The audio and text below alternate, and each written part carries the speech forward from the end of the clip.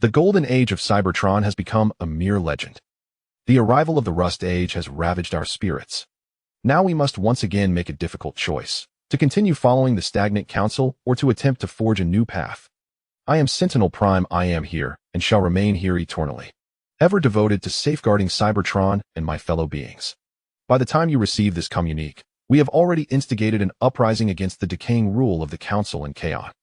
What the future holds, I cannot predict. However, I aspire to carve a path distinct from that of the council, a path filled with hope for the future of the Transformers. Now, let us transform and embark on our journey. Kaon, the most chaotic city on Cybertron. Here exist thieves, fugitives, speculators, and even the forbidden arenas of combat. Were it not for the considerable developmental freedoms granted by the Iron Fortress Council to each city, it is likely that a council member would have proposed the destruction of Kaon long ago. In their eyes, this city has become a stain on their careers, and even on their race, akin to a repository of refuse on Cybertron. Senator Decimus shares this sentiment. Decimus is not his true name, but rather an honorific title. As a figure who once contributed to the establishment of several alien colonies during the Golden Age, he earned glory, status, and the accompanying wealth. However, all of this came to an abrupt end with the onset of the Rust Age. The Rust Plague is a terrifying affliction. For the Transformers, this death does not allow them to return to the Allspark. They can only perish in agony and decay. Even the most brilliant scientists of the Transformers have been unable to find an effective means to counteract the Rust Plague. The horror of the Rust Plague is unparalleled. The number of Transformers who perished during countless cycles due to the Rust Plague surpasses those who faded during the Golden Age, which drew the attention of the Council. Upon their discussions with scientists regarding the Rust Plague and its transmission mechanisms, the 13 Council members despaired at the realization that this virus seemed to target their very race. Even the most advanced medical technology and the finest scientists and doctors could not provide a remedy. In desperation, the Council made a decision. For the sake of their race's future, they detonated the space bridges connecting the various colonies. Subsequently, they destroyed the largest space bridge above Cybertron to prevent any colonists from bringing the Rust Plague into Cybertron. Utilizing the resources accumulated during the Golden Age, they manufactured numerous stasis pods to ensure the race's safety through the Rust Age. The outcome was as the Council had anticipated. When the stasis pods opened and the Transformers emerged to survey Cybertron, they discovered that the Rust Age had indeed passed, prompting cheers from the Council members and Cybertron citizens. However, they also uncovered a sea of rust floating in Cybertron, and through analysis, it was confirmed that the rust contained elements that corroded their very bodies. Consequently, the Council members deemed it prudent to continue sealing off Cybertron to prevent a resurgence of the Rust Plague. Thereafter, the Council initiated a reorganization of Cybertron, during which Decimus withdrew, becoming a member of the Senate. Now he possesses rights to several mining veins and employs a substantial workforce, and he is currently en route to Kaon to attend to certain matters. Who currently governs Kaon at the Council's behest? Seated in a luxurious airship, Decimus savored a sweet energy drink while inquiring of the guard stationed nearby. He had largely ceased to follow political developments, focusing instead on extracting energy for his own enjoyment. Nevertheless, he still intended to pay a visit to the Lord of Kaon, for Cybertron had long been governed by city-states. What he planned to undertake might very well incite a miners' revolt, and he may need to enlist the assistance of Kaon's security forces to quell it. As Decimus pondered what he might offer in exchange for the support of the Kaon security forces, the guard quickly obtained information on the Council's appointed officials in Kaon. After retracting the holographic search device, the guard respectfully addressed Decimus. Esteemed Senator, the Council has dispatched Sentinel Prime to Kaon. Reports indicate that he seldom appears at large gatherings. Moreover, during the last public council meeting, Sentinel Prime openly contradicted Councillor Glorious' assertion that maintaining the status quo for the next 1,000 cycles was advisable, claiming that such an approach would lead their race to perish in a war without a slow death. Following that meeting, only a few cycles later, Sentinel Prime was reassigned from Iron Fortress to oversee Kaon, becoming its current lord. Upon hearing the report, Decimus discerned the nature of Kaon's ruler. Is that so? Indeed, he is inexperienced with the Rust Plague and dares to venture into the cosmos just as the plague has receded from us. What does the survival of the race mean to him, I wonder? Decimus found himself in disagreement with Sentinel Prime's statements during the council meeting. Though he had once expanded Cybertron by establishing several colonies, the experiences of the Rust Age had imparted wisdom upon him. The fervor and sense of honor he once felt crumbled before the reality of the Rust Plague. No matter how formidable the armor or valiant the warrior, the Rust Plague renders them powerless even in death. They cannot return to the Allspark. This helpless terror is an experience Decimus wishes never to endure again. He now seeks only to acquire energy steadily, ultimately returning to the Allspark in peace during his final moments, bearing the honor he has amassed. He has garnered sufficient glory. The endeavor of exploring new territories should be left to the future Transformers, akin to the gifts that predecessors bestow upon their successors. Following his critique of Sentinel Prime's remarks at the Council, Decimus silently removed Sentinel Prime from his list of potential allies. A figure at odds with the ruling council could not ascend to the future centers of power. And such a person is not worthy of his investment. Perhaps the counselor whom Sentinel Prime refuted is already plotting revenge in the shadows. Meanwhile, as Decimus contemplated these matters, Sentinel Prime in Kaon was departing the meeting room with his subordinates. As the effective ruler of Kaon, Sentinel Prime possessed a massive, robust frame adorned with a simple, yet striking gold and red paint scheme, reflecting his imposing stature and solid build. Furthermore, he bore broad shoulders, devoid of extravagant adornments, making it unlikely that anyone observing from a distance would suspect him to be Kaon's governor. At this moment, Sentinel Prime was attending to reports from his subordinates, one of which swiftly captured his attention. Mining operations near Kaon are facing difficulties. Extraction rates have sharply declined, and the veins appear to be nearing depletion. Gazing at the report in his hands, Sentinel Prime understood that the opportunity he had been waiting for had finally arrived. The elders arrived at the C-18 mining site, proclaiming, "To bring us blessings," yet the outcome was our dismissal, replaced by cost-effective, fully automated mining machines. "We have been miners since birth, lacking any other survival skills, and now we have lost our last means of livelihood." Miner 071980. Chapter 2, The Guard. The imminent turmoil of C-16 mining area.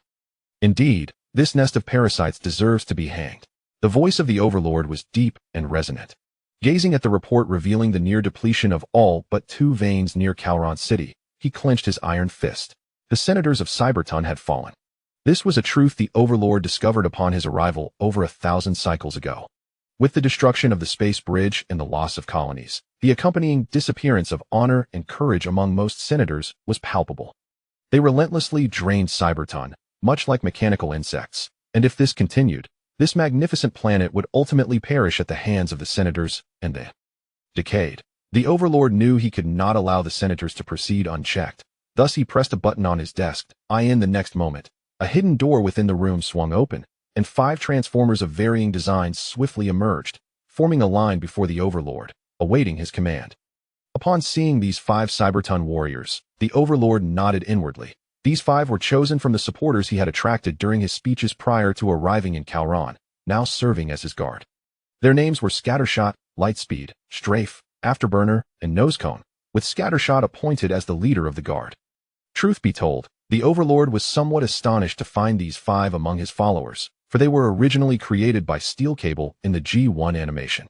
To his surprise, they were now ordinary Cybertonians in this universe. Nevertheless, this boded well. Perhaps a combinational warrior named Computron could emerge from their ranks in the future. Recalling the fervor he had incited during his speeches, the Overlord continued to send updates regarding the varying degrees of depletion across Calron's mining sites to his guard. Then the Overlord spoke again. "Scattershot, I have a task for you. Each of you, take a security detail and proceed to the vicinity of the mining veins in Calron. The output from the veins has sharply decreased, and the senators are not benevolent. They may resort to violent suppression of the miners. If such an event occurs, you must intervene." Upon hearing the Overlord's command, Scattershot and the others nodded in agreement. This indeed seemed within the capacity of the senators and those in the Senate. After all, since arriving in Calron, the senators' ostentatious fraud belied their sordid deeds, which had not escaped their notice. Were it not for following the Overlord to Calron, they might still be deceived by the senators' purported claims of Cybertron's flourishing state. Yet upon arriving in Calron, they were met with a landscape of energy-starved and resource-deprived Cybertron civilians, some even selling themselves to the arenas for a mere taste of energy. Countless miners had perished in the tunnels, victims of neglect and lack of sustenance. This was an abnormality. Despite Cybertron's abundant energy, there were still Cybertonians succumbing to starvation and exhaustion. Those who truly held power engaged in underhanded dealings, controlling the veins and operating unspeakable enterprises. all while creating an illusion of prosperity for the citizens of Iron Fortress and elsewhere. The price of this deception was that the miners and those of lower social standings in places like Kaon were consumed like cheap commodities. The senators even instituted new regulations, determining others' professions based on their disguises. For instance, Nosecone's alternate form was a technological drill exploration machine prior to joining the Overlord. He had been responsible for mining in a mountainous area. Had he not heard the Overlord's speech, he would likely still be a miner. Reflecting on the senator's corruption, Scattershot and the others set off to gather their security details. Since the Overlord's arrival, the security forces had not only expanded, but had also placed his followers within the Kaon government and the security details. Citing the abundance of rioters in Kaon City, they procured a batch of neutron assault rifles and phase displacement systems from the weapon workshops of Dawn Heights. It could be said that the current armament of the police force was more than sufficient, even with a surplus of inferior firearms in storage. Additionally, they acquired machine tools to remedy the industrial deficiencies in Kaon, for when the time for Uprising came, they would have to rely on themselves. When Cybertron loses contact with the outside world, the developmental, aspirational, and operational space for every Cybertronian will only shrink, ultimately leading to societal, class, and individual conflicts. The Council has chosen to blind itself, languishing in Cybertron's secluded haven. The Overlord rose, gazing out at Kaon City. This would be the place where the first shots of rebellion would be fired. As he returned to his Iron Throne to resume his governance of Kaon City, a soldier's connection request suddenly arrived on his terminal. Lord Overlord, a dirigible from Iron Fortress requests entry into Kaon's airspace, and the passenger list includes Lord Decimus from the Senate.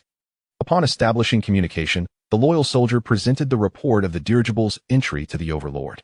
Decimus, understood, allow the dirigible to enter. Hearing the soldier's report, the Overlord responded. Once the communication was severed, he called up the records of the holders of mining rights near Kaon, and indeed, he found Decimus's name associated with the C-16 mining area.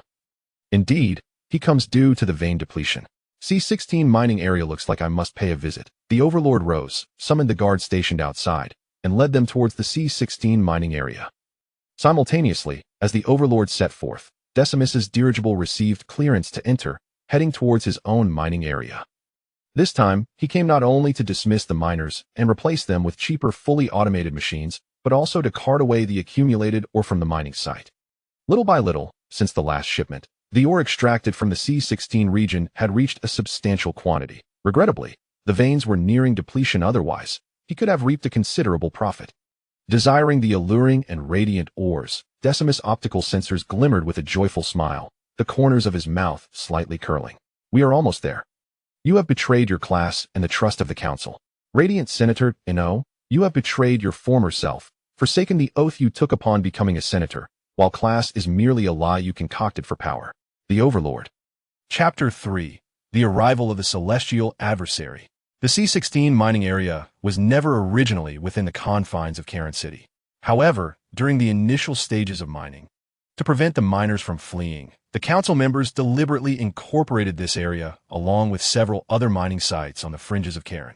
After all, should the miners escape, it would allow for the proper channels to request the Kaon Guard to apprehend and return them.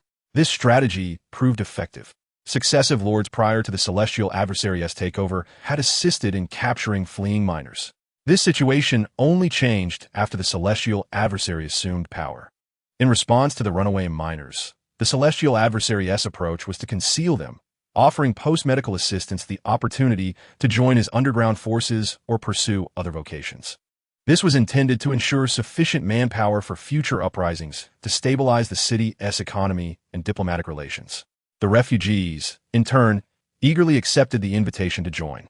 As for the miners fleeing from the Council, the Celestial Adversary's response was a mere assertion of their absence, emphasizing the chaos in Kaon and the inadequacy of the current Guard forces, while requesting an expansion of the Guard unit, a request that remains unapproved to this day. It seems the Council felt a loss of control over the Celestial Adversary, opting for a strategy of cold detachment. The Council members of the Golden Age had once been so spirited. Now, alas. While aboard the troop transport ship en route to the C-16 mining area, the Celestial Adversary received another report from his subordinate regarding the whereabouts of the Senate's Discimus airship. As expected, it was headed towards the mining area under his jurisdiction. reflecting on the actions of the Council during their Golden Age, and now witnessing the Council members, akin to mechanical insects, relentlessly extracting every resource from Cybertron. The celestial adversary fell into a contemplative silence, gazing through the transport ship's window at the scarred Earth below. At some point, this land, which had nurtured the Transformers, had become riddled with rust.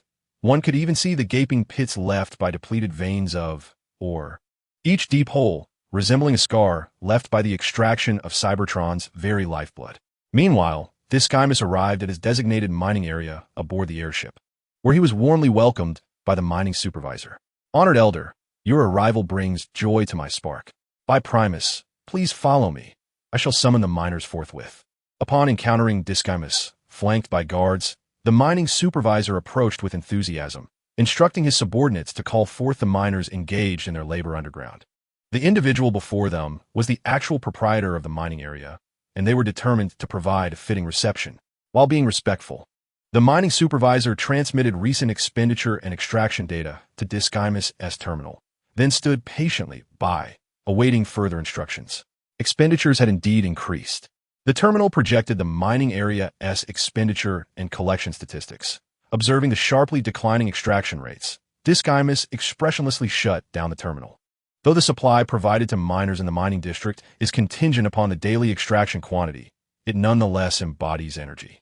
In this era devoid of extraterrestrial colonies, any form of energy has become exceedingly precious. Contemplating this, Decimus reaffirmed his decision to replace the miners with fully automated extraction machines. Observing Decimus's impassive demeanor, the mining district supervisor felt a surge of anxiety, as though the embers of discontent within him were igniting. Did the esteemed members of the Senate harbor dissatisfaction regarding the diminished yield from their mines? Yet, this was the culmination of the miners' strenuous efforts during each cycle. With the relentless deepening of extraction, the task had become increasingly arduous, and the quantity gathered had gradually dwindled.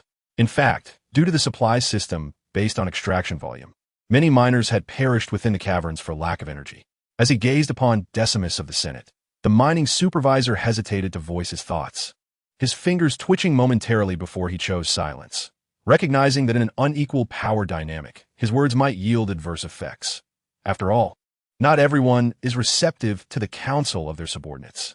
While the supervisor awaited in silence, his subordinates began returning, accompanied by a group of rust-laden transformers wielding various inexpensive extraction tools. These were the miners of the district. Compared to others who had succumbed to energy depletion and returned to the realm of the mundane, they were fortunate, for they were still alive. In response to this summons, the miners largely exhibited curiosity and confusion, alongside a growing impatience over the unaccounted passage of time. They could not fathom why a prominent figure from the Senate would venture to their remote mining site. Had their struggles finally captured his attention? However, if that were the case, why was it only the esteemed senator and his guards in attendance? The miners were perplexed, but clarity would soon dawn upon them. Under the watchful gaze of numerous miners, Decimus cleared his throat, redirecting all attention toward him. Subsequently, shielded by his guards, Decimus ascended a platform and commenced his address. "Fellow compatriots, heed my words. Your plight has been acknowledged by the Senate. Consequently, I have been sent to bestow upon you a blessing. You are free. No longer must you expend your lives within these mines. In the future, the Senate will employ fully automated extraction machines to toil on your behalf. You may now return to your families and reunite with your friends." Decimus proclaimed with fervor. Upon concluding his speech, he cast a benevolent gaze upon the miners below, as if he had indeed delivered a boon. Upon hearing Decimus's words, the miners initially stood in stunned silence. Then, as their central processors registered the implications, an uproar erupted. Had they truly lost their means of livelihood? This is nothing short of murder. From the moment they were born, they have been engaged in mining, serving as laborers, and now they possess no other survival skills. In an instant, the impending unemployment has caused widespread lamentation and desperate pleas, along with furious curses directed at Decimus. Faced with the cacophony of abuse from the workers below, Decimus said little. He merely gestured subtly to the guard beside him, who then raised his firearm and aimed downward. In the next moment, the trigger was pulled. Bang! Ugh! The sound of gunfire mingled with the cries of anguish. Yet it was the massive form of the guard that fell, much to Decimus's shock, accompanied by the voice of the antagonist. "What do you intend to do to my brethren, Decimus?" The voice of the antagonist was deep and resonant. I once heard the shockwave say that the antagonist was not the name of the teacher in the past. His former name was the Celestial Traveler. When the teacher became the antagonist, he undeniably took on the weight of responsibility, and he has shouldered it all. Chapter 4. I am willing to fight for you. After witnessing his guard being shot down, Decimus, momentarily taken aback, quickly composed his expression and turned to face the unwelcome guests boldly entering through the main gate of the mine. Among them was a towering transformer, escorted by a contingent of guards. Under such circumstances, to shoot at the guards of the Elder with a neutron assault rifle using pulse rounds. Does this imply that your lord, the antagonist, harbors discontent towards the Senate?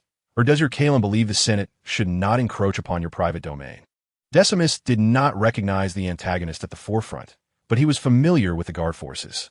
The style and weaponry of the guard forces from across Cybertron are generally consistent, aside from the regional insignia and colors. Thus, in the face of the guard forces, Decimus opted for a preemptive approach. After all, he was a senator of the Senate, and Kaon City ultimately belonged to the local domain. Moreover, his own guards had been attacked by the guard forces in plain view of the public. Decimus felt compelled to seek an explanation. Consequently, at Decimus's rebuke, the miners below, who were reluctant to lose their jobs, fell silent, gazing in bewilderment at the antagonist and the guards who had entered. Just as Decimus could not comprehend why the guard forces had appeared here, the miners were equally perplexed as to why the guard forces had come to attack the guards who were vehemently reprimanding the senators. Logically, the guard forces of Kaon City should have been obeying the orders of the senators from Iron Fortress. After all, while the senators may not be direct superiors of the guard forces, they hold a position of significant esteem. It is said that each senator is a legendary hero from the Golden Age, and even the mines they work in were supposedly bestowed upon Senator Decimus by the council. The miners looked around, confused at their companions. Having worked in the harsh environment of the mines for so long, they had little contact with the outside world. They were somewhat uncertain whether the guard force's recent assault on the Sentinels was an act of protection or motivated by other reasons. Thus, they could only stand and observe the confrontation on the platform. The remaining guards surrounding Decimus had also assumed a defensive posture, brandishing their shields and weapons to protect him. Decimus, however, fixed his gaze upon the leader of the adversaries. It was evident to him that the transformer at the forefront was clearly the leader of the guard force. Just as Decimus was about to continue his inquiries, the adversary spoke first. "Decimus, is this why you have come to our Kaon? To strip our mines bare and cast aside the laborers who have toiled tirelessly, only to replace them with so-called fully automated mining machines? These workers have sacrificed nearly everything, even their lives, for the meager sustenance they earn. And now you seek to deprive them of even that? Or is it that, upon having your facade exposed by my fellow miners, you now wish to silence us?" The adversary approached Decimus, undeterred by the weapons held by his guards, and questioned him directly. Listening to the disrespectful words directed at him, Decimus took a step forward. "Deprive? This is the most absurd term I have encountered in this cycle. Do you even realize who you are addressing? I represent not just myself, but the Council and the Senate. Do you believe the miners earned their positions through mere effort? It was the Council and Senate that bestowed upon them this opportunity after much deliberation. They could have opted for inexpensive, fully automated machines from the outset. Yet we chose not to, for we could not bear to see the new Cybertronians left without work or energy for their sustenance. Now, the Council and Senate deem it time for the miners to have a say in their futures, which is why this decision was made. This is a blessing from the Council and Senate, not a so-called deprivation, you ignorant fool." Decimus spoke with righteous indignation, extending his finger as if to emphatically jab it into the adversary's chestplate. However, before he could succeed, the adversary seized his hand and forcefully snapped Decimus's finger. "Ah, how dare you!" The excruciating pain surged through Decimus's core as he felt the nerve impulses reach his spark.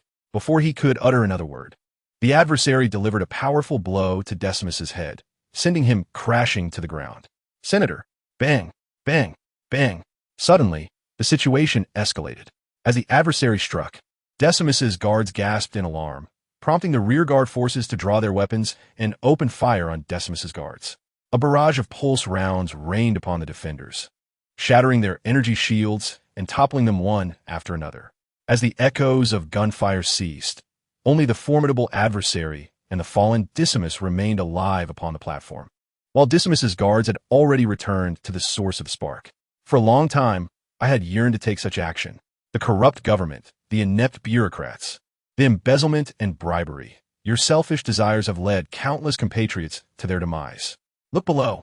My fellow miners toil relentlessly each cycle merely to earn a meager energy block to sustain their existence. And now you seek to deprive them of this final vestige of labor. You are exalted senators, lauded elders of the council. But do you comprehend that while you indulge in the sweet ambrosia of energy, reminiscing about your past heroics, innumerable compatriots suffer from hunger? The fuels and energies extracted from Cybertron could alleviate this hunger for all, yet you remain silent for your sordid interests.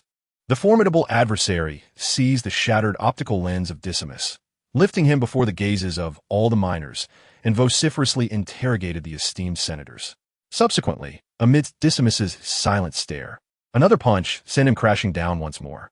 Having completed this act, the adversary turned, gazing at the miners below, who looked back with incredulity, complexity, and agreement.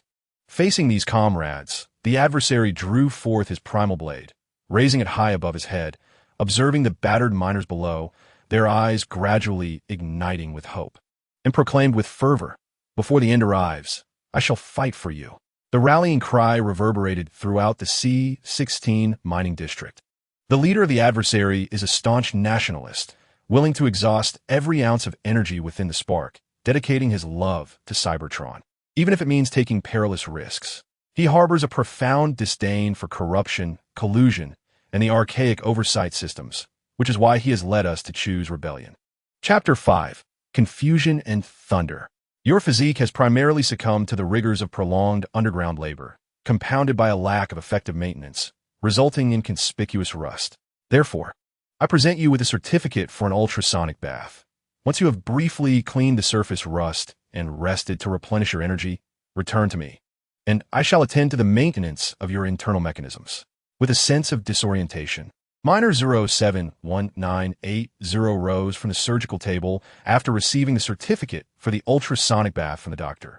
Following this, he was led by the base staff to the energy supply center, where he received his tray filled with a substantial cup of energy liquid and several energy blocks.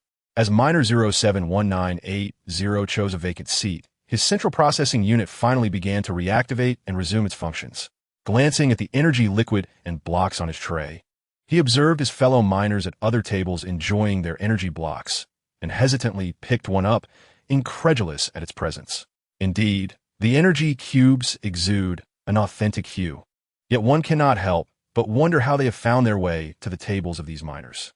Reflecting upon the adversities inflicted by the adversary upon the Senate elders, and glancing at the nearby proof of the electronic ultrasonic bath, it is difficult to shake the feeling that the Lord of Kaon City has been excessively benevolent towards them. Contemplating his own journey from mineral extraction to eventual unemployment, Miner 071980 is perplexed by the Lord's kindness. After a moment of reflection, unable to derive a reason, he ultimately relinquishes his thoughts, realizing he has little left to lose, and decides to await the Lord's future intentions. After all, he is merely a miner, having gleaned but a fragment of the terrestrial world of Cybertron through interactions with fellow miners, who often escape only to be recaptured. Having dispensed with the erratic musings of his central processor, Miner 071980 finally feels the pangs of hunger, observing his fellow miners indulging in their meals. He musters the courage to consume the energy cube in his grasp. As he bites into the cube, a wave of replenished energy surges through him, prompting him to continue feasting. In between bites, he lifts a metallic cup to savor the energy liquid, experiencing a pleasure previously unknown to him. Could it be that the council members and the Senate elders also lead such lives? They do not toil in the mines and always have their fill at every meal. They need not worry about mechanical malfunctions, as they receive regular maintenance and inspections. If this is indeed the case, it would certainly evoke envy among the transformers. The sensations relayed by his taste processor seem far superior to any energy he had previously consumed in the mines. Could it be that the processor is malfunctioning due to an overload of energy? Miner 071980 savoring the last drop of energy liquid, finds himself perplexed by the delightful feedback from his taste processor and muses aloud, "Surely, there must be an issue with the taste processor. After all, I have never partaken in such a lavish meal." As a member of C16 Mining District, sustenance was only attainable when extraction yields were plentiful during the lean times. Hunger was a frequent companion. The number of miners who have perished from energy shortages in the mines is never lacking. Just as Miner 071980 intends to depart, two voices resonate from the adjacent table. Your taste processor is not at fault. The issue lies with the transformers who supply your energy from the mines. Indeed, but it is not just your mining district. All of Karen's mines are utilizing inferior energy cubes as a substitute for our wages. Turning in confusion at the sound, Miner 071980 is met with the sight of two diminutive figures, perhaps minicons or representatives of another race, seated at the table, clutching energy cubes and gazing at him. It is evident that the two little fellows were conversing behind me just moments ago. "Hello, my tall friend. I am Ilwan, and this is my brother Honglong." Facing the machine's surface, marred by rust, it was apparent that they had just been rescued from the mines. Milwan, holding an energy block, greeted this new acquaintance with a smile, introducing his good brother Honglong beside him. "Greetings, friends. I am Ilwan, and this is Honglong. I am called, I do not yet possess a name. You may refer to me as 071980, which is my identification number in the C16 mining district. Furthermore, dear friends, might I inquire about the term inferior energy block? What does it signify?" The miner 071980, curious, stepped forward to express his greetings to his new companions, only to realize that he had never been bestowed with a name since his inception, leaving him with no choice but to utter his identification number. Subsequently, he inquired with some bewilderment about the inferior energy blocks. "Indeed, my friend, it appears you have only just departed from the mining sector. Allow us to enlighten you. Inferior energy blocks are the result of a concoction of energy liquid and certain specialized chemical agents compressed into form. At first glance, they appear indistinguishable from standard energy blocks. However, the reality is that the Council and the higher-ups at Iron Fortress exhibit no concern for our lives as miners. Not only in your C16 district, but also in our C12 district, we too are subjected to this substandard energy block. It is no wonder we were perpetually left hungry." Milwan and Honglong continued, reflecting that had they not escaped the mines, they might never have fathomed that even energy blocks could be fabricated. After all, these were the fruits of their arduous labor, and how deeply corrupt had the higher-ups at Iron Fortress become. "They can act this way because they have seized the minerals we mined," they lamented. Listening to Milwan and Honglong, Miner 071980 felt as though his central processor might explode with the realization that he had never considered the possibility of such malfeasance from the higher echelons of Iron Fortress. What did they truly think of them? Were they merely disposable commodities? They too possess life. Was it not said that no distinctions exist between sparks of existence, regardless of status or worth? Why then did the higher-ups at Iron Fortress treat the miners with such disdain? Miner 071980 was perplexed. Milwan and Honglong were the newest friends I had made during my time at the Kaon underground base. I had never imagined that such diminutive beings would be compelled to engage in mineral extraction. Fortunately, we had all survived, forever departing the dark, damp caverns, though many miners remained trapped there eternally. Megatron often took pleasure in acquiring knowledge that we had not encountered while in the mines. Occasionally, Milwan and I speculated that Megatron aspired to become a teacher after the war concluded, though that matter was unrelated to Optimus Prime. Chapter 6. The Enemy Within the Council. There exist many obscure professions on Cybertron. In Kaon City, Megatron currently possesses a plethora of electronic correspondences from the Council demanding the eradication of various illicit trades. Among the assets inherited from the former Lord of Kaon, there were also certain promises made by members of the Council, intended to coerce him into undermining his rivals. Faced with this dilemma, the adversary, known as the Overlord, chose to deflect with excuses. Upon his arrival in Kaon, any hasty agreement to the Council's promises that would result in the detriment of others would only furnish future foes with leverage against him, an outcome the Overlord sought to avoid at all costs. He preferred to wait until the eve of rebellion or after the Uprising had gained legitimacy before proceeding with any confiscation. After dispatching the miners from the C-16 mining district to the underground base for energy replenishment and body repairs, the Overlord returned to the office tower with his subordinates. Soon, a notification sounded, and upon receiving permission to enter, the artillery specialist brought a terminal into the Overlord's office. "What is the status of the other mining districts?" the Overlord inquired, lifting his gaze from the computer screen where he was reviewing documents. "The resources of Cybertron are exceedingly abundant. Merely reclaiming the C-16 district and its minerals during this cycle had significantly augmented the warehouse's stock of unrefined minerals and fuel energy. If when the time came to rise, he could reclaim all the mining districts of Kaon and consolidate the transformers within the city, it would undoubtedly catch the Council off guard. Moreover, unbeknownst to all but the Overlord, he had allies within the Council who were acting as informants, sowing discord in the political arena to facilitate better preparations for the impending conflict in Kaon. Leader of the Overlord, there have yet to be any reports of miners being expelled or replaced by fully automated extraction machines in the other districts. However, our security forces have observed individuals from the gladiatorial arena recruiting new combatants in the mining area. This is the record of our operation, Leader of the Overlord. The artillery specialist reported in detail, presenting the terminal that documented their recent discoveries. As one of the Overlord's most trusted warriors and subordinates, the artillery specialist understood that any unforeseen incidents prior to the Uprising could spell doom for them all. Thus, each time they undertook a mission, he and the veteran subordinates would deploy drones to capture the proceedings, ensuring that no overlooked occurrences would threaten their plans. "Very well, I shall review it thoroughly," replied the Overlord. "Remember to keep the security forces vigilant regarding the conditions in each mining area. Opportunities are fleeting. Prior to our success, we must exert every effort." Rising, the Overlord approached the artillery specialist, extending his arm to brush away the rust and dust from the latter's frame, his voice resonating with the weight of wisdom as he soothed the embers of youth within the young warrior.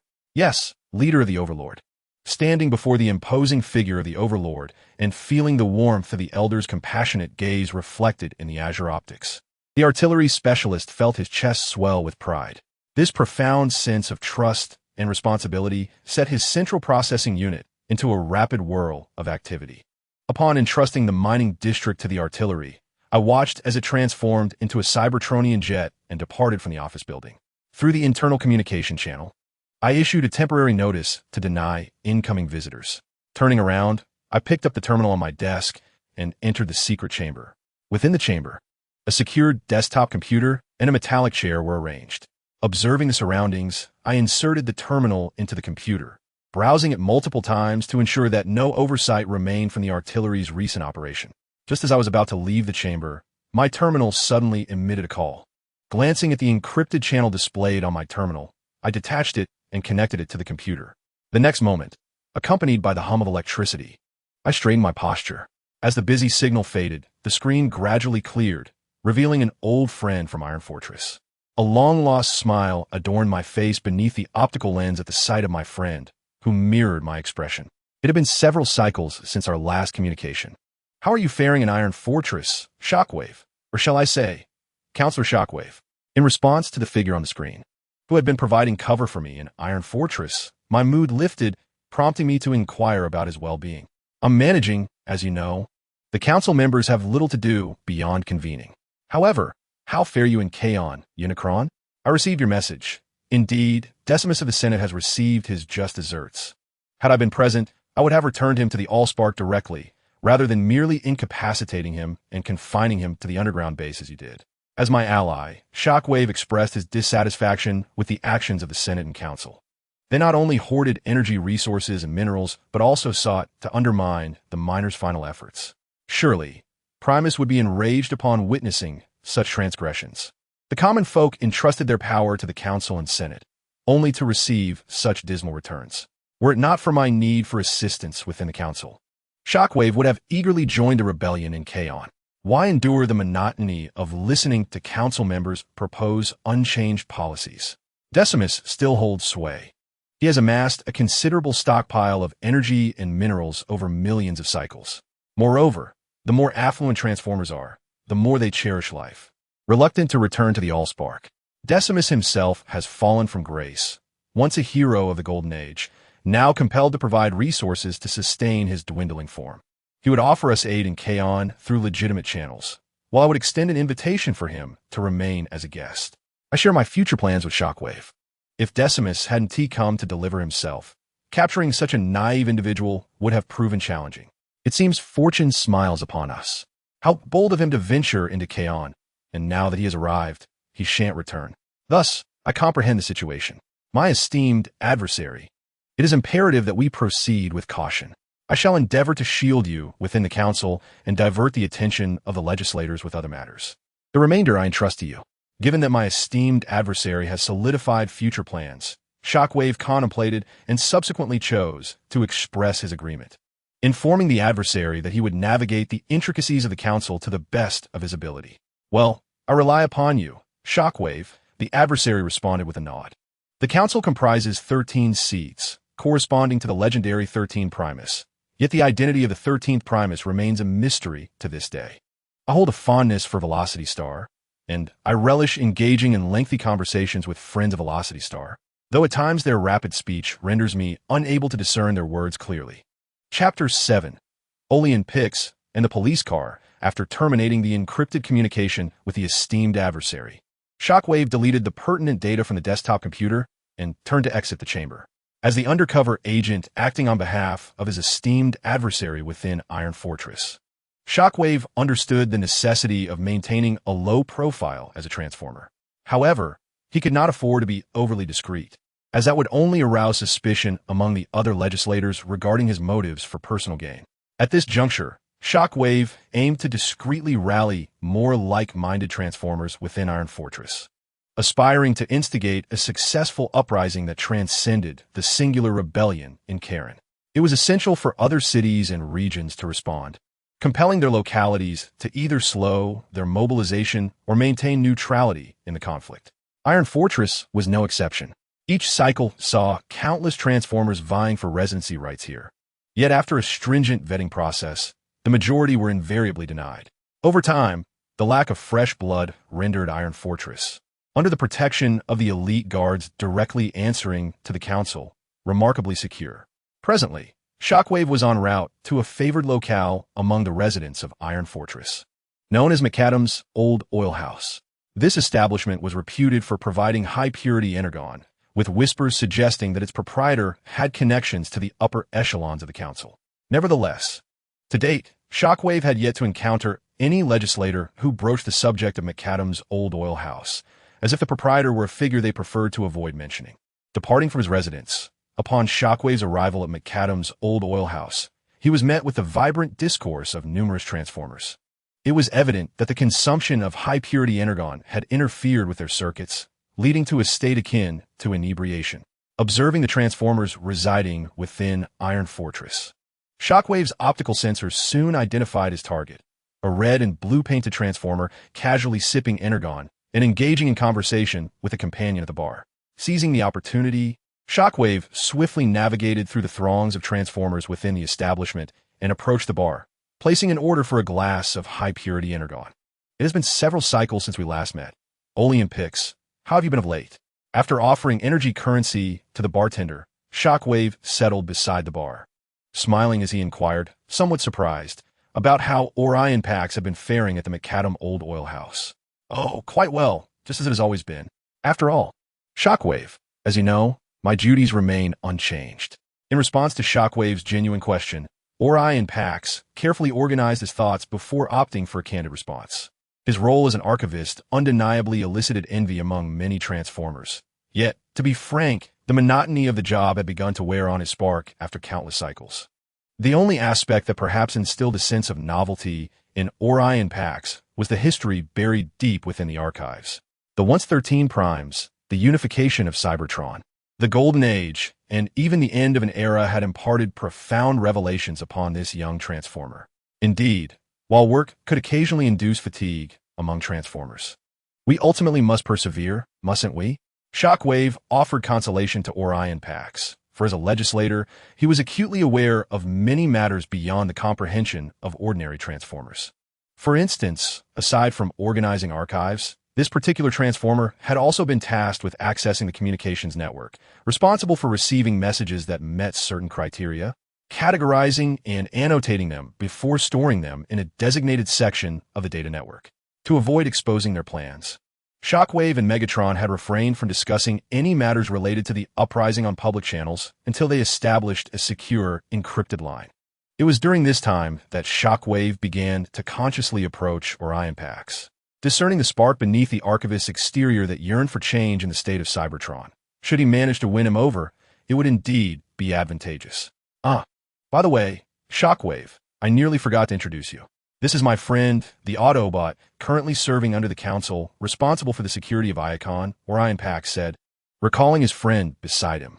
As a member of the Iacon security detail, the Autobot's exterior paint closely resembled that of the Iacon Guard, which often spared him from trouble. Greetings, Shockwave.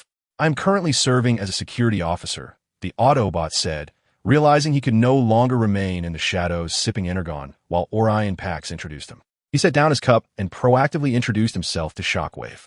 The Autobot had little knowledge of Shockwave, who, despite being a council member, was devoid of any scandalous rumors. It was even said that no Transformer had witnessed Shockwave entering the Six Light amusement park, a place both Orion Pax and the Autobot aspired to visit but were barred from due to their social standing. Hello, Autobot. A new acquaintance, Shockwave replied. In response to the introduction of the police car, Shockwave raised his glass in a toast to his new acquaintance. It was splendid, yet another Transformer to be recruited. Regarding the police car, Shockwave, even without investigation or inquiry, could glean pertinent information about his newfound companion from Orion Pax. When it came to allies he could potentially recruit, Shockwave was always inclined to extend the utmost goodwill, believing that even the slightest gesture of kindness could alter one's destiny or that of another. This insight was gleaned from casual conversations with Optimus Prime, which ultimately led Shockwave to embark on a shared journey toward a common future. In the underground base of Kaon, Miner 071980, after parting ways with Thunderclash and Sideswipe, followed the staff to the residential units. Lined up, he observed fellow miners receiving their room ID cards from the personnel, and promptly reported his mining zone number to receive his own card amidst a mix of anticipation and anxiety. With fingers dusted in rust, Miner 071980 hurriedly navigated the unit numbers to locate his room, soon successfully discovering his designated quarters. Upon entering the ID card, the door swung open, revealing the entirety of the room. The bright metallic walls reflected his silhouette, and in the corner, a brand new stasis pod awaited to offer rest while minimizing energy consumption. There was even a portable offline computer resting on the metallic table and chairs for Transformers to unwind. This is my new home, he mused. Initially, Megatron had no knowledge of computers. It was Thunderclash and I who taught him. Of course, Thunderclash, Sideswipe, and I were also once novices, guided by Soundwave. What the Six Light amusement park truly resembled remained a mystery to me, as Orion Pax had never set foot there. Such places were reserved solely for the council members and senators. Chapter 8. The birth of Megatron. We must understand the purpose of our struggle. Cybertron has entered a period of stagnation. If this continues, it will only meet its demise at the hands of the Council. Just look at what has become of Kaon City, the City of Carnage, and others. Yet the Council remains ensconced in their delusions. In the broadcast from the Kaon underground base, the announcer clearly identified a common foe for the rescued miners and Transformer refugees. With a defined target, they could advance toward a unified goal, an understanding deeply recognized by Optimus Prime. Are the Council's forces numerous? Indeed they are, not to mention the elite guard of the Council. Aerial troops are stationed in space stations and orbiting satellites. Each city possesses its own security forces, with some significant cities and spaceports deploying seemingly well-organized units. After the conclusion of the Rust Age, the Parliament had established military provisions for certain significant cities, primarily to prevent the lower-class Transformers from struggling to secure basic employment. Nevertheless, even in these times, job opportunities remain woefully insufficient. Incidents of Transformers perishing due to energy shortages are incessantly occurring throughout Cybertron, outside of Iron Fortress. However, this situation is of little concern to Miner 071980, who has only recently been liberated. He is but an honest Transformer, which is why he has not fled after enduring many cycles of labor in the mines. Had it not been for the Senate's Decimus, who was adamant about undermining the miners' livelihoods, he might still be extracting or alongside his comrades. Once again, he could have enjoyed the bounty of energy blocks and energon.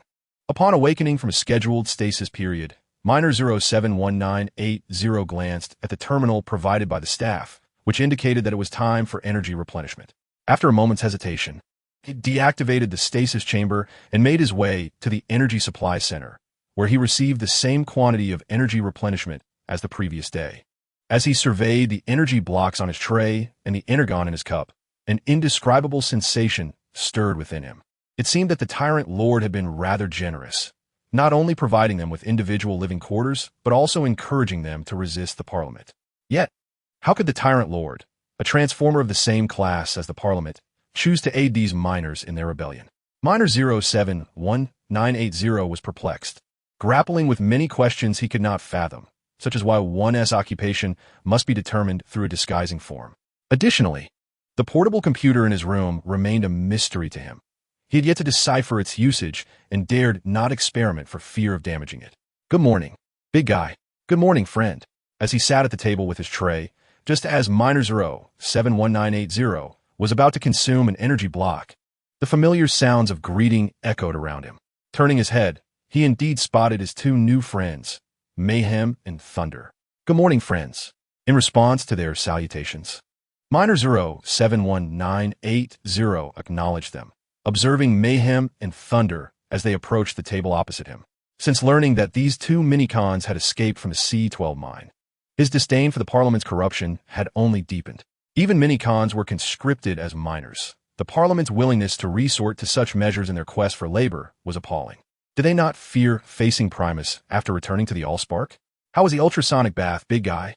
Mayhem remarked, noticing that the rust on Miner 071980's exterior had mostly vanished, deducing that his new friend had indeed undergone an ultrasonic treatment. After all, he had also traversed this journey alongside the rumbling newcomers. The sensation of rust falling away in the wake of ultrasonic vibrations, shattering into fragments, was indeed quite pleasurable. Yes, it was immensely gratifying. My spark delighted in the liberation from rust, which I initially believed would accompany me until my return to the source. I never anticipated being able to shed it beforehand. My heartfelt gratitude goes to the Lord of the Celestial Enemies.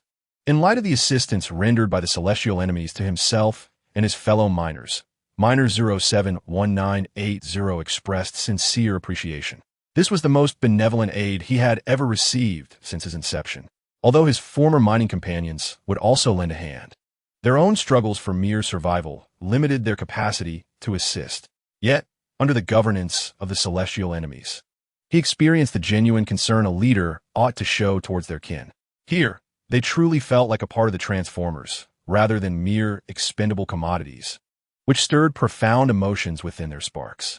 Indeed, my friend, have you contemplated a name for your future? I presume you would not wish to be known solely by your mining designation until your return to the source. Perched on the edge of the dining table, the rumbling figure lifted an energy block from his plate and took a bite. Suddenly, he recalled the impending updates regarding these new miners, prompting him to inquire whether Miner 071980 had thought of a name for himself. A name for the future? I have yet to decide. When the topic of the future arose, confusion clouded Miner 071980's optics. He could no longer discern what the future might hold. Yet, he was resolute in his willingness to lay down his life for the Lord of the Celestial Enemies. After all, if even such a transformer as he did not follow, what face would he have to meet the divine and return to the source without regrets? I think I shall call you Electron Tube, for your robust form bears a striking resemblance to the towering electron tubes found in large machinery, Megatron. After assessing his new friend's physique, the bewildered one articulated his analogy with uncertainty. The towering electron tube? Me? It has seemed to fit.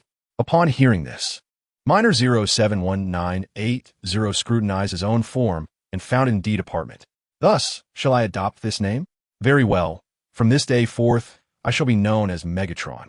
Thank you, my friend, for bestowing upon me such a fine name. Upon hearing this, Megatron also perceived a resemblance to a towering electron tube in his own form. And after a brief moment of contemplation, he gladly accepted his new name. It is indeed a splendid name, Megatron. Gazing at his reflection in the metallic surface of the table, Megatron extended a hand toward the image of himself with a smile. I believe I possess a talent for naming. Yet the laser bird and mechanical dog seem not to require my assistance in that regard.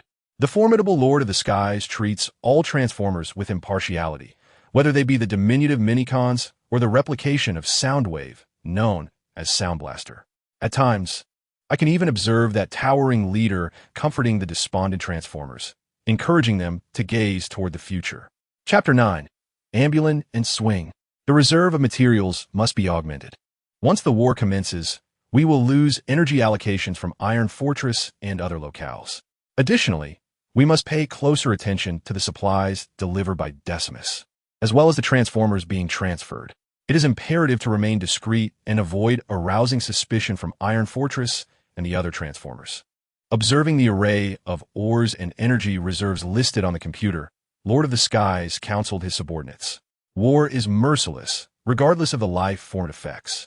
Even the robust and towering Transformers may find themselves returning to the Allspark at any moment during the conflict. What Lord of the Skies must do now is to arm his warriors to the fullest extent possible. Moreover, an order for a batch of neutron assault rifles and phase displacement devices has been placed at Dawn Heights. Should suitable drones be available, they should also be tailored under the pretext of maintaining order in Kaon City. Lord of the Skies spoke, sending a purchase confirmation for Kaon City to his subordinates. Currently, the machine tools in the subterranean base of Kaon City have commenced operations. However, due to their limited quantity, only the urgently needed heavy weaponry can be produced initially, such as thermal rocket launchers. Conversely, lighter weapons can still be procured through Dawn Heights and certain industrial zones for the time being. After delegating tasks to his subordinates and watching them depart, Lord of the Skies intended to continue addressing documents when another report sounded. Listening to the guard's announcement, he commanded the visitor to enter. "Welcome back, Ambulin and Swing." As the door opened, two Transformers adorned in green and blue paint entered, one after the other. Upon seeing them, Lord of the Skies rose to greet his friends. "Ah, we have returned from the City of Slaughter, old friend." A smile graced Ambulin's visage as he approached, embraced by Swing, his disciple and assistant, under the watchful optics of Lord of the Skies. "It seems my old friend has fared well in the City of Slaughter. Pray tell, do you have any insights to share regarding its current state?" Once the four arms released their embrace, Lord of the Skies sat down with Ambulin and Swing, inquiring about the circumstances in the City of Slaughter. As a city similar to Kaon, it is a crucial target in Lord of the Skies' plans for alignment. This place could not only provide assistance from the lower-tier Transformers of Cybertron, but also accommodate the assets of the Council and Senate, along with its mining areas. Perhaps, it may even yield some capable allies from the City of Slaughter. In countless cycles, Carlin and Slaughter City have existed as rival brother cities, each mirroring the other's unique characteristics, including the arena found in the lower district of Carlin. As a most intense and sought-after event on Cybertron, the arena captivates audiences with its electrifying displays of circuitry and sparks, while simultaneously generating immense profits for the upper echelons. Under the protection of this profit chain, even the Council finds it impossible to prohibit the event. Investigations have revealed that the gains from these arenas invariably end up in the hands of opportunists. Consequently, the Council's so-called investigations are merely self-examinations. In this context, there are also upper-class Transformers, unprofitable and agitated by the situation. Thus, after several dozen cycles, Slaughter City established its own arena, emulating Carlin's model. The Decepticons' decision to send Ratchet to Slaughter City was aimed at investigating and recruiting the gladiators there. Having been persuaded to join due to the Decepticons' ambitions during their time at Iron Fortress, Ratchet sought to better assist in the future. Before the Decepticon departed for Carlin, Ratchet severed ties with the Upper Medical Center. From that point onward, with the Decepticons' aid, Ratchet operated his own underground clinic. Over hundreds of cycles, while he might not have thrived spectacularly, he certainly made his mark. During this period, Ratchet repeatedly submitted requests to the Council regarding the safety and medical maintenance of lower-class Transformers. He frequently led his assistants and apprentices from the underground clinic into the Rust Sea's periphery and the economically disadvantaged cities, providing repairs and care for lower-class Transformers. Along the way, he caught the attention of the Minicon Bat Prime from the Council, which resulted in support for Ratchet's underground clinic from the Minicon's homeland. Mo Yi Tiancheng. Clearly, the indiscriminate aid for lower-class transformers received the Minicon's endorsement. The Decepticon understood this well, as Minicons consistently assert their equality with larger transformers. They believe that distinctions in size should not lead to harm and work in discourse among their kind. The situation in Slaughter City is dire, with Primus in power. I wish I could rescue those unfortunate gladiators. Ratchet's optical sensors dimmed. As a physician, he could only watch helplessly as the gladiators, deprived of maintenance and supplies, were forced to take up arms against one another for energy. At times, he even questioned whether these transformers truly belonged on Cybertron. The gladiators below fought desperately for survival and sustenance, while the spectators above screamed with frenzied zeal, reminiscent of a circuit short-circuiting. No matter how one views it, this is undeniably abnormal. Alas, this is precisely why I aspire to transform Cybertron, my friend. Listening to the sirens echoing through the city of slaughter, the formidable figure of Unicron gently placed his hand upon the shoulder of an old friend, remarking on the grim realities faced by the lower-class transformers. Those who have been transformed into mere laborers could only toil in the workshops or mines until the end of their days. Even if they managed to escape, they were often coerced back into servitude in the gladiatorial arenas, reduced to mere entertainment for others of their kind. This situation is not only unjust, but also unnatural. The Council's isolation of Cybertron has effectively sealed off pathways for social mobility, leaving our brethren to perpetually repeat the same menial tasks across countless cycles, merely scraping by without hope for advancement. Consequently, in the absence of the means to resist, the despairing transformers of Cybertron become increasingly radicalized, destined for self-destruction or annihilation at the hands of others. Our mission is to restore hope for a brighter future among our fellow beings. Unicron gazed up at the stars above Cybertron, knowing that a war between the classes loomed, one that would only conclude with the complete downfall of one side. If you delight in combat, I shall gladly engage you. I will bring you to your knees, he declared. I aspire to be as great a transformer as Ratchet, though at times my presence seems to be so diminished that many transformers remain oblivious to my existence. Chapter 10. The Past of Unicron. The Future of the Watcher. The arrival of Ratchet and Swing not only brought vital intelligence from the city of slaughter to Unicron, but also presented an opportunity they could not ignore. At times, I feel you care for the patients more than those doctors at Ironhides, Unicron, my friend, Ratchet remarked, after handing over the terminal containing information about the city of slaughter in the maintenance room of the Kaon underground base. Ratchet and Swing were invited to assist in repairing the bodies of miners. Ratchet eagerly accepted the invitation and began discussing the council at Ironhides. As the place that initially offered Ratchet employment, it resembled more of an exclusive physician's guild than a genuine medical center. Under such circumstances, Ratchet mused that he might have chosen to resign even without Unicron's influence. They're not only my subordinates, but my kin.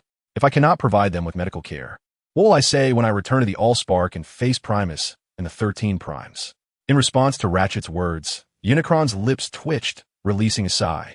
If we are to resist the Council, we must be markedly different from them.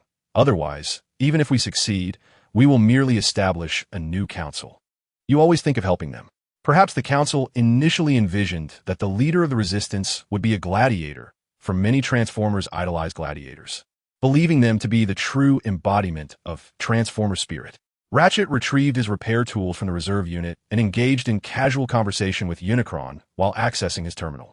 Moments later, upon observing the thousands of additional Transformers listed after the terminal's update, Ratchet's optics widened in astonishment. By Primus, have you just raided Karen's gladiatorial arena? Is it true that the Transformers residing on Cybertron have now attained such elevated levels of consciousness?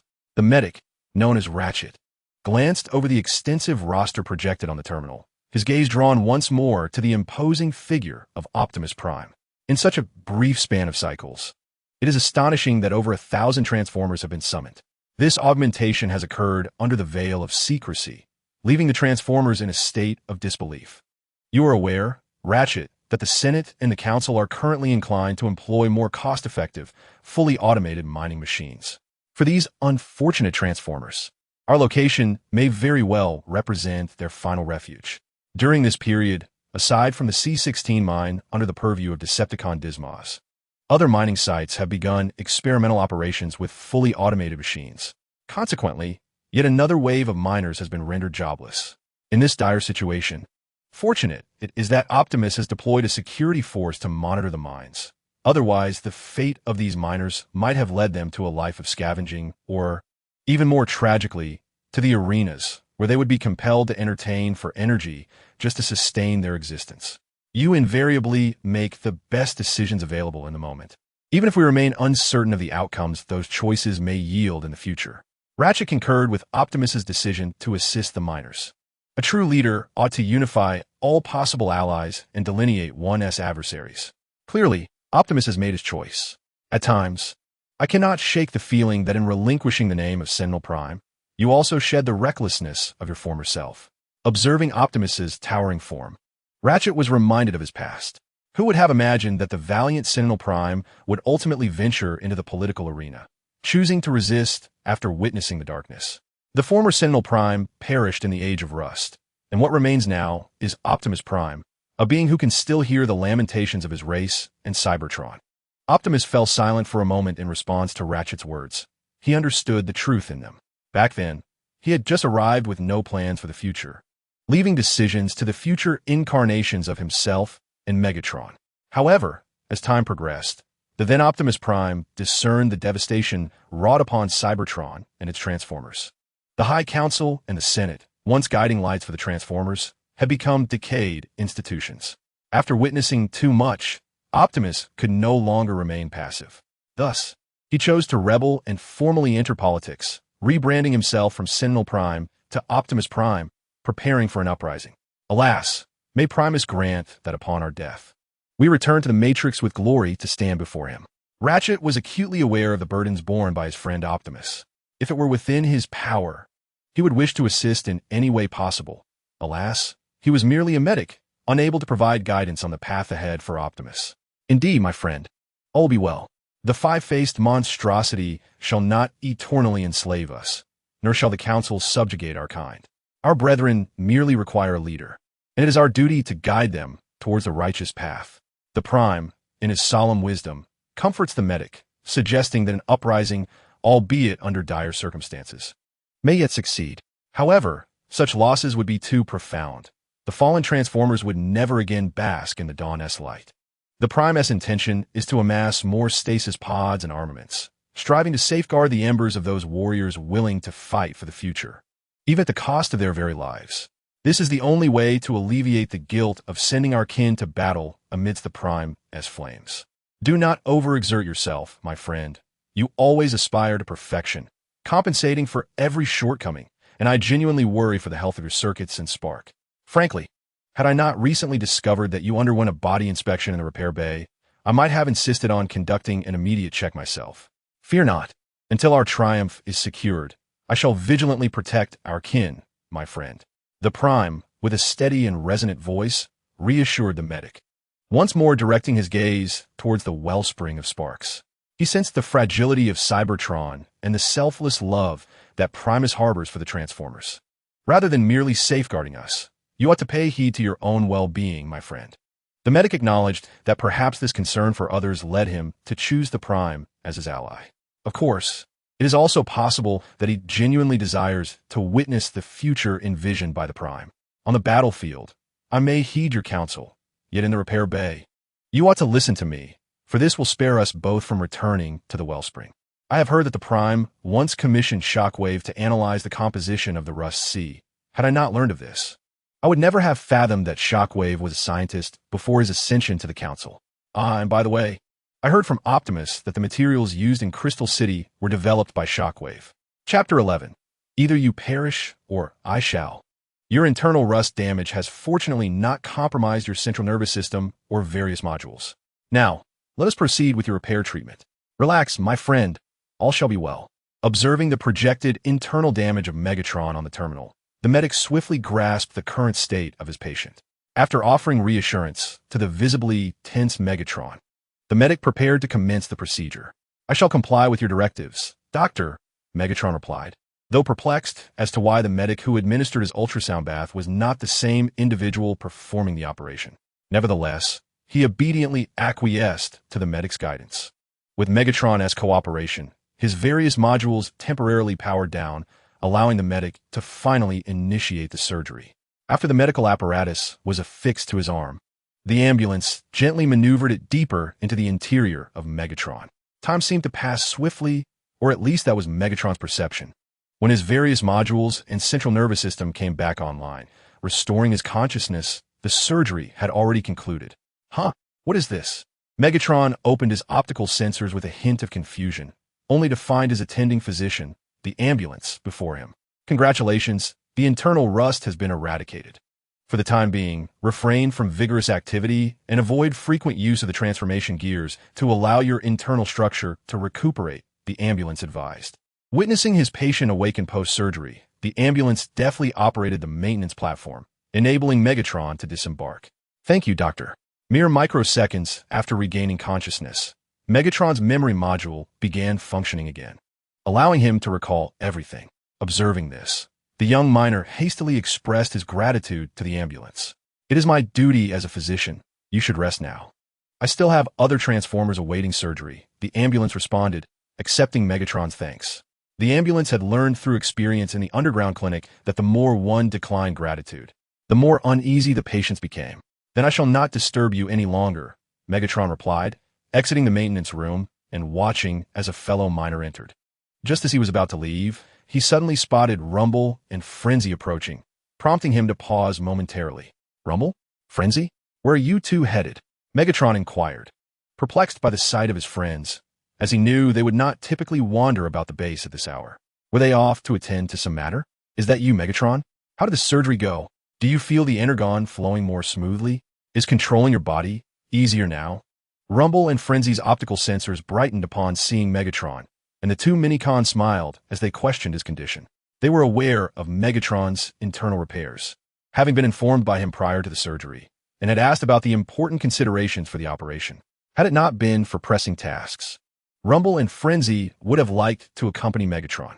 Unfortunately, the underground base was overwhelmed with work, and it was not feasible to find replacements for them at a moment's notice. However, they were fortunate enough to check on Megatron's surgical status while en route to their mission. From the looks of it, the surgery had been a resounding success, and Megatron appeared revitalized.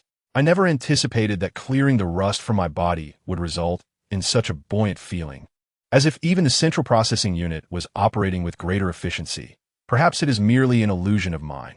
In response to the inquiries of two friends, Megatron carefully organized his words before replying. This sensation is indeed remarkable.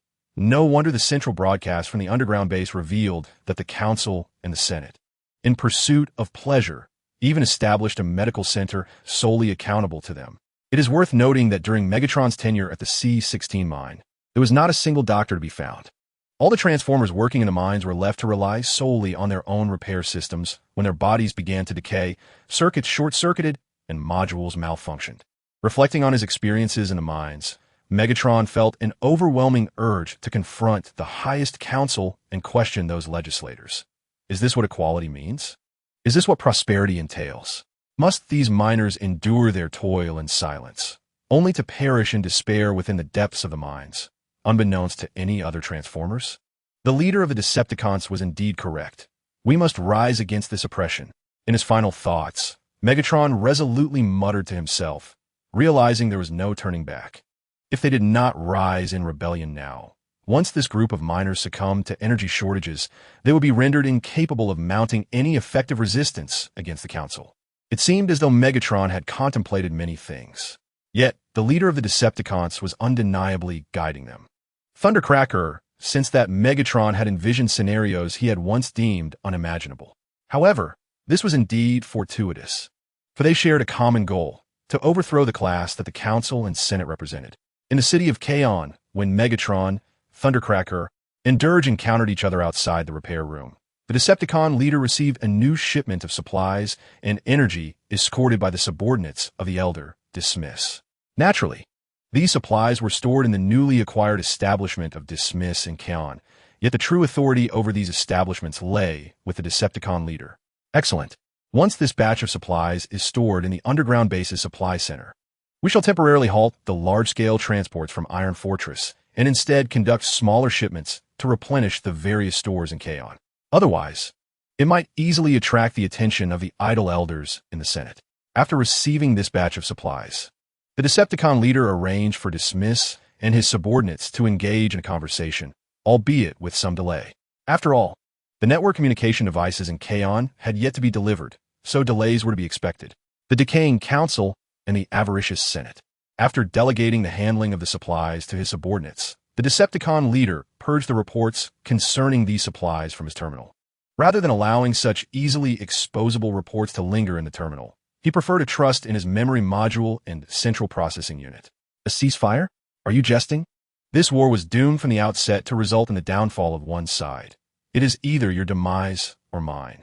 When a moment arises that Cybertron and my brethren require my assistance, I shall rise to the occasion, standing resolutely at the forefront of all those willing to follow me, until my last ounce of energy is expended.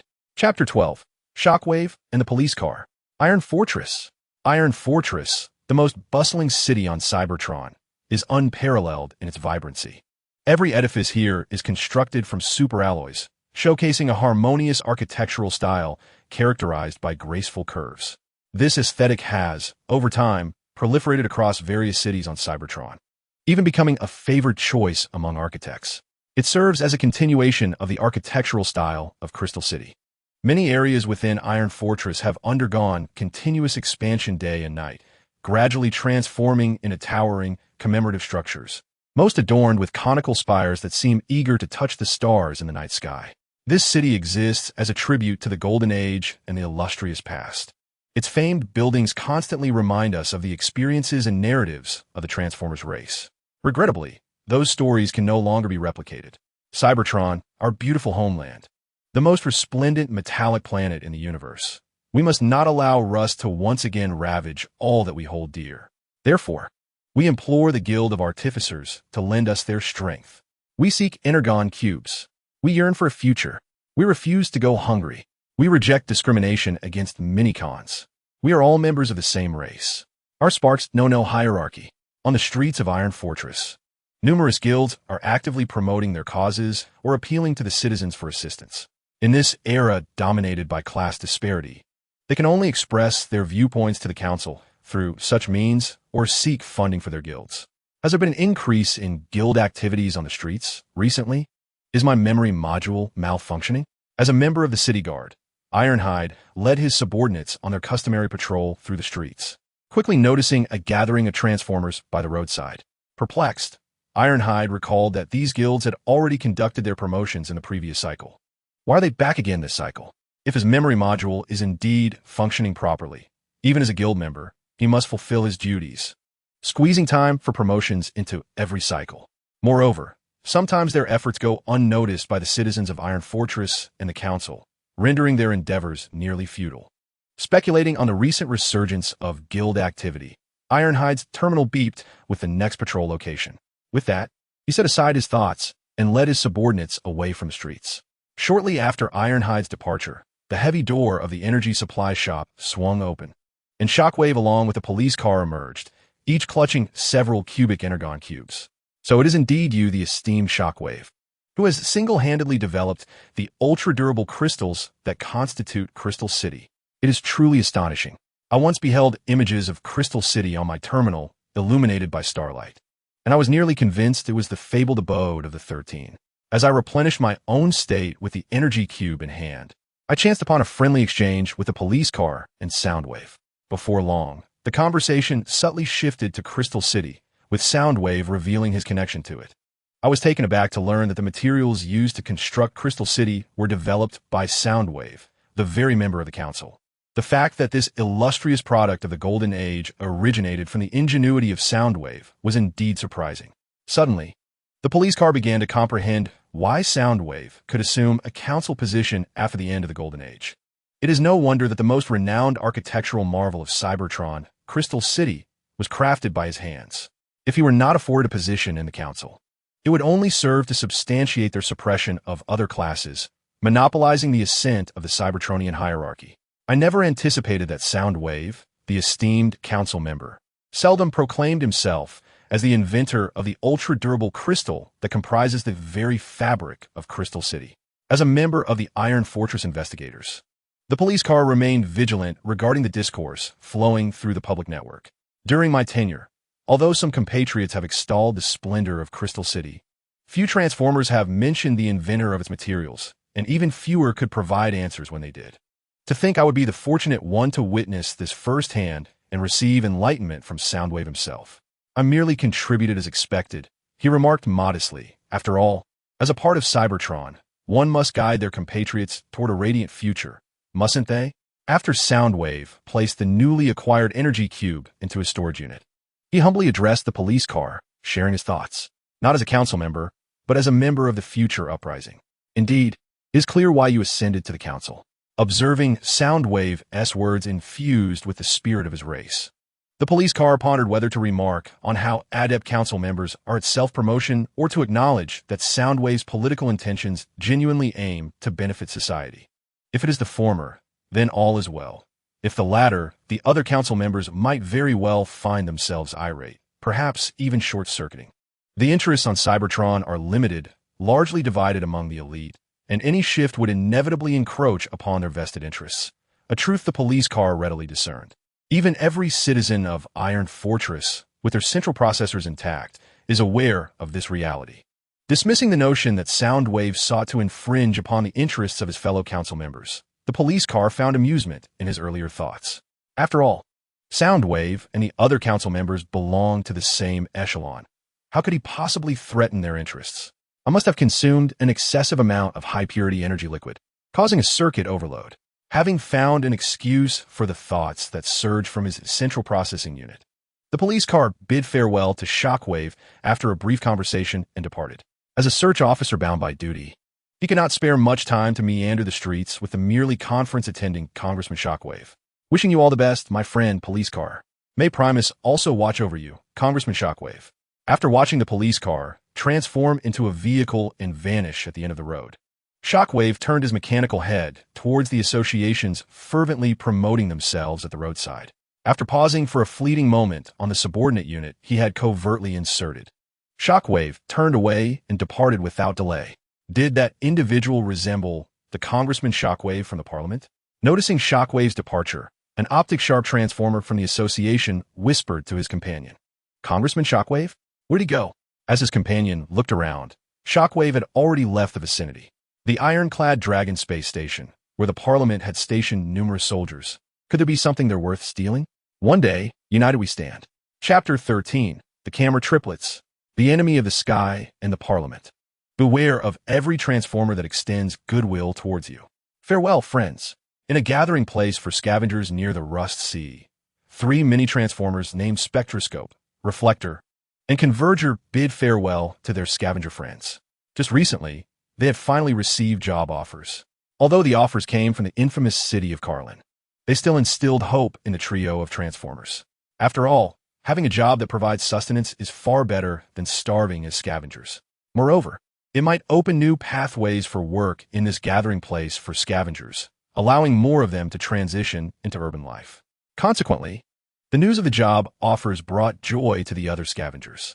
Even the leader of their scavenger community gifted the trio a relatively new terminal. Upon arriving in Carlin, you 3 must integrate well into the collective. Otherwise, you may easily encounter hostility from colleagues. Additionally, should any other job openings arise, do not forget about us back at the gathering place. Observing the departure of 3 little ones from his scavenger community, the leader named Cold Welder spoke as he handed them the terminal. As a leader, Cold Welder was uncertain whether recommending these 3 little ones to the leader of the enemy of the sky in Carlin was the right decision. Yet, there was no alternative now. After all, Spectroscope and his companions, being anomalies among the many transformers, had not received decent work or energy supplies for many cycles. Without a means to sustain themselves, even with the help of their fellow scavengers, these 3 mini-transformers could not continue to survive on the fringes of the Rust Sea. Ultimately, prolonged benevolence only serves to further suppress the spark of the reflectors, leading to their eventual annihilation. Reflecting upon the task entrusted to him by the leader of the Decepticons to introduce the Transformers' kin to Carlin, Coldwell had to concede that it was indeed the best choice he could offer to the 3 mini-transformers.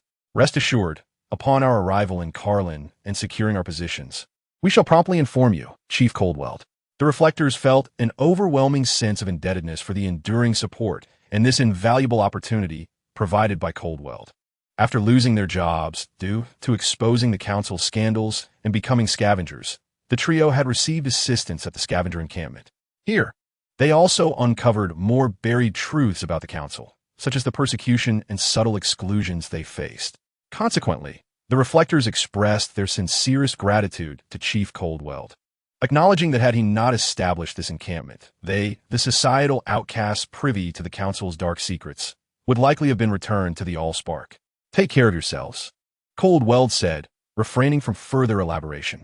Ever since his downfall in the Grinder Alliance, manipulated by rivals, he resolved to dedicate his spark and form to the leader of the Decepticons, who offered him rebirth and a path forward. Now, Coldwell yearned to witness the highest council in the Senate, as well as the Grinder Alliance, being raised high by their kin only to be smashed down to the ground. After advising the Reflectors once more, Coldwell and the other Transformers at the scavenger encampment watched as the trio gradually faded from sight at the edge of the Rust Sea, heading toward the nearest city.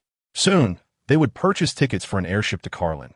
Otherwise, relying solely on their mechanical legs, they might not reach their destination until the next cycle. At times, a sense arises within my spark that our future shall not remain confined to the Rust Sea's edge, Chief Coldwell. After the Reflectors disappeared entirely from the optical lens, a Transformer scavenger turned to their leader, Coldwell. Throughout these cycles, the Reflectors were not the first group to receive work opportunities from Coldwell to venture to Carlin. The scavengers were aware that the Reflectors would not be the last to depart. After all, their leader, Coldwell, often procured work shares from Carlin, which left many scavengers feeling a sense of mystery about him, who would regularly seek workers among the scavengers.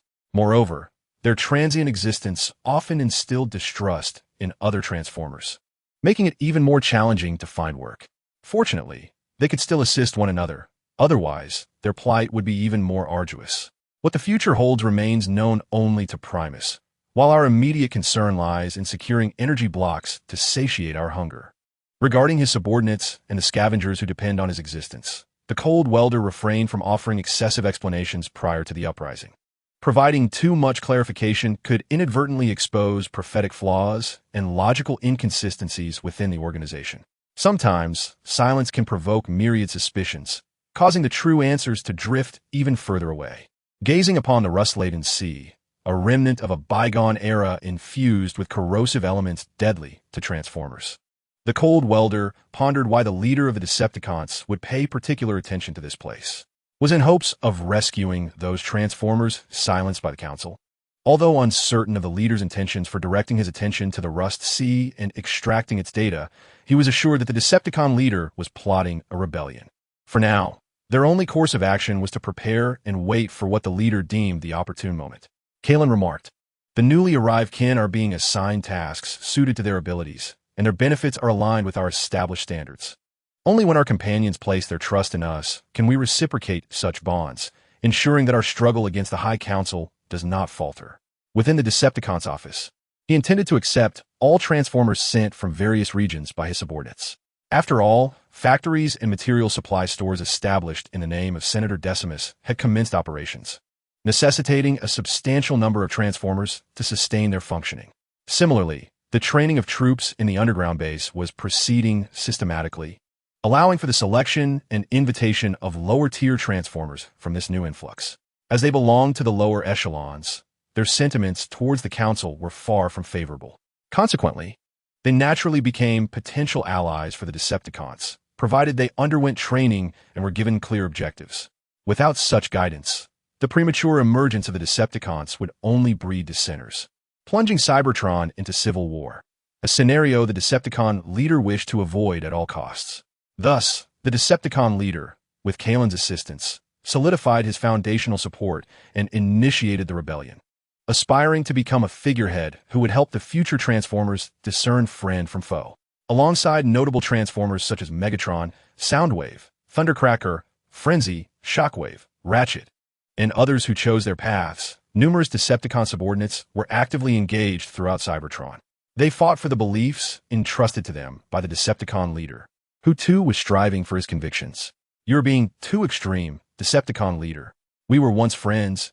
You could have reformed within our system." Why seek to dismantle this institution? Do you truly believe that the establishment of a system can be accomplished in mere hundreds or thousands of cycles? Reforming from within the system? I apologize, my friend. When I relinquished the name of the Starlight Voyager to embrace that of the celestial adversary, I forsook all semblance of compromise, particularly with those parliamentary members who, like mechanical insects, devour Cybertron. Chapter 14. The One-Eyed Blade Instructor. The Fivefold Punishments of the Assembly. The weapon's operating system has been transmitted to your terminals, alongside the specifications of the phase shifter. Upon returning to your habitation units, I encourage you to examine the data within your terminals and to learn how to utilize computers for the transmission of information and combat strategies. Within the subterranean base, the Transformer instructor, Blade, was imparting knowledge to the newly inducted miners. However, as he spoke, the attention of the numerous Transformers below was captivated by his singular mechanical eye and his dual mechanical pincers. For these miners, it was their first encounter with a Transformer possessing a single eye and pincers instead of hands. It was noteworthy that even their most dilapidated brethren in the mines possessed two optical sensors and standard mechanical hands. Why then was their instructor so distinct? The majority of the miners were perplexed by the peculiar design of their instructor's frame, while a select few began to recall the rumors surrounding the Iron Fortress assembly. Could the whispers be true? As the miners' processors raced to absorb the instructor's words and their curiosity regarding his form, Blade's voice resonated once more. Well then, let us conclude the training. You may return to receive the data within your terminals, and do not forget to replenish your energy at the supply center. Noticing the bewilderment and palpable curiosity reflected in the miners' optical lenses, Blade understood that his appearance had indeed piqued their interest. Consequently, he paused his instruction, allowing the miners to depart and attend to their terminals. Coincidentally, Blade had matters of his own to attend to regarding the celestial adversary's leader. Yes, instructor. Upon hearing Blade's directive, the miners promptly rose in response. Following Blade's lead, they tidied their terminals and exited the training room, making their way towards their respective habitation units. Among them was Megatron. As he contemplated the data within his terminal, eager to return and process it, he suddenly overheard the chatter of fellow miners returning to their units. They were discussing none other than Instructor Blade. Upon hearing their conversation, curiosity surged within Megatron's spark. He discreetly slowed his pace, and the Transformers in his vicinity mirrored his actions. In that moment, the collective speed of the returning miners diminished. Realizing this, Megatron understood that he was not alone in his curiosity about Instructor Blade. His fellow miners were equally intrigued. After all, the instructor's form was so incongruous, with his singular mechanical eye and pincers appearing as though they had been forcibly affixed to his frame. It must be the fivefold punishments. Surely, that is the reason. A Transformer, addressing a companion nearby, cleared its vocal apparatus amidst the questioning gaze of its friend and began to elucidate its words. The fivefold punishment, I have heard from other miners, is purportedly one of the most dreadful penalties decreed by the Iron Fortress Council. They remove the head of the Transformer deemed guilty and replace it with a foreboding, single-eyed mechanical visage. Subsequently, the erring limbs are severed and substituted with mechanical pincers, suitable only for labor in the workshop. In the end, the original head and mechanical arms are destroyed, ensuring that the Transformer condemned to the fivefold punishment bears the indelible mark of guilt for eternity. Alas, Primus above, I never imagined such a punishment truly existed. I once believed it to be a fabrication by other miners. Upon revealing to fellow miners the reasons behind the single-eyed visage and pincers of the condemned, many could not help but offer prayers to Primus. They could not fathom why such a horrific punishment should exist. Though the forms of Transformers vary, most who retain a functioning central processor undoubtedly hope to return to the Allspark in their original states. This yearning is not merely an expression of faith in Primus, but also a remnant of the propaganda propagated by the highest council of Cybertron during the Golden Age. In those times, the council sought to prevent Transformers from modifying their bodies, believing it would only lead to internal chaos. The highest council then believed that in order to expand their race outward, they must mitigate malicious competition and regional strife, thus formulating a series of pacifying strategies. Now, however, these considerations are selectively ignored by the current council, which appears more intent on preserving its own hierarchy. Among their measures, the fivefold punishment, which involves the deprivation and transformation of a transformer's head into a single eye and limbs into pincers, along with a personality rewriting procedure known as shadow play, serve as extensions of their intent to uphold their own class. Moreover, due to the corruption within the Cybertronian Council and its upper echelons, even innocent transformers risk being unjustly burdened with accusations. The outcomes for many are often the imposition of the fivefold punishment, or, in more grievous cases, the far worse shadow play. O Primus, have the circuits of the Council been so irreparably damaged as to conceive such extreme forms of punishment? Listening to the miners recount the Council's malevolence, Megatron felt a surge of righteous indignation welling from the Allspark within. How could the Council inflict punishment upon such sacred forms? These bodies and the Allspark are the continuance of their will as manifestations of Primus. Clenching his iron fist, Megatron swiftly departed towards his quarters, unable to bear further the unfolding narrative, fearing that continued listening would damage his emotional module.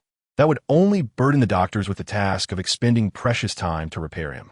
In the subterranean base's central hub, upon returning from the training room, the Scythe Blade arrived at this juncture, because he was aware that the leader of the Dominion often scrutinized the operations of the base's various facilities. It was here that he could easily encounter this formidable figure. Indeed, as Shinran had anticipated, he soon found himself face to face with the Dominion leader, who was inspecting the facilities alongside his subordinates. The leader had also taken note of Schwanren's arrival. "Shinran, my friend, what brings you to seek me?" After directing his subordinates to continue their inspections, the Dominion leader approached Shinran. Given his familiarity with Shinran, he understood that the latter would not approach him without reason. There must be something of significance to discuss. As expected, the next moment, Shinran, gazing directly at the Dominion leader, spoke up. "Dominion leader, I wish to request to infiltrate the operational forces of the Council." Shinran had initially worked for an airline, and after persuading the local functional committee, he seized upon Cybertron's nostalgia for the Golden Age, becoming an extraterrestrial clockwork sculptor and finding success. However, he soon caught the attention of the authorities. After being denied a share in the spoils, his shop was destroyed, and he was unjustly accused and subjected to the infamous 5 punishments. It was from that moment on that Shinran became increasingly sensitive. When I encountered him, he was at his wit's end, having lost everything, and was unable even to become a scavenger. If things continued down this path, he faced 2 grim fates, either succumbing to energy deprivation on the streets or sinking into a life intertwined with the dark underbelly of body traders. Therefore, to prevent such a fate, I extended to Shinran, at that time, a third option, and he chose to follow me. Chapter 15. The Arrival of the Camera Squad. Commander Soundwave. The Dominion leader was acutely aware of his friend's rage towards the Council and the torment inflicted upon him by the 5 punishments, which relentlessly tormented the fragile spark within Shinran. Had it not been for the Dominion leader's assistance during Schwanren's darkest hour, it was probable that his emotional module would have developed self-destructive tendencies by now. With this thought, the Dominion leader felt compelled to dissuade his friend from joining the Council's forces in their direct city, lest he face further humiliation. "My friend, do not push yourself too hard. Not all redemption requires acts of self-sacrifice. I understand the cries of your spark echoing through your mechanical module, but look at those miners we have rescued." The Dominion leader gazed into Schwanren's singular eye, recalling the appearance of Schwanren's form before the 5 punishments. Back then, his exterior was resplendent, well-maintained and devoid of any blemishes. Now, prior to the overthrow of the Council, they could no longer witness Shinran caring for his own body. They belonged to the class willing to support us, yet their understanding of the Council's malevolence remained woefully inadequate. What we must do is to arm our compatriots and make them aware of the class that is about to be overthrown. Now, I sincerely hope you can assist me. Shinran, this is not a command from a leader, but a plea from a friend. We cannot afford to lose you. In the spark of my being, we are equally vital to one another. Yuqian urged, his voice neither gentle nor soft, but rather deep and resonant. Nevertheless, Shinran could still sense the genuine emotion emanating from his friend.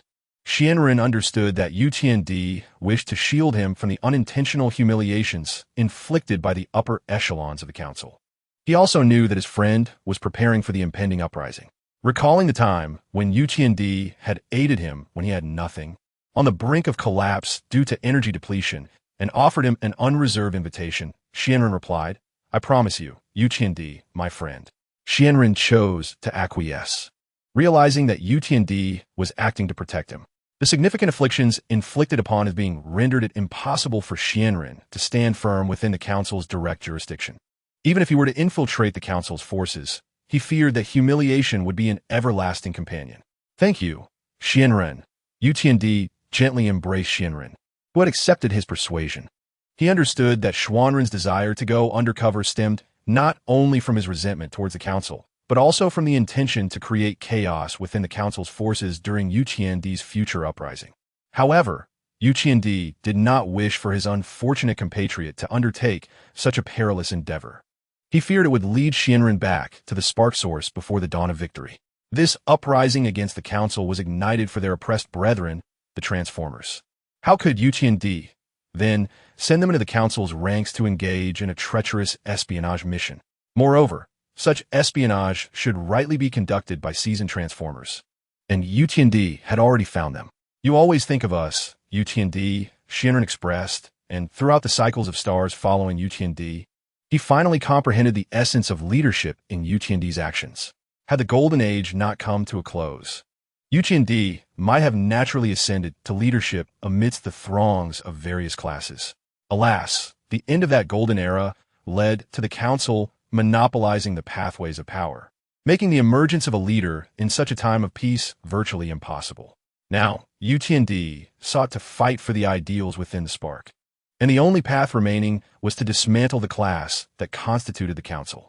The future awaits us. To ensure that my friends can envision the future we have planned, I must indeed think for you. Xuanren's words prompted Yu Qiandi to gently pat his shoulder armor in encouragement once more. Afterward, Yu Qiandi began discussing the maintenance and energy supply metrics of Xuanren's current form. My friend, Xianren, I hope you take good care of yourself.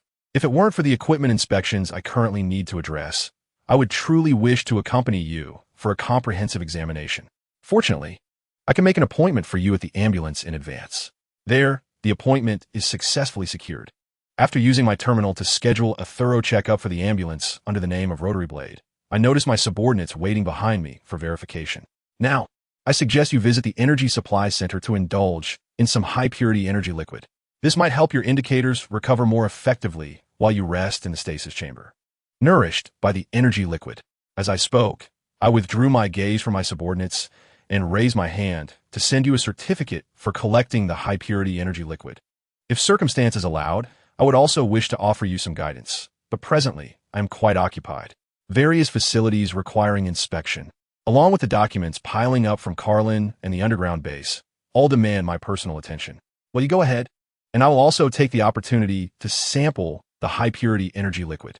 The fact that I managed to counsel you for such a duration has already brought you joy.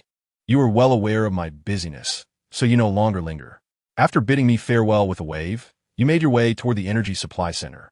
Watching you depart, I observed as you vanished completely at the tunnel's end before returning to my subordinates. For the moment that is to come, I understand that every preparation is essential. Is this Carlin? It's enormous, feeling almost as vast as the city of Boza.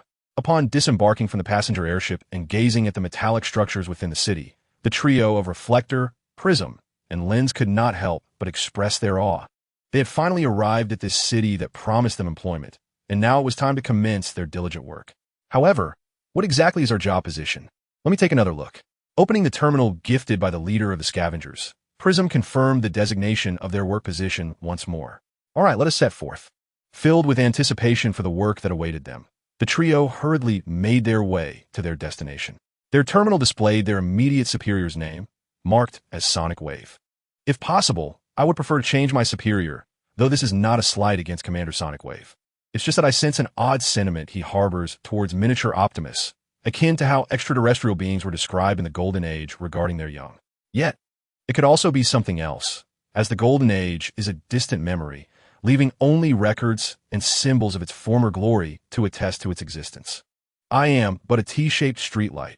I am not Sonic Wave, and indeed, I may not even be a T-shaped streetlight. Chapter 16, Sonic Wave. The work of mechanical dogs and laserbirds. Intelligence agencies are essential, and no one understands this better than I. Inabaigonera. The outcome of modern warfare was heavily influenced by the rivalry among intelligence agencies. However, in the present day, following the decline of Cybertron's Golden Age and the decentralization of its parliamentary system, both the Supreme Council and the Senate hesitate to propose the expansion of intelligence agencies during this peaceful epoch. After all, Cybertron has severed ties with all its colonies. Would such an expansion not imply a desire to surveil one's political adversaries? The notion that expanding intelligence operations is intended to thwart potential insurrections among the Transformers and other societal classes is met with strong opposition. As the legislators often assert, the Cybertronian Parliament exists solely on the foundation of trust and delegation from its fellow citizens. How could they justify monitoring their own kin? Furthermore, lawmakers would challenge any proposal for agency expansion, questioning the sanity of its proponent and suggesting a potential malfunction in their central processors due to excessive exposure to high-purity energon. It is evident that the Parliament is not a monolithic entity. Differing factions approach issues in diverse manners. Within its ranks are not only the Decepticon infiltrator Soundwave, but also representatives such as the Minicon Ambassador Bat, the Crystal City legislator Sentinel Prime, and the Iron Fortress delegate Optimus Prime, each safeguarding their own interests. In such an environment, as long as their own interests are not jeopardized, the Supreme Council finds it arduous to swiftly reach a consensus on any resolution. Occasionally, contentious matters may even be deferred to the next cycle for deliberation. In light of the intelligence gathered by Soundwave and the discernible chaos within the Parliament, it comes as no surprise to Megatron that such circumstances were inevitable. Consequently, as the Parliament squandered time debating various resolutions, Megatron gradually consolidated power in Kaon, establishing an underground base and discreetly amassing available Transformers, which proved to be a treasure trove for him. Leader Megatron, you summon me. The emotionless electronic voice resonated as the metallic door creaked open, revealing a Transformer with a robust frame and an 8-tube rocket launcher mounted on his shoulder. Soundwave, indeed one of Megatron's prized acquisitions. Indeed, Soundwave, I have matters to discuss with you. Please take a seat. By the way, how have Laserbeak and Ravage been faring lately? Should they struggle to adapt? I can arrange for my two companions to assist the security forces on the surface of Kaon. As Megatron organized the documents he intended to entrust to Soundwave, a metallic chair emerged from the floor before his desk. Once Soundwave was seated, Megatron refrained from immediately addressing work-related issues, instead inquiring about the living conditions of Ravage and Laserbeak within the base. Both Ravage and Laserbeak are currently thriving in their roles, and they have developed a fondness for assisting their fellow Transformers here, Leader Megatron. At the mention of Ravage and Laserbeak, a subtle fluctuation betrayed Soundwave's typically unfeeling tone. As companions of long-standing to Soundwave, these two little beings serve more as family members in the archives of extraterrestrial life from a golden age. In the eyes of Megatron, if anything could provoke Soundwave's fury, it would likely revolve around these two companions. Even during their initial recruitment, the reason Soundwave chose to join was due to Megatron's warm greeting to the mechanical dog and the laser bird upon their first meeting. Furthermore, in Soundwave's presence, he referred to the mechanical dog and Laserbird as friends, unlike most Transformers who regard them as mere mechanical insects, unique to Cybertron. Moreover, after gaining insight into Megatron's vision for the future, Soundwave found himself eager to witness it unfold. In this envisioned future, both Minicons and various types of Transformers would enjoy an equal standing, encompassing the mechanical dog and Laserbird as well. Presently, it appears Megatron has indeed made strides in that direction. Within the subterranean base, even the Laserbird and mechanical dog have secured their respective roles. For instance, the Laserbird now serves as a playback operator, entertaining the working Transformers during their downtime with theatrical performances. The majority of the tales the Laserbird shares revolve around the heroic stories of the Golden Age or the calamities of the early Rust Age, narratives that many miners had never encountered before. Consequently, this fascination with the performances has endeared the Laserbird to the Transformers miners, for who wouldn't appreciate a colleague who provides cinematic entertainment during breaks. In contrast, the mechanical dog's role is somewhat more demanding. He currently serves as a member of the Base S security detail and has developed amicable relations with the other guards, though communication can sometimes be challenging. The mechanical dog occasionally employs encrypted channels for communication, a habit likely stemming from his past wanderings with Soundwave, which only deepens the guard's affection for him. Among the guards, many Transformers have experienced the struggles of scavenging, and the cautious wariness from those times still lingers in their memory modules. It is reassuring that the mechanical dog and Laserbird have managed to adapt. Megatron nodded, raising his hand to transmit a series of documents requiring Soundwave's attention from the terminal. Upon noticing the file transfer, Soundwave's optical visor began to flicker within mere microseconds. The terminal successfully received the batch of documents. After confirming the successful reception and observing that Megatron did not instruct him to return before opening them, Soundwave proceeded to access the files within the terminal. What came into view, however, were not classified documents, but rather a collection of Transformers profiles, predominantly concerning minicons. Noticing this, Soundwave lifted his gaze, silently inquiring about the command Megatron was about to bestow upon him. This is your task, Soundwave. I hope you can expand upon the existing intelligence agency, for when the specter of war looms again, the legislators will undoubtedly seek to augment their intelligence apparatus. At that juncture, I shall rely on you. In the face of the unyielding Soundwave, the formidable Unicron bestows upon him unwavering trust. Unicron understands that the task of assimilating and expanding the intelligence agency may prove arduous for other Transformers. However, for Soundwave, he shall employ every conceivable means to assist Unicron in realizing the anticipated future. For within that future lies the presence of mechanical dogs, laserbirds, and the position of circular sawbirds. Soundwave, upon receiving the command, commenced execution. The motionless electronic waves persisted, yet through Soundwave's optical lens, Unicron could discern that this subordinate and friend was embarking on the mission to expand the intelligence agency. With Soundwave's departure, Unicron accessed the terminal to view the roster of Transformers designated for the agency's expansion, including names such as Blur, Thundercracker, Mirage, Reflector, and Spotlight prominently displayed. Just as Unicron contemplated further processing the files before him, a sudden notification chimed. Upon answering, he was informed that a familiar acquaintance from Iron Fortress had arrived at the residence of the Lord of Karlin. Noticing that the guard reported the visitor as a Transformer named Drift, Unicron realized he must return. Another old friend. When I first became acquainted with Soundwave, I presumed he was accompanied solely by laserbirds and mechanical dogs when he joined Unicron. It later dawned upon me that there was, in fact, a circular saw bird residing within his chest cavity, rarely visible to other Transformers, to protect Soundwave. Soundwave had roamed the lands until a collapse buried him. It was then that the laserbird, mechanical dog, and circular saw bird rescued him. For this reason, Soundwave is willing to risk everything for his friends, striving for a future where all Transformers can coexist equally. Chapter 17. Drift from Iron Fortress. Unicron's assistance. Drift arrives in Karlin City for the first time. While in Iron Fortress, he had heard tales of the famed arena in the lower district of Karlin. He also learned from friends that residents of Karlin and Slaughter City often boast of having the finest architects in Cybertron. The memory module sparked recollections of stories from the old tavern in McAdams, and he never anticipated he would have the opportunity to witness Karlin City firsthand. Is this Karlin? It seems that the architectural style is not vastly different from that of Iron Fortress. Standing before the guard post of the Lord's residence in Karlin City, Drift's terminal incessantly captured images of the city structures.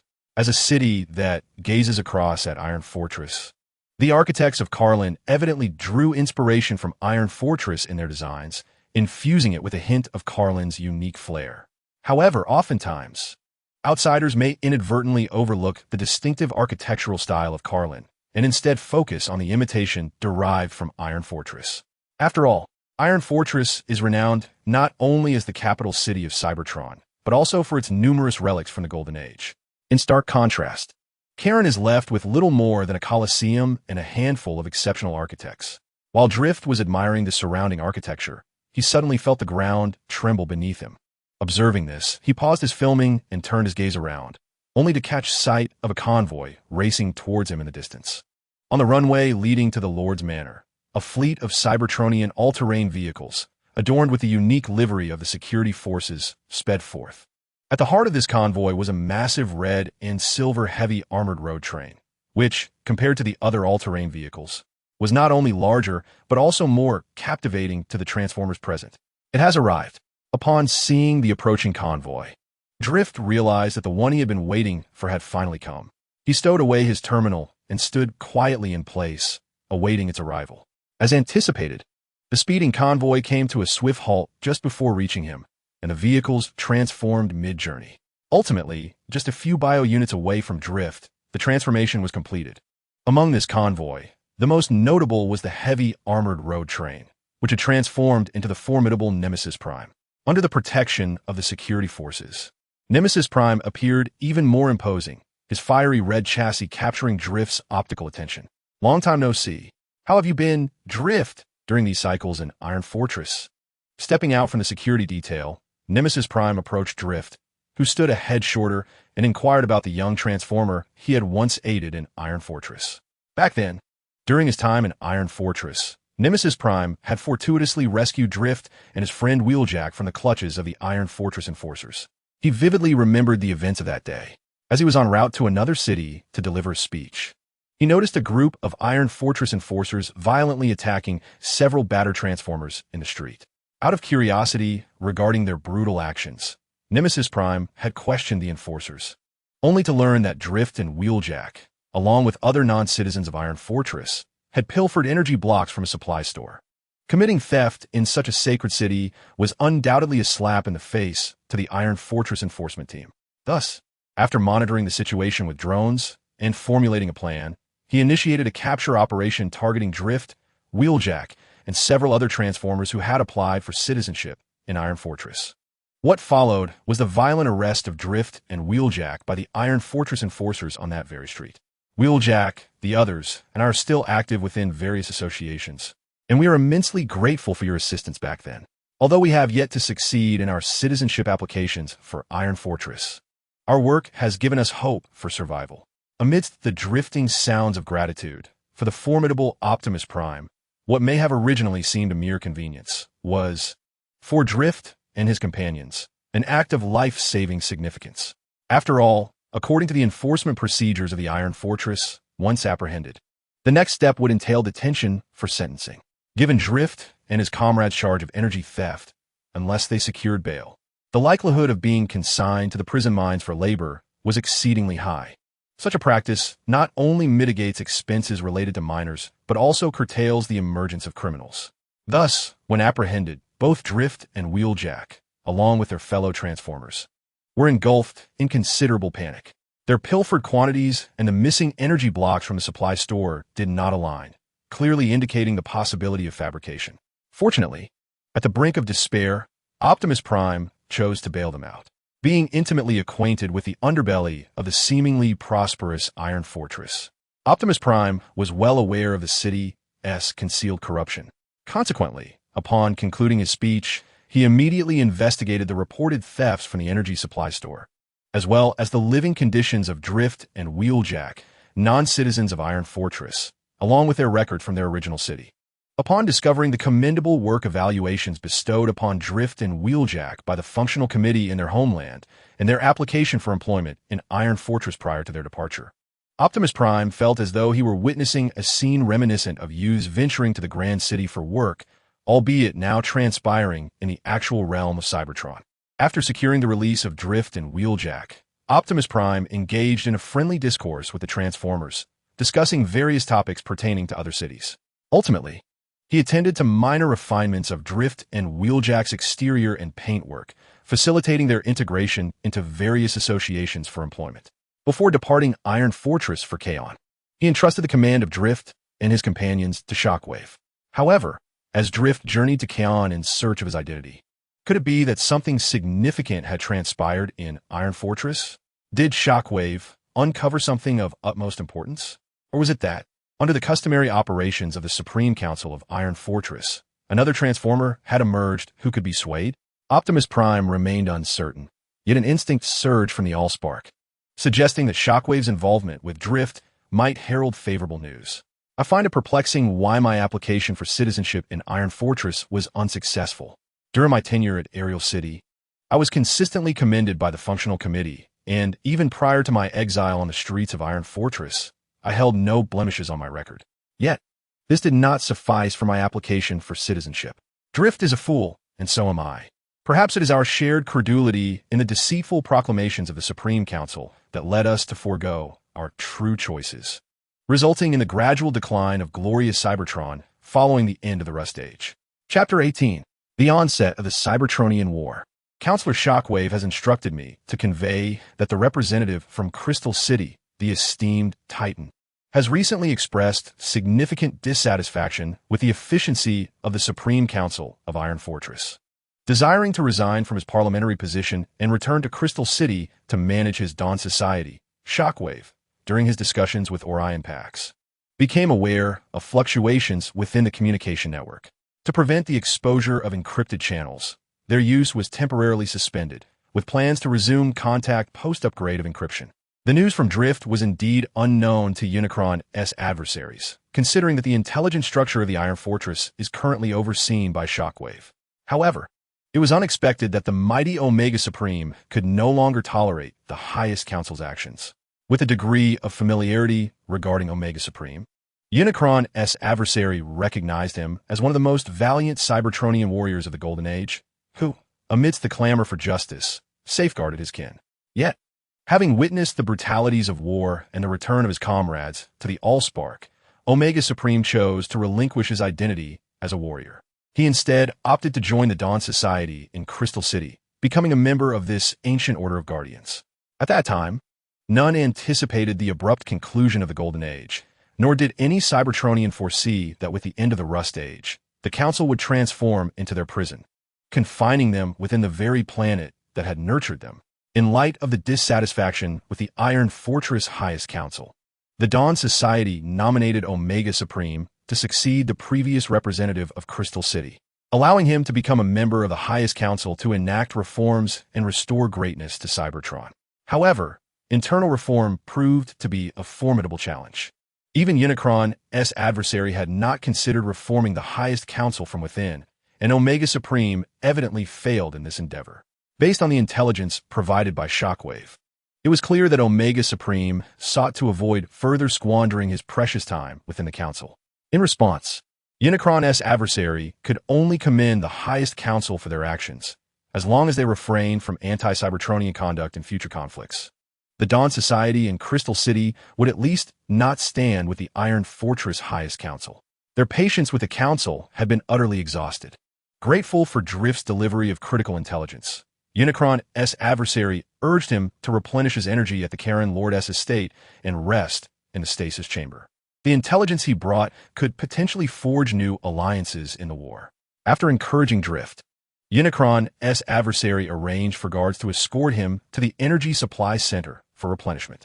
Subsequently, within the confines of his office, Unicron's adversary projected a geographical map of Cybertron's major cities onto his terminal. Observing the marked cities and strategic points, his central processing unit accelerated in its calculations. The Iron Fortress in the Northern Hemisphere and Kaon in the Southern Hemisphere would serve as the headquarters for both factions in the forthcoming conflict. In his strategic planning, Unicron's adversary intended to employ the 10,000 minor compatriots he had been training as grassroots officers to enhance command over the troops, while amplifying the dissemination of his ideology to resonate with their sentiments. Furthermore, there's been a replenishment of various armaments, as the machinery within the underground base commences operations, and the intelligence agencies embark on missions in the Dawn Highlands. Numerous blueprints, including those for the Golden Age anti-aircraft artillery, have been acquired. Provided that production capacity and machinery can keep pace, once war erupts, Carlin will incessantly supply the front lines with munitions. At that juncture, even the forces of the Parliament stationed at the ironclad Dragon space station will find themselves embroiled in a conflict where the heavenly enemy is confident of inflicting mutual destruction despite a lack of air support. Moreover, according to the intelligence gathered by the heavenly enemy, the troops at the ironclad Dragon space station may not necessarily align with the Parliament in the early stages of the war. After all, the commander's name is Red Spider. Understanding Red Spider's nature, the heavenly enemy knows he will seek to maximize his own interests. This implies that he is highly likely to remain inactive at the war's onset, aiming to secure greater influence within the Parliament's future hierarchy or even to supplant the Parliament altogether after the war's conclusion. This yearning for leadership is akin to an electronic virus, irresistibly drawing Red Spider in, often leading him to undertake actions that confound other Transformers, a phenomenon the heavenly enemy has frequently observed in his past life. pointing at the glimmer of the ironclad Dragon space station. The heavenly enemy gazed towards the cities neighboring Karlin, the city of Carnage and Stan City. The former, as a brother city to Karlin, has been successfully infiltrated, while the latter serves as the Parliament's representative in the southern hemisphere of Cybertron. To advance, the elimination of Stan City is imperative. The heavenly enemy contemplated the forces he could rally at a moment's notice. Karlin is already under his control. Both the city of Carnage and Karlin have endured the oppression of the High Council, and with the outbreak of conflict, coupled with the activation of the spies he has placed, as well as troop support, it is certain that the city of Carnage will join the Uprising. By leveraging the geographic and mineral fuel production advantages of the Southern Hemisphere, along with the resentment of the lower-tier Transformers towards the Parliament, assembling an advance force of 300,000 should pose no challenge. Once the production capacity of equipment catches up, more troops will pierce through the Parliament's hypocritical facade. Furthermore, the Dawn Society of Crystal City, along with their leader, the Apex being, may serve as a bulwark against the soaring fortress of the skies. At the very least, maintaining neutrality could compel the Parliament's forces to take a longer route, thereby affording more time for wartime mobilization. The central processor of the heavenly enemy calculated the strategies to be employed post-war commencement. These plans had been deliberated countless times within the command center alongside other Transformers. The overarching strategy is to quell all dissenting voices in the Southern Hemisphere, establishing a robust rear base. Then, with the Southern Hemisphere as the focal point, they shall strike northward, traversing the Rust Sea, allowing the Parliament to witness the uprising of the lower-tier Transformers they once scorned. Alas, should I traverse back in time, it is likely that no one would believe I led hundreds of thousands, if not millions, of Transformers in a battle on Cybertron. As the commander surveyed the strategic plans for future warfare, he rose from his metallic seat and gazed out at the metallic city beyond. Under the illumination of twinkling stars, he beheld the most resplendent metallic planet, Cybertron, through his optical lens, knowing that he was destined to fight for it. Since the onset of the Cybertronian conflict, there were moments when I could scarcely believe it was real. The leader was willing to forsake his own class to aid the oppressed, igniting a war reminiscent of the resistance against the Quintessence, even before the Golden Age. There lies a truth you may not grasp. The desires of the few, Transformers, must yield to the needs of the many. Chapter 19, The High Council, ensnaring themselves in their own traps. Our opposition to the Council stems from their exploitation of the majorities needs to satisfy the extravagant whims of a privileged minority, which is fundamentally unjust. During the Golden Age, the Council had already revealed their materialistic desires. However, at that time, our Cybertron had colonies to share the burden, preventing the oppression of other classes. Now, just look at what Cybertron has become. The once great deity that nurtured our race is on the brink of destruction due to the Council's avarice. We can no longer endure this if we choose silence. Who will rise to resist? Shall we rely on the Transformers of Iron Fortress for so-called internal reforms? Within the underground base of Kaon City, the Commander-S subordinates were addressing the miners about their foes, serving not only as instruction, but also as a means of spreading awareness. As designated grassroots officers for the Commander, they would carry forth his ideals into the ranks and perpetuate his will. Do you plan to make them the grassroots leaders of your future uprising? Is there enough time for that? In the Commander-S office, a terminal projected images of the miners engaged in training. Observing this scene, the medic turned to the Commander with a question. If memory serves, the medic recalled the Commander mentioning that the uprising plan was already significantly underway. Thus, would there be sufficient time remaining for preparations before the uprising and the opportunity vanish? The timeline for our preparations is both urgent and somewhat lenient. Moreover, war often resembles a contest of decay, where one side collapses first due to internal strife and external factors, alongside strategic and tactical failures. Now, I must inform you, my friend, that the High Council is nearly leading itself down an irretrievable path. In the medic's bewildered gaze, the Commander elucidated, speaking of the High Council, noting that sometimes external influences are less effective than the consequences of their own infighting. At the very least, the Commander had gleaned from Shockwave's information that the High Council was alienating their allies and disregarding the last vestiges of friendship with the Dawn Society. Now, that final bond of camaraderie has also been severed. The Supreme Council has centered its extraction efforts on Iron Fortress and Cybertron, yet they have overlooked the fact that, With the dawn of the Golden Age, the northern hemisphere surrounding Iron Fortress has long completed its resource harvesting. The Fallen summoned a holographic projection marked with Iron Fortress and Kaon, and under the watchful gaze of Ratchet, he continued his elucidation. The completion of the mining operations brought both advantages and disadvantages. It transformed the dawn heights of the northern hemisphere into a renowned industrial zone of Cybertron, while simultaneously leading to the depletion of its mineral resources. The holographic projection revealed numerous signs of exhausted mining sites in the northern hemisphere, illustrating the rapid pace of development in Iron Fortress and its surroundings. Once the extraction in the northern hemisphere reached its conclusion, the Supreme Council turned its attention to the central regions, including Crystal City, Sky City, and the territory of Blade City. However, the Council soon abandoned its plans for resource extraction in central Cybertron due to the scholars of Crystal City opposing reckless exploitation. The Supreme Council feigned agreement, all the while recognizing a more advantageous alternative. The holographic projection of the Fallen gradually morphed, ultimately showcasing the southern hemisphere of Cybertron centered around Kaon, which was indeed the Council's ultimate choice after relinquishing the grand development of the central regions. Thus, was the Supreme Council's final decision truly to focus on the southern hemisphere of Cybertron? This also elucidates the abundance of miners in that region. Ratchet gazed at the marked sites in southern Cybertron, which included minerals, fuel, and various other strategic resources, astonished by the sheer number of mining areas, necessitating a vast workforce to sustain them. He recalled that these marked locations were annotated by the Fallen subordinates after he seized control of Kaon.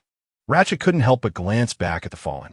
My friend, the Fallen, I must admit, with the support of the miners and other classes, we might indeed have the potential to successfully overthrow the Council. However, before that, I hope you will safeguard yourself. Should we lose our leader, even the mightiest army would ultimately succumb to internal strife. This is a lesson bequeathed to us from the era of the five-faced beast. I also do not wish for my friend to return to the well of all sparks prematurely. Ratchet looked upon the Fallen's imposing red and silver chassis, realizing they had arrived at this critical juncture together. His friend, the Fallen, embarked on this arduous path to save Cybertron and its people, and even Ratchet himself had chosen to stand by his side. Perhaps the future choices of Cybertron truly reside within their grasp at this very moment. Do not worry, my friend Ratchet. Before Cybertron rises to greatness once more and our race flourishes again, I shall not falter. The Fallen harbored no fear of the corrupt members of the Supreme Council, though they may appear to hold the advantage in both military strength and territorial control.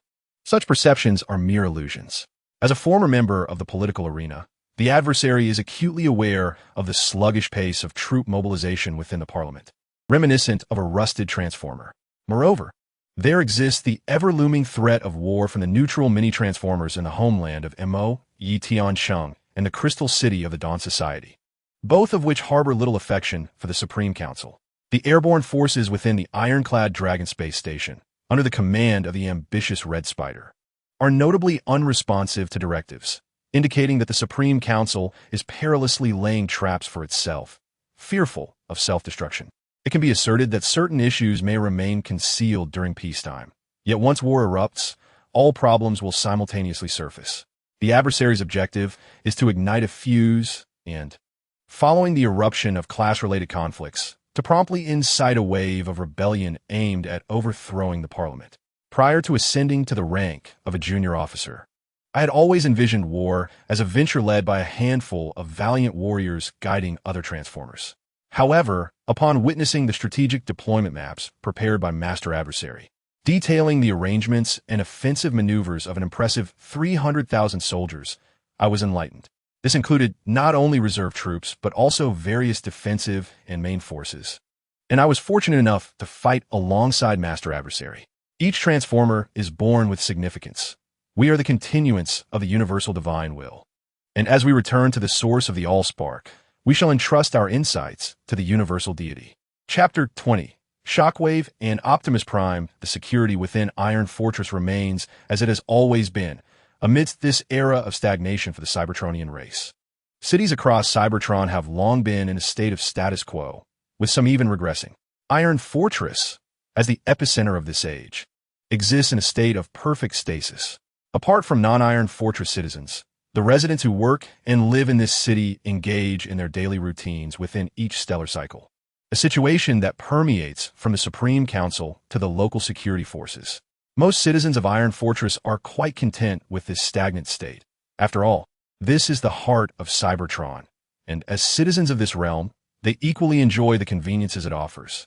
As for those who are not citizens of Iron Fortress, the enforcement team will politely inform you to follow the proper procedures to become one of us. The legendary 13 Primus, said to be the messengers of the universal deity among us, have unfortunately seen their names lost to time due to the reign of the five-faced monstrosity. In the records hall of Iron Fortress, Orion Pax is diligently perusing all archived information pertaining to the 13 Primus, a privilege bestowed upon him by his role. As an archivist and information recorder for the communications network, he spends each cycle connecting to the network to record communications that meet established standards. Subsequently, in his capacity as an archivist, he categorizes and annotates these communications before storing them in a designated area of the data network, ensuring that future transformers may access this information for their inquiries. Certainly, it is customary for the contents of these communications to remain unread by the transformers until they are transferred due to storage issues, as the hierarchy is firmly established. The lower echelon transformers lack the privilege to peruse such communications, while the uppermost council believes they possess dominion over all matters. Consequently, throughout these cycles of work, the recorded communications have become a source of diversion for Orion Pax. It is through these communications that he has gleaned much knowledge, such as the conflicts between the Minicons and other transformers and the architectural rivalry between Kaon and Tarn. Additionally, there exists a curiosity among the transformers working in other cities regarding Iron Fortress, yet upon arrival, one might only encounter disappointment. Orion Pax is acutely aware of the prevailing attitude towards outsiders in Iron Fortress, but as a mere archivist, he lacks the authority to critique the ruling council. Moreover, the challenges surrounding the citizenship applications for Iron Fortress have persisted for millennia, showing no signs of amelioration. It is evident that the ruling council does not intend to encourage transformers to migrate to Iron Fortress. After all, in their own words, contributions to Cybertron are not exclusive to Iron Fortress. Lately, it seems that the communications between Kaon and Tarn have become excessively vibrant. Could this be attributed to the arena? Orion Pax meticulously monitors the communications from various regions of Cybertron, selecting and storing pertinent information while noting the intensity of communications. He paused his actions to examine the fluctuations in communication strength from the previous cycle. Soon enough, he identified a troubling pattern. Even with the presence of the arena, the level of activity should not be this pronounced. Could it be due to the miners' unemployment resulting from the full automation of the mines? The young archivist is well informed about the decisions made by the Senate and the ruling council, and instinctively, he finds himself at odds with such resolutions. He understands that the assurances provided regarding the miners' post-termination arrangements are largely superficial. And were it not for the fact that most dismissed miners hail from the southern hemisphere of Cybertron, there might have already been protests in Iron Fortress. Even in the absence of protests, dissatisfaction has arisen among the representatives of Crystal City, leading to the recent resignation of the esteemed delegate, Reflector, who returned to the Dawn Society in Crystal City. Were it not for the current tranquility enveloping Cybertron, this incident could have severely tarnished the reputation of the ruling council. Observing the active communication signals from the southern hemisphere, Orion Pax hesitated momentarily, uncertain whether he should report to the council. After all, his actions could potentially subject the unemployed miners to renewed scrutiny from the ruling council, risking the innocent to suffer dire consequences. Perhaps he should first consult with Delegate Shockwave. Sighing, Orion Pax's voice resonated with a somber tone. Presently, the only council member he feels somewhat familiar with is indeed Delegate Shockwave. Although the recent resignation of the esteemed Titan has granted his girlfriend, Alita, an opportunity to run for office, she remains merely a contender among many. Revealing this information to her at such a time would likely only complicate matters. With a heavy heart, the archivist chose not to directly report the active communications from Southern Cybertron, but instead sent an invitation to Shockwave's terminal, yearning for a brief meeting at the Macadam Old Oil House. A mere moment would suffice. Shockwave, upon receiving the invitation from Orion Pax, opted to accept, assuring his presence. As he received the response, Shockwave glanced at the encrypted communication channel he was programming, realizing that he had successfully gained the trust of the archivist. Thus, When Ori and Pax sought him out, it was likely due to matters that could not be directly conveyed to the High Council. What could these matters be? Shockwave stored away the encrypted channel and, having confirmed the agreed-upon time, set off toward the macadam old oil house, eager to uncover the reason behind Ori and Pax's summons. Meanwhile, at the underground base of Kaon, under the guidance of the rotorblade instructor, the grassroots officers led by Megatron commenced shooting drills and various tests to determine their future assignments. The Titan sincerely wished to alter Cybertron's stagnant state, yet regrettably, he failed. At times, I ponder whether, had we attempted internal reform alongside Unicron, we might have succeeded. After a series of calculations, I concluded that the likelihood of both Unicron and I failing in our internal reforms is high, and we could face dire consequences. Shockwave, as one of the few legislators genuinely concerned for Cybertron, often wonders whether our lives would be worse or better without the Council. Chapter 21. Optimus Prime's growing distrust of the High Council, just as Ori and Pax regarded Shockwave as a trustworthy ally within Fortress. Shockwave, too, deemed Ori and Pax worthy of pursuit. In this mutual inclination to draw closer, they arranged to meet at the macadam old oil house. The meeting unfolded as they envisioned. Upon Shockwave's arrival, Ori and Pax awaited him. Rising from his metallic seat, Ori and Pax waved a mechanical arm in greeting. "How have you been, Orion?" Approaching Ori and Pax's side, Shockwave ordered 2 glasses of high-purity energon from the bartender before inquiring about the young archivist's recent experiences. Despite his disdain for engaging in the sordid politics of the High Council, Shockwave had gleaned much from his position as a legislator. For instance, at this moment, Shockwave understands that he must not appear overly eager in addressing Ori and Pax regarding the matter at hand. After all, he currently holds the esteemed position of a legislator. Any show of impatience might inadvertently evoke a sense of unease in his companion. It is imperative that Ori and Pax articulates his thoughts independently, allowing the conversation to flow organically. Recently, I have been faring well in both my professional and personal life. However, there is a matter I wish to verify with you, esteemed legislator Shockwave. As anticipated by Shockwave, Ori and Pax relinquished the conversational initiative and made a request. Verification? Has something occurred? Accepting the glass filled with high-purity energy liquid from the bartender, Shockwave placed a glass before Ori and Pax on the table and inquired about the nature of the incident. "It does not pertain to my personal affairs, legislator Shockwave, but rather relates to my work." Ori and Pax gazed into the reflection of himself within the glass of high-purity energy liquid, contemplating whether to disclose his observations to Shockwave. "So, have you discovered something?" The tone of Shockwave's voice remained unchanged as he regarded his friend, confident that their encrypted channel with Megatron had not been compromised. What, then, could have drawn Ori and Pax's attention on the communications network? Shockwave left the decision of disclosure to Ori and Pax, trusting that since his friend had sought him out to share this information, he would not withhold it for long, perhaps only hesitating momentarily. "Indeed, I have noticed an alarming increase in activity on the communications network in the southern hemisphere of Cybertron, which has surged significantly compared to the previous cycle. This phenomenon is quite irregular. Therefore, I am concerned that this might be a consequence of the Grand Council's mass dismissal of miners. Moreover, Legislator Shockwave, I do not comprehend why the Grand Council has chosen to undertake such drastic layoffs. Scholars from the Crystal City Dawn Society have computed that the miners' wage expenditures constitute only a minor fraction of the overall budget. Yet this has not deterred the Council from their decision. After a moment's hesitation, Ori and Pax ultimately chose to voice his findings regarding the communications network and expressed his bewilderment at the Council's resolution. Why would the Grand Council make such sweeping cuts to the mining sector when the miners' wages are even lower than those of the security forces in Iron Fortress? Furthermore, the wear and tear incurred during their labor does not require the miners to bear the burden of maintenance. Nevertheless, despite these circumstances, numerous miners value this hard-earned employment. Now, the Grand Council has decided to dismiss them in favor of employing so-called cheaper, fully automated mining machines. What will become of the miners in the future? They have suffered severe wear and tear on their bodies, both externally and internally, due to their relentless extraction efforts in the mines. And some have even succumbed to decay from the harsh underground environment.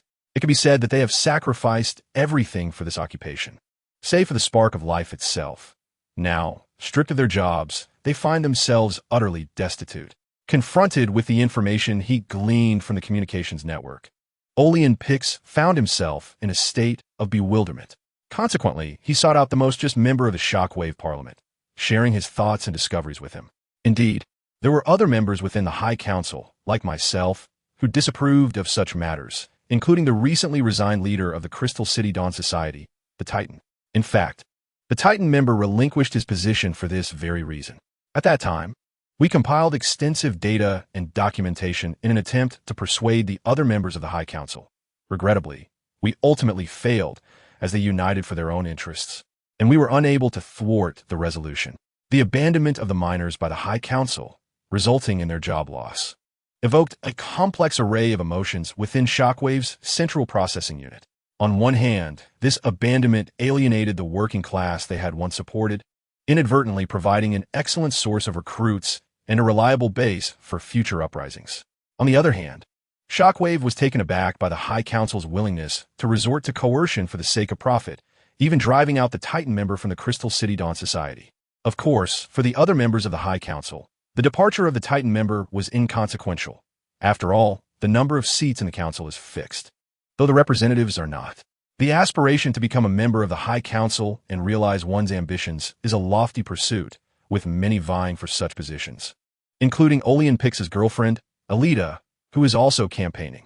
Olean Pix was astounded by the corrupt decisions of the High Council members, who had forced out one of their own, the Titan. What has become of the glory they inherited from the Golden Age? What are the declarations they made before assuming their roles within the High Council? Have those ideals been deleted from the central processor? Observing Olean Pix's incredulity towards the corruption of the High Council, Shockwave stood and gently patted his shoulder. Shockwave was now certain that this young archivist would no longer report the excessive activity within the Southern Cybertron Communications Network to the High Council. Optimus Prime had instructed researchers to study and extract the components of the Rust Sea, resulting in the researchers ultimately crafting an irreplicable cosmic rust gun for Optimus Prime. Starscream is an ambitious individual, yet perhaps he requires a stroke of luck, for his fortunes may soon be undone by other Transformers. Chapter 22. Optimus Prime's Choice. Moving forward into the future, as Shockwave successfully instilled a sense of distrust towards the Cybertron High Council in Olean Pix, Optimus Prime was also making preparations for the impending conflict. In a bid to decisively conquer the southern hemisphere of Cybertron, Megatron entrusted his old ally, Ratchet, to lead his disciples and assistants toward the city of Trypticon. Concurrently, Soundwave spearheaded the establishment of an intelligence agency, which, although still in its infancy, began to expand its framework in the discontented regions of southern Cybertron under his diligent efforts. Meanwhile, numerous instructors led by Scourge diligently trained and guided the junior officers, following Megatron's directives. During this period, Megatron himself made appearances before these junior officers, engaging them in conversation and inquiring about their living conditions. The junior officers, particularly those led by Starscream, were somewhat taken aback by Megatron's concern, especially given their recent experiences with the Council's decree that cost them their jobs in the mines. Fortunately, Megatron's inquiries were genuine and heartfelt. It was almost unfathomable that a leader as formidable as Megatron would stand before them, showing interest in their well-being. As Megatron departed, the towering red and silver figure left a lasting impression on Starscream as companions, who remained incredulous, exchanging astonished remarks with other Transformers nearby. When faced with Megatron, they had anticipated a stern and taciturn leader, yet found that he was most concerned about their energy supplies and whether they were adapting to life in their living quarters. In stark contrast, recollections of their past labor in the mines were hardly comparable. Megatron was indeed a magnificent Transformer. It was said that he was of the same echelon as the Council. Yet he chose to lead them in their struggle for the future of Cybertron and for the sake of other Transformers of lower ranks. One Transformer expressed strong agreement with the accolades directed at Megatron, recognizing him as the one who liberated them from the mines, provided ample energy supplies, and sought to lead them in rebellion. Many junior officers, including Starscream, nodded in affirmation of these sentiments.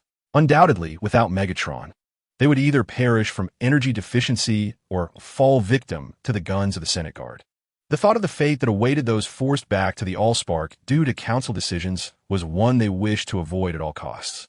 Megatron was indeed great, and thus, They resolved to steadfastly follow him until they returned to the Allspark and stood before Primus. This declaration came from Starscream, reflecting his thoughts. If they did not choose to follow such a leader, how could they possibly hope to overthrow the Council? For the sake of Megatron, for Cybertron, and for the future of their kind, Starscream gazed in the direction Megatron had departed, recognizing that their guiding leader had emerged. It was now their turn to follow him forward and, under his command, carve out their own future. Megatron articulated his thoughts, and the grassroots officers under his command resonated with his sentiments. It was precisely their shared class and similar experiences that enabled them to comprehend the arduous nature of having a Transformer to lead them. Now, with their leader illuminating the path ahead, it was time for them to make the right choices. As Megatron and his fellow grassroots officers inspired one another, distant figures such as the instructors, including Whirl, reluctantly acknowledged the profound awareness of this grassroots officer. It was no wonder that the leader of the Decepticons was willing to fight for them. They too were now ready to battle for their leader.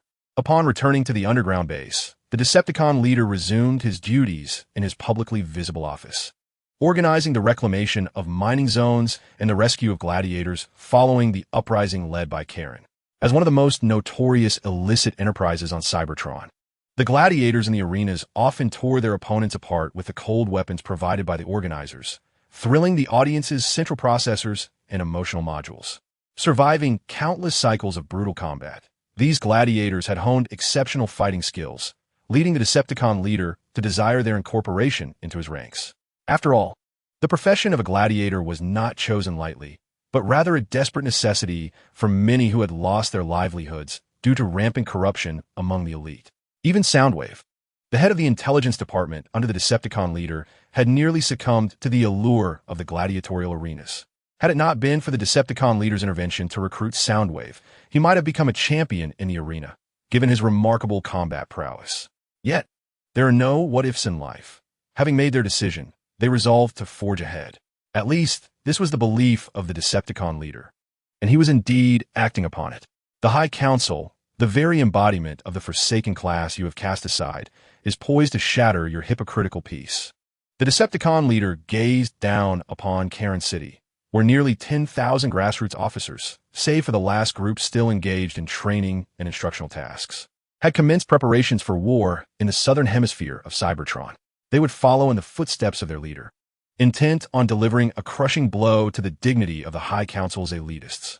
After bidding farewell to Shockwave, Ironhide departed from the Macadam Oil refinery, wandering aimlessly through the city streets, observing the representatives calling for the High Council to address the concerns of other classes. The archivist paused in silence before resuming his departure. Upon returning to his workplace, he found that most of his colleagues had already left to maintain their bodies or replenish their energy, leaving him alone. Approaching his desktop computer, Ironhide retrieved the document he had previously composed regarding the unusually active communication signals in southern Cybertron. At the final glance of the azure-tinted optical lens, Orin Pax meticulously activated the cleansing system to irrevocably erase the document from his desktop computer. Once this task was accomplished, he turned his gaze towards the iron fortress outside, contemplating that there was little more he could do. Sometimes, the choices of the future rest in the hands of every Transformer, much like Optimus Prime. Had he submitted the document with the active communication signals, perhaps the High Council would have taken notice of the southern sector of Cybertron. Alas, in our decisions, there are no what-ifs. Occasionally, what you deem trivial may indeed alter the course of an entire battle. This is a sentiment I have always deeply felt. Chapter 23. The Autobot Master? Ambulant in action. The Autobot Master has sensed an upsurge in political discourse surrounding the Slaughter City lately. Even today, while transporting a load of fuel to the processing plant, he overheard workers discussing the High Council's treatment of miners. The revelations he stumbled upon nearly caused his spark to stall. The audacity of the workers was astonishing. They dared to voice their opinions, despite their own struggles for sustenance. Contemplating the High Council's actions towards other Transformers, after unloading the fuel and settling accounts with the processing plant's overseer, the Autobot Master transformed into a heavy-duty Cybertronian truck and made his way towards the heart of Slaughter City. Behind him, numerous workers and supervisors began extracting and processing the delivered fuel, while in the factory's basement, an array of smuggled weapons lay meticulously arranged. Where to go? The gladiatorial arena? Yet, the reigning champion, the Puncture, has dominated the Colosseum for an extended period, and there appear to be no new Transformer gladiators on the horizon. The Autobot Master perused the combat roster for this cycle at the Slaughter City Arena, a venue he was quite familiar with, having frequented it not only as an audience member, but also as a transporter of energy and maintenance equipment. As a renowned heavy-duty truck in Slaughter City, the Autobot Master's efficiency in delivery made him a prime choice among shippers when considering ground transport.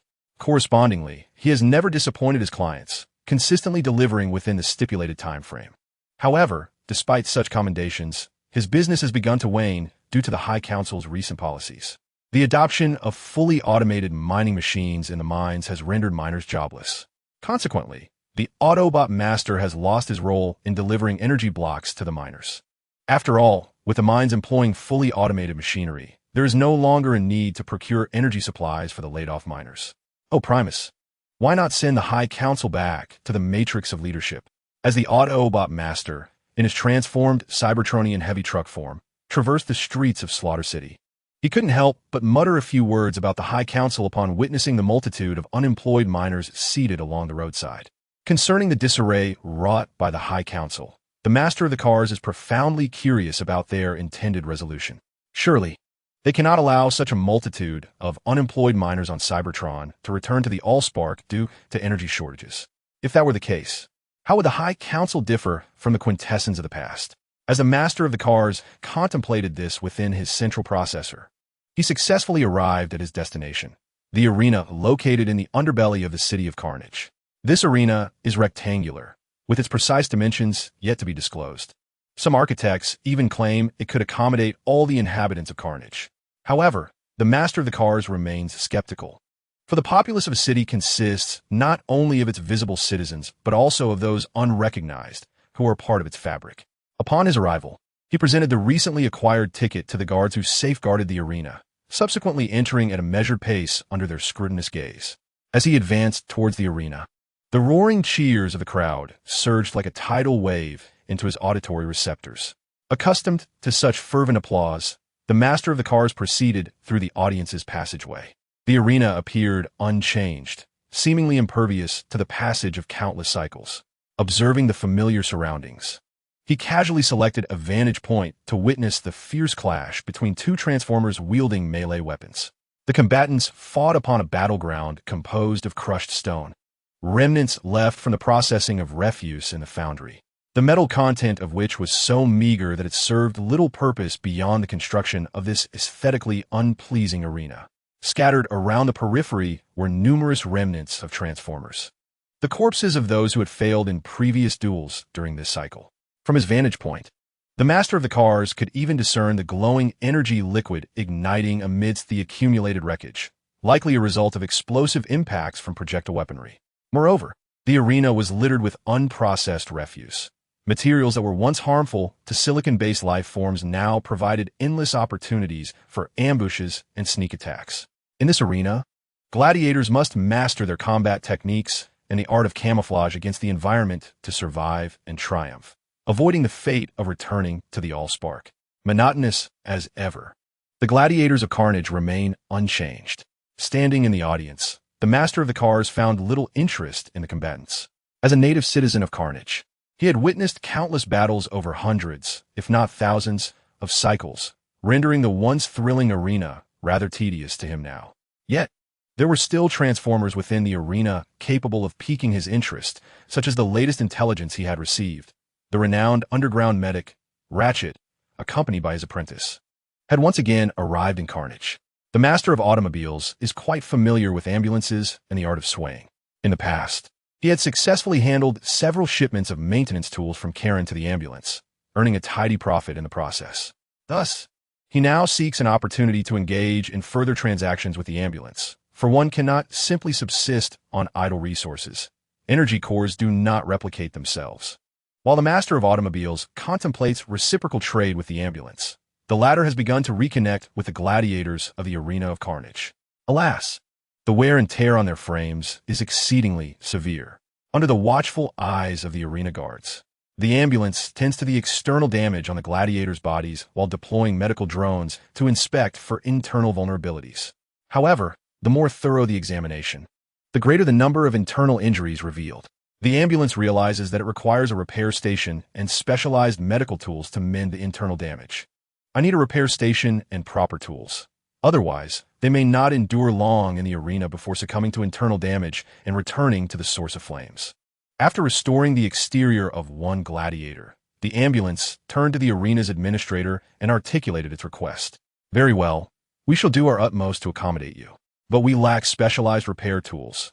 You may need to procure them yourself, esteemed ambulance doctor, responded the arena overseer, gazing at the ambulance with curiosity about whether this renowned underground physician would truly invest precious repair tools in the gladiators. I shall prepare the tools.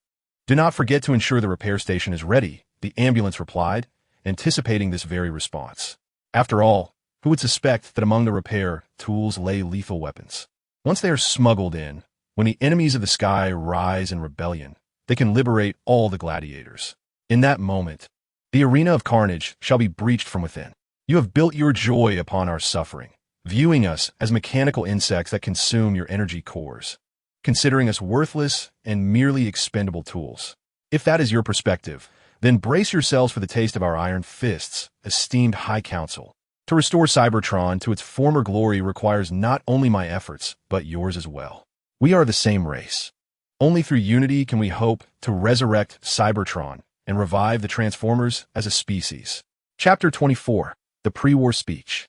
The war has begun. Have you heard? The High Council intends to treat all miners as disposable tools. Where did you hear such a thing? Naturally. It was spoken by a transformer with a short-circuited core in the old oil mill, and judging by its frame and paint, it seems to hold a significant status. Enough of this. Do not spread such rumors. Recently, a sentiment has emerged on the streets of Iron Fortress. The High Council plans to discard all dismissed miners from the southern region of Cybertron as disposable tools. There exists substantial evidence that, even now, the unemployed miners continue to scavenge on the streets of southern Cybertron or near the Rust Sea, enduring each cycle of hardship. To date, no miner has claimed to have found employment with the assistance of the High Council, a fact that resonates like a stark truth against the visors of the citizens of Iron Fortress. As one of the most affluent groups on Cybertron, the citizens of Iron Fortress harbor a profound skepticism towards their High Council, for every session of the Council unfolds under their vigilant gaze. Consequently, they are acutely aware of the inefficacy of the Council's resolutions. Unfortunately, akin to the way Unicron ultimately departed Iron Fortress to choose Kaon, the citizens here have been deeply influenced by the ideologies of the High Council, even when dissatisfaction with the Council's corruption and inefficiency simmers. They refrain from raising the banner of rebellion, as they are beneficiaries of the Council system. Even among the Transformers of Iron Fortress who might contemplate dissent, they are ultimately dissuaded by their peers, for the High Council's dominion over Cybertron is profoundly ingrained in their sparks. This compulsion is instinctual, rendering the majority of Transformers in Iron Fortress incapable of any act of resistance. In this context, Orion Pax's attempts to oppose the High Council ultimately resulted in him being forcefully restrained by a police vehicle. Indeed, as Shockwave remarked, how could the High Council ever heed the counsel of other classes? Orion, you must understand, persuading the High Council is an unattainable goal, a truth you should grasp even more clearly than I. After forcibly pulling Orion Pax back, the police vehicle endeavored to reason with his earnest friend. The nature of the High Council is far clearer to the police vehicle, who serves directly under them, unlike the mundane role of an archivist. Yet, we must strive to do something, mustn't we? Orion Pax uttered, only to witness his friend shake his head, clearly indicating that his words had failed to sway the police vehicle. Then we must not take the lead, for this is Iron Fortress, the very stronghold of the High Council. The 5 punishments and shadow puppetry are hardly benevolent forms of punishment. I have witnessed far too many Transformers, unable to bear the humiliation, return to the Allspark.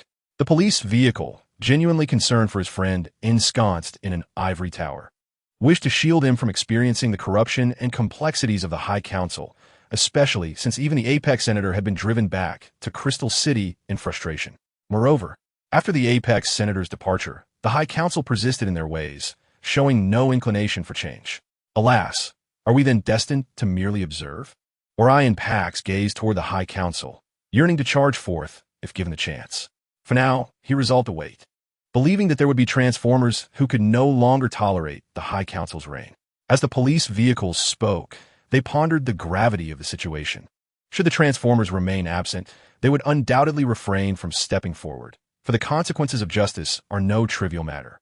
In the underground base of Kaon, as murmurs spread across Cybertron regarding the miners abandoned by the High Council, the Decepticon leader entered the final stages of preparation. The last batch of junior officers had successfully graduated, ready to join their esteemed predecessors as part of the Decepticon forces led in a battle by their commander. The training grounds within the base were bustling with thousands of Transformers, all of whom had been rescued and trained by the Decepticon leader. They were poised to make a name for themselves in the impending battle, ensuring that the High Council would never again underestimate them. The Decepticon leader gazed upon the sturdy forms of the Transformers below, who in turn looked up to the leader who had guided them to this pivotal moment.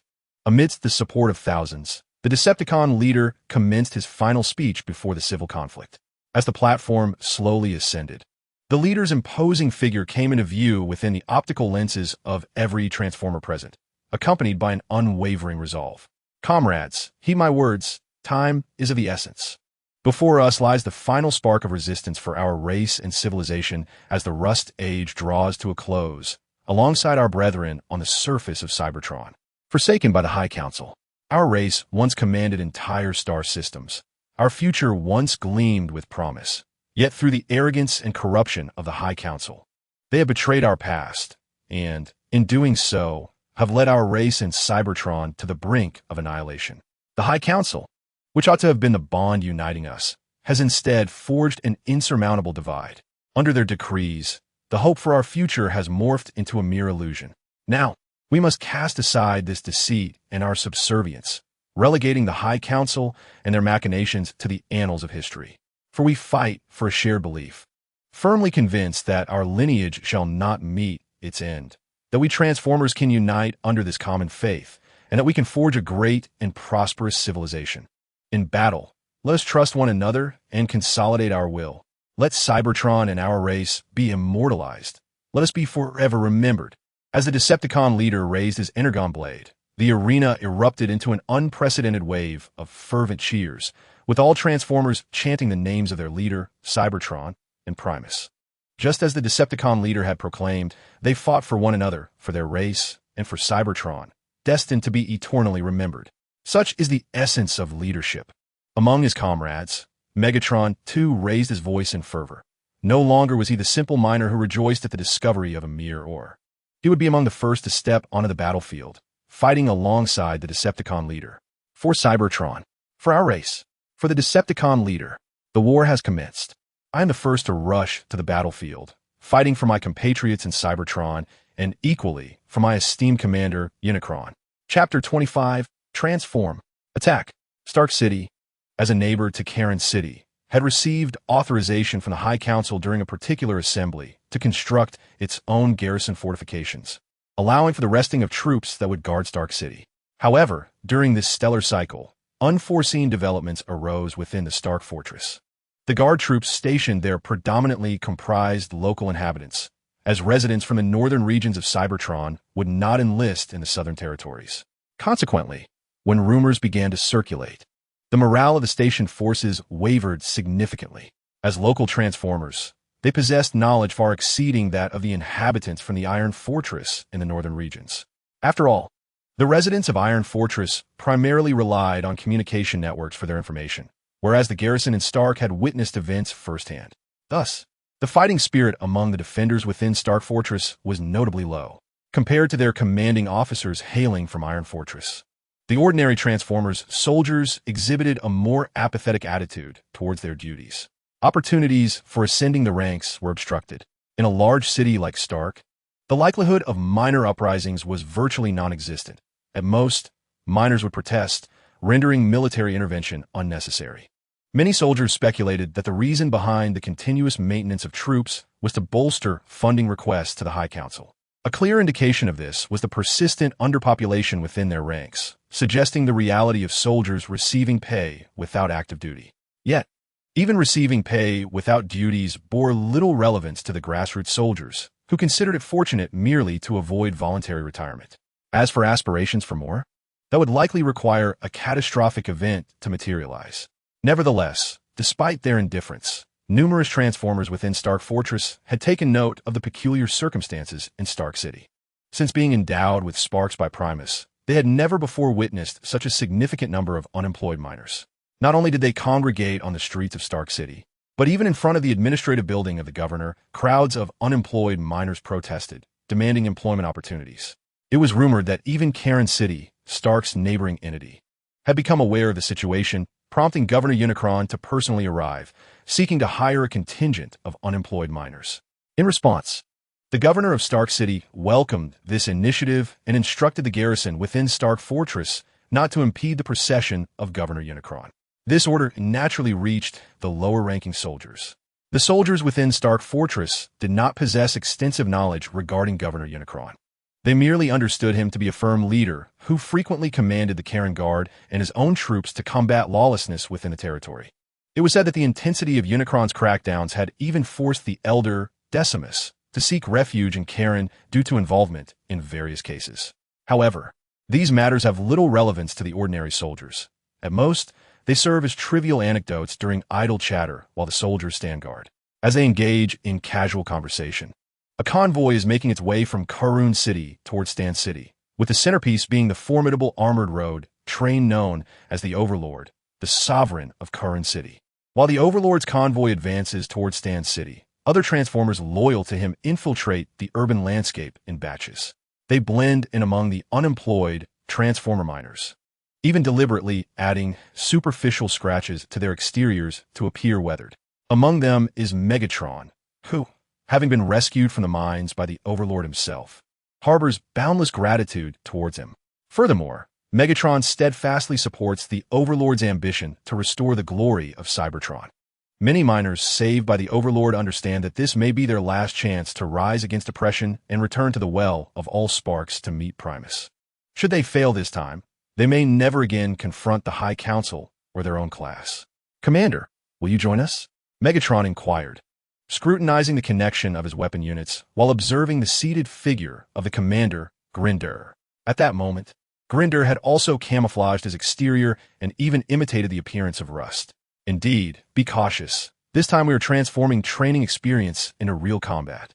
As Grinder calmly responded to Megatron's inquiry, he continued to inspect his weapon units.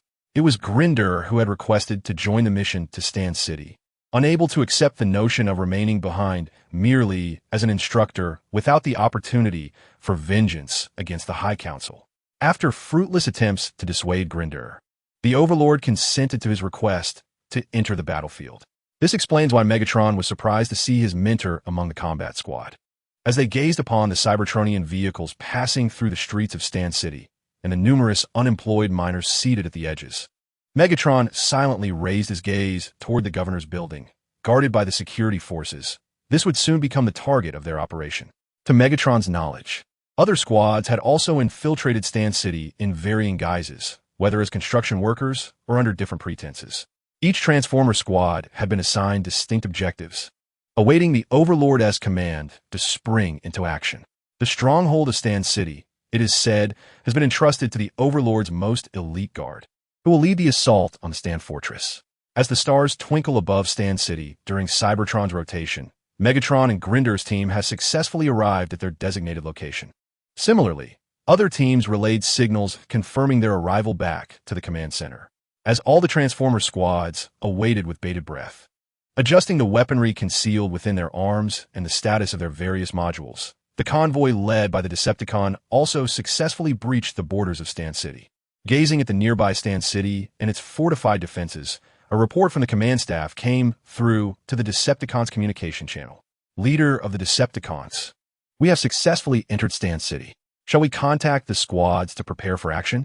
Accompanied by numerous security forces, the Crimson and Gold Cybertronian heavy armored road train sped forward, receiving a report from the command staff via an encrypted communication channel. Listening intently to the updates from his subordinates, the heavy armored road train surged forward towards Stan City. Subsequently, much to the bewilderment of the Transformers, including the governor of Stan City who had come to greet them, the vehicle suddenly leapt upward, transforming mid-air into the Decepticon leader.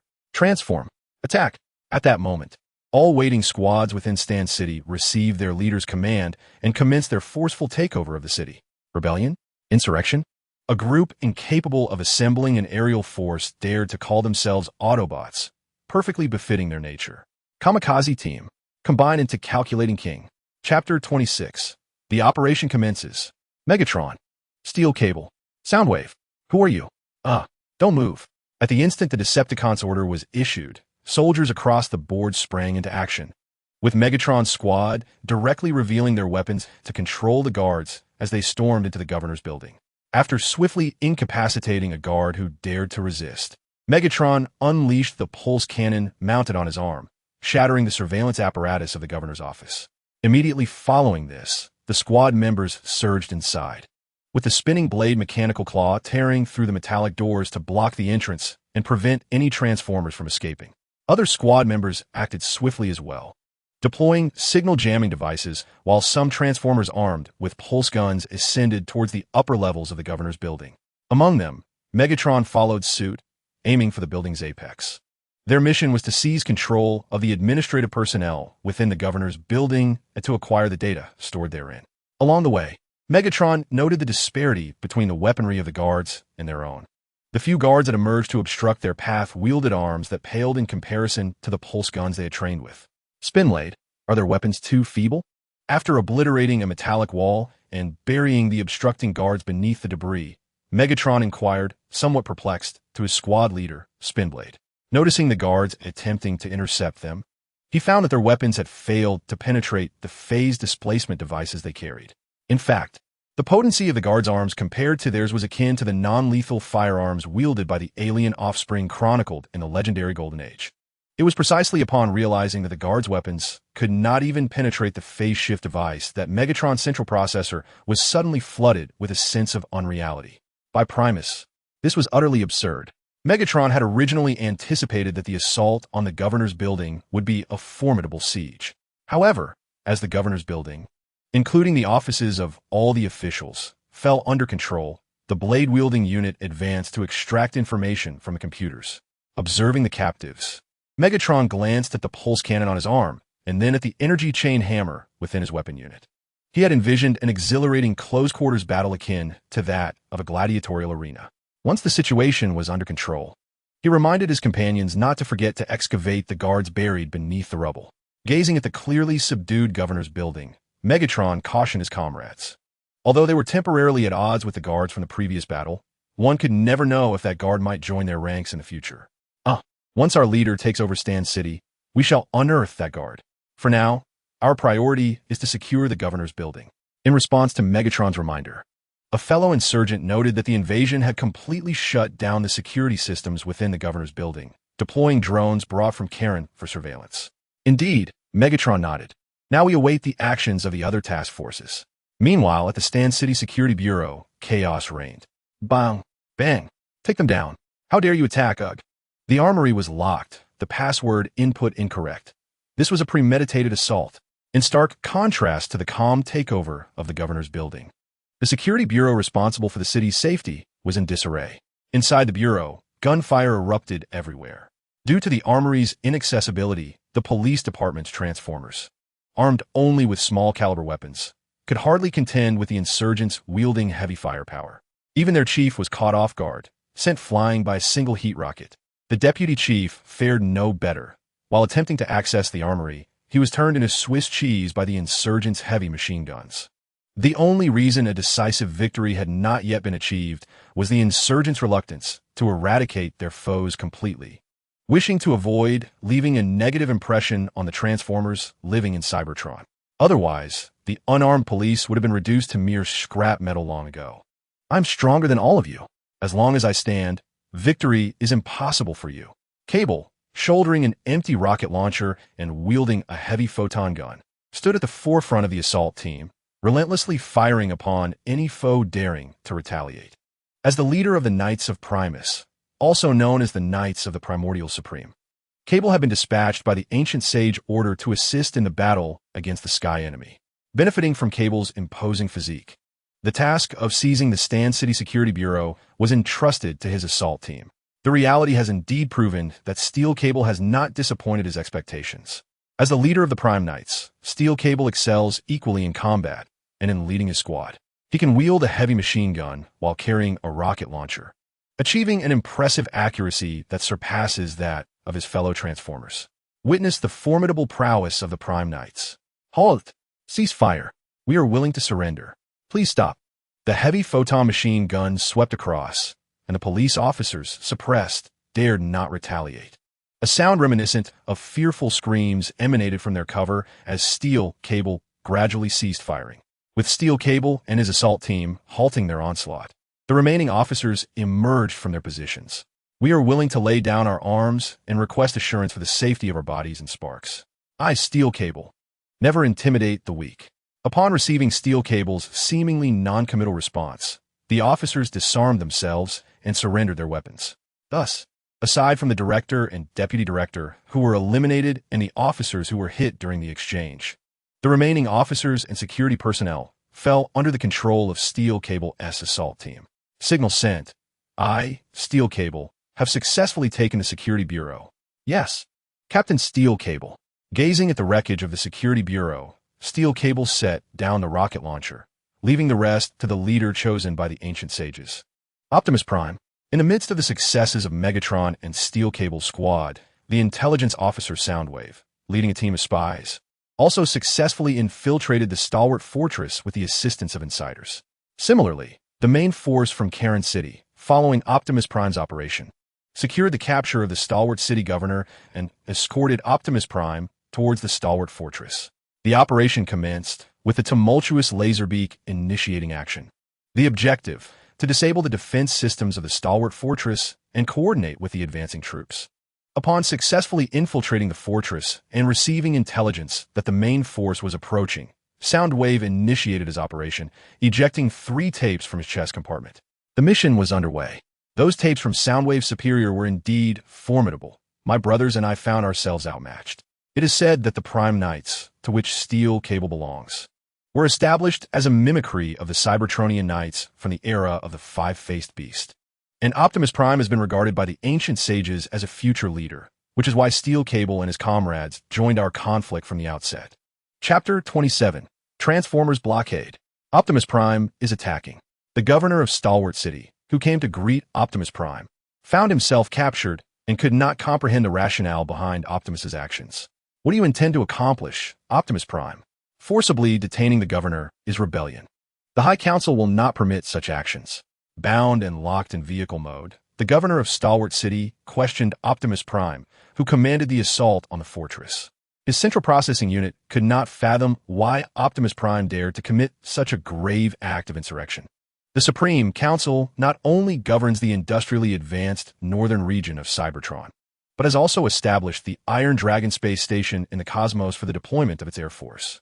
It can be asserted that both the troops and the superior industrial weaponry are firmly under the Council's control.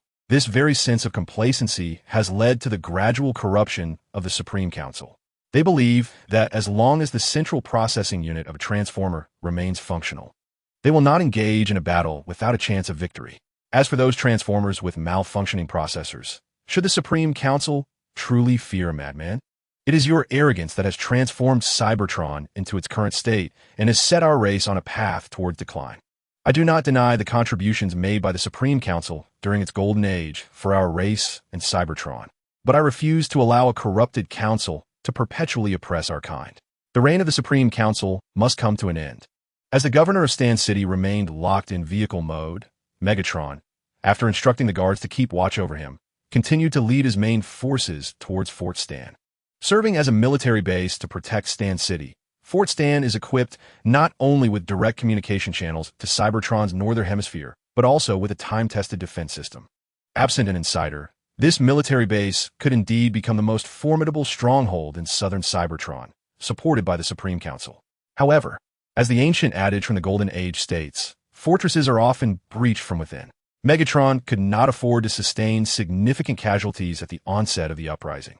Therefore, he had long since embedded his own spies within Fort Stan, and at this moment he dispatched his intelligence officer and strategist, Soundwave. You ambitious one, do you wish to incite a civil war? Such an act would only lead Cybertron and our race to ruin. Release me. Release me. The governor of Stan City attempted to continue his admonishments towards Megatron, only to discover that the guards had restrained him with shackles while he remained trapped in vehicle mode. In a fit of rage, the governor's body trembled violently in an attempt to break free, but was firmly held down by the guard captain's machine gun. Before everything concludes, please be quiet. The captain commanded the other Transformers in Megatron's guard to escort the governor away, while he himself transformed mid-air into a Cybertronian jet fighter. Let us proceed as well, Ironhide. Indeed, Lightspeed. As they beheld the transforming captain soaring into the sky, Ironhide and Lightspeed, also part of Megatron's guard, exchanged knowing glances and transformed into Cybertronian vehicles, a race car and a motorcycle, respectively. The operation commenced. As they received successive reports of success from the Stan City assault team, the main forces led by Megatron beheld the outline of Fort Stan, witnessing the metallic walls of the military base. The thousands of Transformers in vehicle mode under Megatron's command began to accelerate. In the military base adjacent to Stan City, a Transformer soldier named Lockdown was making slight adjustments to the accuracy of his weapon. He was merely an ordinary Transformer within this military establishment, constrained to the role of a common soldier, as the officers hailed from northern Cybertron. As a resident of southern Cybertron, Lockdown was also a melancholic fatalist. It was this very disposition that led him to become a devotee of the ancient order of the Primes, firmly believing that Cybertron was governed by a deity known as Primus, who bestowed them with life through the matrix of leadership, and that ultimately they would return to Primus's side. Thus, when the Fallen approached him, Lockdown, after a brief moment of hesitation, chose to align himself with the Fallen's forces. For the Fallen was prophesied to be the leader of the ancient order. Now, it was time for Lockdown to contribute his share of strength. As he made final adjustments to his weapon, he painted his chest plate with a vibrant red hue, symbolizing his allegiance and distinguishing between friend and foe. It was said that red was the color of the Fallen's physical form. Consequently, the informants assisting the Fallen were instructed to mark their chest plates with red paint for identification purposes, based on accurate intelligence from the department. As Lockdown quietly awaited his moment, Soundwave stealthily infiltrated the defenses of the fortress, successfully commandeering the security systems. With a resounding thud, 2 guards fell to the ground, incapacitated, while Soundwave emerged from the shadows to decrypt the security codes and bring the systems offline. Simultaneously, the Fallen's forces captured the attention of the fortress's Transformer commander. What business do the governing officials have here? We have no direct connection with them, pondered the commander. His curiosity piqued upon detecting the signals of Governor Carlin and the governor of Stan City among the Fallen's convoy. He realized he was not particularly acquainted with either of these officials.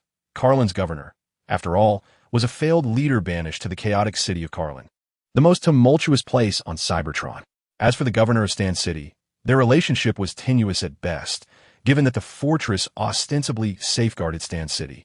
Yet the military command rested solely in his hands, rendering the governor's authority irrelevant.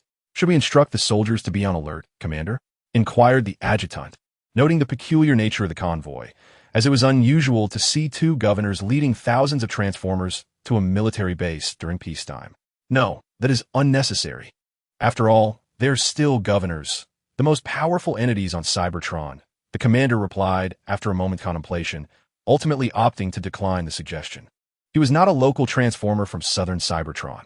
He was destined to return to Iron Fortress for his duties, and there was no need to provoke conflict with 2 governing officials.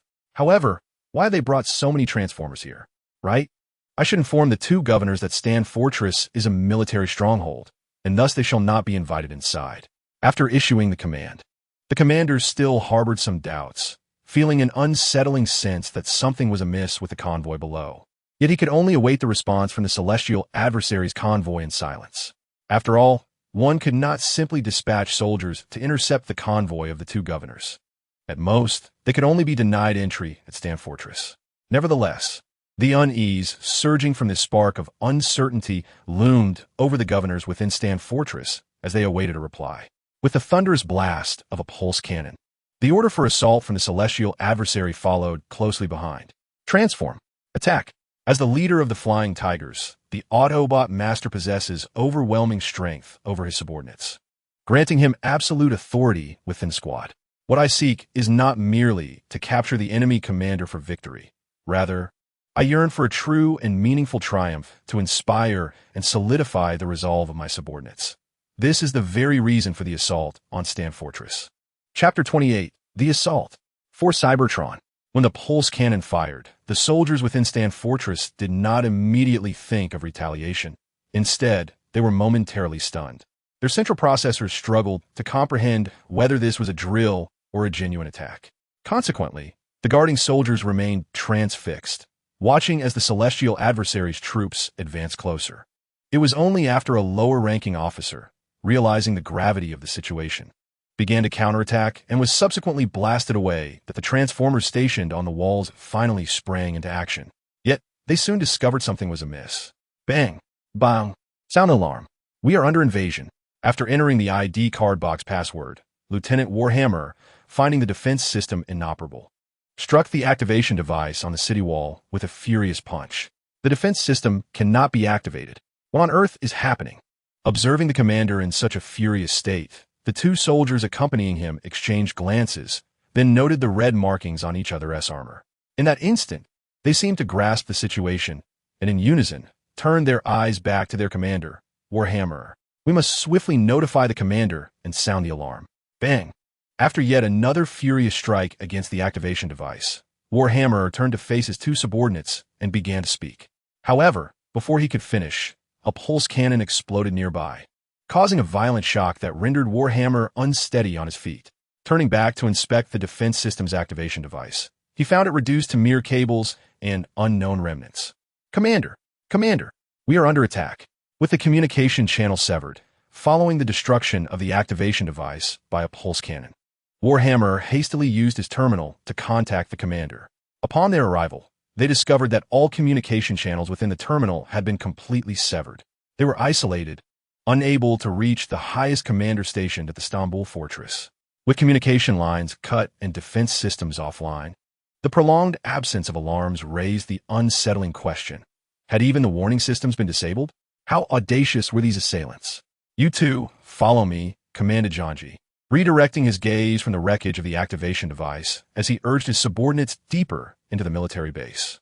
Along the way, Janji observed several transformers armed with high-frequency vibration weapons leaping onto the city walls. They resembled the fearless warriors of a legendary Golden Age, engaging in skilled combat against the soldiers with their close-quarters weaponry. Utilizing phase displacement devices and their agile forms, they began to systematically overpower the defenders atop the walls. Had their central processors malfunctioned? Did they not fear returning to the Allspark in the throes of such combat? Janji watched in shock as the soldiers were gradually encircled and eliminated by the enemy's adept fighting techniques.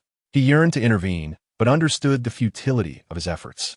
Reluctantly, Janji quickened his pace, leading his subordinates in search of the commander. The enemy fighters were akin to gladiators in an arena, proficient with their high-frequency vibration weapons. Janji even witnessed an adversary, despite sustaining injuries, fiercely resisting defeat. Hurry! We must inform the commander that the enemy has invaded the base. The alarm systems, communication devices, and defense mechanisms are all completely offline. This is undoubtedly a premeditated assault by the enemy. Abandoning the notion of providing support to the besieged defenders, Janji transformed into a Cybertronian heavy battle vehicle and sped towards the interior of the base with his team.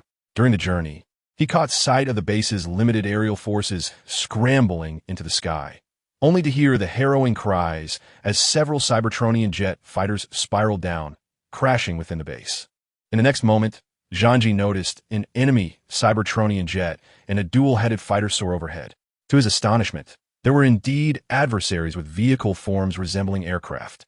Recognizing the urgency of the situation, Janji accelerated, with his subordinates, who had also transformed into Cybertronian off-road vehicles, hastily following suit.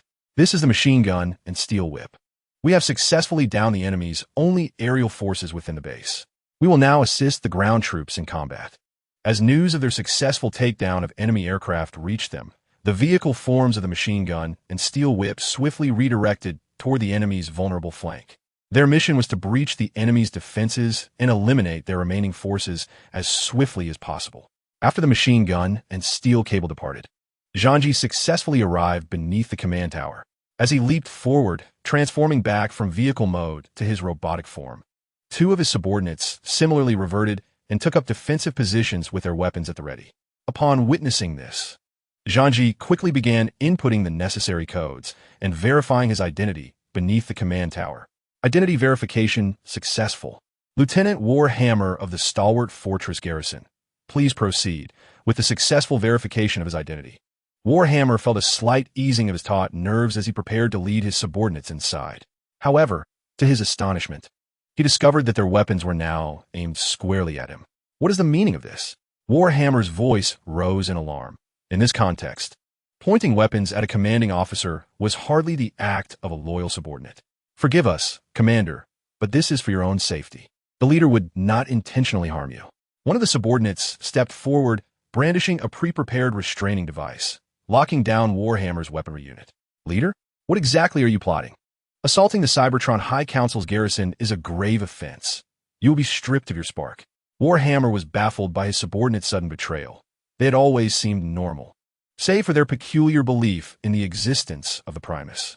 Forgive me, Commander, but even if the High Council wished to strip me of my spark, they would at least need to succeed first. Now please log off. Faced with Warhammer's inquiries, the subordinate exchanged glances with his comrades before using the restraining device to forcibly log Warhammer offline. Observing the commander lying quietly on the ground like an alien hatchling, the subordinate and his companions concealed his form in a more hidden corner, standing guard. Next, they awaited the arrival of the Decepticon leader. Meanwhile, at the pinnacle of the command tower, Laserbeak was in action, targeting and slicing through the metallic door, leading his tape unit to dispatch the guards within the tower. Soundwave activated his chest-mounted weaponry, commencing the meticulous cutting of the reinforced metal door. Inside, the commander and his aide of the Stalwart Fortress fixated on the door as it was gradually severed by the laser. As the moment of culmination approached, a flag symbolizing the success of the Uprising was raised atop the Stalwart Fortress. This would mark the beginning of our journey toward Cybertron. Sheathing his energy blade, which still dripped with remnants of energon, the Decepticon leader gazed at the flag and the jubilant throng of his subordinates. For Cybertron, and for our kind, perhaps due to our lack of aerial strength, we are frequently referred to as Autobots. Of course, there are other reasons, though I'm uncertain of what they might be. Starscream is a deceiver. Many Transformers are aware of this fact, yet knowing does not always equate to the courage to expose it. Chapter 29. The leader of the ancient sage prophecy. Stalwart City has been successfully seized, encompassing both the governor's building and the industrial and security sectors within the city. Along the way, even some unemployed miners joined the insurgents as they stormed the key areas of Stalwart City, employing liquid explosives from the mines to launch surprise attacks on the city's guards. While the damage was minimal, it significantly disrupted the guards' resolve to resist. Therefore, when Stan City was entirely seized, the unemployed miners inquired of the commander, Steel Cable, about their next target, underscoring their unwavering resolve to secure employment. The response they received was that Steel Cable and his compatriots were insurgents, not a collective of unemployed miners instigating conflict. Upon hearing this, the miners' central processors instinctively ceased functioning. Their recent actions may have inadvertently contributed to the insurgency's assault on the vital stronghold of Stan City. If judged by the Supreme Council, they could potentially face dire consequences. I, Steel Cable, admire your courage, he expressed, genuinely pleased by the assistance rendered by the unemployed miners during the Uprising. As a member of the Order of the Primal Deities, he was acutely aware of the ancient sages' assessments regarding the adversaries of the divine. Consequently, Steel Cable was confident that the initial phase of their rebellion would succeed. He just did not anticipate receiving aid from unemployed miners at the onset of the conflict. The miners exchanged glances, gazing at the imposing figure of Steel Cable. They had assumed that the assaults on key locations were their efforts to exert pressure on the Supreme Council and the governor of Stan City, never realizing it was a riot. Moreover, it appeared that the rebellion had met with success. With the primal deities as witnesses, their central processors must indeed have malfunctioned, leading to the surreal spectacle before them. The guard forces of Stan City were overwhelmed by the insurgents, who had even managed to suppress them with superior firepower, compelling them to surrender. A revelation that would surely be met with disbelief among the Transformers. May we inquire who the leader of this uprising, nay, this insurrection, is? Though their central processors had faltered due to their inadvertent assistance to Steel Cable's strike team, the unemployed miners endeavored to express their curiosity regarding the leader of this rebellion. An insurrection, unlike a simple protest, was a matter of grave significance. At the very least, throughout the Golden Age, the Rusted Age, and now the Stagnant Age, no Transformer had dared to confront the Supreme Council on the battlefield. Even the Dawn Society of Crystal City was unable to take such a stand. Their numbers were too small, and each casualty represented a significant diminishment of their strength. Consequently, the leader of the Dawn Society, the Titan, ultimately chose to resign from his position in the Supreme Council and return to manage his domain in Crystal City. Not even the Titan, who had once expanded colonies for Cybertron during the Golden Age, opted to face the Supreme Council directly. Thus, who could now be the one to confront them? The unemployed miners looked to Steel Cable, yearning for answers. I, Steel Cable, am the leader of the Order of the Primal Deities, and the one who guides me must surely be the leader foretold by the ancient sages, he proclaimed, invoking the name of the ancient sages. As adherents of the primal deities, they firmly believed that Cybertron was a manifestation of the divine, and thus they were profoundly discontented with the Supreme Council's reckless exploitation and destruction. Similarly, the Ancient Sage Council possesses a remarkable influence on Cybertron, though they have not been perceived as a threat by the High Council due to their exclusive veneration of Primus and their disinterest in political affairs. It is conceivable that some members of the High Council acknowledge the existence of Primus. Otherwise, one could hardly elucidate why the Transformers were bestowed with life by the Allspark.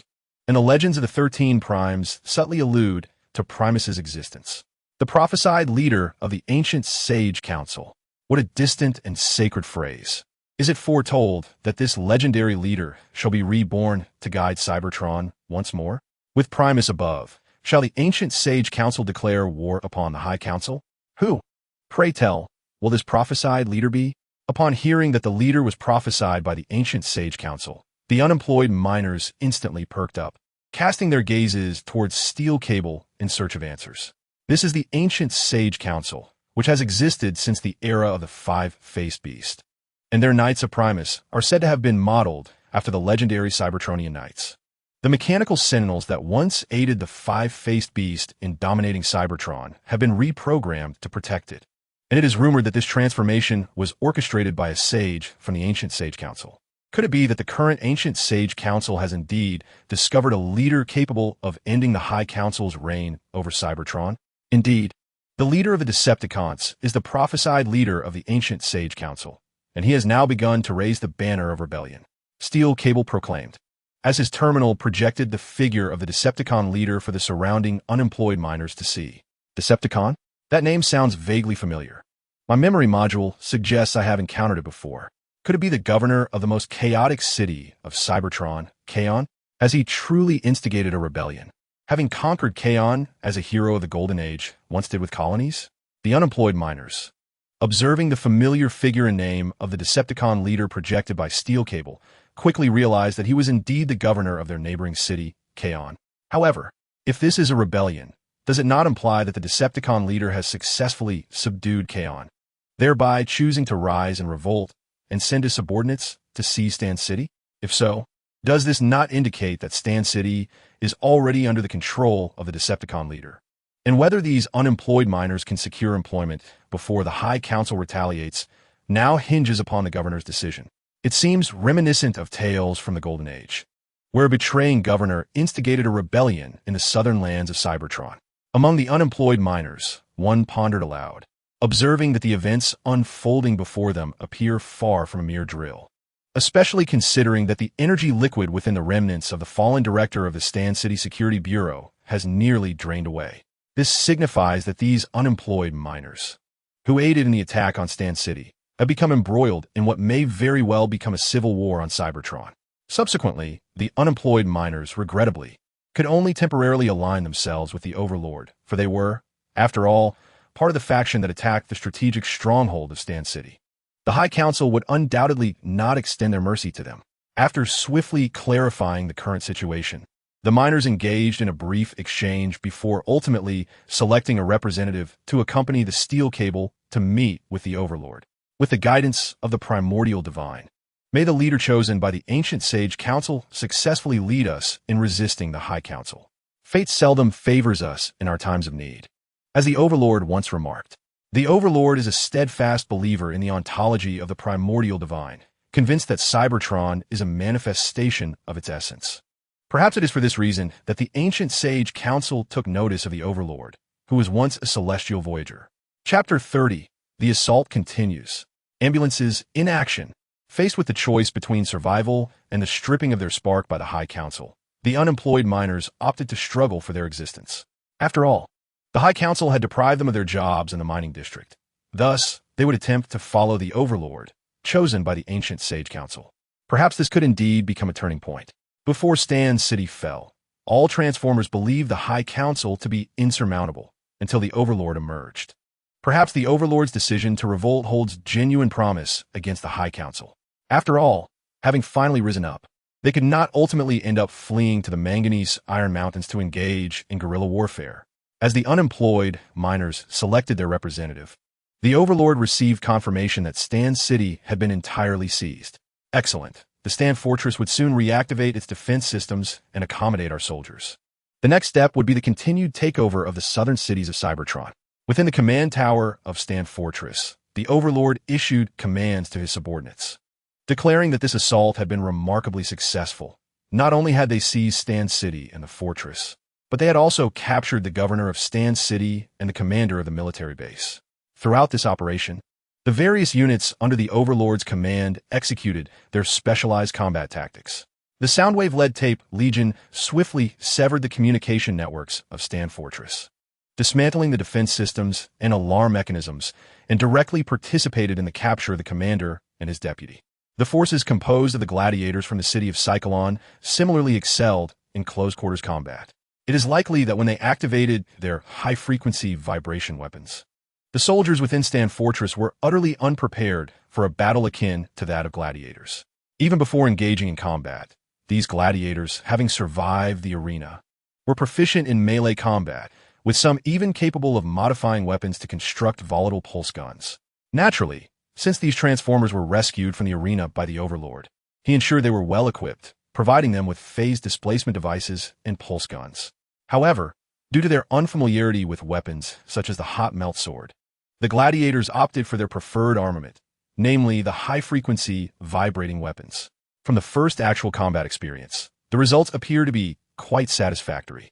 Moreover, whether it was the internal supporters or the guard troops operating the artillery, they all diligently fulfilled their assigned tasks, which facilitated the easy capture of Stan Fortress. The captives were to be escorted back to Kaon, treated humanely, as this was merely a temporary detainment. Once their information was gathered, they might even be invited to join our ranks. After temporarily bestowing verbal commendations upon the various units for their combat efforts, the Overlord arranged for his subordinates to escort the captives back to Kaon. Despite the successful seizure of Stan City and Kaon Fortress, time remained of the essence. At the end of this stellar cycle, they must continue their advance northward, aiming to capture the cities south of the Rust Sea to keep the enemy at bay. Once they successfully stabilize their hold on the southern cities of Cybertron, it is certain that internal strife will ensue within the High Council, unleashing long-simmering grievances. At that point, both the ambitious and the scheming will emerge, eager to tear apart the Council for their own interests. When the upheaval erupts, the stagnant era will come to an end, and the pathways for ascension between classes will reopen. Notify Ambulance and Soundwave, and establish contact with our forces in Slaughter City. We have successfully captured Stan City and Stan Fortress, and they must ensure the capture of Slaughter City as well. While retrieving information from within Stan Fortress, the Overlord issued commands to the communications officer. Since Stan City had already fallen into their hands, the Slaughter City, a sibling city to Kaon, would be even less likely to escape their grasp. Furthermore, as a renowned underground physician, Ambulance maintained a formidable reputation in Slaughter City, both among gladiators and the local Transformers inhabitants. The Overlord recognized this quality, thus entrusting Slaughter City to Ambulance, knowing that his old friend possessed the decisiveness befitting a leader. Soundwave continued to sever the communications network between Stan City and Stan Fortress. We must act swiftly before the High Council can respond. After instructing the communications officer, the Overlord turned to his trusted intelligence advisor, Soundwave, entrusting him with the critical task of disrupting the communications network. The Overlord had faith in Soundwave's capabilities. The mission was clear: to sever the communications between Stand City and Stand Fortress. Acknowledging the order, Soundwave activated his pre-recorded, emotionless voice to signify receipt of the command. The Overlord nodded in comprehension. He was well aware that Soundwave refrained from using his true voice in the presence of others. Reflecting on Soundwave's past experiences as a wanderer, the Overlord understood that this intelligence officer would likely only reveal his true voice in the presence of trusted Transformers. Let us commence our actions, comrades, and make the Supreme Council aware that their era of unchecked authority has come to an end. The Decepticon leader proclaimed, as all present Transformers stood erect, attentively absorbing their leader's words. They had collectively embarked on the path of rebellion against the Supreme Council.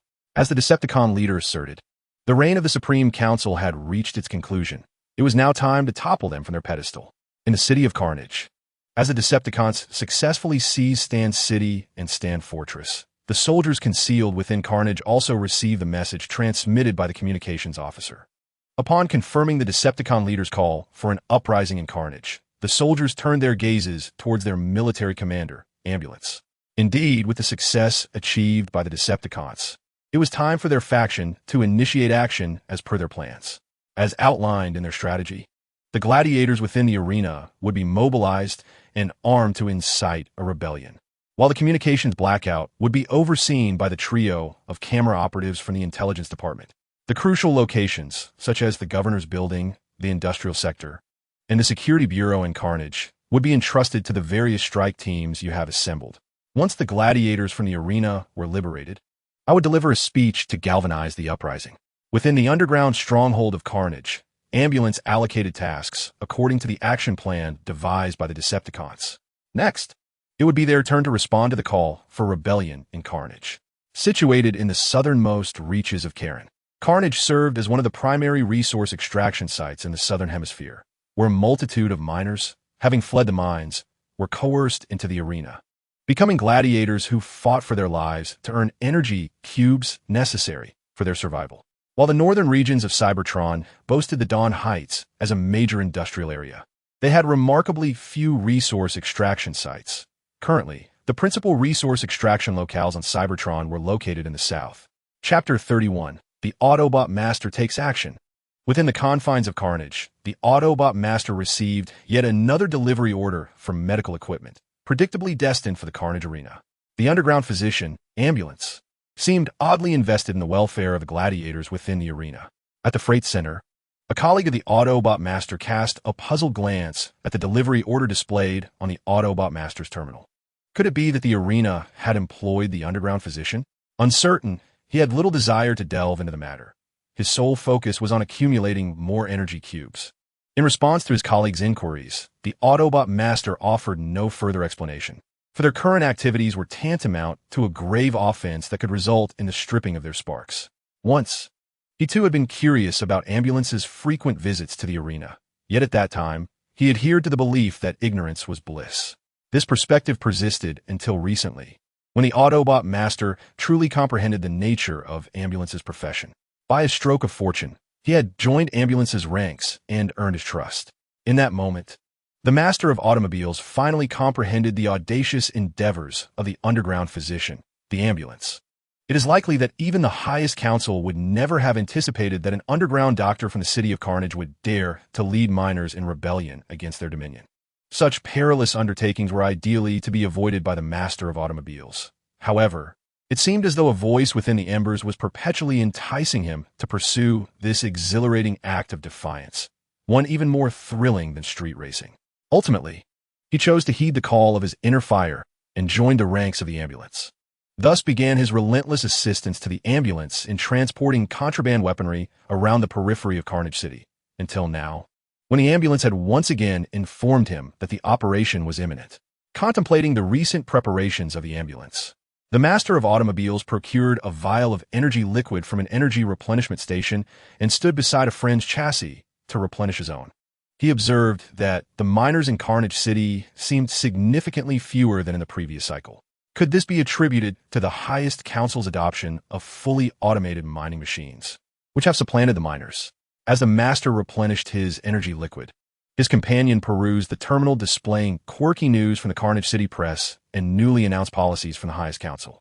They also discussed the changes occurring in Carnage City during this cycle. Compared to the last cycle, there was a stark reduction in the number of miners, likely due to the replacement by fully automated mining machines.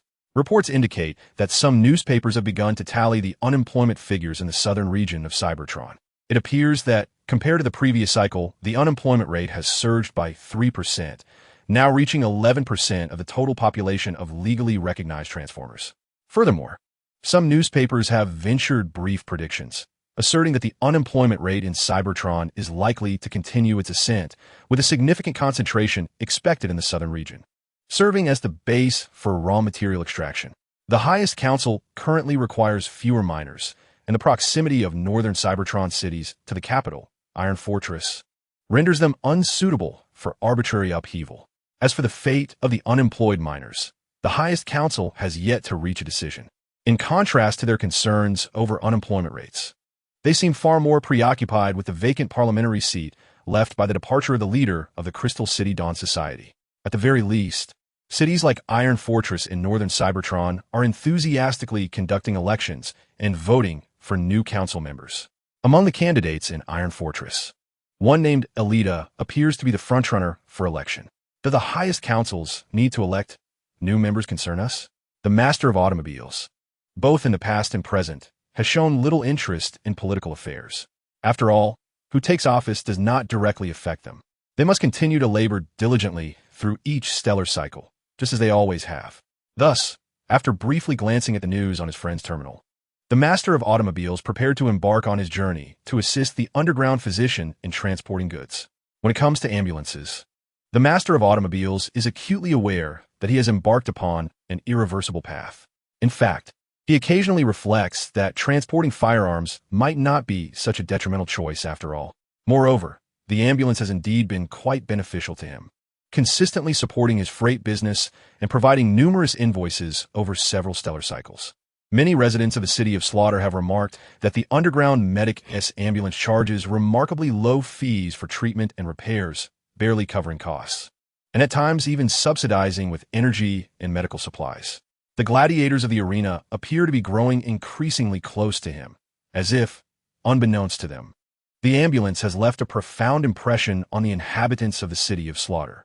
As the central processor of the Master of Automobiles whirred with idle thoughts, he gradually maneuvered his Cybertron model-heavy truck form towards the warehouse adjacent to the underground Medic's ambulance clinic. This space had been leased by the ambulance to store expensive medical equipment and illicit firearms. Upon his arrival and the transmission of his coordinates to the ambulance, the metallic rolling door of the warehouse began to rise. Emerging from within were the ambulance and his assistant, Sway. Behind them, several figures resembling worker transformers were transporting medical supplies encased in metal containers towards the Master of Automobiles compartment. The Master recognized their true identities. They were adept in firearms and skilled in cooperative combat, serving as allies to the ambulance. Master of Automobiles, we are once again headed to the arena. I entrust you with the transportation of these medical supplies, the ambulance stated as the rear doors of the compartment opened automatically, permitting the loading of cargo. Once everything was securely stowed, the ambulance turned towards the front of the vehicle and continued. The action plan has been established, and our teams have already proceeded to their designated locations. It is time for us to depart. Additionally, many of the gladiators within the arena have begun discreetly gathering weapons with the ambulance's covert assistance. Now, with the ambulance in position, the gladiators will dare to follow him in igniting a rebellion from within the arena. Among the medical supplies being transported, there were primarily pulse pistols intended for engaging distant foes within the arena. As for heavy artillery, once the action commenced inside the arena, the support teams outside would swiftly mobilize with heavy weaponry to assist in the assault. Let's transform and set forth. I am not a devout follower of any deity. I fight solely for myself, or rather for the Transformers I am willing to fight alongside. My Master of Automobiles, I pledge my allegiance to you. My means of atonement is to forge a brighter future, one that should surpass the promises of the past. Chapter 32. The Champion of the Arena Clash. A strike against the City of Slaughter. The arena of Slaughter City bears a striking resemblance to that of Kaon. Both are predominantly rectangular in shape and impressively large. reportedly capable of accommodating an entire legion for training exercises. As the automotive masters are well aware, these arenas are constructed primarily from rubble, a material deemed unworthy by architects due to its negligible metal content, resulting from the remnants of foundry operations. Consequently, these stones were procured by the masters of the arenas for their construction, for who would concern themselves with the materials utilized in such venues. In the stagnant era, the more ferocious the spectacle, the greater the attention it attracts from the transformers inhabiting Cybertron. The High Council has maintained its grip on Cybertron for far too long, with their decrees guiding the trajectory of both the planet and the Transformers as a race. Following the conclusion of the Rust Age, they ordered a continued blockade of Cybertron, stifling the emergence of a new age of exploration and instead fostering stagnation in every conceivable sense. This stagnation has birthed an atmosphere of darkness and filth, distorting the arenas into venues of brutal combat. The spectators do not gather to witness mere skirmishes. They yearn for true bloodshed. Above the arena, hundreds of floodlights illuminate the ground, rendering every detail visible, while the stands overflow with spectators from northern Cybertron and the denizens of Slaughter City. The crowd chants rhythmically, as though they themselves are engaged in battle. The cacophony is deafening, erupting into thunderous applause whenever a gladiator enters or a victor is declared. Amidst the tumult, Ambulin and his apprentice sway, alongside the automotive master who successfully arrives within the confines of the arena. After informing the guards of their intent to unload medical equipment, the guards depart, trusting that Ambulin, a familiar presence in the arena, will not cause any disturbance. Once the guards have left, Ambulin proceeds to summon those gladiators who have agreed to assist him in his uprising. With the cargo hold wide open and under Ambulin's direction, the unengaged gladiators lend their strength to unload the metal containers filled with medical supplies. I had thought you wouldn't come. A voice resounds from behind Ambulin's chassis as he directs the gladiators in their task. Turning to face the source of the voice, he sees a robust transformer with a brownish-purple finish approaching him. Clearly, it was this gladiator who had spoken. I shall do my utmost to fulfill the promises made, whether in matters of public or private concern. Have you made your decision, Impactor?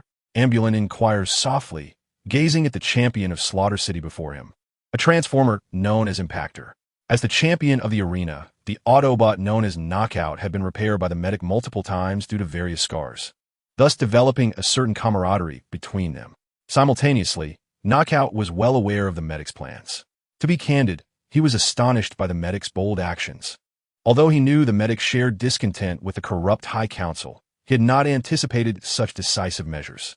The High Council was not merely a governing body of a city, but the ruling authority of Cybertron since its Golden Age. To oppose the High Council, in Knockout's perception, was almost tantamount to waging war against much of Cybertron itself. Have you truly considered the path you wish to embark upon? Once you choose, there will be no turning back to a life as an underground medic. Knockout held great respect for the medic who had once healed him, yet he believed that instigating a rebellion was fraught with peril. While he did not concern himself with his potential return to the Allspark, he was apprehensive that the medic's impulsive actions could jeopardize the hard-earned reputation and status they had accumulated over time. There was even the possibility of the High Council stripping him of his spark and imprisoning him, rendering him unable to return to the Allspark. We must ultimately return to the Allspark, but before we do, we must undertake certain actions. Knockout. The medic gazed at this arena champion, whose body he had once mended, understanding that Knockout feared for his fate as a medic should the rebellion fail. He could face dire consequences from the High Council. Yet, as Optimus Prime had articulated, every Transformer must strive towards some purpose until their return to the Allspark. Why not exert their utmost effort in this endeavor? If they yearn for change on Cybertron, why not take action? Now, the opportunity lay before them, perhaps the singular chance they would ever have before their return to the Allspark. Silently observing the resolute medic, Knockout recognized that his attempts at persuasion would bear no fruit. Then count me in, perhaps you're indeed correct. Accepting the inevitability of the medic's decision, Knockout ceased his objections and chose to join him, offering his assistance. You need not force yourself, Knockout. Observing the obvious self-preservation in Knockout's decision to join, the medic's lips quivered slightly. He comprehended that, just as Knockout could not persuade him to abandon the rebellion, he could not dissuade Knockout from seeking his own protection. It's not about coercion, you are right. Before I return to the Allspark, we must do something. Knockout remarked, casting his gaze upon the now empty cargo hold. As the cargo was unloaded, the master of vehicles transformed in a flurry of mechanical movements, swiftly reshaping from vehicle to robot form. Let's take action then. Looking at the waiting gladiators around him, along with the master of vehicles and Knockout, the medic stepped forward. Subsequently, as the medic's words resonated, the sound of electronic locks disengaging echoed, followed by the sequential opening of metal containers. Reflected in the optical lenses of those present were not merely expensive medical apparatuses, but also the specially prepared pulse pistols for the gladiators. Observing these pristine pulse pistols, the gladiators hastily approached to distribute them, including the likes of the wreckers and the master of automobiles. Soon, through an orderly distribution, all the gladiators following the ambulance were armed, and as they beheld their weapons, the wreckers cast a glance towards the arena overseer's grandstand. Now it was our turn.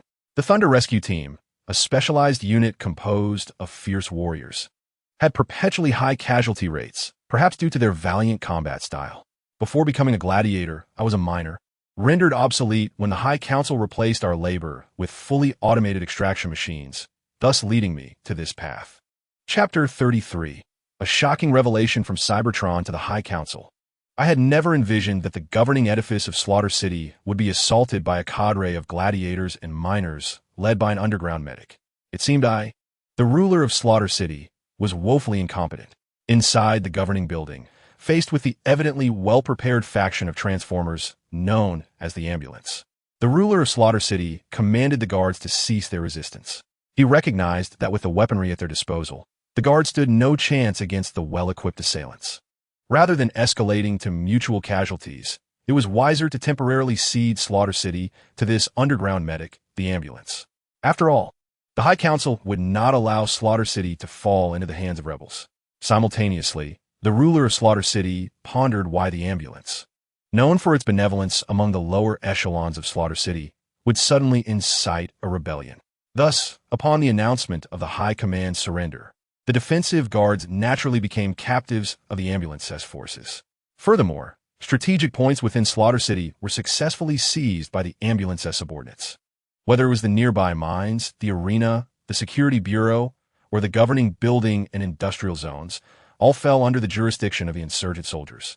The trio of surveillance cameras from the Intelligence Department also rendered Slaughter City as communication channels inoperative after the Uprising. In accordance with the plan devised by the Decepticon leader, Slaughter City was severed from contact with the northern cities of Cybertron, with the Ambulance temporarily assuming leadership over Slaughter City. They also confiscated the warehouses and assets of the High Council and Senate located therein. In the words of the Decepticon leader, the raw materials contained within these warehouses were resources the High Council had exploited for their own benefit, and there was no need to leave them a single scrap.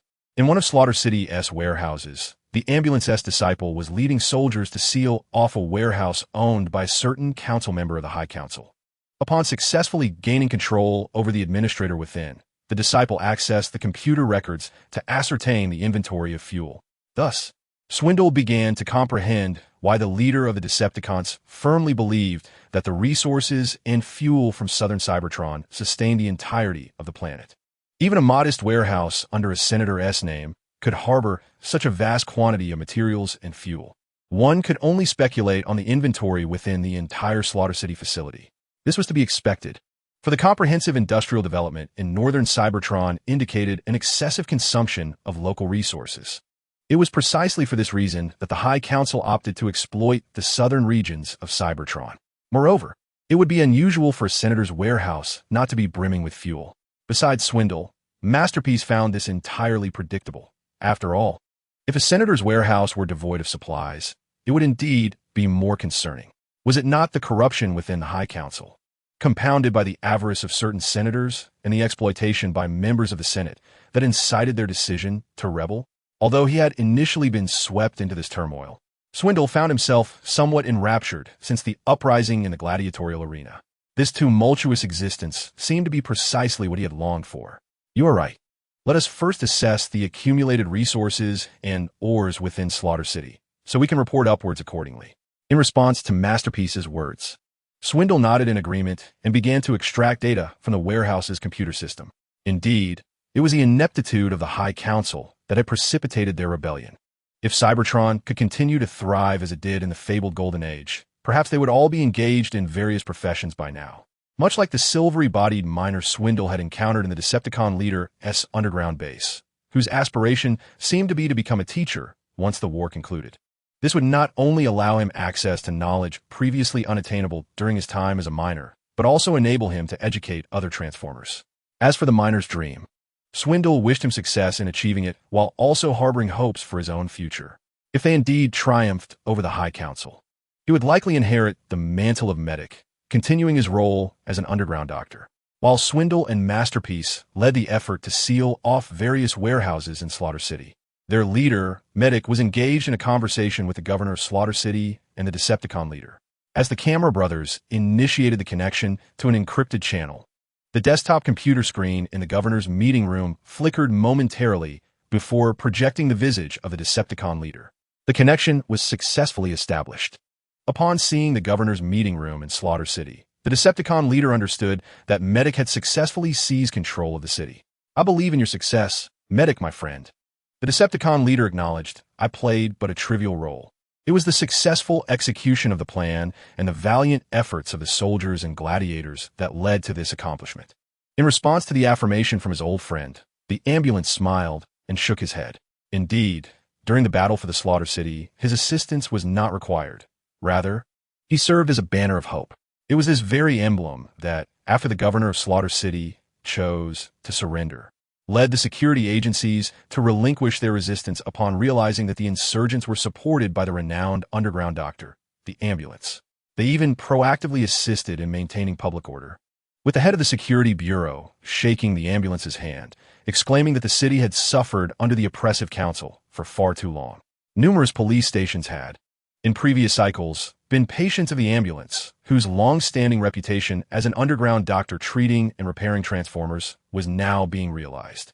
Compared to the current council, which was indiscriminately laying off miners, the ambulance's image among the residents of Slaughter City was far more favorable. "Slaughter City is now temporarily in your capable hands, ambulance. I'm leading my subordinates onward towards the cities south of Rust Sea." Acknowledging the ambulance's humility, the Decepticon leader refrained from offering further praise and instead shifted the conversation to his own circumstances. With Stan City, Fortress Stan, and Slaughter City captured, the security of the Decepticon headquarters was assured, and the next objective was to seize more cities in southern Cybertron, expanding their dominion and delivering a tremor to the council. "Now it is entrusted to you, Decepticon leader." The ambulance nodded at the projection of the Decepticon leader's form, indicating that the next steps were in his hands. Megatron was a competent warrior. However, when discussing the future with friends, he aspired to be a teacher. Fewer mistakes in war translated to greater chances of victory. Chapter 34. The Ancient Sage Council. Continue the assault. Upon receiving the ambulance's communication, the Decepticon leader continued to command his subordinates as they advanced, passing through the Soundwave Canyon.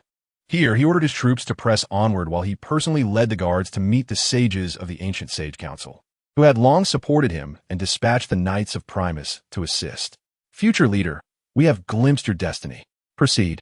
If guiding and aiding you on your path to leadership is our mission, then it is yours to fulfill in the times to come." The sages of the Ancient Sage Council were said to have existed on Cybertron since the time of the Five-Faced Beast. They were witnesses to Cybertron's history, devoted followers of Primus, and guides for the Decepticon leader. They had long safeguarded the Soundwave Canyon. According to legend, Primus received and analyzed cosmic data through the canyon. Perhaps that was why the Ancient Sage Council chose to remain here, guarding the inseparable bond between Primus and the cosmos. For Cybertron, and for our kind. Gazing upon the ancient sages of the esteemed council, the celestial adversary solemnly vowed. He comprehended the tangible existence of the universal deity, as well as the veritable presence of its arch-nemesis, the cosmic emperor. Perhaps it was a sense of impending crisis akin to a spark. Or perhaps it stemmed from a profound concern for the future of his kind. After witnessing the obsolescence and corruption of the Supreme Council, the prescient celestial adversary resolved to take decisive action against the pillars of authority, delivering a resounding blow to the Supreme Council. Now, having observed the successful execution of this strike, his focus shifted to expanding its influence. After encountering the ancient sages at the Sonic Wave Canyon, the celestial adversary hastened to rejoin his forces, leading his retinue with urgency. Celestial adversary, we have successfully entered the Great Wilderness region, a staff officer reported as they caught up with him, informing the leader of their current location. Good. Let us proceed towards Hydra Island. We cannot allow the Supreme Council to maintain control over the spaceport. Rising from his vehicle after it transformed, the celestial adversary issued his command upon hearing the report. Hydra Island, situated at the southern edge of Cybertron, was once a bustling spaceport during the Golden Age, facilitating voyages to off-world colonies. However, with the conclusion of the Golden Age, the onset of the Rust Age, and the Supreme Council's decision to seal off Cybertron during the Stagnant Age, Hydra Island gradually evolved into a vital conduit for resource transportation between the northern and southern hemispheres of Cybertron. Here, airships perpetually traversed the skies, ferrying finished goods, ores, and raw materials. The northern industrial sectors supplied the south with products, while the southern regions returned with essential resources and fuel. Furthermore, due to the encroachment of the Rust Sea upon vast expanses of Cybertron's surface, Hydra Island emerged as one of the critical passageways between the poles. To facilitate the movement of large forces across Cybertron, a breakthrough was necessary either through Hydra Island or above the Rust Sea. The celestial adversary strategy was to seize control of this locale, utilizing the Rust Sea and Hydra Island as bastions to thwart the impending offensive from the Supreme Council. Hydra Island, as the celestial adversary well understood, had gained significance since it became a principal thoroughfare between Cybertron's northern and southern realms. Even during the Stagnant Age, Transformers had attempted to hijack energy resources here. Though ultimately quelled by the security forces, the incursions had inflicted irreparable damage. Consequently, the Supreme Council had designated a garrison to safeguard the spaceport of Hydra Island, ensuring the security of both the port and the materials transported.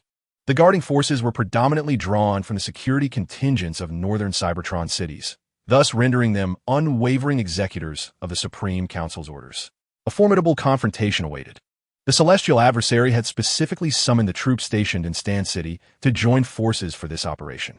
Aside from the subordinates tasked with maintaining order in Stan City, Stan Fortress, and Kaon City, the majority of the elite forces under the banner of the Decepticons have been mobilized here. Megatron and Shockwave are no exceptions. In fact, the Decepticons have a pressing need for such formidable warriors. Shockwave, knew the leader would summon me for this hard-fought battle, and I am quite pleased. In his vehicle form, a Cybertronian heavy battle tank, Shockwave traverses the ranks. Rather than soothing the residents of Stan City, he prefers to engage in combat. As Shockwave revels in the anticipation of battle, Megatron, also maneuvering within the ranks, fine-tunes his weaponry. During the previous mission to storm the governor's office in Stan City, Megatron sensed that his weapons were not operating at peak efficiency. Since the battle has yet to commence, it is the perfect opportunity for adjustments. Is this the island of Hydra, the spaceport connecting the northern and southern regions of Cybertron? It is the first time I have seen it since its inception. As he receives the blueprints of Hydra Island and gazes at the spaceport, Megatron cannot help but reflect aloud. He once believed he would toil in the mines until the extinguishing of the Allspark. Little did he know that he would ultimately be rescued by the Decepticon leader to partake in the critical assault on Hydra Island. Megatron is not the only Transformer to gaze upon the blueprints of Hydra Island with a sense of awe. The majority of the ranks are former miners liberated by the Decepticons, who, before the Council of Elders shattered their livelihoods, had thought they would labor in the mines until they returned to the Allspark. The current reality, however, is that they are poised to stage a magnificent rebellion against the Council, or as the Decepticon leader would phrase it, an uprising. As Megatron and Shockwave prepare for the impending war, the silhouette of Hydra Island gradually emerges within their optical sensors. Observing the transport planes racing past, the Decepticon leader, in his vehicle form as a heavy armored train, rises and swiftly transforms. As Hydra Island looms almost within reach, and the communication channels are filled with frequent warnings from the island security forces, Megatron raises his energon blade high above his head. Watching his followers revert from their vehicle forms, Megatron commences the final, albeit brief, speech before battle. Comrades, we have come this far with no retreat left. We shall not falter. This time, let us fight for one another, for our future. I am Megatron, and we will stand shoulder to shoulder until we return to the Allspark. Now, let us transform and move out. Megatron has always believed in the existence of Titans, convinced that the legends surrounding the 13 Primes are tied to their presence, just as the 13 Primes themselves exist. This belief may prove to be a fatal flaw. Chapter 35, Rushback. Megatron's Battle. Just as the governor of Slaughter City never anticipated the Transformers would incite a rebellion, the military commander stationed at the Hydra Island spaceport harbored doubts regarding the possibility of an attack, while his forces were stationed there. Nonetheless, despite his skepticism, he swiftly mobilized his troops to establish a defensive line facing the vast southern wasteland of Cybertron. Had it not been for the lack of heavy weaponry, the commander would have preferred to showcase such armaments. Fortunately, bolstered by his available forces, he felt a measure of confidence that they could deter the significantly large convoy approaching. The vehicles within the convoy varied considerably in form, and their purpose for visiting the Hydra Island spaceport remained unclear. As the commander of the Autobots delivered his pre-battle speech, the military commander scrutinized the Autobots' ranks, finding himself increasingly perplexed. Was this convoy truly composed of terrorists? Logically, one would expect that insurgents would infiltrate the spaceport before launching an attack. Yet, here was a group of Transformers brazenly approaching the port. In a state of confusion, the commander ordered his stationed troops to quickly mobilize. Utilizing the defensive fortifications within the spaceport, the soldiers took their positions at various defensive nodes, awaiting further commands from their leader. The appearance of the convoy bore an uncanny resemblance to miners, both in their structural design and vehicle forms. Among the station soldiers was one named Fastback, who peeked out from behind the fortifications, his optical lens focused on the approaching convoy across the wasteland. Once a member of the Cybertron Northern Iron Fortress Security Bureau, he had joined the military several cycles ago, unwilling to accept the transfer to the Carlin Security Bureau. His journey had ultimately led him to the Hydra Island spaceport, where he had anticipated a peaceful tenure until retirement. Yet, it now seemed that something was amiss. Uncertain whether the unknown convoy was armed, he awaited the commander's orders. Retracting his head, Fastback addressed his fellow squad members. Due to the capability of Transformers to conceal weaponry within their arm units, it was exceedingly difficult to ascertain from a distance whether their weapon compartments were loaded without the aid of instruments. Consequently, devices had been developed to restrain Transformers in their vehicle forms and deactivate their weapon units. One could only hope that no calamity would ensue. Armed with a pulse rifle, Fastback remained poised behind the fortifications, anticipating the commander's command. In the next millisecond, the order resonated through the channels to each squad. All squads, engage the enemy in the wasteland by any means necessary. The enemy has disregarded the warnings. As the command was issued, every soldier in the defensive positions emerged from their cover to commence firing upon the convoy of Autobots. In an instant, the pulse beams danced across the vast wasteland, prompting the formidable UT-on-D to swiftly draw his alloy shield and charge forward. His subordinates mirrored his actions, reactivating their pulse guns as they sprinted, engaging in a fierce exchange of fire with the soldiers at the spaceport. Even the towering soldiers among them wielded thermal rocket launchers, bombarding the spaceport's defensive structures, gradually locking onto the enemy's station within. Similarly, Wei-Zhan Tian unleashed a relentless barrage from the pulse cannon mounted on his arm until it overheated, after which he brandished his vibrating sword, following closely behind UT-on-D in the charge. As UT-on-D's forces commenced their assault, the military commander of the spaceport promptly dispatched all airborne troops stationed within the port. On UT-on-D's side, aerial soldiers armed with Gatling guns, steel whips, and rotary blades responded with equal fervor. In that moment, pulses of energy surged through the air and across the ground of the spaceport. UT-on-D, with his alloy shield firmly gripped, advanced forward, transforming into the spearhead of his battalion. Surrounding him, his guards and subordinates closely followed, firing upon any enemy daring enough to retaliate. In less than a heartbeat, the forces led by UT-on-D breached the defenses of the spaceport. Observing this, the swift return unit hastily rallied their squad alongside others to confront the advancing UT-on-D, firing at him. Some rounds narrowly missed, striking his alloy shield as he deflected shots from various angles. Fortunately, the phase-shifting device operated flawlessly, successfully redirecting the incoming pulse shots away from him. Witnessing the audacity of the swift return unit to fire upon their leader, Wei Zhentian brandished his vibrating sword and surged forward. Throughout the skirmish, Wei Zhentian relentlessly employed the combat techniques learned within the base, his arms swinging with the precision of a gladiator as he sliced through soldier after soldier. He eventually found himself before the swift return unit. In the narrow confines of a defensive structure, he wielded his sword as if in an arena. The swift return soldier, retreating in panic, squeezed the trigger of his pulse rifle until it overheated, only to meet a gruesome fate as Wei Zhentian cleaved him in two with a single stroke of his blade. This strike was for the leader, Utian. Gazing at the remnants of the swift return unit beneath his sword, Wei Zhentian did not linger, but pressed on to join the fight in defense of Utian. In this battle, it was not only Wei Zhentian safeguarding Utian. The latter was equally vigilant of his subordinates. Noticing a soldier attempting to fire upon Wei Zhentian, Utian swiftly hurled his elemental blade, piercing the soldier's spark chamber. Advance! Seize the spaceport! With the elemental blade removed from the dimmed soldier as frame, Utian continued to guide his subordinates in a battle.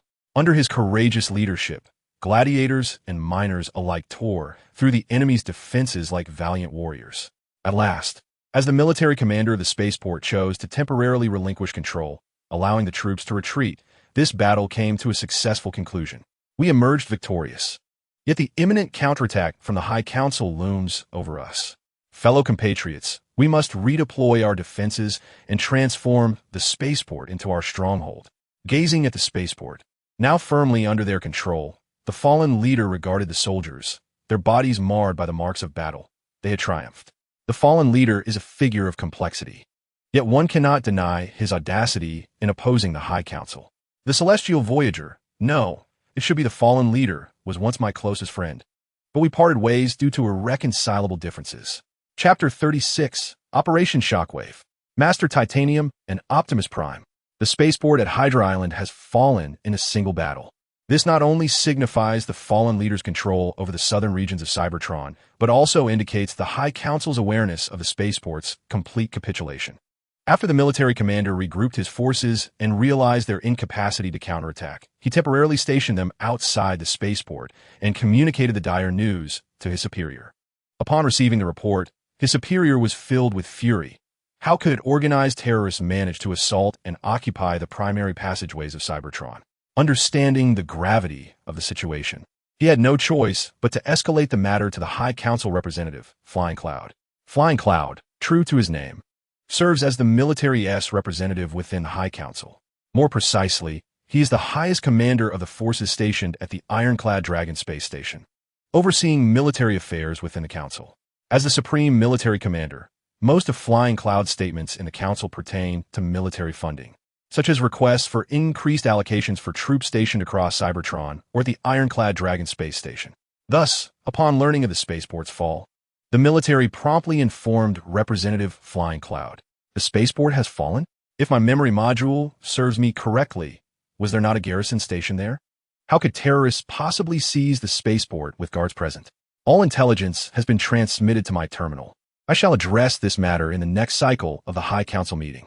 Recognizing the significance of the spaceport's fall, Representative Flying Cloud swiftly ordered all available intelligence to be sent to his terminal, intending to raise the issue in the forthcoming council session. For the moment, he planned to refine the surface of his frame at the Six Light amusement park, for he had toiled excessively for the sake of Cybertron. As Flying Cloud received the intelligence regarding the spaceport's fall, Shockwave at Iron Fortress also intercepted encrypted communications from the fallen leader. Upon realizing that they had successfully seized control of a major city in southern Cybertron, Shockwave knew it was time for him to take action. The task that lies ahead for me is to discreetly delay the High Council's mobilization of troops to reclaim the spaceport, and I, Shockwave, possess a firm confidence in this endeavor. After all, the High Council, having endured the rust and stagnation eras, tends to procrastinate subconsciously, often hesitating without the need for external provocations. To be candid, during these periods, I have largely remained a mere specter in their meetings, failing to exert any substantial influence over the High Council. Yet, despite this, they remain preoccupied with the selection of new council members. It is rumored that the most likely candidate for this role is a researcher from Ironhold named Elita, who seems to have ties to Orion Pax. Reflecting on Orion Pax, I am aware that he ultimately refrained from reporting the anomalous fluctuations in the Southern Cybertron communication network to the High Council. This has inadvertently aided their uprising in Southern Cybertron, as the absence of reports regarding the network anomalies has diverted the Council's attention entirely to the selection of new members. In a sense, their successful surprise assaults on the unprepared cities of Stan and Slaughter owe a debt to Orion Pax, even though he cannot claim credit at present. Should Unicron succeed, this civil war on Cybertron may very well attract numerous ambitious individuals and schemers. However, as Unicron has aptly stated, this may indeed be the only path to salvation for Cybertron and our race. Gazing at the encrypted message sent by Unicron, I comprehend my friend's profound love for our race and Cybertron. Had it not been for the Council's obstruction of internal reforms, Unicron would likely have preferred to avoid inciting civil strife. Contemplating Unicron's current endeavors, I too have begun to act, biding my time to reconstruct the defenses of the spaceport. Observing the residents of Ironhold engaged in fervent discussions regarding the new council elections, I turned back to continue my preparations. In the Ironhold Records Hall, as Unicron successfully achieves his strategic objectives and I prepare for future endeavors, Orion Pax remains preoccupied with his comparatively tedious tasks. Due to the Records Hall's restricted access to the public, Orion Pax encounters mainly familiar faces during his work cycles, including the archivist Master Titanium. However, this stellar cycle is somewhat unusual. Master Titanium, who has not taken leave in quite some time, has inexplicably requested time off and has yet to return by the end of the cycle. This piques Orion Pax's curiosity regarding Master Titanium's whereabouts, particularly since he is reputed to be an ancient transformer, existing since the era of the five-faced beast. It is even said that many of the ancient records were meticulously organized and stored by Master Titanium himself. Where could he possibly be? The Records Hall, like other structures within Ironhold, is constructed from a golden alloy, and upon completing his work, Orion Pax would often admire the architectural style to pass the remaining time of the cycle. It is no longer feasible. Although Iron Fortress is a city of exquisite beauty and even the capital of Cybertron, it is undeniable that Orion Pax has lingered here far too long. Long enough for even the most splendid architecture to become mundane, akin to a cruel irony where the inhabitants outside yearn to enter, while those within wish to venture beyond the confines of their city. After completing this cycle of work, despite not comprehending the reason for the unusually low fluctuations in the Southern Communications network of Cybertron, Orion Pax deemed his task accomplished. Just as he resolved to leave in search of a police vehicle for a drink, the metallic doors swung open, revealing Master Titan returning to the Records Hall. Dust-laden from his travels, Master Titan, you have returned. Observing the subtle scratches upon the Master S form, Orion Pax approached with a respectful demeanor, akin to an apprentice greeting a mentor. As his guide and the archivist, Master Titan had imparted numerous skills to Orion Pax, for which he harbored deep gratitude. Did you venture beyond Iron Fortress? Orion Pax found himself inquiring instinctively, unsure of the impetus behind his question. Indeed, I visited a place I was compelled to go. Master Titan acknowledged with a nod, confirming his departure from Iron Fortress, then lifted his gaze towards the southern expanse of Cybertron. Orion Pax followed suit, his eyes drawn towards the fabled island of Hydra. According to legend, the 13 primes have not truly departed from our midst. They merely conceal themselves among us. Master Titan harbors a wealth of ancient lore, and at times, I find myself pondering whether he embodies the essence of the primes in our world. Chapter 37. Attention of the Dawn Society. Shockwave is in motion. Crystal City has stood upon Cybertron for millennia, a resplendent testament to the civilization's innovative spirit and aesthetic principles. The spectrum of light refracts off the city's unique architectural materials, casting a dazzling glow that captivates all who behold it. The kaleidoscopic spectacle leaves an indelible mark on every transformer that encounters Crystal City. It is even said that under certain atmospheric conditions, the transformers of Iron Fortress can glimpse its mirage-like radiance from the surface. Crystal City stands as a legacy of Cybertron's Golden Age, conceived by none other than Senator Shockwave. It epitomizes the harmonious blend of beauty and functionality, emblematic of a bygone era of prosperity. However, the city is now under the stewardship of the Dawn Society's apex. As a hero also forged in the crucible of the Golden Age, Apex possesses a profound love for Cybertron, yet harbors an equal disdain for the ravages of war. Having witnessed the tragedies of the Golden Age, which have been obscured by its splendor, Apex finds the current regime of the High Council to be distasteful, shrouded in sin and corruption. Yet he remains incapable of enacting reform, for he is but a solitary figure of weakness. The High Council will not tolerate a hero of a Golden Age whimsically altering their established system, even if this hero has brought honor and prosperous colonies to Cybertron. In the nascent days of this era, the leader had endeavored to reform the High Council in an attempt to recreate the Golden Age. Clearly, he met with failure. The leader resigned from his position as a member of the High Council and returned to the Dawn Society in Crystal City. As a member of the High Council, he possessed knowledge of too many concealed secrets. Thus, he comprehended the daunting challenges of reform. Alone, with only the Dawn Society and himself, the leader recognized that reform was not feasible. Upon his return to the Dawn Society, the High Council audaciously commenced the election of new members in Northern Cybertron. It appears they have made significant progress. The leader reviewed the profile of the latest elected member, a researcher residing in Iron Fortress named Elita. Based on the current pace of the elections, it became evident to the leader that the High Council was intent on preserving their traditional structures and would covertly elect a researcher to serve as the newest member of the High Council. It seems their plan may soon come to fruition. As the leader investigated Elita's profile, a voice emerged from behind him. "What are you doing, leader?" Upon hearing the voice, the leader set aside the information he was perusing and turned to see a young member of the Dawn Society. "I am examining the list of candidates for the High Council. Has something occurred, Wing?" The leader inquired of the young member, Wing. Wing, a transformer born in the twilight of the Golden Age, was one of those who firmly believed the leader could successfully reform the High Council, even though, as it stands, they had faltered. The exclusivity of the High Council had incited the leader's fury, prompting him to resign from his position. This also deprived the Dawn Society of a shortcut to reform the High Council from within.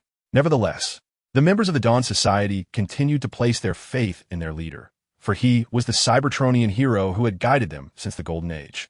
They were merely experiencing a momentary setback. Sensing that Wing had something to report, the leader keenly observed his demeanor. As he had surmised, Wing indeed bore shocking intelligence concerning the Transformers. "Leader, we have received news that the spaceport at Hydra Island has fallen. According to military intelligence, it appears that some thugs have attacked the spaceport, which was under guard," Wing reported, relaying the information to the leader's terminal. "Thugs? How could a band of marauders possibly succeed in assaulting a spaceport guarded by troops?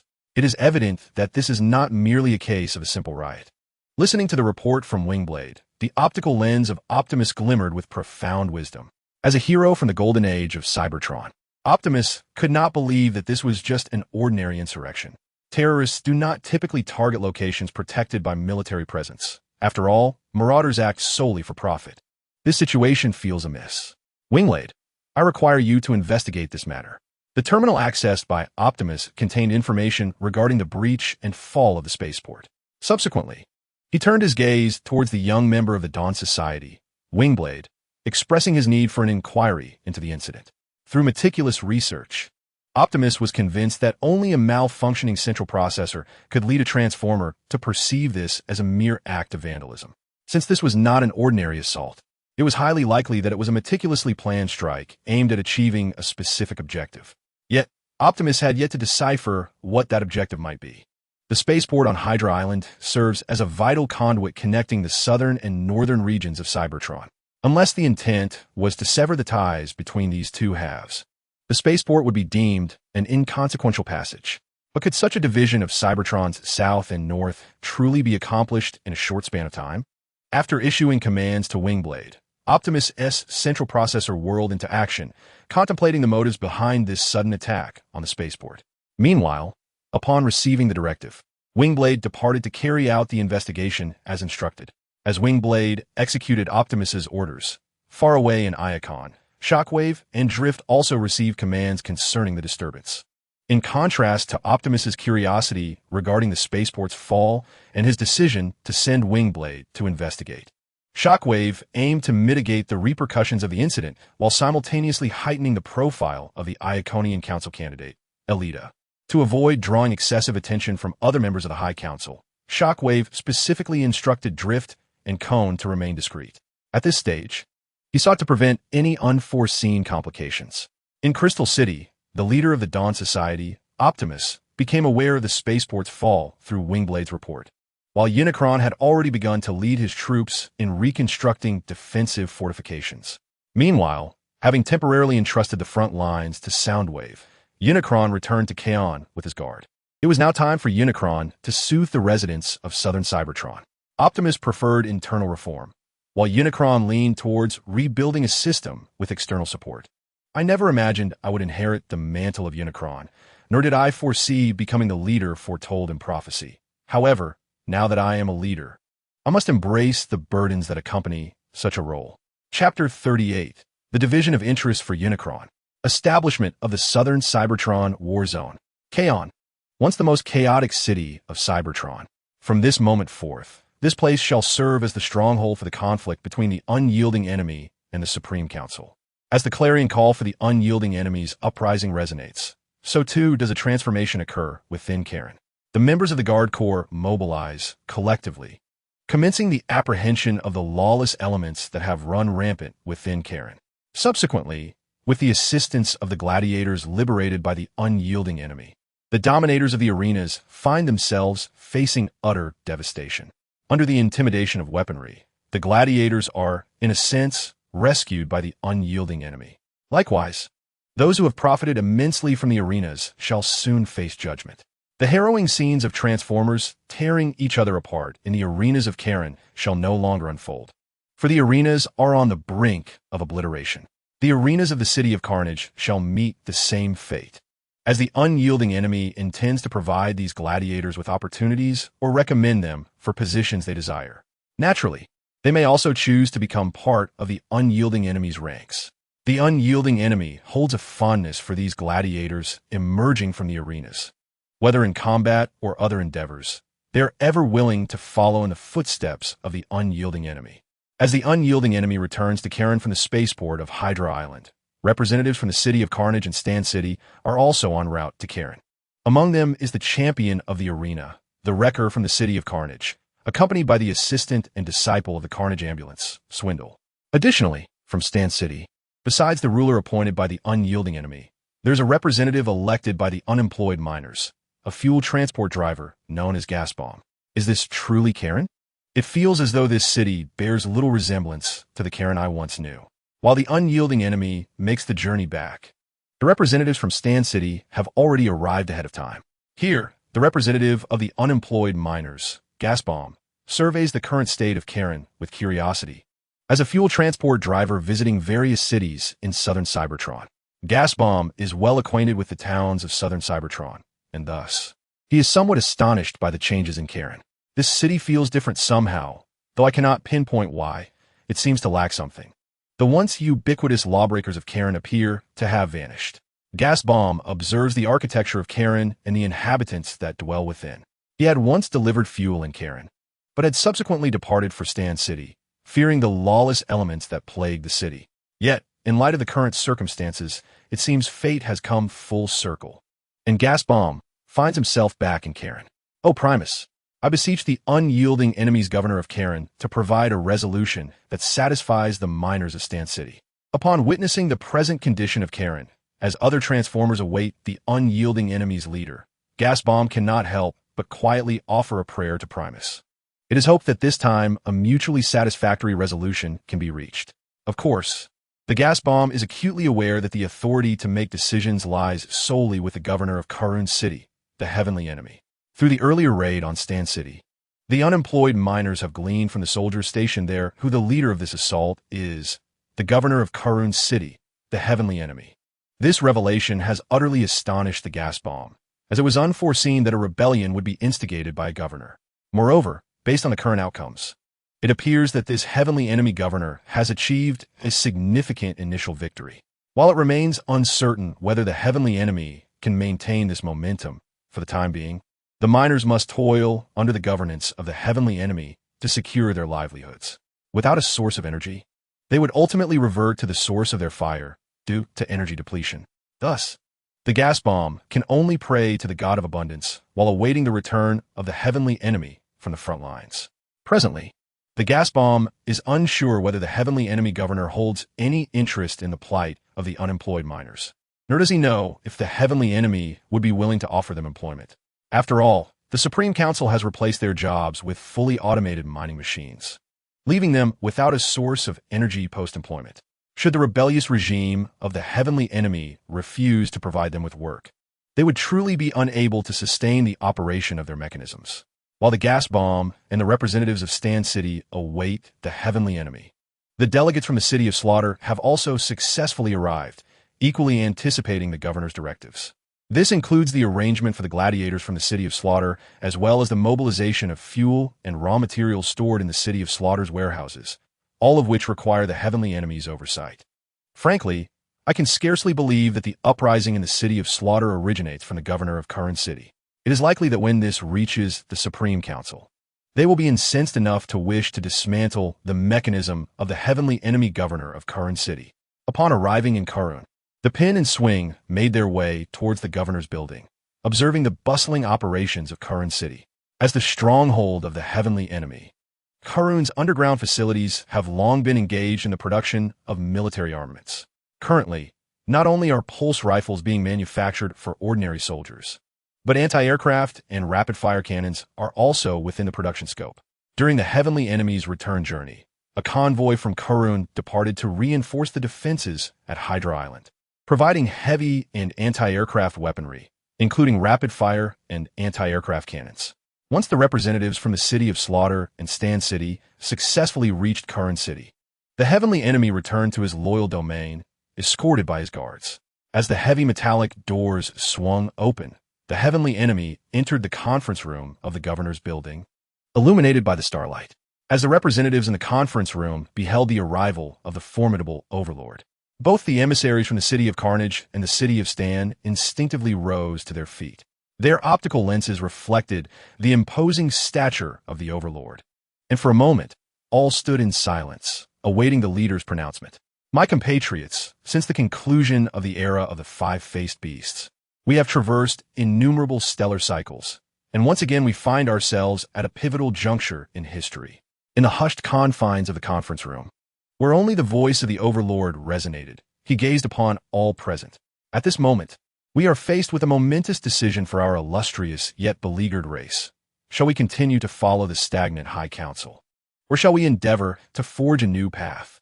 History often unfolds in the most unexpected of ways. By the time one becomes cognizant, that moment has already slipped into the annals of the past. General Meng, respond to the final summons of the Celestial Origin, Chapter 39, The Great Conscription of Kaon, the new leader of the miners of Stand City. It appears that they are quite satisfied with your future plans, Overlord. When the iron doors of Kaon's conference room swung open once more, representatives from both Stand City and the City of Carnage received responses that aligned with their interests. Observing those who were poised to return to their respective cities, the captain of the guard, a formidable artillery piece, stepped forward to address the still erect figure of the Overlord. He understood that in order to placate the citizens of southern Cybertron, the Overlord had relinquished a portion of benefits to court those classes forsaken by the High Council. It was also conceivable that these were the very benefits that had once rightfully belonged to the miners, now reclaimed from the clutches of the High Council. I have merely returned to them a fraction of what the High Council seized.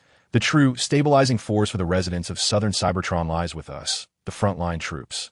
Only through our relentless successes against the forces of the High Council will the citizens in the rear gradually come to trust our regime. The Overlord regarded the young artillery piece by his side, recognizing that only they could effectively maintain the current state at the forefront. The residents in the rear would then continuously become their allies. The Overlord was acutely aware of his course of action, and he was indeed executing it. Whether in fortifications or requisite heavy firepower, everything was being methodically deployed at the spaceport of Hydra Island. The ancient city of Kaon had now transformed into the Overlord's arsenal. Under the Overlord's enduring dominion, not only were the residents of Kaon conscripted, but even the production facilities underground were operating at full capacity. In contrast to the recently acquired cities of Stan and Carnage, Kaon had emerged as the primary conscription point in the early stages of the Overlord's campaign. The inhabitants of this city were more familiar with the Overlord and understood every policy he enacted in Kaon. Thus, They were more inclined to believe that the Overlord's regime better suited their needs than that of the High Council. I comprehend now, Overlord. Gazing upon the towering form of the Overlord, the artillery understood the implications of his words. Whether the inhabitants of southern Cybertron could be convinced of the longevity of their regime hinged upon the outcome of the impending conflict surrounding the Hydra Island spaceport. Should they fail to defend this critical stronghold, the southern territories of Cybertron would inevitably succumb. Conversely, if they could withstand the onslaught from the Grand Assembly and secure the spaceport, the residents would gradually submit to the authority of the Overlord. As the artillery grasped the significance of the Overlord's statements, the representative of the unemployed miners from Stand City, known as Gasbomb, was en route back to Stand City. As a fuel transport driver, Gasbomb typically operated a Cybertron model fuel truck, which allowed him to mingle among the miners in search of additional transport orders. With the Grand Assembly's implementation of fully automated mining machines leading to widespread unemployment, Gasbomb, too, found himself out of work. As his close association with the miners raised concerns among the overseers about his potential sympathy for their plight. Consequently, they ceased to entrust him with the transportation of mine fuel, leaving Gasbomb to linger on the streets of Stand City alongside the unemployed miners, awaiting a change in circumstances. This waiting period coincided with the uprising led by the Overlord, as Steel Cable and his assault team launched a surprise attack on Stand City. When Gasbomb witnessed Transformers assaulting the Security Bureau, he initially mistook it for a miners' revolt and, in a moment of impulsive action, hurled a liquid explosive used for mining operations.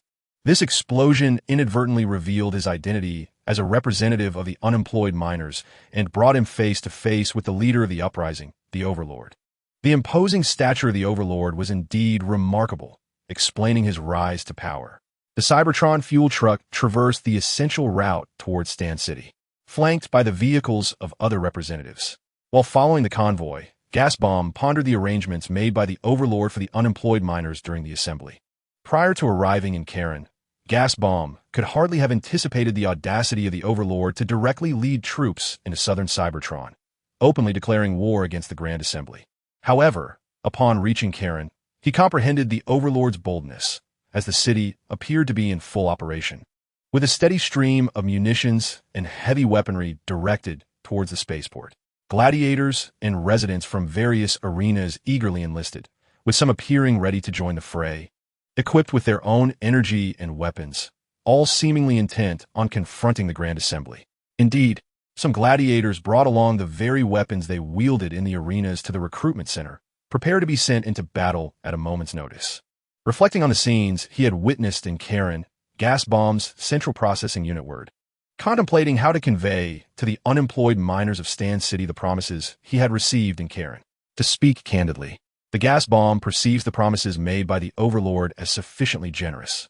Not only does it assure employment for the miners within the mining zones, with fully automated extraction machines designated for the perilous areas, but it also pledges to enhance the miners' benefits across all mining sectors. Furthermore, the Overlord plans to establish miners' associations in various cities to facilitate the exploration of mining territories. In addition, the Overlord has invited the Gasbomb to take the helm of the Stand City Miners Association, reasoning that a Transformer bold enough to retaliate against the Security Bureau would not be swayed by greed. After a moment of modest hesitation, the Gasbomb acquiesced. Although uncertain of the primary responsibilities of the association's leader, it seemed prudent to embrace the title, as it might prove beneficial in the future.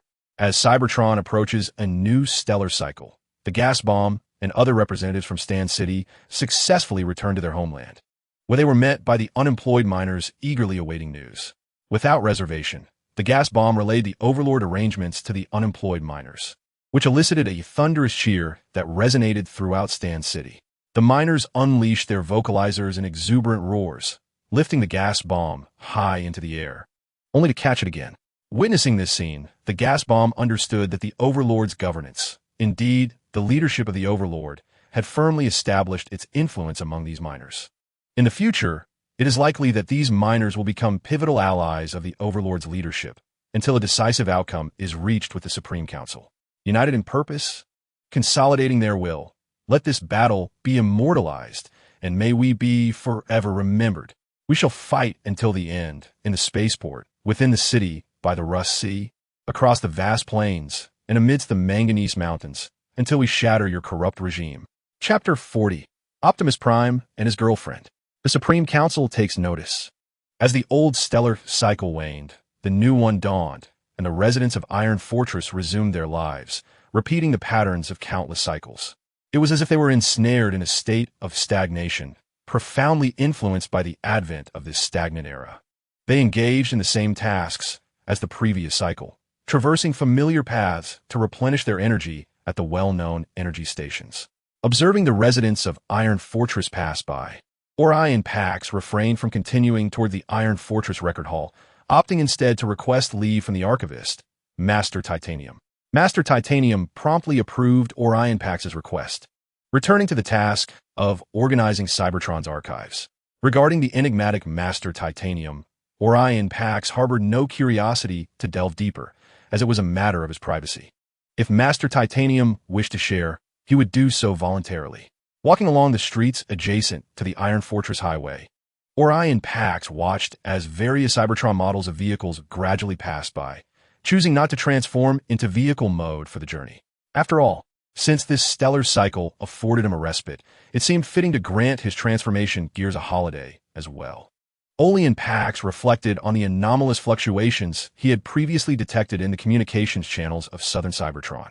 Although he ultimately chose not to report his findings to the High Council due to the corruption he uncovered within, the persistent high-frequency disturbances in the communication channels remained disconcerting, suggesting a massive scale of communication. Could it be the gladiatorial arenas of Southern Cybertron? Olian had heard that the arenas in Kaon and the City of Carnage were renowned, often filled to capacity, attracting even Transformers from Northern Cybertron. Despite the official prohibition against gladiators fighting to the death, the arenas continued to thrive on immense profits. Previously, under the subtle insinuations of the Senator Shockwave at the Macadam Oil House, it appeared that members of the High Council were entangled in the distribution of profits from the arenas. Contemplating the High Council, Olian momentarily refrained from allowing his central processor to entertain various possibilities. After all, the High Council was the supreme enforcer of Cybertronian law, and he was merely an archivist. It would be unwise to cast aspersions on the Council without tangible evidence. Senator Shockwave was likely convening with other members of the High Council at this moment.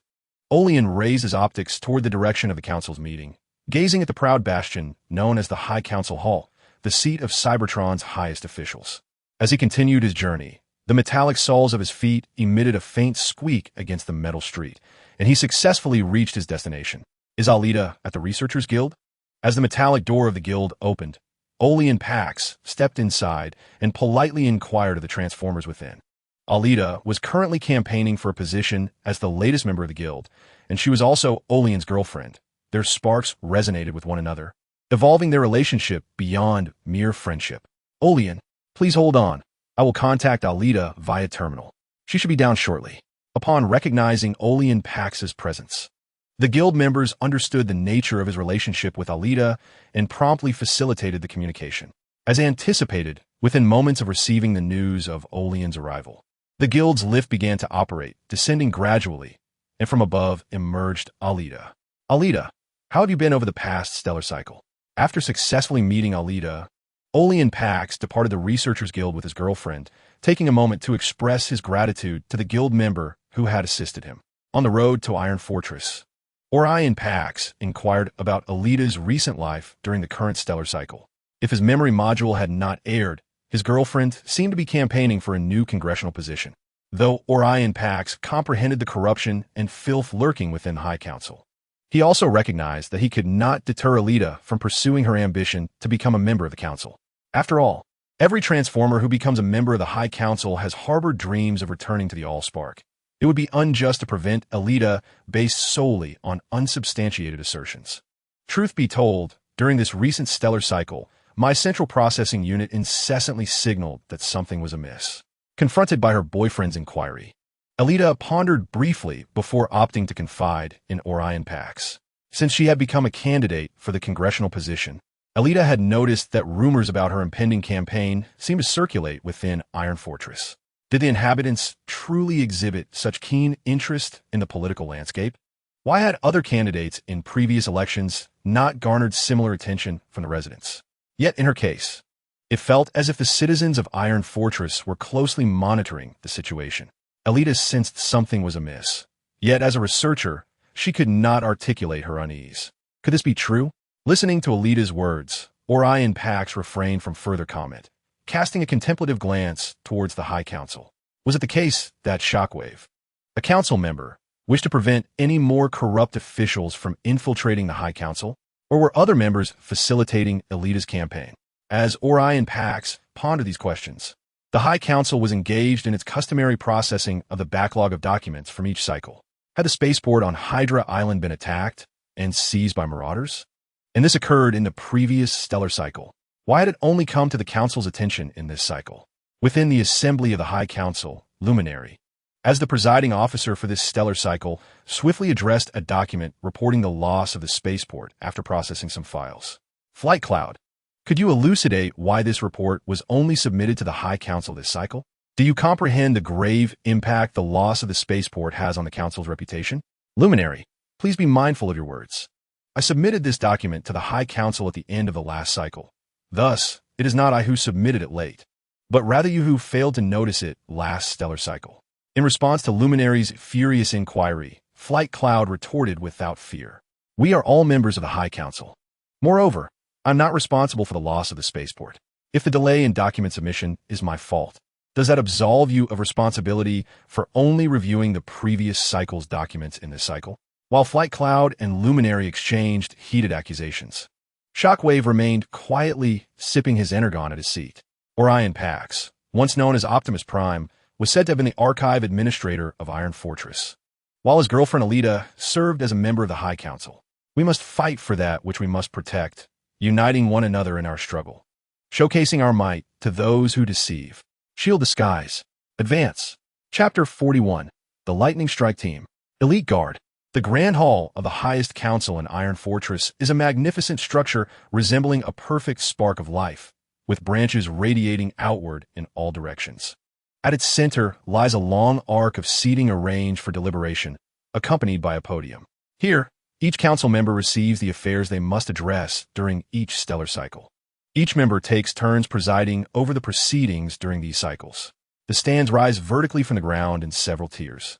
When there are matters of public interest on Cybertron, the highest council opens the Grand Hall, which is typically filled to capacity. However, this cycle is an exception, as Cybertron has entered an era of stagnation where everything appears flawless in its stasis. The inhabitants of Cybertron, under the coordination of functional committees, engage in tasks suited to their vehicle forms. Presently, there are no pressing issues requiring public awareness or deliberation before the populace. Nonetheless, the highest council occasionally opens the Grand Hall, for they are esteemed representatives elected by the residents of Cybertron, and it is essential for the populace to be informed of their policies.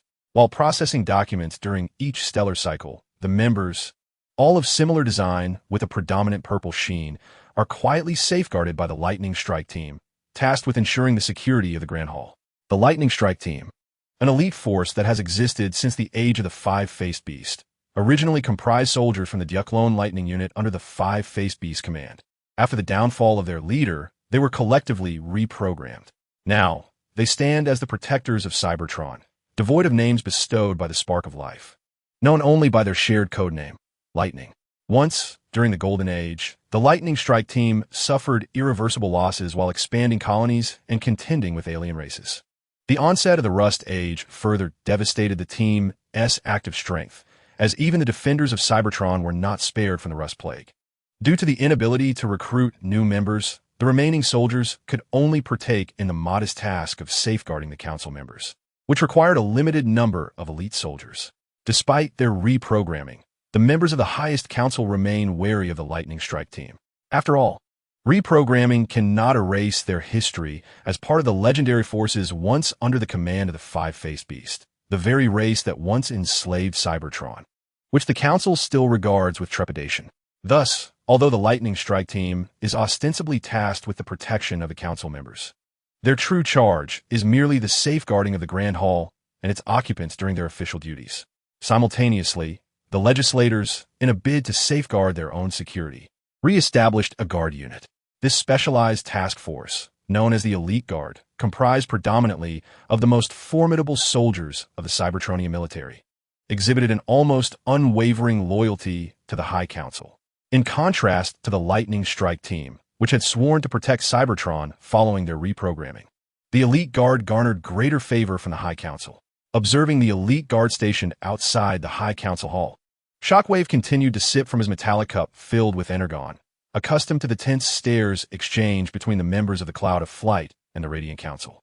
This mutual blame-shifting had become a familiar sight during Shockwave's tenure as a member of the High Council, and it had long since ceased to astonish him. Indeed, other council members had also grown accustomed to it. Whether it was the esteemed Halogen Counselor or the Minicon Bat Prime, they all watched this scene unfold, even finding time to address the backlog of documents in their terminals.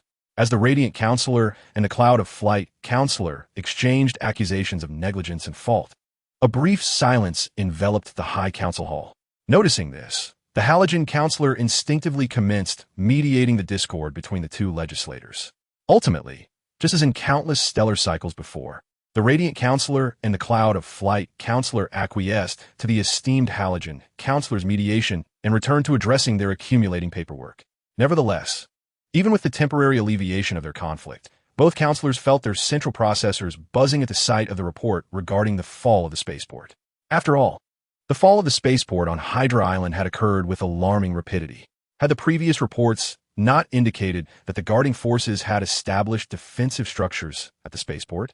These were regular troops, yet they had proven no match for the Marauders.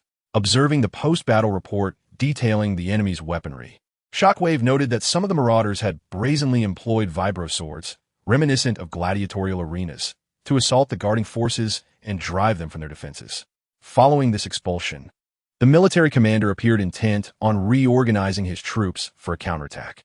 However, upon surveying the situation, it became evident that the forces had sustained severe damage and lacked essential heavy weaponry, which accounted for their hesitation in attempting to reclaim the spaceport. Thus, the military commander gradually escalated his reports, ultimately bringing the matter before the High Council.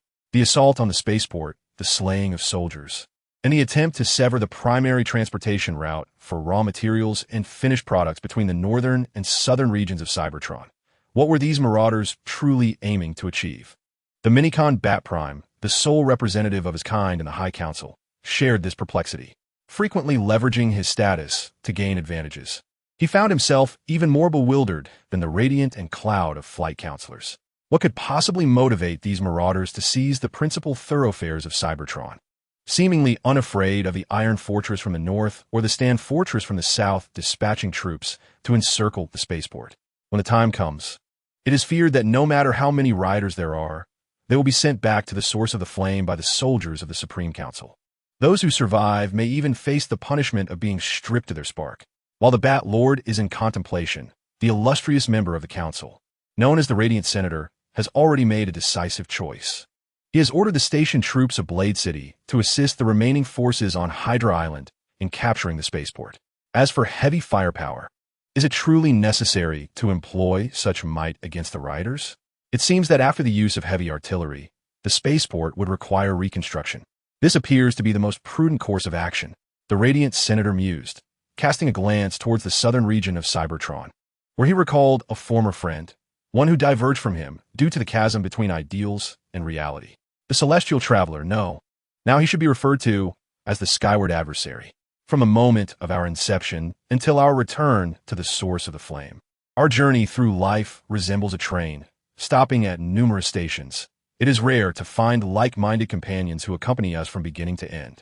When friends disembark along the way, even amidst reluctance, we must cherish the gratitude we hold and bid them farewell.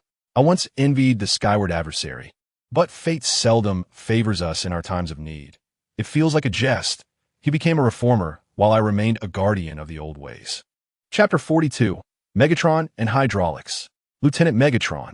Ultimately, the Radiant Senator did not deploy the troops stationed at Fort Stand to aid the soldiers in northern Cybertron's offensive. Currently, miners in southern Cybertron are in turmoil, and it is unwise to mobilize the forces at Stand Fortress. As for heavy firepower, that is out of the question. Aside from Fort Stand, there is hardly any heavy artillery in southern Cybertron, and similarly, the cities in northern Cybertron are not heavily fortified. It is a time of peace, and their races are flourishing. The machinery of war has no opportunity for deployment. Furthermore, should heavy weaponry be employed, the spaceport on Hydra Island would be utterly devastated. Even if the spaceport were reclaimed, it would only be possible to rebuild it after the flames of war have swept through. What the Supreme Council desires is an intact spaceport, not one requiring reconstruction. This concerns their political prestige.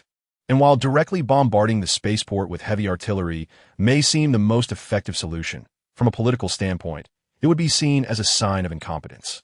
To reclaim the spaceport controlled by the insurgents by leveling the main thoroughfare connecting northern and southern Cybertron would only invite ridicule from the citizens.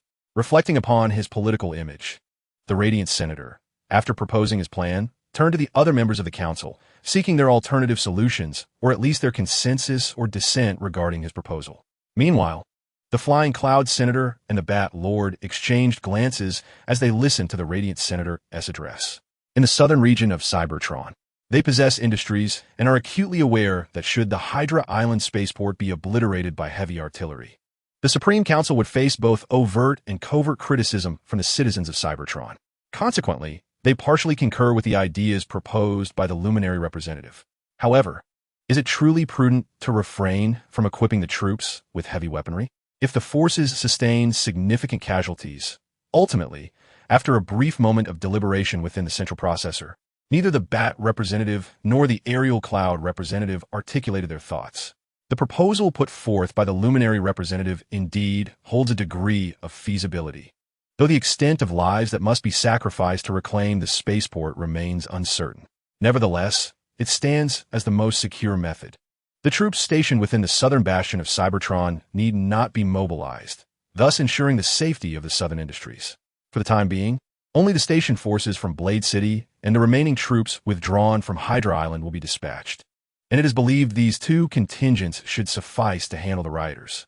After all, neither the reports nor the post-battle analysis from the military commander of the spaceport indicated any particularly threatening weaponry among the rioters. Instead, it was mentioned that some rioters wielded vibrating swords against soldiers, potentially escaped gladiators from the arena. Upon reviewing the reports from the military commander of the spaceport, the members of the Supreme Council ultimately issued orders in accordance with the Luminary representative's arrangements. It had been quite some time since the station forces of Blade City had engaged in any military actions beyond exercises, and this endeavor would serve to bolster Cybertron and the Supreme Council. Following the approval of the Luminary representative's plan by Shockwave and other representatives, the military operations proposal was disseminated. Subsequently, the senior military officials of Cybertron would mobilize the station soldiers from Blade City. As this matter was addressed, the representatives resumed their work on the backlog of documents while also discussing the selection of new members for the Supreme Council. Upon learning that the highest support was currently held by Alita from the Researchers Guild, most representatives, including the Bat representative, nodded in agreement. From the actions of these esteemed members of the Supreme Council, Shockwave discerned their satisfaction with Alita's ascendancy as the leading candidate. It appears that the representatives are keen to avoid the emergence of another figure like the Titan, who sought to reform the Cybertronian system. Regrettably, this time the reformer is not an internal entity, but rather an armed call for struggle in the southern regions of Cybertron. As Shockwave processed the documents in hand, he maintained a generally affable demeanor in response to inquiries and invitations from other representatives. This was a lesson imparted by Unicron. Before possessing the power to effect change, one must allow the enemy to believe there is no threat. Trusting Unicron's judgment, Shockwave chose not to pursue reform within the Supreme Council, but instead endorsed Unicron's use of force to thoroughly eradicate the decaying Supreme Council. The adversary, known as the Lord of the Heavens, did not disappoint the Shockwave. He successfully instigated an uprising. Until now, the High Council still perceives this as a mere assault by marauders on the spaceport. They mistakenly believe that the most pressing matter at hand is the selection of new council members, oblivious to the fact that while they are preoccupied with political affairs, the Lord of the Heavens has already begun consolidating power in the southern territories of Cybertron. At this juncture, the only lamentable aspect lies with the soldiers loyal to the High Council, who remain unaware of how many more will perish outside the spaceport. O Primus, may you guide the fallen soldiers back to the source of the Allspark to be eternally by your side. On Hydra Island, the spaceport serves as the principal passage connecting the northern and southern regions of Cybertron. It is said that during the Golden Age, this was not the case. Rather, the emergence of the Rust Sea during the Iron Age severed the connection between the two. This circumstance has provided the Lord of the Heavens with an opportunity. By securing control over this area and fortifying the spaceport, he possesses unwavering confidence in re-establishing dominance over southern Cybertron. When that time arrives, the High Council will no longer confront the soldiers of Kaon, but rather those hailing from Stand City and the City of Slaughter. At that point, southern Cybertron will unite as an extension of the Lord of the Heavens' will, and the clarion call for counteroffensive will resound with fervor. In the face of the Lord of the Heavens' ideology, Megatron stands as an unwavering and loyal executor. Throughout this stellar cycle, he has led his squadron in constructing robust defensive fortifications within their jurisdiction. Furthermore, due to his valorous deeds in Stand City and the spaceport, Megatron has been promoted to second lieutenant and now commands a newly recruited infantry unit from Kaon. Additionally, owing to his adeptness with the Gladiator S pummeling blade, most of Megatron's soldiers are former gladiators from the arenas. Embracing this, he is pleased to hone his skills with the weapon. After a brief period of camaraderie, Megatron and his subordinates have developed a friendly rapport, with the gladiators expressing joy that their commander is willing to wield their traditional weaponry. Hydraulic. How stand the progress of our defensive works? Megatron inquired as he re-examined the situation, turning to his new subordinate. The construction is complete, and, as per your instructions, we have reinforced it. Commander, a tall transformer bearing the marks of past battles in the arena, replied in a muffled tone.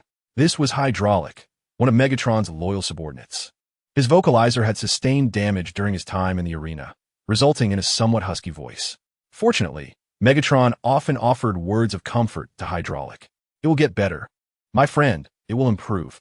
Once we return to the rear, we shall seek out my friend, who is a protege of the chief medical officer, Ratchet, Megatron said with a smile, patting Hydraulic's shoulder armor, before gazing towards the northern expanse of Cybertron beyond the spaceport. It shall indeed improve. We too possess life. We may perish in factory mishaps, as molten alloys threaten to cascade upon our frames. The leakage of energy conduits could vaporize our processors, while liquid nitrogen risks freezing our limbs. The weight of thousands of cubic meters of mineral refuse from cranes could crush us into fragments. Yet, this does not imply our willingness to submit to your will. We shall fight until our last breath, until we return to the source of the ignition. Automation, aside from diminishing the rate of surplus value, also engenders unemployment and worker insurrections, resulting in myriad adverse consequences. In the present state of Cybertron, it offers no benefits whatsoever. Chapter 43, Explosive. Reinforcements from Blade City. Is the High Council's processor malfunctioning? They wish for us to reorganize our forces and counterattack the spaceport. To the north of the Hydra Island spaceport, the retreating defenders have regrouped, establishing a temporary stronghold while awaiting orders from the High Council. Subsequently, they received a directive to collaborate with the reinforcements dispatched from Blade City for an assault. However, the issue lies in the fact that many soldiers from this beleaguered force are still frantically repairing their bodies in makeshift maintenance rooms, and the energy supply can barely be sustained. As for heavy weaponry, it goes without saying that the High Council has criticized them, questioning what sort of brigands require heavy artillery for bombardment. In response, the military commander, upon witnessing the spaceport, now almost transformed into a fortified military bastion by the assailants, found himself at a loss for words. He too wished to inquire why this group of marauders appeared intent on holding their ground here. They have fortified the defensive structures previously erected by the defenders, establishing them with an air of resolute vigilance, and this is merely the aspect observable to them. The military commander could scarcely fathom what else awaited them within those fortifications. Yet, in the face of the High Council's orders, they dared not defy. Commander, shall we execute the High Council's orders? Observing a fist strike down upon a desktop computer, the military commander vented his fury from within his spark, while his adjutant also expressed dissent regarding the High Council's directives. After all, in their submitted reports, they had clearly indicated the necessity for heavy weaponry, yet still received no approval from the High Council. The adjutant was perplexed, Uncertain whether the matter stemmed from political reasons or if the High Council believed their micromanagement better suited the current circumstances. Given the defenses constructed by the Marauders, the adjutant sensed they seemed determined to hold their ground until the return to the source of the spark, along with the seemingly endless supply of construction materials being utilized to fortify their positions. Regardless of perspective, it did not appear that these unanchored Marauders could achieve such feats. However, contemplating this further only muddled the adjutant as processor. Could it be that a faction in the southern regions of Cybertron dares to oppose the High Council, the most legitimate authority of Cybertron? The adjutant, stationed at the spaceport, was acutely aware of the chaos in southern Cybertron. As nearly every stellar cycle, he witnessed the southern inhabitants attempting to smuggle themselves into the northern territories of Cybertron. For the inhabitants of southern Cybertron, the advanced industry and various benefits of northern Cybertron far surpassed those of the south, and overtly, there seemed to be fewer smugglers of parts. However, as an officer of Cybertron and the deputy commander of the spaceport's military command, the adjutant was well aware that the reality of northern Cybertron was not as idyllic as it appeared. It was merely the stark disparity in wealth between the northern and southern residents that fueled the hopes and desires of those seeking to cross into the northern cities. Reflecting on the situation between the two regions, the adjutant silently awaited orders from his superior regarding whether to comply with the directives of the High Council. Presently, the injured within their temporary encampment remained unhealed. Some soldiers, having narrowly escaped death, were terrified by the brutal close-quarters combat they had endured.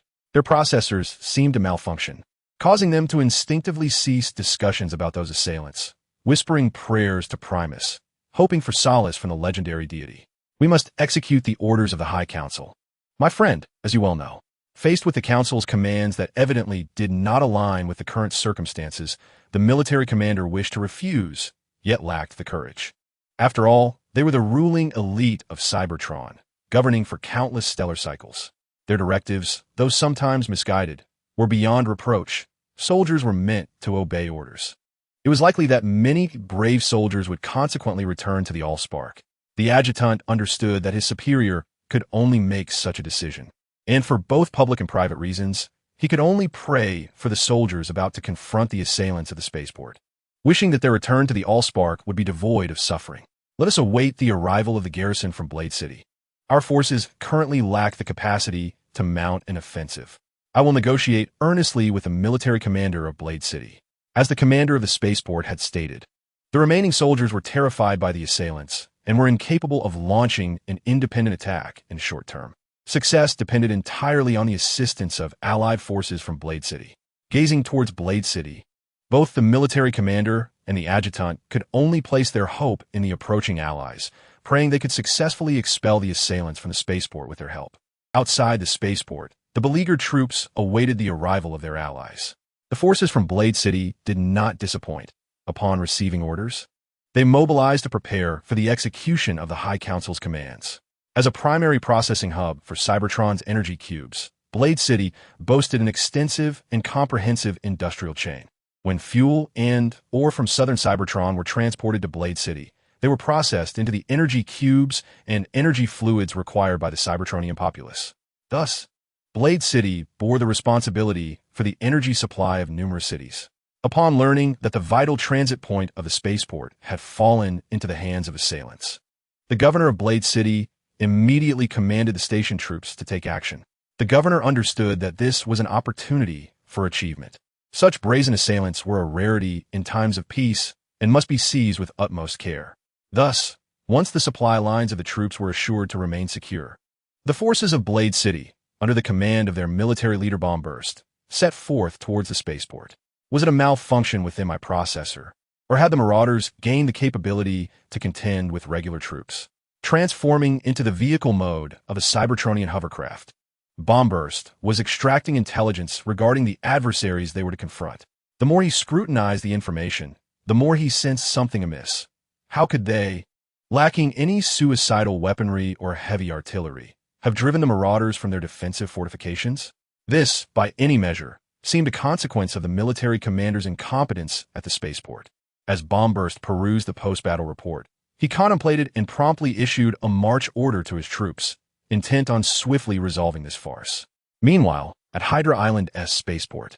As fortifications were gradually reinforced and various heavy weaponry discreetly deployed, the interior of the spaceport was also expanded to include energy replenishment stations and battlefield repair facilities.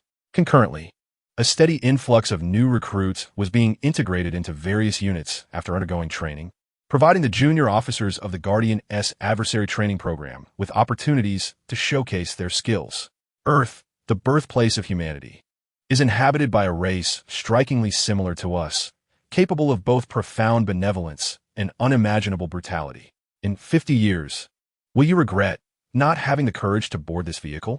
Chapter 44. Consuming energy blocks in prison. A capable commander. My name is Battle Axe, and I serve as a second lieutenant stationed at Fort Stan.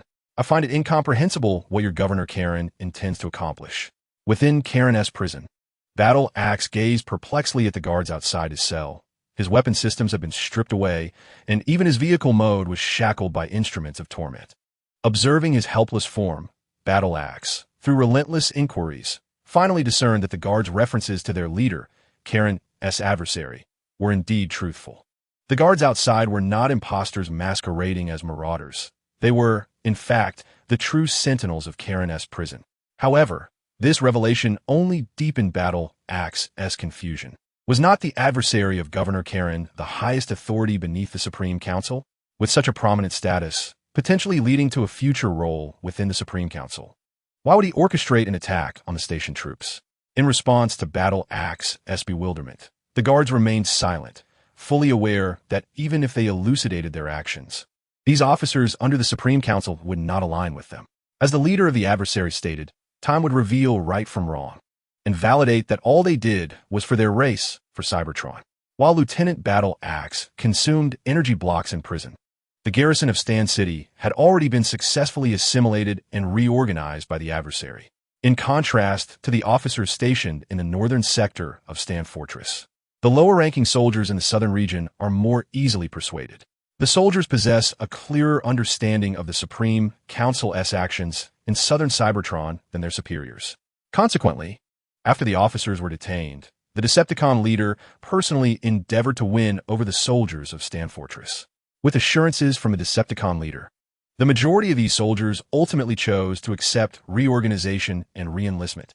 In light of this, upon temporarily assuming the role of commander, the Decepticon leader dispatched his subordinate junior officers to act as the soldier superiors and selected a group of soldiers for promotions to foster allegiance and division among them. The results were remarkably effective, leading to the Decepticon leader's satisfaction. Simultaneously, all mining areas in southern Cybertron came under the jurisdiction of the Decepticon regime. With the assistance of the rulers, fully automated extraction machines were designated for hazardous zones, while the safer areas were allocated to unemployed miners. Thus, through the deft maneuvering of the Decepticon regime, a significant number of unemployed miners were registered and subsequently reassigned to work. The miners, upon expressing their gratitude for the opportunity granted by the Decepticon leader, promptly engaged in production. The jobs that had been stripped from them by the Supreme Council were now restored, and they were determined not to lose them again.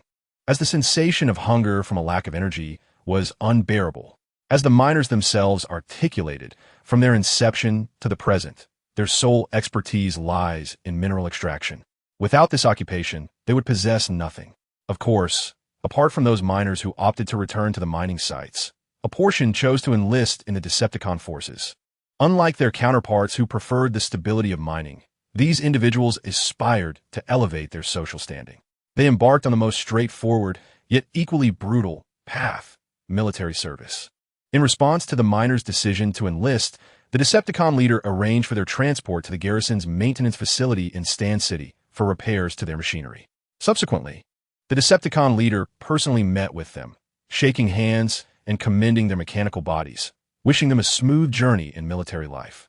This gesture stirred the hearts of many miners, as it was their first encounter with a legendary leader who took the time to acknowledge them personally. As a result, this event prompted yet another group of miners to pledge their loyalty to the Decepticon leader while expressing their disdain for the Supreme Council. Were it not for the decorum of the leader's presence, the miners would have eagerly voiced their desire to retaliate against the Supreme Council. In response, the Decepticon leader, akin to a gentle elder, reassured the miners. As the meeting concluded, the Decepticon leader, supported by his guards, watched the miners return to their posts until their reflections faded from view. Only then did he return to the governor's office to resume his duties. On Hydra Island, at the spaceport, while the Decepticon leader was pacifying the residents of Stan City, the garrison from Blade City, under the command of their military leader, Bombshell, successfully marched swiftly to the outskirts of the spaceport. There, Bombshell made contact with the military commander of the spaceport and his troops. "Greetings, Commander Bombshell. In accordance with the directives issued by the High Council, the remnants of the spaceport garrison will assist you in your assault." Upon meeting, the spaceport commander exhibited an enthusiastic demeanor towards his allied forces. "It is imperative that the forces of Blade City serve as the backbone of the offensive against the spaceport." Contemplating this, the military commander's gaze upon the optical scope of the Bombshell unit brightened with renewed resolve. Concurrently, the military commander, while speaking, instructed his aide to invite Commander Bombshell and his troops to temporarily encamp at a makeshift position. Faced with this scenario, Bombshell found his thoughts momentarily disoriented. He had intended to confront the spaceport military commander regarding how they had been bested by the Marauders, but given the current circumstances, he deemed it prudent to refrain from such inquiries. After all, they were both military leaders, and future interactions could very well arise. "Commander Bombshell, this is the internal blueprint of our spaceport prior to its occupation by the Marauders. As for the present situation, we are not entirely certain. It appears the Marauders are intent on holding the spaceport at all costs. They have not only fortified the defenses, but have also transformed the spaceport into a strategic military stronghold. As for the interior of the spaceport, I fear there may be alterations as well. Once we breach the perimeter, our soldiers will be left to navigate the chaos by their own judgment." In the military commander's quarters, Bombshell observed the blueprint of the spaceport as it stood before the Marauders' incursion and grasped the extent to which the defenses were being reinforced.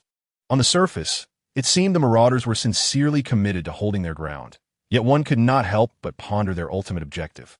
The spaceport serves merely as a vital conduit between the northern and southern sectors of Cybertron, not an impregnable fortress. Should the High Council issue a command for the southern garrison to coordinate an offensive, the spaceport would find itself in a precarious position. At that juncture, would the Marauders have any chance of survival? A torrent of confusion surged within Bombshell, yet he understood that their primary mission was to assault the spaceport. Thus, he turned to the military commander. "After we regroup, I will require your forces to coordinate with our attack." Looking at his peer, the military commander replied forthrightly, "Certainly, we shall comply. This is a directive from the High Council. The terrors and shadows of the past have receded. A competent commander will never betray his troops, regardless of the cost. An even more astute commander knows when to feign loyalty, and the finest commander establishes his undisputed leadership while guiding his people toward a brighter future." Chapter 45. Are these the Marauders? When the Blade City forces led by Bombshell arrived, the temporary battlefield commander at the spaceport dispatched a reconnaissance drone to gather intelligence. Beneath the gaze of countless stars in the cosmos, the drone soared over the encampment, its back adorned with cameras capturing everything within the camp. As Bombshell and the military commander devised their assault strategy, the drone returned to the spaceport, delivering the intelligence it had collected back to the shoulder of its commander. Receiving intelligence relayed by the laserbirds, Soundwave promptly issued commands to the troops. Upon receiving the orders, Lieutenant Megatron swiftly led his subordinates into the defensive fortifications he had constructed, while the forces of Blade City, under the directive of the High Council, prepared for the impending battle. They replenished their energy blocks at the temporary power station and, at the behest of their officers, armed themselves with various types of pulse rifles and particle assault rifles. Due to the spaceport being obstructed by the rebels' makeshift defenses, a direct assault from above was rendered impossible, preventing the aerial squadron from exploiting their advantages. Furthermore, the High Council was unlikely to permit the aerial squadron to bombard the spaceport, as they anticipated reclaiming it to restore the Cybertronian North-South Passage. Consequently, Explode opted to keep the aerial squadron on standby, while directing the infantry to dismantle the rebels' fortifications, mirroring the rebels' earlier assault on the spaceport garrison. My processor indicated that this was not an optimal strategy, yet we had little choice but to proceed as planned. Despite reservations regarding the efficacy of this strategy, the military commander of the spaceport and his deputy ultimately acquiesced to Explode's plan. However, due to the high number of casualties among their remaining forces, They could spare only a few squads for Explode's command. Explode remained unfazed by this limitation, as he understood that the primary assault on the spaceport would be spearheaded by the Blade City troops. After temporarily receiving a small contingent of soldiers dispatched by the spaceport's military commander, Explode returned to his subordinates to organize the assault. The Nine-Headed Serpent Island spaceport. Owing to its unique geographical position and the High Council's directive to maintain the spaceport's integrity, rendered many strategic plans ineffective. As a result, the soldiers under Explode's command were compelled to launch a full frontal assault on the spaceport, equipped with phase displacement devices and energy shields, while wielding an array of weaponry. As for the possibility of persuading the rebels to surrender prior to the assault, Explode deemed it implausible. After all, these rebels had dealt a significant blow to the High Council's reputation, and there remained no option but to strike with force. Upon receiving the command, the tall, uniformly painted soldiers of Blade City transformed into vehicular forms and sped towards the spaceport. Within the confines of the spaceport, Soundwave, upon witnessing the brazen advance of the enemy, issued orders to engage only once they were within range. Why not employ heavy weaponry to obliterate them directly? Some soldiers within Megatron's squad expressed their confusion towards their commander. As fresh recruits from Kaon, they had arrived at the front lines alongside the heavy weapons transport units, and thus were aware of the numerous rapid-fire cannons and anti-aircraft artillery deployed at the front, with even fixed-particle machine guns installed across various defensive sectors. They were to trust the command of Soundwave, who had been appointed as the battlefield commander by none other than the leader of the Decepticons. In response to the inquiries of his subordinates, Megatron patted his shoulder armor. Since the commander had issued the order, they were bound to comply. Although heavy artillery was not employed, their uprising against the leader of the Autobots did not rely solely on such weaponry. Boom! Boom! Boom! As the forces of Blade City charged towards the spaceport defenses in vehicle form, a multitude of missiles were launched from their vehicles towards the fortifications, while aerial troops soared above, dispersing smoke grenades to obscure the advance of their comrades. Within the spaceport, the insurgents, following the command of the Soundwave, brandished pulse rifles and fired upon the enemy as they entered range. Steel Cable stood defiantly behind the defenses, wielding thermal rocket launchers and unleashing a barrage of fire. In an instant, the area outside the spaceport was engulfed in smoke, with a riot of colors from the pulse projectiles flying about. Accompanied by the anguished cries of Blade City, soldiers struck down by the projectiles and rockets. Yet, undeterred, the troops of Blade City pressed onward, their vehicles unleashing missiles designed to demolish the fortifications, while machine guns extended from the fronts of their vehicles, sweeping fire towards the spaceport. As Blade City soldiers fell around them, they finally breached a certain distance into the spaceport, and with a roar of transform resonating from their vocalizers, various models of vehicles leaped forward, morphing as they brandished energy shields and pulse rifles in their charge. Upon witnessing this, the Soundwave promptly issued orders for the Gladiator troops on the first line to properly entertain the Blade City soldiers who had struggled to reach the edge of their defenses, while soldiers on other lines maintained their fire output. Soundwave was confident that the Blade City soldiers would not breach their defenses. Just as Soundwave anticipated, when the Gladiators received the command to engage the Blade City soldiers, they simultaneously drew their weapons, including the Devastator Blade, and Megatron followed suit. As the soldiers of Blade City thrust their energy shields forward and crashed into the fortifications, before they could retaliate against the surrounding enemies, the Gladiators swiftly encircled them. Subsequently, amidst screams of terror, the soldiers had their arms severed by the Gladiators, and before they could lament for long, their core was pierced. In an instant, the intense heat of the Devastator Blade melted their cores, leaving the soldiers unable to retaliate as they returned to the source of their energy. Stabilize the defenses. Send them back to the energy source. With pinpoint accuracy, Megatron withdrew the Devastator Blade from the melted core of an enemy, raising it high above his head while calling out, his subordinates echoing his fervor. Under the resistance of the Gladiators, just as Soundwave had predicted, the Blade City offensive was firmly pinned down without the need for heavy weaponry. Indeed, had it not been a defensive stance, some Gladiators might have ventured forth into the smoke to engage the enemy in close combat. Could it be that our forces are in retreat? When the explosive commander received reports of a rout at the front lines, disbelief washed over him. How could his subordinates have been vanquished by a mere band of marauders? What else were they concealing? Turning his gaze towards the military commander station at the spaceport, he was certain that this individual was withholding critical information. How could his troops possibly be overcome by a ragtag group? Perhaps it was time to petition the Supreme Council for heavy weaponry. In response to the explosive commander's inquiries, the military commander refrained from providing a direct answer and instead suggested that they jointly appeal to the Supreme Council for heavy armaments. It mattered not who was swiftest. What truly counted was who could endure until the end. A leader may revel in bloodshed, yet must not indulge in wanton slaughter. They may wield an iron fist, but must exercise judicious rewards and punishments. Nonetheless, there are times when even the most astute leaders, aware of the right course of action, may ultimately succumb to extremities. Chapter 46. The Public Address of the Celestial Adversary. The Supreme Council finally grasped the gravity of the situation. Following the failure of the assault, the explosive commander came to a stark realization. What manner of marauders were these?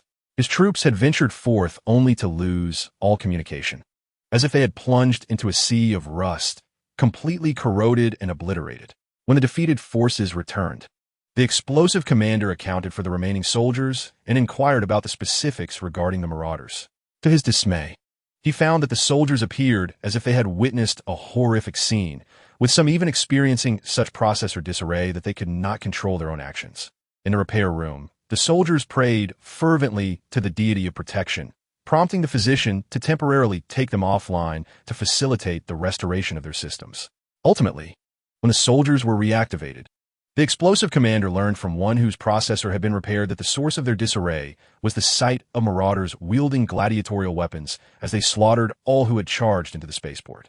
Had they not retreated swiftly, they likely would have met a similar fate, their bodies dismembered beneath the marauders' savage blades.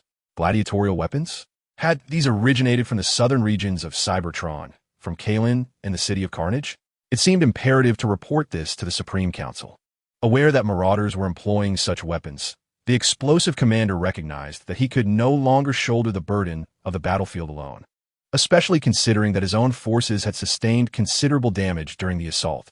Should this continue, even if they succeeded in reclaiming the spaceport, the composition of the Blade City forces might be irreparably diminished.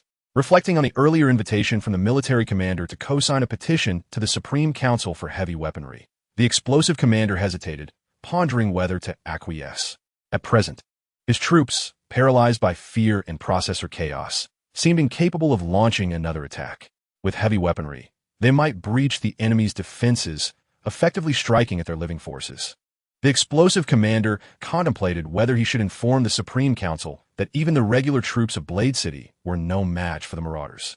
If he did, it was likely that the Supreme Council would not only disbelieve him, but would also insist on a forced offensive.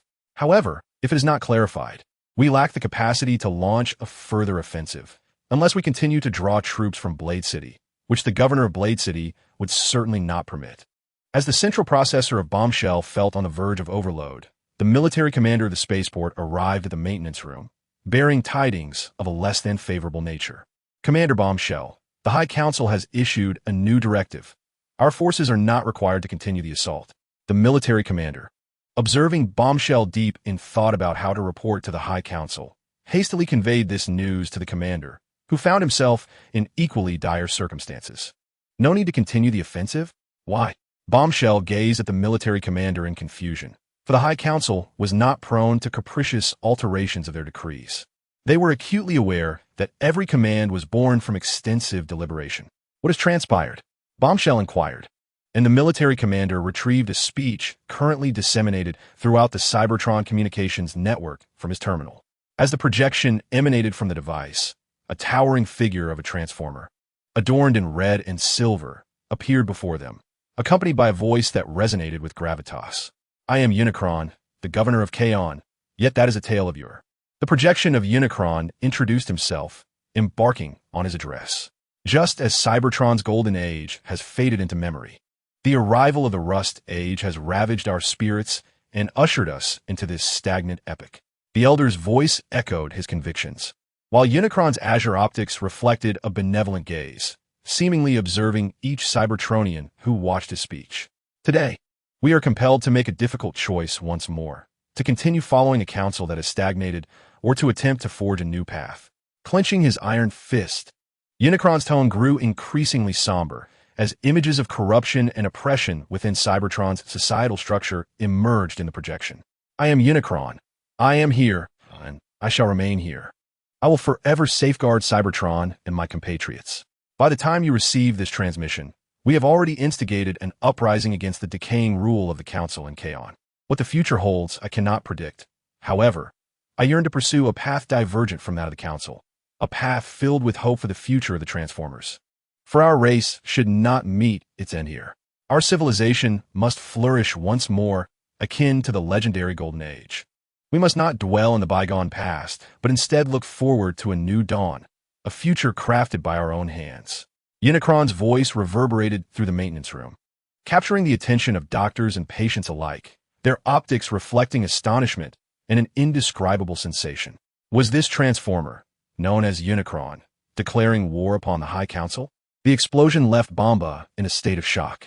The audacity of a city's governor to openly declare such words was astonishing. Did he truly believe he possessed the power to defy the Supreme Council? Wait, the governor of Kaon, a sworn enemy. In previous reports from his subordinates, it seemed that the rioters had wielded the gladiatorial battering weapon. Could it be? Boom! Connecting the dots.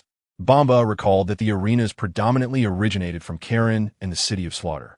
He turned to the military commander beside him, poised to speak, when a thunderous cannonade abruptly interrupted their discourse. Boom! Boom! Boom! Following closely, another barrage resonated, and Bomba could almost hear the tremors above the maintenance room, accompanied by the anguished cries of soldiers from the camp outside. As the metallic door of the maintenance room swung open, Bomba stepped outside, only to witness a heavy artillery shell strike the temporary energy replenishment station. A moment later, a deafening explosion erupted, sending a mushroom cloud billowing forth and sweeping away dozens of soldiers who had sought refuge from the bombardment. Amidst the cacophony of explosions, Bomba observed his troops rendered defenseless, incapable of forming a line of resistance. It was over. Their forces were doomed. Gazing at the grim scene within the camp, Bomba cast his eyes towards the spaceport, where he could even hear the sounds of vehicles mingling with the thunder of artillery. He understood that retreat was imperative. Otherwise, when the enemy's infantry advanced, even he would not escape. Retreat. Clenching his iron fist, Bomba issued the agonizing command. Subsequently, under the cover of aerial forces, the remnants of his troops struggled to evade the enemy's bombardment. The wounded left in the maintenance room had no choice but to remain behind. Violence begets violence. The structure of the Supreme Council condemned them to always lag a fraction behind their adversaries. In times of peace, this may not pose a significant issue, but during wartime. Chapter 47. A fist strikes the faceplate of a Supreme Council. As the bombardment subsided, the soldiers led by Megatron advanced towards the camp to capture the remaining foes. Here, they were met with the sight of a nearly obliterated encampment and a handful of injured soldiers within the almost collapsed maintenance room. Commander, Hydraulic, clutching a pulse rifle, stood behind Megatron's imposing figure, observing the battered maintenance room. Shifting his gaze, he noticed the severely damaged soldiers on the repair tables.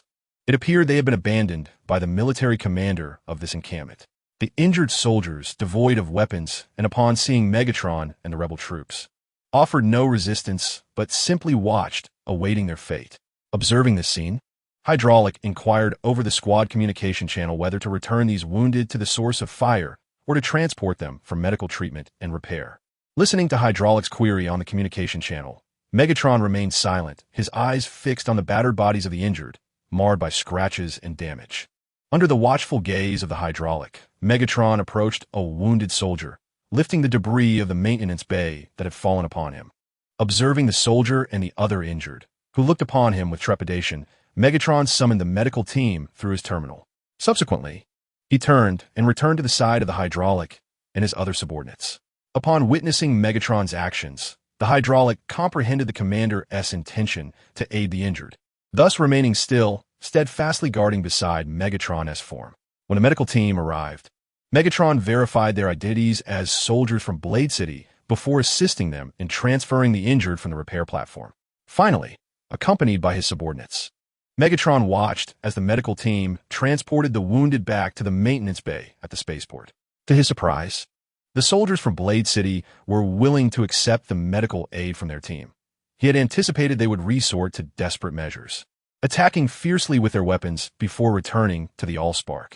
As the injured were brought back to the spaceport, Megatron's subordinates gathered the remains of Blade City's soldiers and collected the enemy's weapons while discussing the recently returned wounded. On their way to the spaceport, they had expected to fight to the last drop of energon against the forces of the High Council until their return to the Allspark. It now appeared that the High Council's forces were not entirely loyal to their leadership. Surviving was undoubtedly preferable to returning to the Allspark. Following closely behind Megatron, the Hydraulic responded to a comrade's words, acknowledging that while many believed they would return to the Allspark after its extinguishment, in truth, most were reluctant to meet such a fate prematurely. After all, few Transformers truly understood what awaited them upon their return to the Allspark. Only the legendary 13 Primes likely possessed insight into the nature of that return. The 13 Primes, a mythical existence. Listening to the conversation among his subordinates, Megatron gazed toward the well of the Allspark, which was said to be linked to the 13 Primes. And the legends of the Primes were likewise woven into the fabric of their race. It was unclear when it had begun, but even former miners like himself had come to know fragments of the 13 Primes lore. Yet, he pondered, was there truth to these tales? Megatron was uncertain, more intrigued by the future promised by the leader of the Decepticons, a future unfettered from the High Council's grasp. Once they achieved victory, perhaps he would dare to become a teacher, for he had heard that teachers could access the vast records stored in the library, encompassing countless stellar cycles of knowledge. As a former miner, the information available to him had been scant, which is why, during his time at the underground base of Kaon, he had expressed to Thundercracker in frenzy his aspiration to become an educator. Observing his subordinates, Megatron withheld this ambition from them. The struggle led by the Decepticon leader against oppression was only just beginning. Moreover, the battlefield is unforgiving. Upon arriving at the front lines of the spaceport, Megatron became acutely aware of this grim reality. Whether ally or foe, all could return to the wellspring of their essence due to a single stray bullet piercing the fuel chamber. Nevertheless, Megatron remained resolute in his commitment to follow the leader of the Decepticons into battle until they returned to the source of their power, much like the leader's own desire to extricate himself from the mines. After the forces of Razor City and the remnants of the spaceport suffered a complete rout, and upon discovering that fewer than 1 in 10 of his soldiers remained, Bombshell had no choice but to retreat to Razor City to replenish his ranks. Meanwhile, the commander of the spaceport needed to return to Iron Fortress to face the highest council, for it was ultimately his oversight that led to the loss of Hydra Island Spaceport. Initially unaware of the insurrection in the southern regions of Cybertron, the Council had merely demanded the recapture of the spaceport. However, it now appeared that such a reclamation was impossible. The coordinates from which the Decepticon leader broadcast his message to the world originated from Stand City, indicating that both Stand City and Stand Fortress had fallen under the control of this rebel. As for the more southerly region of Slaughter City, the highest council was reluctant to contemplate this matter. With the spaceport now occupied by the insurgents, the main thoroughfares of Cybertron were effectively intercepted. Unless troops were airdropped directly from the orbital spaceport station, the safety of Slaughter City could not be assured. Furthermore, it remained unclear whether Slaughter City was under the control of its own governor or the rebel Megatron, compared to the rampant infiltration of the highest council by the Decepticons. The council possessed scant intelligence regarding the insurgent leader in southern Cybertron. If not for Megatron's declaration of rebellion, the council might have nearly forgotten about the governor of the most chaotic city in Cybertron. Throughout Megatron's tenure, there had been little sign of goodwill toward the council, and had it not been for the overwhelming chaos that left no other governor willing to take his place, the council felt that Megatron would have been replaced long ago. Upon reviewing the database, which primarily contained information from the Iron Fortress era, the council recognized that Megatron had concealed the current state of affairs. Thus, the council members convened once more, but this time, their discussions shifted from handling contentious documents to strategizing on how to address the insurgent Megatron in southern Cybertron. In the Grand Hall of the Highest Council, the current rulers of northern Cybertron regarded one another, their ornate sashes signifying their noble status. Excluding the vacant seats, 12 council members gathered in this assembly. For the Decepticon Rebel Megatron, our essence knows no hierarchy. The legendary 13 primes watch over us, guiding us toward a brighter future. Transformers, advance. Gentlemen, it seems we need Computron to deal with the Rainmaker, Starsaber team, combined to form Computron. Chapter 48, Megatron, the Prime of the Skies. As the highest council deliberated on how to confront the rebel Megatron, he concluded his global address from Stand City. Under the watchful gaze of the optical lenses of the residents of Stand City, the colossal and imposing figure of the Decepticon, adorned in a simple yet striking red and silver paint, stood firm. The Decepticon, devoid of any embellishments on its shoulders, did not return to the embrace of its guard. It positioned itself at the heart of Stand City's communication network, a pivotal radial node in the Southern Cybertron communication system, established millennia ago by its race. Thus, the site was chosen as the battleground for the first Uprising, as the Decepticon understood that it could utilize this communication network to disseminate its speech across both the northern and southern realms of Cybertron. Moreover, the Decepticon's address was not only heard by the inhabitants of other Cybertronian cities through the communication network, but it was also the first time the residents of Stand City were introduced to the Decepticon and its motives for instigating civil war. As the celestial light bathed the towering form of the Decepticon, its azure optical lenses scanned the crowd, compelling the residents to cease their activities under the leader's penetrating gaze. Hundreds of optical lenses turned towards this figure, now the de facto leader of Southern Cybertron. Eventually, amidst the silence, the Decepticon offered a slight nod to the gathered residents in a gesture of respect, prompting them to lower their mechanical heads in reverence. The Decepticon then strode forward, and the residents instinctively parted to make way for their leader, silently following in its wake, including the guard, until they reached the outskirts of Stand City. Ultimately, amid the silent farewell of the residents, the Decepticon stood at the forefront of the procession, transforming first, followed in succession by the followers behind, engines roaring to life, as they departed into the distance under the watchful eyes of the citizens. Do you believe the Decepticon leader will triumph over the High Council? Uncertain. My processor indicates that challenging the High Council may lead to one's return to the Allspark. However, I wish for the Decepticon leader to succeed, perhaps, as stated. We have lingered too long and must now advance. Watching the heavy, Cybertronian armored convoy vanish into the horizon, the residents of Stand City exchanged glances before embarking on divergent paths. Perhaps, as the Decepticon leader articulated, the High Council has dominated Cybertron and its races for far too long, to the extent that they have forgotten the essence of rebellion, until the Decepticon leader emerged. In Crystal City, the influence of the Decepticon speech reached beyond the High Council. The members of the Dawn Society, where the Titan resided, also received the address. Faced with a Decepticon intent on altering the current state of Cybertron, opinions within the Dawn Society varied, some in support, while others feared that such actions might fracture their race. It is worth noting that the Dawn Society initially sought reform from the High Council precisely due to concerns over civil war obliterating their race and civilization. Yet, as it stands, despite their efforts to evade it, the specter of civil war looms, instigated by the Decepticon governor of Southern Cybertron, and evidenced by the communication coordinates and the occupation of Hydra Island Spaceport by unidentified forces. As discord lingered within the High Council due to various conflicts, the adversary, the Unyielding One, stealthily dispatched troops to seize the southern territories of Cybertron. They even forcefully expelled the garrison from the spaceport, effectively severing the vital north-south passage of Cybertron. The name Unyielding One resonates within my memory banks. I believe I encountered it once before, perhaps within the Iron Fortress. Within the Dawn Society, after listening to the Unyielding One's speech, Axe refrained from immediately voicing his stance on the Uprising. Instead, he turned his gaze to the Silent Prime. As the current leader of the Dawn Society, the members were inclined to follow the Prime's command, even if it meant facing honorable death, leaving only embers to return to the source of the spark. It seems the moment for the Prime to make another pivotal decision has arrived. Previously, the Prime had attempted to instigate reforms within the High Council, yet ultimately met with failure. Would this time be different? This armed struggle initiated by the Unyielding One, the governor of Southern Cybertron, could it mirror the past failures of the Dawn Society? What is your impression of this Unyielding One, Axe? The Prime, having listened intently to the Unyielding One's address, did not express his thoughts but turned instead to his trusted ally and friend, Axe. Armed struggle. Such an unfamiliar term.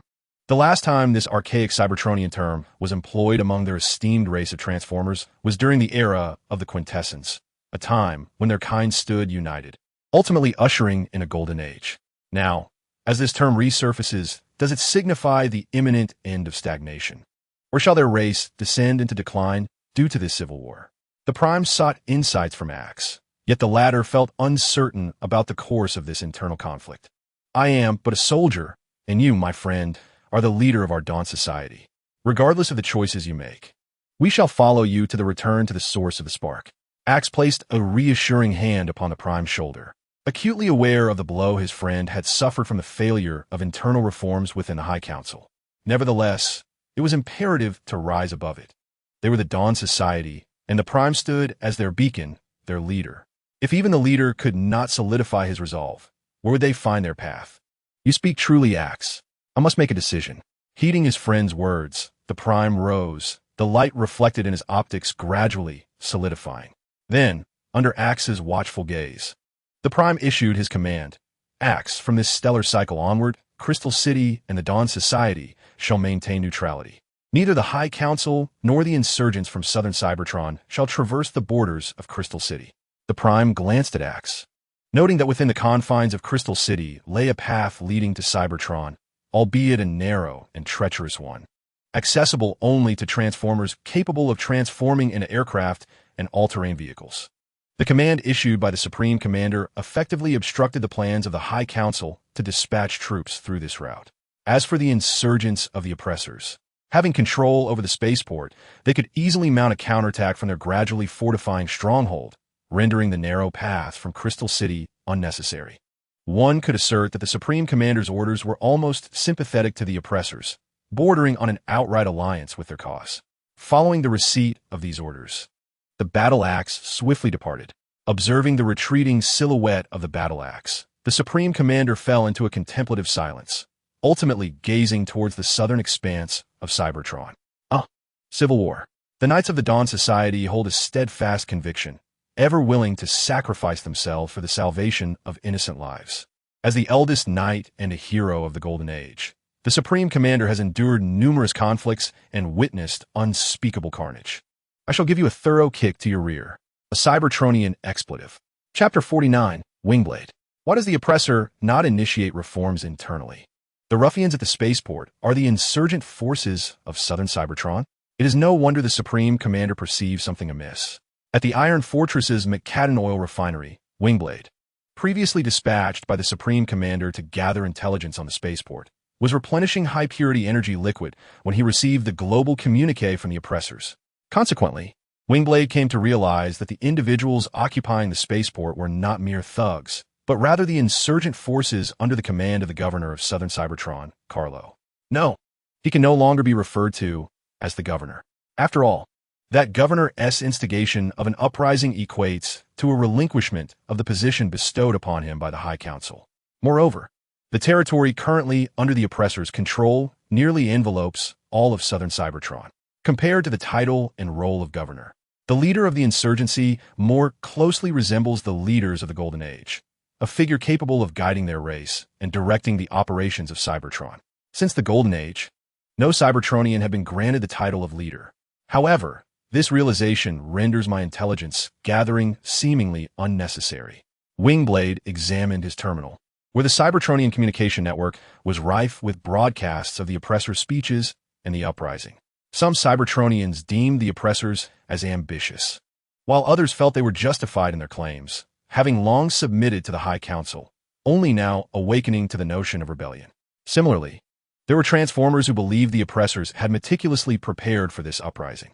After all, the major thoroughfare of southern Cybertron, the Hydra Island spaceport, was under the control of the oppressors' insurgents, indicating that from the outset, they intended to mobilize southern Cybertron's resources to engage the High Council in a conflict that would culminate in one side's downfall. This also signified that the High Council's continued blockade of Cybertron would soon reach its conclusion. Regardless of which faction ultimately prevails, the need to meet the energy supply demands of the Cybertronian populace will remain imperative. The conclusion of the Civil War may very well stem from the depletion of resources in Cybertron's northern and southern territories, which was exacerbated by the military supplies during the conflict. At that juncture, even the Supreme Council would find it impossible to maintain a blockade of Cybertron, as persisting with such a course amidst internal energy exhaustion would undoubtedly push their entire race to the brink of extinction. The only viable option would be to explore other celestial bodies in the universe, thereby sustaining their species and Cybertron itself. Much like the Golden Age of exploration, they would seek to establish extraterrestrial colonies and transport resource-rich fuel back to Cybertron, nurturing their civilization as young extraterrestrial beings would care for their elders. Only then could their race endure, and perhaps even usher in a new Golden Age. Thus, from any perspective, the onset of this civil war signified the demise of the Supreme Council's ambitions to continue the blockade of Cybertron and uphold an era of stagnation. Should the Decepticons emerge victorious in this conflict, it is conceivable that the Supreme Council could, like the era of stagnation, become a relic of the past. With the arrival of civil strife, could the future of stagnation truly be an end? Observing the messages from other transformers on the terminal, Wingblade diligently reviewed high-purity energy liquid. The cessation of stagnation and the revival of their race and Cybertron had long been a cherished dream of their Dawn society. Under the leadership of the Prime, regrettably, their internal reform efforts had faltered, leading even the Prime to abandon his seat in the Council in a fit of anger over its obsolescence and return to Crystal City. It now appeared that both the Decepticon leader and the Prime shared a mutual disdain for the Supreme Council's antiquated ways. The Decepticons' revolutionary speech explicitly called for consigning the Council's parliamentary system to history, rendering it a mere footnote in the annals of time. This no longer seemed like a politically impotent promise. The Supreme Council genuinely appeared to be the Decepticons' target. As Wingblade pondered this, he suddenly overheard other Transformers in the McAdams' old oil house discussing the Decepticons. Their sleek, newly painted exteriors reflected the light within the oil house. And from their proud tones as they spoke, Wingblade surmised they were citizens of Iacon. After all, citizens from other cities would not expend fuel and energy merely to travel to Iacon for the high-purity energy liquid found at McAdams' old oil house, especially when their own cities possessed similar establishments, albeit with lower purity. Observing the high-purity energy liquid in his metallic cup, Wingblade discreetly listened to the conversations of the Iacon patrons, who expressed astonishment at the Decepticon Uprising while simultaneously considering it somewhat excessive. Although they were well aware that the decisions of the High Council had plunged Cybertron and their race into an era of stagnation. The original intent of the Council was to protect their kind from the ravages of rust disease. Moreover, during this stagnant period, numerous Transformers proposed the idea of reopening Cybertron, re-establishing contact with former colonies, and restoring the glory of Cybertron's Golden Age. Though many of these proposals were ultimately shelved due to issues of identity, the situation was different for Unicron. Prior to declaring his rebellion, Unicron was the esteemed Chancellor of Cybertron's Kaon, a position second only to the High Council. At that time, the Chancellor had the potential to become a member of the Council, thus enabling a path of internal reform to restore Cybertron to its former greatness. Why then did it have to culminate in the current state of division between the northern and southern Cybertron, leading to a civil war between the High Council and Unicron? Internal reform? That sounds reminiscent of what our Dawn Society had once attempted. Listening to the discussions among the residents of Iron Fortress, Wingblade's claws left imprints on the metallic cup as he tightened his grip. Ultimately, Wingblade finished the remaining high-purity energon alone in his metallic seat and ceased to heed the conversation surrounding him, departing directly from the McAdam old oil house. As Wingblade stepped outside, observing the Iron Fortress citizens still engaged in discussions about Unicron, he withdrew his optical sensors from their direction and turned his gaze towards the High Council. Internal reform of the High Council had once been the aspiration of our Dawn Society. Yet, this dream was ultimately shattered in a cruel manner, not by other Transformers, but by the very council that the Iron Fortress residents deemed reformable. It is indeed ironic that the force capable of altering the High Council was not an internal factor, but rather external adversaries. Legend has it that the Cyber Knights departed Cybertron during the era of the Five-Faced Beast, with reports suggesting that the latter dispatched a considerable force in pursuit. It seems likely that their intent was not merely to hunt down the Cyber Knights, but that the knights had taken with them something of significant importance to the five-faced beast and the prevailing battlefield situation. Even when compared to the nearly endless lifespan of the Transformers, the human lifespan is fleeting and easily extinguished. However, the memories of fighting side by side will never vanish, signifying our friendship that transcends races. Chapter 50. Ironclad Dragon Space Station, Red Spider. As Wingblade had discerned, the High Council had been outpaced by Unicron's rebel forces, both militarily and politically. Now, not only had Unicron made the first declaration against the High Council, but even the pivotal spaceport remained firmly under the control of the rebel forces. The troops of Blade City had not only failed in their offensive, but were also pushed back by the rebels, losing both ground and personnel. Were it not for the current extraordinary circumstances, the military commanders of Blade City and the spaceport would undoubtedly face dismissal due to their defeat. Regrettably, the oration from the former Chancellor, the enemy of heaven, salvaged their fortunes. The Supreme Council found itself urgently in need of an accurate assessment of the current conditions at the front lines, thus granting the bomb squad an opportunity to present the status of the insurgents stationed at the spaceport. In response, Bomb Squad and the military commander of the spaceport could only submit a report slightly embellished with optimism. However, even this polished version of events caused tremors of alarm among several council members. It was astonishing that the former chancellor had clandestinely rallied a band of fearless gladiators and deployed a formidable arsenal of heavy artillery and weapons of mass destruction.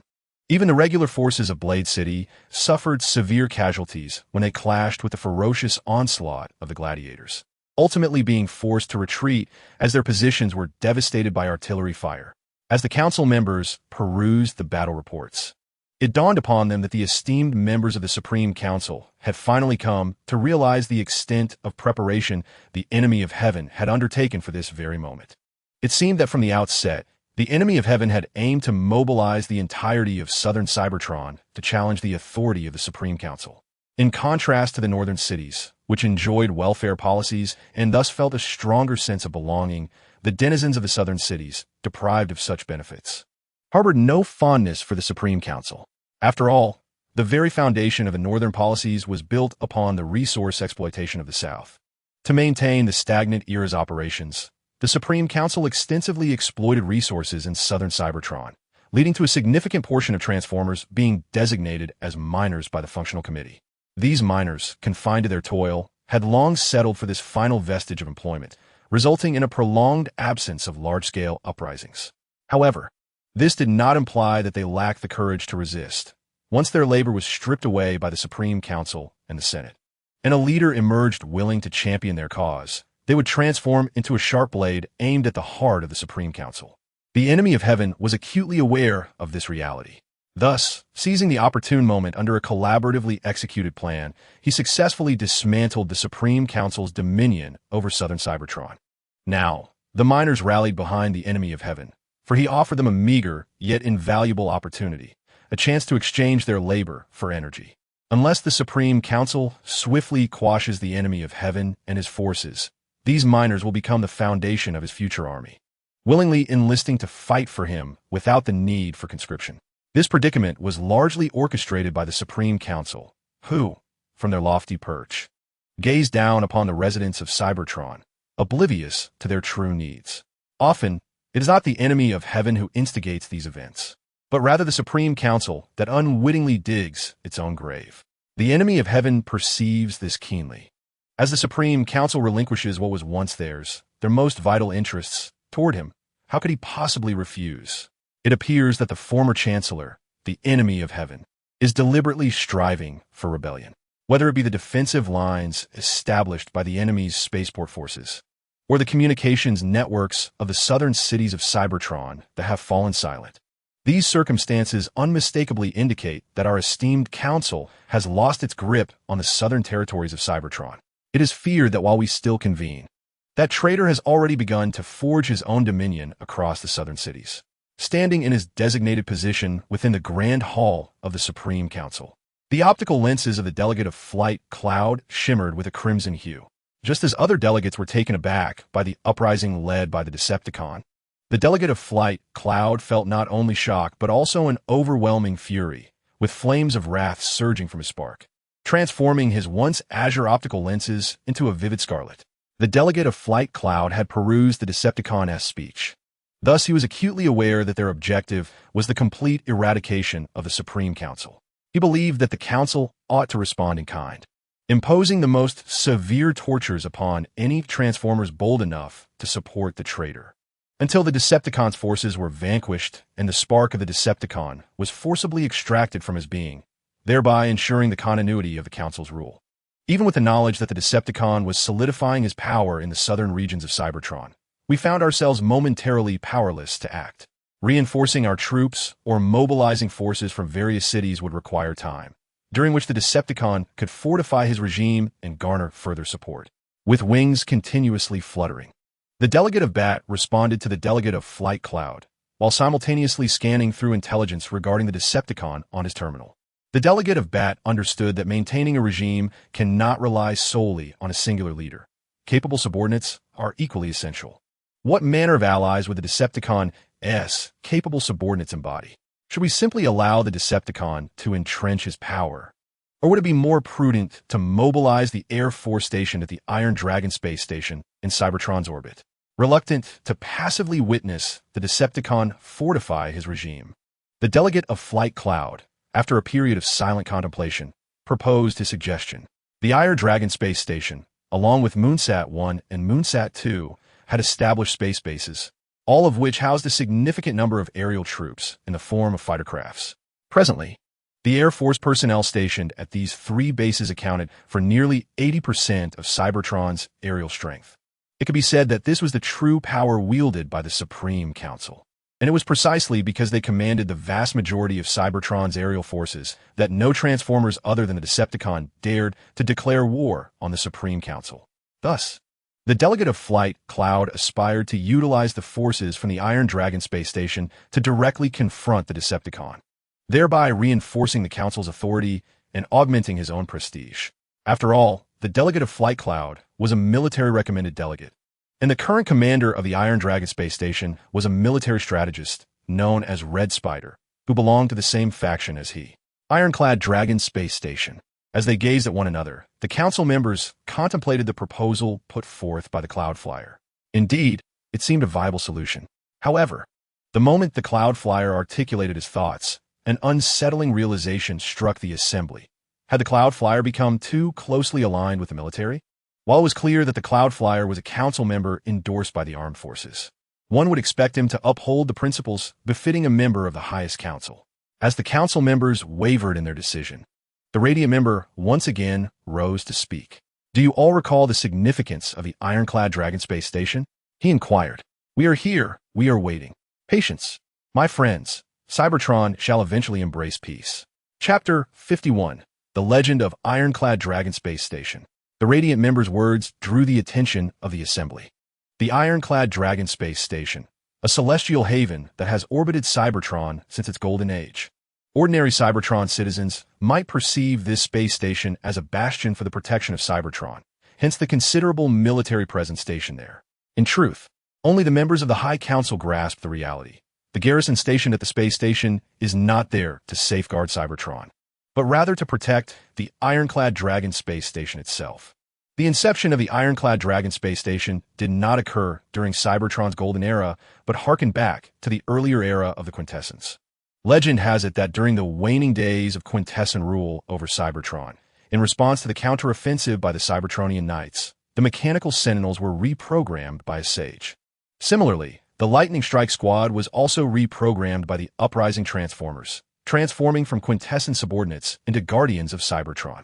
It is said that amidst such turmoil, the Quintessons, unwilling to concede defeat, transported a peculiar energy from outer space. This energy, a deep violet hue akin to their energy cubes, supplemented power, yet adversely affected the energy modules of their bodies. Transformers utilizing this energy not only faced potential damage to their core components, altering their very personalities, but also became increasingly belligerent and dependent on energy. Moreover, a considerable number of Transformers who returned to the Allspark were influenced by this unique energy, as if repelled by some inexplicable force that eluded the comprehension of the High Council. At that time, The quintessence inflicted significant harm upon the rebellious transformers through this peculiar energy. Fortunately, in a pivotal moment, the Cybertronian Knights seized a vital quintessent artifact and escaped Cybertron aboard their warship. This artifact appeared to hold immense significance for the quintessence, prompting them to dispatch a fleet in pursuit.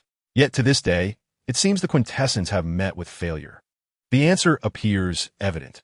Ever since the Cybertronian Knights appropriated the enigmatic artifact from the quintessence, the ranks of soldiers infused with dark energy among the quintessent forces have dwindled significantly. Even the newly added soldiers of the quintessence are no longer mere transformers under their program control. Instead, they have been replaced by soldiers that, while more manageable, exhibit diminished combat prowess. Similarly, the mobilization of the fleet to pursue the Cybertronian Knights ultimately resulted in the quintessence losing both aerial and spatial dominance during the climactic battle, leading to their retreat from Cybertron under the onslaught of the ancient sages and the uprising transformers of the time. The emergence of the Iron Dragon space station followed the quintessence flight. It is said that this station once belonged to one of the 13 primes. This prime, realizing the perilous nature of a certain special energy, sealed the remnants within the Iron Dragon space station to prevent malevolent beings from exploiting it again. It sounds like a tale spun from legend, yet the High Council understands that this is no mere fabrication, but rather a chapter of history. Following the stagnation imposed by the quintessence, the Golden Age was lost with the passing of their leader, causing the High Council to lose much of the documentation from the quintessent era. However, the artifacts sealed within the Iron Dragon space station are irrefutable. Members of the High Council have visited this station, where they beheld the imprisoned special energy, codenamed Dark Energon, an embodiment of malevolence. Merely gazing upon it, the counselors could sense their own body's modules and the energy coursing within them repelling this dark entity. During the Golden Age, while expanding their colonies, the High Council encountered traces of Dark Energon on certain planets, albeit in scarce quantities, seemingly a byproduct of the planets themselves, distributed in an erratic manner, some even embedded within mountain ranges. To describe it, the locations and manifestations of Dark Energon across various planets resembled the energy residue expelled during the wear of a Transformer-esque body. Yet, such a notion is terrifying. Could Transformers or extraterrestrial life forms truly evolve to such an extent? Perhaps only the legendary Primus, having birthed their kind and transformed into Cybertron, could meet such a criterion. Contemplating the ominous Dark Energon within the Iron Dragon space station, the counselors fell into a profound silence. Just as the ruling class often possesses knowledge inaccessible to other Transformers, so too does the High Council. The Golden Age not only bequeathed Cybertron with extraterrestrial colonies and resources, but also renewed their awareness of the quintessence whereabouts. Though vague, it was indeed the fabled quintessence, seemingly plotting once more. Regrettably, before the then-leader could uncover the truth, he vanished aboard a warship, and the High Council, having assumed control, intended to continue the investigation into the quintessence. However, before any intelligence could be expanded, the Rust Plague struck. In response to this calamity, the High Council ordered the destruction of the space bridges between the colonies to prevent the spread of the Rust Plague. Under the directive of the High Council, Cybertron fell into an era of stagnation, akin to the Rust Age, with all inhabitants entering stasis pods, coinciding with the late phase of this desolate period. It was during this time that the denizens of Cybertron discovered the emergence of the Rust Sea. Subsequently, as the High Council continued to decay amidst countless stellar cycles of blockade, squeezing the native interests of Cybertron, it ultimately led to a catastrophic uprising of unemployed miners, which, in turn, sparked the rebellion of the Decepticons. In a certain sense, this mirrored a vicious cycle, transforming them into the very monstrosities they once resisted, embodying the adversary against which the residents of Cybertron sought to rise. Should we not mobilize the forces from the Iron Dragon space station? Does it mean we must allow the soldiers from the northern cities of Cybertron to launch an offensive? However, currently, the various factions lack heavy weaponry, and I fear that even if the Dawn Heights were to become operational, it would require a considerable amount of time. Although the esteemed senator of the Flying Cloud believed that reallocating a few aerial troops from the Iron Dragon space station would pose no significant issue, he ultimately relinquished the idea, fully aware of his inability to persuade the other senators with his rationale. Thus, The Senator of the Flying Cloud inquired about the current deficiency of heavy weapons among the northern soldiers of Cybertron, as we could not afford to wait for the Dawn Heights to commence operations before assaulting the spaceport. By that time, the spaceport would likely be fortified into an impregnable military stronghold. In response to the Senator of the Flying Cloud's query, the Senator of Radiance provided his insights. While we could not mobilize the forces from the Iron Dragon space station, we could indeed withdraw a limited number of aerial troops from Lunatron 1 and Lunatron 2. This, he asserted, represented a compromise. Upon his declaration, the other senators did not voice any objections, as this arrangement seemed to satisfy all parties involved. Both sides of the conflict possess their own justifications, and I am no exception. Let us strike fiercely. Let them witness our might. Transform. Chapter 52. For we have encountered Lieutenant Megatron, in contrast to the southern regime of Cybertron led by the Decepticons. The procedural nature of the High Council's meetings resulted in a perpetual hindrance, as they were unable to reach a consensus without mutual compromise. The Decepticon leader comprehended this better than his fellow Transformers, having nearly been inducted into the High Council himself. At that time, the Senator of Radiance had intended to personally endorse the Decepticon leader, but alas, he ultimately chose to forego this path, abandoning internal reform. It was precisely this relinquishment that allowed the Titan of the Dawn Society in Crystal City to successfully campaign for a seat in the High Council. From that moment onward, the Titan aspired to instigate reforms within the upper echelons of Cybertron, though it ultimately appeared to have failed. Nevertheless, even in defeat, the Titan and the Dawn Society did not relinquish their vision of reforming Cybertron. They even became the first city to declare neutrality amidst the ongoing civil war, effectively blocking the High Council's access through Crystal City. It can be said that the Decepticon has alleviated some pressure, while simultaneously, as the High Council began mobilizing troops, the Decepticon was also expanding its forces. In the City of Carnage, the Decepticon encountered an old friend, Ratchet. Ratchet is no longer merely the chief medic of the Southern Cybertronian insurgents. He has also assumed the role of the new Governor of Carnage. With the assistance of the Decepticon subordinates, the city is gradually progressing in a positive direction, relying on the amassed resources from the High Council's warehouses. Upon the Decepticons' arrival, Ratchet expressed his delight and introduced his capable aides from the conquest of Carnage, including Master Prowl and Ironhide. In response, the Decepticon gently patted the shoulders of the two warriors and invited them to join the newly formed battalion in Carnage. The organization and name of the unit were already conceived by the Decepticon. It would be called the Manganese Mountain Guerrilla Army, abbreviated as the Guerrilla Army, tasked with repelling enemies approaching from the direction of Blade City. The recruitment office was established in Carnage, and the Decepticon believed that the politically aware residents of the city, who had faced similar adversities as those in Kaon, would not miss the opportunity to retaliate against the High Council. As anticipated by the Decepticon, upon learning that Ratchet would serve as the battlefield commander, both Ironhide and Master Prowl opted to enlist. If it were a different commander, the residents of Carnage might have hesitated, but with Ratchet at the helm, they were willing to fight alongside the medic until the very last moment. Ratchet's long-standing reputation for healing the residents of Carnage once again inspired them to join the military ranks. They believed that as long as their spark continued to burn, Ratchet, the former underground doctor, would go to any lengths to restore their systems. The Decepticon was also warmly welcomed by the residents of Carnage, especially upon discovering that it was he who had initially offered medical supplies to assist Ratchet. Observing the eager residents signing up for the Guerrilla Army, Ratchet exchanged friendly greetings with them while casting a glance at the Decepticon beside him. "You have succeeded, old friend. The High Council's once unchallenged dominion has been thoroughly shaken by you." Looking at his old friend, the Decepticon, Ratchet's lips curled into a smile, acknowledging that the High Council's reign was now precariously balanced. It is likely that the council members are currently furiously mobilizing troops in an attempt to eradicate the Decepticons' insurgency at the spaceport. Not entirely victorious yet, my friend, Ratchet, but this is still a cause for celebration. We have demonstrated our strength to the High Council, revealing the power of the class they so disdainfully overlooked. In the future, even if our uprising ultimately ends in failure and our sparks are severed from our bodies, the High Council will no longer dare to belittle the class they once oppressed. For we have made our presence known. The formidable leader, known as the Overlord, gazed upon his old friend, the ambulance, while behind him, Members of the vanguard proudly hoisted the banner of the insurrection. Presently, the forces under the Overlord's command were predominantly composed of miners and residents. Perhaps, aside from the Gladiator Battalion, other insurgent units might not match the regular army of the High Council in direct combat.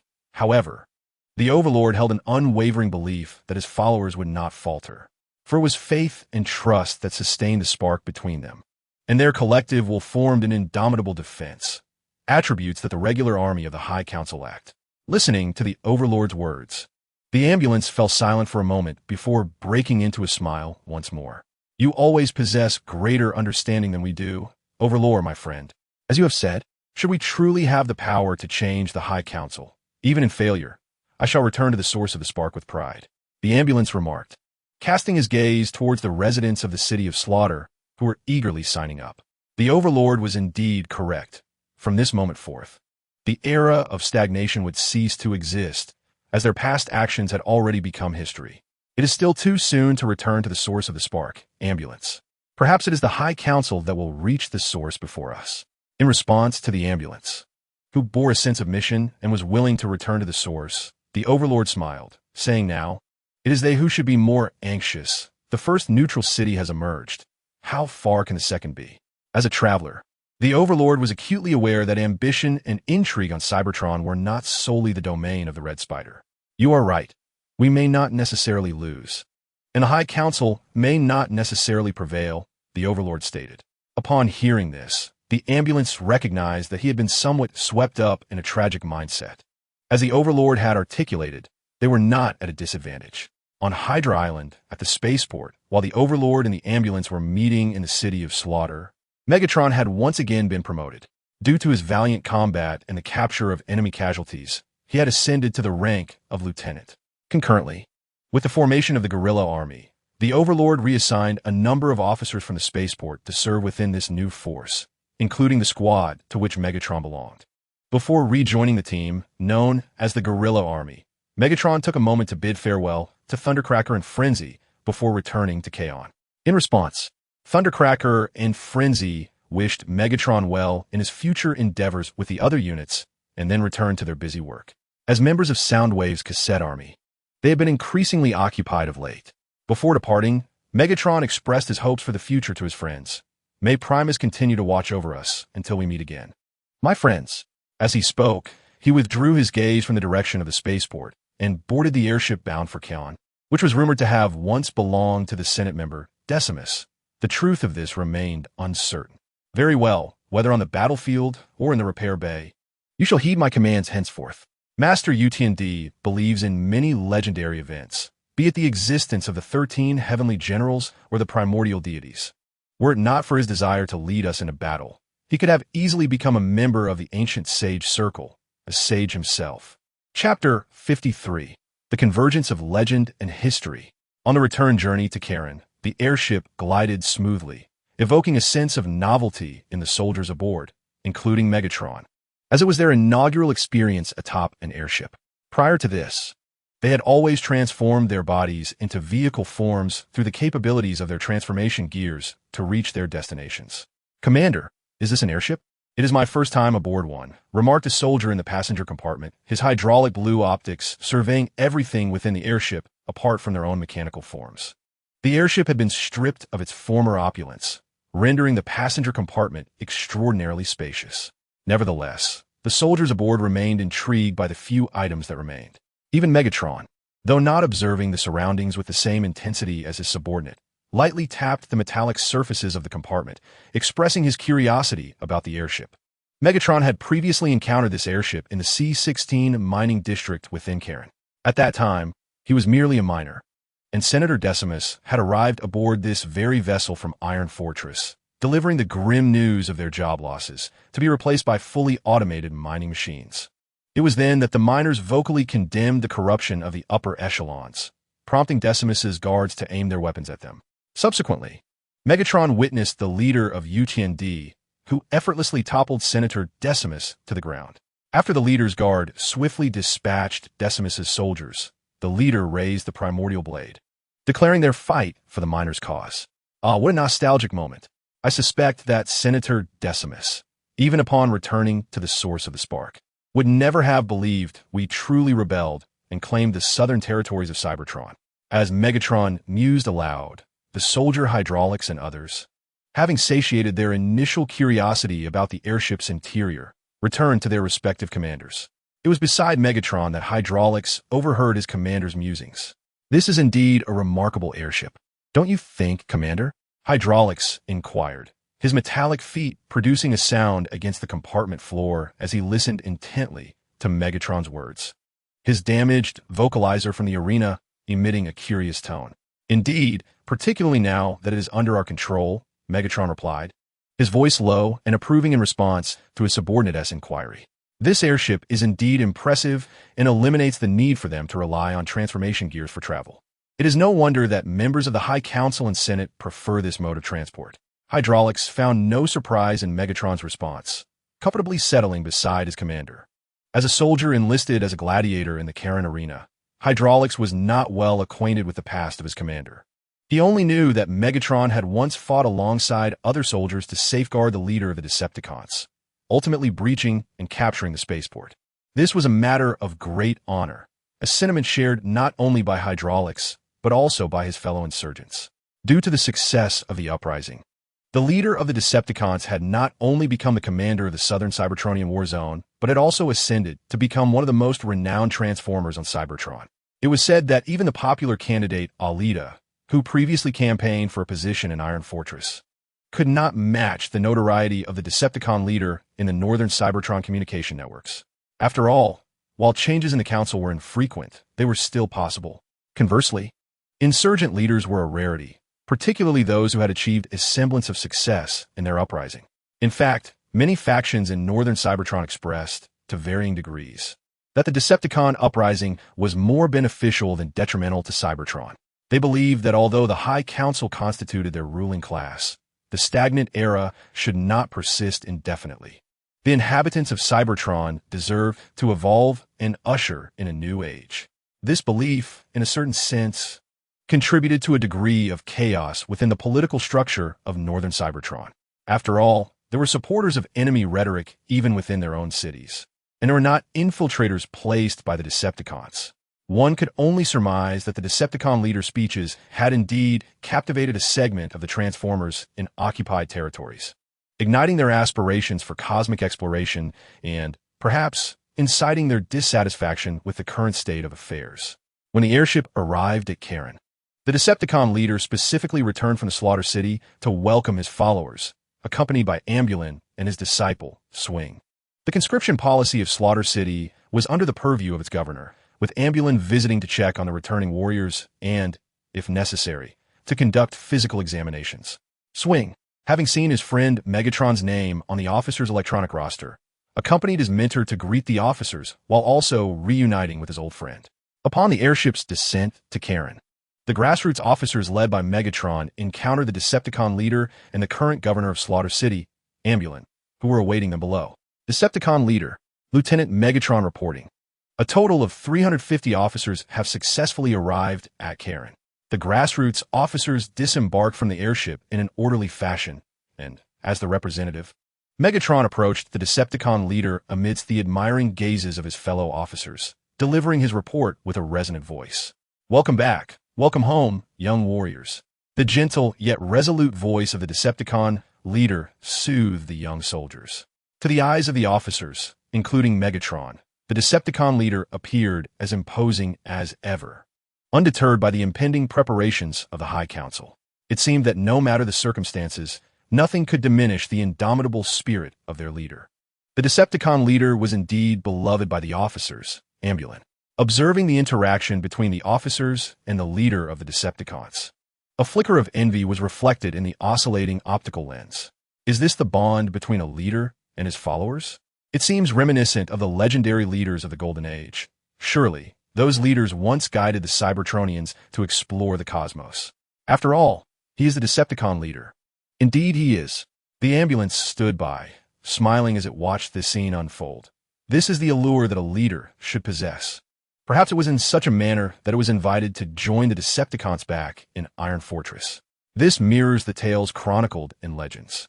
The oscillating figure spoke softly, and the ambulance nodded in agreement before shaking its head. This is the legacy we shall leave for the future. We are currently part of this very legend, the ambulance remarked, and then, emulating the Decepticon leader, it patted the shoulder of the oscillating figure. Under the gaze of the oscillating figure's puzzled expression, the ambulance led it towards the Decepticon leader. We must keep pace. We stand at the intersection of legend and history. Oscillation. Activate. The legend truly exists. It begins from this moment. Chapter 54, Megatron.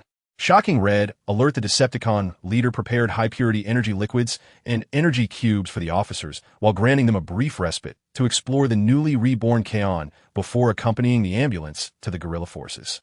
Meanwhile, Kaon's field hospital sent electronic notifications for the officers to undergo body examinations, which they readily accepted.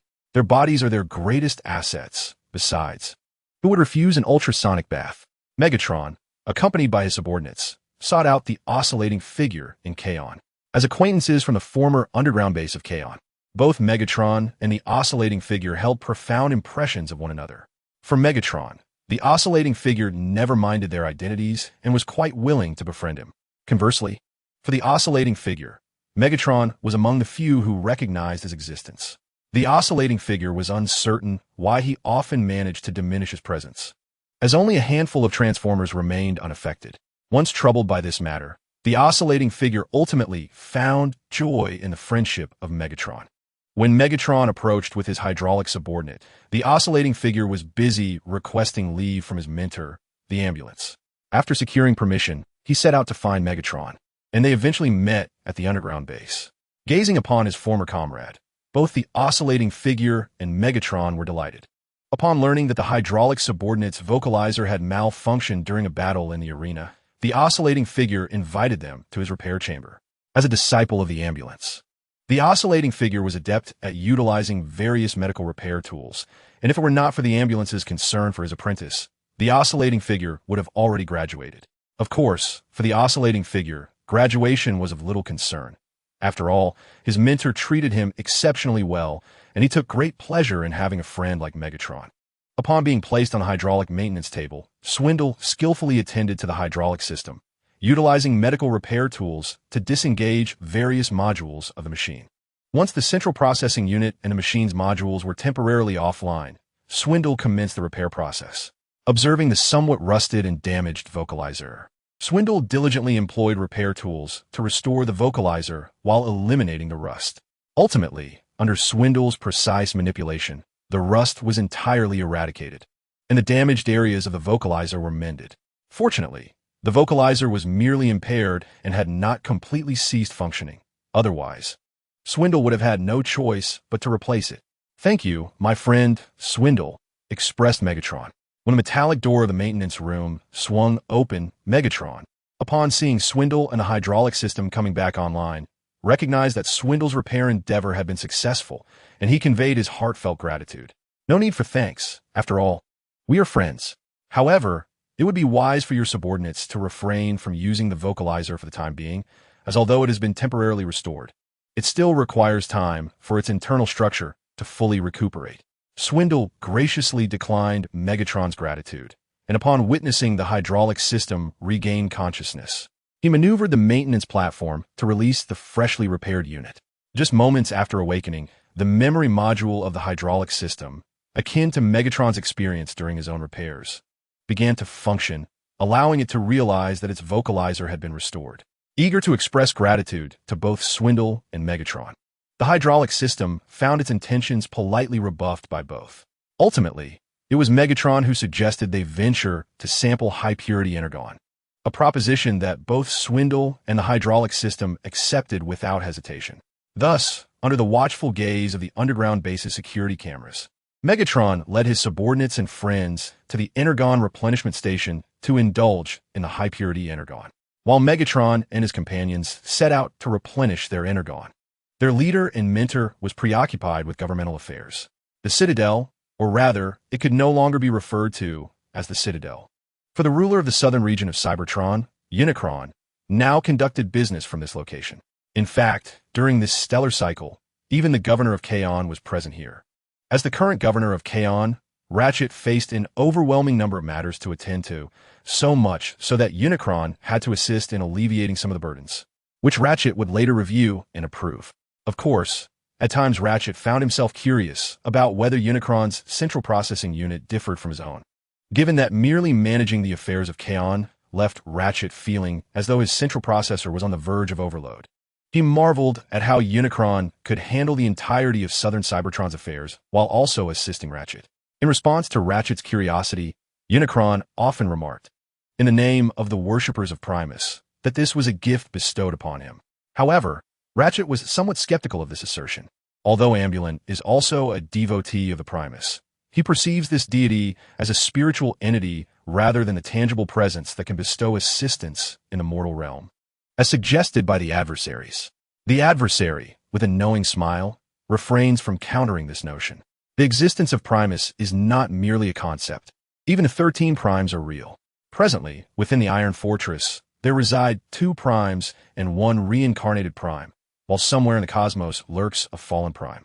At times, legends and reality intertwine, though we often remain oblivious to this truth.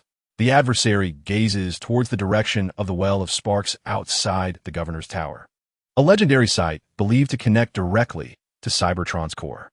Uncertain of which version of the Transformers universe he has traversed, the adversary remains undeterred in his quest for his ideals. In the days when he was still a celestial voyager at the Macadam Oil Refinery, he pledged to transform Cybertron and the High Council. Observing the knowing demeanor of the adversary, Ambulin chooses not to inquire further, understanding that if the adversary wishes to share, he will do so in his own time. In the Cybertronian orbit, the Iron Dragon space station stands as the sole space station, with Starscream serving as its battlefield commander. During this stellar cycle, upon the arrival of the supply ship from the High Council, Starscream received news that left the Transformers in shock. Cybertron is embroiled in a civil war. Furthermore, the southern regions of Cybertron have fallen to the rebels. Staring at the captain of the supply ship, Starscream felt his processor struggle to comprehend the gravity of the situation. How could the High Council, now so weakened, have allowed miners to seize half of Cybertron? Wait, if the rebels can do this, then perhaps I. Under the gaze of the supply ship's captain, a cunning smile gradually formed upon Starscream's lips. Can I trust you? Chapter 55. Starscream's speculations on the Iron Dragon space station as his processor word. Starscream began to entertain thoughts that were uncharacteristic of his station. However, he soon set aside his future plans for the time being. Though the High Council appeared feeble, Starscream recognized that they were not within his capacity to challenge. Unlike the adversary, who had claimed vast territories in southern Cybertron, he was merely the military commander of the Iron Dragon space station, with authority over only its troops. To attain his desires from the High Council, much like the adversary, Starscream understood that he must begin to prepare. After the supply ship departed, he turned his gaze towards the moons of Cybertron, where aerial forces and bases loyal to the High Council awaited. Starscream was acutely aware of his advantages, yet he also recognized his limitations. In the current landscape of Cybertron, neither the High Council nor the Decepticons in the southern territories possess a substantial number of direct aerial forces. It could be said that the majority of aerial units are concentrated at the Iron Dragon space station, as well as on Moonbase 1 and Moonbase 2. Moreover, these aerial forces do not entirely belong to him. Red Spider understands that if he aspires to seize power from the High Council in the future, he must gain control over these aerial units and the bases of Moonbase 1 and Moonbase 2. By mastering these aerial assets, he could leverage them in negotiations with the High Council to secure greater authority. Perhaps I should express gratitude to the Decepticon leader. Had it not been for his uprising in southern Cybertron, I might have never encountered such an opportunity before returning to the Well of All Sparks. In the command room, Red Spider rested his metallic chin in contemplation, speaking to himself. This indeed represents an opportunity. He comprehends that civil war signifies peril, yet it equally embodies potential.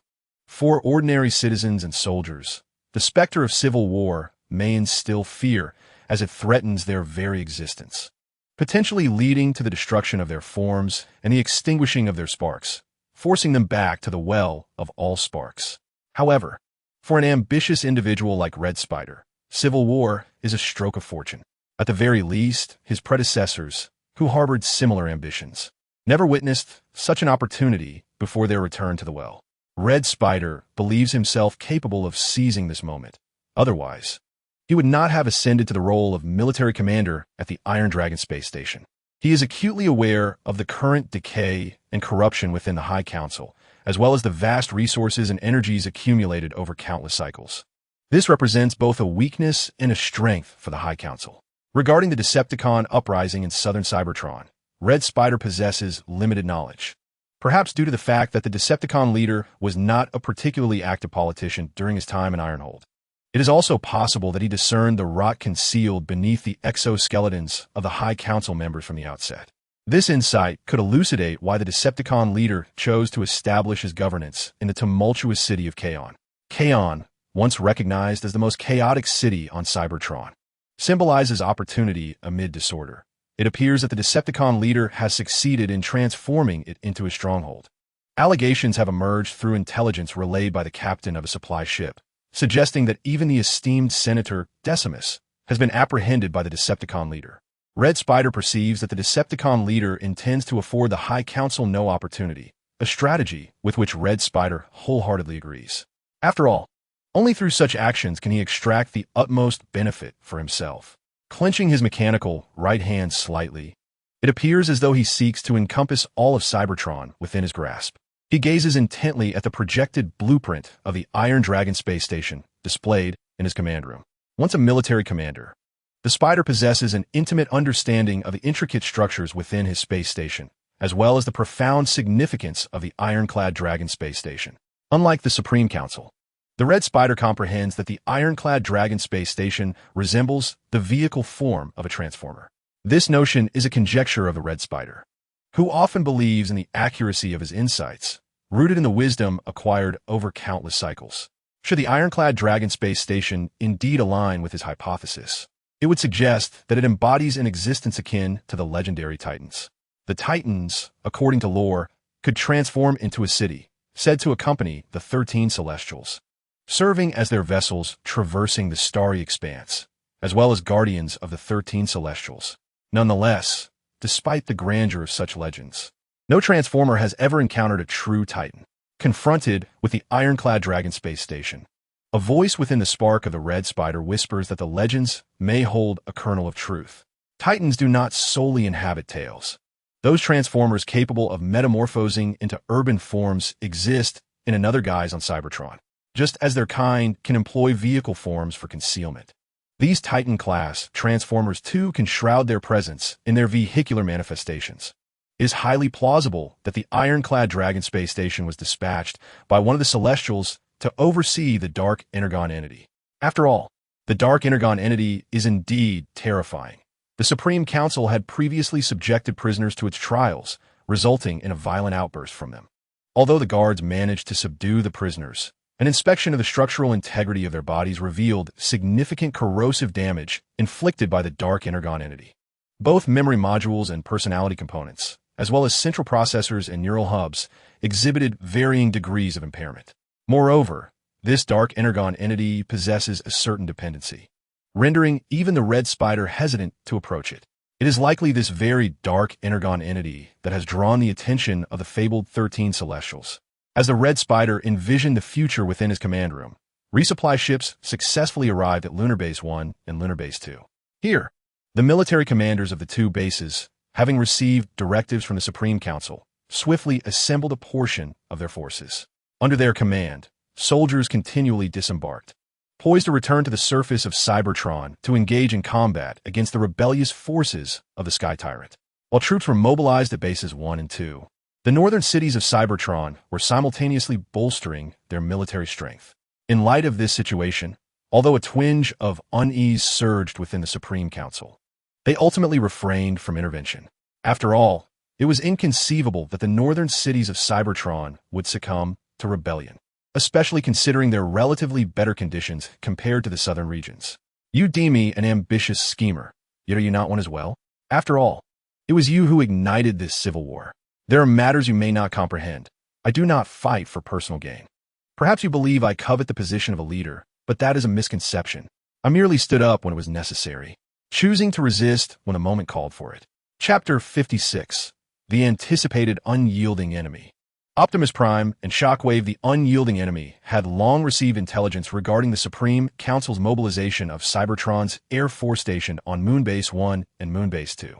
In contrast to the Supreme Council's arrogance, the intelligence network of the unyielding enemy was exceptionally sophisticated. Many former supporters of the unyielding enemy remained within Fortress, having been persuaded to stay there. There was no need to consult Shockwave, as the information had already been relayed to the unyielding enemy's terminal via an encrypted channel. This was anticipated by the unyielding enemy. After all, if any military force on Cybertron still had its arsenal intact, it would be the air units stationed outside of Cybertron. Amidst the internal turmoil on Cybertron, the Supreme Council had been more concerned about threats from the cosmos than the discord within. Consequently, they had never imposed stringent restrictions on the Air Force's weaponry and supplies, understanding the necessity of maintaining a loyal force. However, it now appeared they had rejoiced too soon. If even the unyielding enemy could infiltrate the Air Force, how could they expect the military commander of the Trypticon space station, Starscream, to remain uninvolved? Starscream, the ambitious schemer, was well aware of the unyielding enemy's maneuvers. Apart from isolated instances in certain universes, Starscream predominantly appeared as an ambitious figure and a cunning strategist. He often found himself in unfortunate predicaments. His luck was frequently overshadowed by his aspirations and intrigues. His schemes were regularly thwarted by the Autobots, Decepticons, and even humans, who could strike from unexpected angles. Nevertheless, Starscream persisted in his endeavors, and the unyielding enemy eagerly anticipated his efforts to seize command of the Supreme Council's Air Force. The unyielding enemy believed in Starscream's ambition and was certain he would not let this opportunity for civil strife slip away. Starscream had long desired to become a leader of a faction or a race. Yet, regrettably, the unyielding enemy doubted Starscream's potential for success. At most, he could realize his ambitions to a limited extent, but would likely suffer greater losses due to them. Now, the unyielding enemy's priority was to reorganize the southern region of Cybertron and fortify its defenses. With the continuous production of armaments from a Kaon factory, even coastal defense artillery had been manufactured. To this end, the unyielding enemy specifically arranged for soldiers to deploy the defensive artillery behind the spaceport. In the vast wasteland of southern Cybertron beyond the Rust Sea, to thwart any potential enemy troop transports from launching surprise attacks across the Rust Sea. Though the Rust Sea may at any moment unleash a tempest of iron rust, the High Council, should they find themselves unable to breach the spaceport, may resort to the audacious measure of forcibly penetrating the Rust Sea with transport ships. After all, they are the decision-makers, not the frontline soldiers. They are tasked with formulating strategies and campaigns, while the soldiers bear the consequences of their choices. Naturally, this price may prove exorbitant. The adversaries are acutely aware of the High Council, fully cognizant of the confidence that emanates from their origins in the embers of the Golden Age. Even if they are not the pioneers of that era, their status as members of the High Council still bestows upon them a sense of assurance. However, the adversaries will warn them that excessive confidence can lead to disintegration. On Cybertron, there are more than just the ambitious Red Spider. Should other aspirants perceive the weakness of the High Council, what awaits them next is a fracturing of the established order. Fortunately, the southern region of Cybertron is now under the control of the adversaries, and those ambitious individuals from the south have been stripped of their embers. The adversaries will not permit any existence that dares to divide Cybertron under their governance. As the adversaries reorganize their administration and enhance employment and happiness rates for the southern inhabitants of Cybertron, the forces summoned by the ambulance in the City of Carnage have already reached full capacity. The next step involves integrating the successor officers under the adversary's command into a unit with substantial combat capability. Regarding the issues of armaments and energy supplies, the former is the responsibility of the Carlin Arsenal, while the latter is managed by the City of Carnage. After all, this is a force temporarily commanded by the ambulance, who also governs the City of Carnage, achieving a dual purpose. Consequently, once the troops are fully reinforced, the ambulance dispatched guerrilla forces to the Stand Fortress for a degree of training. In the forthcoming stellar cycles, this contingent will be mobilized to the Manganese Mountains, serving as the primary force responsible for intercepting enemies approaching from the direction of the Blade City. This is also an arrangement by the adversaries, who do not trust that the military commanders of the Blade City, upon fully reinstituting their ranks and replenishing their supplies, will refrain from launching an offensive towards the Manganese Mountains.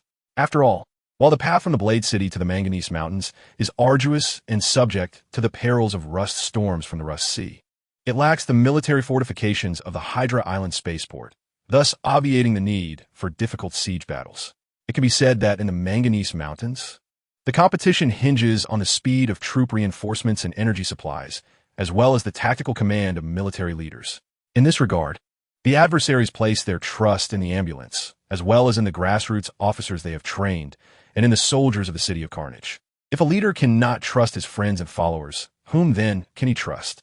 Under the adversary's blueprint, the ambulance comprehends the significance of the existence of guerrilla forces, and likewise, the grassroots officers, after temporarily resting and repairing their bodies at Carlin, followed the ambulance to the guerrilla forces under the watchful eyes of the adversaries.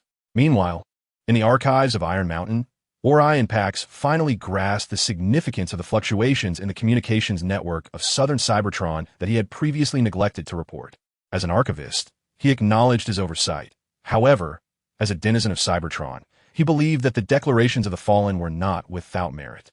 Yet, confronted by the Fallen's rhetoric permeating the communications network, Orion Pax was uncertain whether this former Chancellor of Kaon could fulfill the promises he once made. The complexities entwined within the Matrix compelled Orion Pax to seek replenishment of high-purity energon at the Macadam Oil House after completing his cycle of duties.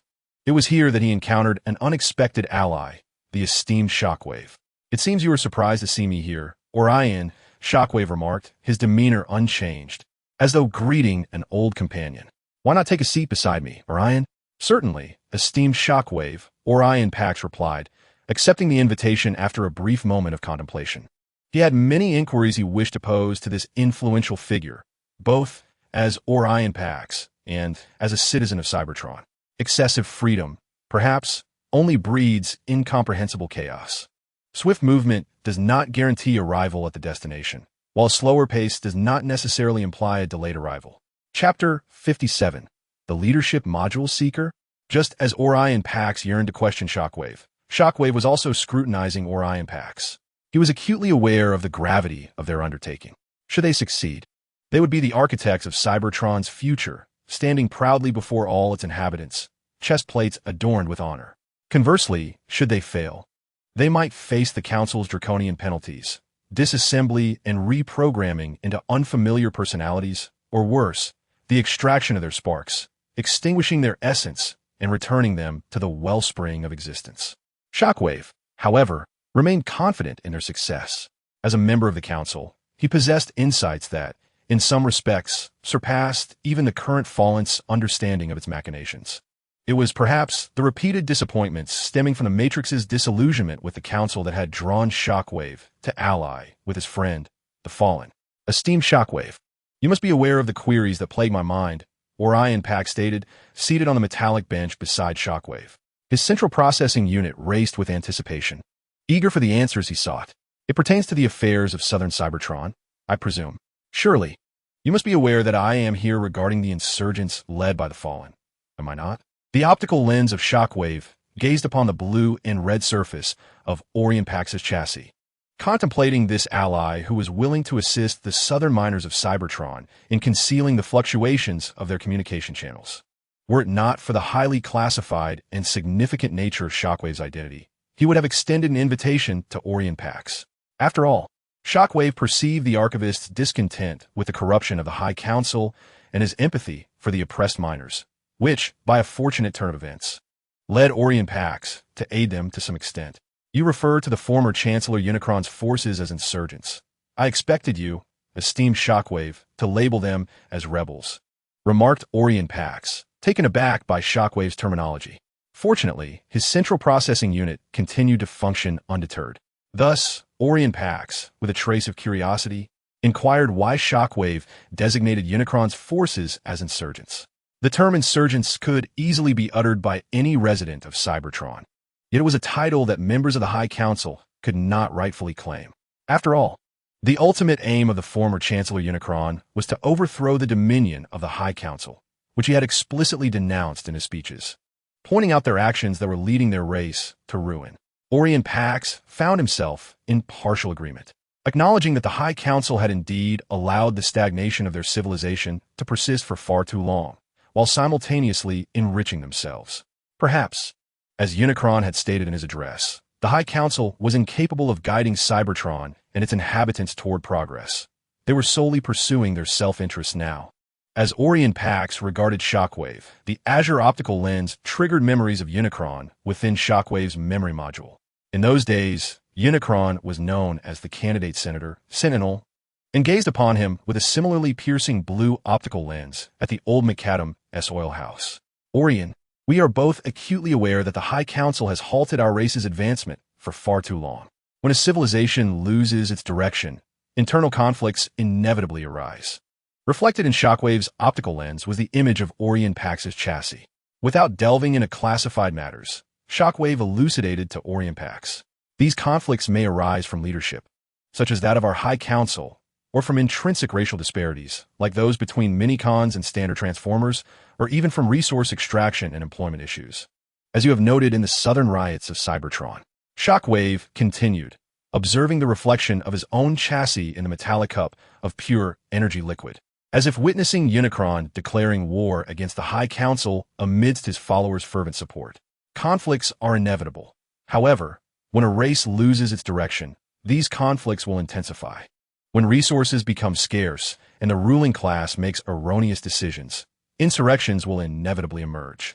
The unemployed miners, even in the absence of the formidable adversary, would still find other insurrectionists to lead their rebellion, united by a common objective, the Supreme Council. This elucidates why the former Chancellor, the formidable adversary, was able to garner followers in the southern reaches of Cybertron. It was the erroneous decisions of the Supreme Council that drove them to the former Chancellor's side. Orion Pax discerned that the fundamental cause of this civil war lay with the Supreme Council, whose repeated misjudgments had plunged Cybertron into turmoil. Often, the formidable adversary acted as a guiding figure, knowing that as long as he existed, those transformers who could no longer endure the decaying rule of the Supreme Council would flock to him. Much like the legendary leaders of the Golden Age, he propelled his kind forward, shouldering the weight of their survival. Orion Pax's central processor whirred with activity as Shockwave perceived the archivist's curiosity towards the formidable adversary. Consequently, after replenishing the metallic chalice with a high-purity energy liquid, Shockwave proffered his suggestion. Perhaps you should venture to the southern territories of Cybertron, to witness firsthand through your optical sensors the governance of the formidable adversary. Thus, you may gain clarity on the true state of affairs there. Shockwave addressed Orion Pax, questioning why, if he was indeed curious, he did not personally observe and inscribe the experience within his memory module. To the southern territories. But isn't that currently designated as enemy occupied by the Supreme Council? Can one still gain access? Shockwave's words ignited Orion Pax's interest, curiosity bubbling forth from his spark. Did he truly have an opportunity to witness the actions of the formidable adversary in the south? After all, the entire region was not entirely sealed off. There existed a route from Crystal City leading to the southern territories, although the Supreme Council and the formidable adversary's insurgents were at odds. We have yet to issue orders prohibiting war correspondents from traversing between both sides. However, apart from being a war correspondent, I possess another identity that may prove useful to you. Under Orion Pax's gaze, an ever-shifting object was projected on Shockwave's terminal, as his voice resonated at that moment. Leader Module Seeker, he declared, tasked by the edicts of the Supreme Council's members. Their mission was to seek out the leader modules, long lost through countless stellar cycles. In accepting this identity, they would also be bestowed with a new code name, a new appellation. When one seeks to be a hero merely for the sake of heroism, their actions cease to embody the true essence of heroism. This I have deeply experienced. Chapter 58. Optimus Prime? Optimus Prime, the leader module seeker, a position only appointed by the members of the Supreme Council, diligently searched for the remnants of history and legend, assigned to pursue the fabled leader modules. Simultaneously, the seekers of the leadership module are often bestowed with code names by the Supreme Council until they relinquish their responsibilities or successfully lead the leadership module back. From the twilight of the Golden Age to the present, the Supreme Council has appointed countless leadership module seekers throughout various epochs. Yet the outcome has invariably been disappointment. Now, Observing the young archivist, Orion Pax, Shockwave contemplates the possibility of entrusting the position of leadership module seeker to him. Orion Pax possesses optical lenses as azure as those of the 13, and although his awareness of reform remains somewhat nebulous, it evokes memories of the once youthful Star Voyager. Once, Star Voyager was as young as Orion Pax, and, at times, he entertained the notion of orchestrating a coup against the Supreme Council with his followers at the macadam oil refinery. Ultimately, however, he discarded this immature notion, realizing that a coup with such disparate power would only result in his name being inscribed on the Supreme Council's adversarial blacklist. In the end, he might not even achieve his ideals before the Supreme Council employed their shadow play to reprogram him. For the Supreme Council would show no mercy to those who dare to challenge them. It was precisely this understanding of the Supreme Council's ruthlessness that led Star Voyager, with the assistance of the ancient sages and his intrinsic friends and followers, to metamorphose into the 13, becoming a being that even the Supreme Council regards with trepidation. Shockwave, do you truly believe I possess the capability to become a seeker of the leadership module? Upon hearing Shockwave's suggestion, Orion Pax nearly dropped the metal cup filled with high-purity energy liquid. His azure optical lenses gazed at Shockwave, his electronic pupils seemingly reflecting astonishment and the fervor surging from the embers of hope. The identity of a leadership module seeker, while not as prominent as that of a Supreme Council member or a city governor, is nonetheless fervently pursued by numerous transformers. In this stagnant era, careers such as that of a leadership module seeker, which allow for exploration across Cybertron, are scarce, especially those funded by the Supreme Council. Orion Pax is among them. After all, the allure of being able to traverse various cities in this stagnant age is undeniably enticing for a Cybertronian who has long resided in Iron Fortress. Thus, upon Shockwave's belief in his potential as a seeker of the leadership module, Orion Pax's excitement is entirely understandable. For a Transformer living in the heart of the stagnant era's Iron Fortress, he yearns for a world beyond the confines of archival records. And Shockwave has now provided him with that opportunity. If one does not muster the courage to attempt, how can they ever discern whether they possess such capability? Shockwave gazes at Orion Pax, recognizing that many residents of Cybertron, more so than their abilities, require opportunities to endeavor, much like the 13, whose uprising against the Supreme Council was the result of their courageous attempts. You may find this opportunity significant, my friend, Orion Pax. You are the most exceptional archivist within the archives of Kaon, and likewise, a Cybertronian with the courage to pursue what is deemed right. Both knowledge and valor are abundant within you. Thus, you ought to embark on this journey to witness the true essence of Cybertron. Shockwave stood and gently tapped the location of Orion Pax's spark chamber on his chest, for the spark guides the majority of Transformers in making their crucial decisions. This was a sentiment once articulated by Sentinel Prime, and Shockwave believed Orion Pax to be no exception. Thank you, Senator Shockwave, Orion Pax expressed, feeling a myriad of emotions emanating from his spark. He gazed appreciatively at the amiable Senator Shockwave, ultimately conveying his gratitude. Orion Pax understood that, even if Senator Shockwave chose not to assist him, it was inconsequential, for the Senator was a member of the High Council, while he was merely an archivist. Hence, he held profound appreciation for the aid provided by Senator Shockwave. Observing Orion Pax's acceptance of his counsel, Shockwave gently shook his head before returning to his metallic seat. My processor indicates that it is time for me to bestow a commendable designation upon the first seeker of the leadership module. Let my memory banks ponder a fitting code name. Shockwave regarded the first chosen seeker of the leadership module, while Orion Pax awaited the title he would carry as he traversed the lands of Cybertron. You are the inaugural seeker of the leadership module I have selected since my tenure in the High Council, and I believe you shall emerge as an exceptional Transformer. May you become the finest version of yourself in the future, Optimus. Shockwave looked at Orion Pax, who is now to be referred to as the leadership module seeker Optimus, offering his most sincere blessings for the young Cybertronian's journey ahead.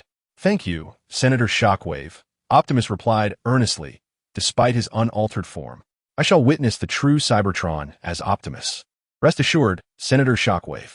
As Optimus spoke, he gazed towards the southern expanse of Cybertron, contemplating the differences between the inhabitants under Sentinel Prime's rule and those governed by the High Council, hoping to uncover the answers he sought.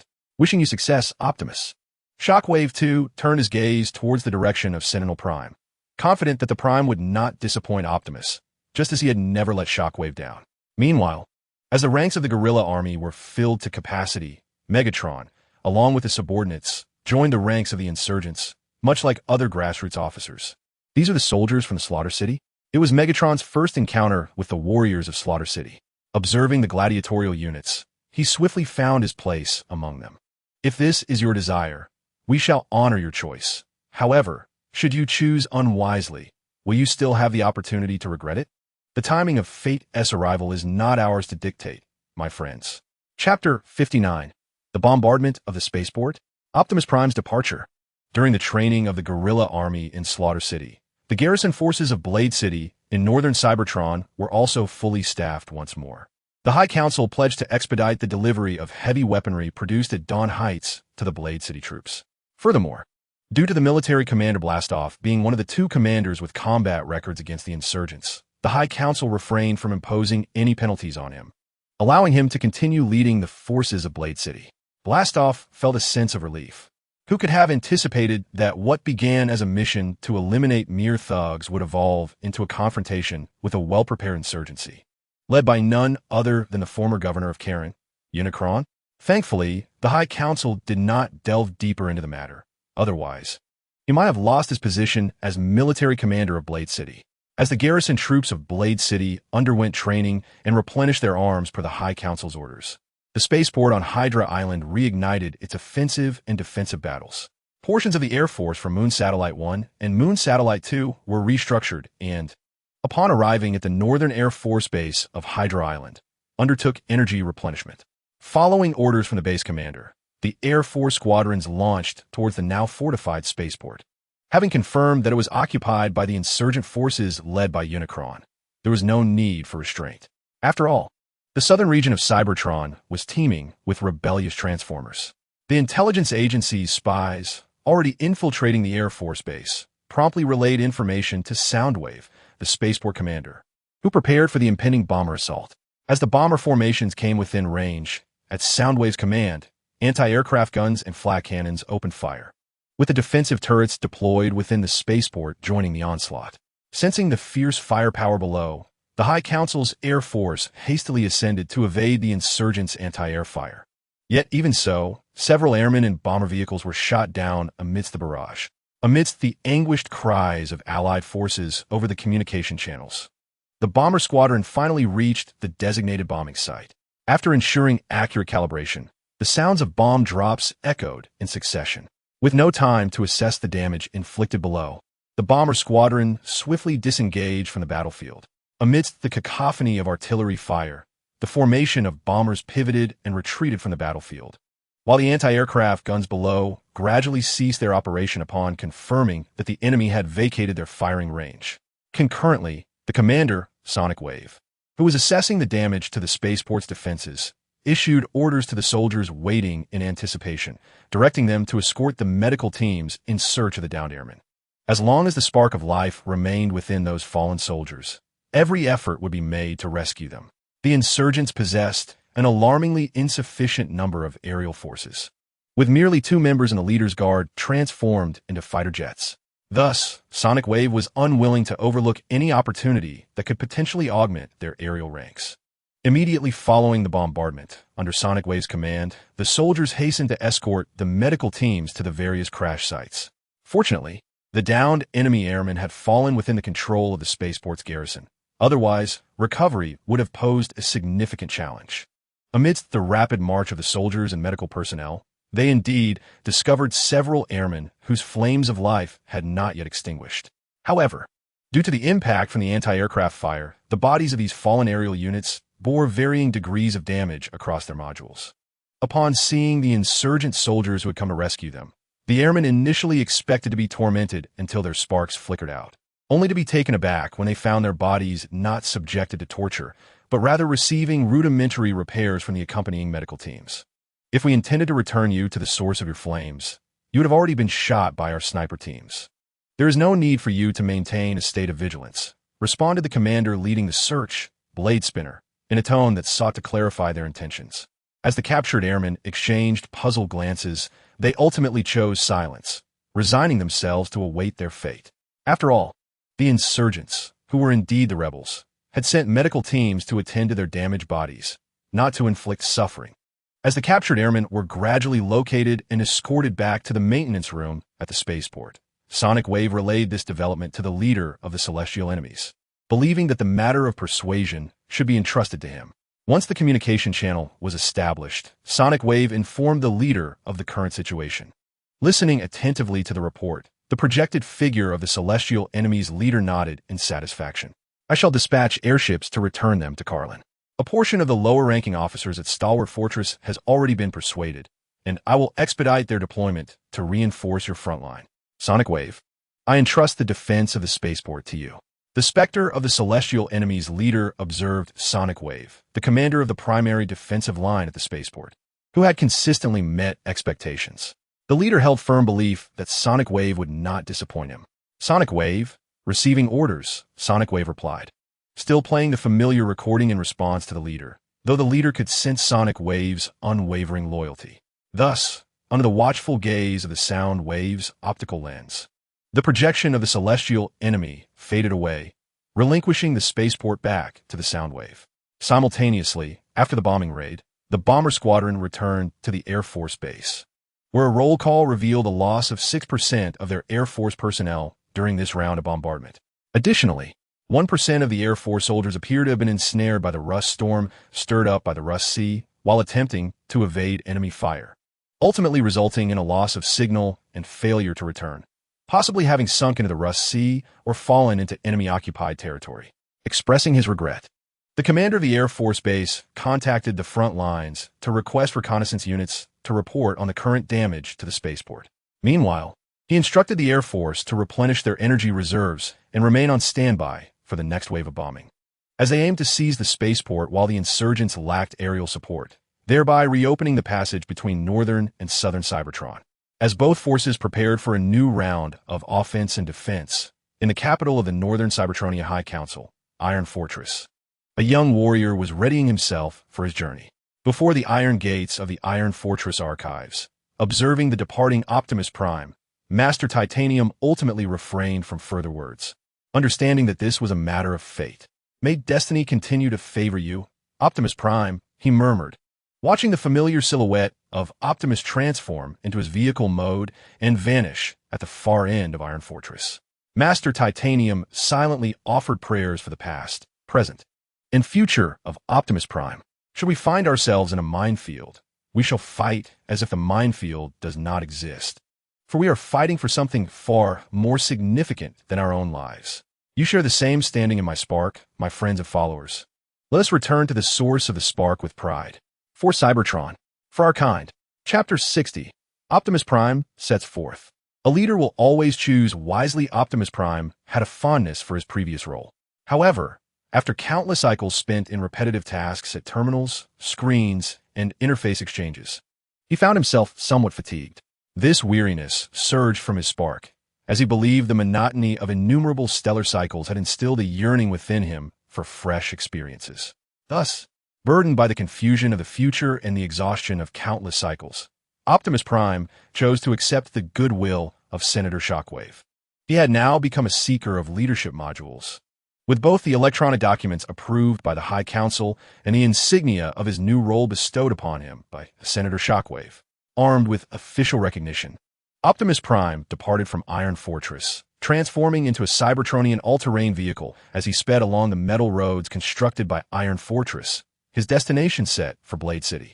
It was said that Blade City held a pathway leading to southern Cybertron, though the route was rugged and narrow, presenting no challenge for Optimus Prime, who excelled at traversing mountains and valleys in his all-terrain vehicle form. On the way to Blade City, Optimus Prime passed through the industrial area of Cybertron's northern region known as Dawn Heights. Fortunately, due to his identity as a leader module seeker, he was not apprehended by the guards on charges of espionage. After verifying his identity, the guards allowed him access to the various production lines within Dawn Heights, where he observed the semi-automated manufacturing of heavy weaponry and an array of firearms. According to the Sentinels, many production lines in Dawn Heights could have been fully automated. However, the High Council, wary of the potential for unemployed miners from the southern Cybertron Uprising to cause unrest here, opted for a semi-automated approach to maintain stability. As he watched the industrious transformers at work, Optimus Prime realized that the High Council was preparing to expand their forces in anticipation of a counteroffensive against the Uprising in southern Cybertron. It seemed they were eager to reclaim the vital resource production area in the south, while curiously lingering in the industrial zone of Dawn Heights. The guards found themselves equally intrigued by Optimus Prime, as they seldom encountered a leader module seeker. Upon learning that Optimus had been recommended by a council member as a leader module seeker during this stellar cycle, the guards became even more animated. They congratulated him and subtly introduced themselves, hoping that he might remember them in future cycles. In response, Optimus graciously accepted their congratulations and patiently listened to each guard's introduction. Eventually, amid the warm send-off from the enthusiastic Sentinels, he resumed his journey toward Blade City. As Optimus departed, the governor of Blade City ordered Bombshell to lead a fully assembled unit along a designated route toward the Manganese Mountain Range in southern Cybertron to coordinate with allied forces at the spaceport. Upon receiving the command, Bombshell promptly instructed his aide to mobilize the troops. After leaving a garrison to secure Blade City, Bombshell led his forces southward, preparing to traverse the path leading from Blade City across the Rust Sea into the Manganese Mountains. During this mobilization, the intelligence system of Megatron proved invaluable, swiftly relaying vital information through the communications network. In response, Megatron issued directives for the already somewhat trained guerrilla forces to advance to the Manganese Mountains and take over the positions vacated by the garrison at Fort Stan. As the guerrillas from Slaughter City made their way to Fort Stan for training, Megatron arranged for the garrison troops that had surrendered at Fort Stan to establish a foothold in the Manganese Mountains, a timely deployment indeed. Upon receiving Megatron's orders, Ratchet immediately mobilized his subordinates, advancing rapidly towards the Manganese Mountains. Even as Bombshell crossed the Rust Sea into the mountains, Ratchet had already secured the position and swiftly set up defenses. As the first large contingent to surrender to Megatron, these former defenders of Fort Stan were more apprehensive about the potential for defeat than Megatron's own troops. After the various supplies for establishing defensive positions were dispatched, the defenders of the Stain Fortress swiftly constructed their fortifications, deploying the resources to safeguard against the enemy's pulse mines. Had it not been for the absence of heavy artillery in their ranks, they would have aspired to set up a heavy gun position as well. Their remarkable efficiency astonished the accompanying officers of the insurgents, had they not been aware that the defenders of the Stain Fortress had previously pledged allegiance to the High Council. They might have mistaken this force for the most loyal followers of the Overlord. Consequently, when the guerrilla medics arrived, they took over a fully established position, complete with previously laid minefields, and the electronic blueprints were handed over to the military commander of the guerrilla force. It was hard to believe that the defenders of the Stain Fortress, once vanquished by the Overlord, were so adept at constructing fortifications. Observing the returning defenders after the handover, the hydraulic officer gazed in disbelief at the complete position, initially thinking they would need to continue building upon arrival. However, it now appeared that only the artillery position remained to be constructed. Though they had once been soldiers of the High Council, they were now our allies. You must grasp my intent, Hydraulic. We should not question the motives of those comrades and compatriots willing to follow the Overlord, regardless of their past actions. Megatron, too, surveyed the position, acknowledging its merit. Thus, he interrupted Hydraulic, articulating his understanding. Since the Overlord had entrusted the task of constructing fortifications to the defenders of the Stain Fortress, how could they speak ill of their allies behind their backs? Moreover, it seemed that the Overlord's trust was well placed, as certain aspects of the fortifications surpassed even their own efforts. After all, just a few stellar cycles ago, they were miners and gladiators, whereas the defenders of the Stain Fortress had undergone formal training. Perhaps this was why the Overlord assigned the task to the soldiers of the fortress. As the legends of the Golden Age suggest, leaders often make the right decisions, much like the current Overlord. Megatron gazed towards the direction of Kaon, where he could see the Overlord guiding their advance. For the sake of our race, and for Cybertron, retreat is not an act of cowardice, but a step towards a greater victory. Sometimes, as we delve into the legends and histories of the past, we realize we have become a part of those very narratives. Author's note: the release is imminent, though the current performance is not outstanding. Nevertheless, with gratitude for the unwavering support from all of you, I choose to share this note. Thank you for your support. Thank you for your recommendations. Thank you for your monthly votes. Thank you for your investments and collections. I trust that some readers are aware that this book has faced numerous trials, yet I remain confident in both your faith in me and my faith in you.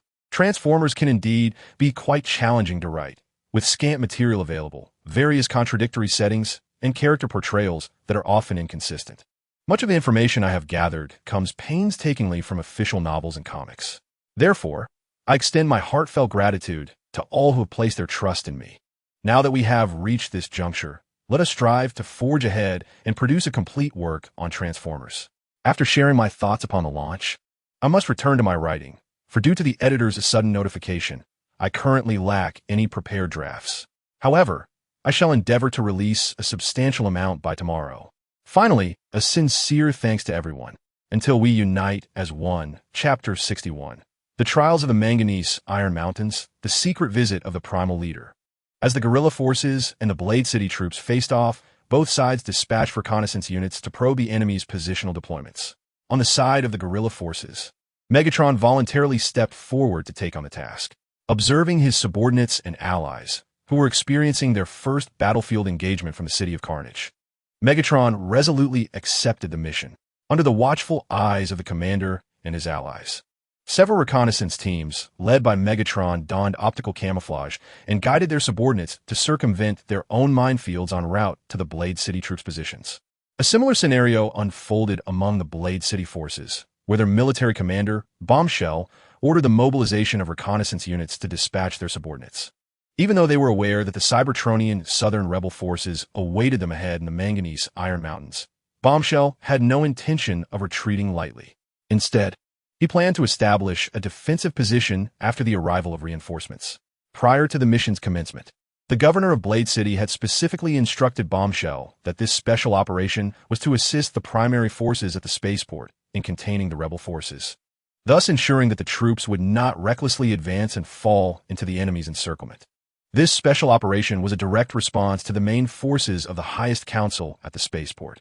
Consequently, Bombshell opted against an offensive strategy and began issuing orders to construct fortifications while simultaneously deploying numerous reconnaissance units to survey the surrounding area. Due to the influence of rust particles from the Rust Sea, many instruments were rendered inoperative in the Manganese Iron Mountains, leading both sides to adopt somewhat antiquated methods for gathering intelligence on the enemy. Furthermore, upon realizing that the highest council had no immediate plans to breach the enemy's defensive line from the direction of Blade City, Bombshell felt a degree of relaxation. He had witnessed the rebels' brutality firsthand. The rebel forces at the spaceport had nearly claimed his life. Fortunately, he had managed to retreat in time, and the highest council, acknowledging that the failure of the military operation was due to an inadequate intelligence system, ultimately refrained from stripping him of his command. Considering that Bombshell was one of the only two individuals to have encountered the rebels, he was allowed to continue leading the Blade City forces in this military operation. In fact, out of concern for Bombshell potentially jeopardizing the Blade City garrison once more, the highest council even informed the governor of Blade City, relaying the message that the primary offensive direction would be towards the spaceport. It appears that the insurgents are acutely aware that the path from Blade City leads directly to the Manganese mountain range. No wonder they dare to rise in rebellion. For the former governor of Kaon City, the celestial adversary is no ordinary foe. The reports continually received by the command center regarding reconnaissance teams encountering enemy obstructions do not surprise Blastwave. Rather, it would be more alarming if there were no hindrances at all.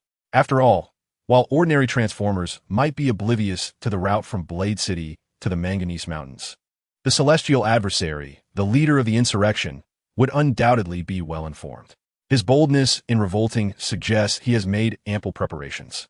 Just as he once launched a direct assault on the Hydra Island spaceport, seizing control of the southern region of Cybertron, Blastwave is certain that the celestial adversary can anticipate the intentions of the Blade City forces as they approach the Manganese Mountains. Just as the High Council has designated the spaceport as the main battlefield, the celestial adversary has surely stationed his most elite troops at the spaceport in a defensive posture. Thus, the forces awaiting the Blade City troops in the Manganese Mountains are unlikely to be the primary combat units of the Southern insurgents. It is highly probable that they are a newly formed reserve army. Yet even with this speculation, Blastwave does not dare to act recklessly. The prospects of overcoming and capturing enemy positions are uncertain, and the High Council would not permit the Blade City forces to initiate an offensive at will. After all, the directive from the High Council is merely to intimidate and restrain a portion of the enemy forces, and Blastwave cannot guarantee that he can secure the enemy's stronghold. The soldiers of southern Cybertron seem akin to gladiators breaking free from the arena, audaciously engaging in close combat armed with vibration weapons. Such close-quarters combat, unless they can swiftly penetrate the enemy's energon core and eliminate their combatants, would likely result in their own demise, even with phase displacement devices, as they would still be vulnerable to being pierced by pulse rifles. What has the celestial adversary done to garner such loyalty from these soldiers, compelling them to recklessly defy the High Council? As Blastwave grapples with this conundrum, the reconnaissance units of Blade City and the guerrilla forces of Slaughter City continue to encounter one another within the Manganese Mountain Range. Faced with these newly reinforced soldiers from Blade City, the grassroots commanders led by Megatron are adeptly leveraging their advantages. In truth, these officers are leading their subordinates in a ruthless slaughter of Blade City's reconnaissance units. Although the officers under Megatron are eager to persuade the soldiers of the reconnaissance teams to surrender on the battlefield, unless the enemy opts to capitulate, they will not easily cease their assault. In the skirmishes between the reconnaissance units, both sides have incurred a certain degree of losses. However, compared to the bustling field repair stations in Slaughter City, tending to the wounded soldiers, there are few reconnaissance soldiers from Blade City in need of repairs. The majority of the reconnaissance soldiers deployed this time perished within the Manganese Mountains, and under Megatron's merciless onslaught, only a handful of Blade City's reconnaissance unit managed to return. This is only thanks to their timely retreat upon sensing the dire situation. Otherwise, they might not have made it back at all. The explosion clarified that the insurgents were obstructing their reconnaissance of the Manganese Mountain Range. Consequently, the commander ceased sending scout teams to investigate the insurgent positions. Under this directive, the reconnaissance units shifted their focus to guarding their positions, while engineering troops accelerated the construction of fortifications to effectively restrain the insurgents' combat capabilities. Simultaneously, the commander arranged for a communications officer to contact the governor of Blade City, indicating that he had successfully restrained a portion of the insurgent forces, thus achieving the operational objective. In response, the governor instructed the commander to maintain readiness with his troops, as fierce battles were expected to erupt towards the spaceport. The commander's task was to hold the insurgents at the Manganese Mountain Range, preventing them from providing assistance to the spaceport. The commander accepted the orders with alacrity, refraining from mentioning the suppression of his reconnaissance teams to the Blade City commander, and instead continued to fortify his positions. Observing this situation, the guerrilla forces in the Manganese Mountain Range reported the enemy's movements in Blade City, noting that the enemy had ceased probing their positions and had begun constructing fortifications. In light of these developments, the heavenly opponent directed the guerrilla forces to maintain their responsibilities in the Manganese Mountain Range, while he proceeded to meet a transformer who had come secretly to Kaon. In this stronghold of the heavenly opponent, he encountered the leader of the Crystal City's Dawn Society, the Titan. The heavenly opponent was aware of the Titan's visit, having received prior notice. When Crystal City announced its neutrality during the Civil War, the Dawn Society sent envoys to Kaon to establish contact with the temporary government of the heavenly opponent. Due to the re-establishment of communication networks in southern Cybertron, the absence of direct communication necessitated the use of more primitive methods. Fortunately, following the arrival of the Dawn Society's envoy, the temporary government and the Dawn Society reached some fundamental mutual assistance agreements. These included the sale of outdated equipment from Crystal City to southern Cybertron, in exchange for raw materials and energy for the researchers of Crystal City. Through ongoing private visits, both parties discovered similarities in their governance. This piqued the curiosity of the Titan, who, upon learning that the heavenly opponent had also attempted reforms within the Supreme Council, felt a sense of affinity, despite the Dawn Society's reluctance to witness the civil war in Cybertron. Nonetheless, the Titan and the Knights of the Dawn Society recognized the emergence of a regime with an ideology akin to their own. Thus, upon realizing the ideological parallels between himself and the Fallen, the Prime, after a moment's hesitation, disregarded the counsel of his axe and clandestinely led a small contingent of knights from the Dawn Society to the southern regime of Cybertron. Accompanied by an elite force dispatched by the Fallen, they stealthily arrived in the city of Kaon. The Prime possessed a physique comparable to that of the Fallen, its blue and white paint meticulously adorned across various segments of his body, in contrast to the Fallen's optics, which displayed a gentle yet subtly resolute demeanor. The Prime's optics were rife with the weight of choices and sacrifices. Since the Golden Age, the Prime had been engaged in a continuous process of decision-making and compromise. Whether it was during the destruction of the space bridge by the High Council or of the stagnation era, wherein internal reforms were chosen, it now appeared that he had ultimately failed. Within the subterranean base of Kaon, for reasons of secrecy, neither the Fallen nor the Prime were accompanied by numerous guards. The Fallen was flanked by the captain of the vanguard, while the Prime had at his rear the elite flyers of the Dawn Society who had returned from Iron Fortress. Observing the bustling production lines within the base, the Prime gazed once more at the Fallen, who was rallying the miners and gladiators to instigate a rebellion. He could perceive the preparations the Fallen was making to overthrow the High Council.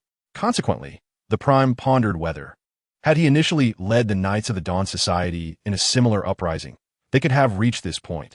He believed he could not, for he was not the Fallen. Likewise, the Dawn Society lacked the capability to unite those classes forsaken by the High Council to jointly overthrow it. In fact, the Dawn Society itself was fundamentally disconnected from the current societal fabric of Cybertron. They resembled the Knights of Cybertron from the Golden Age, and even earlier, steadfast in their beliefs, daring to sacrifice themselves for that which they sought to protect, yet incapable of toppling the High Council. Ultimately relegated to merely reforming within the Crystal City. You command my admiration, Fallen. The Prime, observing the fruits of the Fallen's long-fostered endeavors and the residents and soldiers willing to follow him, spoke softly. His optics filled with complex emotions as he expressed his respect for the Fallen's decisive actions. Perhaps, as you have stated, our kind has been governed by the High Council for far too long, to the extent that we have forgotten the essence of rebellion. Listening to the Prime's words, the Fallen too regarded the Prime, who yearned for reform within the Cybertronian system. We are alike, Prime, I understand you. We both detest war. Yet reality incessantly compels us to make choices and sacrifices. Ordinary Transformers abhor war, yet we are often forced into such arduous decisions. Standing upon the observation deck of the subterranean base, the Fallen addressed the leader of the Dawn Society, the Prime, fully cognizant of what war entails. Countless Transformers would be swept into the chaos of war, returning to the Allspark, yet this was a difficult yet necessary path. Without insurrection and the initiation of civil strife, their race would ultimately be annihilated by internal discord. By that time, with the mining rights and fuel under the dominion of the High Council, they truly lacked the capacity to resist the authority of the High Council. The adversary now seeks to guide their race's future down an alternative path, the destination of which remains a mystery even to the adversary himself. Yet, he is aware that this is the sole method capable of altering the current plight of Cybertron. Regardless of whether they succeed or fail, the Uprising will compel the High Council to either adapt or face overthrow. At that moment, they shall once again cast the future of their race into the cosmos. Listening to the adversary's discourse, the Titan comprehended the thoughts of this leader of the rebellion. The Titan had once endeavored to manifest such a vision, yet ultimately relinquished it, while the adversary succeeded in its realization. Thus, their meeting on Kaon was not merely a confrontation between two leaders against the High Council, but rather a discourse between two former reformers regarding Cybertron and the future of their race. The cosmos is shrouded in mystery. Even during the Golden Age, we merely expanded our colonies and enlarged our star maps, yet it nevertheless steered our race towards prosperity. Adversary, you are correct. Our race cannot remain confined to Cybertron, for such a fate would doom not only our kind, but also annihilate the magnificent planet that nurtured us. The Titan concurred with the endeavor of developing extraterrestrial colonies, for relying solely on Cybertron's native resources would lead to relentless internal strife. New sources of extraction are imperative to halt this cycle. Extraterrestrial colonies perfectly fulfill this requirement, and their race possesses a glorious legacy from the Golden Age, making the exploration of the cosmos an excellent choice for them. Initially, the Titans sought reforms within the High Council to abolish the edicts that confined Cybertron, but ultimately, Even after resigning from his position, he could not accomplish this, leaving him deeply disheartened by the High Council. Were it not for his fury towards the High Council, Crystal City would likely never have become the first to declare neutrality while subtly aligning with the adversary in the Civil War. Furthermore, had it not been for the issues stemming from the High Council, the Dawn Society of Crystal City and the Southern governance of Cybertron would not have discovered their ideological similarities, such as the whimsical nature of fate, revealing its influence in the most unexpected of places. I understand you humans better than you know yourselves. You are willing to die for him, to willingly return to the Allspark, such as the allure of a leader. Chapter 63. The Journey of Optimus Prime in the City of Blade. As the adversary and Titan engaged in private negotiations for their forthcoming collaboration, Optimus Prime, having departed from Iron Fortress and traversed the Dawn Heights, successfully arrived at Blade City. Eager to reach the southern regions of Cybertron swiftly, Optimus refrained from lingering in other cities along the way and made a direct course to Blade City.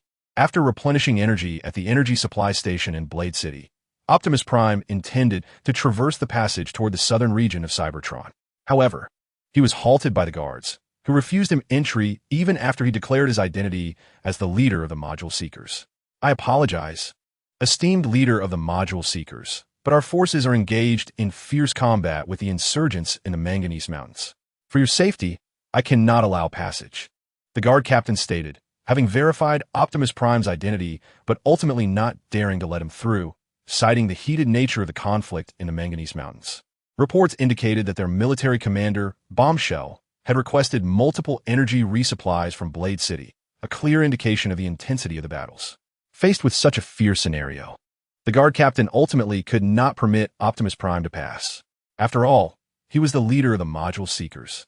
If any misfortune were to befall him in the Manganese Mountains, the captain would surely lose his position. Is the situation truly so dire?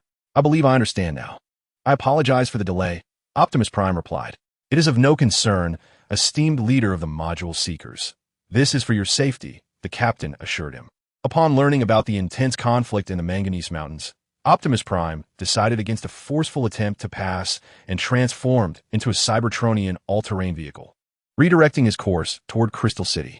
Just as Blade City possesses rugged mountain paths leading to southern Cybertron, Crystal City also offers a passage in that direction. Moreover, the route initially recommended by Senator Shockwave was indeed through Crystal City. However, Optimus Prime had opted for Blade City to avoid potential diplomatic complications within the neutral zone. Now, it seemed that even though Crystal City was a neutral zone, he had no choice but to traverse it.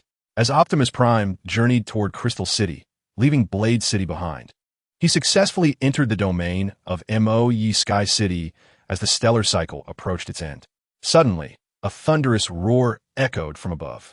Sensing the sound, Optimus Prime swiftly transformed back from his Cybertronian vehicle form and looked up just in time to see an incomplete squadron of bombers returning from the direction of the spaceport. Is it the aerial force of the High Council? Are they heading to bomb the spaceport? He wondered. It appeared that the insurgents had deployed a substantial amount of anti-aircraft weaponry at the spaceport, as even the most elite aerial units could not return fully intact. Observing the bomber squadron as it flew back towards the outskirts of Moe Sky City, Optimus Prime realized that the High Council was preparing for a counteroffensive. They intended to use the bombers to obliterate the defenses of the spaceport and undermine the morale of the station troops. But would a regime that dared to resist the High Council truly be so easily toppled? Uncertain of the answer, Optimus Prime sought to witness this defiance through his optical sensors while also observing the governance of the southern Cybertron under the former ruler. After a brief observation of the bomber formation, Optimus Prime resumed his journey toward Crystal City. As this stellar cycle came to an end and a new one dawned, he successfully arrived within the borders of Crystal City. In this moment, Optimus Prime beheld the most exquisite city on Cybertron, a perfect embodiment of the unique essence and aesthetic philosophy of Cybertronian civilization. The spectrum of colors illuminated the crystalline structures, casting a dazzling brilliance that was truly unparalleled. The scene of the Crystal City, viewed through optical lenses rather than merely perusing archival documents, left Optimus in awe. It was a sensation entirely distinct from that of reading any records. Perhaps this was the truest beauty of the Crystal City, as if admiring a masterpiece. Optimus meticulously captured every facet of the architecture with his optical device until the Knights of the Dawn Society requested his identification. At that moment, he ceased his observation of the radiant splendor of the city. Facing the inquisitive gazes of the Knights, Optimus humbly nodded and presented his identification. "You are the leader module seeker, recommended by the Senator Shockwave?" The Knights, upon confirming his identity, regarded this visitor from Iron Fortress with newfound respect, realizing he was indeed the one endorsed by Shockwave. "Indeed, I am recommended by Senator Shockwave. Is there an issue?" Optimus replied, somewhat perplexed, questioning whether Shockwave still maintained a connection with the Dawn Society. Amidst Optimus's confusion, the Knights swiftly contacted the current representative handling documentation in place of the High Protector, known as the Battle Axe. Upon learning of the arrival of the leader module seeker recommended by Shockwave, the Battle Axe set aside the paperwork to personally welcome Optimus. Within the Crystal City, the Battle Axe encountered Optimus, escorted by the Knights, and greeted him warmly. "Welcome, leader module seeker Optimus Prime." The Battle Axe extended a cordial welcome. Or rather, the Dawn Society welcomed Optimus in light of Shockwave's endorsement. As a researcher of the materials used in the construction of the Crystal City, Shockwave shared a close relationship with the Dawn Society. Indeed, the city was founded upon the very materials studied by Shockwave, constructed collaboratively by the Architectural Corps and the Dawn Society, making the existence of the Crystal City reliant on both parties. Consequently, while the Knights harbored disdain for the corrupt High Council, they still embraced Senator Shockwave's visits to the Crystal City. Even Optimus, chosen by Shockwave as the leader module seeker, was met with warmth. It became clear to Optimus the nature of the relationship between Shockwave and the Dawn Society, elucidating why Shockwave would recommend him to the neutral territory of the Crystal City en route to southern Cybertron. Surely, Shockwave understood that, due to their amicable rapport, his journey to the southern regions of Cybertron would face no obstructions. With the uncertainties in his spark resolved, Optimus expressed his desire to utilize the roads from the Crystal City to reach southern Cybertron, just when he believed that leveraging Shockwave's influence would enable his passage. The Battle Axe gently shook his head. "I apologize, leader module seeker, but I cannot acquiesce to your request. I fear you must await the return of the Apex leader to Crystal City for your answers," the Battle Axe remarked, casting his gaze towards the pinnacle of Crystal City, where the Apex leader conducts his administrative affairs. However, at present, the Apex leader has journeyed to the southern regions of Cybertron, and if Optimus Prime wishes to communicate through Crystal City, he must bide his time until the Apex leader's return. The Apex leader? That esteemed figure who resigned from the Council in anger due to the corruption of the Supreme Council? True death is not merely the extinguishing of the spark. It is the moment when all sentient beings forget your existence. That is the essence of true mortality. We have drifted apart. Once we were joyful. Yet now we cannot coexist. We have chosen divergent paths. Perhaps this is our destined fate. Chapter 64. An assassination from the dominion of the celestial adversaries? The great dinosaur, Seralis. As Optimus Prime awaited the return of the Apex leader, the streets of Iron Fortress in northern Cybertron were patrolled by numerous enforcers. During this stellar cycle, a shocking event unfolded in Iron Fortress that sent tremors through northern Cybertron. The members of the Supreme Council fell victim to a collective assassination. After the resolutions of the Supreme Council reached completion during this stellar cycle, the Flying Cloud representative sought to relax at the Six Light amusement park, only to be ambushed by an assassin disguised as a guard, who struck the representative's chassis with a pulse rifle. Fortunately, the spark chamber of the Flying Cloud representative remained unscathed, though the chassis sustained damage, and the assassin was neutralized by the vigilant guards, who are currently scouring the assassin's memory module. Meanwhile, the illustrious Luminary representative and the esteemed Halogen representative faced assassination within Iron Fortress itself, in an effort to restore the crumbling image of the Supreme Council. Both representatives endeavored to appear more approachable and thus took to the streets of Iron Fortress to inspire the residents. However, before their amiable intentions could manifest, they were injured by a liquid explosive hurled by an assassin concealed among the citizens of Iron Fortress. Thankfully, the elite guard assigned to protect them reacted swiftly, deploying heavy blast shields to shield them, or else the outcome would have been far graver. Regrettably, due to the chaos of the moment, the assassin evaded capture. Other members of the Supreme Council also faced attacks in various locations. The Shockwave representative was struck by an assassin while procuring experimental materials. It was fortunate to be aided by brave residents of Iron Fortress. As for the Bat Slinger representative, while replenishing energy at a supply station, he was targeted by an assassin's pulse rifle fire. However, his agile Minicon chassis enabled him to endure until the elite guard arrived. With the successive attempts on the lives of the Supreme Council members, especially within the confines of Iron Fortress and the Six Light amusement park, speculation surged. Consequently, Iron Fortress was placed under martial law, and the enforcers within the fortress sprang into action. This is not merely an assassination of a single member of the Supreme Council, but rather a collective attack on all its members. Had it not been for the vigilant protection of the elite guard, we might have already seen memorial services for certain officials. In the wake of this brazen assault targeting the upper echelons of the Supreme Council, the governors of the northern cities of Cybertron, while taken aback, have pointed fingers at the Decepticon regime in the south. Among them, the governor of Darkmount, the formidable Deathsaurus, has expressed the most vehement outrage. He suspects that this assassination is a calculated strike by the Decepticon-led insurgents against their leadership. Simultaneously, Deathsaurus has urged the citizens of northern Cybertron not to succumb to the terror imposed by the Decepticons. Even if they were left with but a solitary soldier, they would continue to resist the Decepticons. Deathsaurus's fervent appeal has garnered support from various proponents and beneficiaries of the Supreme Council. To demonstrate his allegiance, he has even provided energy supplies to the Air Force base stationed within Darkmount. Through his actions and calls to arms, Deathsaurus has quickly gained a measure of respect among the civilian populace of northern Cybertron. Consequently, the members of the Supreme Council feel compelled to acknowledge his support. After all, he is, on paper, an adversary of the Decepticon regime.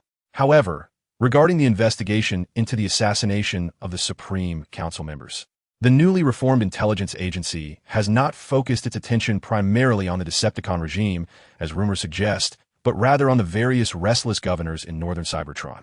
The head of the intelligence agency, the police vehicle, is acutely aware that the ultimate beneficiaries of such events are often the instigators themselves. On the surface, it may appear that the Decepticon insurgents would profit from the successful assassination of the Supreme Council. Yet the frontline commanders are predominantly the governors of various cities or those appointed by them. From the current circumstances, it seems that the disappearance of the Supreme Council would not primarily benefit the Decepticons, but rather the governing class itself. This class could easily ascend to become the new ruling elite following the Supreme Council's dissolution, framing the assassination as an act perpetrated by the Decepticon insurgents to unite the citizens of northern Cybertron. Thus, the police vehicle has turned its scrutiny towards Deathsaurus, the governor of Darkmount, who has been somewhat excessively active lately, even appearing in public as a staunch supporter of the Supreme Council. This behavior appears to subtly bolster his influence in northern Cybertron, particularly with regard to the Air Force base's supplies within Darkmount. The processor of the police vehicle contemplates that an individual capable of attaining the governorship would not provide military supplies without ulterior motives. It is clear that Deathsaurus is scheming, and it is plausible that this assassination was orchestrated by him.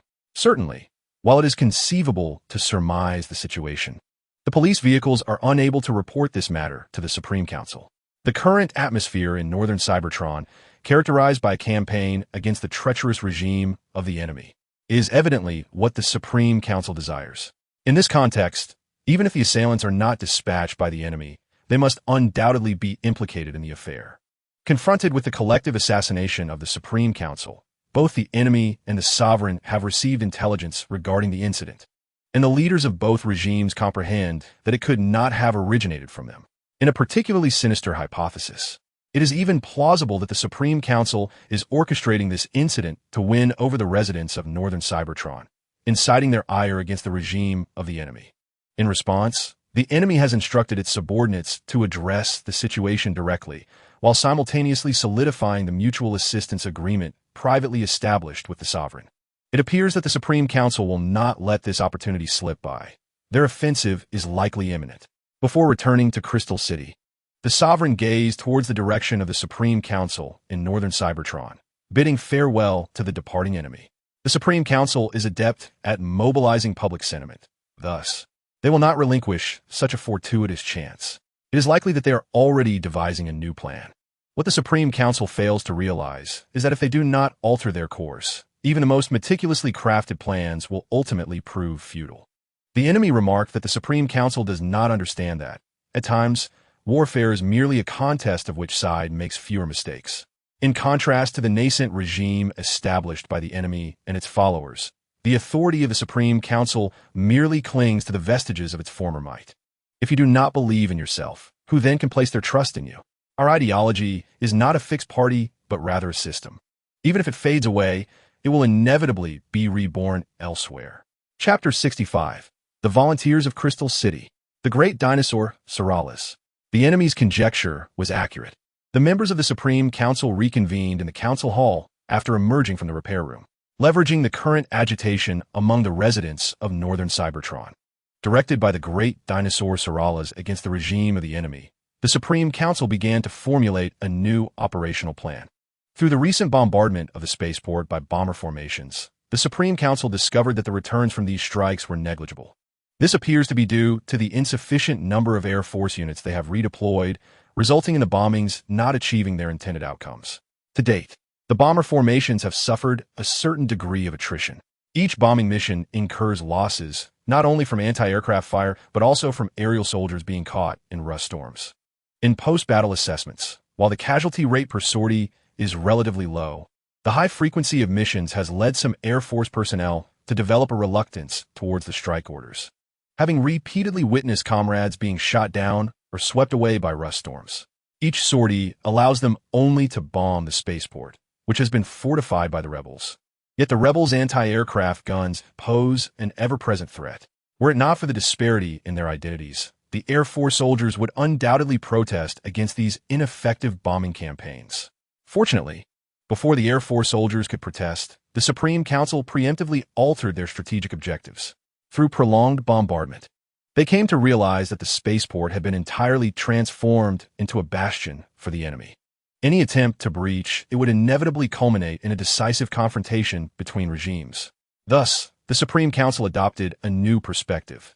If breaching the spaceport was unattainable, why not attempt to penetrate the Rust Sea? The nascent regime of the enemy could hardly have stationed heavy troops throughout the vast wilderness across from the Rust Sea. Moreover, the difficulty of breaching the Rust Sea was significantly less daunting compared to that of the spaceport, at least in the northern regions of Cybertron. Apart from the occupied Hydra Island spaceport, numerous small and large spaceports continued to operate, with a multitude of intelligent vessels available. Although their armor was insufficiently robust, they could still serve as troop carriers. In a short span of time, the Supreme Council of Northern Cybertron not only embarked on large-scale conscription, but also requisitioned various commercial vessels, repurposing them into troop transports. In response to the Council's significant maneuvers, the followers of the enemy, lurking in various strongholds, promptly relayed the intelligence they had gathered, including the information regarding the appointment of the formidable dinosaur, Salus, the governor of Mo Yi Tiancheng, as the military commander for the spaceport. Another ambitious individual, reflecting on the intelligence transmitted to him via encrypted communication channels. The enemy could not help but ponder why the Supreme Council had such a penchant for promoting ambitious figures. First, it was the Red Spider from the Iron Armor Dragon space station, and now it was this mighty dinosaur, Salus, from Mo Yi Tiancheng. It seemed as though the Supreme Council was hastening the collapse of their regime. Although he felt that the Council was inadvertently orchestrating his return to the source of the flames, the impending offensive from the Supreme Council piqued the enemy's attention. Coincidentally, the training of new recruits in Stand City was nearing completion, ready to reinforce the garrison lines at the Rust Sea. The enemy intended to personally oversee the micromanagement of this force. Currently, the mobilized troops of the enemy regime in southern Cybertron approached 300,000, though overall troop numbers remained relatively scant. Among them, the spaceport commanded a legion of the finest soldiers numbering 100,000, while the cities under Karen's leadership contributed 30,000 defenders. The Rust Sea defense line boasted 60,000 soldiers, and the Manganese Iron Mountain defense line under the ambulance's command held another 60,000. The remaining 50,000 recruits from Stand City would soon complete their training and would be assigned to the Rust Sea defense line at the enemy's directive. Of course, this was merely a limited conscription. Beyond the troops ready to bolster the front lines, New recruits from various cities continue their training. Should the enemy require additional manpower, miners were willing to abandon their work to serve under his banner. Furthermore, the leader of the Dawn Society in Crystal City, the Sky Bearer, expressed his intent to discreetly dispatch researchers to assist in updating their weaponry, while a volunteer force from Crystal City would also be entrusted to the enemy. It was understood that this volunteer force had no ties to the Dawn Society. They were entirely drawn by the allure of the nascent regime of the enemy, joining the civil war as volunteers. In this internal strife, both the ambitious and the insurgents gradually gravitated toward their destined positions under the guidance of fate. Even if the Crystal City remains neutral, it could provide more assistance. The Titans nearly aligned with the enemy of heaven.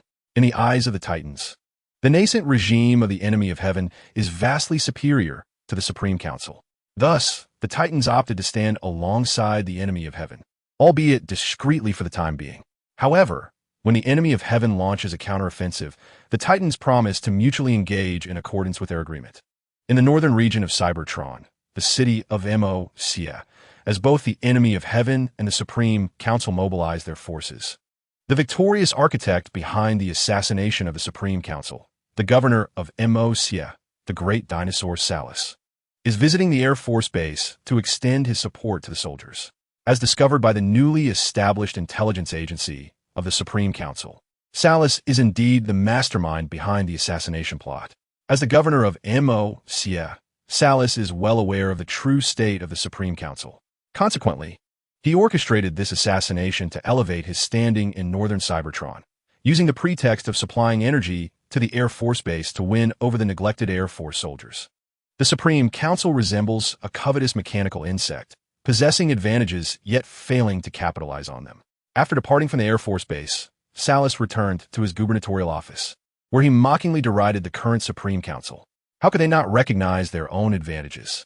Compared to the minor-formed troops of the enemy of heaven, they command the entire aerial forces of Cybertron. With such a formidable air force, it is utterly foolish for the Supreme Council to allow them to perish in vain while bombarding enemy fortifications. Salus perceives this as a profoundly passive response. Fortunately, he will assume the role of battlefield commander at the spaceport, and now he awaits to see if the Supreme Council can overcome the Rust Sea. In contrast, his immediate task is to rally those soldiers overlooked by the Supreme Council. As the central processor operates, the crimson glow of Salus's optical lens seems to illuminate a vision of him grasping the entirety of Cybertron in his hands. Just as the enemy of heaven has stated, Salus is indeed an ambitious individual, harboring a fervent desire for power. The Supreme Council, ugly mechanical insects. You members of the Supreme Council are no different from these mechanical creatures. Cybertron should be entrusted to those with ambition. If we were created by God, then what, pray tell, created the Transformers? Chapter 66. Regardless of the circumstances, the advantage lies with me. While the Supreme Council is in the process of rebuilding its forces, it also remembers to augment the troops towards the direction of Blade City. In confrontation with the guerrilla forces, the Blade City troops under the command of Bowdan consist of 50,000 soldiers. To ensure the success of the forthcoming operations, the Supreme Council has permitted the expansion of Bowdan's troop composition to 70,000.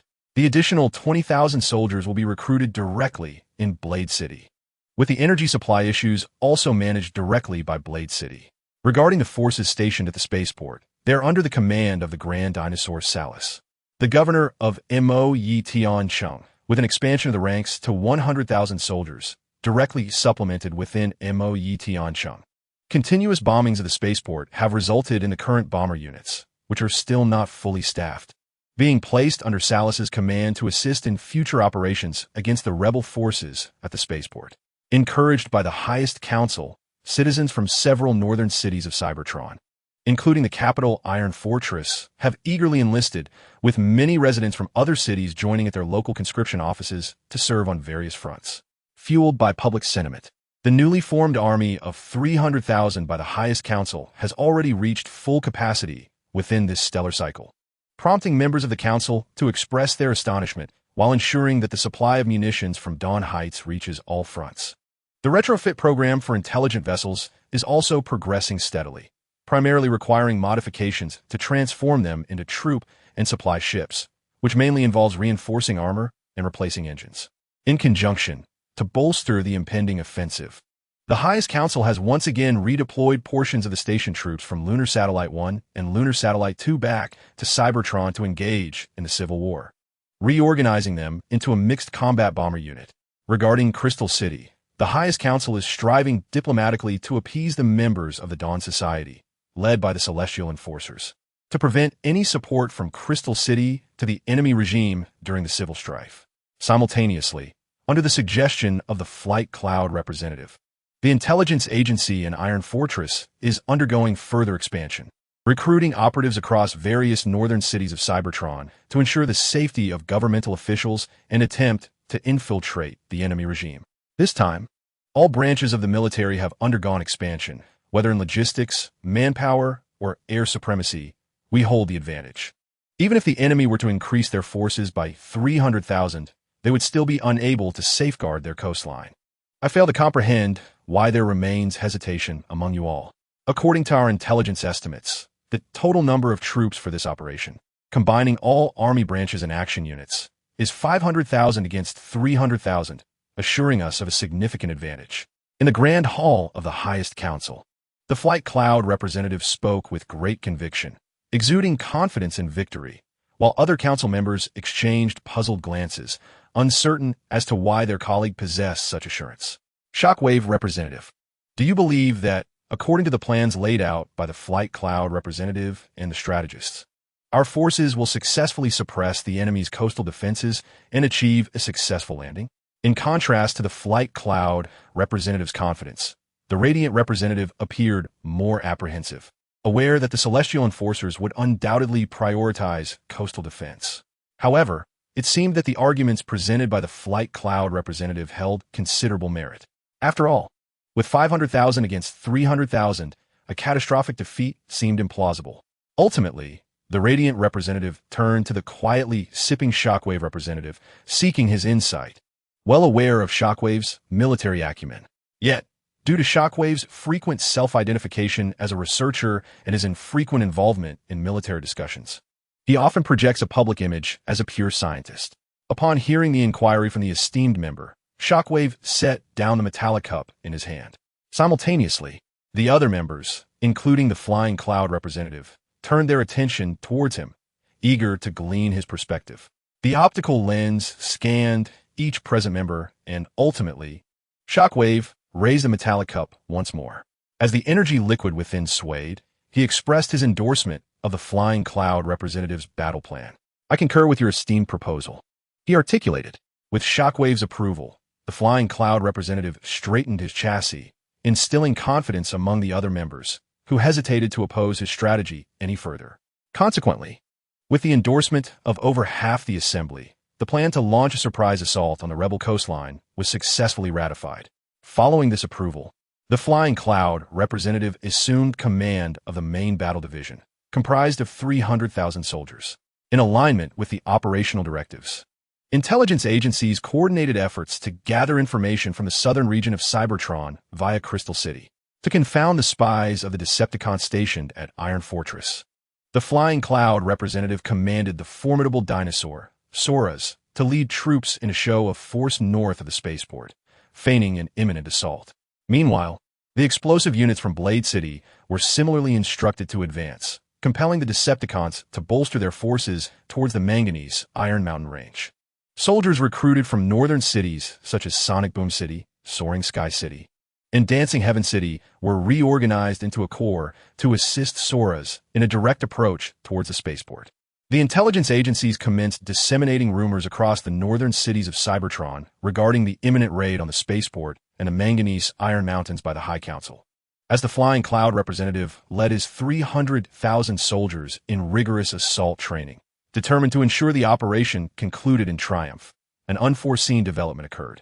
Although the Flying Cloud's plans were astutely conceived, the Decepticons had acquired intelligence and made subtle adjustments to their defensive forces. The volunteer troops arriving from Crystal City were integrated into the Decepticons' direct command. The commander of these volunteers was none other than Wingblade, a member of the Apex of Heaven faction. However, in the words of the Apex, This volunteer group was merely admirers of the Decepticon regime, having no affiliation with their faction. Moreover, in a fortuitous turn of events, a small contingent from Soaring Sky City also arrived to support the Decepticon regime. This unit, composed entirely of mini-cons, appeared to envision a promising future within the Decepticon ranks, ultimately choosing to align themselves with their cause. The Decepticons welcomed these distant supporters with open arms. Upon confirming their willingness to engage in the struggle against the High Council, they thoroughly vetted their backgrounds and subsequently assigned them to Soundwave's command. Coincidentally, Soundwave's intelligence agency was in need of expansion, making the arrival of this minicon unit from Soaring Sky City remarkably timely. In addition, the Decepticons received news from the Apex regarding the arrival of leadership modules dispatched by Shockwave, which had entered the southern region of Cybertron. Upon receiving the identity message from the leadership module seeker, Optimus Prime directed his gaze towards his terminal. Is it Sentinel Prime? The denizens of Cybertron are watching us, their prayers and hopes accompanying us until we return to the Allspark. Autobots, prepare to confront the enemy. Chapter 67, The Birth of Megatron, the Thunder Rescue Team. Successfully infiltrating the southern territories of Cybertron, the devastation on the surface is quite severe. Was it the actions of the High Council? After the Prime's agreement to allow Optimus to venture into the southern regions of Cybertron, he departed from Crystal City, escorted by the Knights of the Dawn, his metallic feet treading upon the soil of the southern expanse. Here, Optimus encountered several intriguing phenomena. For instance, the garrison at the juncture between Crystal City and the Decepticon regime was remarkably sparse. He could even overhear the laughter and chatter of guard from both factions as he passed by. The Sentinels of Crystal City and the Decepticon regime appeared to be on amicable terms, had he not observed it through his optical sensors. He might have assumed that the neutral zone of Crystal City and the Decepticon regime were under martial law. Moreover, Optimus came across other Transformers journeying from the northern territories of Cybertron, traversing through Crystal City to join the Decepticon regime in the south. Unlike Optimus, who possessed legitimate credentials, these individuals were largely fleeing the corrupt policies of the High Council or voluntarily making their way to the southern territories. These exiled Transformers were acutely aware that if any regime were to be thoroughly antagonistic towards the High Council without any chance of reconciliation, it would undoubtedly be the Decepticon regime. The Decepticons had boldly proclaimed in their speeches that the High Council would become a relic of history and myth, a sentiment that resonated with the current civil strife on Cybertron. Consequently, Transformers discontented with the High Council in the northern territories were heading south, while those in the south, having lost their benefits due to the Decepticons, were either being invited into the mines or lurking in silence, afraid to reveal their true identities. At the same time, in the southern territories, Optimus also discovered numerous abandoned mines, which had been excessively exploited in the past. The surface damage in these areas was extensive, and terminal inspections indicated that it was the result of prolonged overmining. Clearly, this destruction was not the handiwork of the Decepticon regime, as a nascent power striving for stability. It was implausible for them to engage in such acts. Thus, the answer became evident. Only the High Council, which once governed the southern territories, would have been responsible for such reckless exploitation. Transformed into an all-terrain vehicle, Optimus traversed the vast and barren landscapes of southern Cybertron. In contrast to the metal highways connecting cities in the northern regions, he had yet to encounter any roads. He relied on map coordinates to ascertain his location. It appeared that the ores and materials extracted in the south had ultimately not been utilized for local infrastructure. Confronted with the perplexity surrounding the underdeveloped infrastructure of southern Cybertron, Optimus Prime was the first to embark on a journey to Stan City, the very heart of the Southern Communications Network. It was here that the tyrant, Unicron, had once delivered a global address, leveraging this network. Consequently, Optimus felt a curiosity about whether this city, now under the dominion of the Unicron regime, harbored a disdain for the insurgents or deemed them a preferable alternative to the former High Council. As he traversed away from the desolate plains, Optimus encountered troops advancing towards the front lines. Their uniforms, predominantly painted in a striking red, bore a resemblance to that of their leader, Unicron. The soldiers, though puzzled by the solitary figure of Optimus wandering the wasteland, refrained from probing further. After ascertaining that Optimus was not hindered by a lack of energy, the commanding officer relaxed and guided his subordinates onward, yet still bestowed upon Optimus a modest supply of energy cubes, anticipating the possibility of his journey to other cities being impeded by energy shortages. The troops were en route to the spaceport defense line, where energy resupply would no longer be their concern. Thus, upon encountering a transformer reminiscent of a scavenger, they extended a gesture of assistance. After all, it was under Unicron's benevolent hand that they had once been rescued from the mines. Had it not been for Unicron, they might have faced dismissal from the High Council, ultimately succumbing to energy deprivation on the streets, returning to the Allspark. "Thank you," Optimus mused, clutching the cubic energy cube, reflecting on the troops that had already departed for the front lines. Was this indeed the rebellious faction that the High Council vilified? Their treatment of him seemed rather amicable. Did this imply that the insurgent leader, Unicron, was in fact a compassionate leader? Though Optimus grappled with this ambiguity, the High Council's hostility towards the Unicron regime was only intensifying. During Optimus' journey from Crystal City to southern Cybertron, the High Council had mobilized heavy artillery under the command of the formidable Dinobot, Soras, to support the bombardment of the spaceport, all in the name of obscuring special operations. Even though Soras deemed this strategy ineffective, it could not sway the determinations of the High Council or the judgments of the legislator, Skyfall. With the repositioning of the heavy artillery, the bomber squadrons advanced into the combat zone, inflicting further damage upon the spaceport's defenses.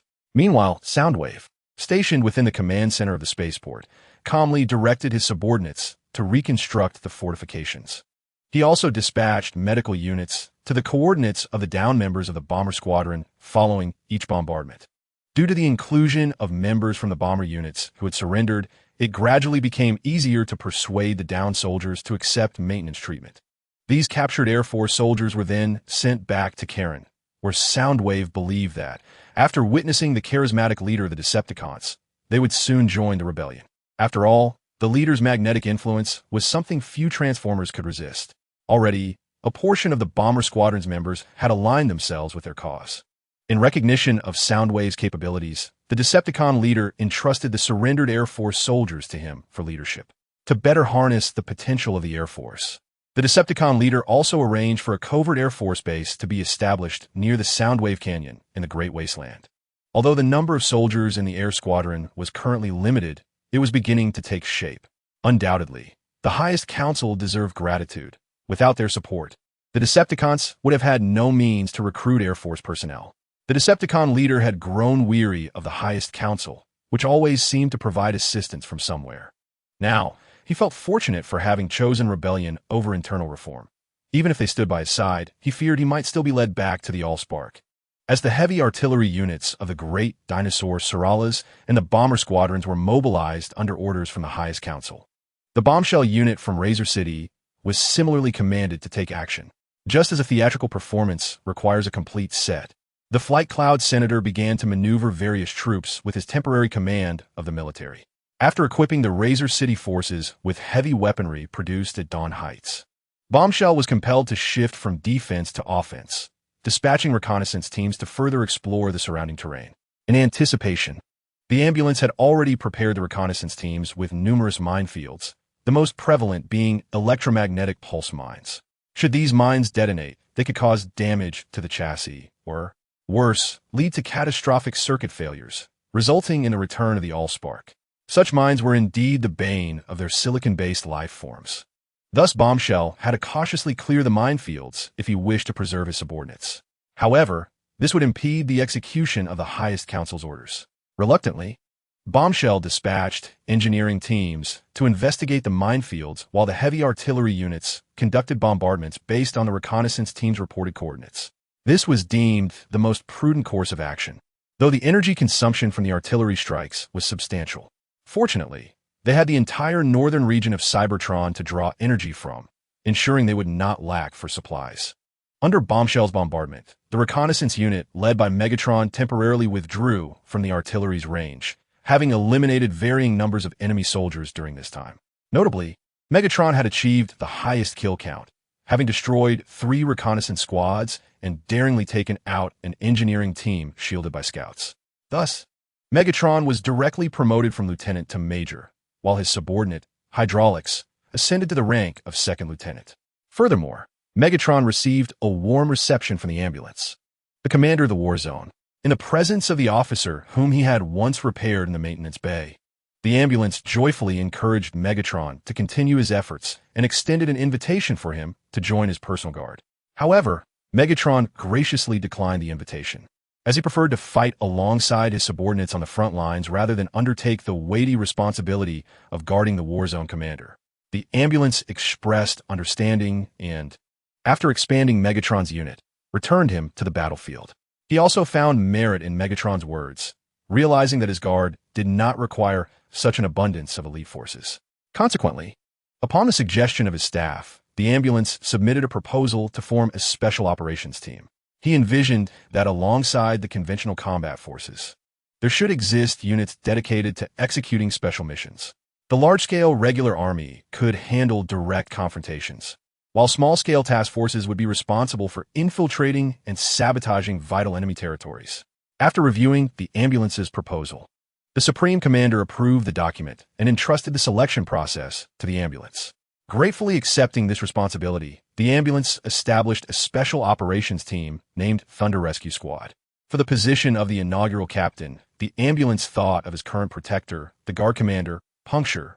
Initially, Puncture rejected the proposal, fearing it would impede his ability to protect the ambulance. In response, the ambulance expressed heartfelt gratitude rooted in their shared origin. Subsequently, he articulated his reasoning to Puncture, emphasizing that if even the command center, the safest place in the army, were to be forcibly breached by the enemy, it would likely signify a loss in the campaign. At that point, even Puncture would have to retreat alongside the ambulance to their origin. Rather than wait passively, they should proactively dismantle the enemy's advantages in the war, particularly focusing on the industrial zones in northern Cybertron, which were well developed. Such operations would be unfeasible for large forces before the battle lines were clearly drawn. Only elite task forces possessed the capability to execute them. Observing Puncture, the ambulance recognized him as one of the most capable transformers. Receiving the ambulance's commendation, Puncture indicated he needed time to contemplate. As one stellar cycle was about to conclude and another was on the horizon, Puncture ultimately decided to accept the ambulance's proposal. Just as the ambulance had articulated, rather than succumb to inaction, it would be wiser to expand their advantages, which might better ensure the ambulance's safety. With Puncture's agreement, the ambulance entrusted him with the leadership of the Thunder Rescue Squad and selected a group of elite soldiers from the Guard. Simultaneously, he assigned the task of choosing team members to Puncture, believing that a good captain should have the authority to select his own subordinates. Just as the ambulance believed, after receiving the task of selecting members, the valiant leader summoned his former comrades from the arena. In response to his invitation, some gladiators opted to join the Thunder Rescue team, while others expressed regret, having recently enlisted in the reconnaissance unit led by the formidable Megatron. Faced with the apologetic warriors, the leader did not press them to join, understanding that the newly formed Thunder Rescue team would likely incur significant losses, just as Megatron's unit, renowned for its high achievements, also suffered considerable casualties. There was no need to jeopardize their former camaraderie over such matters. As the leader recruited members for the Thunder Rescue team, Megatron advanced once more with both new and seasoned subordinates into the bombardment zone of the Blade City forces. As the leader had stated, Megatron would not permit the Blade City forces to clear the minefield unchallenged. As the vanguard of the Slaughter City's reconnaissance division, Megatron's valor now yielded some intelligence even on the explosive front. Within the command center of the Blade City forces, the optical lenses of the reconnaissance unit were clouded with melancholy. The casualties among the reconnaissance and engineering units soared. Had the southern reconnaissance units of Cybertron malfunctioned, daring to confront the engineering troops under heavy bombardment? Observing the reports from the retreating scouts, the leader locked onto a silver-hued figure, the reconnaissance commander equipped with pulse cannons. Megatron? Thunderous tactics. Rise from the ashes. The Thunder Rescue team resembled a cadre of malfunctioning Autobots. Our investigations of their abandoned landing crafts revealed they had the audacity to launch an assault with only enough fuel for a one-way trip. By Primus, open fire. Halt those lunatics. Chapter 68, Minor Optimus Prime, I am a remnant of the old era. As the inaugural captain of the Thunder Rescue team, the leader, after assembling his team, temporarily withdrew from the manganese Iron Mountain front to the underground base of Kaon for clandestine training. Meanwhile, Megatron's reconnaissance unit continued to impede the engineering troops of Blade City in their efforts to clear the minefield. Consequently, the leader had to mobilize a considerable number of reconnaissance units to safeguard the engineers, yet even this was insufficient to withstand Megatron's onslaught. Once a miner in Kaon, Megatron, after surveying the geological conditions of the manganese Iron Mountains, conceived a bold idea. He led his subordinates to excavate several cavernous pits resembling mines and interconnected them, placing a portion of their energy supplies deep within the caverns for convenient replenishment. Additionally, their battlefield repair facilities were established within these mines, allowing for swift repairs of injured units following each battle. Thus, Megatron's forces could launch relentless, high-intensity assaults, resulting in the Blade City Engineering Unit's slow progress in clearing the minefield while their own casualties steadily increased. In light of this situation, the leader ultimately reported the facts to the governor of Blade City, who in turn relayed the information to the High Council. Upon receiving the report, the esteemed Flying Cloud Counselor expressed mild astonishment at the valiant reconnaissance units deployed by the celestial enemy in the Manganese Mountain Range. However, he resolutely commanded the Bombardment Division to continue engaging the enemy, determined to hold back the formidable army of the celestial enemy in that critical region. This operation, led by the Supreme Council, represented a significant military undertaking for the northern territories of Cybertron, and at such a pivotal moment, the forces of Razor City could not afford to falter due to minor setbacks. It is noteworthy that the governor of Tion City, the formidable Dinosaur Sarath, was advancing towards the spaceport with his troops, unleashing a relentless barrage of heavy artillery and bombers that rendered the spaceport nearly incapable of retaliating. With a mere command from the Flying Cloud Counselor, the infantry would bravely coordinate with the heavy artillery to launch an assault on the enemy's spaceport defenses. Thus, while reproaching the Bombardment Division for their hesitance, the counselor understood that this was not the time for a change in battlefield command. He ordered the mobilization of a rapid-fire artillery unit from the reserve forces to the Manganese Mountain Range to suppress the enemy. This maneuver proved effective to some extent. The electromagnetic interference inherent to the Manganese Mountain Range caused significant fluctuations in the unit's network signals, and under such circumstances, the already sluggish artillery fire was further impeded by communication issues. After all, this was not a static battle, devoid of fortifications requiring heavy artillery targeting. Consequently, the rapid-fire artillery unit became the preferred choice. Thus, with the energy supplies from Razor City, the Bombardment Division unleashed relentless bombardments upon every suspected location identified by the reconnaissance units. If communication with the engineering and reconnaissance teams was lost, the Bombardment Division immediately ordered strikes on the coordinates from which the last signal was transmitted. While this strategy consumed a substantial amount of supplies, it yielded certain benefits. Although some soldiers were mistakenly bombed, the frequent assaults on the engineers by the enemy were curtailed as they were compelled to refrain from further aggressive actions. The Decepticon leaders were indeed taken aback, not by the sheer devastation of the bombardments, but rather by the Bombardment Division's extravagant expenditure of energy. Was the energy supply in northern Cybertron truly so abundant?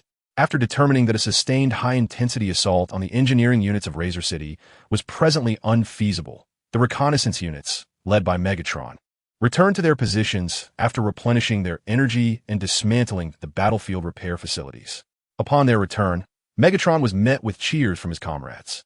Resembling the cultural ethos of Kaon City, the City of Carnage revered strength and valor, and Megatron exemplified these qualities. To bolster the morale of the troops, the medics did not conceal Megatron's achievements during their surprise assault. Consequently, based on informal soldier statistics, it was noted that Megatron had accounted for the highest number of enemy downed in the ranks of Carnage City. Were it not for the prohibition against malicious competition, many soldiers would have eagerly joined the reconnaissance unit. Nonetheless, even so, when Megatron was in the process of recruiting new subordinates, a considerable number of soldiers expressed their desire to join his ranks. To them, a valiant commander surpasses all. They are merely soldiers, tasked solely with the valorous act of vanquishing foes, while the intricacies of strategic deployment are best left to the care of the medics and their staff. As the soldiers jubilantly welcomed the return of the formidable Megatron, the medic likewise reunited with him, though this time it was not to extend an invitation to join his retinue, but rather to bestow upon Megatron a new and significant responsibility. Medic Commander, do you mean to suggest that I collaborate with this newly formed Thunder Rescue team? Within the Operational Command Center, Megatron encountered the battlefield commander, the medic, alongside other diligent staff members. Here, he was recommended by the medic for participation in a special operation. Faced with this endorsement, Megatron perused the terminal, seeking clarity on the plans for the mission, eventually finding his attention captivated by a special operations unit known as the Thunder Rescue Team. Indeed, this joint assault operation entails the selection of the most elite soldiers and officers from various factions, not only from our guerrilla forces, but also from the spaceport's garrison, the Crystal City Volunteers, and the Coastal Defense Troops, all of whom will dispatch their finest warriors. This initiative is not solely the brainchild of our military commanders. The Decepticon leader also deems it essential to strike decisively at the Dawn Heights of the Industrial District under the Supreme Council's jurisdiction. The medic elaborated, as screens behind him projected a bustling scene of the Dawn Heights in northern Cybertron, where production lines labored tirelessly to manufacture weaponry, efficiently transported to every unit under the Supreme Council's command via an advanced transportation network. Notably, even the rapid-fire artillery production workshops of Blade City were showcased, underscoring that the Dawn Heights stands as the most vital industrial sector in northern Cybertron. According to our intelligence agency's confirmations, the Supreme Council has not significantly bolstered the garrison forces at Dawn Heights up to this stellar cycle, presenting us with a unique opportunity. Not only do I believe this, but the Decepticon leader is also convinced of your capability to accomplish this task, the medic remarked, glancing up at Megatron's imposing form. Even now, the Supreme Council remains ensnared in their decayed ideologies, foolishly believing that the Decepticons would refrain from counterattacks. It is time to deliver a crushing blow to the Supreme Council's pride, making it abundantly clear that even a nascent regime cannot be so easily manipulated by them. In response to the medic's proposal, Megatron chose to join the endeavor, recognizing that their reconnaissance unit currently had no pressing need in the Mangrove Mountains, thus making participation in this special operation an opportune moment to gain a strategic advantage. Concurrently, Megatron selected a handful of his valiant and skilled subordinates to accompany him, a decision to which the medic readily consented, placing his trust in both Megatron and his loyal followers. Thus, under the medic's coordination, Megatron and his subordinates proceeded to the subterranean base of Kaon, where they would engage in a brief yet crucial operational alignment with the Thunder Rescue Team. Accompanying the elite guerrilla forces from the City of Slaughter were not only the formidable warriors of the spaceport's garrison, such as the Whirlblades and Steel Cables, but also the Spear of the Coastal Defense and the wings of the Crystal City Volunteer Army. The formidable forces of the Stam Fortress garrison were also mobilized for this operation. In preparation for this endeavor, the Overlord summoned the finest troops from various divisions. Even the Spear, previously incarcerated, was integrated into this mission after demonstrating a willingness to fight for the nascent regime. It is noteworthy, however, that the wings of the Crystal City Volunteer Army were not requisitioned by the Overlord. Instead, they voluntarily joined upon learning of an imminent assault on Dawn Heights.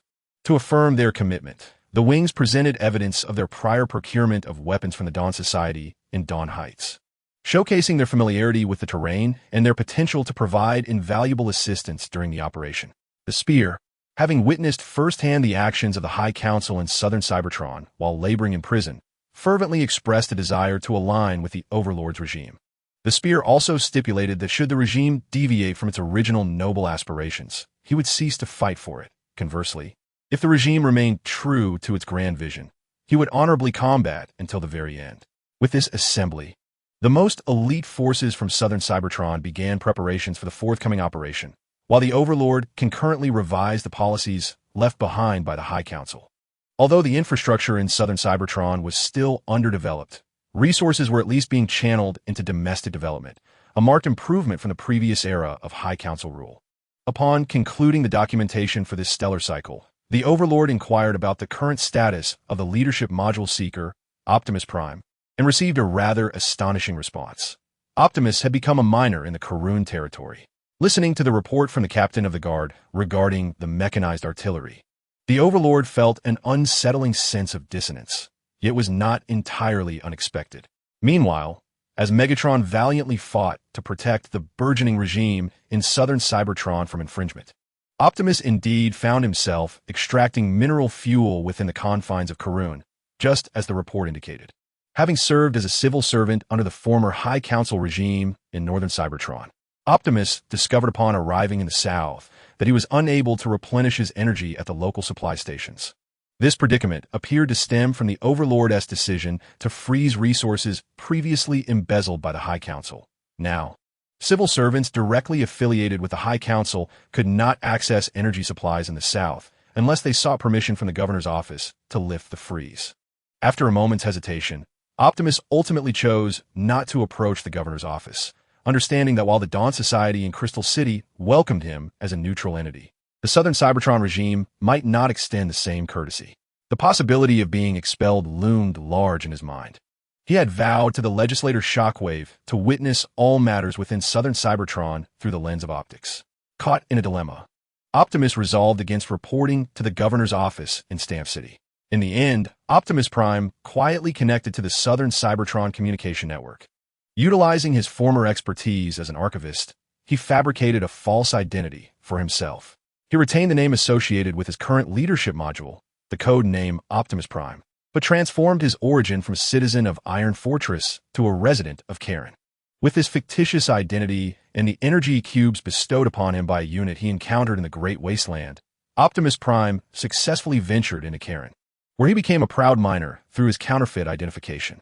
Currently, Optimus Prime is diligently extracting ore in the C-16 mining area. Driven by curiosity about his work, he applies himself wholeheartedly, and upon receiving praise from the mining area captain, he was recommended as a representative of their mining sector. According to the captain, Optimus Prime embodies the spirit of a scholar rather than that of a mere miner, lamenting that the injustices of the former High Council forced them into a life of mining for survival. Fortunately, with the arrival of the leader of the Decepticons, the captain is eager to recommend Optimus Prime as a representative, paving the way for him to escape the identity of a miner and perhaps even become a true scholar in the future. In response, Optimus Prime humbly expressed his gratitude to the captain and continued to labor diligently in the mines. He intends to earn sufficient energy cubes before embarking on a journey to explore the true nature of other cities. Optimus Prime holds a deep appreciation for the mining captain, who not only aided him in his extraction efforts, but also frequently shared stories about the former High Council and the current Decepticon regime with the new miners. It is rumored that the captain once encountered the Decepticon leader, and had circumstances permitted, he would have wished to become a soldier to repay his allegiance to the Decepticons. Why did no other Transformers resist before the rise of the Decepticon leader? Optimus Prime inquired, somewhat puzzled about the absence of rebellion during a break from mining, his frame bearing a few scratches. If there was no resistance, then why do members of the High Council and Senate always travel with guards? The mining captain, showing great tolerance towards this newcomer, patiently explained. He sensed that Optimus Prime's understanding was somewhat limited, possibly due to being recently granted life by the Allspark. Despite his curiosity, the captain refrained from prying. If Optimus wished to share, he would do so, and if not, no inquiry would yield answers. Through the captain's elucidation, Optimus Prime gleaned much about the former actions of the High Council, and it became clear why the Southern Cybertronians so fervently support the Decepticon leader. Were he a true resident of Southern Cybertron, he would likely join in their uprising. The High Council effectively sealed their own fate, akin to the once terrifying five-faced tyranny. To relinquish one's role in the writing of history is a disgrace. The victor is inconsequential. What matters is the ability to partake in the narrative. I never contemplated profiting from the uprising. I am a remnant of the old era. Yet I shall ignite my own flame to usher in a new epoch for our race and for Cybertron. Chapter 69, Lead-Footed. The drift of Iron Fortress in comparison to other comrades who were entering the Kaon underground base for the first time, Megatron appeared remarkably at ease, even guiding his subordinates to tour the living quarters originally assigned to him by the leader of the Decepticons. As the commander introduced himself, the grassroots officers, led by Hydraulics, gazed at Megatron with a sense of envy reflected in their optical lenses. After Megatron concluded his introduction of his living quarters, he led his subordinates to their specially arranged accommodations. Here, Megatron once again encountered Steel Cable, with whom he had fought alongside in Stan City and at the spaceport, as well as the military medic Swing, who was part of this special operation. As the disciple of the ambulance commander, Swing was indeed required wherever needed. and he accepted this with enthusiasm. After all, such special operations were far more exhilarating than the monotony of a staff officer's life. Upon greeting his old friend, Megatron exchanged pleasantries with Swing, but before they could delve into deeper conversation, Swing hastily departed to arrange the living quarters for the elite guerrilla forces. Is Swing truly that busy? It seems the ambulance commander holds him in high regard. Observing the elite members of the guerrilla forces being assigned to various living quarters under Swing's arrangement, Hydraulics turned to Megatron with thoughtful contemplation. After all, the ambulance commander has only Swing as a disciple, so it is only natural for him to be valued. Megatron felt a sense of joy for Swing, knowing that Swing had assisted him greatly during this time. Were it not for his commitments on the front lines, he would have considered inviting Swing to the energy supply station for a replenishment of high-purity energon. Alas, such an opportunity is currently unavailable, as Megatron and his subordinates, including Hydraulics, prepared for the impending special operation. The Thunder Rescue Team, led by Puncture, was diligently maintaining their equipment. As a former champion of the gladiatorial arena, Puncture commanded absolute prestige and authority within his team, and thus his orders were executed without question. Additionally, as a competent captain, Puncture understood precisely when to act and how to foster camaraderie among his subordinates, for it is only through such synergy that they could achieve coordinated efforts on the battlefield. Under Puncture's central coordination, the Thunder Rescue Team quickly developed a certain level of rapport. However, due to their origins in the brutal gladiatorial arena, their combat style tended to be somewhat savage, and they had even devised a method for swiftly dismembering enemy units. Upon learning of this, Puncture refrained from further comment. He was acutely aware of the mission of their task force, and he recognized that, at times, employing violence to counter violence could grant them a greater advantage in their operations. From a personal standpoint, Puncture also appreciated this method of rapid dismemberment, for although it was somewhat audacious, it effectively circumvented the enemy's phase-shifting devices. The commander, known as Gongjun, directed his subordinates in training at a site that had once served as the training ground for the officers of the UTND. The successful uprising of the UTND has led to the complete liberation of southern Cybertron, resulting in the relocation of the training grounds for officers to various cities on the surface. This particular training facility, now temporarily entrusted to their Special Operations Unit with the approval of the UTND leader, boasts an impressively vast underground base. It is difficult to fathom the extent of effort the UTND leader must have invested in constructing this subterranean stronghold. Beside Gongjun stood a robust, fully armed transformer, adorned in a striking red and white finish, known as Gun Chenjiao. Although not a gladiator, his valorous combat style had earned him a special selection into the Thunder Rescue Team by Zhongjun. As the Chenjiao scanned the training grounds of the underground base with his optical sensors, he reflected that this was his inaugural visit to the very base that had witnessed the inception of the UTND leader's uprising. It is said that the majority of the current junior officers emerged from this very place, suggesting that the UTND leader had foresight in nurturing military leaders from the outset of the rebellion to effectively counter the High Council in the future. The success of this initiative is now evident, as most junior officers within the army have been meticulously cultivated by the UTND leader. Their fury towards the High Council and loyalty to the UTND leader sustaining the regime in southern Cybertron. Guan Qianzhao. We must acknowledge that the leader's ascent to power was predicated on his relentless pursuit of a grand vision, while we were preoccupied with other matters. Of course, I don't imply that we lack our own grand ideals. Indeed, we are advancing toward the vision of Cybertron that the UTND leader envisions. Presently, our warfare is aimed at eradicating the rust that clings to our race, remarked Gongjun to his subordinate Gun Chenjiao. Captain, you know that is not my intent. Were it not for my belief in the UTND leader's ideals, I would not have journeyed from northern Cybertron to enlist in the southern forces, Gun Chenjiao replied, casting a glance at the underground base. He too was a supporter of the UTND ideals, one of the few. Having departed from northern Cybertron after the global address by the UTND leader, traversing through Crystal City before finally arriving in southern Cybertron. Regarding the functional committees assigned by the High Council, I do not assert they lack purpose. However, compared to the tasks they have assigned to me, I yearn to pursue endeavors of greater significance. Speaking almost to himself, Gun Chenjiao, a resident of northern Cybertron, had previously sought to change his job multiple times, but was hindered by the constraints of his vehicle form. Consequently, following the UTND uprising, Gun Chenjiao filled with indignation, abandoned his previous occupation to join the military in southern Cybertron. In the northern reaches of Cybertron, there exists a notable presence of Transformers discontented with the functional committee, such as Leadfoot, albeit in dwindling numbers. Most are hindered by inadequate energy resources to venture southward or are restrained by other circumstances. Leadfoot epitomizes the Transformers from the Northern Territories dissatisfied with the functional committee, while Prowl symbolizes those in the South who, under the oppressive rule of the High Council, have been coerced into becoming gladiators. These factions are mere reflections of the dominion wielded by the High Council, which has ironically morphed into the very entity they once scorned. Simultaneously, during the period when Optimus Prime is engaged in mining endeavors in southern Cybertron, Iron Fortress experiences a significant decline in its legal residents due to conscription.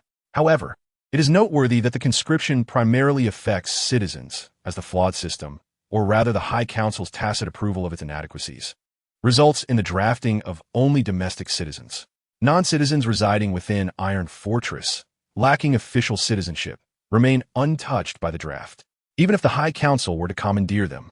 These non-citizens are unlikely to join the Council's forces voluntarily. Rather, they hope for substantial casualties among the ranks, providing them an opportunity to apply for citizenship in Iron Fortress. Regarding the conflict between the Decepticon regime and the High Council, these non-citizens exhibit little concern, as the war feels distant while the High Council looms too close. Even if they wish to support the Decepticon regime, they lack the means. Moreover, the current situation suggests that the Decepticon regime may not necessarily be on the verge of defeat. After all, the Southern Territories remain under their occupation. Despite the High Council proclaiming their successes on the front lines, they fail to present any tangible results. Amidst the streets of Iron Fortress, the non-citizens observe the High Council's aerial representatives boasting about the front lines on the screens, all the while remaining vigilant for the ever-present enforcers. In light of the recent assassination of council members, the city is under martial law, allowing enforcers to apprehend non-citizens at will. Though there are some benevolent enforcers, they are in the minority, with the majority serving as henchmen for the High Council. Drift and his companions watch the screen as the aerial representative encourages the residents, well aware that the High Council is merely engaging in self-deception, with the Shockwave representative siding with their cause. It seems implausible for the High Council to turn the tide of defeat into victory. Drift, we should take our leave, comes the voice of Washer from beside him. Upon hearing his friend's voice, Drift turns to see Washer. Is there something the guild requires our attention for? Drift inquires, as they are now members of the guild and thus involved in its affairs. Indeed, isn't candidate Alita poised for imminent victory? The researchers wish to organize a gathering in her honor. They expressed a desire for us to procure high-purity energy liquid from the energy supply station. The characters known as Wedge and Drift explain that they are both members of the Researcher Guild, and thus, they're compelled to undertake actions befitting their status. High-purity energy liquid? I recall that there seems to be a shortage of it at Iron Fortress. Perhaps we should refrain from visiting the energy supply station and instead head to the macadam oil mill, where high-purity energy liquid is undoubtedly available. Upon hearing Wedge's words, Drift concurred, suggesting that it would indeed be wiser to avoid the energy supply station, as many of them are currently unable to provide high-purity energy liquid. It appears that due to the ongoing conflict between the northern and southern regions of Cybertron, such energy is being redirected to supply soldiers at the front lines. Of course, this is the perspective of the High Council, or rather, what they wish for the public to believe. The macadam oil mill, said to have certain ties with the High Council, is a legendary establishment. Drift's assertion prompted Wedge to nod in agreement, acknowledging the rationale behind his suggestion. The macadam oil mill, rumored to have connections with the High Council, is even regarded by some Transformers, who have experienced circuit failures after consuming high-purity energy liquid, as the fabled 13 primes. Drift and Wedge elaborated on the macadam oil mill, and he expressed a fondness for visiting that locale to replenish his supply of high-purity energy liquid, particularly since the service there does not vary based on one status. However, Drift had not visited in recent stellar cycles, as he was currently engaged in relaying messages from the High Council to the leader of the Decepticons on behalf of Senator Shockwave. Drift excelled in this role, as it seemed he was naturally suited for it, yet due to the constraints of the functional committee, this talent had only recently been harnessed. As Drift and Wedge made their way to the macadam oil mill to procure high-purity energy liquid, The High Council was concurrently deliberating on the energy supply issues at the front lines. Given the current circumstances, it appeared that the Decepticons had limited forces available for mobilization, indicating that their objectives had been achieved. Although energy consumption was high at present, they believed that once they secured the southern region of Cybertron, they could regain access to resource and fuel supply zones. Senator Flycloud, how prepared is your battalion? Inquired Senator Optimus in the High Council chamber regarding the readiness of the Iron Fortress troops. Following the initial approval of Senator Flycloud's plan, they had expended considerable energy to implement it, even recalling substantial Air Force units from Moonbase 1 and Moonbase 2. The defensive forces around the periphery of Cybertron were exceedingly thin, a necessary measure to expedite the resolution of the Decepticon insurgency and allow for the Air Force to be redeployed. My battalion is nearly ready. However, the armor thickness of the transport ships is still somewhat inadequate, Senator Flycloud explained, as he presented data concerning the transport ships currently stationed in northern Cybertron. Currently, while the number of transport vessels in the northern regions of Cybertron is sufficient and somewhat abundant, their armor thickness remains inadequate. This level of protection is easily susceptible to the rapid-fire cannons and anti-aircraft artillery of the enemy. Must we resign ourselves to mere waiting? Each stellar cycle consumes considerable energy. As you ought to be aware, esteemed Counselor Cloudstrider, Counselor Radiant, however, was not entirely satisfied with this assertion. The fuel and energy supplies in northern Cybertron are rapidly depleting amidst the intensifying conflict. Should the war not conclude swiftly, they shall face significant supply issues. Every moment is of the essence. Counselor Radiant gazed at Counselor Cloudstrider, seeking a resolution, and the latter did not disappoint. Under the scrutiny of Counselor Radiant and their fellow legislators, the pilot articulated a potential solution. Perhaps the armor of our transport vessels does not need to meet standard specifications. After all, the adversary, the unyielding, cannot possibly manufacture an abundance of anti-aircraft weaponry from the industrially backward southern Cybertron. If we can reduce the armor thickness of the transport vessels, we could swiftly launch an offensive. Counselor Cloudstrider observed the reactions of the other legislators, who were taken aback by this proposition. How does this differ from murder? Are we to merely speculate about the unyielding and compromise the armor of our transport vessels? The shock was evident on the face of Counselor Shockwave, met with the heavy silence of the majority present. This may indeed be the most viable option at this juncture. After a prolonged silence, Counselor Radiant finally spoke, his voice laden with gravity. Transform and attack Autobots. You must understand, this war has commenced, and we must make sacrifices. Chapter 70, Rockslide, the Assault on Dawn Heights. Ultimately, Counselor Cloudstrider's proposal did not pass. In light of the suggestion to reduce the armor of the transport vessels, the esteemed Counselor Halogen, along with Counselor Batwing, who had investments in Iron Fortress Dock, and nearly half of the legislators led by the ever-opposed Counselor Shockwave, all opposed such measures that jeopardized the safety of our soldiers. Additionally, there were those unwilling to shoulder the responsibility. For them, if this were to come to light, it would undoubtedly tarnish their political careers. Such matters should be left to those steadfast in their convictions. In the end, only 4 legislators, including Counselor Radiant and Counselor Cloudstrider, supported the reduction of armor on the transport vessels. Lacking even half of the necessary votes, the proposal could not advance. I understand the concerns of Counselor Stargazer. We were once the closest of friends during the Golden Age. My esteemed colleagues, perhaps you are right in prioritizing the safety of our soldiers. However, this will grant Counselor Stargazer more time to prepare. May our highest council's prestige among the residents of southern Cybertron temporarily restrain him, so that when he seeks to reorganize the southern regions, we shall still have time to reinforce the armor of our transport vessels. In the Grand Hall of the High Council, as the unacquainted members observed the celestial traveler, the illustrious legislator could only offer prayers for them and for himself. He prayed that the celestial traveler, or rather the current overlord, might be ensnared by the prestige of the High Council among the residents of southern Cybertron, and hoped fervently that their plans would culminate in success. In response to the illustrious legislator's words, the other members exchanged glances, refraining from engaging further. The aeronaut legislator, witnessing their reticence, cast a crimson gaze over his peers, ultimately choosing not to pursue the conversation, fully aware that he could not sway this assembly. It was as though the legislators attempted to persuade themselves under the guise of soldiers' lives. Yet their efforts proved futile. Consequently, the meeting concluded on a disheartening note, with the illustrious legislator and the aeronaut leading their supporting colleagues away. The dissenting halogen and shockwave legislators, observing the departing figures, could only retreat under the escort of various guards. As for the Batsage legislator, he still needed to inspect the profits of this stellar cycle in the docks. Unlike his peers, he preferred to leverage his status for personal gain. This inclination often found him frequenting the guilds and factories he had invested in throughout Iron Fortress. Shockwave, well acquainted with this disposition, was the first to oppose the aeronaut and illustrious legislators. He understood that by taking the initiative to dissent, he would likely attract other legislators to his cause, whether motivated by self-interest or antagonism toward their peers.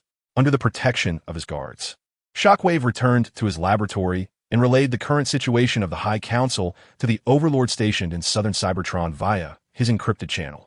The Overlord, valuing the information from his old acquaintance, recognized after a meticulous review that it was time to deliver a decisive blow to the High Council.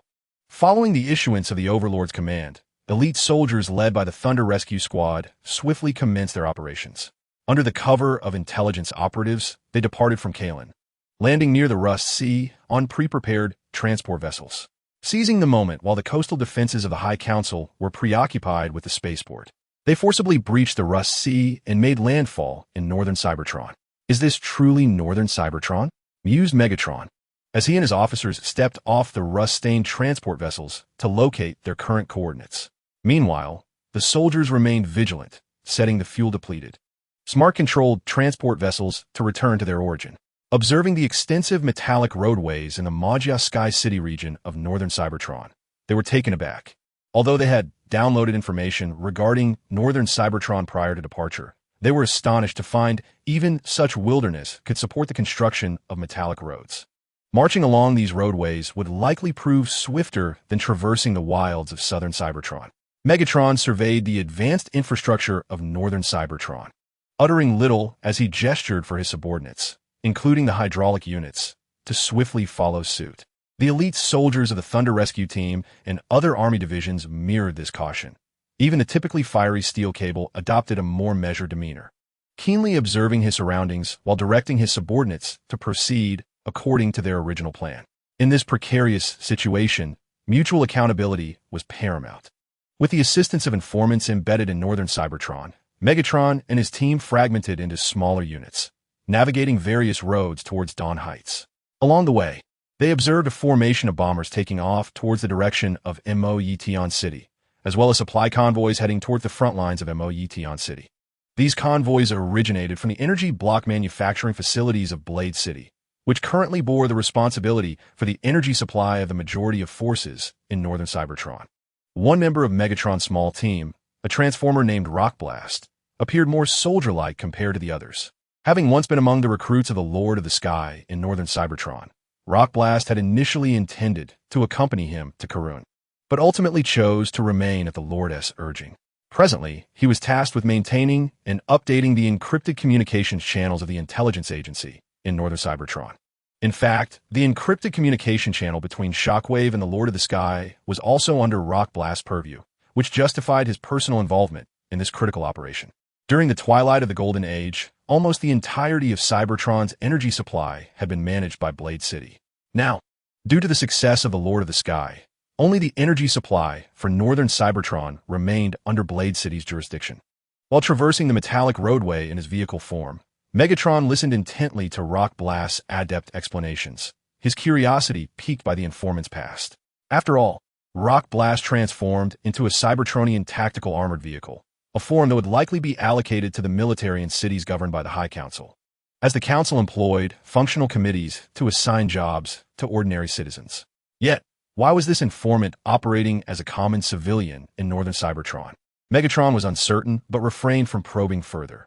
Their primary objective was to obliterate the industrial zone at Dawn Heights. As they journeyed, Megatron experienced for the first time the vastness of the intelligence network deployed by the Lord of the Sky in northern Cybertron. Here, they not only encountered informants responsible for their rendezvous, but also encountered an energy supply convoy that was under the control of their intelligence agency. In this territory, Megatron and his comrades sampled energy intended for delivery to other cities. And even the enforcers roaming the vicinity of Kaon City turn a blind eye to their presence. Had they not known this was the northern Cybertron under the High Council's dominion, they might have been led to believe they were within the confines of Karun, held by the Lord of the Sky. Not only one team shares the same experiences as Megatron and his squad. The Steel Cable Spaceport team and the Wing Volunteer Corps are among them. Excluding the Thunder Rescue team, most operational squads have received energy reinforcements from intelligence agencies. As for the Thunder Rescue team, their rapid advance caused their supply convoy to miss them entirely. Fortunately, after entering the territory of Dawn Heights, the second supply convoy from the intelligence agency arrived. After replenishing the Thunder Rescue team's energy, they continued their journey towards other cities in northern Cybertron. Within the confines of Dawn Heights, elite forces from the southern regions of Cybertron successfully reached this location.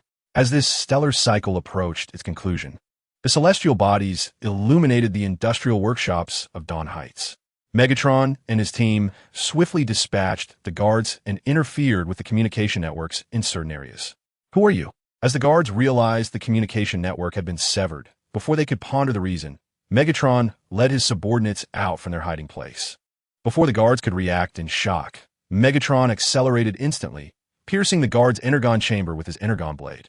The hydraulic soldiers followed suit, utilizing their exceptional close combat skills to swiftly return the patrolling guards to the energon source. Subsequently, Megatron and his team pressed onward, launching an assault deeper into Dawn Heights. While the Thunder Rescue team and other operational squads, such as Steel Cable and Winged, advanced towards other weapon manufacturing workshops. Thunderous tactics, wreck and rule, as they shouted their battle cry. The moment the guards realized the communication channels had been cut, these warriors leapt down from their elevated positions. Confronted by the guards at close range, their thermal energy blades relentlessly pierced the enemy's energon sources. For those who could not be dispatched in a single strike, they tore apart their foes with the swiftness of mechanical insects. Installing liquid explosives within the enemy's factory, Impact directed his subordinates to ambush the guards. In a flurry of violent yet efficient maneuvers, a considerable number of Dawn Heights guards were ruthlessly sent back to the energon source by the Thunder Rescue team. "Captain, the bombs are installed." Placing his severed mechanical arm from a guard beside its mangled body, Leadfoot reported to Impact, while, with the initiation of the ambush, the other members of the Thunder Rescue team ceased holding back, drawing their weapons to effectively eliminate the enemies. Leadfoot, in particular, hurled various types of small explosives, sending even those guards hiding behind cover flying. Is this all the defensive power of Dawn Heights? It seems the High Council still does not take the leader of the unyielding enemy seriously. However, they will soon come to realize. Impact commanded his subordinates to advance towards the Allied forces, with the first to approach being the Wing Volunteer Corps. Due to the majority of the Dawn Society Knights wielding close combat weapons, the guards they faced were mostly slain by metallic blades, with some even cleaved in half by massive axes. Just as the Thunder Rescue team successfully deployed liquid explosives, the Wing Squad also managed to set off their bombs while simultaneously seizing advanced weapon research data from the enemy's database, including an upgraded version of the pulse shotgun known as the Energy Harvester. This weapon appears to be a recent innovation, capable of siphoning the residual energy from the enemy's body upon attack. Astonished yet resolute, the Winged member diligently copied the data to their terminal and purged the information from the computer's database, rather than being intended for large-scale combat. This weapon seems designed for energy collection. Has the Supreme Council become aware of an impending energy shortage? I shall join the other troops. After organizing the data, the Winged leader, accompanied by the volunteer squad and members of the Thunder Rescue team, broke through the restructured defenses. Under their formidable assault, the communication network of the besieged troops was rendered ineffective, preventing them from establishing a solid defense. Transform. Attack. With a thunderous explosion, metal walls were obliterated, scattering debris everywhere. Behind the walls, a squad, led by Megatron, predominantly consisting of Cybertronian all-terrain vehicles, unleashed their firepower, shattering any walls that could serve as cover for the enemy. In the wake of this destruction, vehicle mode Megatron surged forward amidst the rubble, transforming mid-leap, firing his pulse cannon at the foes below, and upon landing, executed a shoulder throw, toppling the nearest enemy.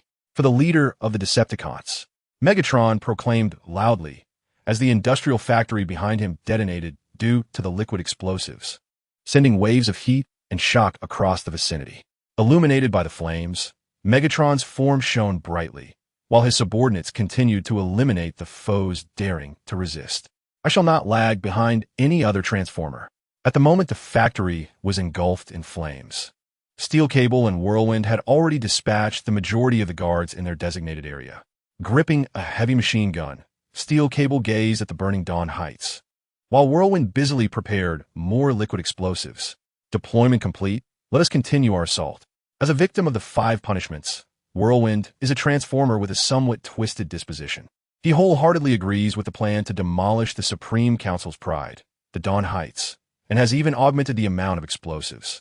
Meanwhile, in the southern C-16 mining area of Cybertron, Optimus Prime suggested, let us take a moment to recharge.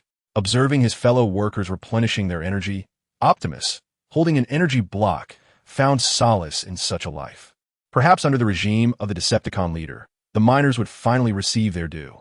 If the Supreme Council were to return to southern Cybertron, they would likely drain the fuel reserves and exhaust the underground minerals. Yet, how much longer must this war endure? Optimus pondered, his azure optical lenses gazing toward northern Cybertron. It is an honor to collaborate with you, Commander Megatron. Our struggle presents only 2 possibilities. Either the enemy will tread over the remnants of our bodies, or we shall walk upon the shattered remains of our foes. Chapter 71. An unexpected encounter between Megatron and Optimus Prime. The explosion at Dawn Heights attracted the attention of the surrounding station troops. Due to the disruption of the internal communication network at Dawn Heights, the nearby forces were only now realizing that the industrial area had come under attack. Why did Dawn Heights explode? Was it an enemy assault? However, weren't the insurgents confined to the spaceport and the Manganese Mountain Range? Although the method by which the insurgents circumvented from the southern region of Cybertron to execute a terrorist attack at Dawn Heights was unclear, the commander of the nearby garrison quickly issued orders for the troops to march towards the beleaguered Dawn Heights. Yet before they could proceed far, another resounding explosion echoed from the direction of Dawn Heights, as numerous flame-ravaged structures began to tilt and ultimately collapsed. Among the debris lay the remains of the guards, either pierced through their energon chambers or dismembered. Some of the more intact faces of the fallen were etched with terror.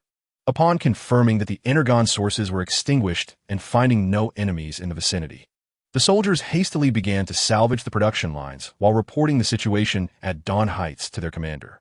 Was the objective merely Dawn Heights?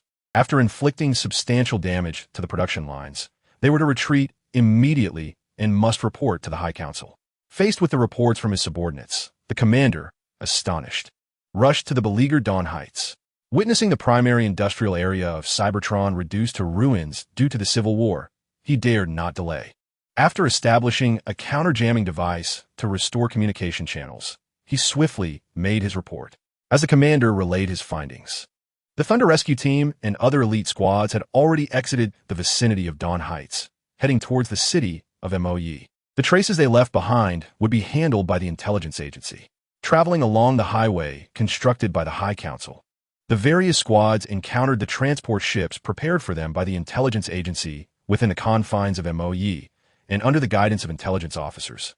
They launched an assault on a coastal defense force within the city. Due to the lax vigilance of the High Council's coastal guards, the assault proceeded smoothly, even as the enemy could not hold their positions and was swiftly breached, with the weapons cache being blown to smithereens by the Thunder Rescue Team's militants. After largely neutralizing the enemy and disregarding the distress signal sent out, Megatron and his team boarded the transport vessel. As the engines roared to life, they traversed the Rust Sea once more, heading south toward Cybertron. In the southern region of Cybertron, upon receiving intelligence that the mission had succeeded, Optimus Prime promptly dispatched a support unit to the coastline to welcome the heroes of this operation. At the southern coastline, utilizing the approximate coordinates provided by the intelligence agency, the guards successfully intercepted the weathered transport ship. After replenishing Megatron and his team with energy, they escorted them back to Kaon. In Carlin, the leader of the Decepticons will personally meet with them. In stark contrast to the jubilant celebrations in southern Cybertron for the success of their operations, certain members of the High Council in northern Cybertron seethed with rage upon learning of this development. Among them, Counselor Flying Cloud crushed a metallic cup meant for replenishing energon into scrap. Meanwhile, Counselor Optimus remarked that such an event was anticipated. After all, it was the Celestial Voyager. He had predicted a counterattack from the Voyager, yet he did not foresee such a reckless gamble. If the guards at Dawn Heights had managed to thwart their assault team, the post-battle report would have revealed a resounding defeat for the Voyager. The Decepticon leader has succeeded. He has dealt us a grievous blow. Yet, we remain entangled in trivial disputes. At the hastily convened meeting, Counselor Flying Cloud expressed his fury regarding the Decepticon leader's successful incursion into Dawn Heights, while simultaneously feeling shame for their continued squabbling over inconsequential matters. Look at the reports, esteemed counselors. Do you truly believe the advantage in this war still lies with us? The industrial zone of Dawn Heights has suffered severe damage, and next in line may very well be the energy block synthesis factory in Blade City. Even within the fortified Iron Bastion, we would become targets for our enemies.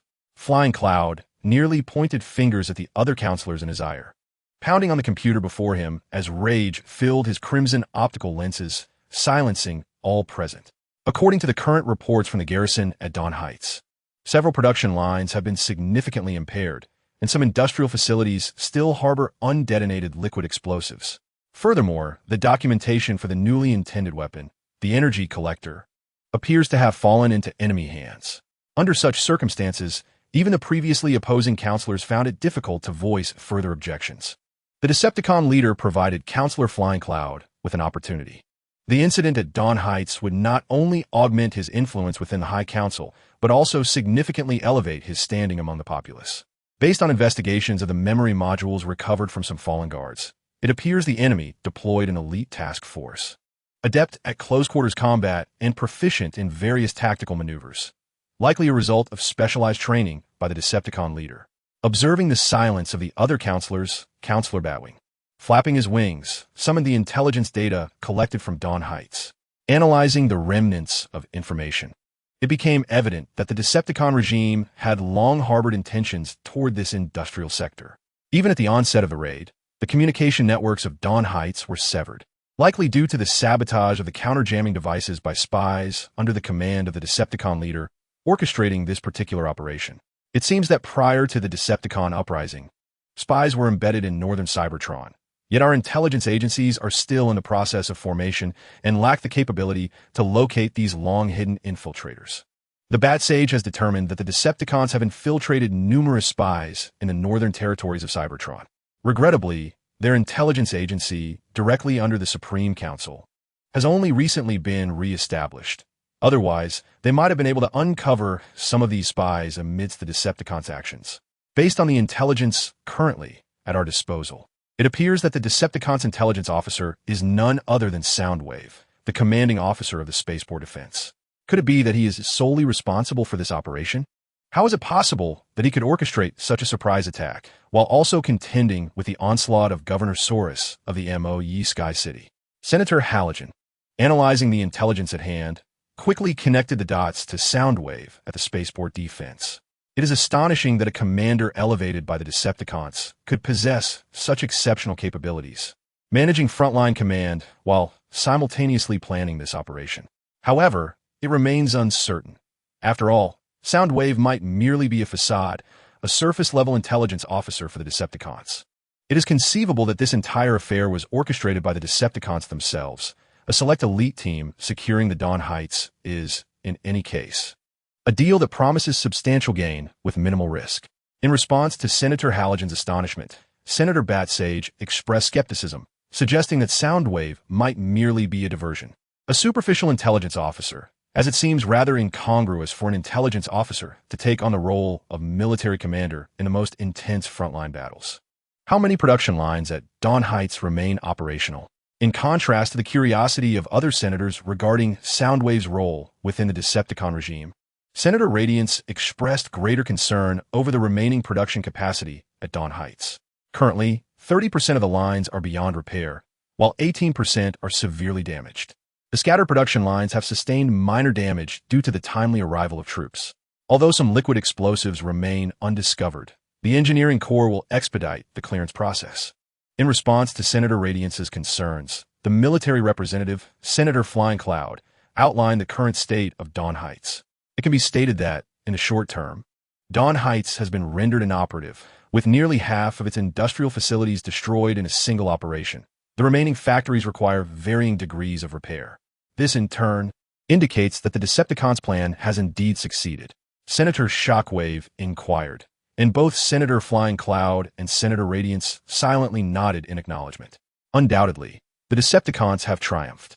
They have dealt a significant blow to Dawn Heights with minimal losses, as no remnants of enemy machinery were found. Whether they were taken away or the enemies retreated unscathed remains unclear.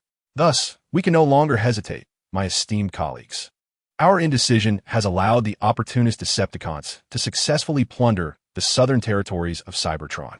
Our reluctance has permitted these terrorists to assault Dawn Heights, and our inaction has enabled these conspirators to reap the benefits they sought. We must unite, making it unmistakably clear to the Decepticons that the Supreme Council will not tolerate their continued tyranny. The Flight Cloud legislator endeavored to incite his fellow lawmakers, and this time he succeeded. In light of the recent assault by the Sky enemies on the Dawn Heights, even the Halogen legislator opted to support him, not to mention the Bat Spirit legislator, who had investments in Dawn Heights. With the destruction of Dawn Heights by the Sky enemies, the Bat Spirit legislator gradually aligned with the Flight Cloud legislator. Observing this shift, the Shockwave legislator cast his vote in favor, realizing that to stand against the tide would result in his own exclusion. Ultimately, in this voting session, the Flight Cloud legislator secured a commanding advantage in influence, and his proposal to reduce the armor on the troop transport vessels was ultimately approved. As the Supreme Council meeting concluded, although most legislators departed, the Flight Cloud legislator remained engaged in discussions with the Radiant legislator regarding the impending operations. While he portrayed an air of confidence to others, he was acutely aware that his plan could potentially falter. Hence, meticulous planning was imperative. Gazing at the holographic projection of Crystal City, the Flight Cloud legislator's processors whirred to life. His foremost desire was to eliminate the Apex ruler and his Dawn Society. This was not merely due to Crystal City's declaration of neutrality during the Civil War, but also because the Apex ruler, during his tenure as a legislator, sought to instigate a so-called reform that was, in truth, a direct challenge to the policies of the majority of legislators, including himself. Fortunately, the Apex ruler's internal reforms ultimately failed, as it is inconceivable for a single legislator to contend against the entire Supreme Council. It is noteworthy that even the Shockwave legislator did not rally in support of the Apex ruler. Crystal City obstructs our path to the southern regions of Cybertron. The Apex ruler continues to relish in complicating our endeavors. The Flight Cloud legislator remarked to the Radiant legislator while observing the projection of Cybertron, expressing a desire to decisively address the Dawn Society and the Apex ruler. This would not only consign former political adversaries back to the source of the flames, but would also clear the way to the southern territories of Cybertron. After all, the Apex ruler once yearned for reforms within the Supreme Council, and upon their failure, he would undoubtedly attribute the blame to us. The neutrality maintained by Crystal City during the Civil War likely reflects the Apex ruler's lingering resentment towards us. The Radiant legislator interjected, revealing that in contrast to the Apex ruler of Crystal City, he was far more concerned with what the Stargazer in southern Cybertron was currently orchestrating. This old acquaintance always pursued actions aimed at maximizing profit, whether through assaults on spaceports or surprise attacks on Dawn Heights. Although reluctant to concede, the influence of the Dawn Society in Crystal City is indeed significant. They're an ancient organization that has existed since the era of the five-faced monster. Should we breach the neutrality of the Dawn Society, it is likely that the researchers and residents of Crystal City would willingly join the Dawn Society in battle until the very last moment. In light of the animosity exhibited by the Flying Cloud towards the Apex, although Counselor Radiance hesitated to intervene, he nonetheless elucidated the current standing of the Dawn Society among the inhabitants of Crystal City, akin to the unassailable position held by the Grand Council among the residents of Iron Fortress. Should we merely stand by and allow the Dawn Society to maintain neutrality until we vanquish the celestial adversary, only to confront the Apex thereafter? While the Flying Cloud Counselor recognized the necessity of this course, a sense of reluctance lingered, for the Apex was deemed more despicable than the celestial adversary that betrayed them. Had it not been for the internal reforms instigated by the Apex that consumed their energy, they might have already uncovered the subtle machinations of the celestial adversary in the southern regions of Cybertron. The Apex seized an opportune moment, and the Celestial Voyager would undoubtedly be grateful for the Apex's neutrality, which safeguarded a pathway to the southern territories of Cybertron. Although we possess the capability to declare war on Crystal City, such an act would merely ensnare Crystal City in conflict, enabling the celestial adversary to transform the southern regions into a veritable armory, possibly even drawing the mechanical sentinels from the era of the Five Faces into this fray. After all, Counselor Flying Cloud, you are well aware that a mechanical sentinel currently protects Crystal City. Counselor Radiance endeavored to persuade Counselor Flying Cloud from various angles, referencing the mechanical sentinels from the era of the Five Faces. Initially, with the assistance of the ancient sages, the mechanical sentinels, once subservient to the Five Faces, were reprogrammed to serve as guardians of Cybertron. In the internecine strife among the Cybertronian Transformers, as long as civilians are not slaughtered, the vast majority of mechanical sentinels would refrain from participating in the Civil War. However, there are exceptions. For instance, the mechanical sentinel in Crystal City, designated as Mighty Magnus, stands out among its peers. Whether through guidance or an attraction to the city's beauty, it has voluntarily assumed the mantle of protector for Crystal City. This perspective is held by external residents, while the Grand Council suspects that Mighty Magnus may be safeguarding the plasma energy chamber located beneath Crystal City. After all, the construction and location of Crystal City were meticulously chosen. The reason Counselor Shockwave selected a site above the plasma energy chamber was indeed for its protection. At the very moment Mighty Magnus settled in Crystal City, it seemingly answered a call to become the guardian of that realm. Mighty Magnus, the mechanical sentinel, once a bastion of protection for Cybertron, has now inexplicably become an obstacle to our advance. As Counselor Flying Cloud absorbed Counselor Radiance's words, he recognized that dragging the Grand Council into a conflict with the mechanical sentinels was untenable. Such an action would only lead to disillusionment among the loyal residents of the Grand Council. Thus, they could only proceed according to their original plan. As Counselor Flying Cloud spoke, Counselor Radiance nodded in agreement, acknowledging this as the most prudent course of action, one that had been long contemplated. May the victory at Dawn Heights not lead them astray. Meanwhile, as Gowron toiled alongside the counselors of the Flying Cloud and Radiant Light in pursuit of their ambitious plans, Megatron, leading his subordinates and the Thunder Rescue Team, arrived at Gowron.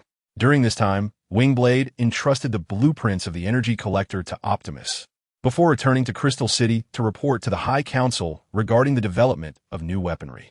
As for Cable and Whirlwind, their inclination leaned more towards engaging in battle rather than seeking an audience with Optimus. Therefore, after obtaining permission, they proceeded directly to the spaceport defense line, once again becoming a cornerstone under Soundwave's command. Commander, were Cable and Whirlwind always this combative? They seem to have rushed to the front lines without even needing repairs. Within the subterranean base of Gowron, the hydraulics, with its leg and back armor melted and scorched, were undergoing repairs in the maintenance room. Megatron stood beside it, replenishing energy fluid while listening to the hydraulics inquiries. Some matters are better left undisturbed, for mentioning them merely breeds further animosity towards the High Council without serving any beneficial purpose. Megatron chose not to disclose the reasons for Whirlwind's profound hatred towards the High Council, as doing so would only unearth the anguish buried within the embers of the latter's past. As repairs continued, the hydraulics body was forced offline. Observing this, Megatron informed the technician of his brief departure and, holding a metal cup filled with energy fluid, temporarily left the maintenance room for the energy supply station. Currently, due to the busyness of other workers, the energy supply station was devoid of company, leaving only Megatron to reflect, gazing at the familiar surroundings. He found a metal chair where he had once sat during his initial visit. Memories of the rumblings and chaos from his days as a miner flooded back to him as he settled into the chair once more. Young warrior, what occupies your thoughts? Just then, a voice, magnetic yet gentle, resonated through the air. Instinctively, Megatron turned to find Optimus standing behind him, his azure optical lenses glimmering.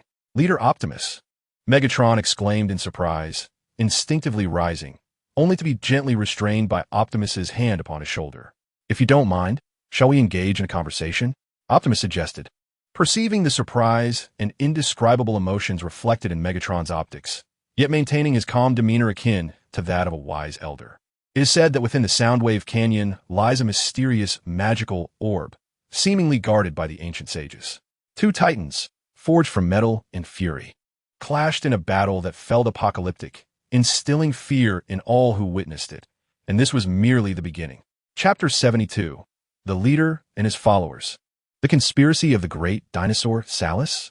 The Overlord gazed upon the young warrior, taken aback by the unexpected encounter with Megatron at the energy supply station. Perhaps, as the ancient sages professed, it was all a matter of fate. Do not be anxious, young warrior. At times, I prefer you to regard me as a guiding mentor rather than a leader. The Overlord sought to soothe Megatron's palpable tension. He could discern the astonishment etched upon Megatron's visage at his presence in the energy supply station. Naturally, the Overlord himself was equally bemused by Megatron's solitary presence there, considering he had recently been in the maintenance bay alongside his subordinate, Hydraulic. My apologies, Overlord. My processor has been slightly erratic. Upon hearing the Overlord's calming words, Megatron gradually regained his composure. With a respectful glance at the elder-like figure of the Overlord, Megatron quietly expressed remorse for his earlier emotional upheaval. At times, when I observe you young warriors, I am reminded of my own youth, the Overlord remarked with a smile. Beside him, the captain of the guard, Kaon, gently placed a cup of energy liquid upon the metallic table before the Overlord, then filled Megatron's cup before discreetly departing the energy supply station. I too was once like you, long before the Golden Age, deep within the recesses of my Spark's memory. I was young then, and my processor would also falter under emotional strain. The Overlord continued recounting his youthful experiences, observing the now stabilized Megatron, who listened intently from his seat. When the Overlord concluded his tale, Megatron gazed at the Overlord's robust form and those penetrating azure optical sensors, ultimately deciding to voice a question that had long lingered in his mind. Overlord, my name is Megatron, bestowed upon me by a friend after you rescued me from mines. I am profoundly grateful to you for leading us out of that grim existence and guiding us toward a brighter path. Allow me to express my heartfelt thanks. Locking eyes with the Overlord's optical sensors, Megatron spoke earnestly. No, young compatriot Megatron, rather than claiming leadership, it is the collective will of the Cybertronian populace opposing the High Council that guides us. It is not merely you and I, but the unwavering conviction of countless Cybertronians that has brought us to this moment. In response to Megatron's sincere gratitude, the Overlord gently shook his head, acknowledging that their success was not solely a result of his guidance, but also due to the willingness of many, including Megatron, to rise against oppression.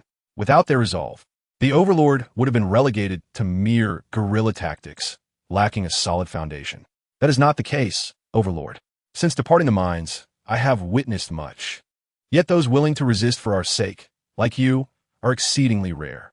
I am profoundly grateful to you. You have provided us with a sense of unity and endowed us with the strength to resist. In the face of a Decepticon leader, Megatron, who speaks with unwavering conviction, it is perhaps their power that bolsters the leader of the Decepticons, yet it is equally true that the leader unites them. Their willingness to stand in defiance against the High Council stems from the solidarity forged by the Decepticon leader. Without him, they would fragment into disarray. At that juncture, the High Council would strip away the spark of these rebels, continuing to exploit the resources of southern Cybertron to sustain their regime. Listening to Megatron's words, the Decepticon leader fell into a contemplative silence, his optical sensors reflecting a complex array of emotions as he regarded this young warrior, a familiar transformer from his memories. My young compatriot, I am delighted to receive such high praise from you, but it is not solely I who have provided you with direction. You have equally supplied me with the impetus to move forward. We are a singular entity, each indispensable to the other. Just like you, young Megatron, you too are a valiant warrior, a commendable officer to your subordinates, and a capable commander. The liberation of southern Cybertron is not merely my endeavor. Your contributions are equally vital. The Decepticon leader gently encouraged Megatron, uncertain if the future would see him transform into that ambitious figure. Yet he would seize every opportunity to guide him. Just as he would not forsake Cybertron and their race, the Decepticon leader remained resolute. Megatron's azure optics met those of the Decepticon leader, each holding the gaze of the other. I am no longer youthful, my spark wanes, and my form shall not remain robust in the future. The future belongs to you. Rising to his full height, the Decepticon leader looked closely at Megatron, lightly patting his silver-painted shoulder armor. Under Megatron's watchful gaze, he turned his eyes toward the dim stars scattered across the cosmos. The Decepticon leader was well aware of his own aging. Behold, the stars in the universe. Those dim stars resemble the High Council and myself, while the bright ones represent you. We are remnants of a golden age, and you shall become the guardians of a new era, akin to the heroes of that bygone time. Pointing toward the myriad stars in the cosmos from the observation deck of the underground energy supply station, the Decepticon leader spoke to Megatron, who regarded him with a complex expression. Finally, he extended his hand toward Megatron. Do you vow to protect Cybertron and our race, Megatron? The Decepticon leader inquired with a voice imbued with magnetism. I do, for our race, for Cybertron, Megatron replied without hesitation, firmly extending his hand in return. May Primus bless you, Megatron. Observing Megatron before he had fully embraced ambition, the Decepticon leader offered a quiet prayer for him. May the Divine Protector watch over you. Leader of the Decepticons. Megatron's voice remained as sincere as ever, invoking the blessings of the Almighty. At the Hydra Island spaceport, as Megatron and his elite soldiers returned to Kaon, the forces of the mighty dinosaur, Scorponok, relentlessly bombarded the spaceport's defenses. However, it soon became evident to Scorponok that a passive offensive was no longer tenable. With news of the obliteration of Dawn Heights spreading, a renewed wave of dissent against the Decepticon regime surged through northern Cybertron, although this time it was not instigated by Scorponok. Instead, the High Council sought to ignite public outrage against the Decepticon authority. Yet, the efficacy of their efforts appeared lackluster. For the most fervent supporters of the High Council had already enlisted, leaving behind a populace largely apathetic to the stagnant era. Some even rejoiced at the destruction of Dawn Heights. In this stellar cycle, energy consumption at oil refineries across various cities had surpassed that of the previous cycle. In stark contrast to the jubilant mob, Scorponok was consumed by worry and fury. For the enemy strike force had landed and breached the southern region of Cybertron from his defensive zone, a fact uncovered by the High Council's intelligence agency. In response, Counselor Cloudrunner vehemently rebuked Scorponok, criticizing not only his passive approach, but also the infiltration of the enemy's special operations team into his territory, leading to the devastation of Dawn Heights. Faced with Cloudrunner's scorn, Scorponok seethed with anger. Such an assault on a critical industrial zone should have been the responsibility of the intelligence agency.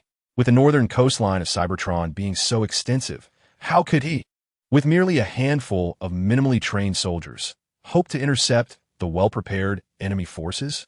Cloudrunner, dismissing Scorponok's defense, continued to order him to adhere to the planned course of action, sternly emphasizing that no further mistakes could be afforded.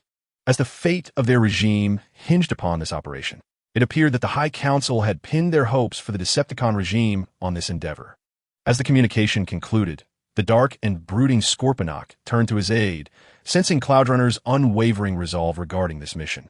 Lord Scorponok, should the plan falter, the High Council may very well lose the unwavering support of 300,000 of its staunchest allies, remarked his aide, Leozak, as he relayed his analysis. To be candid, he harbored little optimism for such a perilous undertaking, although he could willingly send soldiers into what seemed an unwinnable battle for the sake of victory. The odds of failure in this audacious operation were exceedingly high. The situation within the High Council is well known to the Lion of the Abyss. As an officer from the northern realms of Cybertron and the deputy to the formidable dinosaur, Surath, the governor of the city of Moe, is acutely aware of the intricacies at play. Thus, he is reluctant to allow the High Council to engage in reckless maneuvers. Unlike the leaders of the southern Cybertron's dominion of the sky, who permit battlefield commanders to take liberties, the High Council prefers to dictate actions according to their strategic plans. Recently, both the forces from Moe and those from Blade City have suffered minor losses under the High Council's meticulous oversight. Fortunately, command of the front lines remains in their hands, allowing them to mitigate the High Council's orders to some extent. If absolutely necessary, they can inform the High Council that the lack of progress in the battle is due to the ferocity of the insurgents. The High Council has yet to distinguish their identity from that of the Dominion of the Sky, naively believing that a single battle could extinguish a regime. The Dominion has evolved beyond mere insurgents. The High Council's failures have inadvertently bolstered the legitimacy of the Dominion. It is likely that many residents in southern Cybertron are now willing to ally with the Dominion, as it guarantees their interests. Surath, while adjusting the frontline deployments, noted that the recent raid by the Thunder Rescue Team exposed the inadequacies of the MOE Garrison's combat capabilities. This situation could have been remedied by the heavy artillery provided by the Dawn Heights, but the potential for reconstruction remains uncertain. It is prudent to focus on solidifying the front lines. This is also our opportunity, Surath mused, a smile gradually forming on his lips. Under the watchful gaze of his deputy, the Lion of the Abyss, Surath cast his eyes upon the projection of Cybertron, his hand reaching out as if to grasp the entirety of the planet within his palm. Recognizing that it would be best not to intrude upon his superior's daydreams of the future, the Lion of the Abyss quietly exited the command room. Outside the command center, a squadron of heavy Cybertronian bombers soared overhead, dispatched to assist Surath's forces against the spaceport fortress. However, their effectiveness has been less than satisfactory. The commander of the fortress garrison, Soundwave, adeptly exploited the advantages of the spaceport to fend off the bombardment, and his engineering units demonstrated an extraordinary speed in fortifying the bastion. The Lion of the Abyss even suspected that Soundwave's construction crews were recruited from the architects of Kaon and the City of Carnage, both renowned on Cybertron for their gladiatorial arenas and architectural prowess. In contrast to the Lion of the Abyss's suspicions regarding Soundwave, its engineering teams, Soundwave remained unconcerned, attributing the rapid repairs to the expansion of his engineering units, which now included a considerable number of minicons from the City of Soaring Skies. Compared to the standard-sized transformers, the mini-transformers, although slower in repairing the fortress, are equally adept at evading detection from enemy reconnaissance units. Furthermore, when faced with bombardments, they are capable of retreating with remarkable swiftness, in contrast to leading the troops in defending the fortress.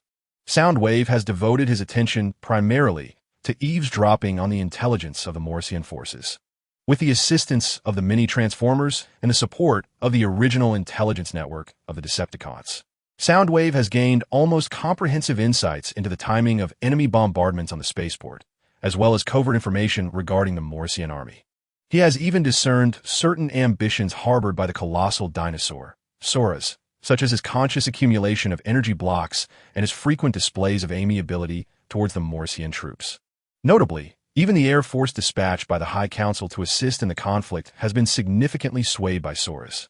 Soundwave reported these findings truthfully to the Decepticon leader, who, upon receiving the intelligence, instructed him to continue his surveillance. Believing that Soras' motives were inherently dubious, perhaps he sought to seize control of the High Council's territories in northern Cybertron. It appears that some ambitious individuals are struggling to contain their desires. As Soundwave's reports reached the Decepticon leader, a sense of confidence arose. After all, the High Council has never faltered in their endeavors to undermine him. There is no need for excessive worry or sorrow. You have shown remarkable bravery in the past, facing challenges greater than this. My disciples, do not let adversity overwhelm you. I shall always watch over you, for you are my pride. A truth that remains unchanged until the return to the Allspark. The key to victory lies in overcoming fear, a lesson that the Decepticon leader understands better than we do. Before his rebellion against the High Council, it was an unassailable behemoth, until he took a decisive stand. Chapter 73, The Schemes of Tarantulas and the Labors of Optimus Prime. As the leader of the southern regime of Cybertron, the Decepticon leader remains vigilant regarding the movements of the High Council and the current states of the commanders under its command. Presently, Soras from the Morrisian faction is becoming increasingly restless, either driven by ambition or due to the High Council's subtle maneuvers, as he covertly amasses strategic resources. The offensive against the spaceport fortifications has notably diminished, yet the visible consumption of energy supplies by the Morrisian forces continues to rise steadily. Consequently, the High Council has mandated that the City of Blades must ensure the issue of energy supply is addressed. Although the governor of Blades harbors doubts regarding the energy supply situation of Morrisian forces, he must comply with the High Council's directives and arrange for supply units to deliver energy resources to the front lines of the Maurician army. Certainly, even after delivering supplies to the city of Imo-Siation, the governor of the Blade City did not neglect to report this matter to the Bakken Councilor, who has interests in Blade City. The Bakken Councilor also regarded this issue with great seriousness and specifically dispatched intelligence officers, led by a police vehicle, to investigate the true situation of the Imo-Siation forces. Upon receiving orders from the Supreme Council, the police vehicle promptly activated the still-developing intelligence network of Imo-Siation. Through communication and investigation, it was confirmed that there was indeed manipulation regarding the energy consumption reported by Imo-Siation. Consequently, this information was relayed to the Supreme Council. In light of the falsification concerning energy supplies by the governor of Imo-Siation, the formidable dinosaur Salus, some members of the Supreme Council decided, after deliberation, to temporarily suppress the matter. After all, this was a time of intense conflict with the Uchian enemy regime. It would be prudent to address such issues only after the war's conclusion. Furthermore, the alleged deception by the formidable dinosaur Salus was limited to the energy supply issue. The offensive of Imo-Siation's forces remained relentless, effectively quelling the insurgents at the spaceport, which indicated that Salus was still fighting valiantly for the Supreme Council. Is this truly without consequence? The Bakken Councilor, agitated, flapped his mechanical wings in disquiet over the Supreme Council's decision to stifle this matter. At this critical juncture, the clandestine hoarding of energy supplies by the formidable dinosaur Salus seemed rather suspicious. Moreover, based on the Bakken Councilor's understanding of Salus, it was quite plausible that the assassination of the entire Supreme Council was orchestrated by this governor of Imo-Siation. After all, the Uchian enemy sought to seize power overtly rather than resort to underhanded schemes, which would only tarnish their regime and exacerbate instability. This approach appeared to be the most prudent. Regardless of Salus's intentions, it was imperative to placate him as much as possible. Any misstep at this juncture would only heighten the vigilance of the Celestial Patrol. In response to the Bakken Councilor's inquiries, the Radiant Councilor elucidated the reasons behind their actions, referencing a resource-intensive plan that could only be relied upon now, or rather, it must be executed. The Supreme Council had invested considerable resources into this plan, and halting it now would merely afford the Cybertronian Southern regime greater opportunities. This, too, was merely a temporary postponement. The Supreme Council prided itself on fairness and would not allow a governor to greedily monopolize public resources like a mechanical insect. At this point, the Flying Cloud Councilor took over the discourse, emphasizing that their decision to withhold action in the Supreme Council Hall was precisely to mitigate any potential repercussions of the situation. In wartime, they must tread carefully regarding any factors that could influence the outcome of the battle. Such sacrifices were deemed necessary. The illustrious member spoke, and the majority of the present legislators nodded in agreement. Although a few members hesitated and ultimately refrained from dissent, upon witnessing their colleagues reach a decision, the Bakken representative chose to remain silent. After all, his role was merely to relay this matter to his peers in the Supreme Council. In contrast to the formidable dinosaur Salus from the Imo-Siation city, I believe our focus should shift towards the pinnacle beings of the Crystal City. As former colleagues, the pinnacle beings share common ideologies and tenets with the rebellious adversaries, the UTOND. Moreover, esteemed members, beneath the Crystal City lies a plasma energy chamber. While we might privately encourage the pinnacle beings to maintain neutrality during the civil strife, we must remain vigilant against the possibility of them gravitating towards the UTOND, rather than fixate on the dilemmas posed by the dinosaur Salus. The Cloud Flyer member intended for the Supreme Council to pay heed to the Dawn Society of the Crystal City, not out of personal vendetta against the pinnacle beings, but for the overarching benefit of the Council. Currently, the Declaration of Neutrality remains unilaterally announced by the Crystal City, which implies that if the Knights of the Dawn Society decide to ally with the UTOND against the Supreme Council, they could easily abrogate the Neutrality Treaty. We must take precautions, at the very least deploying forces that can be mobilized at any moment in the vicinity of the Crystal City. Should we be wary of the pinnacle beings? Might such wariness inadvertently drive them towards the UTOND, rather than harboring malicious suspicion?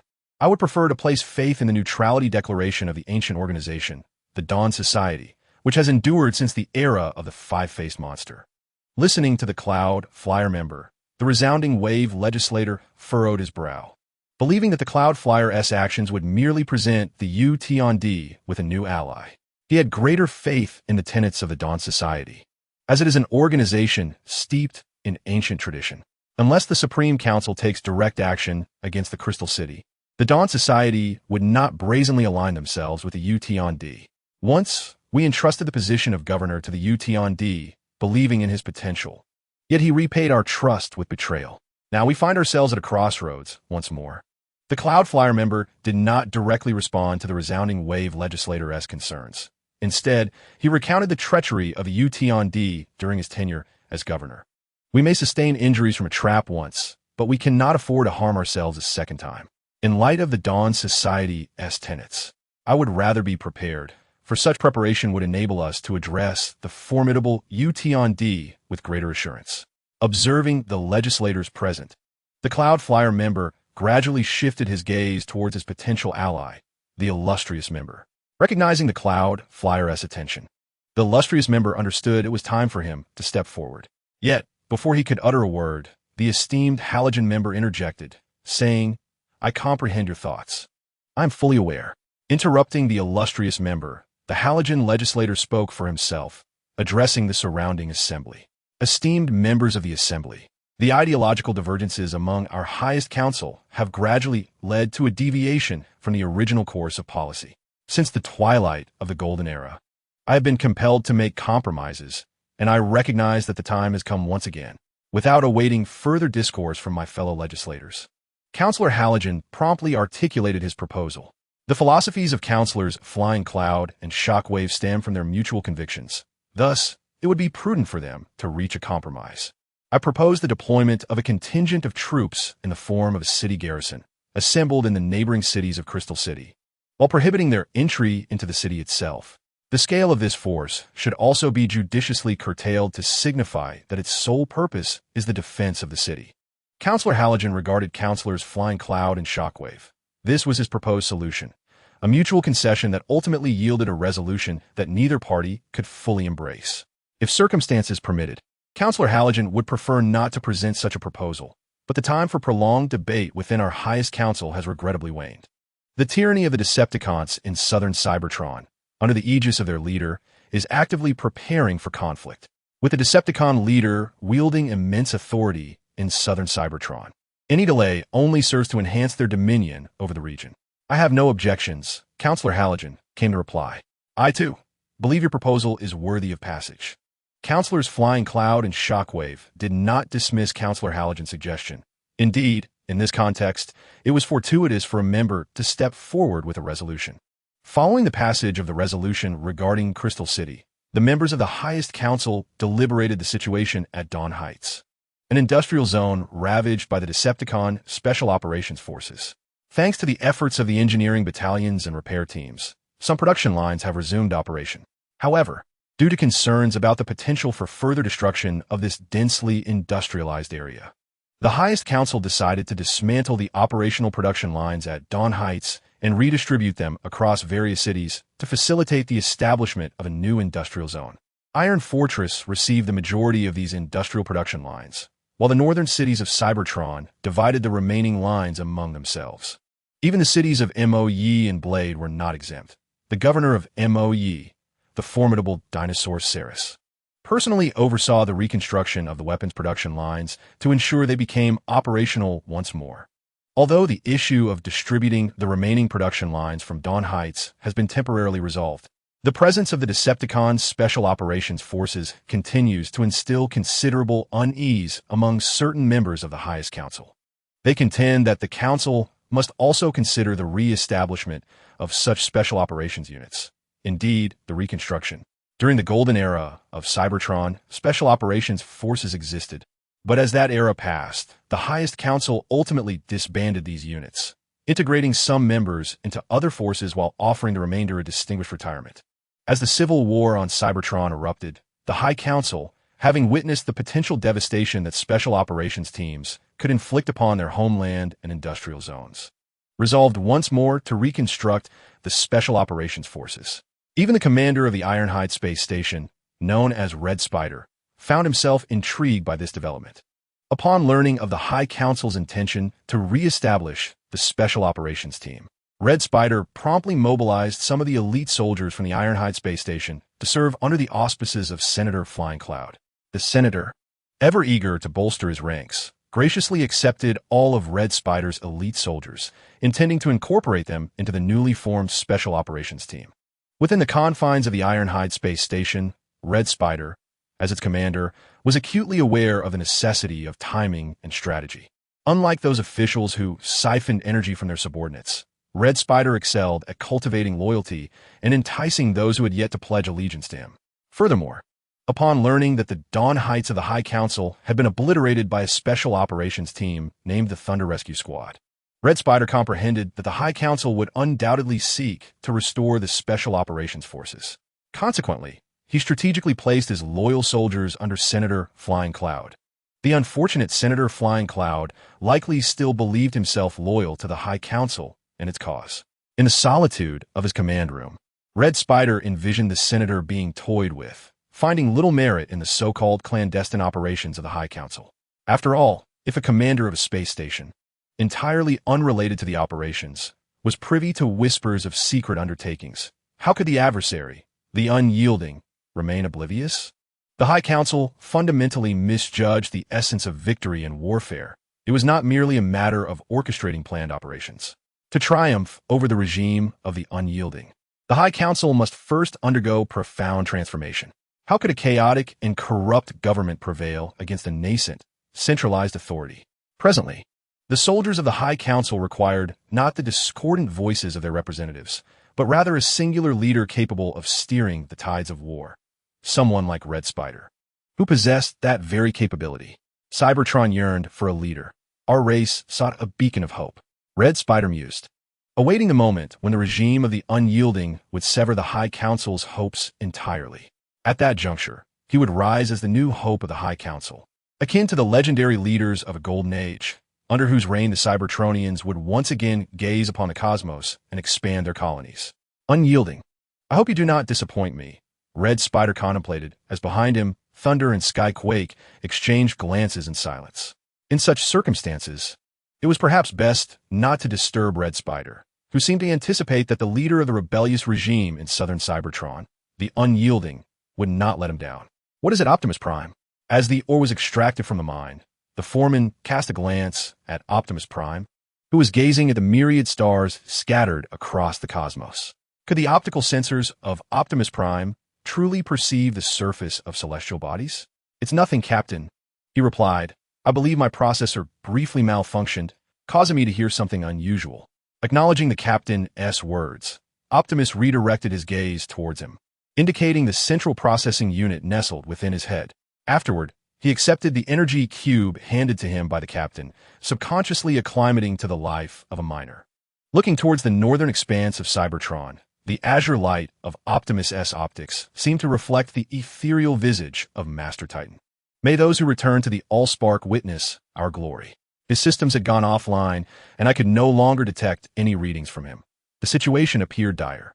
Chapter 74, Optimus Prime and Megatron. During his time in the southern regions of Cybertron, Optimus encountered many experiences and diverse occupations. Previously, he had worked in the Iron Fortress archives, where his form was safeguarded from scratches and rust. Now, laboring in the mines, though his body was at risk of enduring scars from ore extraction and potential corrosion from the subterranean environment, he had forged new friendships. Moreover, from his fellow miners, Optimus gleaned insights into the contrasting treatment of miners under the tyranny of the Decepticons and the High Council. He even learned from the mining captain that, at the inception of the Decepticon Uprising, the miners of Kaon were among the first to pledge their allegiance to their leader, reportedly even before the gladiators of Kaon. Remarkably, during the recent Dawn Heights raid, it was said that former Kaonian miners had emerged there, serving as elite soldiers under the Decepticon leader's command. Isn't it astonishing? The High Council determines our eligibility to become soldiers through functional committees, yet they forget that during the legendary era of the Quintessence, the insurgents fought using various modes of transportation. The mining captain recounted the heroic deeds of the Kaonian miners, expressing their willingness to join the ranks should the Decepticon leader require it. Unfortunately, the Decepticon leader currently had no intentions of expanding the draft. seemingly satisfied with the existing forces to maintain the status quo. Civil War. Reflecting on the internal conflict between the High Council and the Southern regime of Cybertron, Optimus understood that the Council's members were undoubtedly strategizing to breach the defenses of the Southern territories. As for where they would attempt to break through, Optimus was uncertain. After all, he was not a frontline commander of the High Council. Contemplating his current role as the leadership module seeker, Optimus gazed towards the Kaonian governor's building, now the office of the Decepticon leader. He had yet to decide whether to reveal his identity to the public eye of the Southern territories. After all, should his identity be exposed, it could be exploited by certain schemers to embroil the Senator Shockwave in unnecessary troubles. The Supreme Council is not as united as it appears. Optimus Prime had realized this during his time in Iron Fortress, and even now, he can envision the Council members criticizing their colleagues for their selfish interests. As the central processor operates and contemplates, Optimus Prime replenishes his energy with the energy cube recently provided by the mining captain. Compared to the energy cubes from Iron Fortress, those from the southern region of Cybertron possess a slightly lower purity, likely due to the absence of a well-established energy refinement industry like that of the city of Blades. Nevertheless, the miners, including Optimus Prime, find the flavor of these energy cubes quite satisfactory. After all, compared to the increasingly refined energy cubes from the factory of the Decepticon, the energy cubes from the southern mines during the Supreme Council era contain more impurities, a fact that Optimus has discerned. Understanding that this is the work of certain high-ranking officials within the Supreme Council's regime, while the miners replenish their energy, a convoy is approaching the C-16 mining area from the city of Kaon, led by a silver-painted all-terrain Cybertronian vehicle, the very form of Megatron. Commander, how far are we from the C-16 mining area you mentioned? As they exit the urban landscape of Kaon, the vehicle form of Megatron leads his subordinates towards the mining area where he once labored, while his companion, Hydraulic, filled with curiosity, follows closely behind. Unlike other miners who fled to become gladiators due to oppression from the mines, Hydraulic escaped to the arena after being targeted by enforcers for secretly selling ore. Thus, when the Decepticon declared a rebellion, Hydraulic, realizing the possibility of regaining a legitimate identity, promptly chose to support and join the Decepticon army alongside other gladiators, eventually becoming one of Megatron's subordinates. We shall arrive shortly, Hydraulic. Megatron refrains from sharing the coordinates of the C-16 mining area through his terminal, preferring to personally lead his subordinates to the site of his former labor, as it is his first return. Sometimes, Megatron reflects on the wonders of fate. Once merely a miner who could return to the Allspark at any moment due to rusting, he is now a colonel in the rebel army. Having recently met the Decepticon leader, the success of the Dawn Heights raid has ignited jubilant celebrations among the residents of the southern Cybertron regime, with the Decepticon personally awarding the soldiers who participated in the operation. For instance, Megatron, due to his numerous achievements, has ascended to the rank of colonel in the guerrilla army, with his subordinates also receiving promotions. Hydraulic, having repaired his body, eagerly sought out Commander Megatron to report for duty. Moreover, upon learning that the mining area where Commander Megatron once worked lies within Kaon, his subordinates were astonished and accepted Megatron's invitation to visit the site of his former labor. Excited by their commander's invitation, the junior officers, including Hydraulic, readily agreed and thus followed Megatron to the C-16 mining area. As he journeyed forth, Megatron beheld the airship of the former Senate member, Decimus, delivering energy supplies to the front lines. He also encountered construction teams, in vehicular forms, diligently working to enhance the infrastructure of Kaon, and even observed reserve troops training within Kaon, seemingly poised to support the front lines at a moment's notice. Progressing further, Megatron finally arrived at the mining site where he had once labored. Upon entering the vicinity of the mine, he spotted miners replenishing their energy at a temporary supply station. Noticing this, Megatron swiftly applied the brakes, and with a nimble leap, the vehicle beneath him transformed rapidly. His subordinates followed suit. Upon reaching their destination, they too reverted from their vehicular forms. "Captain, it seems we have visitors at the mine," one of his subordinates remarked, observing Megatron and his company.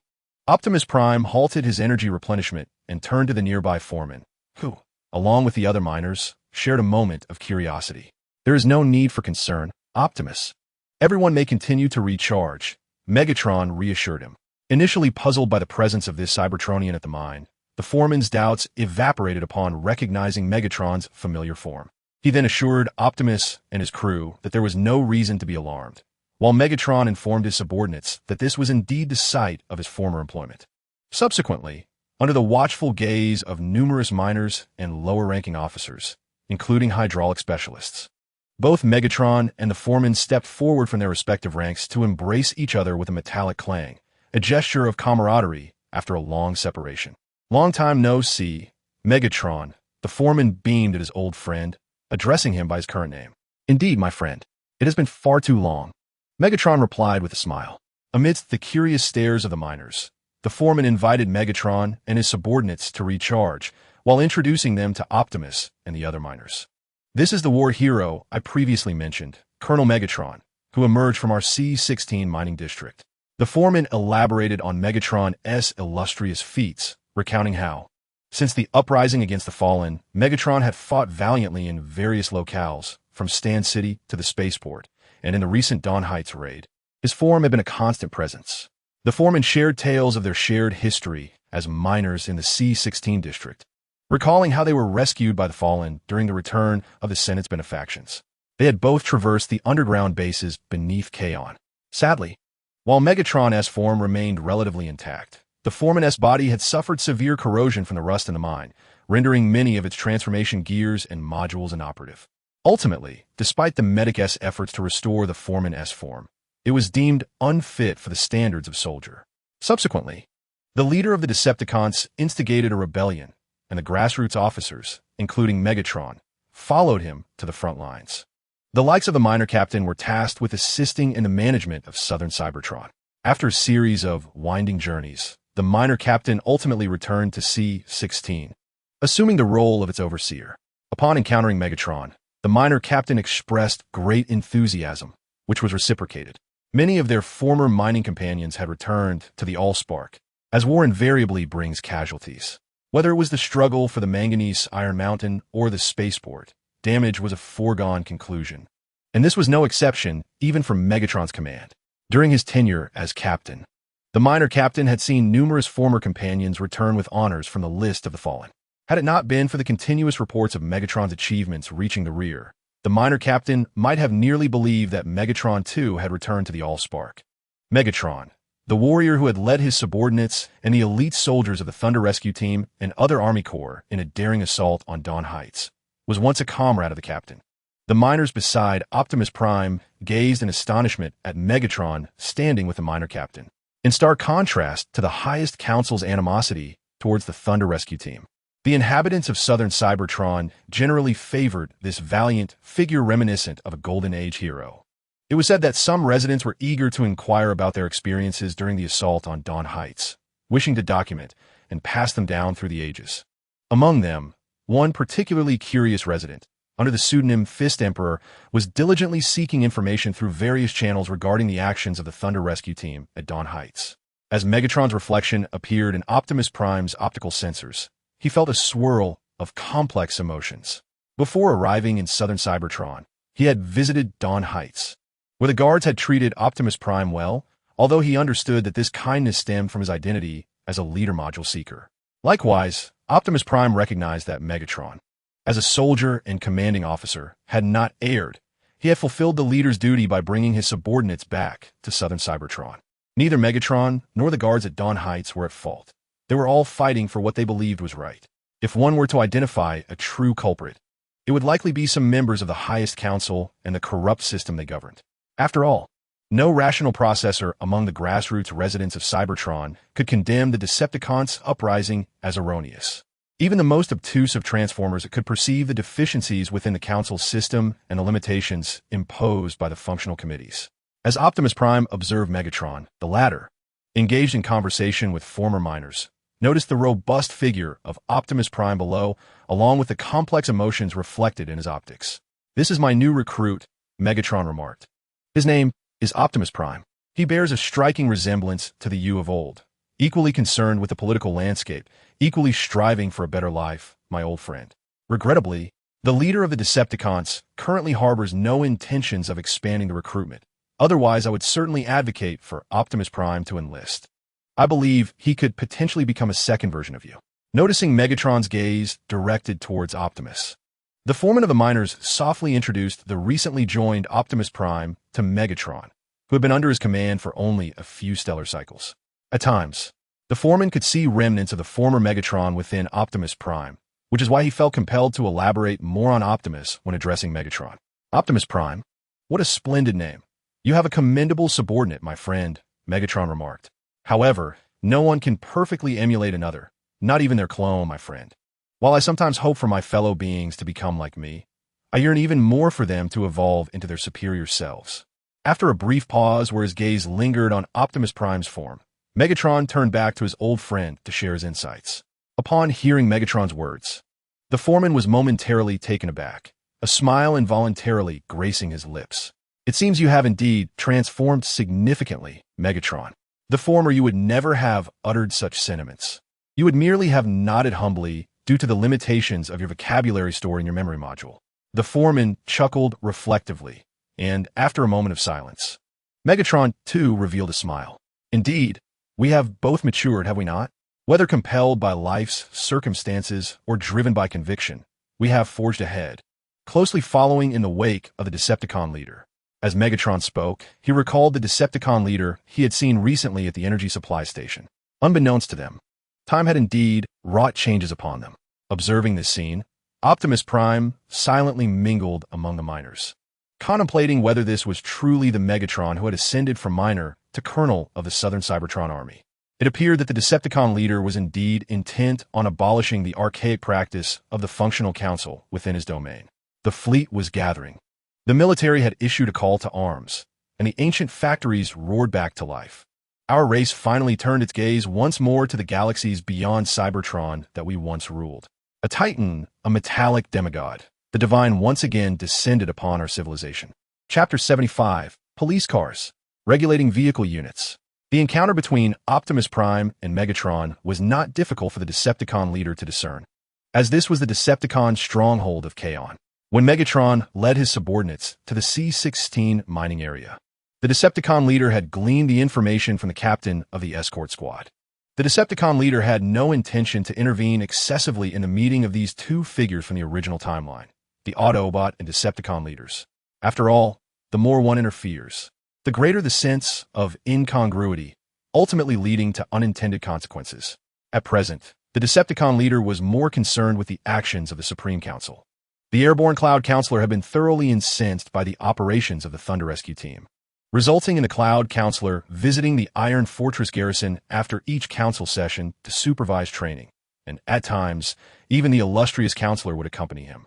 The adversary, Yu Qiandi, understood that he was not the only one keeping a watchful eye on the Supreme Council. The formidable dinosaur, Salus of the MO, Seation City, and the Red Spider of the Ironclad Dragon Space Station were also awaiting the evolution of events. This situation proved advantageous for Yu Qiandi, but rendered the Supreme Council rather uneasy. The new reserve troops from Kaon were mobilized to the Air Force Base in the Great Wilderness, while the reserve forces from the Slaughter City were redirected towards the Crystal City. The Dawn Society assisted us in concealing the movement of these troops without violating the Neutrality Act. As for the reserve troops from Stan City and the garrison at Stan Fortress, they were dispatched to the Rust Sea area to establish a second line of defense. Within the underground base of Kaon, Yu Qiandi and his numerous advisors were reallocating the remaining military strength at their disposal. After a period of training, their forces had swelled from 300,000 to 500,000, in addition to reinforcing the various garrison units. Yu Qiandi commanded nearly 100,000 reserves to be strategically positioned in different defense zones, anticipating potential rash decisions from certain irrational members of the Supreme Council. As for the grassroots officers, including those from the team led by Wei Jin-Tian, they were naturally assigned to various units to serve as vital mid-level backbone forces. Yu Qiandi recognized that an army cannot consist solely of recruits. It also requires seasoned veterans who have survived the battlefield. While the courage of new soldiers may compel them to charge valiantly even in the face of enemy fire, such fervor often results in unnecessary casualties, where the experience of veterans becomes invaluable, guiding the newcomers on how to endure the rigors of war. Yu Qiandi harbored no concerns regarding cowardice among his soldiers. Influenced by the gladiatorial culture of Southern Cybertron, his troops exhibited a fierce bravado. Consequently, The battlefield repair stations frequently encountered soldiers with overused transformation gears, their ailments primarily stemming from incessant morphing and skirmishing with foes. As a result, ambulances often frequented the repair stations to assist these impetuous subordinates in repairing their bodies. For the ambulances, the task of mending soldiers was far more preferable than the unending bureaucratic duties they typically faced. This initiative led to the guerrilla forces, under the guidance of the ambulances, fostering a heightened sense of cohesion. Thus, every advance made by the forces of Blade City on the Mang Iron Mountains came at a significant cost. The commander of Blade City, Baodan, found it perplexing as to why a battalion of ordinary citizens would exhibit such ferocity. Had the inhabitants of southern Cybertron all enlisted in the gladiatorial arenas? While Baodan was striving to restrain the guerrilla forces on his side of the Mang Iron Mountains, the mighty dinosaur, Salus, became increasingly cautious upon discovering that members of the Supreme Council's intelligence agency were surveilling him. At the same time, Salus understood that the Supreme Council would not directly eliminate him. Thus, he continued to operate under the guise of following the Council's orders, directing his troops to bombard the spaceport defenses while minimizing casualties. Salus then instructed his aide, the Ruthless Lion, to discreetly eliminate any disobedient transformers within the Mo Sietion city. In response to the commands of the formidable dinosaur, Salus, the Lion of the Dead led his subordinates into action, cunningly disseminating false information to mislead the Supreme Council's intelligence agents lurking within the internal confines of MOE City. Unbeknownst to them, the Supreme Council, upon receiving this fabricated intelligence from the agency, mistakenly deemed it credible and thus diverted their focus away from the seemingly corrupt Salus. In fact, the Flying Cloud Counselor boldly declared in the assembly his intent to shift attention towards military matters. Observing the unwavering stance of the Flying Cloud Counselor, the other members of the Supreme Council ultimately acquiesced to his military focus, while the Flying Cloud Counselor engaged in meticulous military maneuvers. Counselor Bat sensed something amiss regarding the situation with Salus. It seemed implausible that a corrupt ruler would so easily allow the intelligence agency to gather information. However, lacking any substantial discoveries, Counselor Bat ultimately instructed a contingent of intelligence agents, led by a surveillance vehicle, to continue monitoring Salus, believing that caution was always prudent. Upon receiving Counselor Bat's directive, the surveillance vehicle and its team clandestinely journeyed to MOE City, not to replace the existing agents, but rather as a separate unit from the intelligence agency. The surveillance vehicle, sharing the same misgivings about Salus, reflected on its experiences as an enforcer in Iron Fortress, where it had witnessed the potential for deception in intelligence. The vehicle understood that the information provided might be orchestrated by Salus to obscure deeper secrets. The mere fact that Salus had allowed his corruption to be exposed suggested that the secrets he sought to conceal were far graver than mere malfeasance. Yet, the surveillance vehicle refrained from speculating on what those secrets might be, recognizing that such conjecture could cloud its judgment and influence critical decisions during pivotal moments. Accompanying the surveillance vehicle to MOE City was a specialized team from the intelligence agency known as the Mediation Vehicle Squad, meticulously selected by the surveillance vehicle itself. Comprising elite operatives skilled in various special operations, some members were even drawn from reconnaissance units. Currently, the squad was under the command of the surveillance vehicle, with 5 members including Chase, Rollbar, Wide Load, Freeway, and Searchlight. Rollbar frequently served as the assistant to the surveillance vehicle, and although not officially designated as the deputy leader, the squad members held Rollbar's leadership in high regard, earning him the recognition of the surveillance vehicle. As the operation commenced, under the surveillance vehicle's orders, the Mediation Vehicle Squad executed their actions with alacrity. In a brief span, a convoy of smaller Cybertron model vehicles traversed the metallic highways connecting various cities, orchestrated by Iron Fortress. As they progressed along the path, Roadblock transmitted the intelligence regarding the mission's objectives to the terminals of other members. Upon receiving this information, the pursuit team was somewhat taken aback. The target of this operation was none other than the illustrious Governor Soralis.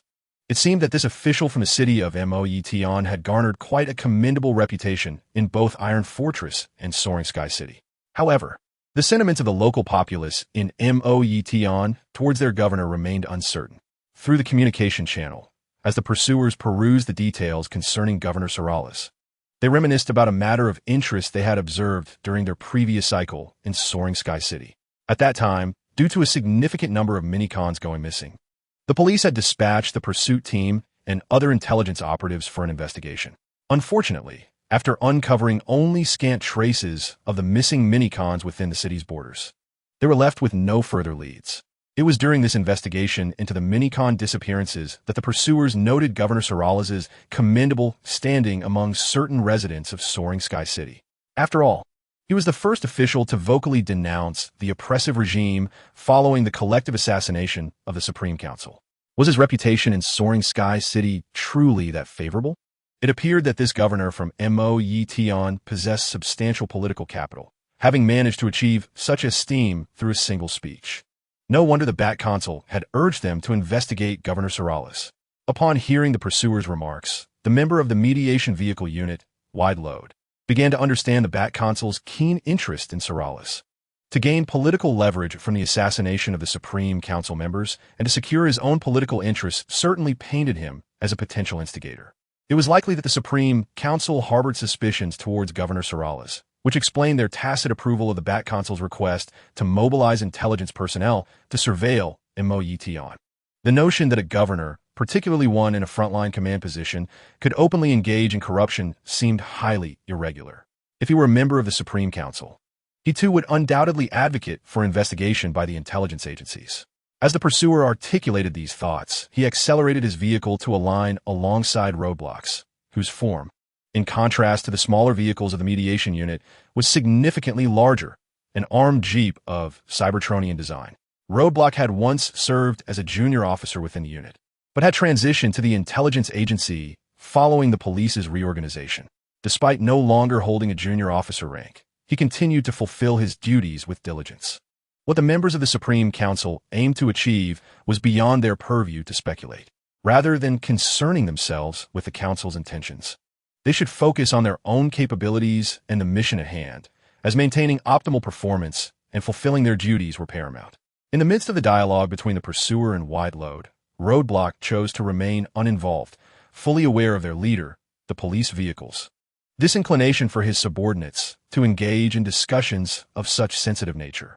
As the police car leading the convoy sped ahead, the barrier fell silent and accelerated to follow. The other members of the mediation vehicle unit, witnessing this, temporarily ceased their discussion regarding the colossal dinosaur, Sorales, and hastened to catch up with the barrier and the police car.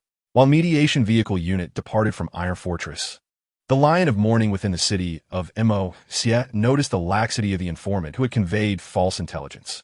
However, the Lion of Mourning dared not relax, promptly reporting this matter to the colossal dinosaur, Sorales, who was preparing for action. You suspect that the Supreme Council has detected our anomaly, leading to the temporary abandonment of the surveillance team monitoring us. Within the governor's office of Moyetion City, the colossal dinosaur Sorales, having just addressed the frontline affairs, listened intently to the report from his aide, the Lion of Mourning. Moments later, as the aide concluded his report, Sorales sat in his governor's seat, enveloped in silence, showing no sign of surprise at the lion's revelations. In fact, he was not the least bit astonished by the Supreme Council's reaction. Sorales understood that the Council would not dare to force his hand at such a critical juncture just before the execution of their operational plans. The Supreme Council could not afford the repercussions of alienating Sorales, their frontline commander. It appeared that the Council prioritized dealing with the Sky Enemy over confronting Sorales. In their calculations, the Sky Enemy was deemed the most perilous adversary at this stage, especially considering that the southern Cybertron was largely shielded by the Rust Sea. Unlike Moyetion City, comparable to a battlefield, the Supreme Council feared driving Sorales into the arms of the Sky Enemy, and their cowardice afforded him an opportunity. Henceforth, all that was required was to feign ignorance and cooperate with the Supreme Council's actions. When the moment arrived, whether their scheme succeeded or faltered, that would signal the time for their own maneuver. The colossal dinosaur, Sorales, instructed his aide, the Lion of Mourning, and then turned his gaze toward the exterior of the governor's office, surveying Moyetion City. Unlike other cities whose residents temporarily supported him due to his speeches against the regime of the Sky Enemy, Sorales placed greater importance on the loyalty of the citizens of Moyetion City, which he had governed for an extended period. Much like the Sky Enemy's Kaon, Sorales understood that to successfully initiate an uprising, he needed a stable city capable of providing a continuous supply of troops. Just as the Sky Enemy established a temporary regime in southern Cybertron through Kaon, Sorales believed he could rely on MOCS City to achieve his ambitions. After all, akin to the Sky Enemy, he too possessed loyal forces, devoted citizens, and a city that could withstand sieges. Sorales was confident that what the Sky Enemy could accomplish, he too could realize.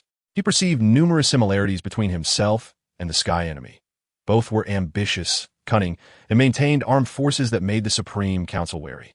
If there were to be a singular distinction between him and the Sky Enemy, it would perhaps be that his spark burned more fiercely, his physique was more robust, and he was undeniably younger. The great dinosaur, Sorales contemplated as he gazed in the direction of Kaon, eagerly anticipating a confrontation with the aged leader of the southern Cybertronian regime. The key to victory lay in overcoming fear, but is fear truly so easily vanquished? With wisdom as your guide, persevere and fight. You are following the dictates of destiny. Accept all that transpires without question, for it will lead you to your rightful actions. Chapter 76, Steel Cable and Whirling Blade. The operation commences. A deafening roar erupted above the spaceport fortress, accompanied by the thunderous sound of engines igniting and the buzzing of rapid-fire cannons. The bomber formations above the spaceport swiftly evaded, hastily releasing their ordnance before retreating. As the bombers withdrew, the heavy artillery positions of the Sky City resumed fire, guided by reconnaissance units, correcting their bombardment coordinates to unleash a torrent of pulse shells towards the spaceport. Boom! Boom! Boom! Amidst the explosions, the soldiers inside the spaceport methodically transported the wounded to the field repair station, while the engineering troops, under the cover of their allies, seized the intervals between bombardments to hastily repair the unstable connections within the fortress caused by the onslaught. The defenders of the spaceport had grown accustomed to the bombardments from Sky City, even engaging in casual conversation about how much longer the assault would last as they worked to mend the equipment. I truly wish to rush out and reduce their artillery positions to scrap metal. Steel Cable's voice, muffled through the drone observing the external situation, expressed his frustration as he surveyed the artillery positions he had detected. Yet he understood that he was limited to mere observation. After all, the command from the Lord of the Abyss was to hold the line, not to hold and seek an opportunity for a counterattack. Rather than risk his own offensive, prompting the ambitious factions in northern Cybertron to become vigilant, the Lord of the Abyss preferred that the infighting among these factions resulted in fewer casualties for his followers. You understand clearly that we cannot act, or at least let the troops of Sky City believe that we will not counterattack indiscriminately. Standing beside Steel Cable, Whirling Blade listened to his complaints. The crimson eye of Whirling Blade glimmered with a hint of wisdom. As one of the earliest followers of the Lord of the Abyss, he could surmise why the leader refrained from allowing them to strike back. Likewise, Whirling Blade supported the Lord's tactics. After all, at times a formidable enemy merely suppresses discord within the High Council, while an incapable invader incites the ambitions of power-hungry individuals within. The Lord of the Abyss had meticulously orchestrated all, and we need only wait for the members of the High Council to fall into the trap. For now, our task is to endure, Whirling Blade remarked, casting a glance at Steel Cable, who was maneuvering the drone back to the spaceport fortress. Though Steel Cable yearned to obliterate the enemy's positions, he also possessed a sense of perspective, understanding what was required of him. I, Steel Cable, am fatigued and must go replenish my energy. As the drone was reeled back into the weapon unit by the cable, Steel Cable, observing the nearby Whirlblade, mused to himself as he ascended the lift towards the energy supply station beneath the fortress. Witnessing Steel Cable's journey to replenish energy as a means to vent his frustration, Whirlblade shook his head and continued to lead his subordinates in defending the fortifications. Though it was clear that the forces of Majia Tiansheng would not launch an offensive, Whirlblade remained steadfast at the forefront of the spaceport fortress's defenses. This was not merely to detect invading enemies at the earliest opportunity, but also to relish the moment of annihilating enemy machines. He found greater satisfaction in this than in commanding from the rear. While Steel Cable and Whirlblade had grown accustomed to the bombardment of the Majia Tiansheng forces, the battlefield commander, Soundwave, detected an anomaly amid the chaos. Compared to previous stellar cycles, the energy expenditure of the enemy's bombardment had noticeably increased, which was quite unusual. After all, the tyrannical governor of Magia Tiansheng, the great dinosaur Salus, was scheming to hoard energy and strategic resources. How could he possibly allocate more energy to the frontline bombardment units? Realizing the oddity, Soundwave promptly reported the matter to the Overlord and dispatched Laserbeak to infiltrate the front lines of the Magia Tiansheng forces to gather intelligence. Soon, the Overlord, aware of Soundwave's concerns, transmitted the latest intelligence from the Cybertron Northern Intelligence Agency to him, while Laserbeak also succeeded in collecting some information from the enemy's frontline positions. Through the dual efforts of the Overlord's intelligence network and Laserbeak, new insights into the situation of Magia Tiansheng were relayed to Soundwave's terminal. Understanding that the sudden spike in energy consumption by Magia Tiansheng was due to the Supreme Council's intelligence agency investigating Governor Salus, Soundwave recognized that a conflict between the Supreme Council and Salus had commenced. As Soundwave became aware that Salus was dealing with the intelligence operatives from the Supreme Council infiltrating Magia Tiansheng, Salus himself was also probing into the identities of the infiltrators. However, compared to the newly established intelligence agency of the Supreme Council, Salus's intelligence network was considerably less competent. Often, it fell upon his deputy, Slugfest, to manage the myriad affairs of the intelligence agency. Slugfest had previously raised concerns to Salus regarding the agency's current state. Unfortunately, due to time constraints, the agency was unable to achieve significant breakthroughs in the absence of various resources.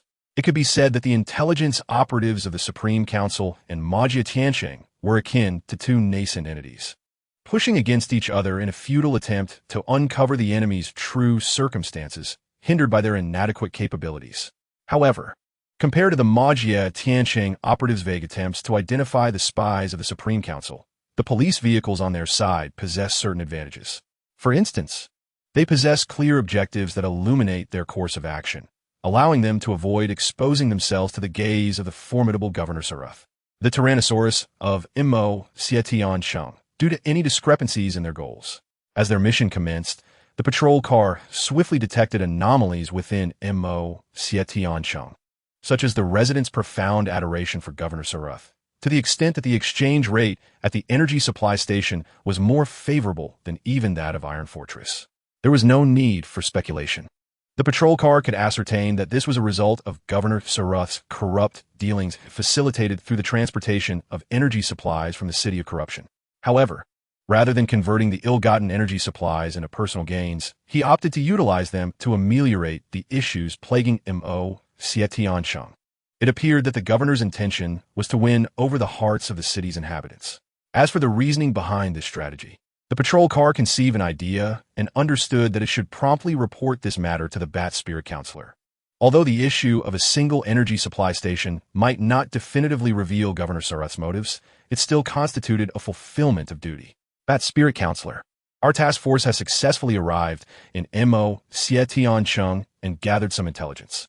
In their temporary quarters within Mo Xietiansheng, the members of the mediation unit deployed counter-surveillance devices, while the patrol car established a connection with a distant Bat Spirit Counselor in the city of Soaring Sky through an encrypted channel. Have you collected any intelligence? Excellent. Patrol car, what anomalies have you uncovered? Upon hearing that the patrol car had swiftly identified irregularities in Mo Xietiansheng, the Bat Spirit, who was currently engaged in addressing the case of the missing mini-giant in Soaring Sky, became alert, his azure optical lenses scrutinizing the projections from the patrol car as he inquired about the information. In response, the patrol car meticulously reported the intelligence it had gathered. As the patrol car relayed its findings, the Bat Spirit Counselor, already suspicious of Governor Sarath's actions, became acutely aware of the issues within Mo Xietiansheng. Consequently, he instructed the patrol car to persist in collecting intelligence while he would promptly inform the other members of the Supreme Council. In the face of the Bat Spirit Counselor's command, the patrol car and the members of the mediation unit expressed their commitment to execute the orders. With the communication channel to the Bat Spirit Counselor severed, the mediation unit hastily packed up their counter-surveillance equipment in preparation for further action. While the patrol car continued its operations within Mo Xietiansheng, the Bat Spirit Counselor temporarily set aside the case of the missing mini-giant. After contacting the other members of the Supreme Council through the communication network, he proceeded to board an airship, safeguarded by the elite guard, and journeyed towards Iron Fortress. Upon receiving the Bat Spirit Counselor's notification, the members of the Supreme Council at Iron Fortress promptly convened in the Grand Hall, including the recently stationed Counselor of Flying Cloud. When the Bat Spirit Counselor arrived at the Supreme Council Hall in Iron Fortress, he was the last of the 12 current counselors to arrive. After expressing his apologies for the delay, he succinctly conveyed the intelligence gathered by the investigative team he had dispatched to Amo Xietiancheng. Listen, the governor of Moya Sky City, the colossal dinosaur Surath, has been utilizing the energy supplies through corruption to subsidize the residents of Moya Sky City. The brows of all present governors slightly furrowed. As the rulers of the Cybertronian political landscape, they undoubtedly comprehend that Surath's actions serve to elevate his standing among the inhabitants of Moya Sky City. Such elevation in political stature often signifies the nurturing of ambition. Sarath's current endeavors are evidently self-serving. Does this governor truly believe that the civil war will endure for an extended period? For once the conflict concludes, ambitious figures like Sarath will be eradicated by both the Decepticon regime and their Supreme Council, as no governance welcomes those who lurk outside their political frameworks. It appears that Sarath is ruled by his own ambition. Within the chambers of the Supreme Council, the illustrious counselor was the first to voice his opinion, and several counselors present nodded in agreement. The existence of a governor class engaging in such transgressions would have undoubtedly resulted in severe punishment from the Supreme Council prior to the Civil War, be it execution or a reprogramming akin to a puppet show, or perhaps both. Alas, the Civil War erupted, and with Sarath serving as a frontline commander, they could not afford to recall him for execution at such a critical juncture, as it would only alienate the troops and residents from their regime. Sarath understands that he will not be dealt with, which emboldens him to court the residents of Moya Sky City. The Luminosity Counselor, casting a glance at Sarath's holographic projection, pondered the troubling reality of yet another governor succumbing to ambition. Could it be that the Supreme Council's authority is no longer a beacon of hope? The Luminosity Counselor mused, while the Shockwave Counselor, observing this scene, deemed it prudent to refrain from speaking, preferring to adopt the role of an observer.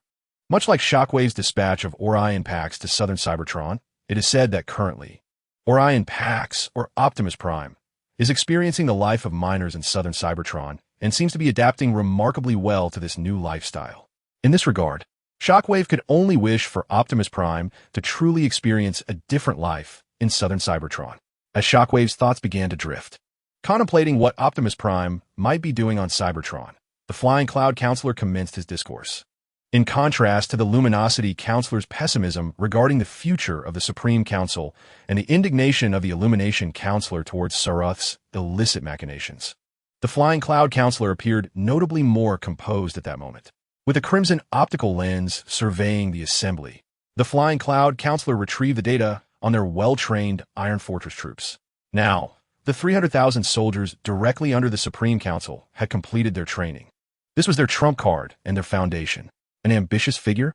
In contrast to the term ambitious individuals, I would prefer to refer to this group as opportunists. They have perceived the frailty of our highest council and have approached us with the intent of seizing powers and benefits that do not rightfully belong to them. However, the situation has evolved. The voice of Counselor Fiyun emanated from his speaker with remarkable fervor. He spoke passionately, his arms gesticulating with excitement, as if envisioning those opportunists being crushed into scrap beneath the relentless tide of the Iron Fortress Brigade. Observing Counselor Fiyun's enthusiasm, the majority of legislators turned their gaze toward his collaborator, Counselor Wanghui, seeking an explanation for Fiyun's exuberance. Yet, all they received in response was a shake of the head.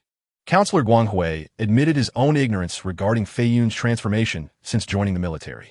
It is worth noting that, despite being a representative of the military, Counselor Fiyun previously embodied the demeanor of a politician.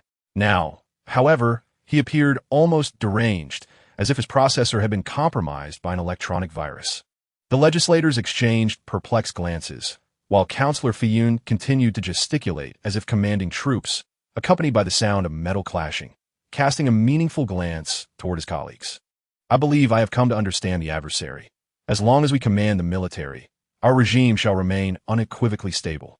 Presently, in northern Cybertron, We fortuitously possess an overwhelming military advantage, Councillor Fayun proclaimed, once more unveiling his strategy. I understand your concerns regarding the formidable dinosaur, Sarath, potentially defecting to the adversary due to our pressure. Therefore, we must preemptively sever his escape route. As his voice subsided, Councillor Fayun's plan materialized on the desktop computers before the gathered legislators. Let us expedite the resolution of this civil war. To rally our compatriots, mere affection is insufficient. We require hatred.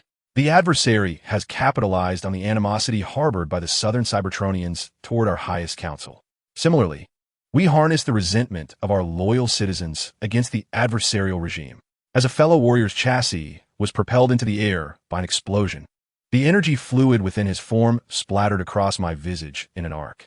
In the next microsecond, an EMP mine unleashed an electronic pulse that forcibly disconnected my system. Chapter 77. The Battlefronts Ignite. Attack.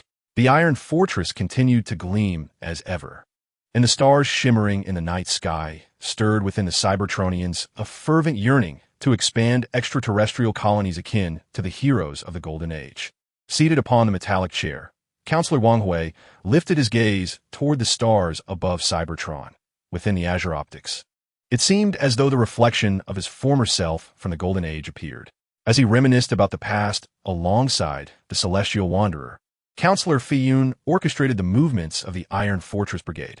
Following several stellar cycles of conscription, the main force of the Iron Fortress now numbered nearly 300,000, with a reserve of nearly 100,000.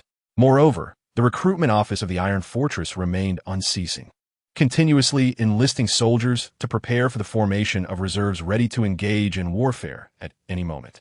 Currently, the Iron Fortress and various docks have successfully transformed the majority of troop transport ships, while those that remain unmodified are utilized for supply transport. According to military logistics officials, there are now 12,000 available troop transports and nearly 20,000 transport vessels at their disposal. Due to the inability of numerous commercial vessels to meet the required armor standards, they have been relegated to the role of transport ships, an unfortunate necessity, as the onset of civil war came as a sudden shock, leaving them unprepared. However, with the completion of training for the Iron Fortress troops and the reformation of Special Operations Forces, the esteemed Council of Elders has designated this elite unit as Squadron X. The Council harbors hopes that Squadron X will wield its formidable strength against the Thunder Rescue Team, believing firmly in their capabilities. After all, the members of Squadron X predominantly consist of valiant veterans, albeit with peculiar and sometimes violent dispositions. This aberration stems from irreversible damage inflicted upon their personality components due to the external expansions of the Golden Age, unless these components are reprogrammed. Adapting to the stagnation of Cybertron remains a formidable challenge. Nevertheless, rather than undergo reprogramming, the soldiers of Squadron X prefer to linger within their stasis pods, awaiting the Council's directive to confront troublesome foes. This approach provides both legality and the assurance of the Council's backing. When summoned, they emerge from stasis to execute the Council's commands, eliminating any adversaries that threaten their interests. The adversary, known as the Sky Enemy, once sought to recruit members of Squadron X while they were in stasis, but ultimately abandoned this endeavor. Through investigation and observation, the Sky Enemy lamentably recognized that these once heroic figures from the Golden Age have been irrevocably altered by war, resembling a cadre of processors afflicted with malfunctions. Rather than join the Sky Enemy's insurrection, they would likely prefer to extract the photoelectric sensors from the Sky Enemy's optical devices to adorn their trophies. For they are beneficiaries of the Council's regime and would not forsake their own gains for an illusory uprising. Consequently, the Sky Enemy withdrew from courting the now exposed Squadron X, opting instead to align with the disenfranchised under the Council's authority. This decision proved astute, as the miners of southern Cybertron readily followed the Sky Enemy once their interests were assured. Even through a limited conscription, nearly 500,000 recruits were easily gathered. Should the Sky Enemy wish to employ a strategy of mass mobilization, over 1 million soldiers could be readily summoned. However, such a tactic is not immediately applicable, given the geographical constraints of southern Cybertron, which prevent the deployment of large numbers of troops across the battlefield simultaneously.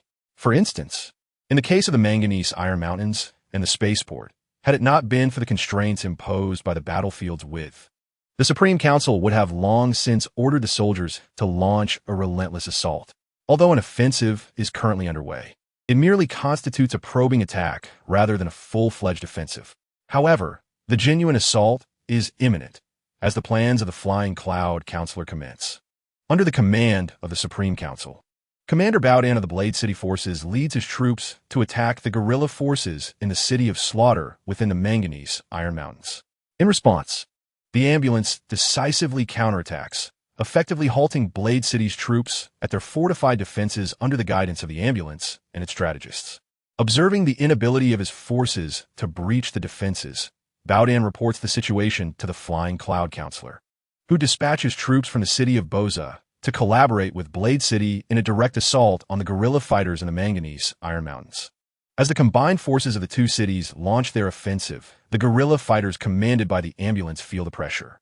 Despite being outnumbered, the soldiers of Slaughter City exhibit commendable martial virtue, successfully repelling several incursions into their defenses with their thermal blades and vibration swords.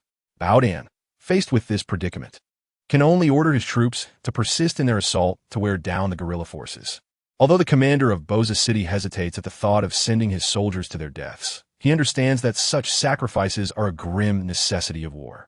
Meanwhile, from the Iron Fortress, the Flying Cloud Counselor observes the pressure being exerted on the enemy forces in the Manganese Iron Mountains by the troops of Blade City and Boza City. He then commands the forces of Soundwave City and Soaring Sky City to join with the troops from MOCS City in an assault on the spaceport, presenting a facade of determination to forcefully breach it. In response, the commander of the spaceport, Soundwave, facilitates the retrieval of electronic intelligence requesting reinforcements, which is swiftly intercepted by spies. The Supreme Council's spies promptly transmit the gathered intelligence back to the northern region of Cybertron via encrypted channels, reaching the Flying Cloud Counselor. Upon realizing that the spaceport commander Soundwave has been intimidated by their forces, the Flying Cloud Counselor, seeking to enhance the realism of the operation, commands the troops from Soaring Sky City and Soundwave City to coordinate their attack with those from MOCS City. Although Governor Big Dinosaur Salas of MOCS City is reluctant to expend forces on such a feigned assault, he ultimately succumbs to his ambitions and orders his troops to advance. In turn, the commanders of Soaring Sky City and Soundwave City also dispatch their forces to mount an aggressive attack on the spaceport. However, due to the fortifications of the spaceport being exceedingly robust and its defending soldiers being elite, even the combined efforts of the three forces fail to penetrate the interior of the spaceport fortress, leaving a scene of scattered wreckage to the north of the spaceport. Observing this situation, the Flying Cloud Counselor dispatches a newly formed bomber squadron to assist in the combat. However, he retains the command authority for himself, rather than relinquishing it to Big Dinosaur Salas or the other two frontline commanders. To prevent the bomber squadron from falling under Salas's control, the Flying Cloud Counselor orders that the squadron return to the airbase of Boza City to replenish energy after each bombing run. While this may lead to higher energy consumption, it ensures that command authority remains safeguarded. As new reinforcements arrived on the battlefield, the skies above the spaceport became a chaotic dance of various pulse shells and spinning bombers. The support brought by the newly formed bomber squadron enabled the joint forces to successfully breach the outermost perimeter of the fortress.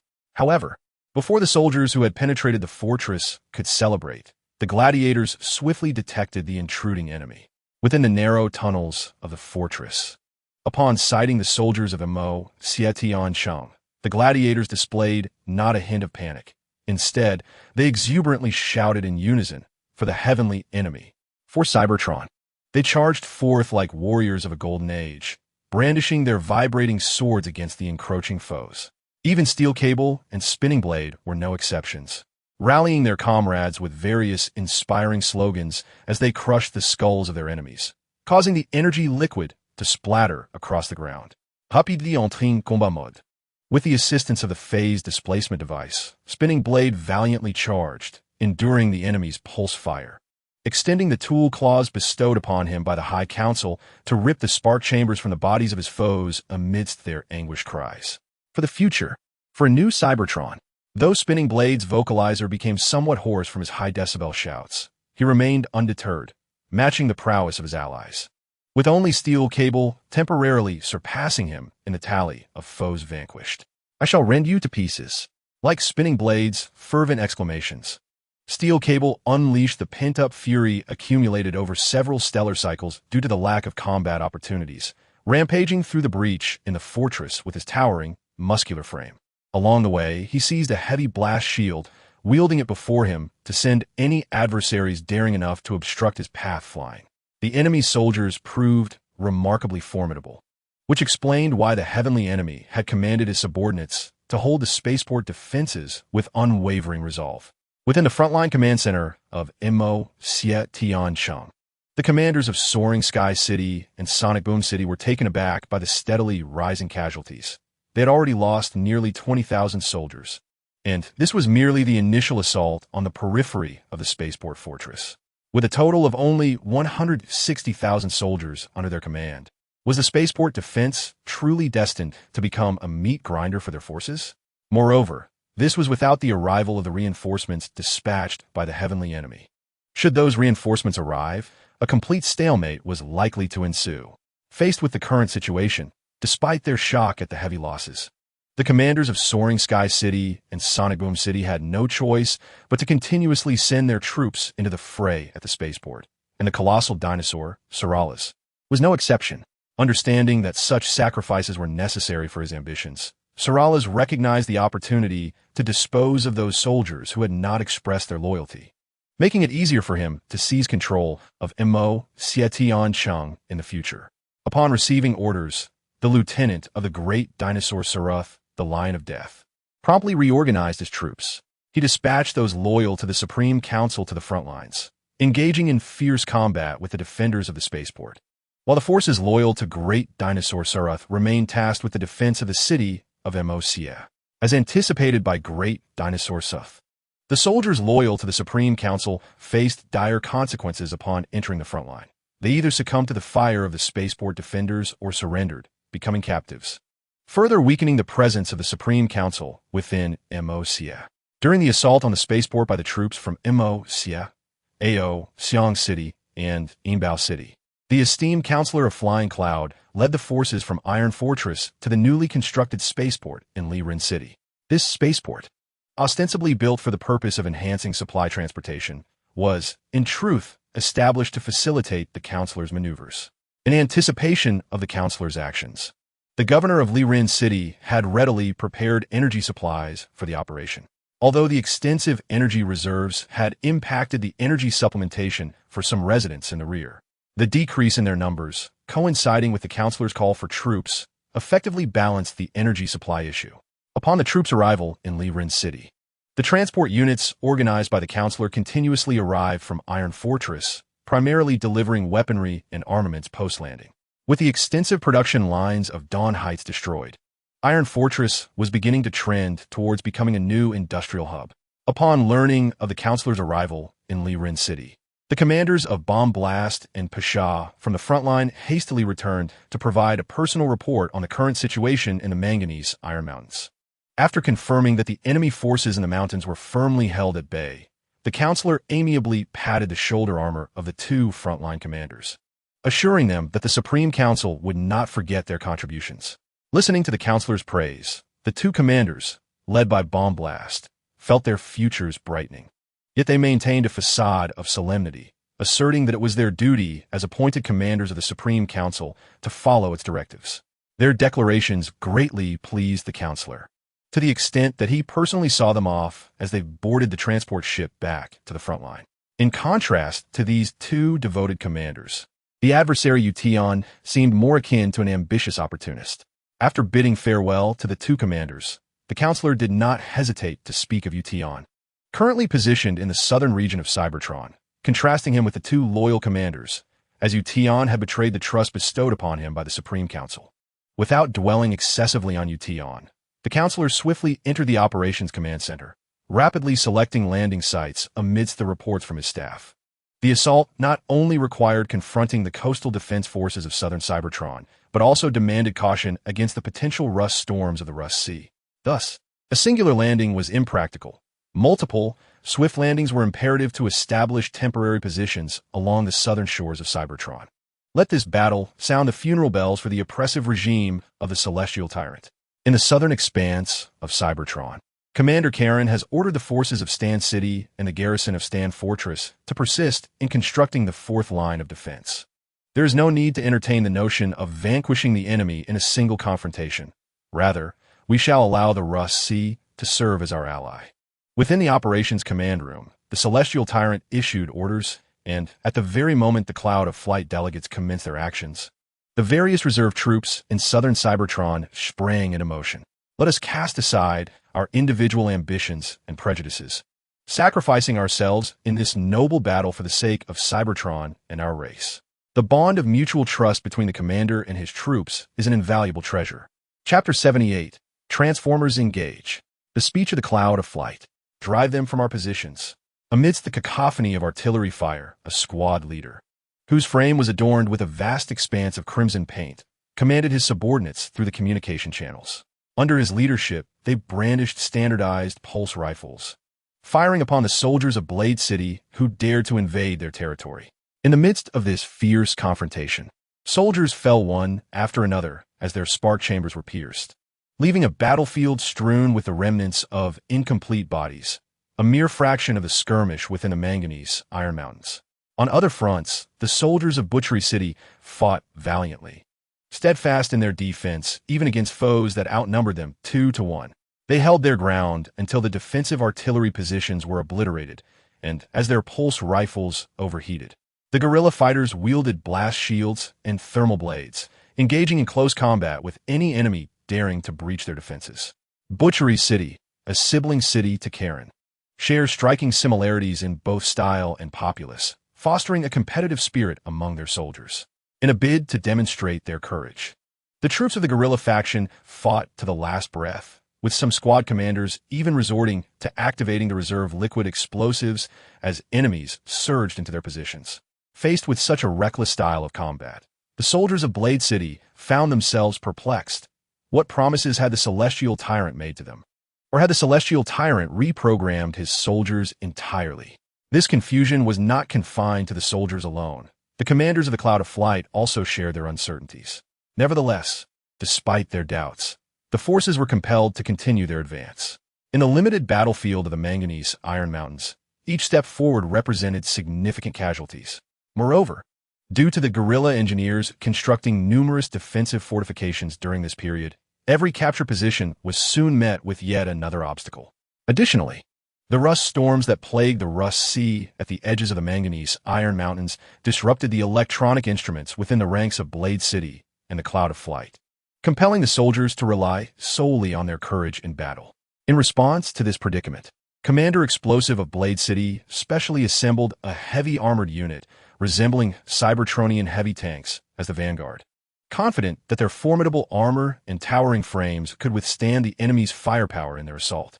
However, just as the explosive ordnance believed that this heavily armored unit could pave the way for their forces, the intelligence was swiftly intercepted by a spy from the forces of Blade City, who transmitted the information to the guerrilla army's headquarters within the Manganese mountain range. Upon receiving the intelligence, the guerrilla army's intelligence officer deemed it of utmost importance and promptly reported it to the ambulance commander. Upon receiving the intelligence, the commander immediately organized the troops to concentrate large-caliber armor-piercing shells at the front line and replace the defensive artillery's pulse shells with armor-piercing rounds. When the explosive ordnance commanded the heavy tank unit to advance, the guerrilla soldiers at the front line bravely resisted against the towering mechanized soldiers. As they closed in, numerous enemies fell amidst the gunfire, yet the heavy tank soldiers continued their assault, while the guerrilla soldiers organized a counterattack and awaited orders from the operations officer. Once the majority of the heavy tank unit approached the range of the defensive artillery, the operations officer recognized the opportune moment and issued the command to activate the defensive artillery. In the next instant, with the artillery activated, the 300mm caliber defensive artillery unleashed a barrage of armor-piercing shells at the heavy tank unit. Faced with such live ammunition, the heavy blast shields wielded by the armored unit were shattered into fragments, and even the phase shift devices protecting the mechanized bodies were rendered inoperative due to overload.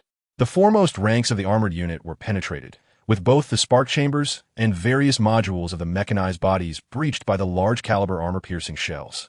Realizing the dire situation ahead, the soldiers of Blade City hastily reported the frontline conditions to the explosive ordnance commander in the command room. Upon learning that the heavy armored unit was being suppressed by the enemy's armor-piercing shells, the commander quickly dispatched the few bombers of Blade City to support the front line. Following the commander's orders, the bomber squadron, which was in the process of recharging, hurriedly replenished their energy and took off from the temporary airfield behind the positions. As they swept over the frontline anti-air defenses, Blade City's reconnaissance unit promptly directed them towards the bombing target, receiving the bombing coordinates. The bomber squadron rapidly approached the skies above the guerrilla army's positions. Noticing the enemy bombers were once again on the move, the ambulance commander ordered the anti-aircraft and rapid-fire artillery to adjust their aim and fire at the approaching bomber squadron. A multitude of pulse shells detonated around the bomber squadron, with some bombers colliding head-on with incoming pulse shells, resulting in their obliteration. In light of this, the remaining members of the bomber squadron quickly ascended, and upon reaching the designated altitude, they hastily released their bombs and withdrew from the battlefield. As the heavy bombs rained down, a series of explosions echoed around the positions. Once the bombing concluded, Blade City's reconnaissance unit immediately assessed the enemy's positional status. However, they discovered that the enemy's losses within the observable range were minimal. Perhaps due to the insufficient number of bombers or inaccuracies in the targeting, this bombing ultimately ended in failure. After the reconnaissance unit reported the intelligence, the explosive ordnance, though helpless, had no choice but to continue pressing their forces forward. The commander of the post at Kaon City could only cooperate with the offensive. Due to the conversion of the defensive turret's pulse shells to large-caliber armor-piercing rounds, the majority of soldiers from the heavy tank battalion fell on the path of their charge. As countless soldiers from the heavy tank units were dispatched back to the source of ignition by the armor-piercing projectiles, the advancing forces of Blade City adeptly utilized the remnants of their fallen comrades as makeshift cover, inching closer to the positions of the guerrilla fighters. When the soldiers of Blade City, using the carcasses of their fallen allies to shield themselves from pulse and armor-piercing rounds, stormed the guerrilla positions, the defenders, inspired by gladiatorial valor, unsheathed their thermal energy blades, engaging in fierce combat with the intruding enemy. Reinforcements from both sides swiftly collided within the contested territory. Enemy artillery incoming. Immediate evasion required.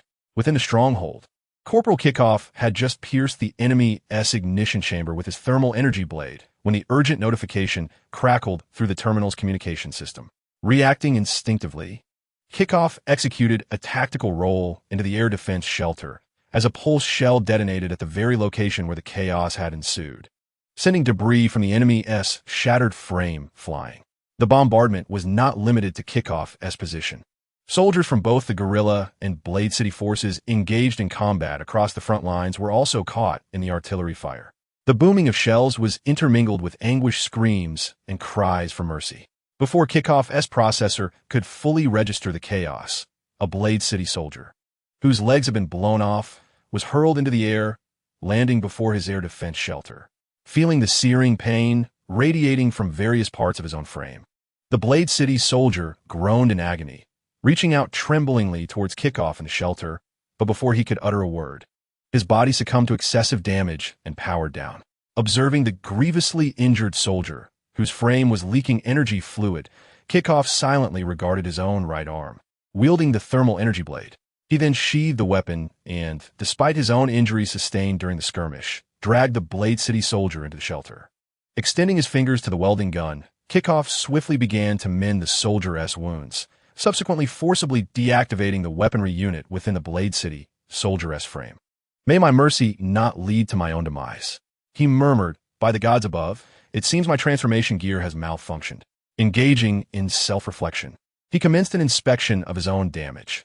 Most of his modules appeared intact, save for the transformation gear, which had sustained significant damage during the recent melee, rendering him incapable of assuming vehicle form. Seizing the brief respite between artillery strikes, Kickoff examined his own body. Despite the anguish of being unable to transform due to the damaged gear, he resolutely brandished his thermal energy blade. As the bombardment ceased, he cast a final glance at the fallen Blade City soldier within the air defense shelter before decisively stepping out into the fray. At this moment, The battlefield was strewn with the remnants of soldiers, not only those from the city of Slaughter, but also from the city of Sharpblade. The terror etched upon their visages revealed their disbelief that they would return to the source of the fire due to friendly artillery fire. With the onset of the signal, other surviving soldiers emerged from the air raid shelters scattered across the terrain, some from Sharpblade and others from Slaughter City. Their bodies were battered and broken from the fierce combat, and each bore the energy fluids of both allies and adversaries, as they regarded their former foes and surviving comrades. The soldiers present refrained from violence. Their damaged optical lenses observed one another until reinforcement from the guerrilla forces arrived, accompanied by medical teams. The soldiers of Sharpblade voluntarily disarmed themselves and donned restraint devices, surrendering without resistance. Even as the sounds of artillery fire from other units of Sharpblade echoed outside the battlefield, these remaining soldiers persisted in their actions. Ultimately, the surviving soldiers of the guerrilla forces, guided by the reinforcements, returned to the rear maintenance area alongside the captives. Before departing, the signaler took care to inform the medical team about the incapacitated soldiers from Sharpblade within the shelter. Upon understanding the situation, the medical team included the injured soldier in their return to the rear maintenance station. Simultaneously, the battlefield was once again engulfed in fierce combat. Beside the derelict defensive artillery and the air raid shelters, soldiers fought valiantly for the regime they followed, until one side ultimately succumbed. Amidst the chaos in the Manganese Iron Mountains, the commander of the city of Poseroshan confronted the frontline commander of Sharpblade, Bombshell, demanding an explanation for the order to fire heavy artillery, emphasizing that loyal soldiers were present on the battlefield. In response to the Poseroshan commander's inquiry, Bombshell urged him to temper his anger, for such emotions would only impair his processor, and proceeded to elucidate the rationale behind the artillery strike. Our previously deployed forces were being suppressed by the enemy, he explained, as reported by the reconnaissance unit. I can even produce the battlefield report from that time. The enemy's soldiers are gladiators from the southern regions of Cybertron, and in the fray, our troops were easily overpowered, with the risk of being devoured by the enemy at any moment. To avert such a fate, I commanded the heavy artillery to adjust its aim and provide fire support. As Bombshell articulated the circumstances to the Poseroshan commander, it became clear that rather than seeking a mere explanation, the commander was in search of a justification that he could present to his subordinates. Bombshell assured that the artillery would inflict greater losses upon the enemy than they would suffer. For the enemy's soldiers were more elite and possessed a tenacity of spirit that was formidable. If his own troops exhibited such resilience, why would he bombard the position where his own soldiers stood? Listening to Bombshell's reasoning, the commander of Poseroshan lowered his head slightly, a shadow enveloping his visage. As he absorbed the notion that his counterpart viewed his subordinates as expendable, he felt a surge of anger, but ultimately chose to remain silent.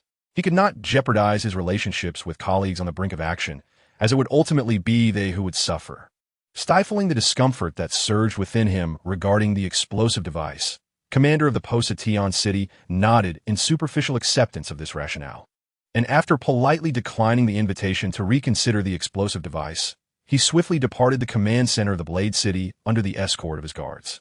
Watching the commander of Posation City leave rapidly in vehicle form, the explosive device remained silent, ultimately hesitating but agreeing when faced with a communication from the great dinosaur, Sarath.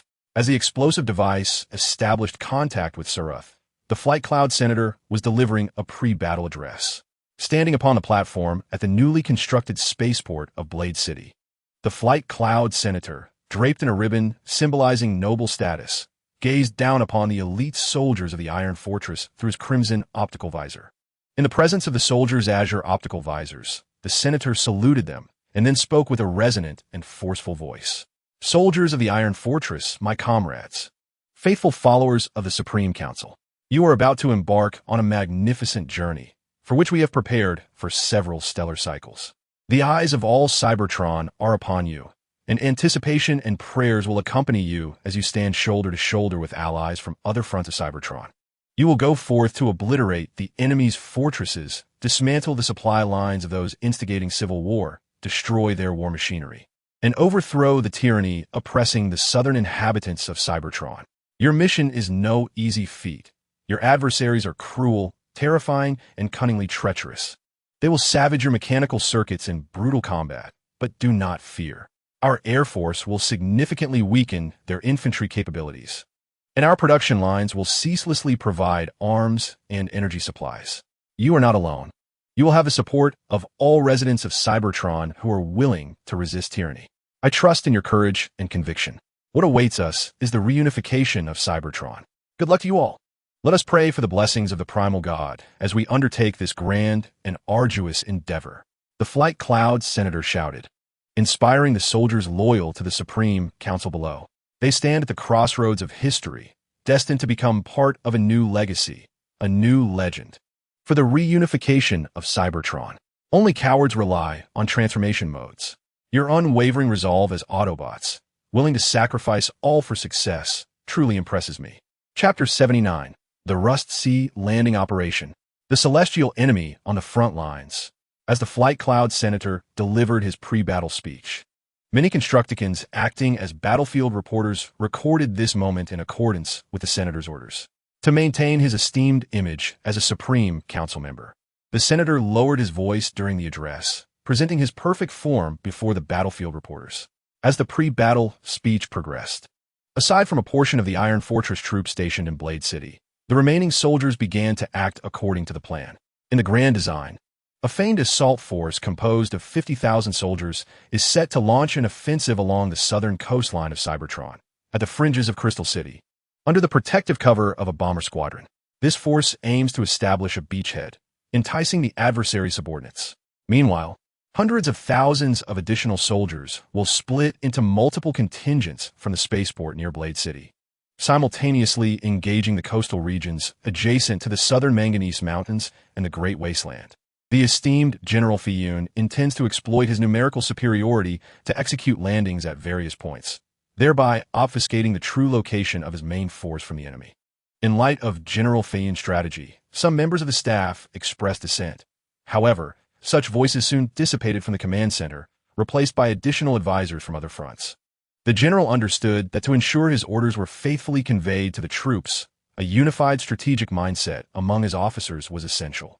Thus, throughout the preceding stellar cycle, General Kaon frequently convened high-ranking officers from the Iron Fortress troops within the command chamber to simulate the impending campaign.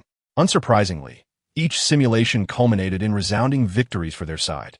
On the simulated battlefield, once the enemy lost their fortifications, the infantry formations composed of residents under the adversary's command proved to be no match for their soldiers. Although the senior officers recognized the inherent risks in such operations, they ultimately consented to General Kaon's plan. As he articulated, they needed to draw the enemy out from their strongholds. Otherwise, the civil war would devolve into a protracted stalemate, an outcome they could not tolerate. Presently, while the northern expanse of Cybertron appears to be devoid of energy supply issues, this facade is the result of clandestine maneuvering. To ensure the northern inhabitants receive adequate energy resources, the High Council has ordered the recommencement of mining operations in the already depleted mines of northern Cybertron. Concurrently, the purity of energy liquid has been subtly diminished under the tacit approval of the High Council, prompting some council members to hope for a swift conclusion to the Civil War and the reclamation of the Southern Resource Zone. This operation is under scrutiny by all factions loyal to or disloyal to the High Council in northern Cybertron. Should the High Council emerge victorious, these factions might become loyal citizens. Conversely, should they falter, General Kaon is acutely aware that the success of this operation is pivotal to the overall campaign. It is also the most expedient means to conclude the civil strife. The insurgents at the spaceport and the Manganese Mountains represent the elite under the adversary's command. Despite being outnumbered, maintain their defenses. Furthermore, due to the erroneous command of the Blade City commander, there have already been instances of defection among the soldiers in the direction of the Manganese Mountains. It can be said that should this plan fail, any thoughts of a counteroffensive to reclaim southern Cybertron would be futile. They would need to focus on the development of northern Cybertron to resolve their energy dilemmas. Once General Kaon concluded his address, the Iron Fortress soldiers stationed at the spaceport within the territories of Blade City and Mo Setion City, under their commander's directives, swiftly commenced their operations. The detachment designated for feigned assault commenced its operation first, equipped with the most elite pulse weaponry. Under the cover of transport vessels, they seized a fleeting moment of calm over the Rust Sea to forcefully breach its expanse, advancing directly towards the southern vast plains of Cybertron. Due to the interference caused by the Rust Sea's rust storms, electronic instruments along the northern coastline of Cybertron experienced significant malfunction. Nevertheless, even amid such electronic failures, the coastal garrison stationed in the vast plains detected thousands of transport ships traversing the Rust Sea, heading straight for their positions. Upon realizing the gravity of the situation, the coastal commander urgently reported the incursion while simultaneously contacting nearby Allied forces to intercept the transport ships with concentrated fire. Rapid-fire cannons and coastal defense artillery erupted in response, relentlessly striking the transport vessels above the Rust Sea. Accompanied by faint cries of despair, the impacted transport ships disintegrated mid-air, sending their incapacitated soldiers plummeting into the Rust Sea, where their anguished screams were abruptly silenced. Yet, despite the continuous descent of transport ships, numerous vessels remained airborne, advancing towards the southern coastline of Cybertron. Rather than succumbing to the rusting fate of their fallen comrades, these soldiers, loyal to the Supreme Council, preferred to ram their transport ships into the coastal defenses. Charge! Charge! A transformer aboard one of the transport ships shouted, commanding the pilot to aim for the coastal artillery below. Simultaneously, he deftly operated the 100mm caliber pulse machine gun mounted on the vessel, targeting the coastal positions. Shortly thereafter, the sound of an engine explosion resonated as the transport ship lost propulsion, careening towards the defenses under the pilot's control. Bang! The coastal defense artillery, with a 500mm caliber shell, pierced the transport vessel as it approached the fortifications. Before further shots could be fired, a squadron of bombers from the Supreme Council thundered across the Rust Sea, targeting the incessantly firing coastal artillery positions. The bomber squadron unleashed high-yield bombs, severely damaging the artillery and compromising its barrels, which now pose a risk of catastrophic failure should they continue firing. As the artillery fell silent due to critical damage, the Coastal Command swiftly ordered the air defense units to repel the enemy aerial forces. However, undeterred by the imminent threat of pulse projectiles that could graze their frames, the bomber squadron, following the directives of the Flight Council, circled overhead, persistently bombarding and diverting the fire from the ground positions. While the bombers endeavored to secure a landing opportunity for the transport ships, hundreds of relatively intact vessels, undeterred by the ongoing barrage, finally managed to land on the southern vast plains of Cybertron. As the transport ships opened, furious Iron Fortress soldiers surged forth, advancing towards the coastal defenses. Confronted with the enemy's successful landing and understanding the futility of prolonging resistance, the coastal commander strategically placed liquid explosives within the energy supply station, battlefield repair areas, and coastal artillery. Subsequently, he led his subordinates and injured personnel in a tactical withdrawal, momentarily vacating the battlefield. After the soldiers of Iron Fortress celebrated their successful landing and capture of the coastal defense position for a brief moment, they discovered a plethora of liquid explosives within the stronghold. Upon realizing the danger, they abandoned the position and began to construct their beachhead using materials transported by troopships. The news of their successful landing was relayed back to the command center via communication channels. Upon learning that the feigned attack forces had successfully landed, Counselor Kaon was elated and promptly dispatched additional landing units to prepare for action. Simultaneously, he ordered reinforcements to immediately proceed to support the feigned attack forces, ensuring that the enemy's attention was effectively diverted. With the issuance of Counselor Kaon's orders, a reinforcement contingent of 30,000 soldiers promptly embarked from the spaceport within the domain of Moishan City to assist the feigned attack forces. Accompanying the reinforcements were numerous transport vessels laden with supplies and materials designated for the construction of the beachhead. As the reinforcements set forth, the feigned attack forces continued their operations. A thorough inventory revealed that they had lost nearly 200 troopships during the landing operation, with around 8,000 loyal soldiers to the Supreme Council downed over the Rust Sea. The bomber fleet, tasked with ensuring the success of the feigned attack forces landing, also sustained losses. Consequently, the bomber fleet temporarily returned to the Air Force Base in Sonic Boom City to replenish energy and conduct repairs, standing ready to assist the feigned attack forces upon request. To convince the heavenly enemies that the feigned attack forces were indeed the main offensive unit, Counselor Kaon ordered the joint forces of Moishan City, Sonic Boom City, and soaring Sky City to continue their relentless assault on the spaceport defenses, ensuring that the elite of the heavenly enemies remained occupied. Meanwhile, Counselor Fiyun commanded the true main force to prepare for an imminent landing in the southern region of the Manganese Iron Mountain Range, aiming to establish a passage towards Blade City, thereby facilitating the merging of forces with those from Blade City and Posa Sky City, rendering the heavenly enemy spaceport defenses utterly ineffective. As anticipated by Counselor Fiyun, intelligence reports from spies in the southern region of Cybertron indicated that the heavenly enemies had mobilized a substantial number of garrison troops from rear cities towards the feigned attack forces in the Great Wasteland, with the mobilized forces potentially reaching 100,000, while the feigned attack forces, including reinforcements, numbered only 72,000. In response, Counselor Fiyun ordered the bomber fleet to cooperate with the feigned attack forces to firmly hold the beachhead. He would swiftly strike the Manganese Iron Mountain Range and then lead the northern coalition forces of Cybertron to rescue the feigned attack forces. Upon receiving intelligence regarding the mobilization of the heavenly enemy's troops, Counselor Fiyun issued direct orders for the pre-prepared forces to commence their operations. With a multitude of troop ships ascending from the newly constructed spaceport in Blade City, Counselor Fiyun commanded the transport fleet to act swiftly, ensuring the steadfast defense of the feigned attack forces beachhead and preventing the mobilized garrison troops from fully engulfing them, thereby effectively restraining the forces under the heavenly enemy's command. Within the coastal defense line of the Manganese Iron Mountain Range in southern Cybertron, the station's soldiers, influenced by the Rust Sea, detected a multitude of troop transports via their radar to seize the coastal defenses within the Manganese Iron Mountains.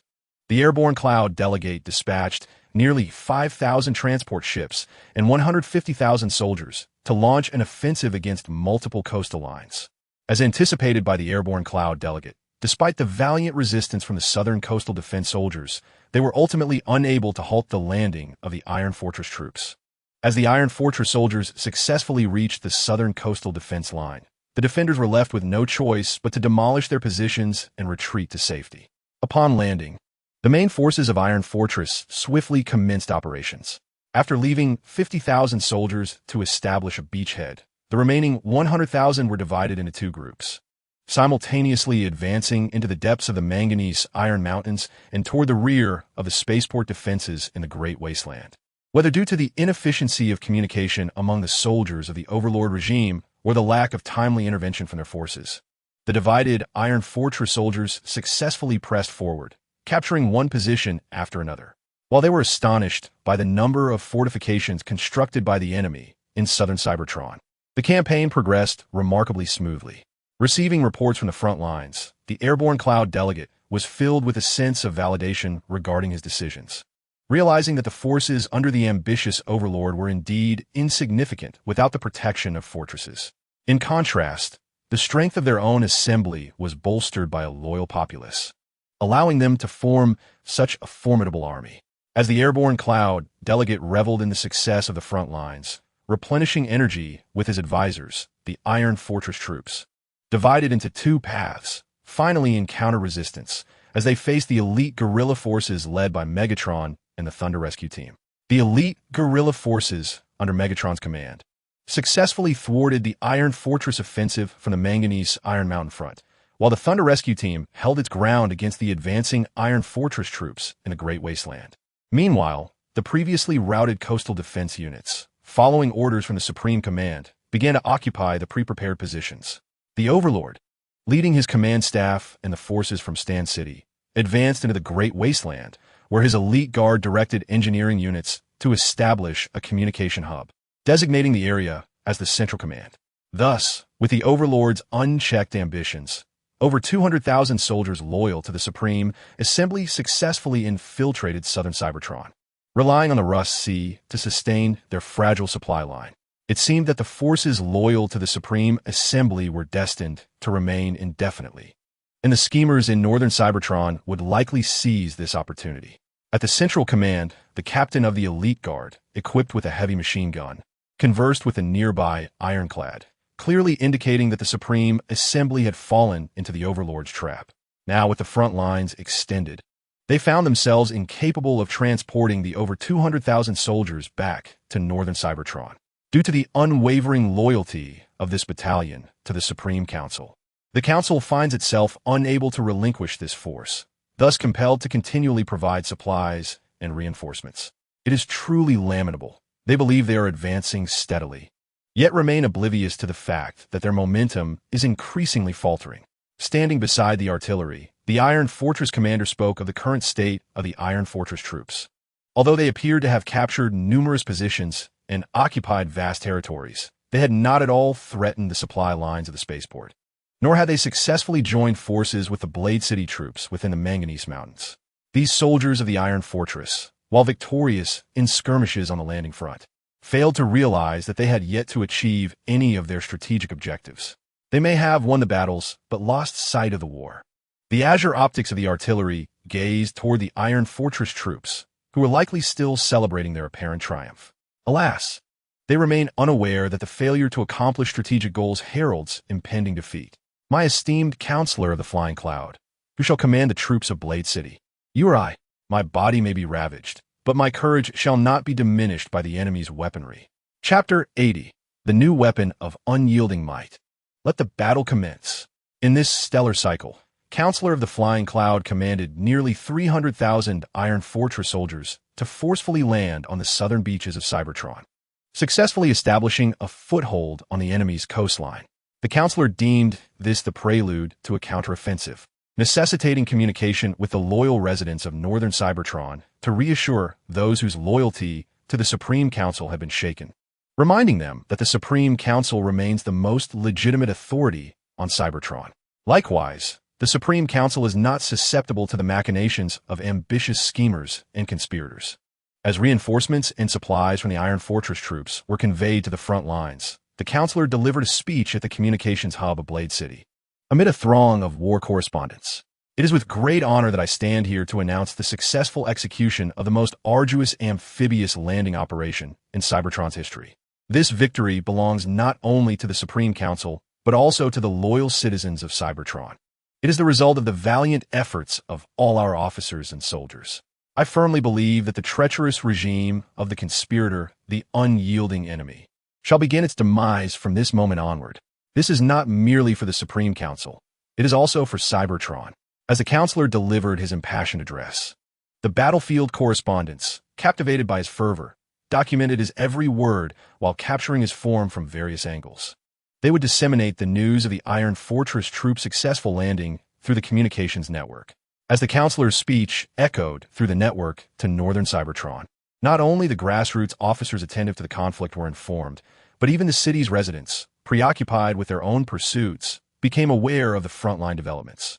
The airborne clouds projected in the terminal as the representative from the Flying Cloud delivered a fervent speech. Residents from various cities, including Iron Fortress, Soaring Sky City, Mosia Sky City, Blade City, Sonic Boom City, and Posa Sky City, were drawn to the speech that abruptly appeared on the public channel of the communications network. Had the Supreme Council truly succeeded in landing in the southern region of Cybertron? Could this signify the impending end of the Civil War? On the streets of Iron Fortress, following the conclusion of the Flying Cloud representative's address, some residents gazed at the terminal, reflecting on the information revealed in the speech. They turned to their companions, who reciprocated the gaze, and the two residents engaged in a discussion regarding the implications of the representative's words. From the insights gleaned during the speech, it appeared that the Supreme Council had achieved a breakthrough on the front line, successfully overcoming the enemy as coastal defenses. If that were the case, did it not suggest that the enemy's spaceport defenses had become ineffectual? With a foothold established, the troops could directly launch assaults from above the Rust Sea. The overwhelming majority of legitimate residents living within Iron Fortress were loyal to the Supreme Council, and thus they hoped fervently for an expedient conclusion to the divisive conflict tearing Cybertron apart. As those yearning for peace cheered for the Supreme Council, internal opinions among the council members varied regarding the operation. Some representatives contended that the mission had not met its strategic objectives, noting that the adversary, the heavenly enemy, seemed to have reacted, continuously dispatching forces to encircle and attack the troops landing in southern Cybertron. In light of this situation, certain council members proposed abandoning the offensive in the vast wasteland and instead concentrating efforts against the guerrilla forces in the Manganese Iron Mountains. They reasoned that if they could connect the troops in the manganese iron mountains with those in Blade City, their supply lines would remain intact despite the rust storms sweeping across the Rust Sea. At that juncture, reinforcements could utilize the ground passages from Blade City to engage in combat in southern Cybertron, rather than being transported by troop carriers across the Rust Sea. However, despite the alternative proposals from other council members, the Flying Cloud representative chose to reject them. He asserted that the redeployed defensive lines of the heavenly enemy were primarily composed of reserve forces and urban garrisons, which would be incapable of withstanding the onslaught of the Supreme Council's elite troops. Moreover, in terms of troop strength, the numbers were roughly equal, with the two most elite forces of the heavenly enemy being tied down by the troops in MO, CS Sky City, and Blade City. While the Supreme Council's elite had successfully breached southern Cybertron and established a foothold from the previously dismantled positions by the Iron Fortress forces, one could deduce the actual combat capabilities of the garrison troops under the heavenly enemy as command. Although temporarily halted, reports from spies indicated that this was due to the presence of the Special Operations Unit, the Thunder Rescue Team, and the elite guerrilla forces of the Slaughter City defending the area. Moreover, before breaching these two defensive lines, the elite forces of the Iron Fortress had already been significantly drained of energy due to their relentless advance and the breaching of multiple lines. The soldiers required maintenance. Hence their halt was not due to the enemy successfully establishing a defense, but rather because the Iron Fortress troops needed a temporary respite. Marching through the vast southern plains of Cybertron and the Manganese Mountain Range inevitably wore down their machinery, especially since the southern region lacked extensive metallic roadways. Fortunately, their supplies and reinforcements arrived swiftly. As the soldiers replenished their energy, the engineering corps commenced fortifying and expanding the beachhead. They aimed to ensure that the adversary could not breach their positions in southern Cybertron. To bolster their defenses, the engineering corps deployed numerous artillery emplacements and began constructing field repair stations and energy supply depots. If the enemy could transform the spaceport on Hydra Island into a fortress, so too could they, continually supplying the frontline soldiers with provisions and armaments. The aerial counselors also took it upon themselves to inspire the loyal soldiers at the front, assuring them that the Supreme Council stood with them, that the future of Cybertron lay in their hands, and that honor would accompany their return to the source of the spark. Emboldened by the Supreme Council, the soldiers, after replenishing energy and repairing their machinery, once again advanced under their commander's leadership towards the elite forces of Megatron's guerrilla army and the Thunder Rescue Team, thereby exerting a modicum of pressure on these two elite units, albeit only a modest one. Under the orders of the adversary, Megatron and the Thunder Rescue Team's positions had long been reinforced by the defenders of Stan Fortress, and even some of the previously withdrawn troops had returned to assist in the defense of these two strongholds. Hydraulic. On the right flank of the Manganese Mountain Range guerrilla forces, Megatron steadfastly led his subordinates in defense. Various artillery pieces on the position fired continuously, with some soldiers under his command transforming into vehicles and unleashing their main cannons upon the advancing Iron Fortress troops. As the commander of this position, Megatron did not remain in the battlefield command center. Instead, he continued to direct and lead his subordinates in combat at the forefront. His arm-mounted pulse cannon fired relentlessly until it overheated and rendered itself inoperative. Raising his voice, Megatron called out to his aide, Hydraulic, who promptly tossed a spare pulse cannon to him. Catching the weapon thrown by Hydraulic and connecting it to his weapon unit, Megatron swiftly turned and obliterated an Iron Fortress soldier attempting to ambush him. Subsequently, he drew his Energon sword and lunged forward, cleaving through two soldiers assaulting his subordinates. Soldiers, gather together. Let the minions of the Supreme Council taste our iron fist. Let them witness our might. After rescuing a subordinate, Megatron rallied his troops over the communication channel. Inspired by Megatron's fervor, the soldiers intensified their onslaught, with some even resorting to their Energon swords to sever the arms of their foes after their pulse guns overheated, forcibly appropriating the pulse rifles from the fallen enemy's weapon units. Return to the source of the flame, rebels. It is you who must return. The minions of the High Council, after dispatching an enemy intent on returning to the source of the flame with a single shot, the Hydraulic was poised to lead the troops in driving the adversaries away, only to discover that the enemy's onslaught was gradually waning.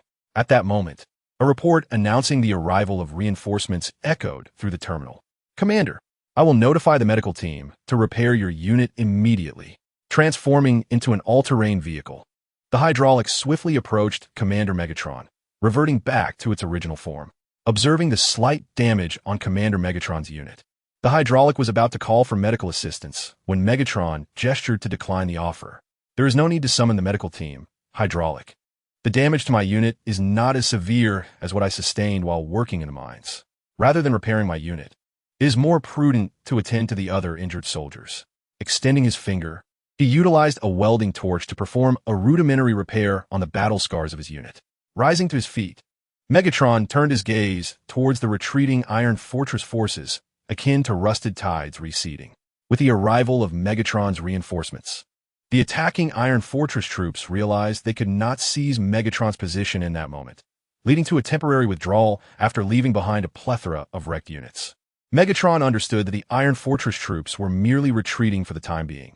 They would soon mount another offensive.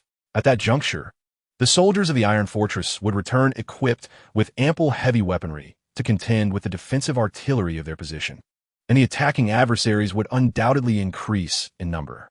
Such are the soldiers loyal to the High Council, fighting for what they deem justice, much like us. However, we shall not relinquish victory easily. Redirecting his gaze from the retreating Iron Fortress troops, Megatron, having received reinforcements, commanded his subordinates to commence repairs on the defensive fortifications. Furthermore, to better thwart the impending enemy offensive, Megatron specifically tasked the Engineering Corps with re-establishing the EMP minefield. Through numerous skirmishes, Megatron had come to comprehend the devastating impact of EMP weaponry on their kind. While it may not directly lead them back to the source of the flame, it could at least force their units offline. Of course, if the yield of the EMP bombs was too insignificant, they might prove ineffective. Under Megatron's guidance, the defensive structures began reconstruction, with some guerrilla forces dispatched to assist in the defense under Megatron as command. The medical unit, much like Megatron, held great expectations for this newly appointed officer, even expressing hope that Megatron might one day succeed as the commander of their guerrilla forces. Compared to leading the guerrilla units, the medical unit preferred to assist the wounded soldiers in the repair bay. Thus, upon recognizing Megatron's potential, the medical unit fervently supported him, even recommending him to the almighty leader, leaving the latter somewhat puzzled about the newfound camaraderie between the medical unit and Megatron. In the southern region of Cybertron, amidst the vast wasteland, the command center witnessed Commander Megatron leading the elite guerrilla forces to once again repel the enemy's assault, while the almighty leader orchestrated the Thunder Rescue Team and the stalwart defenders of Stand Fortress to withstand the Iron Fortress troops' incursion. In order to safeguard the supply lines leading to the space bridge, the Decepticons have deliberately dispatched several anti-aircraft units, specifically targeting the bomber formations of the High Council. The results have been notably effective. Confronted by the Decepticon air defense forces, the High Council's bombers have refrained from launching assaults on the transport units, unwilling to risk their return to the source of the Allspark for a mere offensive. However, in stark contrast to the predominantly ordinary soldiers of Iron Fortress launching their attacks, the Thunder Rescue Team found themselves facing the High Council's elite Special Operations Unit, Squad X. This squad was equally belligerent, if not more bloodthirsty, than the Thunder Rescue Team's aggressive members. As Squad X mingled among the Iron Fortress troops to mount their offensive, the members of the Thunder Rescue Team, with assistance from intelligence agencies, uncovered the presence of these war-hungry maniacs. Consequently, the Thunder Rescue Team's commander, Puncture, personally led a counterattack against Squad X. On the battlefield, both sides engaged fiercely, resulting in mutual devastation. Squad X suffered significant losses, with over half of its members incapacitated, while the Thunder Rescue Team also faced casualties. In his fury, Puncture vowed to extract and pulverize the spark of Squad X, while the members of Squad X boasted of their intentions to excavate Puncture's sensory apparatus and mount it as a trophy, saluting it with every stellar cycle. During the conflict, Puncture's shoulder cannon was destroyed due to the targeted assault by Squad X. In response, when Puncture requested a new shoulder cannon, the Decepticons provided him with their latest development, along with a new arsenal for all frontline commanders. Among these, the Decepticons had specifically designed a fusion cannon, also known as an ion annihilation cannon, from Megatron. This weapon was developed with the assistance of an old ally, Jack, during the Decepticons' earlier days as the Seekers. The ion annihilation cannon is a rare and perilous weapon, possessing immense destructive power. Upon firing, it can generate a form of fusion to instantaneously penetrate the enemy's formidable armor. The Decepticons had previously hesitated to entrust such a weapon to Megatron, but ultimately, they convinced themselves that Megatron had changed. Just as Megatron was willing to believe in himself and fight for a brighter future, the Decepticons were equally hopeful that he would not revert to his old ways. Much like Shockwave, who remained unscathed by severe punishments such as the 5 punishments and shadow play, due to his self-belief, Optimus Prime would challenge the High Council. And Megatron was also beginning to transform. Observing the current state of battle through a holographic projection, the resolute Decepticon turned to his advisors and issued his command. Connect me to the Thunder Rescue Team's position. I shall stand with them, and we will ensure that those loyal to the High Council are utterly vanquished. Autobots, transform and roll out. The enemy's enemy is not necessarily a friend. Chapter 81. Energy Shortage? Optimus joins the fray.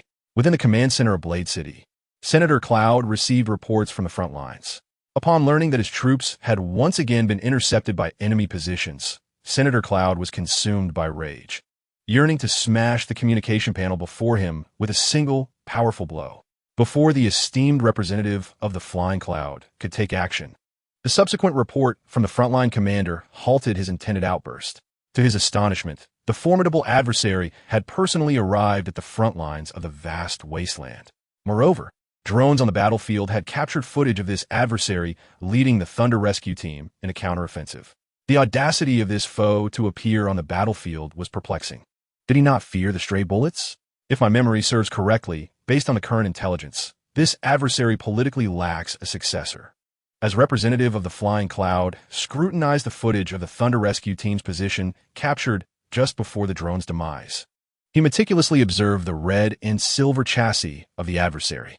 Ultimately, through the archived documents left by the adversary at Iron Fortress, the representative confirmed that this was indeed the leader of the Southern Insurgents of Cybertron, now the principal enemy of their highest council. Only a powerful spark can sustain a formidable form, and the towering stature of this adversary is not something easily replicated. Even the representative's own form pales in comparison. This disparity is one of the reasons for his animosity towards the adversary. The audacity of this foe to appear at the front lines was remarkable. Previously, during the battle for the spaceport and the Manganese Mountain Range, he had remained in the safety of Kaon, orchestrating the conflict from afar. Now, his presence at the front line signified something profound. Having tentatively confirmed the identity of the adversary, the representative turned to the numerous advisors in the operations command room, posing his inquiries. However, it was merely an inquiry, for he had already formed his own conclusions regarding the adversary's appearance at the front line. Was it due to the intensifying conflict that he had chosen to arrive at the front? According to our reports from the front line, it appears the enemy has not maintained a numerical advantage. They are merely holding our forces at bay with a handful of elite soldiers, an advisor replied, the central processing unit of his mind whirring into action. The arrival of a political leader at the front can be seen as a double-edged sword. While it may inspire the officers and soldiers on the front line, it also indicates that their regime is in a precarious state, requiring a leader to personally bolster morale in such an unsafe environment. Indeed, the adversary seeks to uplift his troops to continue their resistance, while simultaneously signaling to his highest council his unwavering commitment to fight alongside his soldiers until the very last moment, rather than allowing our forces to storm into Kaon and apprehend him. After acknowledging the insightful remarks of the advisor with a slight nod, the representative of the Flying Cloud shared his perspective. The fact that the drone was able to capture footage of the adversary was no coincidence. It was a deliberate act by the adversary to convey his resolve to fight until the end. The adversary was drawing our attention, hoping that his presence would alleviate the pressure on other fronts currently under heavy assault, thus allowing him to reorganize the ongoing conflict. The esteemed member of the Flying Cloud, with a subtle curve to his lips, was acutely aware that the heavenly enemy could not possibly reveal themselves so plainly. They were merely stalling for time to reposition their forces on other fronts, having been caught off guard by the recent landings. The troops stationed along the other battle lines needed to be mobilized expeditiously. However, It seemed the heavenly enemy had overestimated their own significance. Reinforcements from the southern front of Cybertron would soon arrive, and once supplies and troops reached their position, orders would be given to initiate a new offensive. The notion that the heavenly enemy would use themselves as bait to lure the Iron Fortress forces into an attack was one that the member of the Flying Cloud had no intention of permitting. He aimed to conquer the vast wasteland and the manganese mountains under the control of the heavenly enemy. Once that was accomplished, the supply line to the spaceport would be severed, allowing for a successful rendezvous at the manganese mountains. Moreover, he was not convinced that the heavenly enemy would remain at the front lines indefinitely. Their command center was likely situated further back, perhaps somewhere along the spaceport supply line or in other regions of the wasteland, enabling a swift retreat should any complications arise on the front. The member of the Flying Cloud believed he had discerned the intentions of the heavenly enemy. How could a rebel, who fancied themselves capable of besting their highest council, be indifferent to their own life? In the wasteland, as the member of the Flying Cloud summoned more troops and supplies to the southern front of Cybertron, the heavenly enemy had just led the Thunder Rescue Squad to repel an enemy ambush. Upon discovering the presence of the heavenly enemy at the Thunder Rescue Squad's position, the commander of the Iron Fortress front initiated an assault. However, it soon became apparent to the commander that something was amiss at the heavenly enemy's position. Perhaps it was due to the heavenly enemy's personal presence or the arrival of elite soldiers, but the defending forces mounted an unexpectedly fierce counterattack, continuing to fight valiantly even after their defensive artillery had been obliterated. After realizing the futility of his assault, the Iron Fortress commander understood that this was beyond his capacity to handle. He reported the appearance of the heavenly enemy at the front lines of the wasteland to the member of the Flying Cloud station further back, confident that this esteemed individual would possess a means to address the rebellious foe. Indeed, the situation appeared to unfold as he had anticipated. The member of the Flying Cloud communicated through the network, instructing the frontline commander to disregard the heavenly enemy's presence and to proceed with the original attack plan, as the foe could not remain in that position indefinitely. To bolster the front, the member of the Flying Cloud also allocated a heavy artillery unit from the territory of Blade City to the Iron Fortress front, tasked with suppressing the Thunder Rescue Squad's position through overwhelming firepower. The frontline commander expressed his gratitude and reaffirmed his loyalty to the highest council.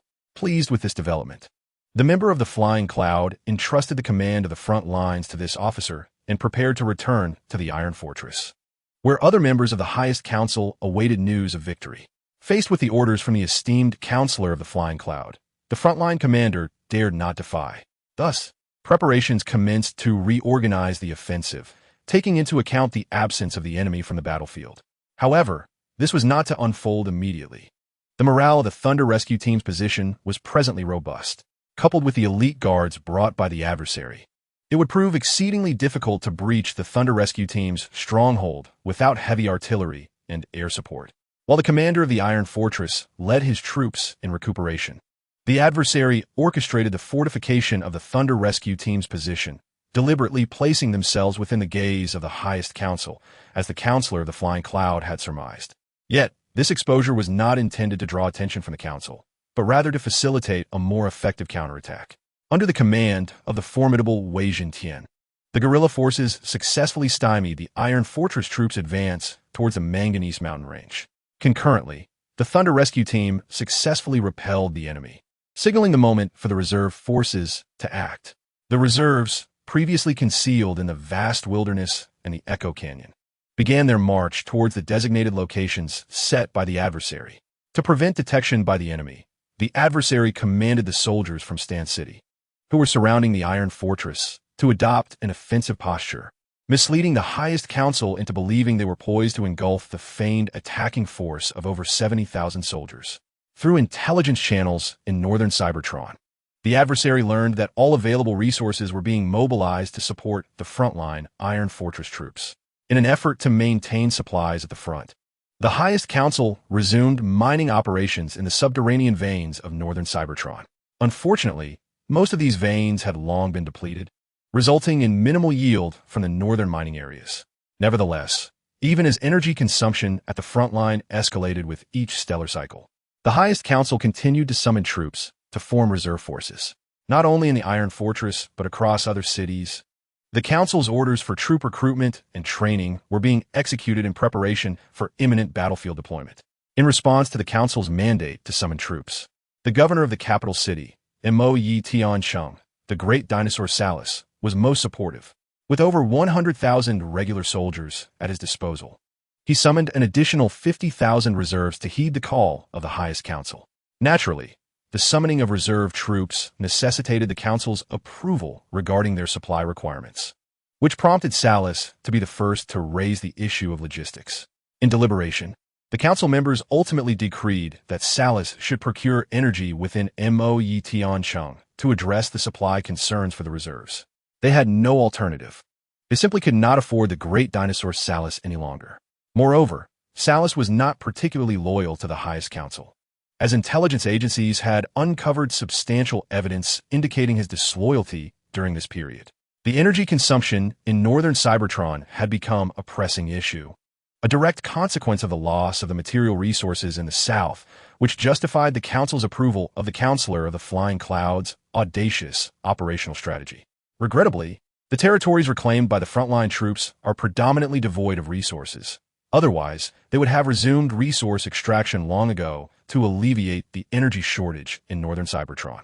Fortunately, although there is currently an energy deficit in northern Cybertron, the residents loyal to the High Council remain oblivious to this issue, as they cheer for the Council's successful counteroffensive in southern Cybertron.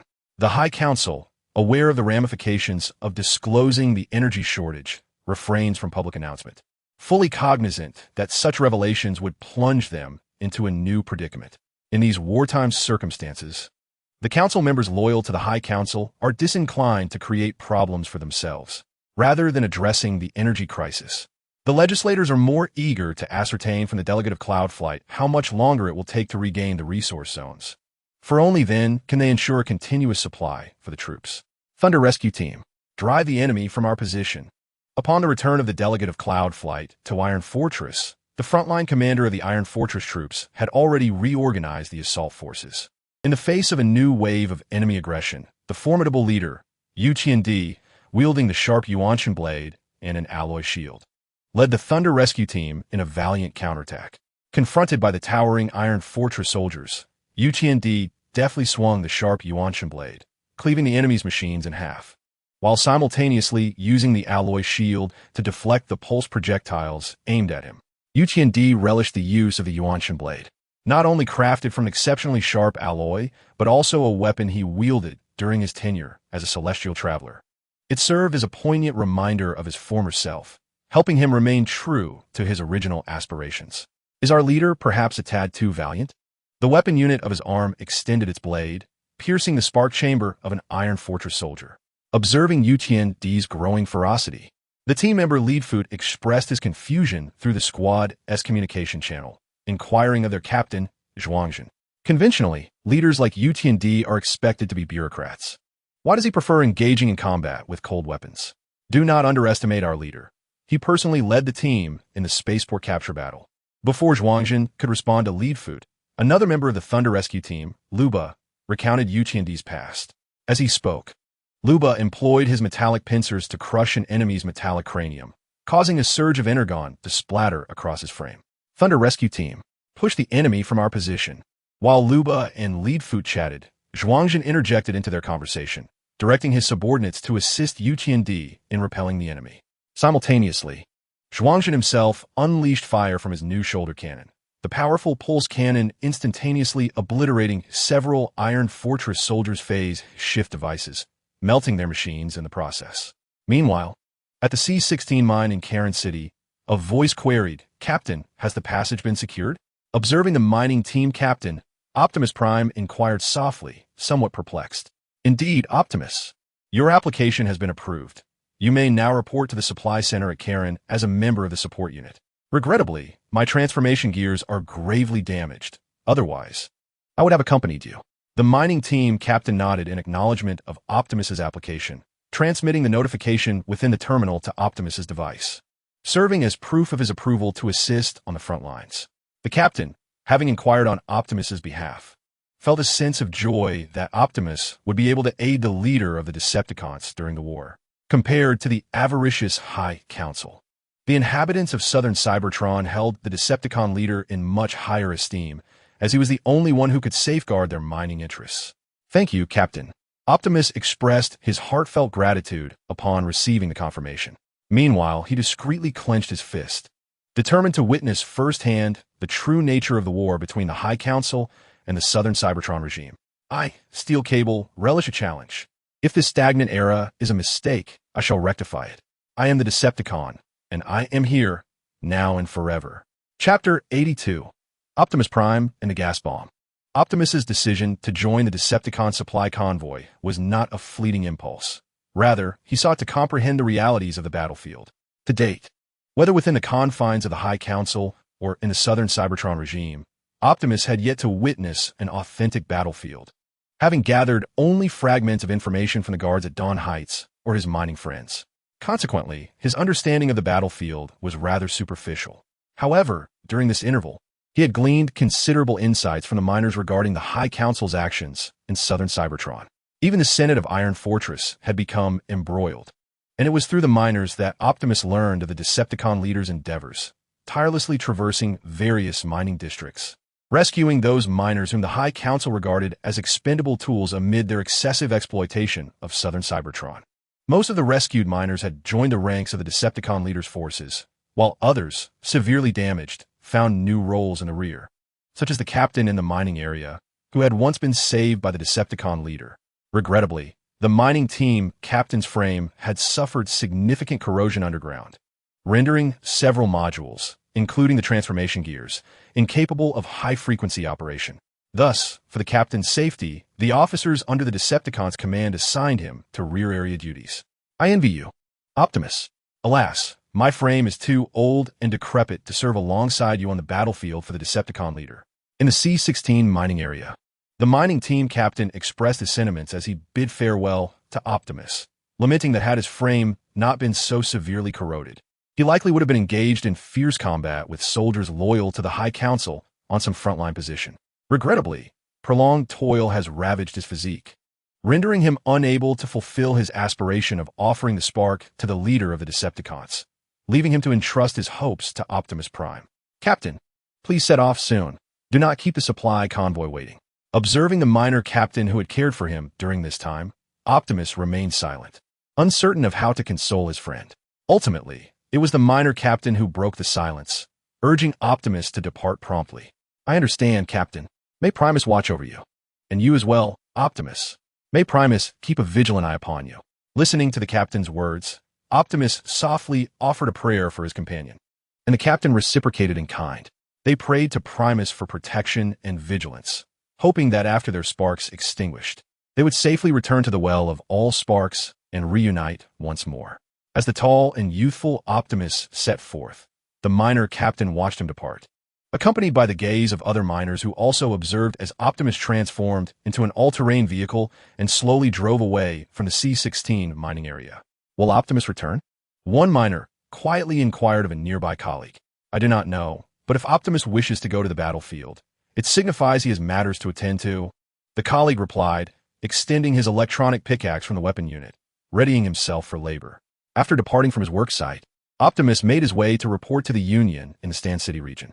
As a supply transfer hub in southern Cybertron, the Union president, Gas Bomb, oversaw part of the supply transport, while the other portion was managed by the supply captain of the Slaughter City, Autobot Master. It was Gas Bomb, the president of the Stand City Union, who had consented to Optimus joining the supply unit. Optimus had little knowledge of Gas Bomb, save for the fact that he once led unemployed miners in Stand City to collaborate with Decepticon subordinates in an assault on the Security Bureau. The reasons behind Gas Bomb, a mere transport driver, becoming a leader of unemployed miners were unclear to Optimus. While traveling along the somewhat rudimentary metallic road to Stand City, Optimus observed the supply convoy at the supply center being mobilized by Gas Bomb, continuously transporting supplies to various frontline units. President, our supply convoy is somewhat strained. Should we seek assistance from Autobot Master in Slaughter City? As Gas Bomb ordered the mobilization, his aide approached to report on the current situation of the supply convoy. According to the aide's assessment, with the increase in frontline troops, the number of supply vehicles was becoming inadequate. It is inevitable The Transformers in southern Cybertron are more inclined to engage in battle with the soldiers of the High Council than to transport supplies. Consequently, the main combat units under the Decepticons are always at full capacity, while logistical units like the supply convoy are often underrepresented. Do not fret. I have already reported this matter to the leader of the Decepticons. The leader has also instructed me to recruit additional supply vehicles in the southern region of Cybertron.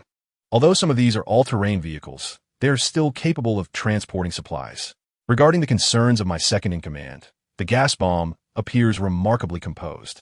Recently, he successfully recruited a group of Transformers with verified identities from various locations across Cybertron. Considering the time elapsed, they should be en route to Stand City by now. Relax, my friend. We shall accomplish the task of transporting supplies. Gas Bomb reassured his second-in-command while taking pride in having previously led a revolt of unemployed miners. He was indeed correct. The leader of the Decepticons had successfully taken control of the southern region of Cybertron, and, as the leader of the unemployed miners, he had secured a commendable position. Such a role, which does not require him to confront the battlefield, suits him perfectly, especially since his vehicle mode is a fuel tanker, making the transportation of supplies a straightforward endeavor. The battlefield should be left to the soldiers and officers to resolve. We shall simply fulfill our responsibilities. As Gas Bomb conversed with his second-in-command, Transformers from various parts of Cybertron began to arrive at the supply center to report to him. These were new members selected and approved by Gas Bomb, including Optimus Prime. Observing the continuous influx of energy liquids and energy cubes being loaded into the vehicles at the supply center, Optimus Prime suddenly grasped why the High Council dared to risk their advance from the Rust Sea. In terms of supplies, it appeared that the southern region of Cybertron held a distinct advantage as a raw material area, unlike the northern region, which required the energy supply lines to be managed. The southern region merely needed to refine and purify the resources before transporting them to the front lines. Although the purity of the energy was somewhat inferior due to industrial factors compared to that of the northern region, the sheer volume produced in the south alleviated any supply concerns for the soldiers. Once upon a time, it was indeed the energy from the southern region that sustained all of Cybertron. With Azure optical sensors fixed on the amassed energy cubes within the supply center's storage facility, Optimus Prime was about to ponder further when Gas Bomb called him over. Gas Bomb was well accustomed to the astonishment of Transformers like Optimus Prime at the sight of the numerous energy cubes stacked in the supply center, as some of these energy cubes had been transported from the City of Carnage. No one at the supply center knew better than Gas Bomb regarding the origins of these energy sources. Of course, it was now time to process Optimus Prime's employment, and after re-examining his identification with no issues found, Gas Bomb, upon receiving a nod from a member of the intelligence agency, led Optimus Prime to the storage facility where he would soon commence his duties. The supply center storage facility had once been utilized by the High Council for stockpiling their fuel, or following the uprising led by the Decepticons. This location was seized by the rebels and transformed into a new supply center, while the materials previously stored here by the High Council were largely transported to Kaon and the City of Carnage for processing. Once processed, these refined energy cubes would be dispatched back to Stand City by transport convoys and subsequently delivered to the frontline battlefield by the supply convoy led by Gas Bomb. As the gas canister expressed, he relished this occupation, not only for the authority it afforded him over his subordinates, but also for the opportunity to boast about how he navigated through the hail of gunfire to deliver supplies to the front lines. The gas canister took pleasure in recounting his past, especially in the presence of those who had yet to hear his grandiose tales. For instance, while guiding Optimus Prime through the supply center, he began to reminisce about his days as a representative of unemployed miners, collaborating with the leader of the Decepticons to launch an assault on the Security Bureau, sharing anecdotes from his encounter with the Decepticon leader in Kaon. As he spoke, gesturing animatedly, Optimus Prime discerned the embellishments in the gas canister's narrative, but chose not to interrupt his self-aggrandizement. What a remarkable experience, Captain Gas Canister. It seems you assisted in the seizure of Stand City during the Decepticon leader's uprising, does it not? After hearing the gas canister's tales, Optimus Prime inquired with a hint of confusion about the captain's role in the assault on the Security Bureau. If what the gas canister claimed were true, it suggested that he had been tirelessly advocating for the unemployed miners even prior to the Decepticon leader's insurrection. Indeed, it is quite astonishing, isn't it? I too find it remarkable. Perhaps it is akin to destiny. In the previous stellar cycle, the High Council pondered how to address the plight of unemployed miners. And in the subsequent cycle, those same miners, under the Decepticon leader's guidance, established a new regime. The Decepticon leader had prepared extensively for the Uprising, while many Transformers, including myself, merely seized the final opportunity of the revolution. We are fortunate, under the Decepticon leader's governance. We have not been compelled to return to the Allspark due to energy shortages. In response to Optimus Prime's puzzled inquiry, the gas canister paused his flamboyant gestures and, regarding the equally robust Optimus Prime, articulated his reflections. Without the Decepticon leader, he mused, he would likely still be a representative of unemployed miners, toiling for meager energy supplies, potentially facing stagnation due to energy deficiencies, ultimately leading to the extinguishing of his spark and a return to the Allspark. Many inhabitants of Cybertron, myself included, are followers of the Decepticon leader. We believe he can transform the southern regions of Cybertron, and indeed, he has succeeded. With the dissolution of the Functional Committee, we have gained a multitude of options. Choices are no longer singular. As the gas canister elaborated to Optimus Prime, they arrived at the warehouse, where a freight car awaited them. Transformers were busily loading energy cubes into the car's interior. Observing this freight car, Optimus Prime understood that it would soon become his responsibility. You may alter the paint finish if you wish, or choose to leave it as it is. The decision rests solely with you. Currently, they are loading supplies, and once all the freight cars are filled, our supply convoy shall embark. After the gas bomb led Optimus Prime to the carriage, it left him there while attending to the endless affairs that awaited. As he watched the departing gas bomb, Optimus Prime contemplated his own plans for the carriage. At the Iron Mountain range, Megatron was stationed, utilizing his newly acquired weapon, a powerful ion cannon developed in collaboration with the adversary, the Earth Defender. Accepting this gift with gratitude, Megatron quickly recognized the formidable capabilities of the ion cannon. Let us see how you fare against this. A soldier from Iron Fortress, wielding a heavy blast shield, charged towards Megatron's position. In the next millisecond, the potent ion pulse pierced through both the heavy shield and the soldier's frame, obliterating the power core alongside it. Truly impressive, this weapon, Megatron mused, astonished by its might. Standing beside him, Hydraulics gazed at his commander's new armament with surprise. Initially believing it to be merely an enhanced version of their pulse cannon, he soon realized it was indeed a novel weapon, resembling their pulse cannon only in superficial aspects. This is the weapon entrusted by the leader of the Earth Defender, and it is undeniably powerful. Megatron, too, was taken aback by the weapon's strength. Swiftly comprehending the intention behind its bestowal, the Earth Defender leader hoped that he would utilize this weapon to defend their position, thwarting the plans of the Supreme Council. How I wish I could possess such a weapon, Hydraulics expressed with envy, although he understood that such a possibility was currently unattainable. If mass production were feasible, there would not have been sent just a single ion cannon for their defense. Defend the position, comrades. Let us send the Supreme Council back empty-handed. Megatron bellowed from his stronghold, rallying the elite guerrilla fighters who responded to their commander's call. Witnessing this scene, a slight smile crept across Megatron's visage as he resumed combat, targeting the advancing Iron Fortress soldiers with relentless fire. Hydraulics mirrored his commander's action, connecting through the terminal to the automated turrets stationed at the stronghold, efficiently eliminating the perilous foes and minimizing the waste of firepower. Though the turrets were soon compromised by enemy forces. Fight for the Earth Defender leader. As the battle raged on, another enemy was shattered by the ion cannon. And while Megatron marveled at the weapon's potency, he continued to inspire his troops. Shatter their frames. Let their energy cores fortify our stronghold. While the sentiment was noble, the consequences of such actions could not be overlooked. A good intention does not always yield a favorable outcome, and sometimes goodwill can lead to harm due to misguided approaches. It is either your demise or mine. Chapter 83. The Counterattack. Optimus Prime's inquiry to the Supreme Council. Galvatron's formidable frame had operated at high power for countless stellar cycles.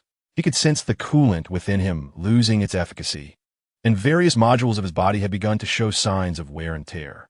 Yet, despite these tribulations, Galvatron remained steadfastly engaged at the forefront of battle. How was the hydraulic unit faring? After repelling yet another enemy assault, he returned to the battlefield repair facility, where his subordinate, the hydraulic commander, was undergoing maintenance, a frequent occurrence.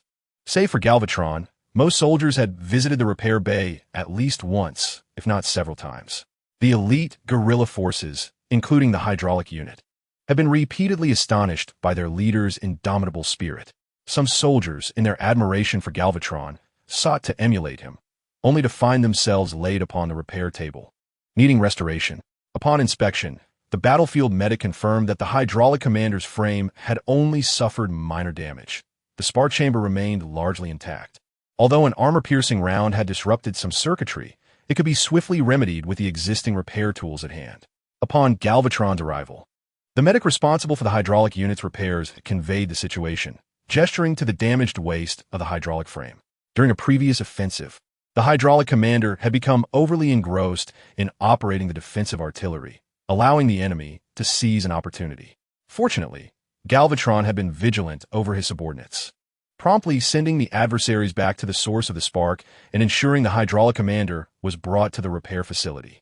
"My apologies, Commander," the hydraulic unit said apologetically, his azure optical lenses meeting Galvatron's gaze as he lay on the repair table. He had intended to assist Galvatron more, yet found himself the one being carried in for repairs. There is no need for guilt. Take this time to recuperate hydraulic. The offensive from the High Council has been thwarted.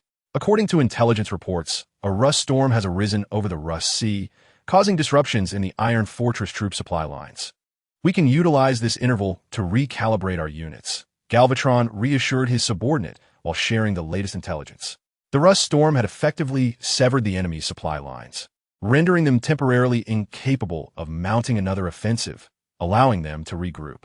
It must be noted that the soldiers loyal to the High Council exhibited remarkable tenacity, relentlessly pressing their attacks, even in the face of defeat. Currently, the area surrounding Galvatron's position was littered with the remnants of shattered frames, amidst which lay numerous Iron Fortress soldiers on the brink of extinguishment. They were desperately signaling for aid through the communication channels to the rear command. Initially, the Iron Fortress troops had intended to rescue these nearly extinguished sparks, but as energy reserves dwindled and rescue proved increasingly challenging, they ultimately had to abandon the effort. In response, Megatron extended his aid to several, predominantly those who sought his assistance from a stronghold, as their desire to survive overshadowed the loyalty of certain Iron Fortress soldiers to the High Council. Faced with those pleading for help, Megatron, after commanding his subordinates to disarm them, sent them to the battlefield medical station for rudimentary treatment. Subsequently, medical units from the rear would transport these captives away to prevent an excessive number of prisoners from posing a security risk within the stronghold. "Please repair his chassis, Doctor." "At your command, Commander." Upon handing over the hydraulics to the battlefield medic, Megatron gradually exited the medical station, the sounds of his departure mingling with the bustling activity of soldiers all around the stronghold, who were unloading the weapons of the captives and delivering them for basic repairs. Concurrently, the engineering corps commenced their work, repairing the damaged defensive turrets that had fallen offline during the conflict. Initially, the engineering corps was also tasked with deploying minefields. However, the area was now littered with wreckage and injured enemies, rendering the deployment of EMP mines futile. Megatron also joined the efforts to restore the stronghold. As a towering transformer, he aided his subordinates in handling construction materials that required cutting for transport. While assisting the engineering corps, a communications officer from the guerrilla forces arrived to report that the supply units had reached their position. Upon hearing of the supply unit's arrival, Megatron paused his activities and, under the guidance of the communications officer, proceeded to inventory the supplies transported from the rear. Ordinarily, this inventory task would fall to the hydraulics lieutenant, but with the lieutenant currently under repair, it was left to Megatron himself. Guided by the communications officer, Megatron encountered gas shells among the supplies, alongside his subordinates. Notably, Optimus Prime's vehicle form was among those accompanying the gas shells. As Megatron came into view of Optimus, the latter immediately recognized him. "Is that Megatron?" The officer who emerged from the C-16 mining area. In vehicle form, Optimus observed Megatron coordinating with the gas shells. Before he could scrutinize the scars on Megatron's chassis, the gas shell commander directed his subordinates to transport the supplies from the vehicle to the battlefield supply station. Witnessing this, Optimus activated his engine and followed behind the supply vehicles, pulling in a full load of energy blocks towards the stronghold. As he observed the supply vehicles, Megatron meticulously inspected them. Upon confirming their accuracy, he commanded the communications officer to lead several soldiers in counting the energy blocks at the battlefield supply station. So that is Colonel Megatron. He indeed appears quite formidable. As the vehicle detached, Optimus transformed back from his vehicle form, observing those transporting the energy blocks. He was about to offer assistance when he suddenly overheard the gas shell muttering to himself. "Captain, have you never encountered Colonel Megatron?" Upon encountering the gas canister for the first time, the other members of the supply convoy beside Optimus Prime cast puzzled glances at their leader, the gas canister. As newly recruited supply drivers, they had yet to witness the formidable Megatron, and it seemed that even their captain had not laid eyes on the illustrious Colonel Megatron before. Indeed, this was a first for them. The supply line of the Manganese Iron Mountain guerrilla forces had hitherto been the responsibility of the Automotive Master S supply convoy. However, in recent stellar cycles, the Automotive Master had been assigned to other undertakings, thus entrusting the supply line to their care. In response to the inquiries of his subordinates, the gas canister displayed the form of the Automotive Master from his terminal for the team to observe. Meanwhile, in the vast wasteland, as Optimus Prime accompanied the gas canister to replenish supplies at Megatron-S stronghold, the Decepticons were orchestrating a counteroffensive. They had long awaited an opportunity for disruption in the Iron Fortress supply line, and now the moment had arrived. In the wasteland, the position held by the Stand Fortress had successfully repelled an initial assault from the Iron Fortress troops. Under the command of the newly appointed Major Battle Axe, the soldiers maneuvered to encircle a contingent of Iron Fortress forces. Regrettably, due to a lack of heavy artillery, they were unable to completely subdue this contingent. In light of this, the Decepticons dispatched the Thunder Rescue Team for support. The Thunder Rescue Team's position was guarded by a mixed unit personally led by the Decepticon commander. Upon the arrival of the Thunder Rescue Team, the Stand Fortress troops, under Battle Axe's command, launched a renewed offensive. With the assistance of the Thunder Rescue Team, they successfully obliterated the Iron Fortress contingent. After conducting basic repairs on the surrendering prisoners, Battle Axe entrusted them to the medical team for transport to the rear. The Stand Fortress troops, led by Battle Axe, commenced repairs on the captured Iron Fortress position, while the Thunder Rescue Team, following the orders of the Decepticon commander, returned to the headquarters for their own repairs. Indeed, this was the Special Operations Unit of the Decepticon leader, exhibiting a distinctly southern Cybertronian flair, aggressive and adept at utilizing various weaponry to eliminate foes. Fortunately, they were now allies. As the Thunder Rescue Team withdrew, Battle Axe gazed at the remnants of the machines torn apart by the Thunder Rescue Team, noting the faint scorch marks on his own form, and could only lament that they were not adversaries. Had they been enemies, even with his courage to confront the Thunder Rescue Team, his subordinates would likely have suffered grievous losses in the fray. Contemplating such a dire outcome, Battle Axe solemnly shook his head and proceeded to command the engineering troops to connect to the Defense Artillery Control Console, intending to assume command of this former Iron Fortress position. Shortly after his successful encirclement and annihilation of the Iron Fortress contingent, a reconnaissance unit from the Iron Fortress appeared just outside the artillery range. Upon discovering that the position had been seized by the Decepticon regime, the reconnaissance unit hastily retreated after gathering some superficial intelligence. At present, the supply lines over the Rust Sea have been temporarily severed by the rust storms, leading to a scarcity of provisions that has restrained their willingness to launch indiscriminate assaults.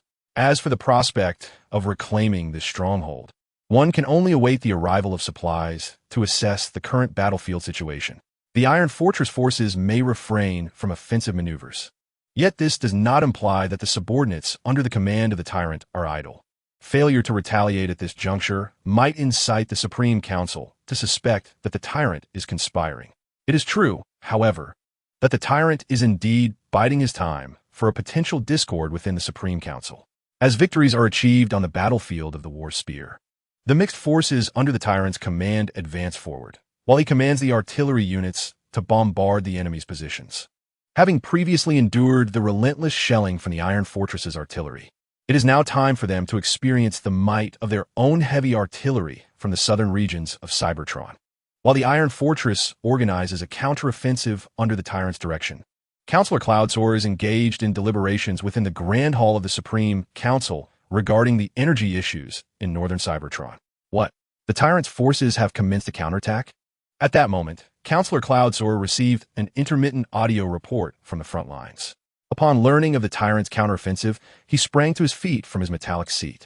Esteemed members of the 133rd Cybertron Council, I have a friend named Megatron. He has stated that there are 3 critical inquiries that any authoritative institution must address. Firstly, whose interests do you serve in exercising your power? Secondly, to whom are you accountable? Allow me to finish. To whom are you responsible? And lastly, how can we liberate ourselves from your grasp? Each of us, Cybertronians, is capable of achieving greater endeavors. Chapter 84, The Mighty Megatron, The Great Dinosaur Scorponok, A Crisis in the Supply Lines. Why am I only learning of this now? Are you aware of the profound impact this issue has on the soldiers fighting at the front? Upon discovering the supply disruptions caused by the rust storm, Counselor Cloudsoar hastily abandoned the ongoing meeting. After explaining the situation to his fellow members of the Supreme Council, he transformed into a jet and, under the escort of the elite guard, soared back to Blade City.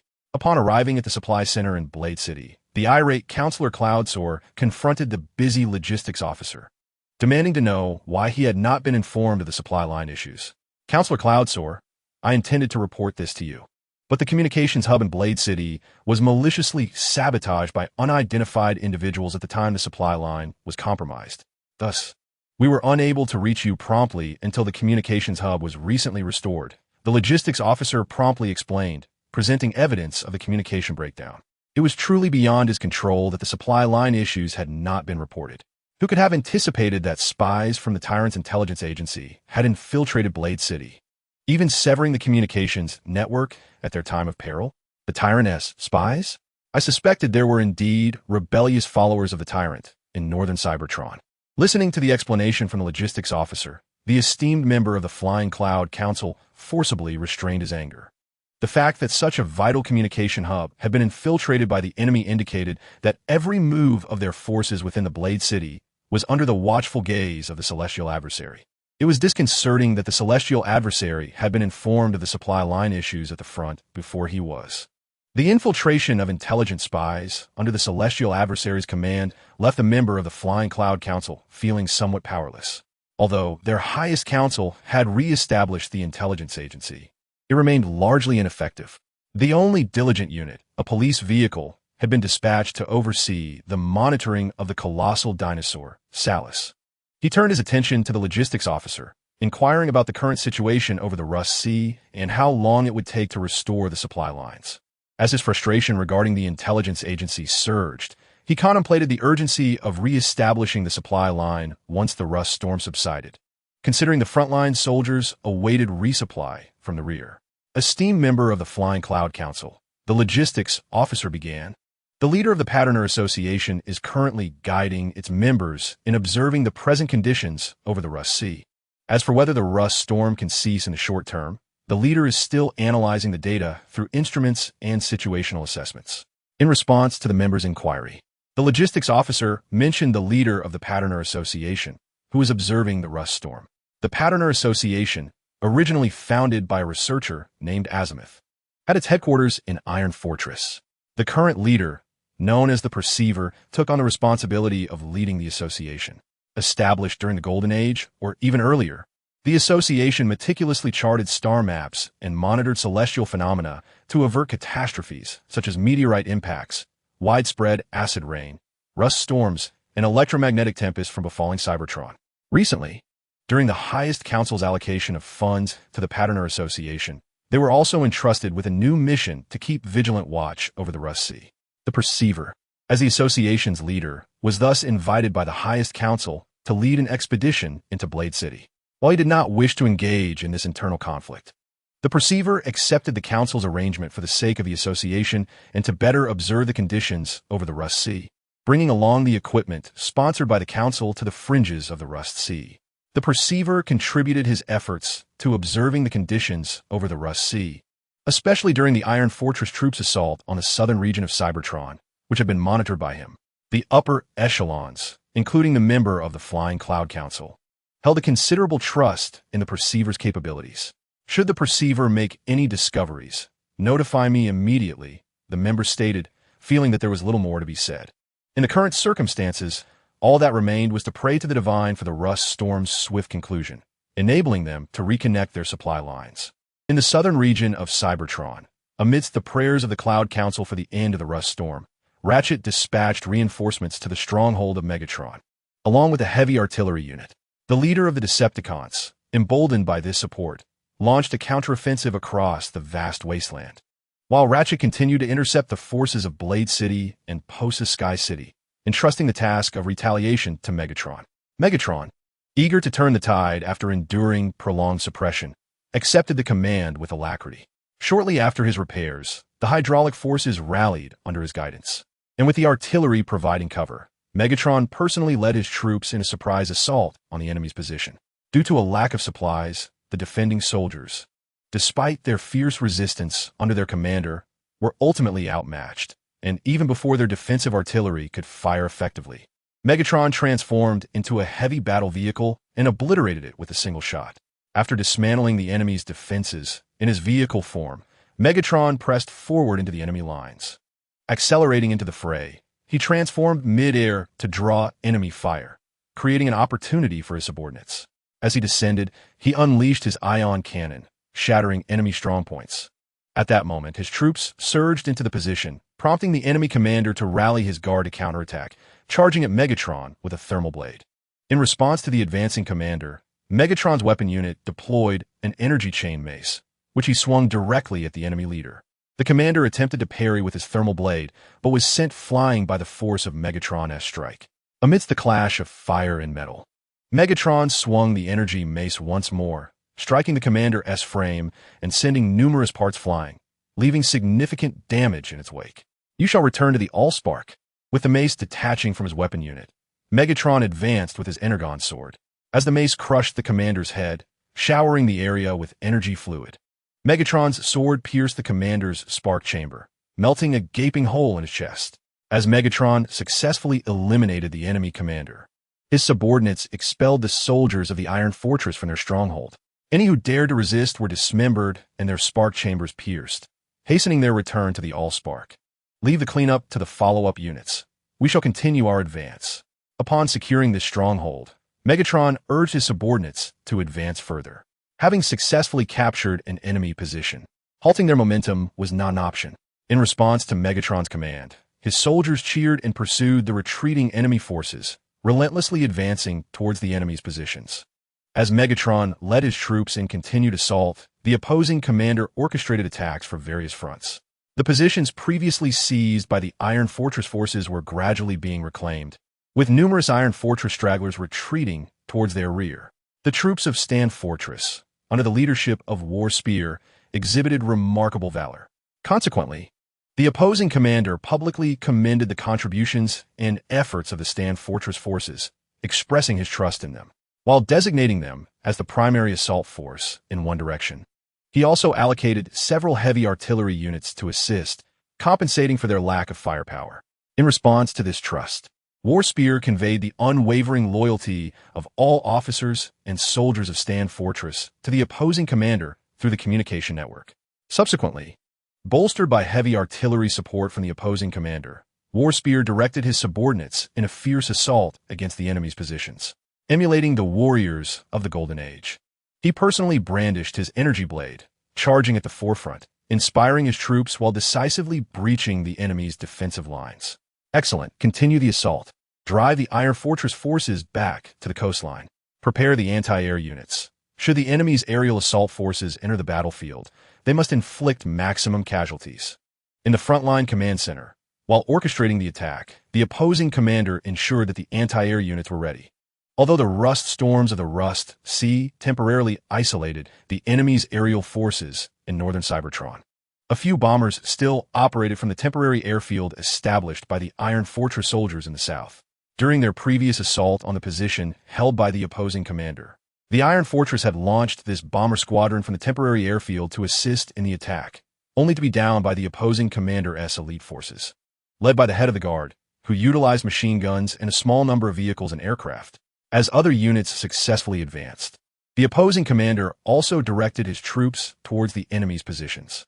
Upon the return of the Thunder Rescue team, the opposing commander did not refuse their request to engage in battle, arranging them alongside the Crystal City volunteers to launch an attack from his flank. In an instant, as the opposing commander's forces simultaneously pressured the enemy positions, the overall commander of the Iron Fortress felt the mounting pressure. Consequently, he hastily abandoned some less critical positions to rebuild the defensive line. Unfortunately, just as the line was completed, the rapid breakthroughs from the direction of the manganese Iron Mountains caused it to be breached once more. Observing this, the Iron Fortress commander could only deploy the Special Operations Unit, Squad X, to assist in intercepting the forces of Megatron in that direction. With the arrival of the elite Squad X, the advance of Megatron's forces towards the manganese Iron Mountains was finally somewhat contained, though they continued to breach the defenses, albeit at a reduced pace. However, this came at a significant cost. During the fierce struggle between the deputy commander of Squadron X and the rebellious commander of the Mang Iron Mountains, Megatron, the deputy commander was struck by an ion cannon, piercing the spark chamber. A third of Squadron X's members perished while stalling Megatron's forces, ultimately returning to the Allspark. The commander of Iron Fortress was astounded by the terrifying strength of Megatron and hurriedly re-established the defensive lines, comforting himself with the thought that the sacrifices of Squadron X were not in vain, as they had bought precious time for the new defenses. Amidst the reconstruction of the lines, the Iron Fortress commander did not forget to seek assistance from the Cloud Council in the rear. The counteroffensive from the southern rebels of Cybertron was overwhelming, and their troops, lacking energy supplies, were unable to withstand the onslaught. The Cloud Council, receiving the plea for aid from the front lines, found themselves in a dire predicament. The timing of the Rust storm over the Rust Sea had afforded the Decepticons an opportunity for a counterattack. Now, their aerial forces in the northern region of Cybertron were unable to take off and cross the Rust Sea to support the frontline troops in the south, severing their supply lines. As the Southern Front launched a full-scale counteroffensive, the schemers in northern Cybertron began to perceive the shift in battle dynamics. After all, not all of the Cloud Council's advisors were loyal to the High Council, and the first to receive the news was the great dinosaur, Sorales, the ruler of the city of Moya. During this time, Sorales had been preparing energy supplies for the reserve army. Upon learning that the High Council's frontline forces were suffering due to the Rust storm disrupting their supply lines, he rose from his metallic seat. It appeared that the political career of the Cloud Council was nearing its end. Sorales was certain that the Decepticons had likely learned of the supply issues at the Iron Fortress from his intelligence spies. This meant that they would not miss the opportunity to counterattack. After all, without energy supplies, even the most elite troops could not unleash their full potential. Should the frontline forces suffer significant losses, the Cloud Council would undoubtedly face fierce criticism from the other council members, especially since the plan to forcibly land in southern Cybertron was proposed by them. As the architect of the plan, the Cloud Council was inextricably linked to its outcome.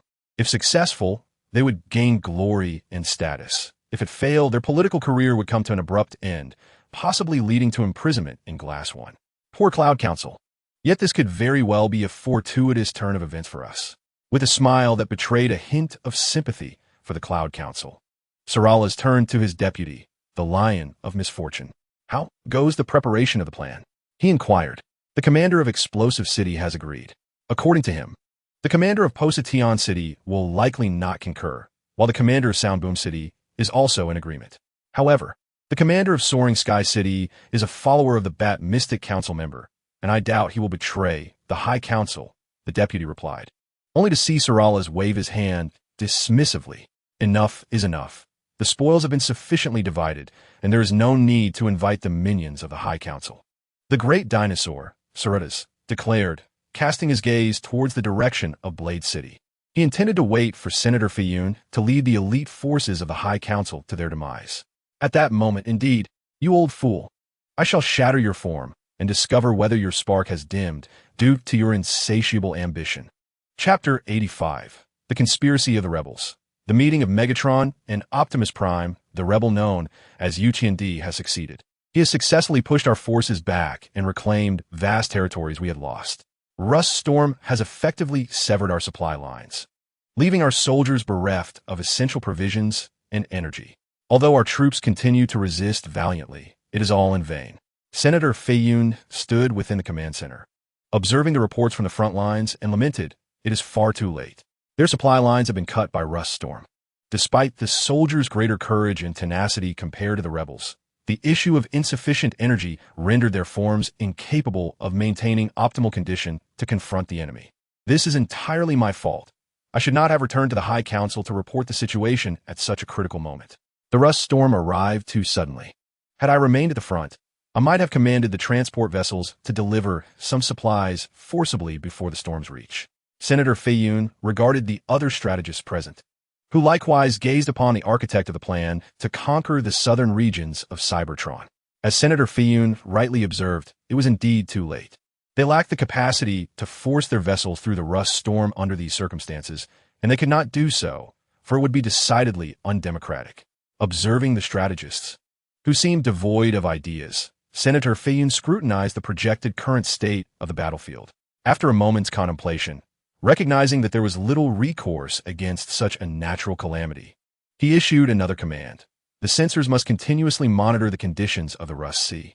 Though the odds were slim, we must not surrender.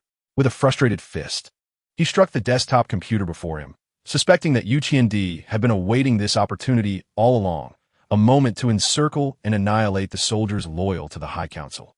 Senator Kaon felt a realization dawn upon him. If UTND's intelligence agency in northern Cybertron could disrupt the communications hub of Blade City, it meant that UTND could also employ spies to pilfer intelligence from the High Council. It was likely that much of the operation plan to forcibly traverse the Rust Sea had been compromised by UTND. Consequently, he could deploy troops with remarkable speed to thwart the advancing forces of the High Council at crucial points. Is there truly no means to thwart UTND? Senator Kaon gazed upon the battlefield, utterly at a loss for a strategy to impede the advance of UTND's forces. The adversary, awaiting this opportunity, will undoubtedly not allow any distractions to disrupt their actions. It is feared that this loyal force to the Supreme Council will ultimately be surrounded and annihilated by the soldiers under the adversary's command. As the projection of the current deployment in the Cybertronian Civil War unfolded before him, the esteemed senator of the Flying Cloud fell into a contemplative silence. Just then, a communication request surged into his terminal. Pondering who might wish to contact him at such a moment, he felt a slight furrow form on his brow upon recognizing the name of the requester, the formidable dinosaur, Salus. What could the governor of the city of Mo-Sia want at this juncture? With a sense of perplexity, the senator observed the communication link that Salus had sent. After a brief pause, he departed from the command center and returned to his temporary quarters in the City of the Blade. Ensuring that no listening devices were present, he initiated the communication with Salus. "What prompted your sudden outreach, Governor Salus?" the senator queried, his voice laced with urgency. He surmised that Salus must have matters of significance to discuss. Recalling the evidence uncovered by the Bat Senator that could jeopardize Salus's political career, the Flying Cloud Senator contemplated the reason behind this unexpected summons. "Esteemed Senator of the Flying Cloud, as the governor of Mo-Sia City, I have come to impart two pieces of news to you, one fortunate and one unfortunate. Which would you prefer to hear first?" Salus inquired, his demeanor composed yet enigmatic, as he gazed at the senator from within the confines of the Mo-Sia City Governor's office. "What precisely is it that you wish to convey, Governor Salus? My time is exceedingly precious, and countless soldiers await my commands on the front lines. The fact that I am able to communicate with you is already a significant concession given your status as a governor," the senator retorted, unwilling to engage in riddles. "The warriors at the front are locked in a fierce struggle against the traitorous adversaries." Had Salus not held the dual roles of governor and frontline commander, the senator would have severed the communication without hesitation. "You certainly possess a fiery temperament. Yet do the other members of the Supreme Council genuinely consider your plight as you fight on their behalf?" Salus remarked with a smile. Fully aware of the Council's deep-seated concerns regarding the front line, which he had gleaned through his spies in the Iron Fortress. Were it not for the unsuitability of a command change at this critical juncture, the other members of the Supreme Council would likely have already summoned the senator back to the Iron Fortress, transferring command of the front line to another transformer. "Indeed, Governor Salus, you are, as the intelligence agency has described, a schemer lurking within our ranks. How dare you cast aspersions upon the Supreme Council? How dare you criticize the parliament to which you are loyal in the presence of the esteemed members of the High Council? The honorable representative of the Flying Cloud, in a fit of rage, rebuked the great dinosaur Salus. Yet, contrary to expectations, Salus displayed not anger but a burgeoning smile upon his visor.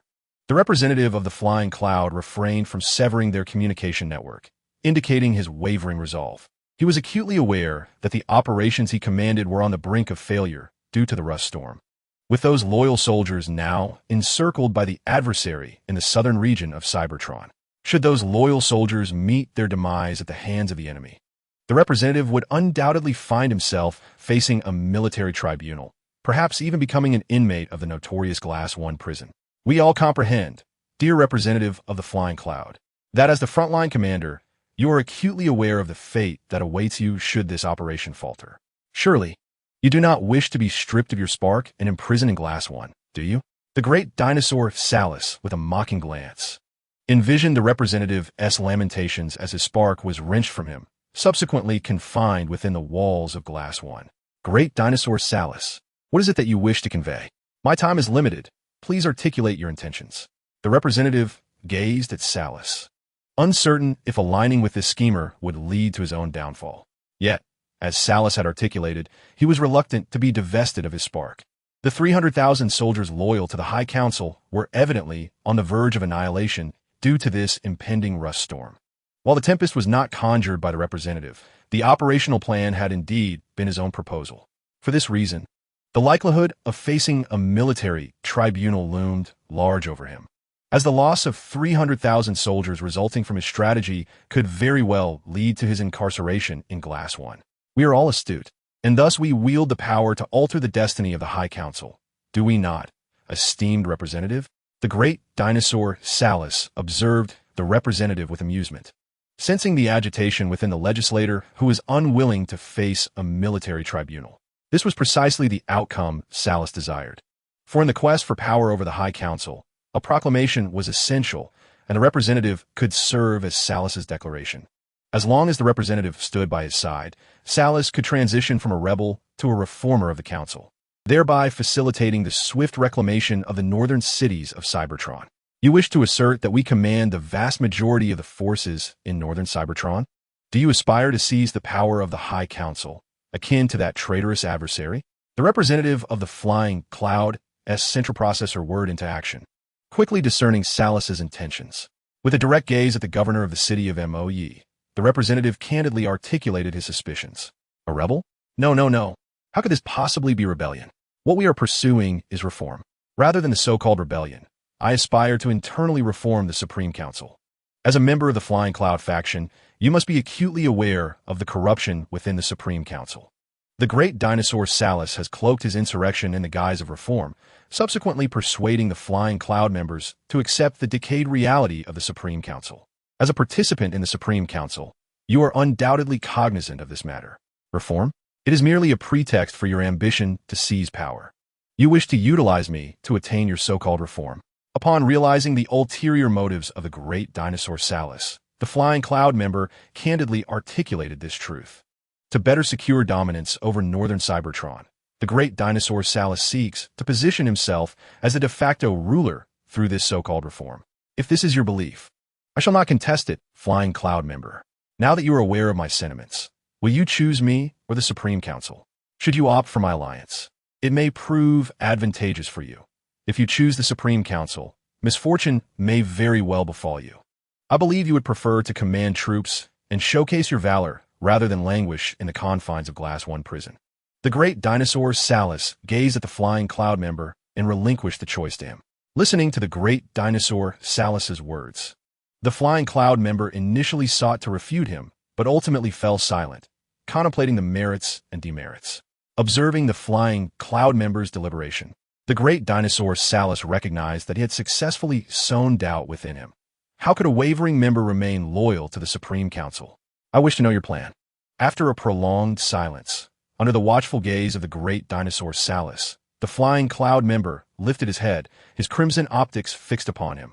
Of course, I shall disclose my plans to my allies, the great dinosaur Salus replied with a smile, adding that the extent of disclosure would be determined by him alone. As the Flying Cloud member contemplated the great dinosaur Salus, a rebel akin to the adversary of the heavens, he remained silent, uncertain of the correctness of his choice. Perhaps only upon returning to the source of the fire and meeting the God of all could he ascertain the truth. May the God above grant that I do not return to the source of the fire, burdened with regret. With the communication severed, gazing at the empty, living quarters, the Flying Cloud member softly prayed to the God of all. While he prayed for guidance regarding his choice, the great dinosaur Salus within the MOCS Sky City began to contact the frontline commander of Blade City, Bombblast. Compared to the evidently wavering Flying Cloud member, the great dinosaur Salus held a greater appreciation for Bombblast, who sought to gain more power and profit. As long as desire exists, it can be controlled, or so the great dinosaur Salus believed. In southern Cybertron, as the schemers in the north commenced their machinations, the leader of the Module Seekers, Optimus Prime, was engaged in delivering energy supplies to the front line. During the course of transporting supplies, Optimus Prime has established some connections with the frontline commanders. Even Megatron, during one supply reception, recognized Optimus Prime, displaying a remarkable enthusiasm for his fellow worker who emerged from the same Kaon C-16 mining site.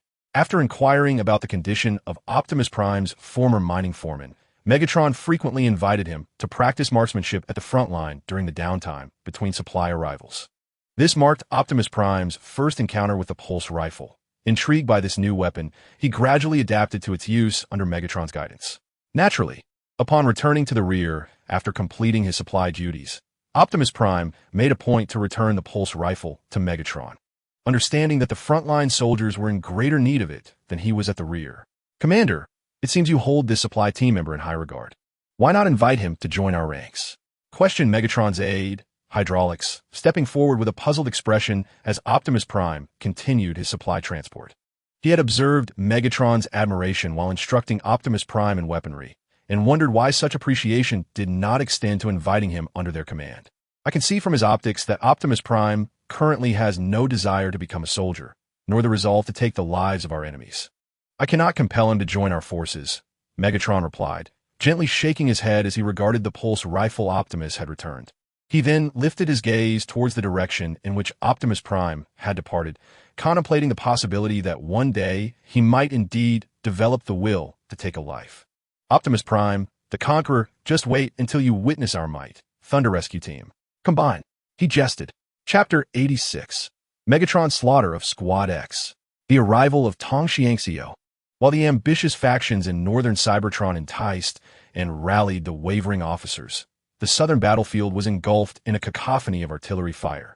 With an abundance of pulse rounds soaring through the air, a heavy tank battalion thundered past the positions, dispatched by the commander to assist in the defense. Around the periphery of the heavy tank battalion, Iron Fortress soldiers voiced their fury against the traitors, the sounds of pulse rifles firing echoing amidst their shouts.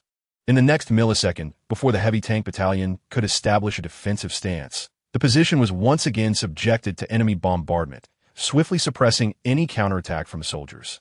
In the sky, the newly formed aerial bombardiers of the sky enemies launched their assault, raining down a multitude of bombs upon the designated target area. As the explosions erupted, the entire position trembled. Flames mixed with debris soared skyward. In the ensuing battle, the majority of the defensive fortifications were either damaged or destroyed, while the Iron Fortress soldiers maneuvered amidst the chaos, retaliating from their cover and trenches, desperately replenishing the scant energy reserves at their disposal. Have the supplies from the rear not yet been delivered? Within the command center of the position, the severely damaged commander inquired of the logistics officer while undergoing treatment from a battlefield medic. "No, sir. The rear commander reports that our supply line has been severed by a rust storm, and currently he lacks the capacity to transport supplies across the rust-laden expanse." The logistics officer replied, bowing his head in silence. Their soldiers continued to valiantly resist the onslaught of the insurgents, yet they were unable to provide even the most basic supplies to them. "Do not blame yourself. This is not our fault. Our soldiers have performed admirably. At the very least, we have no shame before the High Council." Observing the pulsating barrage outside the command center, the commander sought to comfort his subordinate. Grasping his pulse rifle once more, under the escort of the guards, he re-entered the position to defend alongside his troops, to demonstrate their loyalty to the High Council. The commander led his soldiers in a fierce and desperate struggle. The ravaged terrain was riddled with craters from pulse rounds and trenches carved by rockets. As the soldiers fought explosively despite their energy deprivation. As time progressed, the defenses of certain areas gradually weakened, ultimately succumbing to the relentless pressure from the enemy forces. The position was completely overrun, with most of the defending soldiers perishing in the battle, save for a few who were captured. With the fall of the position, the enemy command, led by the Overlord, emerged amidst the smoke, surrounded by shattered walls and the debris of mechanical bodies. Observing the territory they had seized, the Overlord remained silent for a moment before continuing to advance with his troops, intending for the rear forces to reclaim and transform the position into a supply base. These soldiers fought to the last moment for their loyalty to the High Council. Regrettably, their faithful class would not witness this scene. As the Overlord's forces pressed forward, the Thunder Rescue Team, accompanying the advance, noticed the situation at the position. Upon seeing the remnants of the Iron Fortress soldiers, the Team's leader, Leadpin, lowered his weapon and softly lamented the loyalty that the members of the High Council of the Iron Fortress would never see. Loyalty? Rather than lamenting their fidelity, we must focus on adjusting our mechanical states. I cannot afford for any of you to falter on this battlefield due to mechanical issues. Any mistake could spell doom for you or for us in the Thunder Rescue Team. Redirecting his gaze from the mechanical wreckage, Leadpin commanded his team to head to the field repair station to adjust their machines.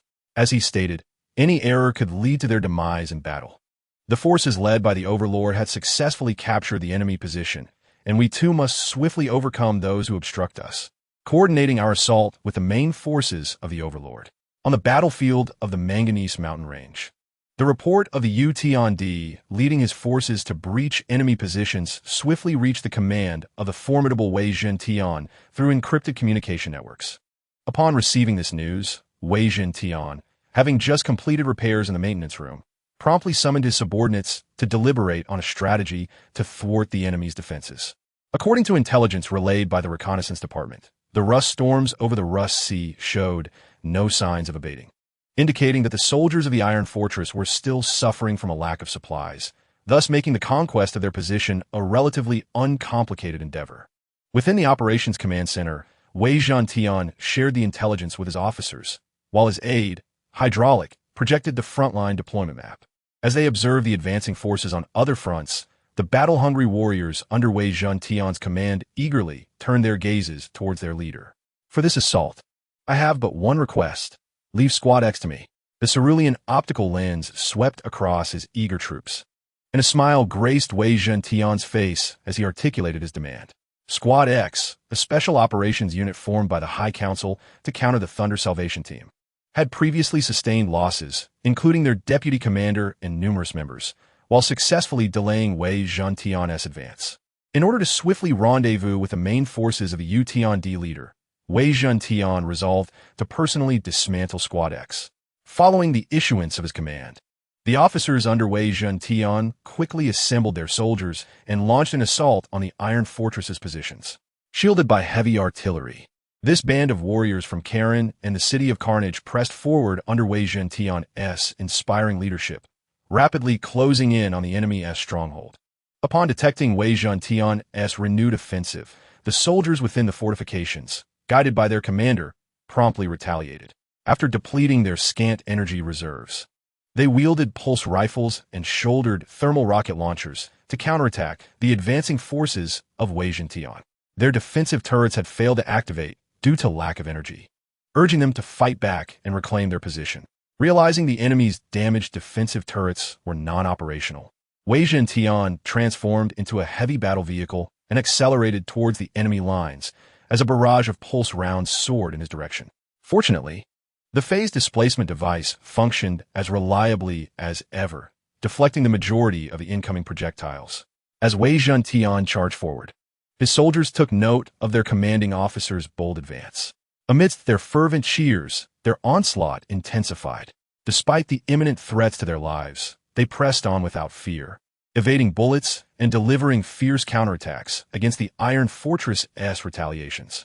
As they followed Wei Zhentian over the front line, the cacophony of explosions, shouts, and the dull thud of gunfire intertwined, while the soldiers of the Iron Fortress attempted to repel the insurgent forces invading their territory, only to be sent back to the source of the flames by the officers under Wei Zhantian's command. In an instant, the battlefield was resounding with the cacophony of combat. Megatron was engaged in battle, fiercely contending with the remaining members of Team X, who, under the leadership of their captain, sought to repel him and return him to the Allspark. However, one by one, they fell to Megatron's might, as the pulse cannons connected to his arms fired relentlessly. Several members of Team X were dispatched back to the Allspark amidst the fray. Observing Megatron's escalating ferocity, the captain of Team X, wielding a thermal blade, attempted a stealthy strike, only to be thwarted as Megatron detected him and ensnared the blade with an energy chain hammer. Upon your return to the Allspark, do not forget to extend my regards to your subordinates. With those words echoing ominously, Megatron surged forward, unleashing a mighty blow that shattered the captain's chest armor, followed by a decisive punch that obliterated his spark chamber. Thus, the captain of Team X was consigned to the Allspark. How could this be? He has vanquished our captain. As the realization of their leader's demise sank in, the remaining members of Team X, paralyzed by shock, found themselves bereft of the will to resist. Ignoring the commanding officer's orders to continue the fight, they hastily transformed into their vehicle forms, desperate to flee the battlefield. Unfortunately, Megatron remained vigilant, intent on the beleaguered members of Team X. Upon noting their attempt to escape, he aimed his ion cannon with precision, unleashing a barrage that resulted in a series of explosions as fleeing members were pierced and annihilated. As Megatron dealt with the remnants of Team X, his soldiers successfully subdued the battlefield, with his lieutenant, Hydraulic, leading a team to locate the enemy commander within their command center, ultimately sending the officer, who had urged the remaining members to resist, back to the Allspark. Commander, the battlefield has been secured. After surveying the wreckage surrounding him, Lieutenant Hydraulic approached Megatron to report on the status of the conflict. Excellent, Hydraulic. Have the soldiers repair the battlefield maintenance facility. Once their units are operational, we shall resume our offensive. After retracting the energy chain hammer, Megatron nodded at Hydraulic's report and commanded the engineering corps to restore the maintenance facility, while instructing the logistics team to transport energy supplies from the rear. They would take a moment to regroup on the enemy's territory before launching another assault in concert with the main forces led by the Decepticon leader. Affirmative, Commander. In response to Megatron's orders, Hydraulic led his team to oversee the repair of the battlefield maintenance facility and coordinated the movement of the heavy artillery from the rear, along with the logistics team to bring forth the energy supplies. In the northern part of Cybertron, at Iron Fortress, while the main forces led by Megatron's faction, the Warsaw Division, and the Decepticon leader advanced steadily on all fronts, the Bat-like counselor in the capital of the High Council, Iron Fortress, was in communication with the Intelligence Department's patrol vehicles. During this interval, the police vehicle, leading a team of regulatory cars, once again unearthed a plethora of evidence detrimental to the Grand Dinosaur, Salus. Some of this evidence even suggested that Salus was deliberately cultivating a loyal faction of his own.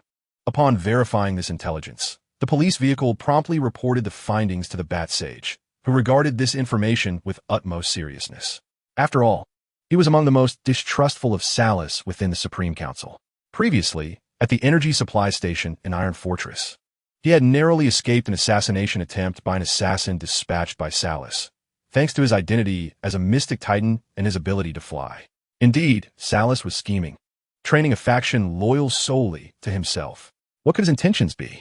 It was shocking that a frontline commander and the ruler of Moe City could engage in such treachery. Police vehicle continue to lead the regulatory team to monitor Salus. I will communicate this matter to the other members of the Supreme Council. I am confident they will take it seriously, the Bat Sage instructed.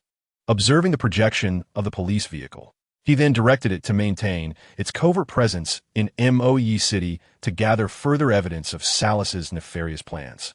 While he personally sought out certain council members who shared his distrust of Salus, including the Shockwave and Halogen counselors. Upon informing the assembled counselors of the evidence collected by the police vehicle, they collectively recognized Salus's conspiracy.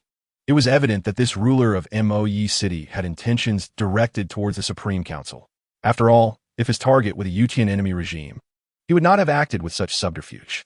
Without the infiltration of the Intelligence Department, They might not have discovered that the recruits trained by Salus were not pledged to the Supreme Council. In their indignation, the counselors understood the necessity of preparation. Thus, under the Bat Sage's proposal, they resolved to dispatch Captain Tong Tian Shao of the Elite Guard, loyal to the Supreme Council, to liaise with the commander of Sound Blast City, while the Bat Sage would assume responsibility for contacting the commander of Soaring Sky City.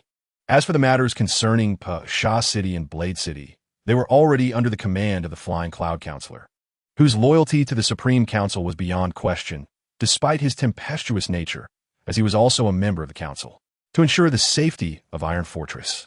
And with the private deliberations of these counselors, they decided to temporarily refrain from sending the soldiers currently being recruited and trained to Blade City, leaving them instead to safeguard Iron Fortress, thus ensuring protection in times of crisis. After all, the 400,000 soldiers loyal to the Supreme Council were stationed at the front lines in Blade City, leaving Iron Fortress somewhat vulnerable. I will contact the commander of Sound Blast City promptly, esteemed counselors, Captain Tong Tian Shao assured, under the watchful gaze of the Bat Sage, Shockwave Counselor, Halogen Counselor, and other members of the Council. Thank you, Captain Tong Tian Shao. If it were not for the apprehension of eavesdropping on encrypted channels, they would not resort to such a desperate measure, and for the time being, they could only rely on Captain Tong Xiangxiu of the Elite Guard to establish contact with the commander of Sonic Boom City. I shall do my utmost, Tong Xiangxiu declared, his azure optical lens directed toward the city of Sonic Boom, a sentiment echoed by the other council members. Metropolis. Transform. The clash between Transformers is a tumultuous and fierce skirmish, with the resounding crashes and explosions of two colossal robots reverberating through the sky. The entire battlefield is reduced to ruins amidst their fierce combat. Trust me, you would not wish to be crushed into oblivion. Chapter 87. The Loyal Red Spider, the Conqueror, and the Reunion with the Ambulance. Has a council member initiated communication? Is it the Flying Cloud representative? Within the Iron Armor Dragon space station on Cybertron's orbit, the recently energized Red Spider learned from Thunderclap that a council member had reached out to him. He set down the metallic cup in his hand, perplexed, and inquired of Thunderclap whether it was indeed the Flying Cloud representative, as he seemed to be the only one among the council members who frequently contacted him. Not this time. The one initiating communication is the Halogen representative from Iron Fortress. It appears there is an urgent matter to discuss, necessitating your personal attendance. After receiving the energy block from Chaos, Thunderclap recounted the communication he had received in the command room, suggesting that some unexpected event had transpired on the surface of Cybertron, prompting a council member with whom Red Spider had a neutral relationship to privately contact the commander of the Iron Armor Dragon space station. The Halogen representative, you say? I have heard he is held in high esteem at Iron Fortress. I shall proceed to the command room at once. Although Red Spider was uncertain as to why the Halogen representative, a remnant from the Golden Age, had suddenly reached out to him, he ceased the replenishment of Energon and turned towards the command room. Meanwhile, Thunderclap and Chaos continued to replenish their energy at the Energon supply station. There was an unsettling sensation that the purity of the energy blocks differed from those of the previous stellar cycle. Had there been an issue at the purification factory in Blade City? As Chaos pondered the purity of the energy blocks, Red Spider adeptly arrived at his command room. Upon the opening of the metallic door, he immediately beheld the projection of the Halogen representative. Esteemed Halogen representative, have you contacted me regarding an urgent matter? Red Spider inquired, displaying a demeanor of respect towards the Halogen representative and the Supreme Council, though a hint of curiosity tinged his voice. Indeed, Commander Red Spider. However, before I proceed, may I ask you, are you loyal to the Supreme Council? The Halogen representative, observing Red Spider's projection from within Iron Fortress, had begun to garner support among commanders of various forces since discovering the treacherous schemes of the monstrous dinosaur Cerastus, and it was Red Spider, in charge of the Iron Armor Dragon space station, whom he was tasked to enlist. I am devoted to the Supreme Council, just as I pledged before assuming the role of commander. Esteemed Senator Halogen, you may place your trust in me until I return to the source of the spark. The Red Spider spoke with conviction, recounting his declaration of loyalty to the Supreme Council upon becoming the commander of the ironclad Dragon space station. Upon finishing, he extended a finger towards his spark chamber, signifying that his allegiance to the Supreme Council remains unwavering until his return to the source of the spark. As the projection displayed the Red Spider's fervent words of loyalty, Senator Halogen surveyed the surrounding assembly of silent listeners. After receiving nods of agreement from the other senators, he turned his gaze back to the projected image of the Red Spider. If you are indeed loyal to the Supreme Council, then this is the moment when your strength is most needed.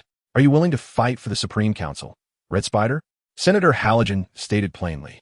Had the Red Spider been the commander of Cybertron's surface, the senator might have employed more circumspect language.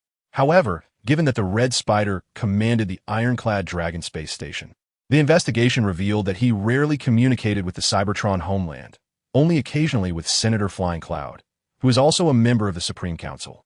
Thus, the likelihood of the Red Spider siding with the Supreme Council seemed quite high.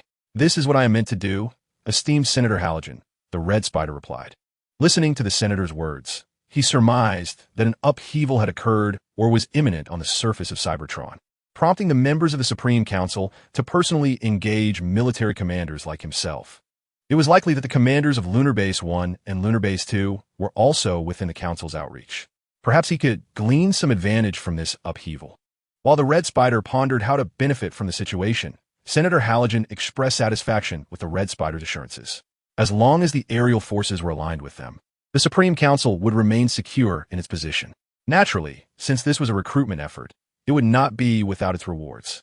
After the Red Spider consistently demonstrated his loyalty to the Supreme Council, Senator Halogen, under the subtle encouragement of his fellow senators, announced plans to dispatch a supply unit to the ironclad Dragon space station, alleviating any concerns the Red Spider had regarding supplies. Upon hearing of the additional energy supplies, a smile spread across the Red Spider's face as he reaffirmed his loyalty to the Supreme Council. He declared that at the senator's command, he would immediately send forces to provide support, ensuring that anyone who opposed him would be returned to the source of the spark. At least, that is what he conveyed during his communications with Senator Halogen. While certain members of the Supreme Council discreetly courted loyal frontline commanders, the Celestial Beacon led a contingent of elite guard members from the Iron Fortress to Sonic Boom City, where he would accompany the supply convoy to the front lines. Upon his arrival at Sonic Boom City, he met with the governor within the governor's building and learned of the increasing supply consumption of the frontline troops. "This is the data sheet I left while providing supplies to the frontline soldiers. In recent stellar cycles, the supply consumption of the frontline troops has markedly increased, and such fluctuations in supply usage seem rather suspicious. Hence, I specifically inquired with the aerial envoy from the frontline, who assured me that this was merely a normal consumption pattern and advised me to continue supplying them." The governor of Sonic Boom City, along with the envoy from Iron Fortress, conveyed the recent supply consumption situation to the captain of the Elite Guard. Upon hearing about the irregular supply consumption, the envoy promptly reviewed the data and indeed discovered discrepancies.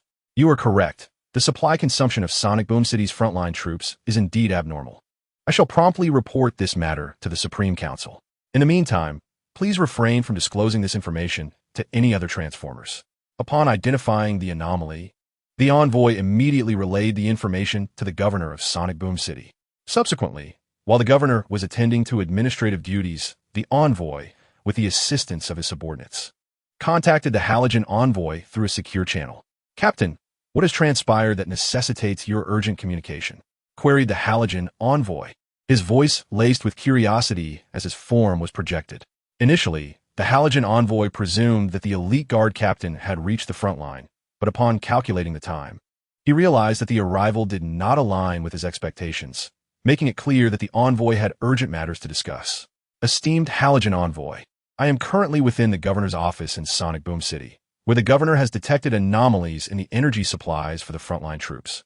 I believe it is imperative to inform you of this situation," the envoy replied, his azure optical lenses focused on the projected figure of the Halogen envoy. He proceeded to transmit the data provided to him by the governor. "What is this? The energy consumption of Sonic Boom City's frontline? Why is there an increasing demand for energy supplies?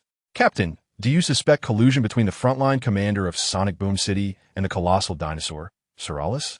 Upon receiving the data, the Halogen envoy noted the fluctuations in energy consumption and questioned the envoy. "I am currently uncertain.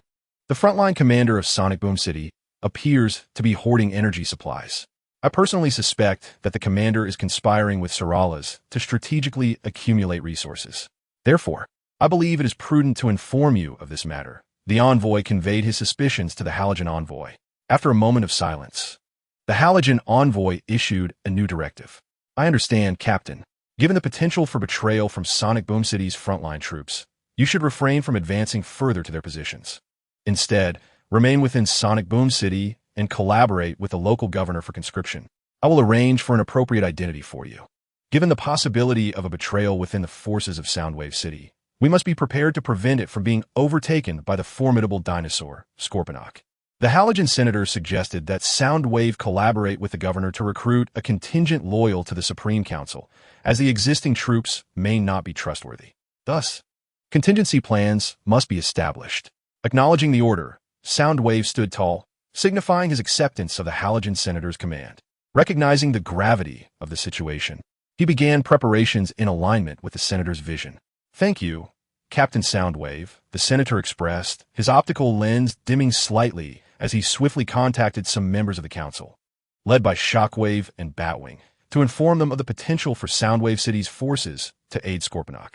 In the southern expanse of Cybertron, at the temporary command center, the Supreme Council has finally realized that internal conspirators may be plotting against them. Excellent. If they are poised for infighting, I shall gladly accept the more than 200,000 loyal troops to Iron Fortress. Within the command center, Unicron smiled as he patted the shoulder of his intelligence officer. Soundwave. With the rift between Scorponok and the Supreme Council becoming apparent, the offensive at the spaceport was paused, allowing Soundwave to lead an elite force to the southern plains in support of Unicron. Moreover, Soundwave was not the only one coming to aid. The ambulance from the Manganese Mountains joined the fray. With the assault from Blade City halted, Commander Explosive was preparing to collaborate with Scorponok to counterattack the Supreme Council, allowing the ambulance to lead elite troops to assist. Of course, on the way to confront Megatron, the ambulance intentionally left nearly half of its forces to support Megatron's offensive. The rising star of the southern region of Cybertron, Megatron, was of great importance to the ambulance, who had consistently provided both troops and support. It seems the Supreme Council believes that the rebellious factions in the northern region of Cybertron should be dealt with before addressing the less industrialized southern region. However, with the loss of 300,000 loyal soldiers from the south, does the Supreme Council possess the capability to swiftly assemble an elite force? In Unicron's command center, the ambulance, having arrived from the Manganese Mountains, looked at Unicron with some confusion. The 300,000 encircled soldiers were the result of extensive training by the Supreme Council. Could Scorponok afford the Council the time necessary to retrain their forces? Although the elite troops loyal to the Supreme Council were surrounded, the residents under their governance remained steadfast. As long as these residents remained loyal, they would rise up against Scorponok in defense of the Supreme Council. By that time, the Council would have some opportunity to train a portion of their elite forces. The tyrant spoke, indicating that nearly 600,000 soldiers had been mobilized in the southern regions of Cybertron, while the northern territories had amassed around 800,000 troops. This, however, was not an excessive force. For a race spread across the expanse of Cybertron, it represented merely a localized mobilization. Consequently, following the initial uprising, the tyrant refrained from leading an immediate assault from the spaceport against the northern territories, understanding that such a course would merely replicate the protracted conflict of a previous battle etched in memory. The tyrant now awaited the great dinosaur, Ceres, and the High Council to exchange energy supplies. Subsequently, he intended to lead the mobilized forces of southern Cybertron to gradually advance, introducing a new regime to the energy-depleted northern territories. Surely, the High Council still believed that the airborne senator, commanding a reserve army of 100,000, would not betray them. Observing the intelligence relayed through encrypted channels, Ratchet shook his head. The airborne senator's tactical maneuvers had indeed inflicted casualties upon their troops. Yet the losses incurred by the High Council were far greater. Perhaps realizing that the damages inflicted upon the High Council could warrant his imprisonment in Glass 1, the airborne senator conspired with the great dinosaur, Ceres. This was our opportunity. We had already annihilated nearly 50,000 enemy soldiers through encirclement, and the remaining 70,000 troops of the Iron Fortress, also surrounded, were beginning to waver in their resolve due to a lack of supplies. I believe we will soon receive tentative overtures from them. The tyrant surveyed the battlefield and gestured towards the positions established by the airborne senator's 70,000 feigned assault troops. Noting that this contingent had engaged in the fewest skirmishes with southern Cybertron and was thus the most likely to surrender, given their energy shortages, rather than annihilating them, the tyrant preferred to entice their capitulation. After all, compared to the northern territories, southern Cybertron was replete with energy cubes, while this feigned assault force was currently deprived of vital supplies. Although there had been no signs of contact with the tyrant's regime yet, the tyrant believed they would ultimately surrender. The vast majority of Transformers were unwilling to return to the Allspark due to energy deprivation. Such a fate was most grievous. The instinct for survival is inherent, whether in silicon-based or carbon-based life forms. Is this the main force of the tyrant's leadership? As the tyrant and Ratchet discussed the situation, Optimus Prime, following the convoy of gas grenade transports, brought yet another shipment of energy supplies destined for the tyrant's position. Fate is not ours to choose. Every moment, we stand at the crossroads of history and legend. You shall pay for your errors. From this moment forth, you shall fight alone. Chapter 88. The meeting of Optimus Prime and the tyrant. The birth of the Autobots emblem. Captain of the gas grenades. The tyrant's leader should also be present at this position, correct? At the tyrant's encampment, the gas grenade leader guided the supply convoy, led by Optimus Prime, to deliver the fuel supplies to the logistical officer for acknowledgement. At this moment, the battleground was bustling with soldiers, their battle-worn frames serving as a testament to their valor. Observing the soldiers scurrying under the direction of junior officers, Optimus Prime, having transformed back from his vehicle form, inquired softly, his voice tinged with curiosity, to the gas bomb captain, the leader of the unyielding enemy. What prompts your question, Optimus? After conferring with logistics personnel, the gas bomb captain turned to Optimus, puzzled by the sudden inquiry. I overheard a prisoner from the rear mention that the leader of the unyielding enemy has appeared on the front lines. And given that our current supply shipment exceeds previous ones sent to other fronts, I suspect we are in the presence of the main force led by the leader of the unyielding enemy. In response to the captain's inquiry, Optimus expressed his speculation. With the southern front of Cybertron launching a full-scale counteroffensive, news of the leader's appearance had spread among the prisoners and soldiers alike. Thus, as he facilitated the energy supply transport to various positions, Optimus found himself curiously observing whether the leader of the unyielding enemy might manifest at these sites. The leader of the unyielding enemy is indeed present on the front lines, but whether he occupies this particular position, I cannot disclose. Optimus, the gas bomb captain, reluctant to divulge details regarding the leader's presence among the main forces, recognized his role as a beneficiary of the unyielding enemy's regime. As a beneficiary, he felt compelled to uphold the authority of the leader, who had conferred upon him both identity and status, privileges that the former council had denied him. I understand your curiosity about the leader of the unyielding enemy. I too was once intrigued before my first encounter with him. He is a leader imbued with confidence, perseverance, and wisdom. When the leader of the unyielding enemy graced Kaon with his presence, all residents gazed upon him with reverence. His towering form, with azure optics that conveyed both firmness and gentleness, consistently resonated with his audience through his speeches. Many followers, myself included, believed that the leader could guide us to success. Gazing at the logistic soldiers transporting energy blocks, the gas bomb captain reflected on his previous encounter with the leader during his time in Kaon, where the leader spoke with fluid eloquence and compelling vigor. Not only in policy formulation, but also during critical moments, the leader decisively directed his followers to act swiftly, which enabled them to conquer the southern region of Cybertron and establish a new regime. As the protector of miners, the gas bomb captain continually infused political significance into his praise of the leader, reminiscing about the time the leader had encouraged him with a pat on the shoulder. Is this truly the leader of the unyielding enemy? Optimus asked softly, his azure optics reflecting the captain's form. Indeed, it is, Sentinel Prime. As the Toxicant was about to nod in acknowledgement of the impression left by the Sentinel Prime upon his followers, he realized that Optimus Prime was not looking at him, but rather gazing behind his own frame. Upon turning, the Toxicant beheld the red and silver figure of the leader, accompanied by the smiling figure of the paramedic commander. Do not be startled. I'm delighted to hold such a significant position in your spark. I remember your name, Toxicant. We encountered each other in Kaon when I entrusted you with the position of chairman of the Stand City Miners Union. observing the astonished Toxicant and Optimus Prime on the battlefield. The Sentinel stepped forward and gently reassured him, recalling the name of this transport driver who, through unforeseen circumstances, had become the representative of unemployed miners. Indeed, is so. Sentinel Prime, I am honored to serve as the chairman of the Miners Association. The Toxicant's voice noticeably trembled in the presence of the Sentinel. In response, the Sentinel softly patted the Toxicant's shoulder for comfort, then turned his attention to Optimus Prime, who stood nearby. Welcome to our midst, young compatriot. As he observed the bewildered reflection of Optimus in his optical sensor, the Sentinel approached the leader module seeker appointed by Shockwave, speaking in hushed tones. You know me? You anticipated my arrival? Sentinel Prime? Optimus exclaimed, realizing that the leader of the southern regime of Cybertron was indeed familiar with him. Certainly, young Optimus. The southern territories of Cybertron extend a warm welcome to you.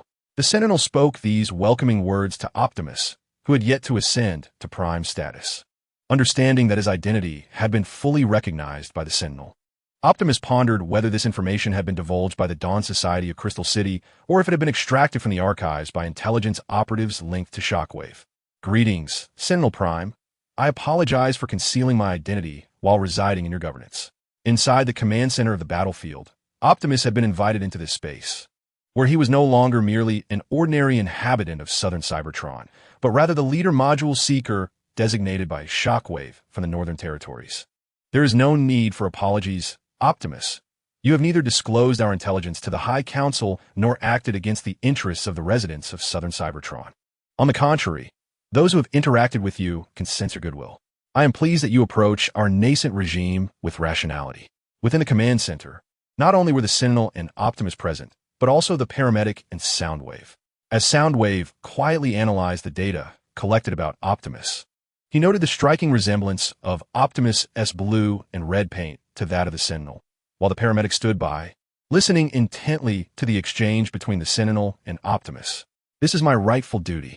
During my time in the southern region of Cybertron, I have heard numerous accounts of the grave mistakes committed by the High Council, and the compatriots I have encountered wholeheartedly support you. Were I a resident of southern Cybertron, I believe I too would become your follower.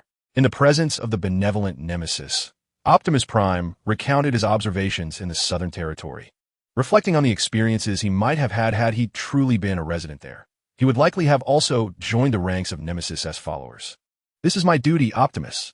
Both Cybertron and our race are in dire need of transformation, whether it be the rampant overexploitation of Cybertron or the stagnation of our kind. If we fail to enact change, we are destined for self-destruction. The High Council fails to comprehend that the extravagant desires of the few transformers must yield to the needs of the many. The azure optics of Nemesis gazed at Optimus, articulating the crises currently plaguing Cybertron. Their race must once again venture beyond the confines of Cybertron, lest the resources of the planet that nurtured their kind fall into depletion. Signs of this are already evident. The non-synthesizable resources in northern Cybertron are nearing exhaustion, while the southern region, though in better condition, still leaves Nemesis deeply concerned. Therefore, upon his meeting with Optimus, Nemesis addressed this matter at the command center. You're correct, Nemesis. The High Council has lost its navigational course during its prolonged dominion over our race, perhaps worn down by countless stellar cycles that have extinguished their once proud spirit. Listening to Nemesis, Optimus understood that he was alluding to the High Council's unscrupulous methods of accruing benefits that do not rightfully belong to them. During his time among the residents of southern Cybertron, Optimus encountered many similar tales, gaining insight into the profound animosity the majority harbors towards the High Council. It is not Nemesis who incites the residents of southern Cybertron. Rather, it is the High Council that has driven their once loyal constituents into the arms of Nemesis, including not only the councilors, but also the senators and governors of various cities under the High Council's regime, as well as the station commanders. Their enduring corruption has weakened the residents' sense of belonging to the regime. Thus, when Nemesis emerged, they found a new allegiance, following him in pursuit of self-interest. Indeed, times are changing, yet the High Council remains stagnant, their thoughts trapped in the Golden and Rust Ages. Even as the past has become mere legend, with only scant remnants of literature and architecture to signify the existence of the Golden Age, they continue to regard these as symbols of their honor. Optimus, you may perceive my words as a critique of the High Council, but I must still urge you not to let their authority obscure your vision. Remember this well." After speaking, the adversary placed his hand upon the shoulder of Optimus Prime, who still bore an air of youthful innocence. The adversary was confident in his ability to imbue Optimus with his own essence, for had not Megatron been transformed by his influence? The leader of the adversaries listened intently as Optimus remained silent, poised to speak when the captain of the elite guard, Kaon, reported from outside the command center. Upon hearing Kanon's voice, the adversary summoned him to enter, and soon after, Optimus witnessed Kaon leading the Reflector trio into the room. Many Autobots. It appeared that the adversary's ranks also boasted a considerable number of these diminutive followers. Once the Reflector trio entered, and noticing the evident intelligence report from the many Autobots, Optimus proactively suggested not to disturb the adversary leader any further. Observing Optimus's willingness to step aside, the adversary did not insist on his stay, but instead instructed Kaon to escort Optimus from the command center. With Optimus's departure, the Reflector trio hastily approached the adversary to relay the intelligence they had gathered. "Leader of the adversaries, we have received encrypted intelligence from the northern regions of Cybertron.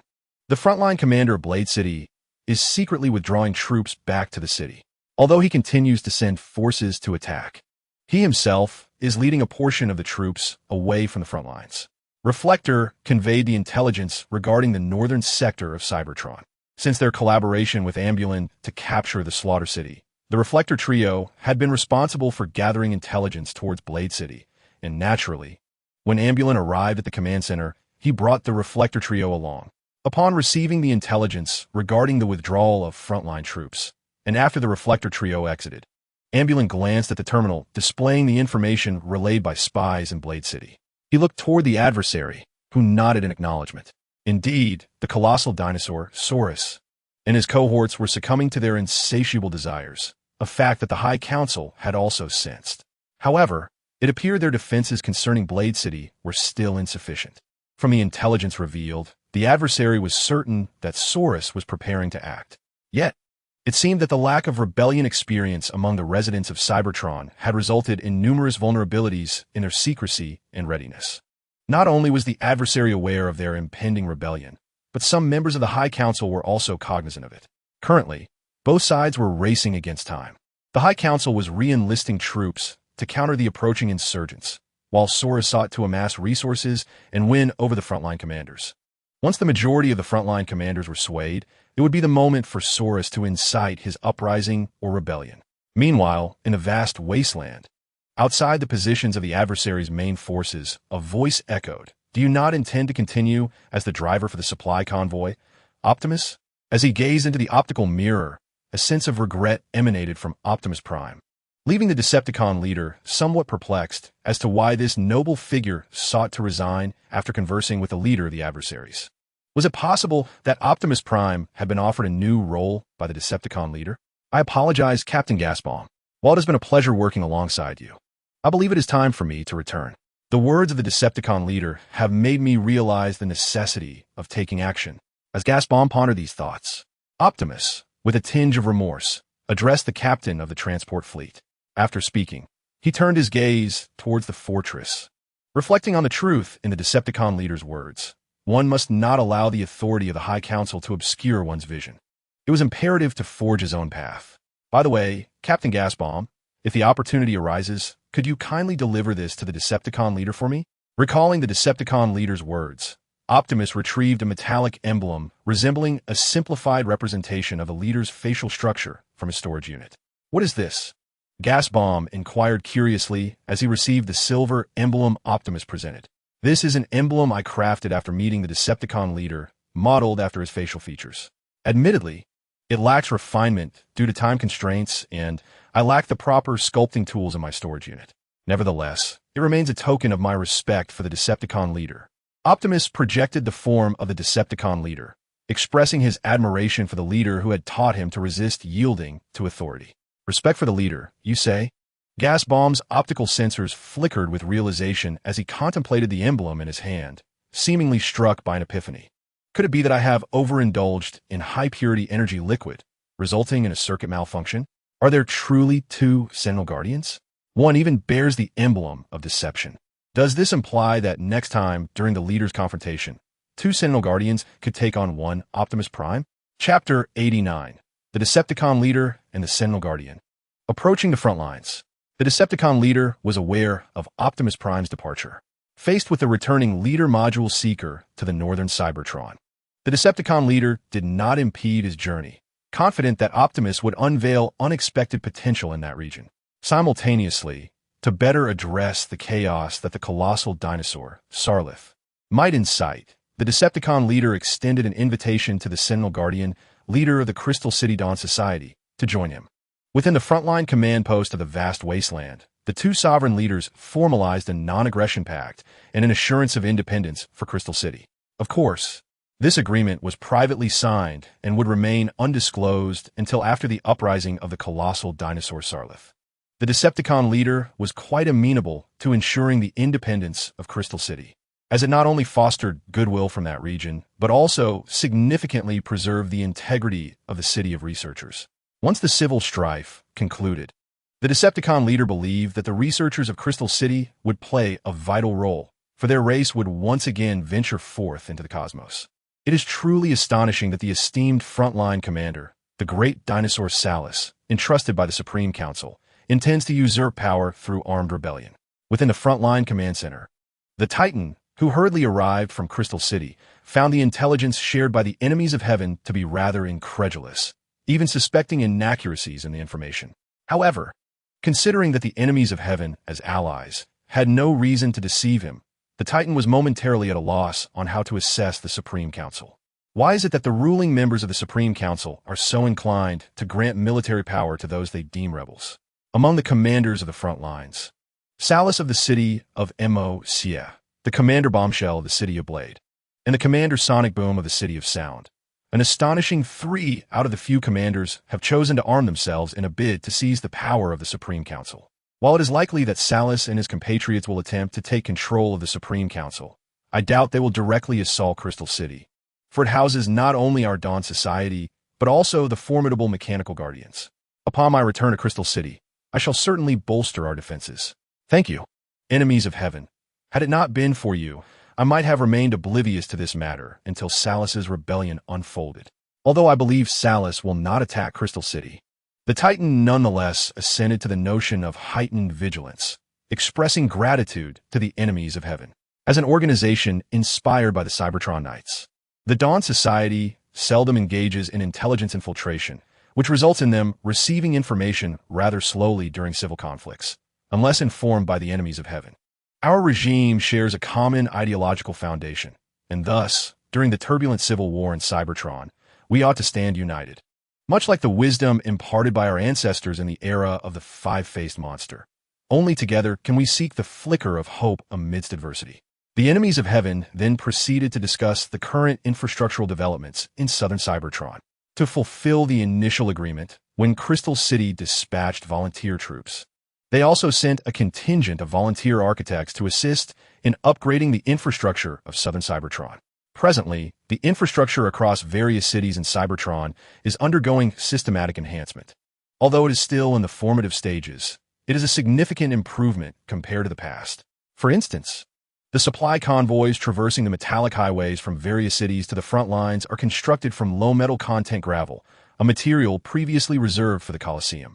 Now, after meticulous adjustments by the architects of Crystal City, this gravel has become a primary material for the metal roads in southern Cybertron. Although roads built with this gravel will have a considerably shorter lifespan, it is a practical solution during the Civil War. Compared to the architects of Kaon and the City of Carnage, the architects of Crystal City place greater emphasis on harmony. Rather than constructing buildings that stand out in style, they prefer to integrate their designs with existing structures, creating a cohesive architectural ensemble, much like the Knights of the Dawn Society from Crystal City, who never act impulsively or recklessly in isolation. Thus, the formidable Unicron entrusted the infrastructure work to them without reservation. For it was a relief to avoid witnessing the architects from Kaon and Triptychon engage in fierce disputes over architectural aesthetics. After all, the southern region of Cybertron is characterized by its simplicity and straightforwardness. For them, action speaks louder than words. I am delighted by your high regard for the architects. Prior to their arrival, They had been disheartened by a brief separation from the mighty Optimus Prime. However, it appears they have once again redirected their focus towards their work.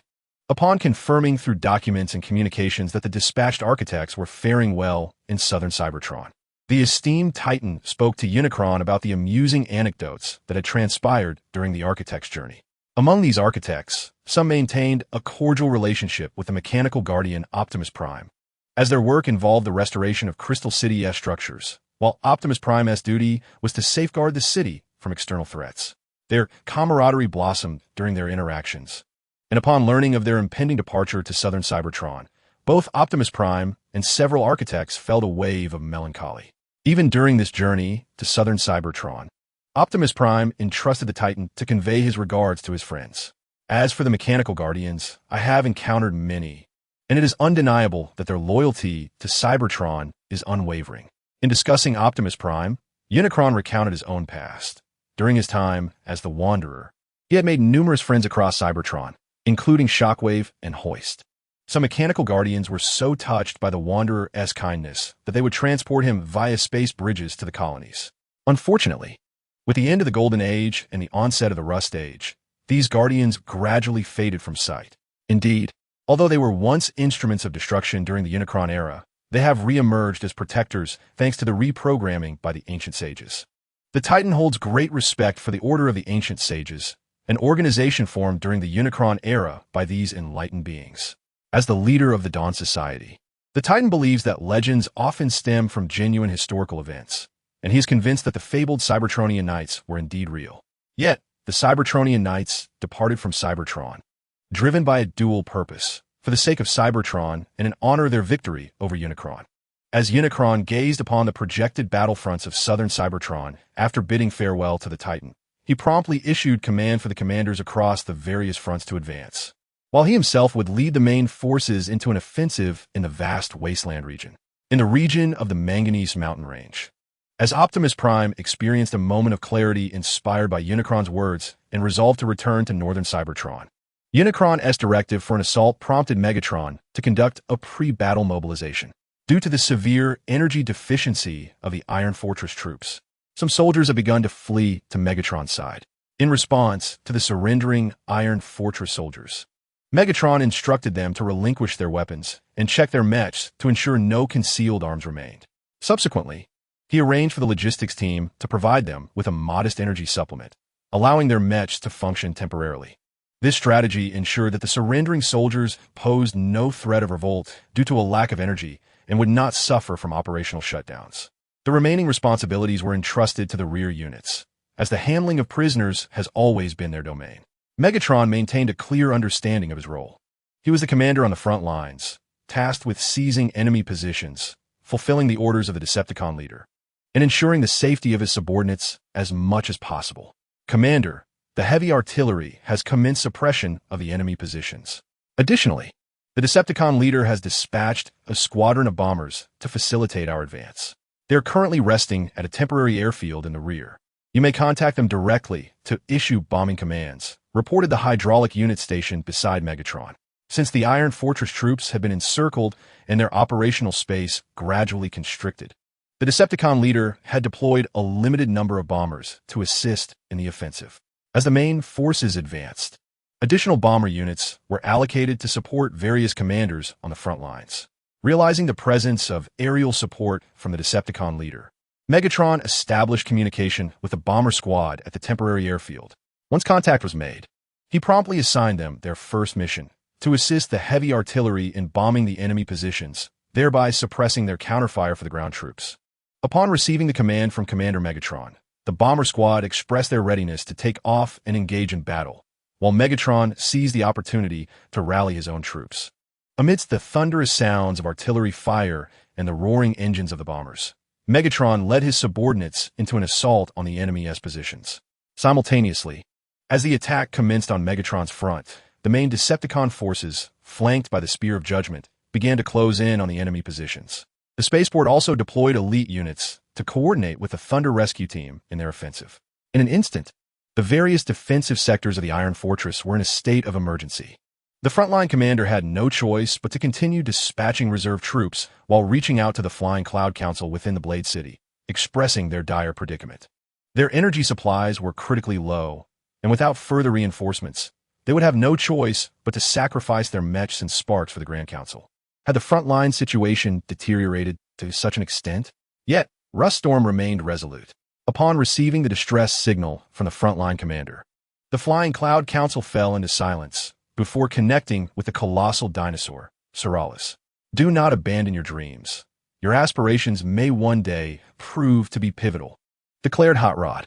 Behold my new insignia. What do you think? Is it not striking? Chapter 90. The role of the mini-titan. Optimus Prime returns. The assault proceeded with remarkable ease, as the Iron Fortress forces faced a critical shortage of supplies. The once valiant soldiers could no longer withstand the onslaught of rebels captured in their optical sights, and even the thought of resistance became exceedingly arduous. In light of this, the Conqueror, Megatron, confronted the multitude of captured Iron Fortress soldiers and instructed his adjutant to hydraulically liaise with rear units to prepare for the management of a vast number of prisoners. The reckless decisions of the Supreme Council had led to the demise of those loyal to them. Had these soldiers been adequately energized, our seizure of this position would have incurred some losses. Fortunately, their energy reserves were severely depleted. Standing beside Megatron's formidable frame, the adjutant absorbed his superior's words while observing the line of disarmed Iron Fortress soldiers. Indeed, from the onset of the Uprising to the present, the Iron Fortress soldiers exhibited the most fervent resistance they had ever witnessed, displaying utmost loyalty to the Supreme Council. Alas, loyalty cannot substitute for energy reserves. The rust storms hovering over the Rust Sea had utterly severed their supply lines, presenting a splendid opportunity for the insurgents. As Megatron led his forces to effortlessly capture the enemy's position and advance further, the main forces under the command of Unicron were also engaged in fierce combat. In contrast to the supply-deprived Iron Fortress soldiers facing Megatron, the Iron Fortress forces obstructing Unicron's main troops were replenishing their dwindling energy reserves and retaliating against Unicron soldiers. The commander of the Iron Fortress front line deduced the approximate location of Unicron's main forces based on the collapse of various fronts and subsequently transported the remaining energy reserves to that sector, allowing the replenished soldiers to successfully withstand the onslaught of Unicron's main troops. As for the other fronts, the Iron Fortress commander could not muster additional energy reserves for transport to the front lines. They had to rely on the continuous establishment of fortifications to mitigate the enemy's other offensive maneuvers, as processing prisoners also required time. Thunder Rescue Team. Charge. On the battlefield of the main forces, after the Thunder Rescue Team breached the enemy lines on the flank of Unicron's forces, they did not push further, but instead rallied their elite soldiers toward the direction of the assault on Unicron, assisting in a pincer movement against the enemy position. As the elite forces led by the Thunder Rescue Team launched their flank attack, the main forces successfully breached the enemy's firepower defenses. Under the command of the frontline officers, the soldiers surged into the Iron Fortress soldiers' positions, engaging in fierce combat to reclaim the territory, while the Thunder Rescue Team also penetrated the enemy's stronghold. They charged with greater speed and valor than their counterparts. Taste this. Armed with thermal energy blades, the members of the Thunder Rescue Team pierced through the enemy's core, shouting as they relentlessly decimated the foes on the battlefield. Any target locked by their precision strikes would face dire consequences unless they surrendered immediately. Otherwise, they would be sent back to the source of their flames. Thunder Rescue Team, do not entangle yourselves with your enemies. Our objective is to breach the enemy's command post. As the Thunder Rescue Team, led by the formidable Leadfoot, continuously dispatched adversaries back to their source of fire, the sound of the commander's signal resonated through the communication channels, urging each member not to allow the skirmishes with enemy troops to hinder their advance. They had a far more significant mission to accomplish. With a thunderous roar, the chaotic laser bird launched its assault. The objective was to obliterate the enemy positions that still posed a threat. As the Thunder Rescue Team commenced their charge, Soundwave, commanding the elite forces at the spaceport, unleashed his own mini-transformers onto the battlefield, with 3 cassettes ejecting from his chest and rapidly morphing to initiate their offensive. Soundwave wielded a voltage rifle, relentlessly incapacitating any enemy combatants daring to resist. Let's create a ruckus. Underestimating us could lead to dire consequences. The thunderous and chaotic forces coordinated seamlessly, taking advantage of their diminutive and agile transformer forms to swiftly navigate the battlefield, occasionally employing seismic hammers to dismantle the heavy weaponry the enemy relied upon for counterattacks. In contrast to the prowess of the thunderous and chaotic duo in dismantling immobile heavy armaments, Laserbirds soared to great heights, utilizing intelligence reports to systematically eliminate those Iron Fortress junior officers attempting to rally their subordinates for a counteroffensive. The soldiers successfully suppressed the enemy's stronghold. All that remained was to annihilate them on their ground or force them out, thereby allowing for continued advancement. As the frontline soldiers pressed their attack, Ambulin and the Decepticon Skyquake remained vigilant, monitoring the unfolding battle. Upon confirming the ferocity of their force's assault and the enemy's inability to withstand it, Ambulin recognized that this position was about to fall into the hands of the soldiers. Excellent, continue the assault. We must maintain our momentum, collaborating with other units to relentlessly constrict the enemy's breathing space. Listening to the frontline reports, Skyquake directed his staff to relay orders to the front lines. The enemy's energy supplies could no longer sustain their morale. Persistent aggression would lead the Iron Fortress soldiers, crushed by despair and loyalty to the Supreme Council, to abandon their resistance. Meanwhile, in Crystal City, are you planning to return, Optimus? On the metallic streets of Crystal City, Axis, the deputy of the Dawn Society, walked alongside Optimus Prime. Given the potential shifts in the Civil War, Crystal City was currently under martial law. However, this seemed to bear little significance for Optimus. After all, he was the chosen leader module seeker appointed by Shockwave, and the Knights of the Dawn Society trusted that Optimus would not betray the principles of knighthood. Indeed, in the southern regions of Cybertron, I encountered many notable sights, perhaps precisely what Shockwave intended for me to witness. Therefore, upon my return to Iron Fortress, I wish to discuss my reflections on this journey with Shockwave. Optimus admired the unique architecture of Crystal City and recounted his experiences in southern Cybertron, expressing gratitude toward Shockwave. Had it not been for Shockwave's recommendation to become the leader module seeker, he might still be toiling away in the archives, oblivious to the emergence of the new regime in the southern territories of Cybertron. Is that so? Then I wish you good fortune, Optimus Prime. Likewise. May the Primal God bless you, Warax. Within the confines of Crystal City, after transmitting the access code to Optimus Prime, Warax expressed his hopes for Optimus's safe return to Iron Fortress. In response to this friendly blessing, Optimus Prime, with equal respect, conveyed his well wishes to Warax. Subsequently, under Warax's watchful gaze, Optimus Prime transformed into an all-terrain vehicle and drove towards the High Council's domain. Optimus has departed, Titan. As he vanished from view through the optical lens, Warax established communication with Titan, the leader of the Dawn Society, in Crystal City. When you believe you grasp the depths of their depravity, they will prove even more unprincipled. Without sacrifice, there can be no victory. Chapter 91. The path to enlightenment is striving.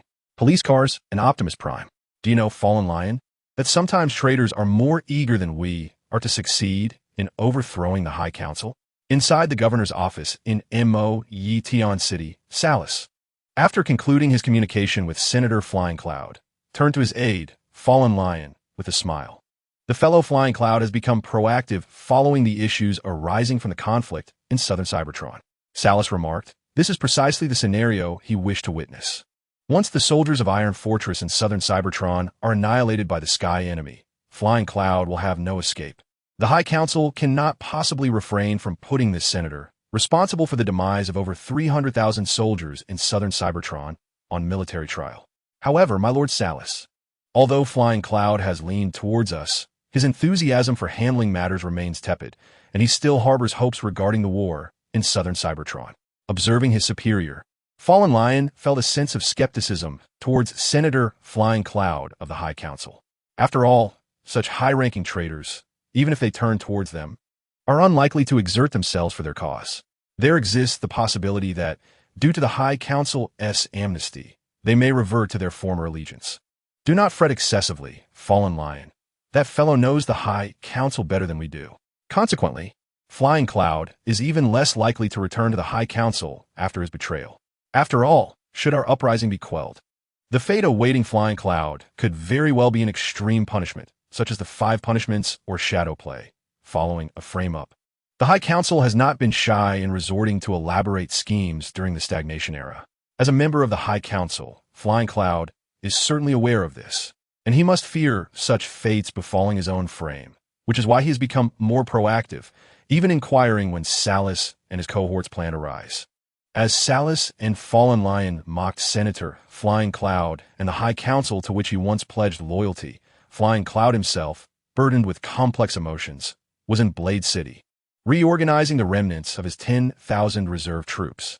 In the execution of missions previously orchestrated by Flying Cloud, the Iron Fortress forces boasted 300,000 regular troops alongside over 100,000 reserves. Now, due to a rust storm, Senator Flying Cloud has directly lost 300,000 regular troops, leaving him with a mere 10,000 reserves. It is precisely because he commands those 100,000 soldiers that Salus seeks to win him over, offering him a chance for choice. Although Fiyun is acutely aware that Salus is merely exploiting him, he finds himself unable to turn back. The annihilation of 300,000 soldiers in the southern region of Cybertron must be shouldered by him, the orchestrator. Even if he were to disclose Salus's treasonous intentions to the High Council, it would prove futile. After all, the obstinacy of certain council members would not absolve him of responsibility, simply because Fiyun revealed Salus's rebellious designs. They would conjure various justifications. For instance, the backing council member would point out Salus's erratic behavior, claiming that the intelligence department had been monitoring him for some time. Fiyun has no desire to be imprisoned in Glass One. The stripping of one spark is no light matter. Although one does not revert to the spark source after being severed, the sense of helplessness in a state of unconsciousness is unbearable. He hopes Salus will perform adequately, swiftly seizing control of the cities governed by the High Council. If he can successfully reorganize the forces in northern Cybertron, there may yet be a chance to launch a counteroffensive against the heavenly enemy in the south. In his living quarters, Fiyun observes the deployment of frontline troops projected before him. The Iron Fortress soldiers' defenses are being relentlessly breached, and the heavenly enemy seems intent on denying them any respite. Troops across various fronts are rapidly encircling the Iron Fortress soldiers, who lack energy supplies. Silently, Fiyun watches the positions being overtaken by the forces of the heavenly enemy, then contacts his adjutant in Blade City. Is the reserve army restructured? He inquires, gazing at the projected image of his adjutant's mech. Yes, my lord. We have commenced the reorganization as per your orders, and it is proceeding in an orderly manner, replies the adjutant, a trusted confidant who comprehends the true implications of his superior's words. While he wishes to dissuade Fiyun from betraying the High Council, he finds no suitable rationale. It is hardly plausible to convince Fiyun to trust the political integrity of his fellow council members. We must expedite the process. Time is of the essence, Fiyun insists, nodding at the adjutant's report on the troop reorganization. Every moment counts, and he must transform these 100,000 reserve soldiers into a force loyal to him before the High Council can react. Fiyun understands that since both the High Council and Salus are unreliable, he must forge a loyal army of his own. Only then can his safety be assured amidst the turmoil of civil war.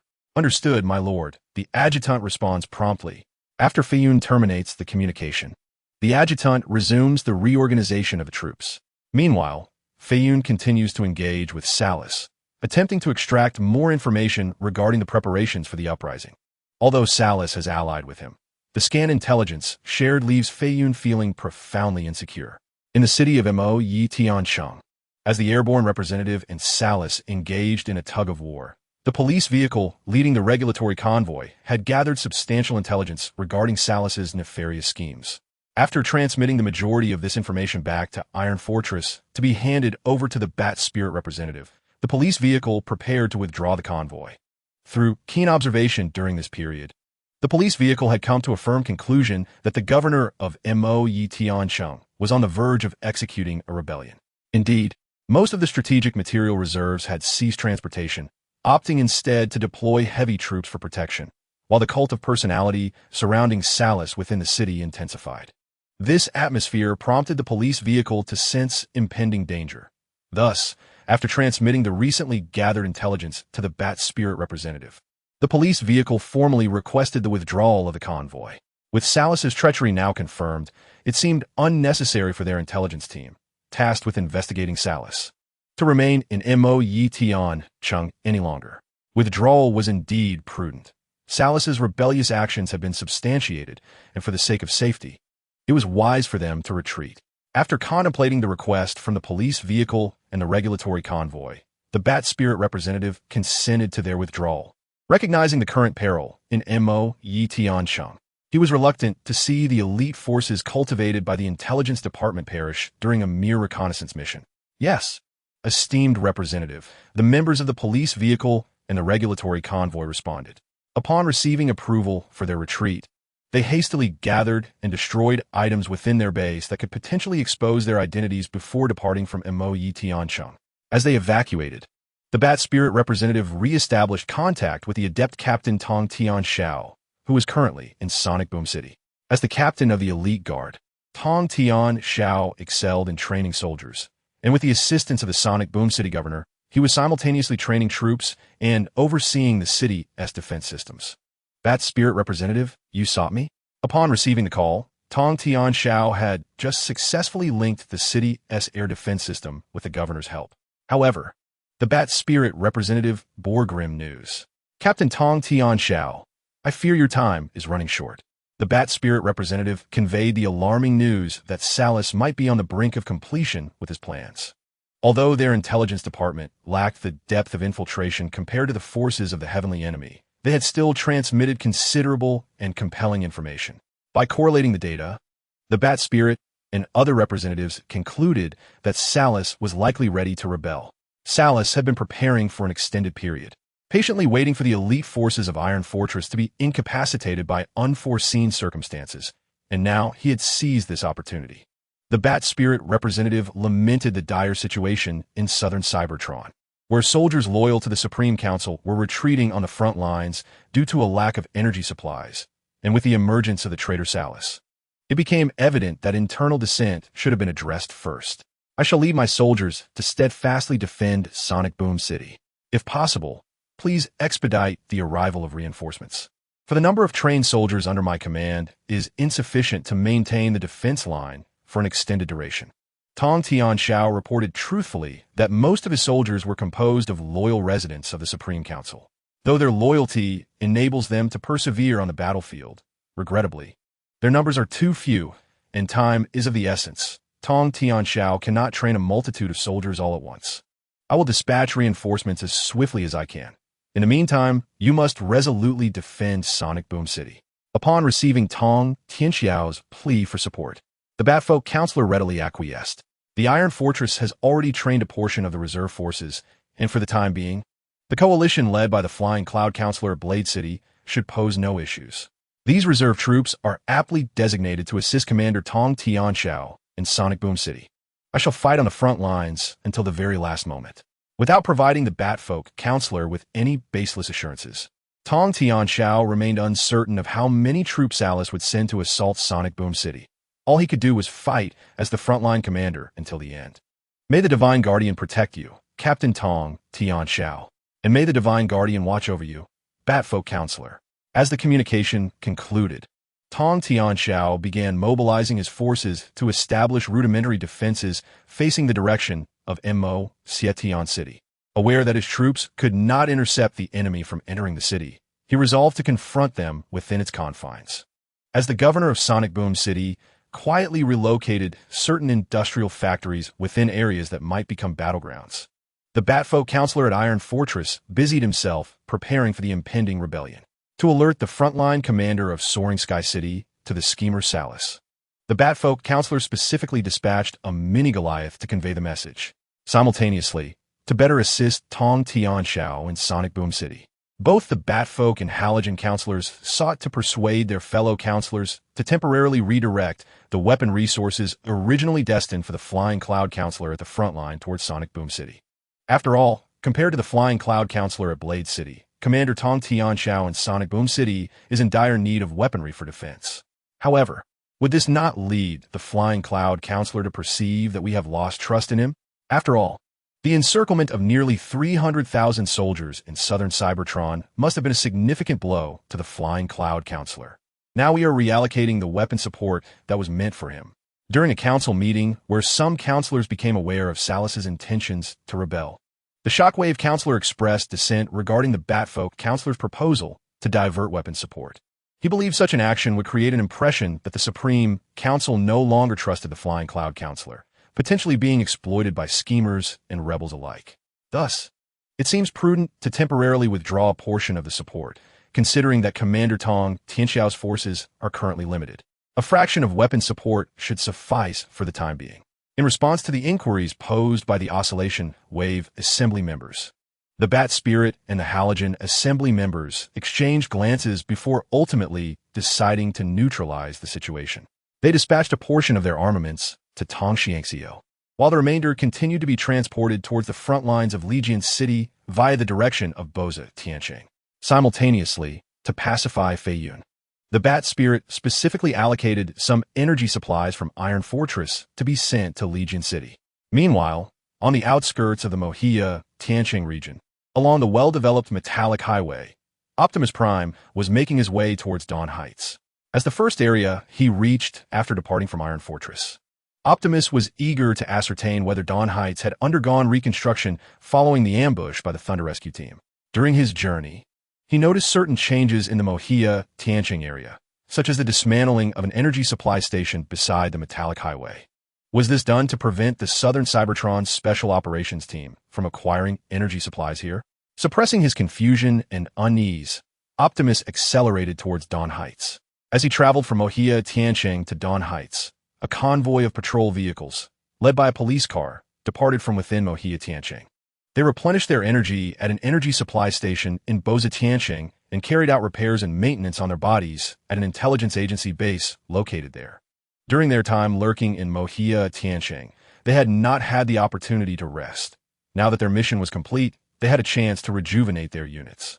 While the members of the convoy were engaged in repairs, the police car continued to work diligently. As the squad leader, the police car rarely allowed himself to relax. He feared that any lapse in vigilance could invite unforeseen dangers. While he was focused on his tasks, a communication request suddenly came through to his terminal. Noticing the incoming request, the police car paused his work and turned to the terminal. In the next moment, a look of surprise flickered across his optical sensors. Olayan, when did you return to Northern Cybertron? After activating the anti-eavesdropping device, the police car answered Optimus Prime's communication request. His voice tinged with curiosity as he addressed his old friend from Iron Fortress. I just got back. Upon entering the Supreme Council's domain, I immediately reached out to contact you. Police car, Optimus replied. I had intended to share my joy with you as soon as I arrived in Southern Cybertron, but unfortunately, due to the establishment of a new communication system there, I was unable to get in touch. Listening to Optimus's explanation, the police car seemed to ponder for a moment before nodding in understanding. Has the communication system in the southern region of Cybertron been reconstructed? Indeed. How could a new regime exist without its own communication system? How has life been in the southern part of Cybertron? Setting aside the establishment of a new communication system by Unicron, the police car inquired about Optimus Prime's experiences in southern Cybertron. As one of the few Transformers who had returned from the Civil War in that region, the police car sought to glean information regarding the governance of southern Cybertron from him. I have fared quite well in southern Cybertron, Optimus Prime elaborated. I have ventured into various occupations, having worked as a miner and a supply transport driver. Undoubtedly, Unicron's regime has treated the miners far more favorably than the previous High Council. There, I encountered numerous miners who supported Unicron's governance and witnessed the remarkable journey of a miner who ascended to become a frontline commander. We even forged a friendship. He taught me the art of marksmanship, while I guided him in acquiring a teaching certificate.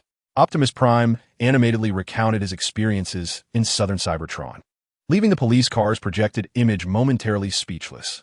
It seemed that after his journey to southern Cybertron, Orion Pax had become considerably more open and exuded a newfound confidence. A miner becoming a frontline commander? What a radical endeavor. The members of the High Council and the Functional Committee would surely be infuriated to the point of overheating their central processors upon hearing this.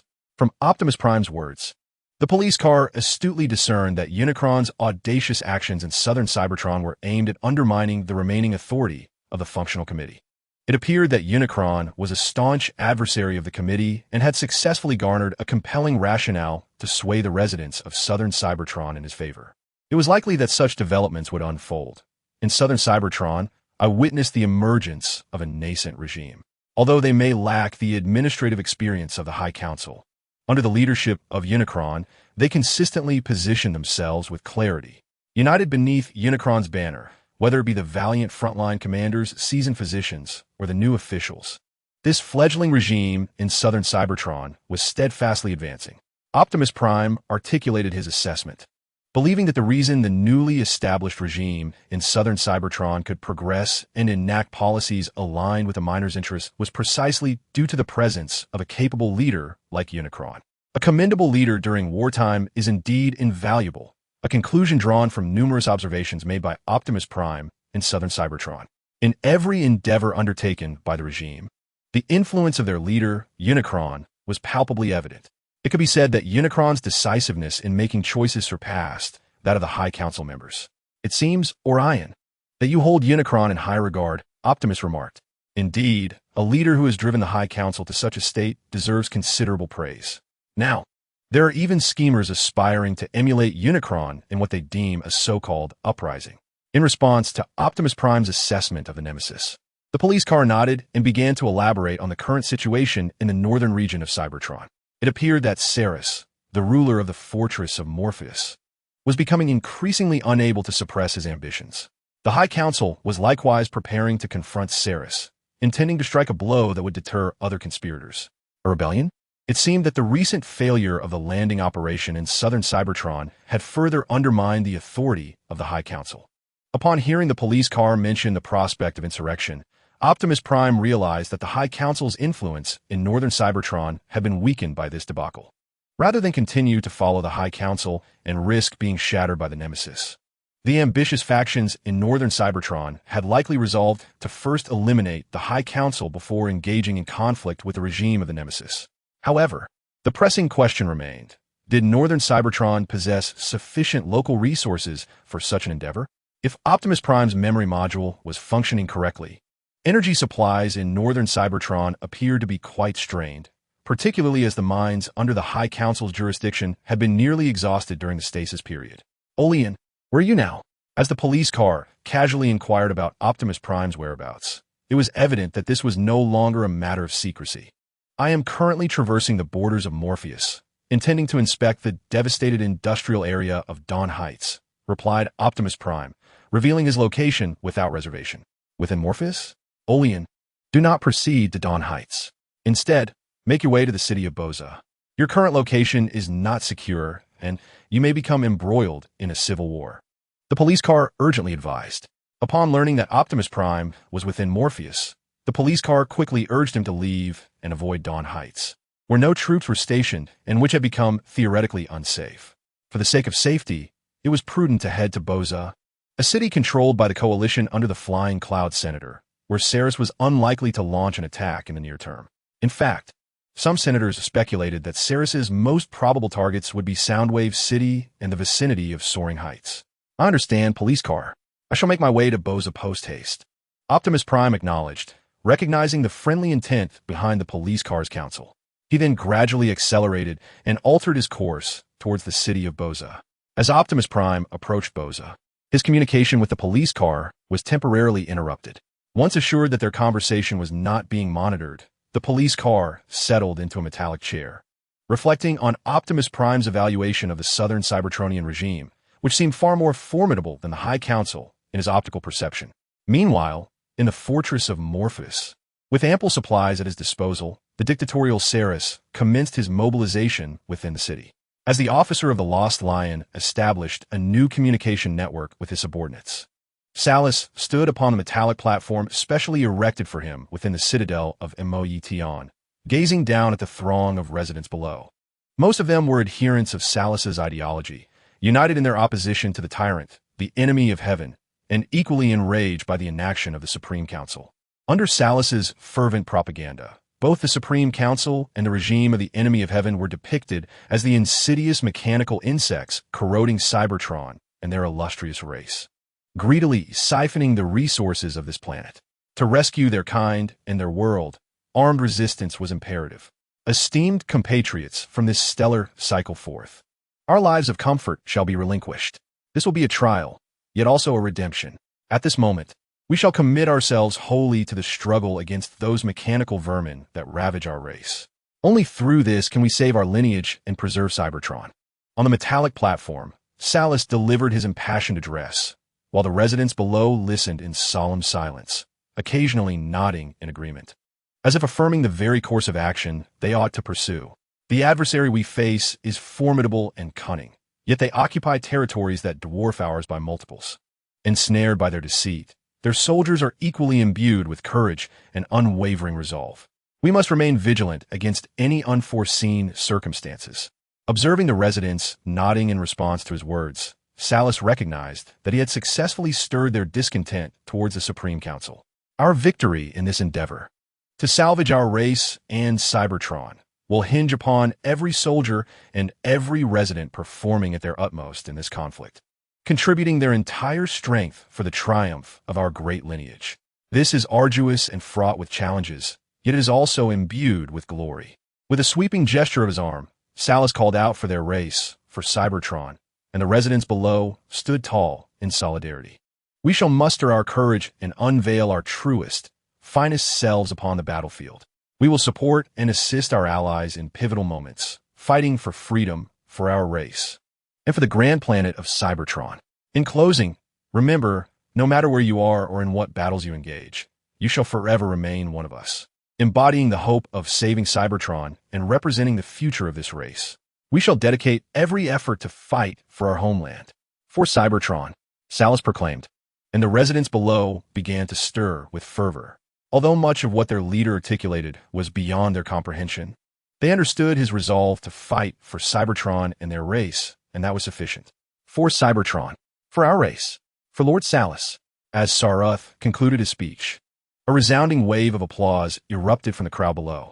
Hearing the enthusiastic cheers directed at him, Saruth allowed a faint smile to grace his lips, extending his hand in a warm wave to the residents who supported him. These individuals were not merely his admirers. They constituted the very backbone of his constituency. This prompted the Flight Cloud Counselor, the frontline commander of Blade City, and other commanders to spring into action. Upon finishing his address and bidding farewell to the respectful citizens, Saruth returned to the governor's mansion, where he immediately instructed the loyal commander to mobilize the frontline leaders under his command. He intended to initiate a covert offensive, seizing the strategic strongholds of Blade City and Sonic Boom City without declaration of war. As Saruth's mobilization commenced, Kaon City swiftly transitioned into a state of war, with a significant number of residents conscripted into Saruth's forces, forming a new reserve army. Meanwhile, the previous reserve troops, under the guidance of Deputy Commander Sang-Shur, began purging loyal officers and rulers within Kaon City who remained faithful to the Supreme Council. Simultaneously, at Saruth's behest, the Flight Cloud Counselor and the Bombardier also commenced their operations. Although filled with trepidation, the Flight Cloud Counselor recognized that there was no retreat. Consequently, they instigated a rebellion in Blade City. In this well-orchestrated uprising, they successfully captured the governor of Blade City and apprehended numerous officials loyal to the Supreme Council. During this tumultuous endeavor, they did not overlook the imperative of executing capture operations against the frontline commanders of Bo-Sation City. Regrettably, the frontline commander of Bo-Sation City had already sensed the impending danger. Under the protection of his guard, he adeptly transformed into a jet fighter, breaking through the encirclement of the enemy and retreating towards Bo-Sation City. Observing this, the Flight Cloud Counselor dispatched his aerial forces to pursue, while also instructing his deputy to secure the frontline troops of Bo-Sation City. However, the frontline commander of Bo-Sation City, now aware of the situation, ensured that his subordinates remained vigilant as they approached Blade City. Thus, the Flight Cloud Counselor's plan to integrate the frontline forces of Bo-Sation City faltered, leading to a clash between the Bo-Sation City and Blade City frontline troops. Upon confirming that their escape route was blocked, the deputy commander of the Bo-Sation City frontline forces, after a brief discussion, promptly contacted the guerrilla forces within the Manganese Iron Mountains to propose their surrender. They deemed surrendering to the southern regime of Cybertron, with whom they had fought for so long, to be a more prudent choice than facing capture by the northern rebels, who would likely use them as cannon fodder. After all, there had been no reports of the southern regime employing prisoners as expendable troops. In light of the mass surrender by the Bo-Sation City frontline forces, the deputy commander of the guerrilla forces stationed in the Manganese Iron Mountains quickly reached out to the ambulance commander. Upon confirming that the enemy's surrender was genuine, the ambulance unit promptly arranged for troops to provide support and receive the forces from Bo-Sation City. Simultaneously, the ambulance unit ensured that supply troops transported provisions to the Bo-Sation City forces, marking the first significant mass surrender since the onset of the Civil War, necessitating a gracious reception. Upon learning of the surrender of the frontline troops at Bo-Station to the Utian enemy regime, the esteemed representative of Flying Cloud, though filled with ire, recognized that their primary objective should not be the Utian enemy regime at this juncture. Thus, he continued to urge the forces to accelerate their assault on Bo-Station, striving to fulfill the strategic aspirations of Salus. Meanwhile, Salus himself would join forces with the frontline commander of Sonic Boom City to launch an offensive aimed at capturing this pivotal stronghold. They successfully traversed into the domain of Bo-Sation. As Salus initiated his surprise attack, Optimus Prime also managed to arrive within the confines of Bo-Sation. This outcome, I must say, was fortuitous for me. In moments of choice, fate seldom favors us. Chapter 93. The Cheetah, Optimus Prime's Decision. It is undeniable that both the residents and the high-ranking officials on Cybertron lack experience in rebellion. Even during the uprising against the Utian enemy, the ambulances participated with a notion of accompanying the Utian enemy back to the source of flame, unexpectedly leading to a successful rebellion. In a similar vein, the uprising of the Utian enemy inspired the ambitious individuals in the northern reaches of Cybertron, including Salus. After analyzing the reasons behind the Utian enemy's successful uprising, Salus felt encouraged to attempt his own insurrection. Consequently, he began to emulate the trajectory of the Utian enemy's actions during their revolt. To enhance the likelihood of success, Salus even mimicked the Utian enemy by delivering inciting speeches within the loyal confines of his own Morpheus City. In order to expedite the capture of Bo-Sation and Sonic Boom City, both under the control of the Supreme Council, Salus initiated his surprise attack to maximize benefits.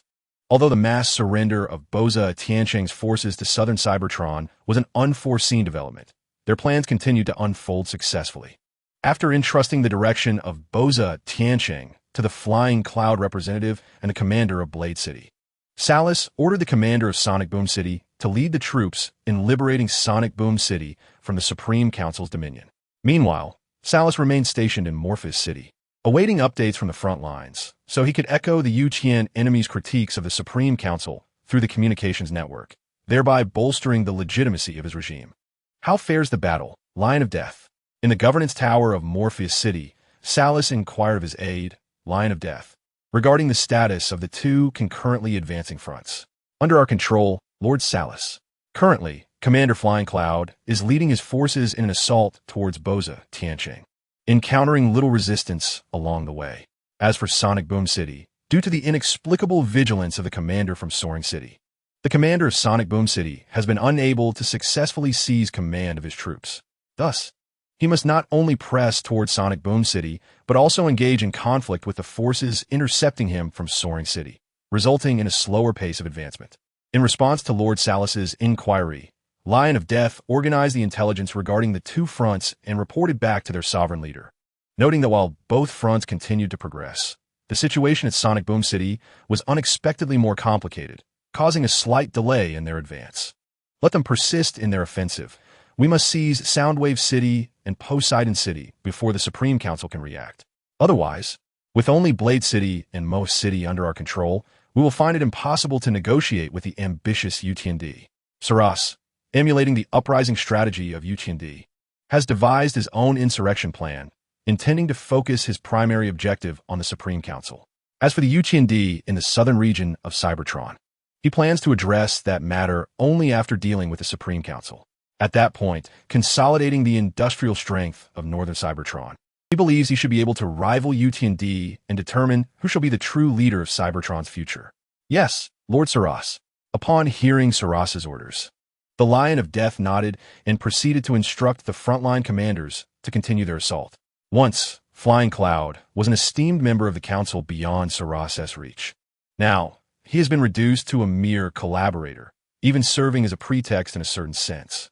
It is precisely this precarious position within the new regime that drives Flying Cloud to carry out Saras's command against Poseidon City.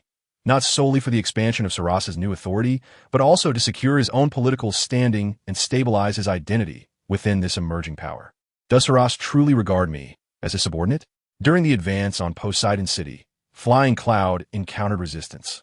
The frontline commander who had escaped their encirclement reformed his remnants into several guerrilla units to delay their progress, while the commander of Poseidon City sought assistance from the Supreme Council through the city's governor. Indeed, the Supreme Council had received news of Saras's rebellion, but they had not anticipated that Flying Cloud, once loyal to them, would join the Uprising.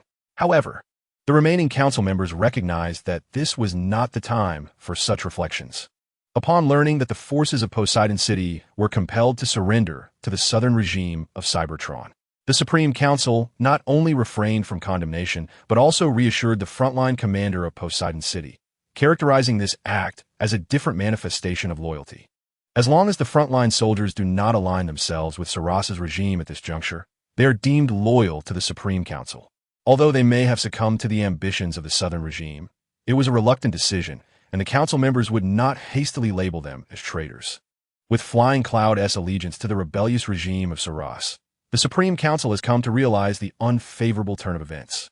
Although some members, led by the Bat Prime, prepared for this eventuality, they placed too much faith in Flying Cloud. The Shockwave member even proposed sending him weapon supplies before his defection. At that time, both the Bat Prime and the Halogen member naively believed that Flying Cloud would steadfastly stand by their side, for they were all members of the Supreme Council, akin to rulers within the regime, and could not possibly forsake their own interests to betray their cause. The members of the Supreme Council felt as though reality was mercilessly mocking them.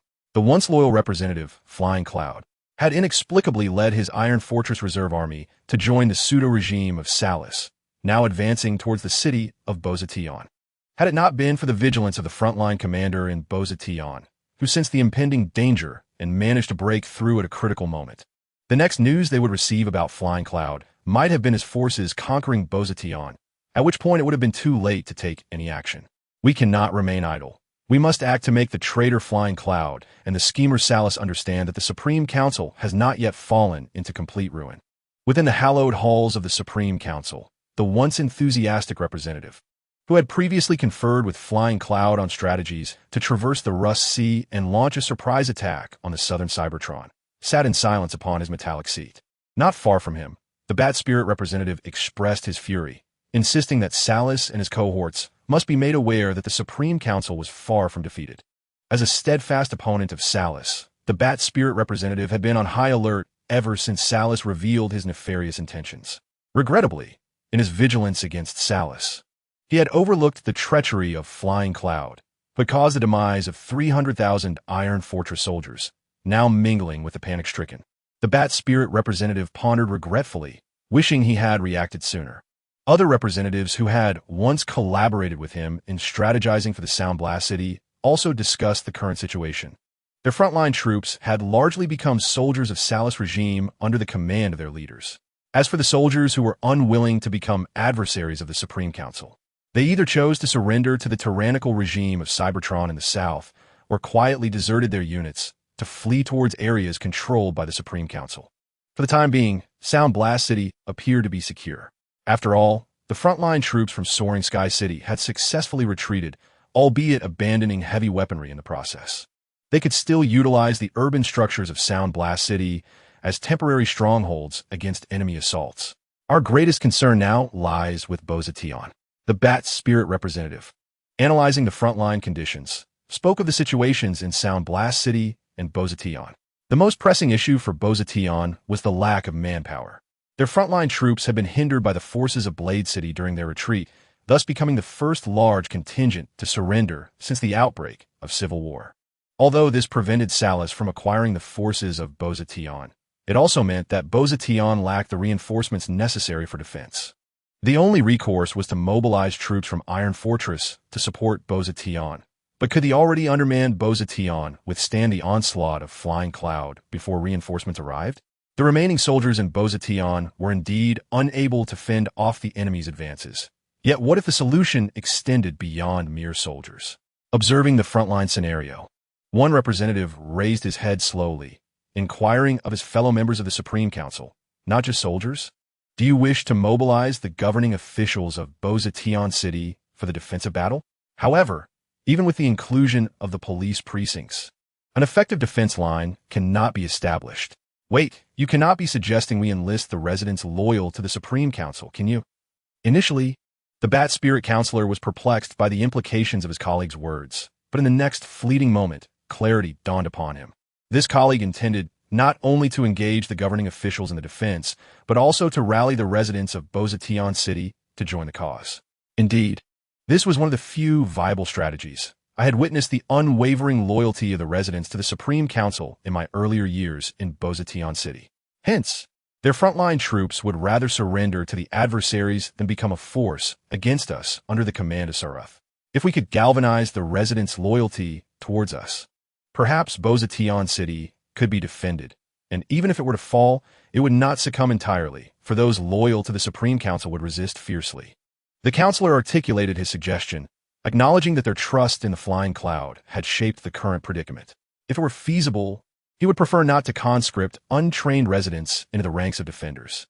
Yet, he found himself devoid of alternative strategies. However, was this not excessively cruel?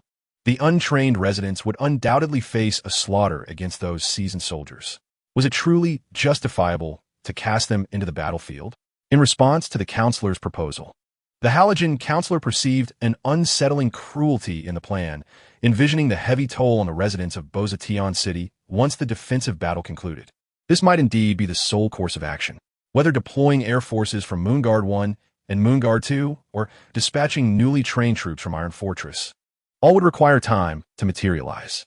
The Bat Spirit Counselor spoke in a somber tone, recognizing that perhaps sacrifices were necessary to buy time, as the rebellion by the Flying Cloud had dealt them a staggering blow. Let us decide through a vote. Perhaps this will determine our fate. Ultimately, the Bat Spirit Counselor left the decision on whether to mobilize the residents for defense to all the counselors, a customary practice when disagreements arose. Resolutions would be rendered through voting. As his words echoed, the counselors commenced an anonymous ballot. Upon conclusion, the resolution passed with 6 votes in favor, 4 against, and 1 abstention, and thus, it began to be enacted.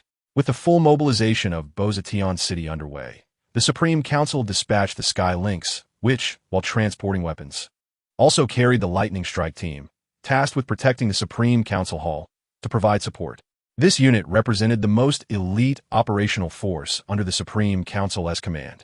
To affirm their commitment to Kaon City, the Lightning Strike team, a symbol of honor, embarked on the Sky Lynx towards the city. Simultaneously, the transformers of the ruling class in Kaon City were also mobilized, including members from the Intelligence Department's operational units, such as police cars and adjustment vehicle teams, all enlisted into the Kaon City battle zone. In response to the situation, although the Bat Spirit Counselor expressed concerns that the police vehicles would return to the source of the flames, the imminent threat of Sarath's forces advancing upon the Iron Fortress.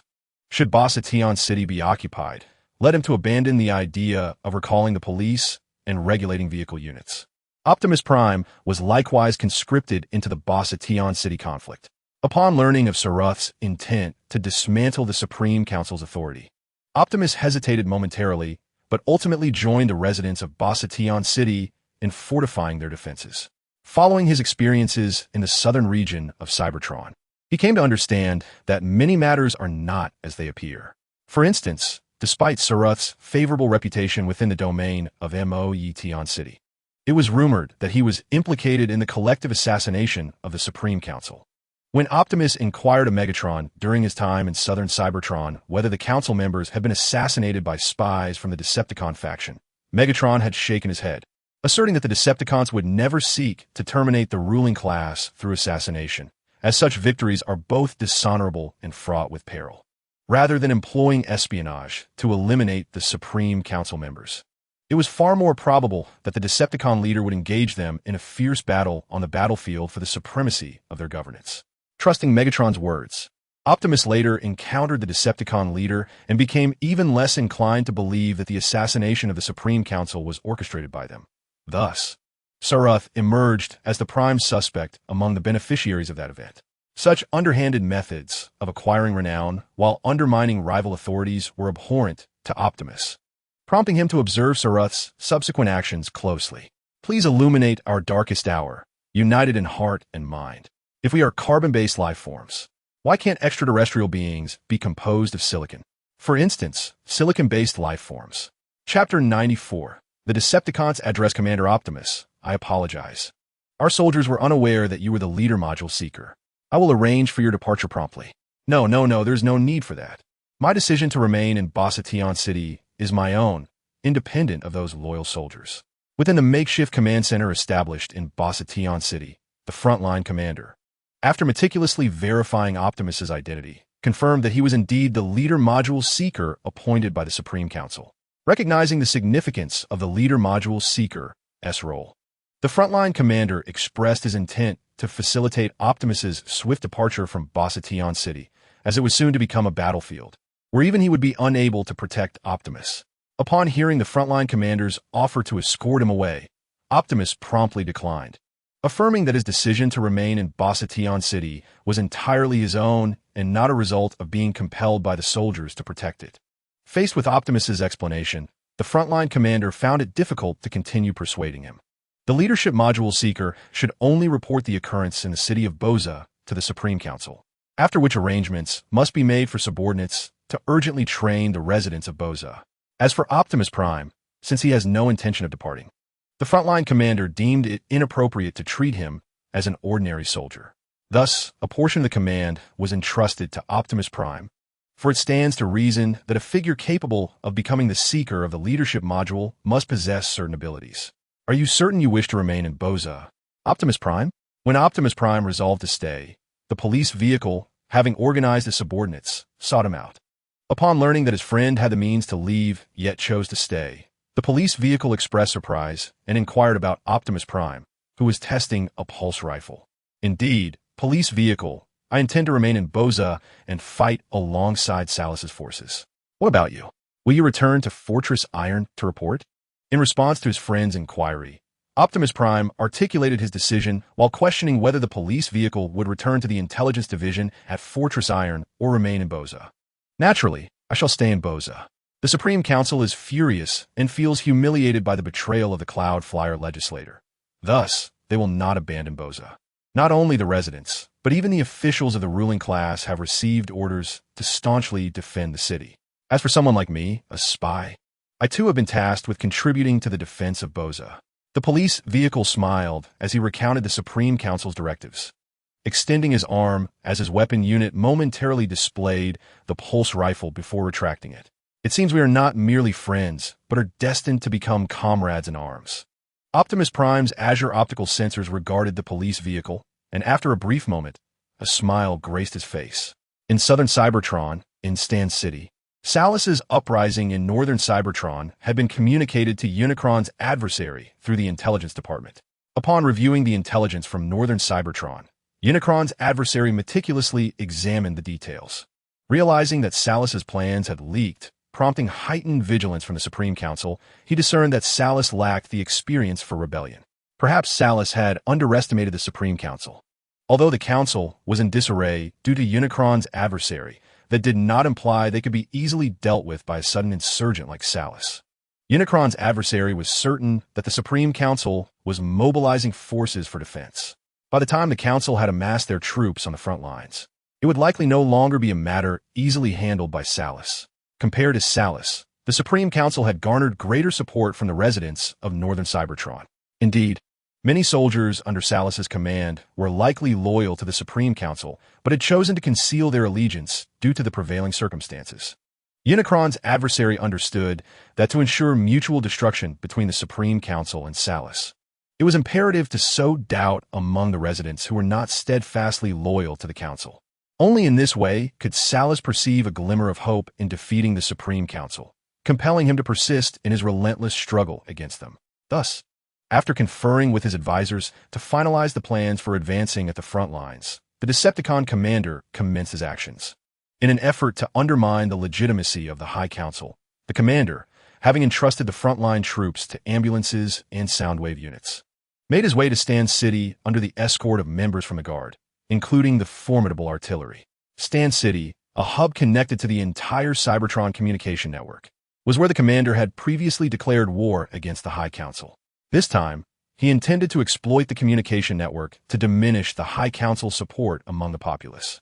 Within Stan City, under the protection of the Guard led by artillery, the commander surveyed the newly upgraded infrastructure.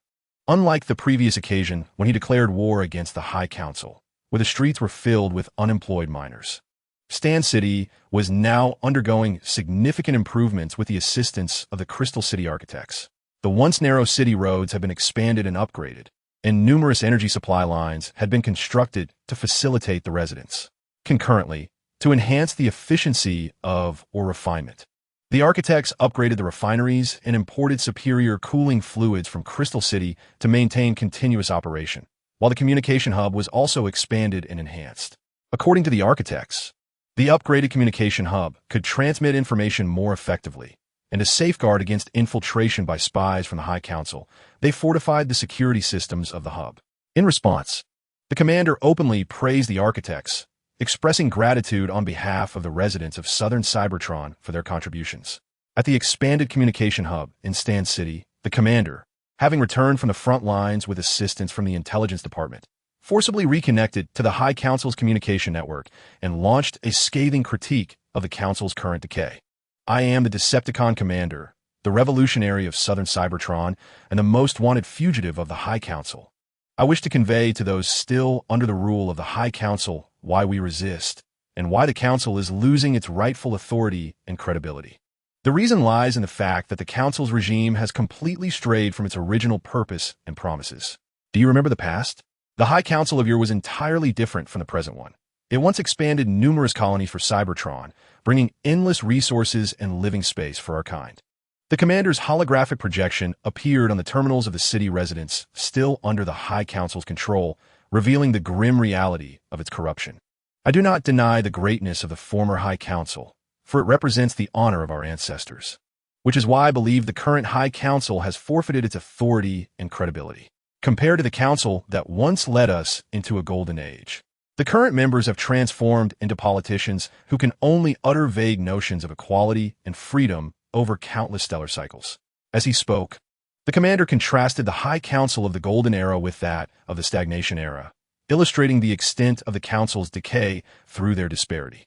The Supreme Council proclaims that all Cybertronians are equal and free beings. However, throughout countless stellar cycles, they have instead proven to be archaic entities. They rely on the functional committee and impose labor upon us through our alternate modes, not based on our volition. Some transformers aspire to become educators, yet their forms dictate they must toil as miners. Others yearn to be scientists, yet they can only sustain their existence by crafting energy cubes.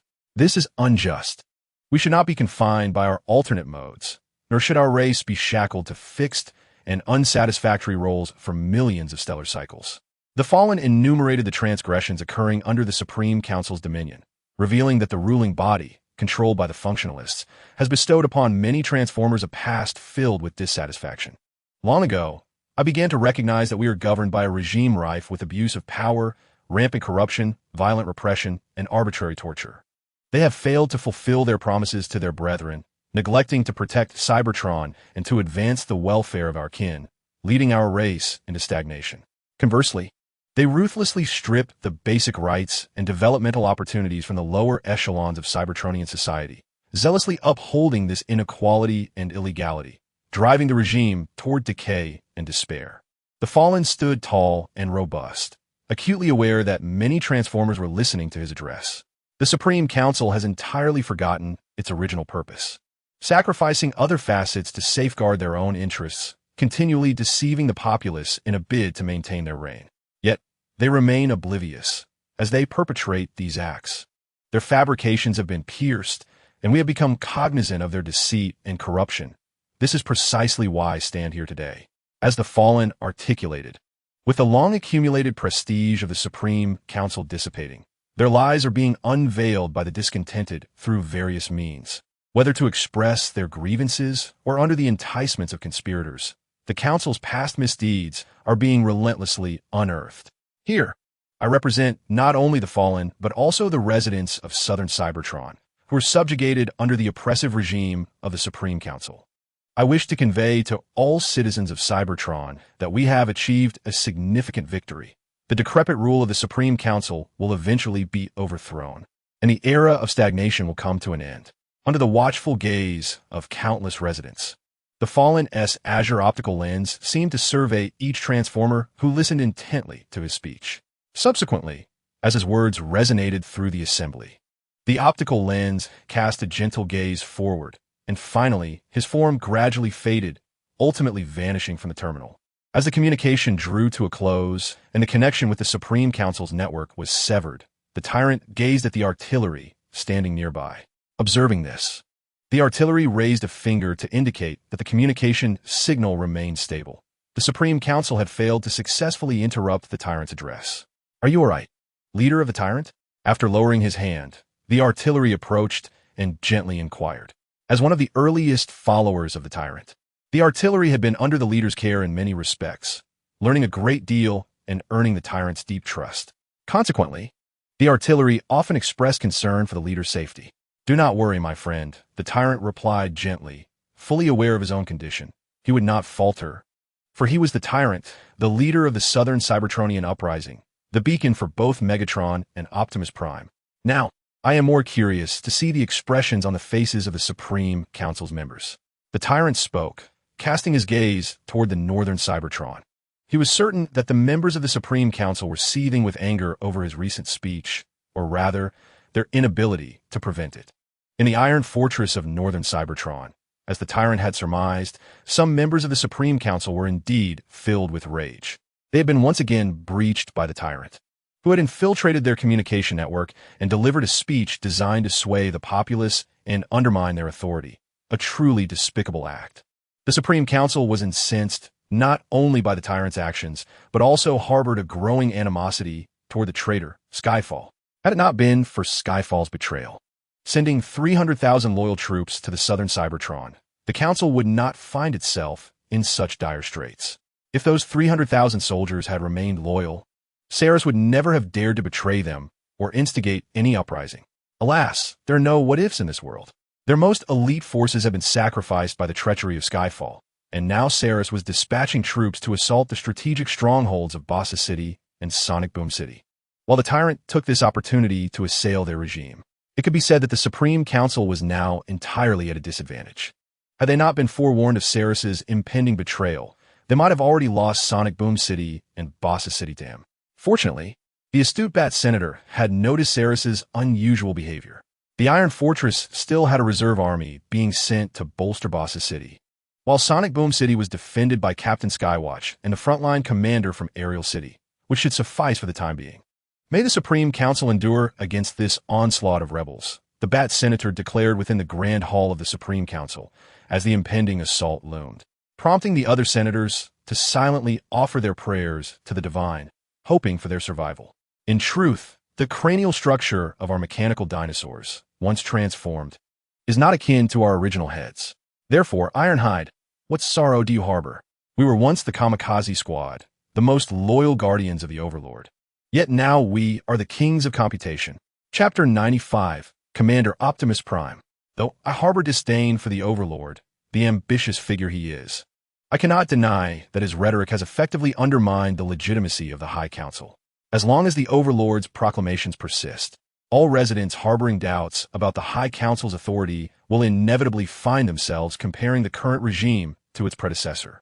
Within the confines of Moyetion City, Sarath, having ascended from the ruling class to that of a sovereign leader, nodded in admiration after reviewing the Overlord's speech. Indeed, such rebels and opportunists should endeavor to delegitimize the High Council, rendering their insurrection justifiable. Iron Lion, prepare yourself. Once our forces conquer Bossa City and Sonic Boom City, I shall also declare our regime's opposition to the High Council. Saroth relished such endeavors that enhanced his personal prestige, and thus, after appropriating the Overlord's oration, instructed his aide, Iron Lion, to make the necessary preparations. Once their regime achieved victory, they would issue a declaration reflective of their authority. Yes, my lord. Although Iron Lion wished for Saroth to pay more attention to the frontline developments, he recognized that this was not the moment to voice such concerns. To avoid disrupting Saroth's enthusiasm, Iron Lion, who wore many hats, returned to tend to his pressing duties after departing from the governor's mansion. The Overlord. Does he still perceive the High Council as his primary adversary? Within Bozation City, the recently allied front commander, Flying Cloud, was observing the Overlord's speech. Just as the High Council seethed with anger at Flying Cloud's betrayal, he too felt a similar ire towards the Overlord. If not for this rebel, he would still be a revered member of the Council, enjoying the respect of the Cybertronian populace. How could he have fallen to such depths? Now relying on Saroth's regime for mere survival? Commander, the artillery positions have been established. As Flying Cloud scrutinized the Overlord's address, his aide entered from the battlefield command post to report. Prepare the troops. We must advance on Bozation City swiftly. Only by securing the stronghold can we truly destabilize the High Council's authority. Hearing his aide's address, Flying Cloud felt a complex mix of emotions as he issued his orders. Just a few stellar cycles prior, his aide had still referred to him as a council member. Now, with his departure from the High Council, that title, once a symbol of his past glories, had vanished entirely. Yes, Commander. Upon receiving the directive from the esteemed counselor of the Flying Cloud, the aide nodded and promptly descended to command the troops poised to launch an offensive. As the sound of the aide's footsteps faded into the distance, Flying Cloud retrieved a ribbon from the reserve unit, a symbol of his former position as a member of the Supreme Council. After a brief moment, he stowed away once more. Next, Flying Cloud turned his gaze toward the projection of the battlefield. The forces under his command had successfully reached the outskirts of the city of Bozation, where intelligence gathered by unmanned reconnaissance units revealed that the city's commander had mobilized a significant number of residents to serve as temporary soldiers. Concurrently, the soldiers who had previously impeded Flying Cloud's advance were also making their way into the city. Flying Cloud understood that the enemy intended to engage him in a city defense battle. Reluctantly, he accepted this challenge. Fort Bozation served as the primary route leading toward Iron Fortress, although a portion of his forces could maneuver through the direction of Dawn Heights. The numbers would be insufficient, merely enough to harass the supply lines of the Supreme Council. At present, the Supreme Council recognized the necessity of holding both Bozation and Sound Blast City as strategic points. Only by doing so could they safeguard the capital, Iron Fortress, from the encroachment of the Saroth regime. Moreover, this would stabilize the residents under their governance, allowing them to gradually retaliate against the Saroth authority. For the Supreme Council, while instigating a civil war against the celestial foe was equally detestable, the treasonous Saroth regime, born from the betrayal of frontline commanders, was even more abhorrent. In pursuit of the regime's survival, the Supreme Council deemed it imperative to prioritize the elimination of the new Saroth authority. Only then could they restore the residents' faith in the Supreme Council. The same was true for the Saroth regime, which, in its quest to ultimately vanquish the celestial foe, needed to consolidate resources from northern Cybertron. In other words, whether in political correctness or wartime objectives, the Supreme Council always remained the primary adversary of the Saroth regime. As Flying Cloud led his demoralized troops to Bozation, the frontline commander within the city managed to rally the residents loyal to the Supreme Council. For those who were disloyal, the commander offered two choices: either relocate to a neutral zone, such as Crystal City, or face conscription. Aware that he lacked the time to address the internal issues of the city, the frontline commander opted for the most expedient solution. Bozation's residents would either be expelled or compelled to remain and fight. Consequently, the residents made their decisions swiftly. Those loyal to the Supreme Council, unwilling to abandon Bozation, joined the hastily formed forces, while the remainder was escorted out of the city from various directions. It appears those residents have departed, Commander. As the unwilling participants in the war retreated, those who remained were assigned to various buildings. Optimus Prime, similarly situated in a fortified structure, gazed toward the direction in which the departing residents had fled. Behind Optimus Prime's formidable frame, the police car and his team of regulators observed their battlefield commander, Optimus Prime, who had been dispatched to him by the cunning Bat Prime. The esteemed Shockwave held a deep regard for Optimus, and upon learning of his intention to remain in the city of Bossa Nova, he contacted Bat Prime. In response, Bat Prime promptly sent his most elite team of regulators to bolster Optimus's ranks. After all, the police car, the captain of this team, was an old friend of Optimus, ensuring a measure of security for him. "Captain, I would prefer if you address me as Orion or Pax," Optimus replied, a hint of exasperation flickering in his azure optical lenses as he regarded the police car. He was acutely aware of his old friend's attempts at jest. To be candid, Optimus felt somewhat disoriented. Not long ago, he had been an ordinary citizen, and now he found himself as a commander of a squadron. A stark contrast that left him feeling peculiar. On the battlefield, it is more appropriate to refer to you as Commander Orion. After all, you and T want your identity to be recognized by the enemy, leading to potential retribution against your friends in Iron Fortress, would you? Noticing Optimus's discomfort with the title of commander, the police car offered an explanation. The regime of Salus was, after all, a construct of conspirators who had previously attempted to assassinate the High Council. If possible, the police car wished to shield Optimus from the threat posed by spies. Spies? I never imagined the assassination was orchestrated by Salus.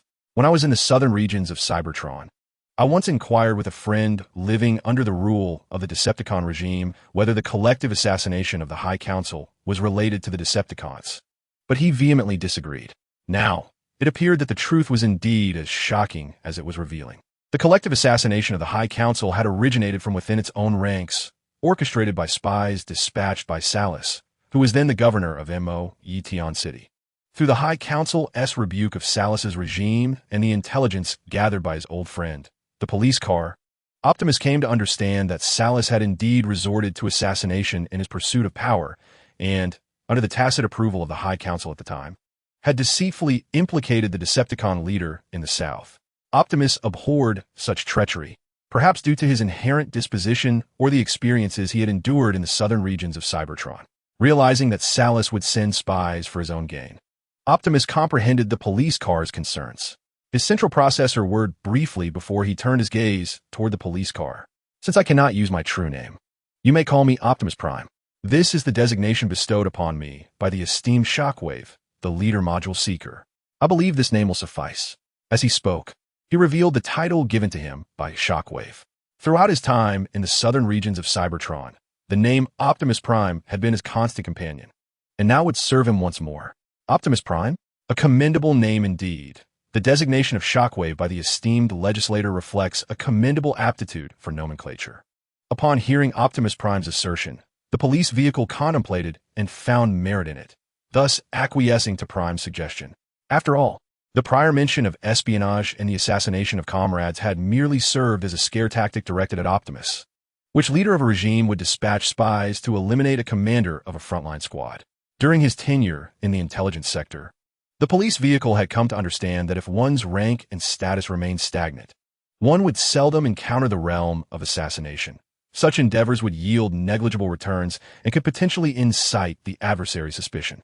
As Optimus Prime and the police vehicle engaged in casual conversation, a sudden cacophony erupted from outside the city of Posa, followed by a resonant humming emanating from the very structures beneath their feet, accompanied by erratic static on their communication channels.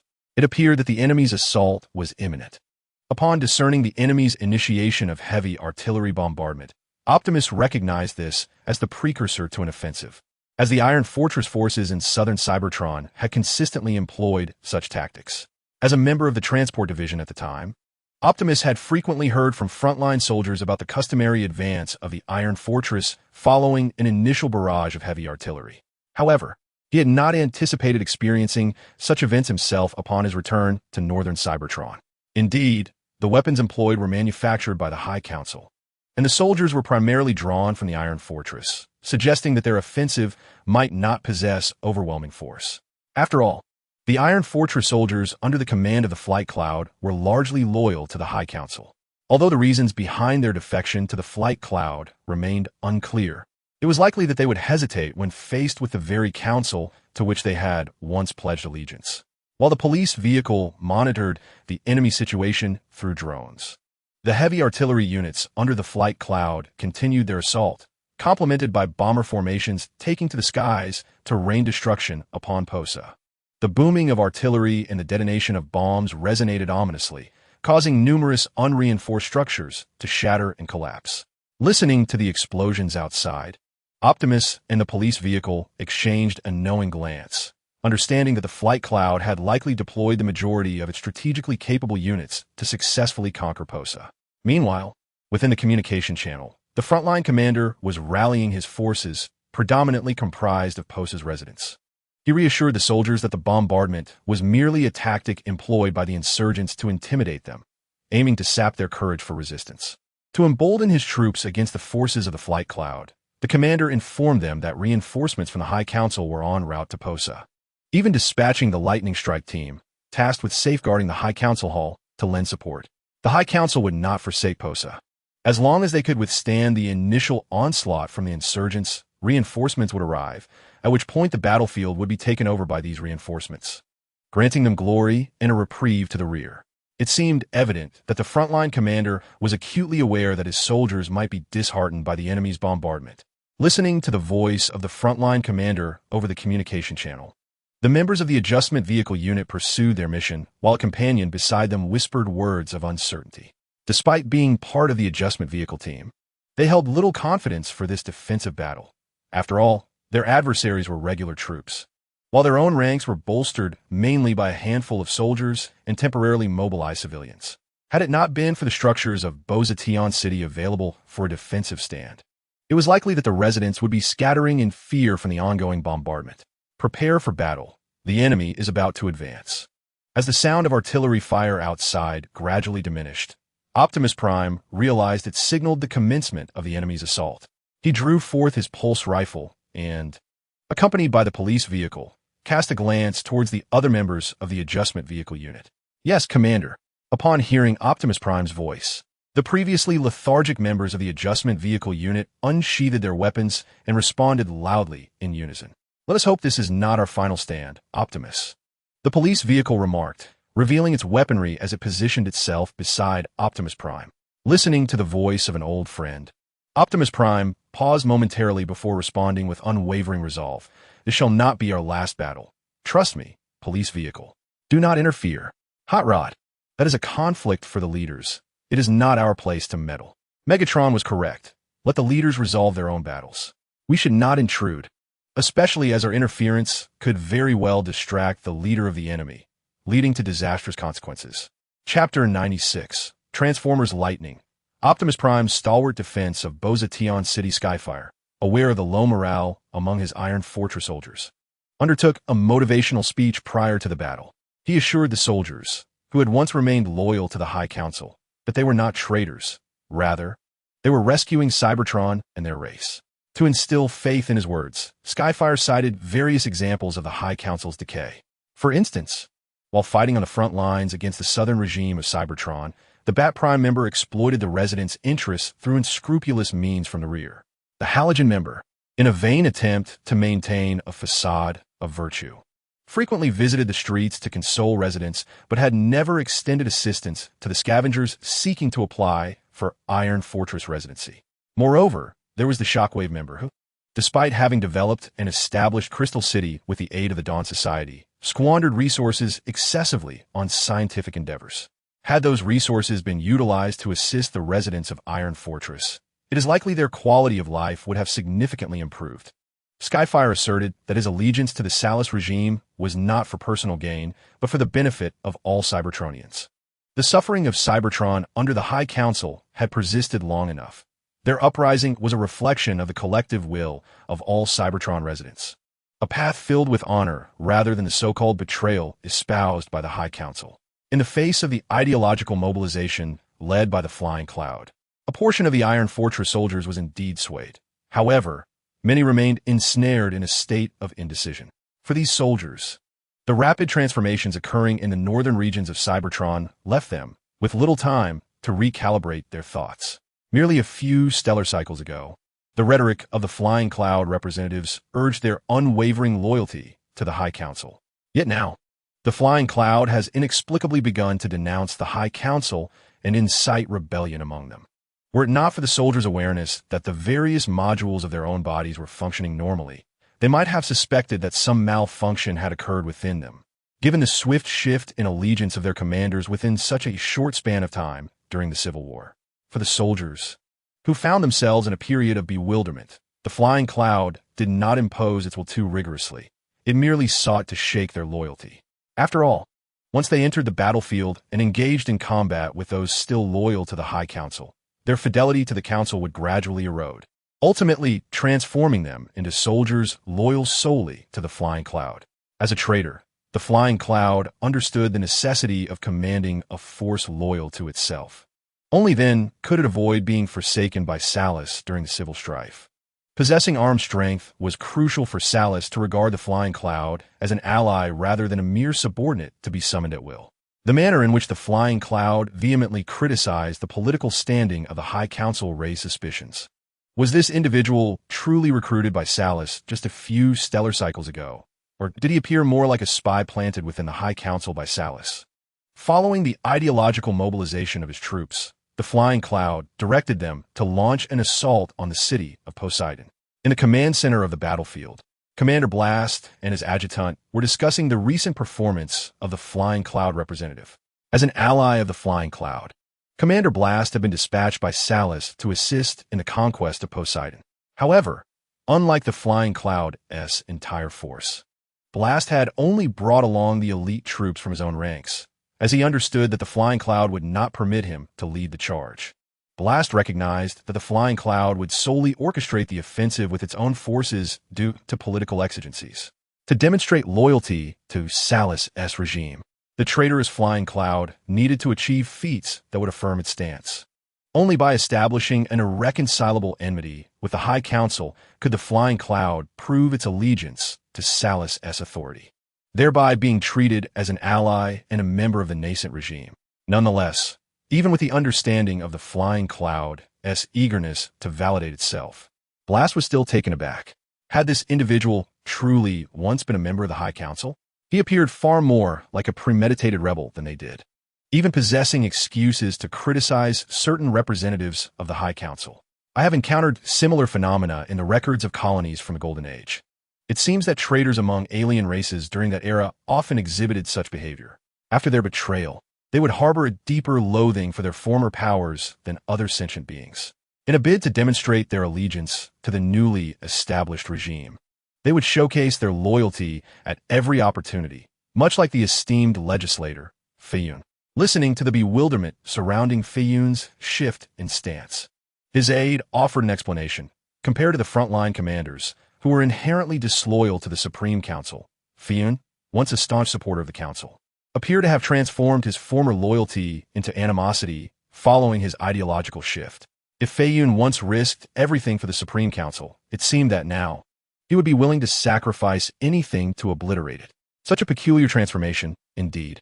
Nodding at his aide's elucidation, Baudin turned his gaze back toward Kaon's direction. As Baudin marveled at Kaon's metamorphosis, Kaon was leading his staff toward the front lines. To assert his position and resolve, Kaon arranged for an engineering corps to establish a temporary command center closer to the city of Bosation, facilitating communication and coordination for the assault on the city. We must seize Bosation. This not only affects my standing within the Sarath regime, but also impacts your futures.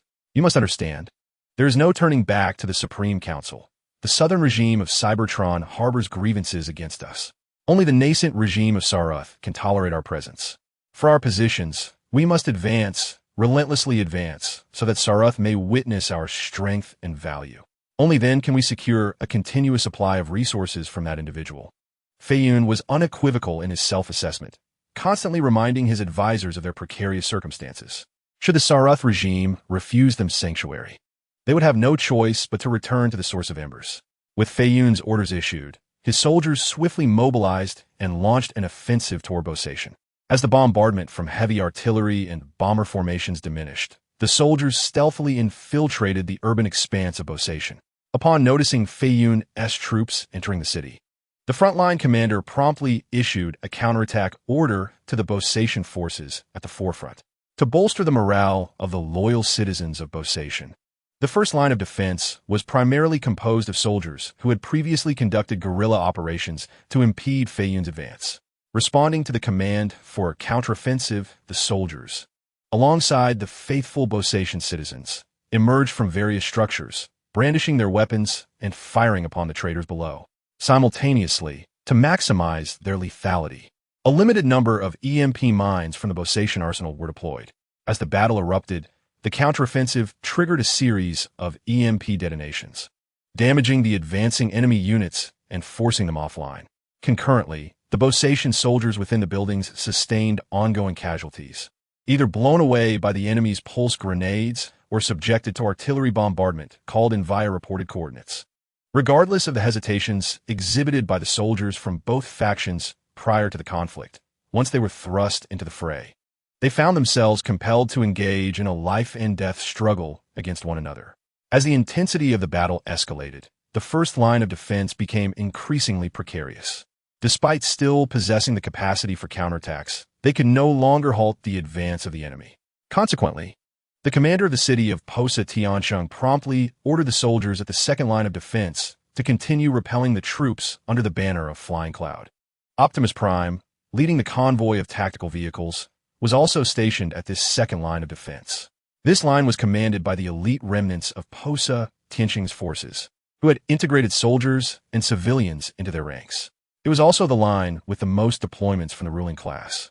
Whether it was the police stations of the Security Bureau or the transformers from other governing bodies, they were all assigned by the frontline commander to this critical line, as he believed that these transformers, beneficiaries of the highest parliamentary regime, would fight to the last breath to protect their interests within Posa Tiansheng. Now it is our turn. Upon receiving the command to engage the enemy, the police vehicle, armed with a pulse rifle, glanced at Optimus Prime, who stood at the ready. It was now their moment to confront the soldiers of Flying Cloud. Following the issuance of the frontline commander's orders, the soldiers at the second line of defense, led by Optimus Prime, swiftly mobilized and opened fire on the advancing enemy. Although they were lacking in heavy weaponry, they valiantly retaliated using the pulse rifles allocated by Posa Tiansheng. Simultaneously, the insurgents below pressed forward with determination, utilizing the debris of buildings for cover against the pulse projectiles. They marked the coordinates of the enemy firing from within the structures for subsequent bombardment, while also employing thermal rocket launchers to strike at the defenders inside.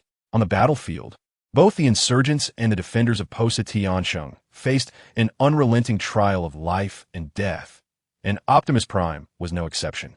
With the assistance of the police vehicle, who had never harmed a comrade, Optimus Prime found himself stained by the lives of his own kind. The marksmanship once taught by Megatron proved invaluable in that moment. Are you all right, Optimus Prime? After Optimus Prime dispatched an insurgent, the police vehicle, concerned for his old friend who had never inflicted harm upon others, inquired about his well-being. I am fine, police vehicle. In response to the police vehicle's concern, Optimus Prime shook his head, indicating he was unscathed. Then, under the watchful gaze of the police vehicle, he readied himself and resumed firing upon the enemy. Observing this, the police vehicle ceased its inquiries and continued to support Optimus Prime with its pulse rifle. While Optimus Prime and the police vehicle engaged the enemy in a defensive operation, other defenders within the buildings of Posa Tiansheng were likewise embroiled in combat, including the lightning strike team dispatched by the highest parliament for reinforcement. In an effort to effectively neutralize the enemy and prevent the second line of defense from being breached, the frontline commander of Posa Tiansheng deployed the lightning strike team, distributing them among various buildings within the second line of defense to achieve a synergy of seasoned veterans mentoring new recruits. Under the command of Optimus Prime, a member of the lightning strike team was tasked as the squad leader. Optimus directed him to collaborate with the adjustment vehicle unit in a counteroffensive. Amidst the cacophony of explosions, screams, and the dull echo of gunfire on the battlefield, Optimus, wielding his pulse rifle, increased his firing rate, sending enemy after enemy back to the Allspark. Noticing a stalemate at the front lines, the airborne commander, Skydive, was determined to prevent the commander of the city of Bassa from dragging the conflict further into a deadlock. He promptly summoned his elite forces who, having been rallied under Skydive's command, exhibited unwavering loyalty to him over the High Council. To fulfill Skydive's orders, they, under the cover of their allies, employed liquid explosives to demolish sturdy structures, storming into building after building to engage the defenders in fierce combat.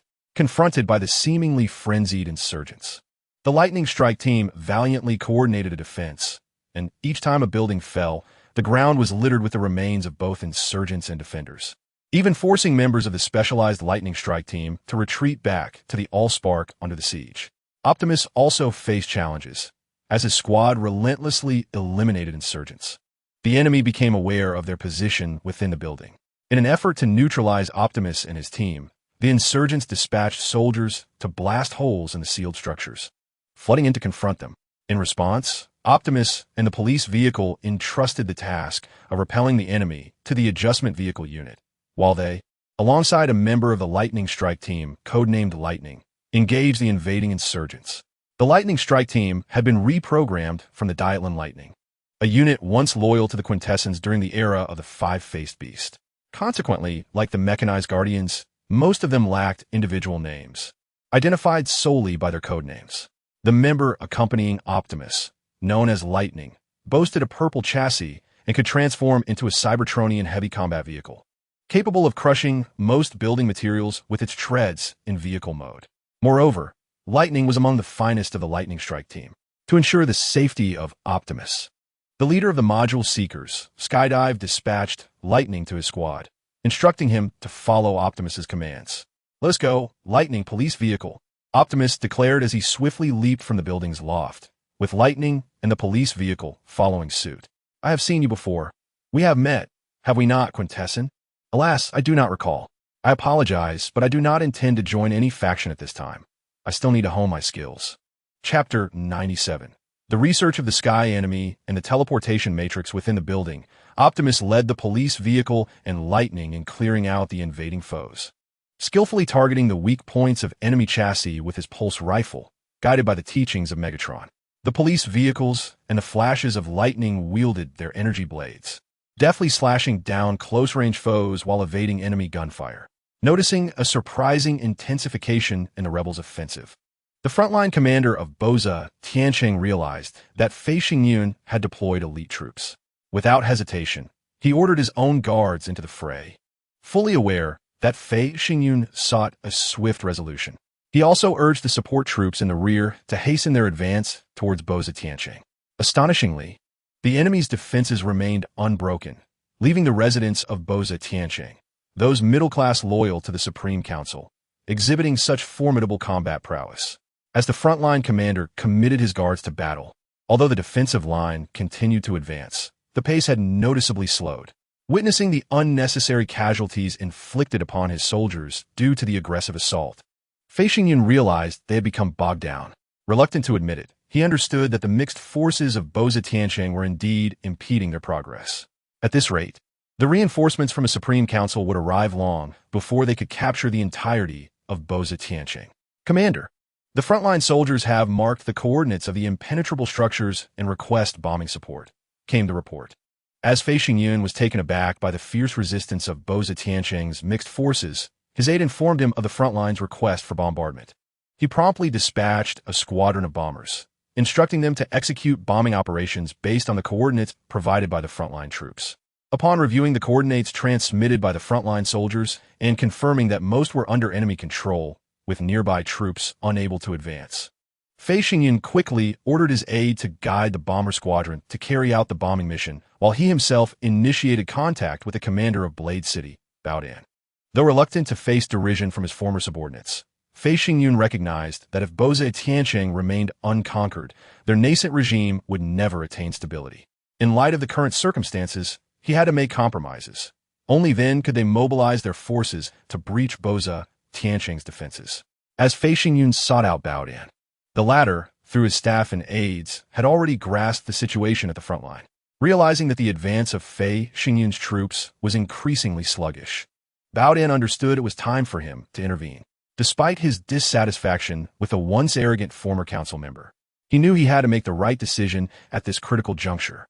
He instructed his aide to mobilize the troops while he awaited Fei Xingyun's arrival at the command center.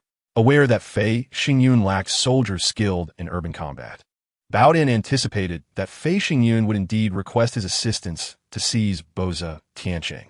Just as Baodin issued orders to his aide, the latter received a communication from the guards. Upon hearing this, the aide turned back to Baodin, reporting, "Commander, Fei Xingyun has arrived, and he has come without any escort." The adjutant conveyed to Baodin the situation regarding the appearance of the flying cloud outside the command post. It seemed that the commander of the flying cloud had realized that his soldiers alone could not penetrate the defenses of the Bozatian city garrison, and thus had come specifically to seek assistance. "Very well, I understand. Mobilize the troops. I shall engage in discussions with this former council member of the Flying Cloud. I trust he will present us with a satisfactory proposal." Upon hearing that the Flying Cloud had arrived at the command post, Baodin's iron lips curled slightly, indicating that the urgency of the Flying Cloud exceeded his own. This was fortuitous, as subsequent negotiations for mutual benefit might prove more convenient. Baodin had no intention of offering help to the Flying Cloud without recompense. Only through a mutually beneficial exchange could they forge an unbreakable alliance. As the adjutant arranged for the Flying Cloud to enter the command post for negotiations with Baodin, the battle within Bozatian City raged on with relentless ferocity. Although the garrison was not as elite as the insurgents, they benefited from the sheer number of mobilized residents, some of whom were seasoned fighters. Additionally, to thwart the insurgents' advance, the garrison not only resisted within the buildings, but also engaged in urban warfare within narrow alleyways. Despite the heavy toll on civilian fighters, they managed to deliver a telling blow to the insurgents, instilling a sense of caution in their adversaries regarding the mixed forces of Bozatian City. On the battlefield, composed of crumbling structures and the wreckage of transformers, both the garrison and insurgents continued to exchange fire. The streets were shrouded in smoke and littered with debris from artillery strikes. Gunfire echoed through the air as the transformers fought within the once peaceful city of Bozatian, with explosions resonating like a cacophony, as both allies and the remnants of fallen comrades served as their cover. They provided mutual fire support while marking the coordinates of the garrison, awaiting the arrival of bombers. Meanwhile, Optimus Prime faced his own dire circumstances. His melee weapon, the thermal blade, had shattered, prompting him to seize a fusion axe from the debris of an insurgent's frame. Within the building where Optimus stood, shattered remains were strewn about, their forms unrecognizable, with fragments of the Allspark scattered across the ground. Optimus had grown somewhat numb to this one-sided slaughter, a stellar cycle ago. He had merely been an ordinary Cybertronian practicing marksmanship, yet now he wielded various weapons to continuously annihilate his brethren. The corpses of the insurgents fell by his squad, inadvertently piled high, compelling the insurgents outside to leap over the bodies of their fallen comrades to continue their assault on the building. War had transformed us. After delivering a decisive blow to an incoming insurgent with the fusion axe, Optimus had little energy to dwell on the fallen enemy's return to the Allspark. As he leapt into action, he relentlessly fired upon the enemy's phase displacement devices, while the patrol car and the lightning-themed warrior seized the opportunity to strike at the insurgents' Allspark chambers. "Optimus, it appears the enemy has taken note of our valor. Their forces are regrouping toward our position."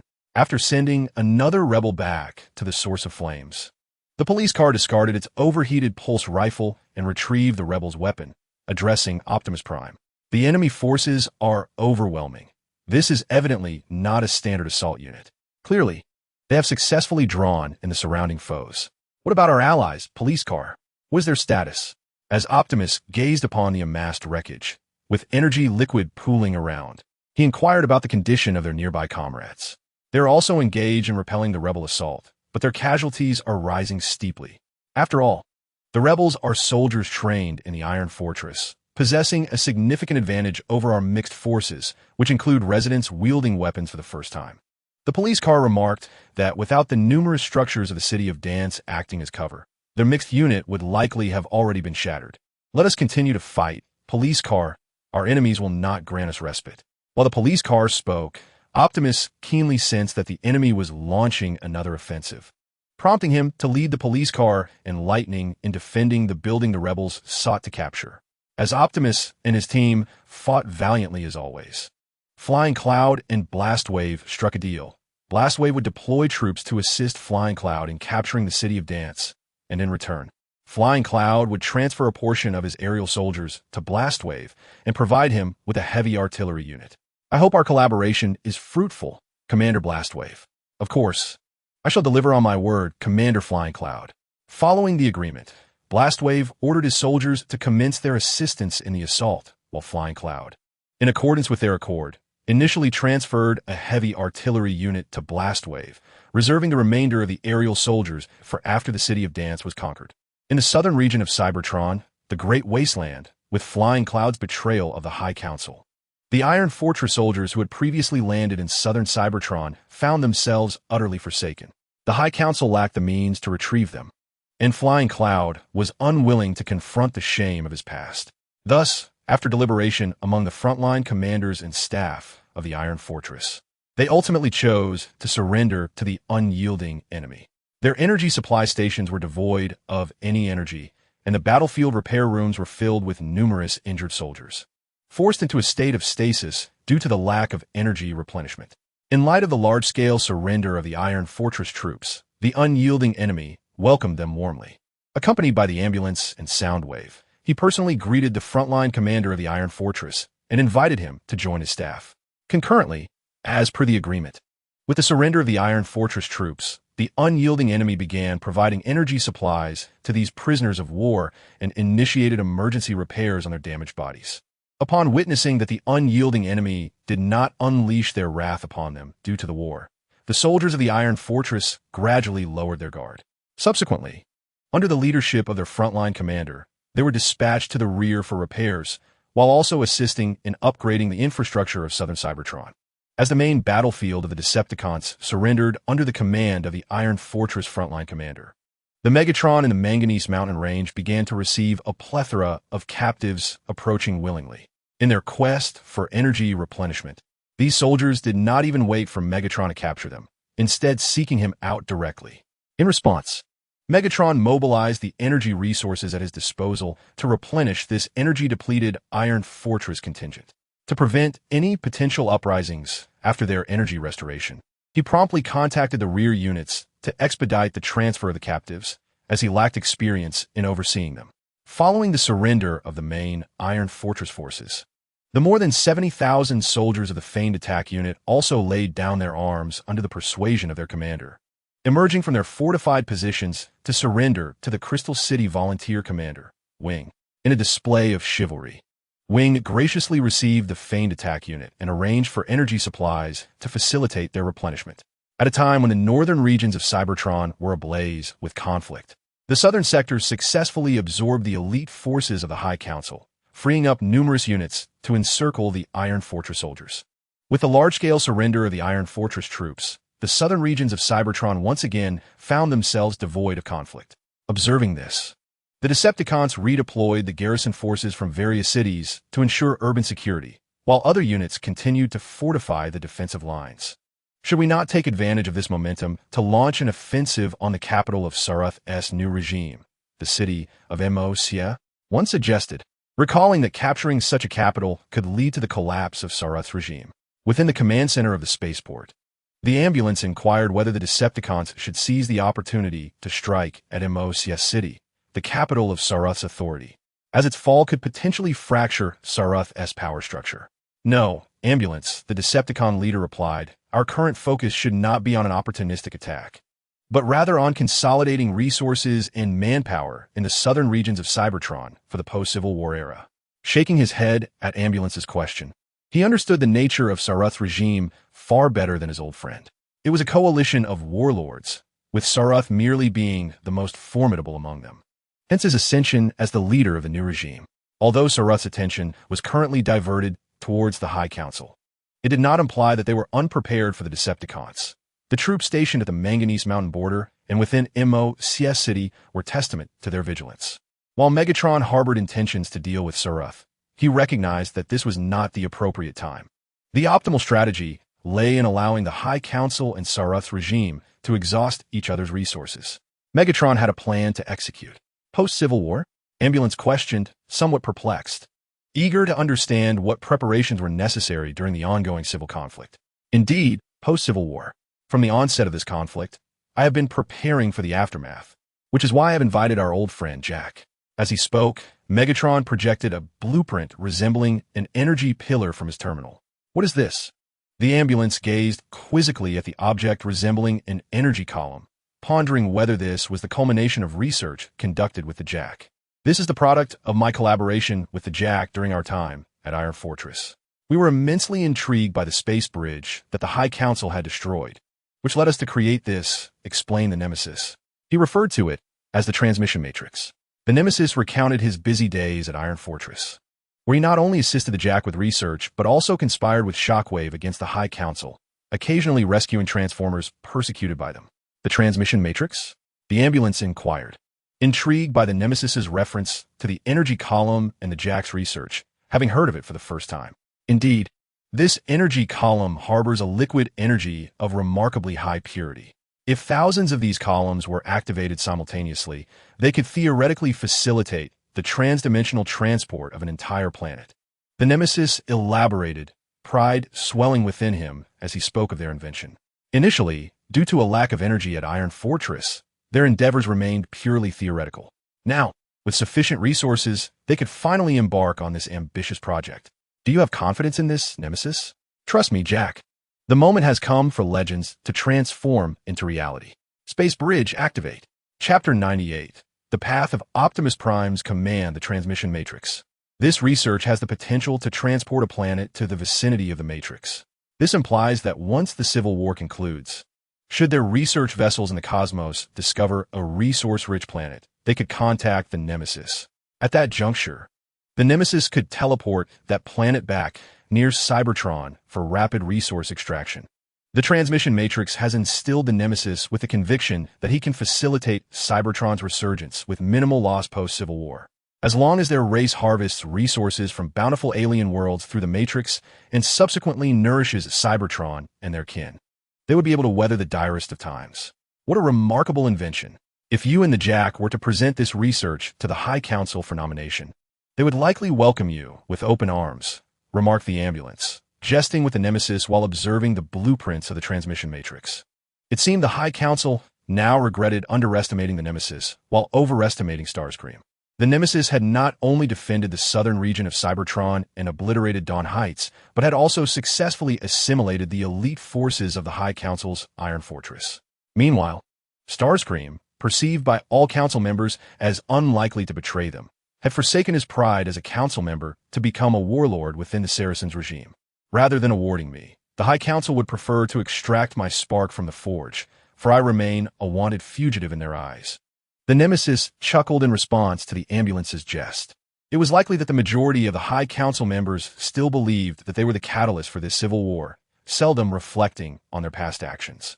Ultimately, for the High Council, their dominion has emerged from the credibility and prestige issues that have arisen due to your insurrection. By the way, Lord of the Skies, how is the progress of your research? Have you managed to produce any tangible results? The ambulance understands that the reason the High Council has refrained from attacking the regime of the Lord of the Skies during this period is that they are currently embroiled in a chaotic conflict with the warlords of Salus. In comparison to the seemingly passive Lord of the Skies far in the southern reaches of Cybertron, both Salus and the High Council are intent on eliminating each other to restore order in the northern territories of Cybertron. Of course, as they engage in this struggle for survival, various neutral zones of differing sizes are gradually emerging in the northern regions of Cybertron. These zones are emulating the Dawn Society of Crystal City, striving to maintain neutrality amid the sweeping internal turmoil engulfing Cybertron. Unfortunately, neither the High Council nor the regime of Salus has acknowledged their existence. After all, Crystal City's success in maintaining neutrality stems from its proximity to the regime of the Lord of the Skies. If attacked, they can seamlessly align with the unified front of the Lord of the Skies. Though reluctant to admit it, the regime of the Lord of the Skies in southern Cybertron has indeed become a force they cannot contend with. A teleportation matrix has already been created and is currently at the hands of the Jack, for which I have dispatched a special operations team to ensure its protection. In response to the inquiry from the ambulance, the Lord of the Skies spoke of the production status of the teleportation matrix. Due to the need for confidentiality, large-scale production has yet to commence, with Jack conducting trial productions for the time being. Naturally, Even trial production necessitates the expenditure of substantial quantities of high-purity energy liquid. Consequently, the Lord of the Skies has specifically organized an elite unit known as the Special Operations Team, codenamed Flying Tigers. The leader of the Flying Tigers is Motormaster, who was once a follower of the ambulance in the City of Slaughter and has previously handled logistics and energy transport. He is capable of safeguarding Jack while also transporting the high-purity energy liquid required for research.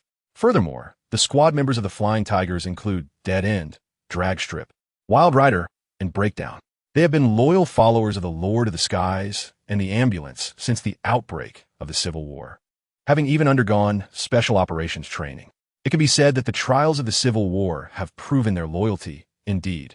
Even the combat spear under the command of the Lord of the Skies was captured by Dead End, a member of the Flying Tigers. While they may be ruthless Decepticons speeding along the roads in other universes, in this universe, they remain devoted followers of the Lord of the Skies. Meanwhile, as the Lord of the Skies and the ambulance discuss the teleportation matrix, the High Council is tirelessly attending to the frontline battles, with both Soundwave City and Bossa Nova City currently under siege from the warlords of the Salus regime.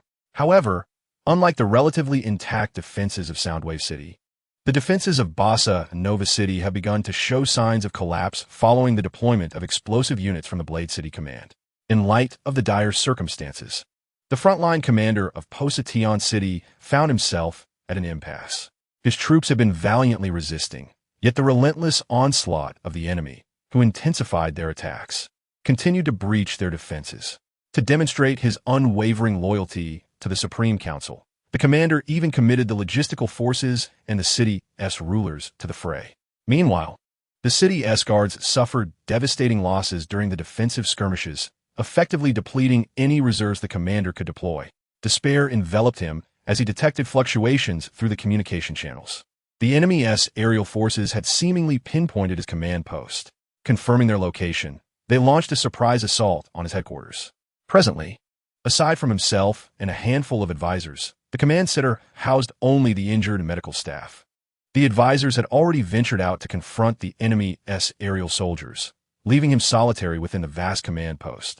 Listening to the anguished cries of the frontline soldiers of Positron City echoing through the communication channels and the desperate shouts of his advisors fighting fiercely outside, the commander remained silent for a moment. He then activated the communication system to address his beleaguered soldiers, who still stood resolute against the enemy. This is the command post of Positron City. Comrades, soldiers, our command center has been infiltrated by the enemy, and we have no remaining fighting forces. This will be our final broadcast, but do not succumb to despair, for even if I return to the source of the flames, I shall continue to watch over you. At this moment, I do not issue commands as a commander, but implore you as a fellow compatriot, please continue to resist. The Supreme Council shall not abandon Positron City. Do not be swayed by the lies of the Sarath regime. Now, I must engage in combat with the invading forces that have breached our command post. May the Divine protect you, my fellow compatriots, until we meet again at the source of the flames. As the commander's voice faded, he grasped the pulse rifle beside him. After disabling the communication network to prevent the enemy from spreading demoralizing propaganda, he resolutely exited the command post to stand shoulder to shoulder with his advisors against the advancing enemy. At the moment the commander dismantled the communication network and plunged into battle against the insurgents' aerial assault, the defenders of Positron City were drawn to his farewell broadcast. They understood that their commander was likely no longer with them. The enemy had stormed their command post and disrupted their communication hub, leaving them to fend for themselves. Without the strategic direction of their frontline commander, the defenders could only rely on their understanding of the battlefield's current state to decide whether to engage in battle or retreat to reorganize their defenses. Each squad leader was tasked with assessing the situation. Some chose to withdraw, seeking to leverage the terrain of Positron City to exhaust the enemy, while others resolved to hold their ground, seeking vengeance for the command post. Optimus Prime found himself confronted with a momentous decision. As they repelled wave after wave of adversaries, their energy reserves dwindled, leaving them unable to maintain their defense. Consequently, at the suggestion of the police car, Optimus Prime contacted the surrounding troops and assumed command in the capacity of the leadership module seeker. Subsequently, guided by the police car's counsel and his own discernment, They abandoned the untenable structures and led their allied forces in a strategic retreat to establish a new defensive line. To facilitate the safe withdrawal of their comrades, Optimus Prime, accompanied by Lightning, the police car, and the adjustment vehicle squad, launched a counteroffensive against the enemy mid-retreat. The initiative proved remarkably effective. The insurgents, unprepared for a counterattack during a retreat, suffered significant losses as Optimus Prime's rearguard unit sent numerous insurgent soldiers back to the Allspark. Meanwhile, other squads that had fallen under Optimus Prime's command began to construct a new defensive line upon retreating into the urban area. In a bid for sustained resistance against the insurgents, the police car led a contingent of soldiers to seize a nearby supply center, dispersing its provisions as widely as possible. In addition to supplies destined for the newly established defensive line, the police car instructed soldiers to conceal a substantial amount of resources beneath the ruins of various buildings, just in case. Furthermore, the police car remained vigilant concerning the insurgents' movements, fully aware that they would not overlook such a supply center. Given their current troop capacity, they could not withstand an assault from the insurgents, making it prudent to transport and detonate the supply center while they had the chance. As the police car directed soldiers in the transport of supplies, Optimus Prime and the adjustment vehicle squad engaged the enemy while executing their retreat, rescuing several defenders from other structures along the way. Optimus Prime, we must retreat swiftly. As Optimus Prime drew enemy fire to provide his fellow Transformers with precious time to escape, the police car, having set explosives at the supply center, rallied soldiers to support Optimus Prime. Observing the scorch marks on Optimus Prime's chassis, the police car swiftly coordinated the troops to assist in his retreat. Police car, what is the status? Is a new defensive line established? During their withdrawal, Optimus Prime inquired about the progress of the new defensive line. While speaking, he did not neglect to fire upon the insurgent soldiers attempting to ambush them, skillfully striking an insurgent's Allspark chamber and sending that foe back to the Allspark. Most of the preparations are complete. Optimus, we must retreat now. As the temporary commander, your absence would lead to the disintegration of this unit, the police car replied, counterattacking the enemy as they withdrew and urging Optimus Prime to hasten their escape. Embracing his role as the leadership module seeker, Optimus Prime united the surrounding operational squads. Without his command, they would likely descend into chaos once more. I understand. Soldiers, retreat to our previously established defensive line. After witnessing the successful withdrawal of other soldiers, Optimus Prime acquiesced to the police car's advice and directed his retreating troops to expedite their arrival at the defensive line, while he and the police car continued to draw enemy fire during their retreat. Very well. Have we successfully seized control of the enemy's command center? Excellent. Let us continue our assault. The enemy's defenses shall soon be shattered by our might.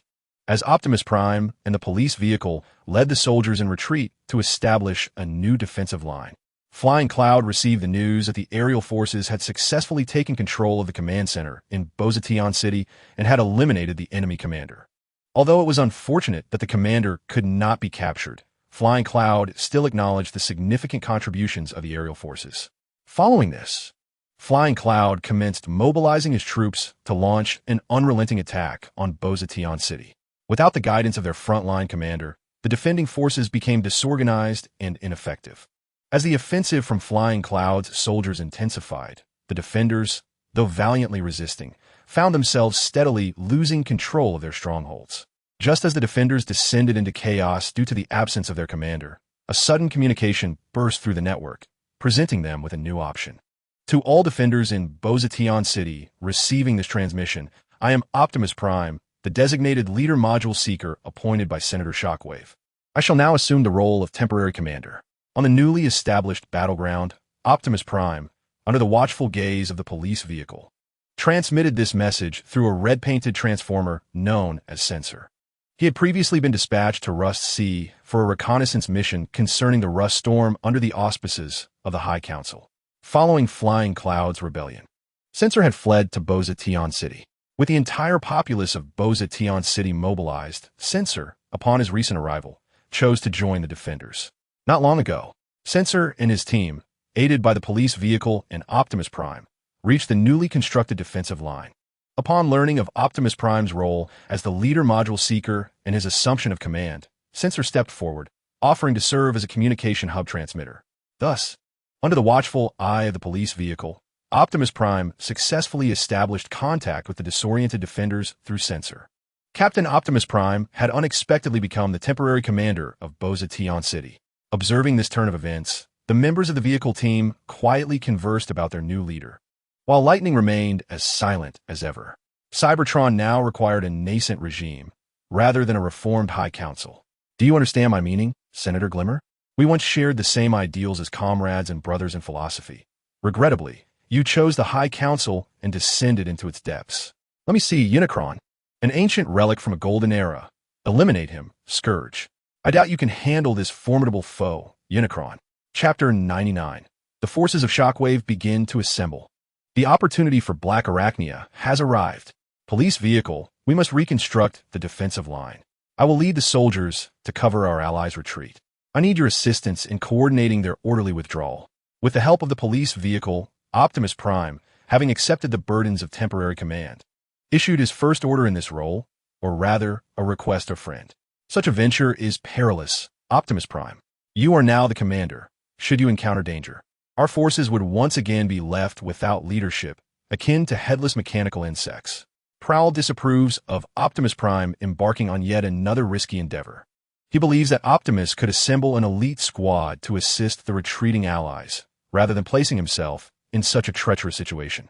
After all, a pulse blast will not spare you simply because you are a commander. Trust me, Prowl, as I trust you. I shall return. In the meantime, please assist in mobilizing the garrison to rebuild our defenses. Optimus placed his hand upon Prowl's shoulder armor, signifying his confidence in him. As he spoke, he faced the silent Prowl, received the pulse rifle from Sideswipe, and gazed towards the direction of the insurgents' assault. Observing his steadfast friend, Optimus heard the sound of explosions echoing through the city, unmistakably indicating that the insurgents had engaged the retreating garrison. In response, he turned to Prowl and nodded slightly. Have faith in yourself, Prowl. Sideswipe. Mobilize the vehicular units. Onward. After uplifting Prowl's spirits, Optimus leapt forth from the defensive line, with Sideswipe and the vehicular units closely following behind. Alas, I hope our efforts shall not be in vain. This is the temporary command center. I am Prowl, the deputy to Commander Optimus Prime. The commander has proceeded to assist the retreating forces. Please hold your ground. I shall assume command for the time being. As Optimus, unwavering, led the elite squad into the fray of the second defensive line, Prowl adjusted his own status and began to take charge. To bolster the resolve of the garrison, Prowl informed them of Commander Optimus Prime's support. Counterattack. Cover the Allies' retreat. While Prowl inspired the morale of the defenders, Optimus and Sideswipe charged into the second defensive line, discovering allies retreating as instructed. Upon witnessing this, Optimus immediately initiated a counteroffensive to shield the allies' withdrawal. With Optimus's team entering the battlefield to provide cover, the insurgents found themselves at a disadvantage, and even the defenders were astonished by how swiftly Commander Optimus had arrived. Consequently, the defenders promptly coordinated with Optimus to launch a counterattack. The insurgents, taken aback by the unexpected support for the defenders, were suppressed by Optimus's squad and rendered immobile. Meanwhile, the defenders received Optimus's orders to swiftly retreat to the third defensive line for regrouping. Upon receiving the temporary commander's directive, the defenders abandoned their efforts to assist Optimus in suppressing the insurgents. Subsequently, under the protection of Optimus and his team, this segment of the garrison hurriedly evacuated the battlefield, making their way towards the newly established line where Prowl awaited. Commander, we shall also advance. The body concealed behind the remnants of a structure, Lightning suggested to his commander, Optimus Prime, that if they did not advance soon, they might attract the attention of the insurgents. At that point, not only would they be unable to assist other defenders, but their own safety would be jeopardized. Very well, let us continue to support the other defenders, Optimus Prime replied. After assessing the situation of the troops they had just rescued, he understood that their small team's advantage lay in their ability to remain concealed and launch unexpected assaults on the enemy. However, should they become ensnared by the enemy, that advantage would dissipate, potentially exposing them to enemy fire. As Optimus Prime took command and initiated movement, the members of the High Council learned of the fall of the commander of Kaon City, who had perished and returned to the source of fire. Shocked by the audacity of the Flying Cloud to eliminate a frontline commander, The Council hastily instructed the support troops to accelerate their advance toward Kaon City. The Batfolk representative also urged the Halogen representative to negotiate with the commanders of the ironclad Dragon Space Station, Red Spider, as well as the commanders of Lunar Satellite 1 and Lunar Satellite 2. Meanwhile, the Batfolk representative set off to soar over Kaon City to recruit soldiers, just in case. Upon learning that Kaon City was on the verge of falling, the Shockwave representative realized it was time for action. In the Grand Hall of the High Council, he asserted that as a council member, he ought to contribute appropriately during this critical hour. He announced his intention to recruit loyal residents at Ironfort to form a volunteer army to support Kaon City. Although other representatives wished to dissuade Shockwave from venturing into the perilous battlefield, he respectfully declined their counsel, declaring that as a member of the High Council, he cannot remain passive in such dire circumstances. Now was the time to dedicate himself to the Council. Witnessing Shockwave's fervor, the other representatives felt compelled to refrain from further objections. They conceded that if Shockwave could recruit a loyal force at Ironfort, they would agree to his deployment to the battlefield of Kaon City. This was precisely what Shockwave had awaited. Upon receiving command of the volunteer army, he promptly commenced recruitment at Ironfort.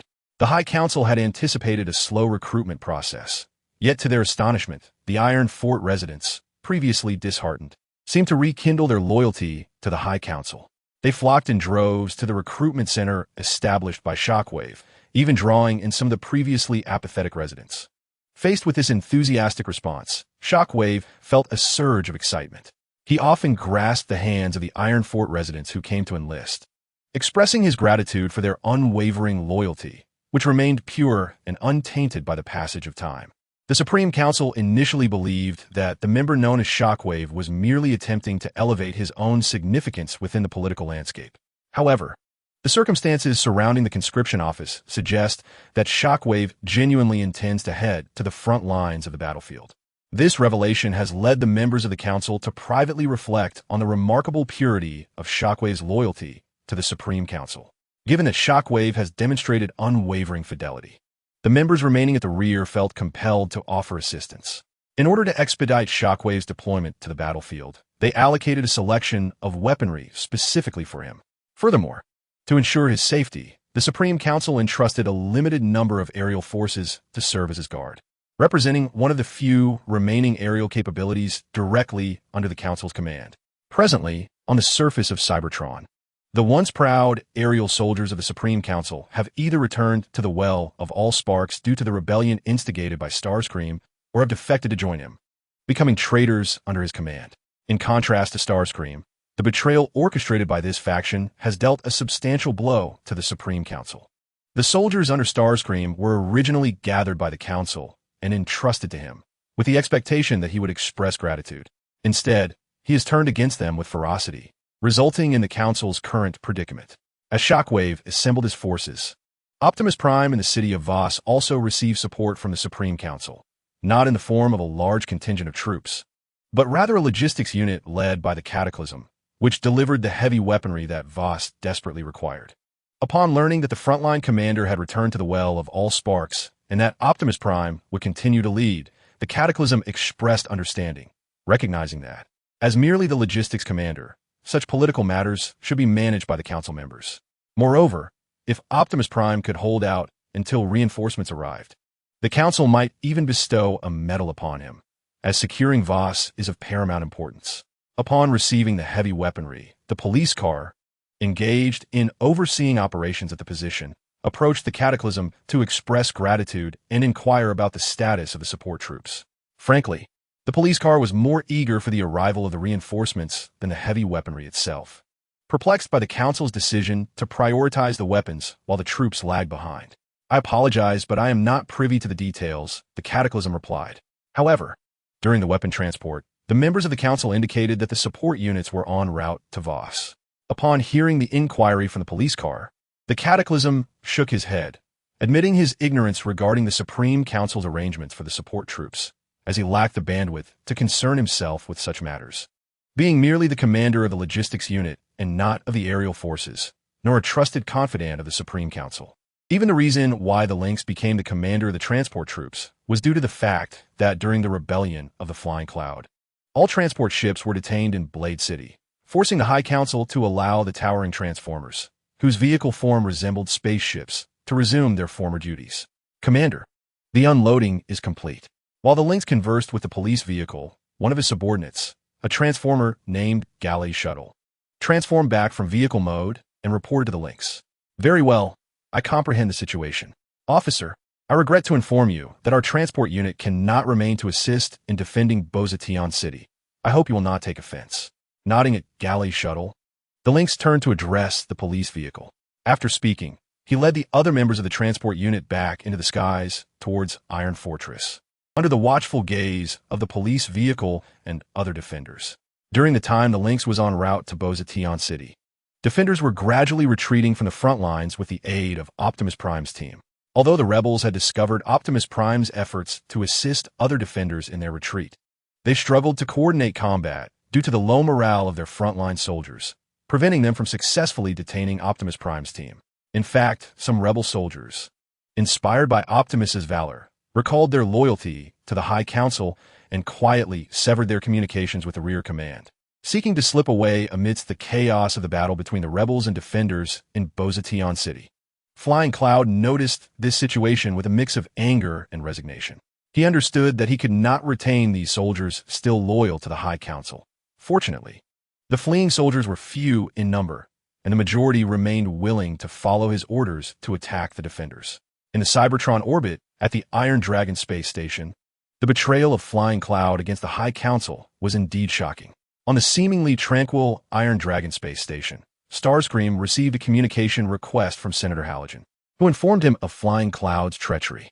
Indeed, after decimating the elite forces and Special Operations Unit X in southern Cybertron, Flying Cloud has joined the rebellious regime of Salus and is currently assaulting Bozation City.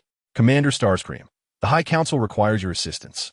All residents of Cybertron yearning for freedom are in need of your rescue. The communication network projected the form of Senator Halogen, observing the commander of Iron Dragon Space Station, directly stated the necessity of Starscream and his forces to the High Council. I shall do so, Senator Halogen, rest assured.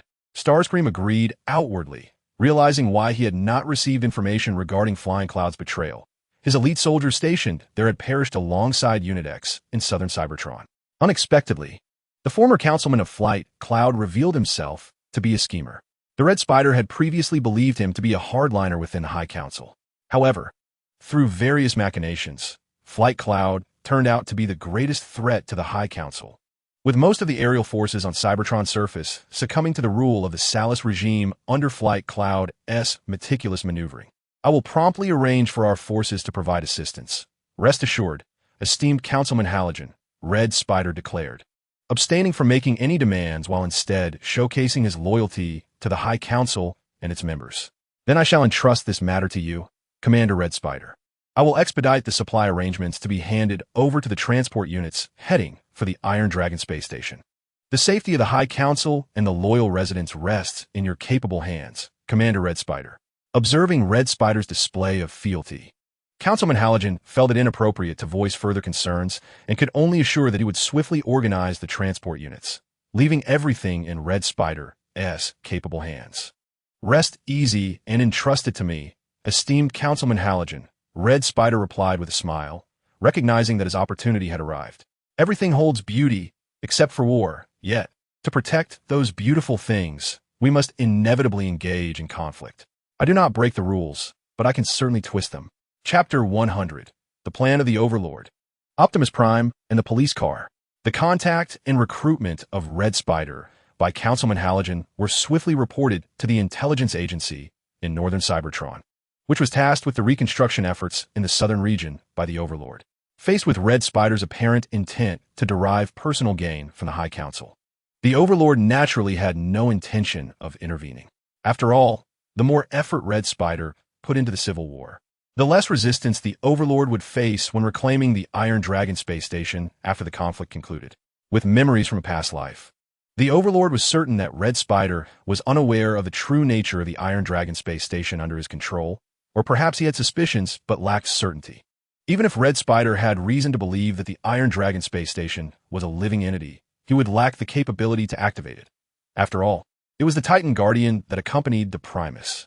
Unless one were to use dark energy to influence their personalities, they would not abandon their sacred mission. As for whether Red Spider would dare to utilize dark energy, the Overlord was convinced he would not. The more one understands, the more one fears. Especially for a schemer like Red Spider.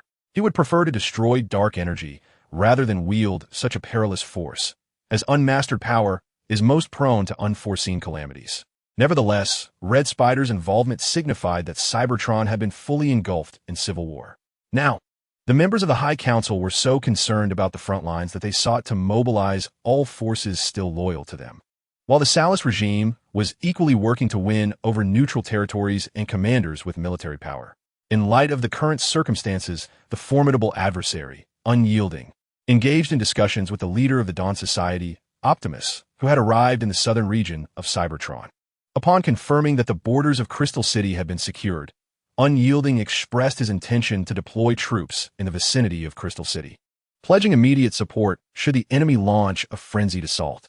He exhibited a commendable amiability towards Optimus, one of his few allies, who reciprocated this sentiment.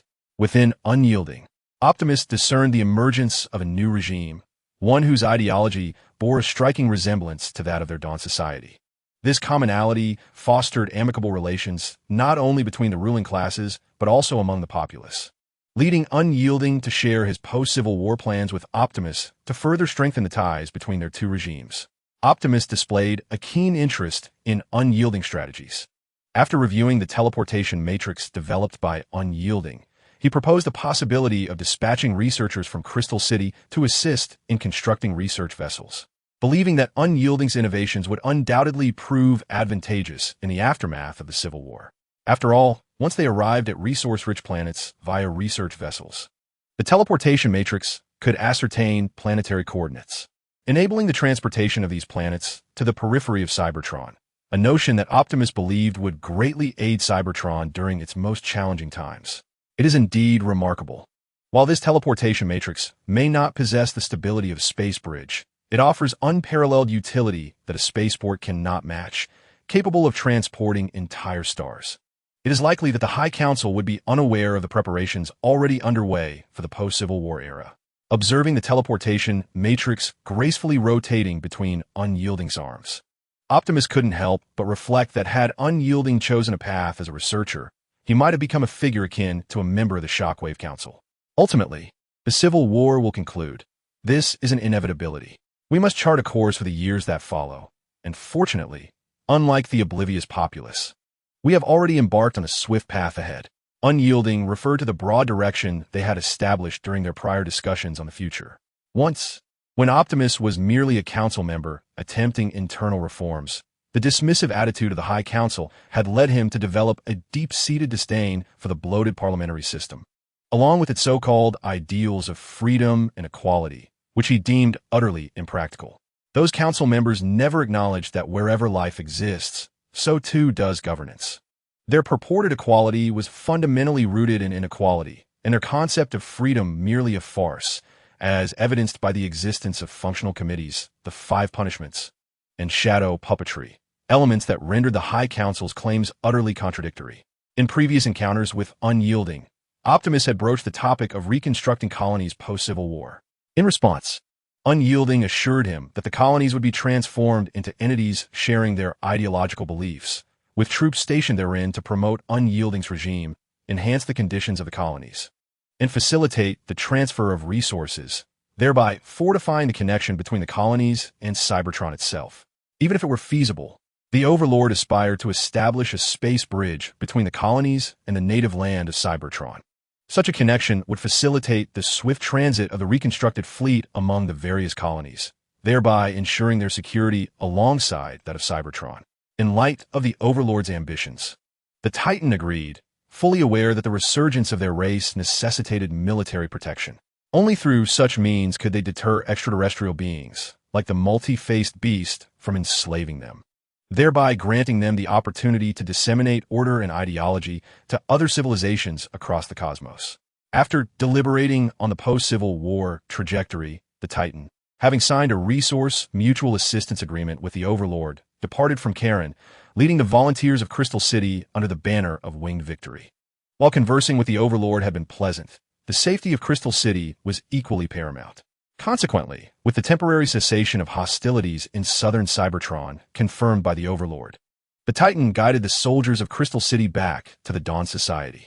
Upon their return, the soldiers who had fought alongside them in southern Cybertron expressed their reluctance to part ways, to convey their sentiments, with the consent of their commander.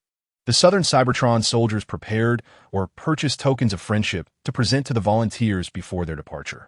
In reciprocation, the volunteers gifted some artifacts from Crystal City to the soldiers of southern Cybertron.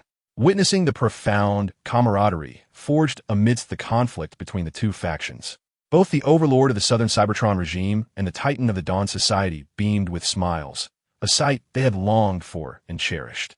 As the Overlord and Titan began contemplating the affairs to be addressed in the aftermath of the Civil War, Winged Cloud endeavored to expel or annihilate the defenders of the Boza Sky City, led by Optimus Prime. Upon assuming the role of frontline commander, Optimus Prime learned through the surrendering defenders that the commander of Boza Sky City had been succeeded by a leadership module seeker named Optimus Prime, and that the retreat to fortify the second defensive line had also been orchestrated by him. This revelation incensed Winged Cloud, who had only recently succeeded in a surprise attack to return the commander of Boza Sky City to the source of sparks. Yet, now a new leadership module seeker had emerged, audaciously assuming command of the front line without any formal orders.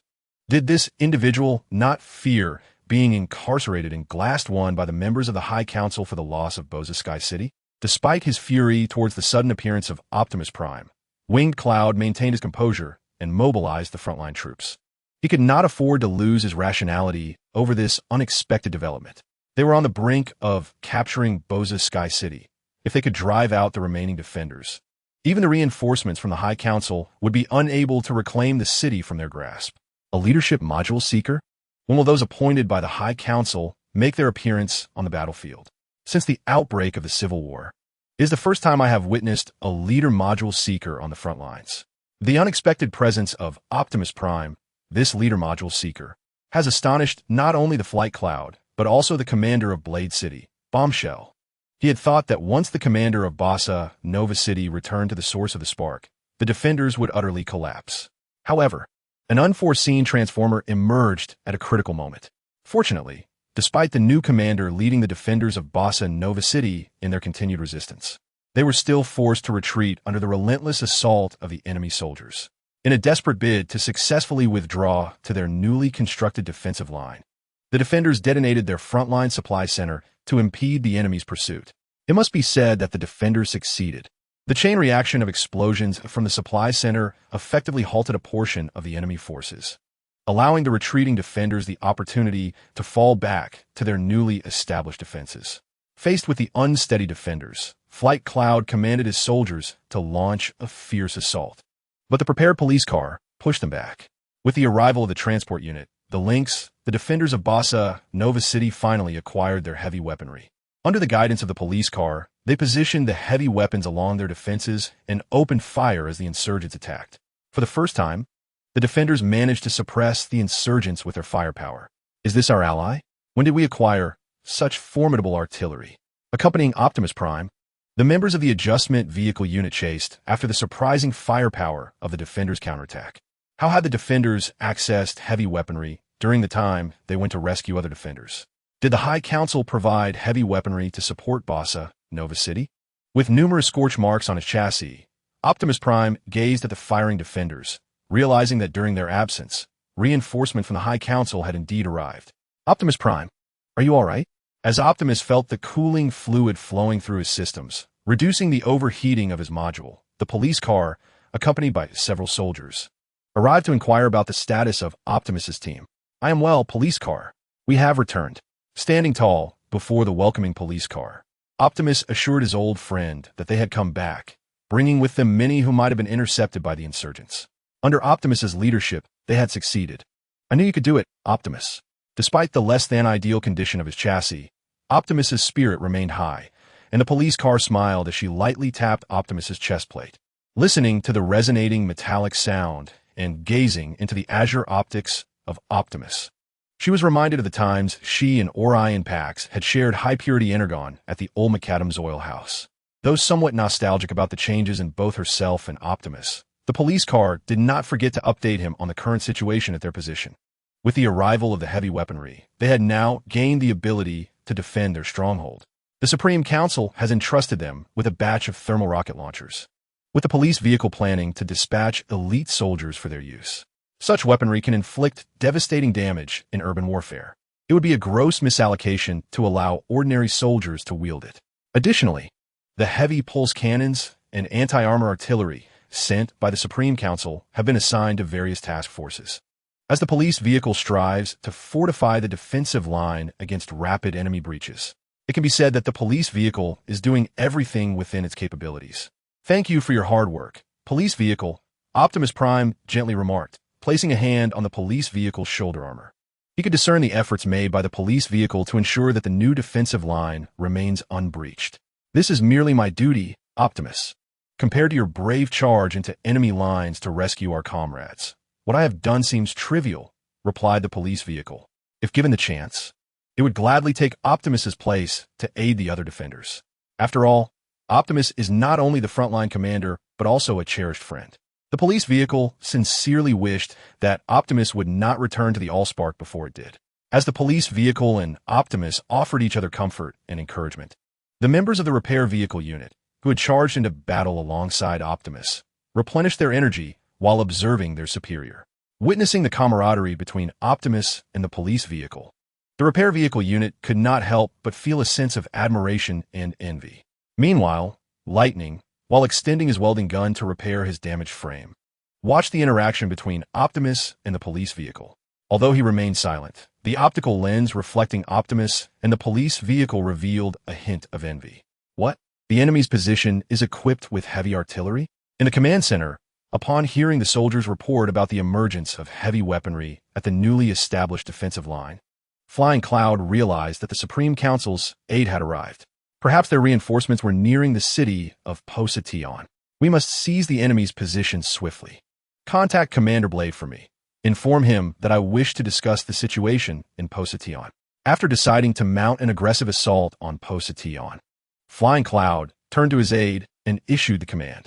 Aside from being somewhat reckless, the broadside does not possess any notable weaknesses.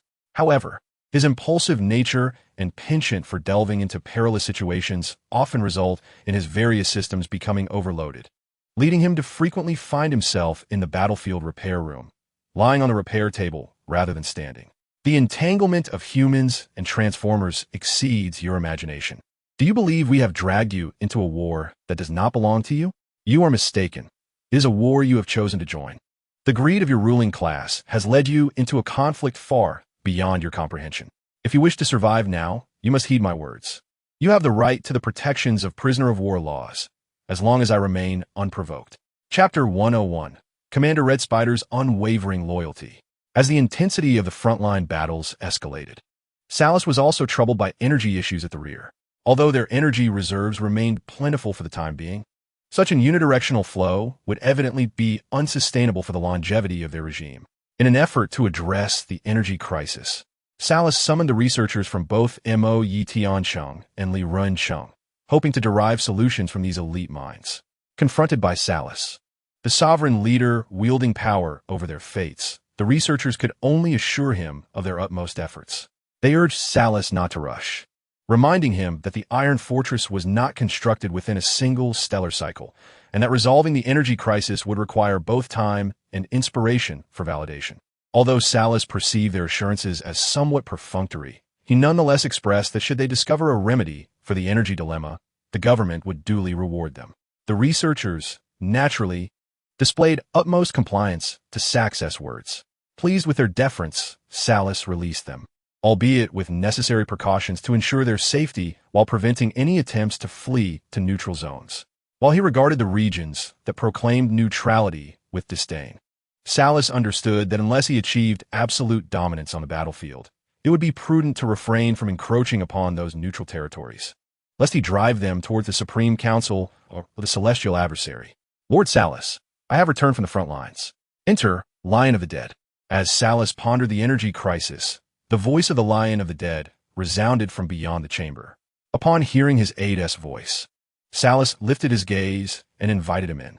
As the metallic door swung open, the lion, adorned with a deep green finish, strode into the room. "Lord Salus, what troubles you?"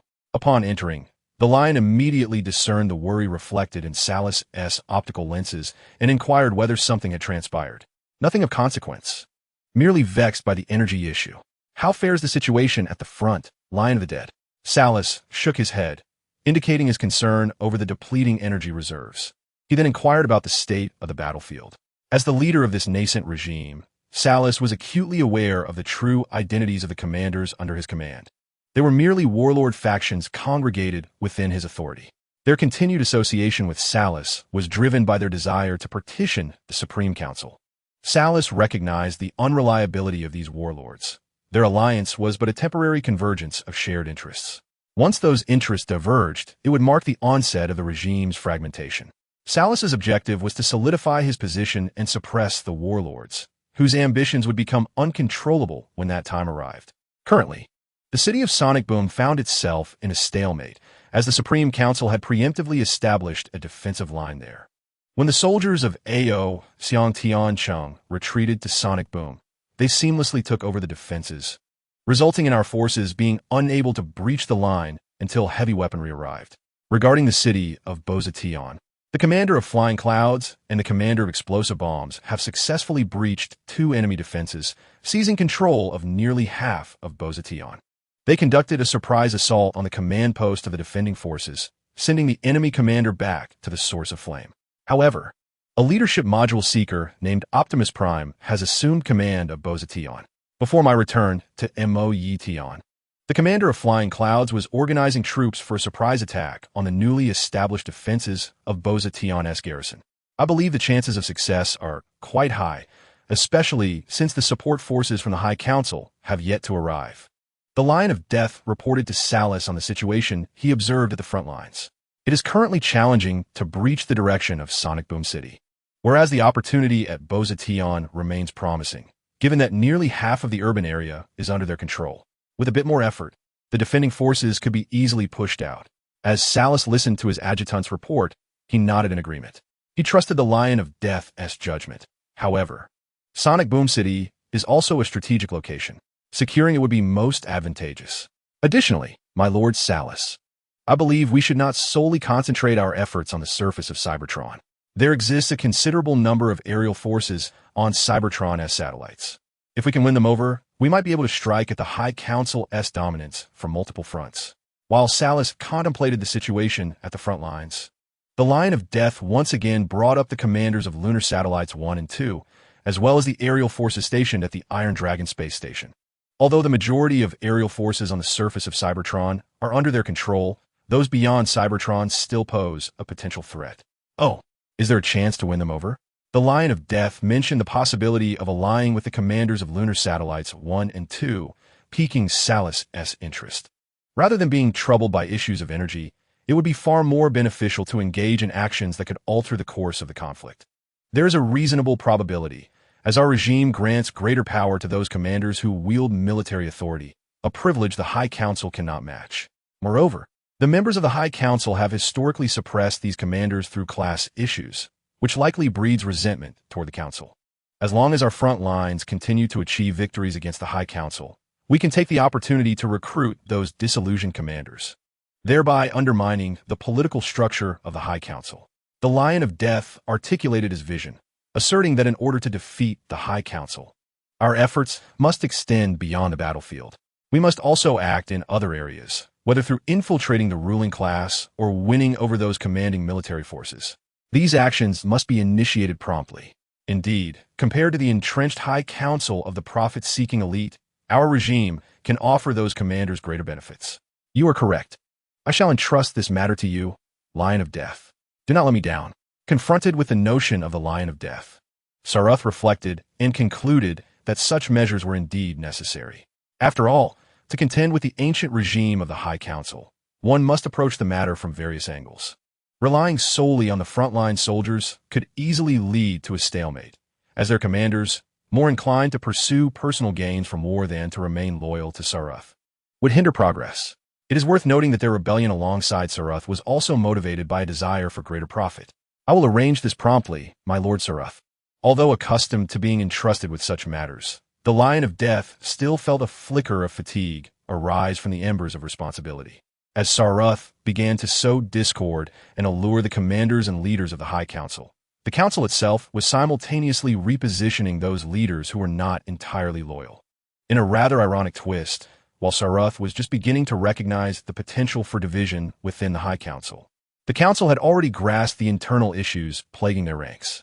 To stabilize the war situation, the members of the High Council conferred, resulting in the election of Researcher Alita as a new member of the High Council. Concurrently, the troops under the banner of the Red Spider, who had pledged their allegiance to the High Council, were also mobilized to the surface of Cybertron, although the Red Spider did not deploy all of his soldiers. Following the orders of the Halogen Council member, the Red Spider retained over half of his forces to defend the Iron Dragon space station, wary of potential treachery from the commanders stationed at Moonbase 1 and Moonbase 2. Indeed, the High Council had grown distrustful of those two commanders.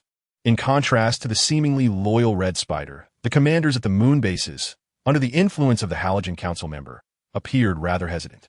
Observing the High Council's slightly weakened position, they clearly wished to avoid being embroiled in a civil war that threatened all of Cybertron. Consequently, they opted to deflect the Halogen Council members' inquiries, claiming they needed to combat extraterrestrial threats from beyond the surface of Cybertron, and thus lacked the additional forces to support the High Council.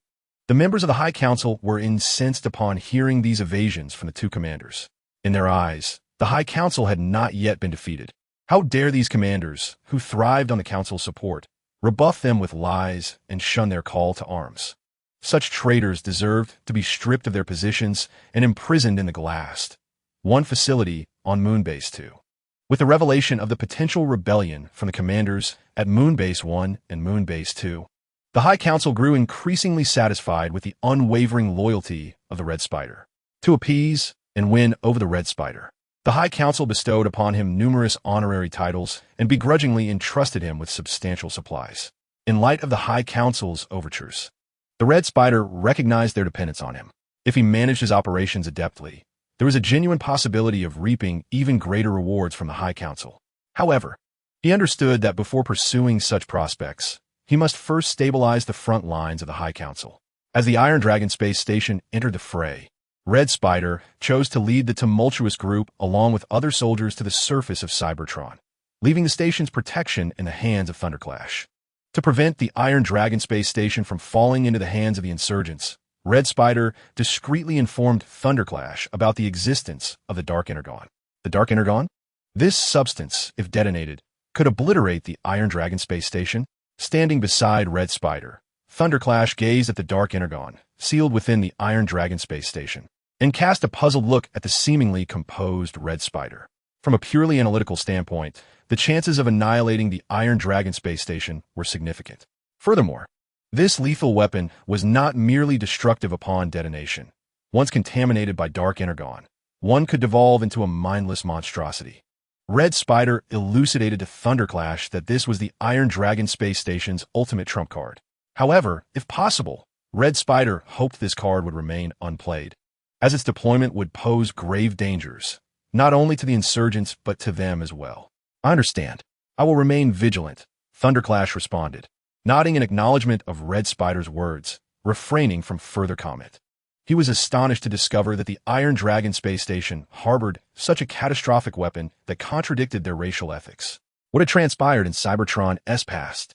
After briefing Thunderclash, Red Spider led the tumultuous group and other soldiers aboard the transport craft to return to the surface of Cybertron.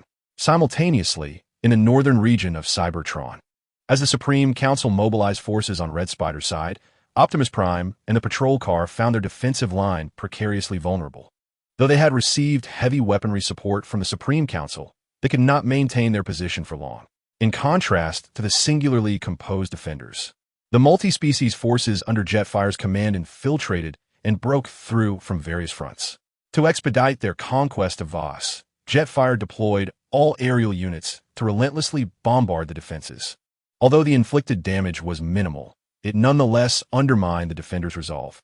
Optimus Prime and the patrol car, witnessing the turmoil, endeavored to resist fiercely and uplift the spirits of their troops. Yet, they could not avert the gradual descent into disadvantage. Noticing a multitude of insurgents breaching one building after another under the cover of their aerial forces, they called for heavy artillery to flatten the insurmountable structures. The patrol car recognized that their defensive line could not withstand much longer. Approaching Optimus Prime, who was operating the cannon, the patrol car relayed the current situation of their defenses. "Are we about to lose our line, patrol car?" Optimus Prime inquired, handing the cannon over to Lightning. His azure optics turned toward the patrol car that sought him out. On the battlefield, there were moments when the patrol car embodied the essence of a commander more than he did. Preferring to fight alongside his soldiers at the front rather than directing from the rear, the burden of command fell to the patrol car. Not yet, but certain regions have already been breached. The rebel forces are swiftly traversing through the breached areas, and I fear they intend to encircle us from behind, annihilating our forces to ensure that the defenders of Boza Tianqing cannot impede their conquest of the city. The police car's terminal projected the current state of the Boza Tianqing battle zone, where the emblem of the rebels was rapidly infiltrating, clearly indicating their desire to confine the defenders of Boza Tianqing to this defensive line indefinitely. Now, I shall lead a team to reclaim the breached territory. Can we thwart the rebels' plans, police car? Lowering his head to the police car, Optimus Prime inquired as he gazed at the projection on the terminal. Should the need arise, he was willing to take risks once more for the sake of opportunity and hope. "I fear we cannot stop them, Optimus. We are neither the Celestials nor the legendary Titans. Often, we cannot alter the course of war. Perhaps we should focus on preserving more of our resistance forces, so that when reinforcements arrive, we can coordinate our efforts." The police car interrupted Optimus Prime's thoughts of risking himself for a tenuous hope, suggesting instead that they maintain the embers of hope. Rather than waiting to be encircled and annihilated, they should retreat and utilize the urban landscape of Boza Tianqing to engage in guerrilla tactics against the enemy. Listening to the police car's counsel, Optimus Prime fell silent and eventually nodded in agreement. "I understand, police car. You should lead the soldiers in retreat. I will cover your withdrawal. This is my responsibility and duty as a commander." After agreeing to the police car's strategy of abandoning their position for guerrilla harassment within the urban area, Optimus Prime instructed the police car to lead the retreat while he remained behind to provide cover. "I understand. I will lead them to retreat now." Just as the police car was about to command Optimus Prime, the commander, to retreat, he caught sight of the trust emanating from Optimus Prime's deep blue optics. Feeling the weight of that trust, the police car raised his head slightly and accepted Optimus Prime's orders once more, both as an aide and as a friend. As the police car began to contact the defenders to detonate heavy weaponry and facilitate their retreat, Optimus Prime had already led the adjustment vehicle unit and Lightning in attracting the rebels' attention. He believed that his chassis had already been recorded by the rebels, and as long as he continued to fight on the front lines, a portion of their focus would remain on him. As Optimus had surmised, the rebels indeed recognized the temporary commander of Boza Tianqing and promptly reported this to Feiyun at the command center. Upon learning that Optimus Prime was still at the front, Feiyun immediately ordered that Optimus be shot on the front lines. To ensure success, Feiyun also mobilized heavy artillery to assist the frontline forces in eliminating Optimus Prime. As Optimus's coordinates were transmitted to the rear artillery positions, a barrage of pulse shells rained down upon his location, akin to acid rain. Amidst the explosions, Optimus and his team transformed into vehicle forms and swiftly retreated beyond the bombardment zone. Upon discovering Optimus Prime and his companions, the insurgents relentlessly pursued them, while also maintaining communication with allied forces that had maneuvered around to the rear, continuously relaying the coordinates of Optimus Prime, the commanding officer of the defenders. Although the intention was to escort Optimus back to the matrix of leadership, Flying Cloud understood that the annihilation of the defenders was of paramount importance. He commanded the aerial units to incessantly bombard the positions to intimidate the defenders, while simultaneously urging the flanking forces to accelerate their encirclement of the defender stronghold. As the encirclement intensified, the police vehicle mobilized the defenders, organizing them into various tactical squads to retreat towards the urban area of Positian City. During this mobilization, the police vehicle ensured to bring along the allied defenders gathered nearby. after issuing a command via the communication channel of the sensor to retreat into the city and continue the resistance. The police vehicle beckoned the soldiers to take the sensor and proceed to support Optimus Prime. Subsequently, amidst the ruins of buildings reduced to mere remnants, the police vehicle successfully rendezvoused with Optimus Prime and the adjustment team. Optimus Prime, we must retreat at once. After downing a Cybertronian jet with a shoulder-mounted thermal rocket, the police vehicle hastily directed the soldiers to bring the adjustment team and lightning along for the retreat, while also assisting the battle-scarred Optimus Prime in withdrawing to safety. Police vehicle, what is the status of the other defenders? After using his welding gun for a simple repair on his own chassis, the optics of Optimus Prime still gleaming brightly, he inquired about the condition of the other defenders. They have already commenced their withdrawal. If they continue to resist the insurgents, they will retreat into the urban area. The police vehicle responded. If those soldiers are still willing to resist the insurgents, do not regard retreat as failure. If you perceive your own withdrawal as defeat, then you have indeed failed. A society must advance through unified thought, discipline, and ideology. Chapter 102. The Transformers Waspinator? Ultimately, the defensive line controlled by Optimus Prime was breached by Flying Cloud, capitalizing on the elite soldiers, air superiority, and the coordination of various units. As Kaon City gradually succumbed, a portion of the defenders lost their will to fight, emerging from the shelters of their buildings to surrender to the insurgents, hoping to avoid a return to the Matrix. However, the surrendering defenders were unaware that capitulation did not always guarantee survival. If they encountered rational insurgents, their surrender would be treated fairly, in accordance with the laws of war. Yet, if they faced irrational insurgents who had lost comrades to the defenders, surrender would not spare them from death. Their fallen friends would be counted against them, and their Matrix chambers would be breached, disregarding their cries as they were sent back to the Matrix. Such occurrences were not uncommon on the battlefield, where the back-and-forth struggle between defenders and insurgents resulted in substantial losses on both sides, as many comrades and like-minded friends were lost.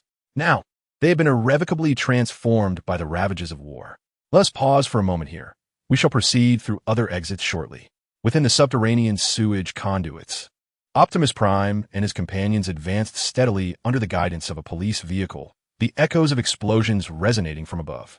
As they traversed the dimly lit tunnels of Cybertron, Optimus took note of the expansive sewage system, pondering whether its sole purpose was indeed waste disposal. After confirming their distance from the battlefield, the police vehicle instructed them to recalibrate their mechanical states. Those severely damaged could only remain in stasis until reinforcements arrived for repairs. I was unaware that Cybertron's underground sewage passages were so vast. Was this truly merely for waste management? As the convoy paused to regroup, Optimus halted, marveling at the rusty components drifting amidst the murky effluent produced by factory operations. A sense of concealed malevolence lingered within the polluted waters. Hearing Optimus's musings, the police vehicle approached, resting a hand on Optimus's shoulder. "Optimus, are you all right?" The police vehicle inquired, sidestepping the previous contemplations to focus on Optimus's current condition. Truth be told, the police vehicle had never anticipated such valor from Optimus, who had spent most of his time in the archives prior to this battlefield debut. Curiosity arose regarding whether this newfound bravery was a lesson learned during the recent turmoil in southern Cybertron. Despite the soldiers retreating from the front lines voicing concerns over the processors of their southern counterparts, they never doubted their courage. "My condition is satisfactory. How about yours?" Optimus replied, momentarily diverting his attention from the sewage to inquire about the police vehicle's well-being. "As well as ever. Considering I haven't fought as fiercely as you on the front lines," the police vehicle responded softly, proceeding to brief Optimus on the scattered forces. "We have dispersed the remaining defenders across various districts of Kaon City. However, with the collapse of our defenses, many have surrendered to the insurgents. I hope they receive fair treatment in the prisoner of war camps." The police vehicle conveyed the current situation, noting that these remnants of the defending forces were all that remained capable of counterattack. As for the reinforcements from the High Council, their arrival time remained uncertain, as no communication had been established thus far. The police vehicle expressed a wish that those who surrendered would find the treatment they sought, questioning the bravery of those who would dare to yield at such a dire juncture, unafraid of being returned to the core. As the police vehicle and Optimus led the remaining defenders away from the front line, reinforcements from Iron Fortress finally arrived within the confines of Bozation City, hastening towards the urban core with the urgency befitting their mission as dispatch support from the High Council. The reason for the delay in reaching the city of Bozation lies entirely in the emergence of a multitude of mercenaries and rebels in the outskirts of Iron Fortress. Indeed, to stall the reinforcements from the Supreme Council, Salus has mobilized a significant number of followers concealed within the territory of Iron Fortress. Concurrently, Salus has set his sights on a newly formed faction known as mercenaries, composed of exiles. These mercenary units primarily consist of deserters from the regime of the Supreme Council, who, due to their status as fugitives, dare not return to their original forces. Instead, they clandestinely accept assignments for assassination or protection. Salus, recognizing their animosity towards the Supreme Council, has contacted them, providing weapons and generous energy rewards to garner their support. Moreover, Salus has tasked the mercenaries with obstructing the Supreme Council's reinforcements, requiring neither large-scale casualties nor any significant military prowess. Merely a delay in their advance would suffice. The mercenaries, eager to accept this proposition, have launched numerous strikes, disturbing the order within Iron Fortress under Salus's backing, while also employing various weapons to hinder the advancing forces destined for Bozation. In response to these delays, the commander of the support troops, infuriated, reported the matter to the Supreme Council. The council members, equally incensed, assigned the task of eliminating the mercenaries to the legislator known as Shockwave. Mercenaries? Salus's minions in Iron Fortress? Intrigued by Salus's mobilization of mercenaries, Shockwave readily accepted the mandate from the Supreme Council. As the armaments arranged by the council arrived, Shockwave commenced training the soldiers he had summoned and initiated an investigation into the movements of the mercenaries. To enhance his reconnaissance of the mercenary strongholds within Iron Fortress, Shockwave even solicited the intelligence department from the legislator known as Bat Spirit. While other legislators prepared to welcome Commander Red Spider, Shockwave had already pinpointed several mercenary bases, poised to launch an assault at the slightest command. Simultaneously, as Shockwave's intelligence yielded results, Red Spider arrived at Iron Fortress, accompanied by his subordinates and transported by support troops. Amidst much anticipation, at the spaceport, the members of the Supreme Council mobilized the residents to extend a warm welcome to Red Spider, with the council members themselves, in their capacities as leaders of the regime, personally greeting the military commander who remained steadfastly aligned with their cause. The situation on the battlefield was decidedly unfavorable for them.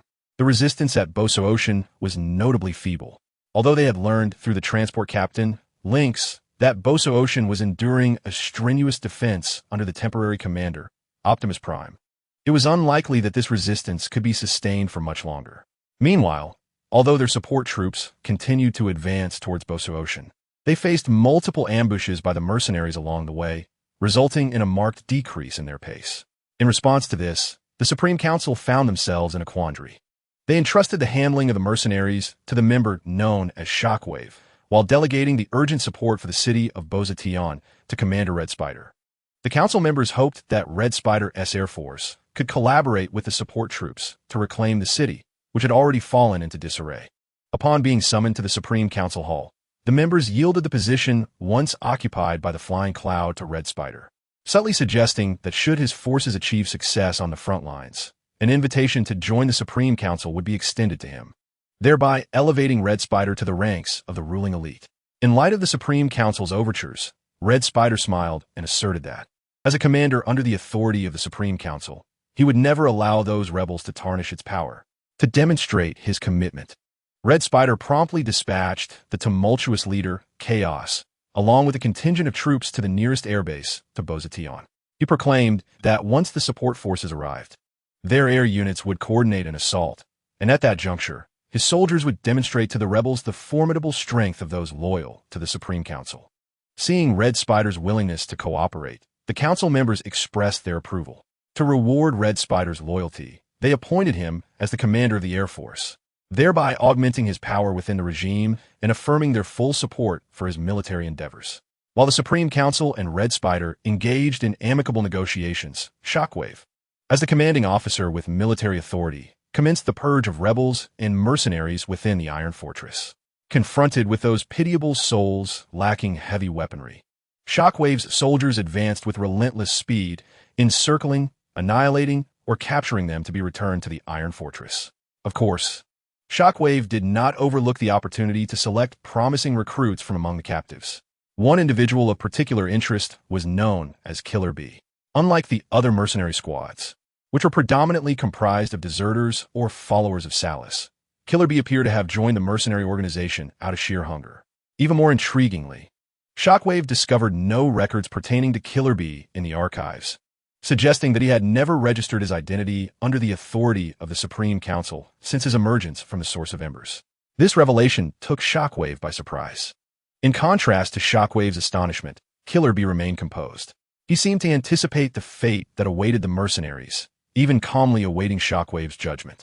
Killer Bee, I am curious to know how you managed to evade the guards and enter the Iron Fortress after emerging from the Source of Embers. As far as I am aware, a newly born primal entity lacks such capabilities. Shockwave inquired, intrigued by how a primal being could consciously avoid detection and make its way into the fortress. Logically, a primal entity, upon its birth, should initially be in a state of confusion, only to be discovered and registered by the guards while seeking out its kin.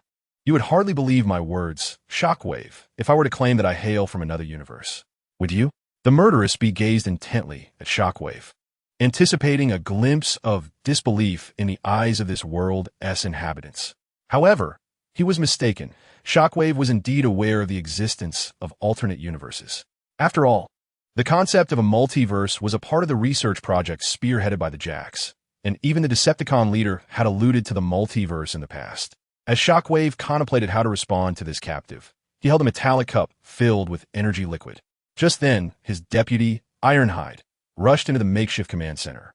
Upon encountering the murderous bee, Ironhide appeared as though he had stumbled upon an extraterrestrial life form.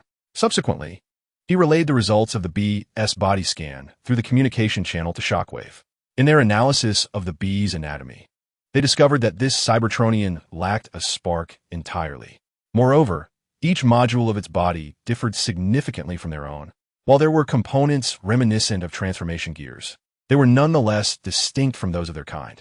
Rather than being a transformer, it would be more accurate to describe the murderous bee as an alien species masquerading as one. How could an alien life form materialize on Cybertron after its blockade? Ironhide conveyed his findings to Shockwave, inquiring whether this matter should be reported to the Decepticon leader. Surely, the leader would be intrigued by this extraterrestrial entity. Extraterrestrial life? Disguised as a Cybertronian? I comprehend now. Observing the projection of the bee's internal structure, which was entirely dissimilar to that of a Cybertronian, Shockwave realized that the bee might not have been deceiving him. Although astonished at the prospect of encountering a time traveler from another universe, Shockwave maintained a facade of calm. Then, under the scrutiny of a murderous bee, Shockwave nodded at his deputy's words and, accompanied by Ironhide, turned his gaze back towards the bee. I believe your words may be worth relaying to the leader of our regime, Shockwave remarked. As the bee mistakenly assumed, he would be handed over to the High Council. Shockwave had already directed Ironhide to initiate contact with the Decepticon leader, certain that he would wish to meet this being from another universe. Under Ironhide's command, the spies hidden within Shockwave's ranks began to adjust their encrypted channels. Once assured that they were not being monitored, Shockwave reached out to the Decepticon leader, who was attending to matters in Kaon. In the ruling council building, the Decepticon leader momentarily paused upon hearing Shockwave's report. Had Shockwave not intervened, the leader would have almost overlooked the murderous bee, for indeed, the bee was a visitor from another universe within the Transformers cosmos. In the leader's memory, the murderous bee was a character from the Transformers Prime series, who, during its interdimensional travels, had veered off course into the Transformers Super Evolution universe. In a bid to prevent his universe from being obliterated by a disruptive timeline, the bee had deliberately sought refuge in the underground society, transforming itself and amassing resources to traverse the cosmos. However, why should Bumblebee venture into the Marvel Transformers comic universe? How did he find himself in this realm? Unicron is certain that the universe he inhabits has not been ravaged by the cosmic emperor of the Marvel Transformers universe. Bumblebee? A visitor from another universe? Perhaps Jolt would be quite pleased to encounter this guest. As Unicron contemplated, he resolved to temporarily entrust this individual to Jolt, for he still needed to contend with the internal strife. And what of that yellow-coated fellow? Yellow is indeed the color of sports cars. Chapter 103. The Chest Armor Brigade. The divergent circumstances of Megatron and Optimus Prime. After informing Shockwave of Bumblebee's transfer to the southern regions of Cybertron, Unicron also deemed it fit to share this development with Jolt. Upon hearing this news, Jolt appeared exceedingly exhilarated, eager to delve into the study of silicon-based life forms from alternate universes. Of course, before embarking on his research, he must assist Unicron in refining the teleportation matrix. Having relayed the matter of Bumblebee to Jolt, Unicron resumed his relentless engagement with the seemingly endless bureaucratic duties, while his adversaries in the north were unencumbered by such trivialities, as they were wholly absorbed in the throes of war. As the urban expanse of Voss fell almost entirely, Flycloud could finally inform Salus that their strategic objectives had been achieved. All that remained was to ascertain the situation in Sonic Boom City. Upon learning from Flycloud that Voss had been liberated by their regime, Salus recognized that half of the plan had borne fruit. Thus, to coordinate with the forces stationed far in Voss, Salus personally advanced to the front lines of Sonic Boom City, insisting that they must capture it to facilitate their allies in comprehensively suppressing the enemy. Lord Salus, I fear that Sonic Boom City may prove difficult to conquer. The current frontline commander is diligently repairing and constructing defensive fortifications. Should we launch an assault, we might very well encounter insurmountable barriers. After surveying the enemy's positions, Steelclaw conveyed the current state of the defenses to Salus. The commander defending Sonic Boom City appeared to be the captain of the Elite Guard, and those steadfastly loyal to the High Council would not hold back in combat. Oh, I beg to differ. In response to Steelclaw's caution, Salus shook his head. He had come to the front lines of Sonic Boom City with the intent to seize it. How could he allow the High Council to continue fortifying their positions unchecked? Salus could surmise the intentions of the High Council's commander at the front lines of Sonic Boom City, to transform it into a spaceport akin to Hydra Island. Yet, they had not considered whether all the rulers within Sonic Boom City were truly loyal to the High Council. In the Golden Age, fortresses constructed by alien races were often breached from within, and Salus intended to exploit this insight. Prior to the insurrection, he had made ample preparations, particularly concerning Voss and Sonic Boom City. Regrettably, Voss had been forcibly conscripted, otherwise it could have played a vital role. Under the auspices of Saruth, the insurgents adopted a stance of awaiting the outcome of the battle for the city of Poseroshan before taking action. Observing this, the commander of the Sky City, overseeing the Sonic Boom City, continued to organize engineering troops to construct fortifications. Despite the absence of an offensive from the rebels, vigilance was paramount. As the insurgents maintained their passive posture, the commander of Sky City discovered an unexpected shortfall in the supplies dispatched to the front lines. Although minimal, it was evident that corruption was afoot among the ruling officials. In response, the Sky City commander detained the officials responsible for the supply transport and dispatched a logistics officer to locate Tong Tiangno, who was overseeing the resource allocation for Sonic Boom City. Believing that Tong Tiangno would be unaware of the situation, the logistics officer was taken aback to find him directing members of the Elite Guard in the detention of several familiar officials, simultaneously dismantling their external communication terminals. Commander Tong Tiangno, the frontline officer has sent me to report on urgent matters. Who are these detained officials? While the logistics officer had his suspicions regarding the identity of the apprehended officials, he nonetheless inquired of Tong Tiangno, laying the groundwork for the forthcoming discourse. They are officials from Sonic Boom City, corrupted by Saruth, Tong Tiangno explained. Upon taking charge of Sonic Boom City, I instructed the intelligence department to conduct an internal investigation, which revealed potential connections between them and Saruth. Until now, we have been hindered by a lack of sufficient evidence, but now we have it. Aware that the logistics officer was merely a conduit for information and that the true interest lay with the commander of the Sky City forces, Tong Tiangno elaborated patiently.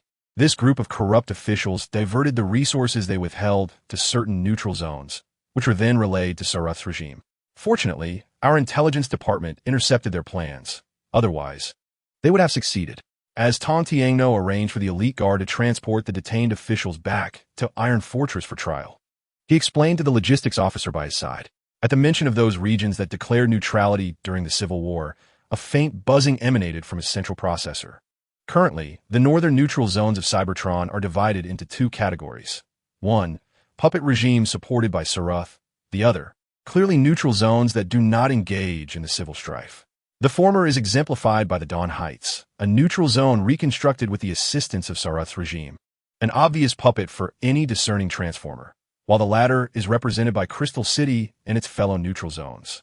Naturally, both types of neutral zones pose challenges. Tontiangno had identified this issue upon assuming control of Sonic Boom City's operations. I will ensure that the resources misappropriated by these officials are swiftly sent to the front lines. There is no need for concern. Reflecting on the earlier scene where the Knights of the Dawn Society from Crystal City had invited researchers to seek refuge, Tontiangno assured the logistics officer that he would expedite the replenishment of supplies, alleviating the worries of the commander at Sky City. As the corrupt rulers of Sound Explosion City busied themselves, the Special Operations Unit arranged by Salas commenced its mission. With the assistance of Salas's puppet regime in the neutral zone of Dawn Heights, a special operations team, codenamed Armor Brigade, was dispatched towards Sound Explosion City. This unit comprised soldiers transformed by Salas's researchers through cutting-edge technology, and they remained loyal to Salas, provided their interests did not conflict. To ensure absolute control over the Armor Brigade, Salas entrusted its leadership to his capable aide, the Lion of Death. Frequently, he found himself bearing the brunt of his leader's impulsive whims, as in this instance. The capture of those rulers was a deliberate act on Salas's part, designed to allow his Armor Brigade to infiltrate the city. It appeared that his plan was on the brink of success, as the rulers had overlooked the advancing Armor Brigade. Follow me. For the aspirations of Lord Salas, we must ensure the success of this plan. The Lion of Death had also undergone transformation. For only after his successful modification could Lord Salas be transformed. Through this enhancement, he could now sense the latent power within him, feeling the energy fluid boiling inside his body, allowing him to unleash strength from any part of his former will. The other members of the Armor Brigade shared this sensation, emboldening them to accept the tasks assigned by Lord Salas. Venturing into the heart of Sound Explosion City, while coordinating with the frontline forces to seize control. As the Armor Brigade set forth from the neutral zone of Dawn Heights under Salas's command, the Red Spider's forces successfully reached the airbase in the region of Bozationg City. Here, the airbase commander provided them with essential energy supplies and briefed them on the current status of the supporting forces. Commander, our support units have arrived outside Bozationg City, but due to the near total loss of the urban area, they are unable to advance into the city. I believe the front lines require your aerial forces' assistance. While replenishing his energy fluid, the air commander informed the Lion of Death about the chaotic state of Bozationg City, where not only were there deserters and rebels, but also the garrison troops engaging in guerrilla tactics. Some support units had even lost contact after entering the fray. The rebel leader, Flying Cloud, learned of the support unit's arrival and delegated the task of managing the guerrilla garrison to the commander of Blade City, Bombshell, while he himself led his forces to use the urban structures as a shield against the support troops from Iron Fortress. Flying Cloud's strategy effectively thwarted the advance of the Iron Fortress support units. Once plagued by concerns of hidden garrison troops, the rebels now occupied the very structures they once feared, utilizing them to mount a formidable resistance against the unarmed Iron Fortress reinforcements. Confronted with such circumstances, had it not been for the awareness that the defenders of Bozationg City were still engaged in combat, and that the tumultuous aerial forces had already arrived at the nearby airbase, the commander of the Iron Fortress support troops would have preferred to establish defensive lines on site rather than launching a counteroffensive to reclaim Bozationg City. The arrival of the support troops invigorated the beleaguered defenders, who, upon discovering that the majority of the insurgents had moved towards the urban periphery of Bozationg City, recognized that reinforcements had indeed arrived. Under the leadership of Optimus Prime, they organized a counteroffensive, albeit having lost heavy weaponry. They had also adapted to guerrilla warfare tactics. The remaining defenders of Bozationg City maneuvered through various buildings, shouldering thermal rocket launchers and hurling pulse grenades to inflict damage upon the soldiers of Blade City, attempting to eradicate them. The squad led by Optimus Prime, having secured energy supplies from the ruins, turned the tide to hunt down the soldiers of Blade City. Under the guidance of police vehicles, the defenders coordinated their movements according to the direction of attack indicated by their commander, Optimus Prime, who charged forward wielding a thermal axe, slaying one Blade City soldier after another, continuing the assault even after the phase displacement device was overloaded and exploded. Optimus Prime understood that they must advance. Only through such action could they create opportunities for the Iron Fortress support troops, and only thus could the remaining defenders hope to survive. Bumblebee was unaware of how many insurgents he had vanquished, although those insurgents cursed him incessantly before he cleaved their frames in two. It did not deter Optimus Prime from his resolve to wield the thermal axe. In the theater of war, all lives are of equal standing. Since the insurgents executed the defenders, he would show no mercy to those who resisted. Optimus Prime. The operational radar within the city indicates that an air squadron is sweeping overhead. Exercise caution. Understood. Police vehicle and soldiers. Take cover. Amidst the skirmish with the insurgents, Optimus Prime received the warning from the police vehicle. Upon learning that the insurgent air squadron was about to traverse above them, he directed the defenders to conceal themselves from the potential barrage of artillery, a lesson learned after losing air supremacy. Naturally, it was not solely the insurgent air force that took to the skies. The aerial units under the command of Red Spider were also mobilized. As the Iron Fortress support troops engaged in combat with the insurgents, the tumultuous command orchestrated a launch from the airbase to intercept the insurgent air forces.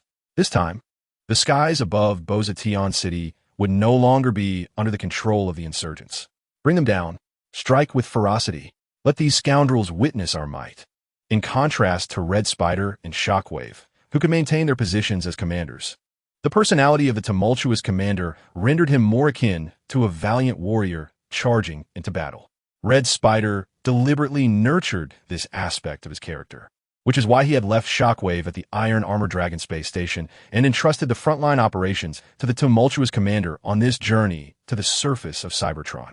In the skies above the city of Bozation, hundreds of jet fighters darted about, incessantly firing upon the enemy. Among them were triangular-shaped aircraft and Cybertronian dual-headed fighters, resembling a tempest that had uncovered the treachery of the Rebel Air Force. The Rebel aerial units, in turn, had detected the forces led by the tempestuous leader. Despite the astonishment at the rapid deployment of new air support by the High Council, Commander Yin continued to orchestrate the ground troops to employ anti-air missiles in conjunction with the Air Force, striving to maximize damage against the forces commanded by the tempestuous leader. Recognizing this, the tempestuous leader urged Iron Fortress to intensify their offensive, as their air units would coordinate in a concerted bombardment of the rebels. Loyal soldiers of the High Council's aerial forces, the time for our counterattack has arrived. Upon discovering that the rebel air power was entangled, Optimus Prime immediately directed the remaining defenders to launch a counteroffensive in support of the Allied forces. He also ensured that the police units contacted the commanders of the support troops, hoping to exchange intelligence for better coordination.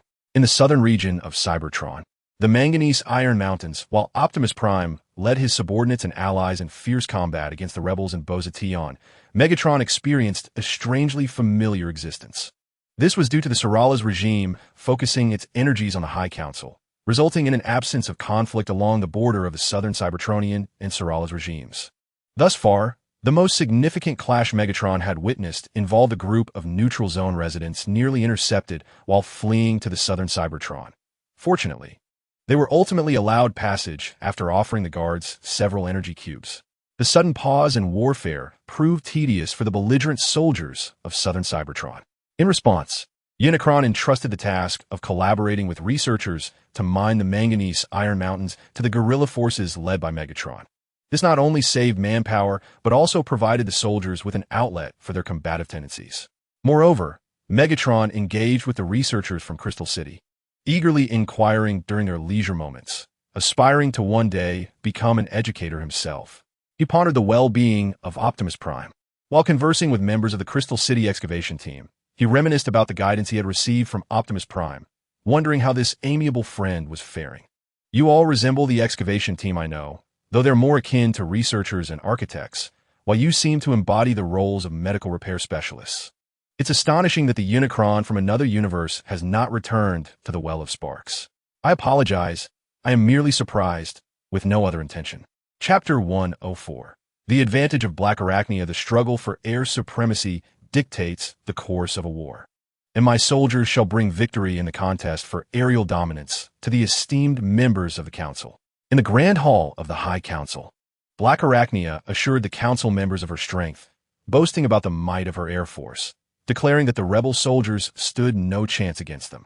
As the formidable Red Spider began to boast about the strength of his troops, the legislators exchanged glances, uncertain if their central processors were malfunctioning.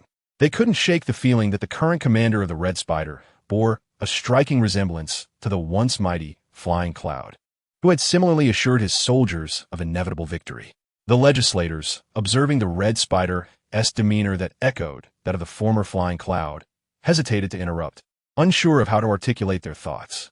After all, it would be inappropriate to compare the past misdeeds of Flying Cloud, a traitor to the Supreme Council, with the current Red Spider, who had valiantly brought reinforcements during the direst of times.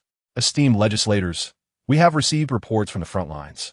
Our aerial forces have successfully secured air supremacy over the city of Kaon, and the support units have established contact with the remaining defenders. Currently, the remnants of Kaon's garrison are coordinating their efforts with the support troops to assault the insurgents. As the legislators pondered how to interrupt the incessant prattle of the Red Spider, a red and white transformer entered the chamber below. This transformer, a reconnaissance officer stationed at Iron Fortress, quickly conveyed the frontline updates to the Supreme Council. Air supremacy has been secured, and contact with the remaining defenders has been established. Excellent. The Supreme Council and the loyal citizens shall not forget the sacrifices made by our frontline soldiers. Upon hearing the favorable news from the front, the Halogen legislator jumped to his feet in excitement.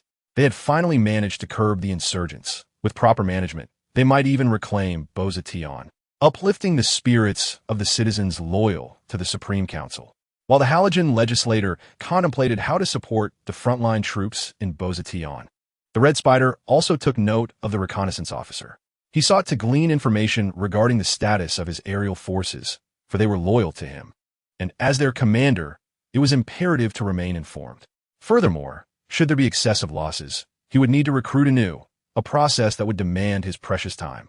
Just as the Red Spider pondered whether to inquire about the current state of his aerial troops, the astute Bat Senator, who had been observing him, detected the Red Spider's intent to seek information from the reconnaissance officer.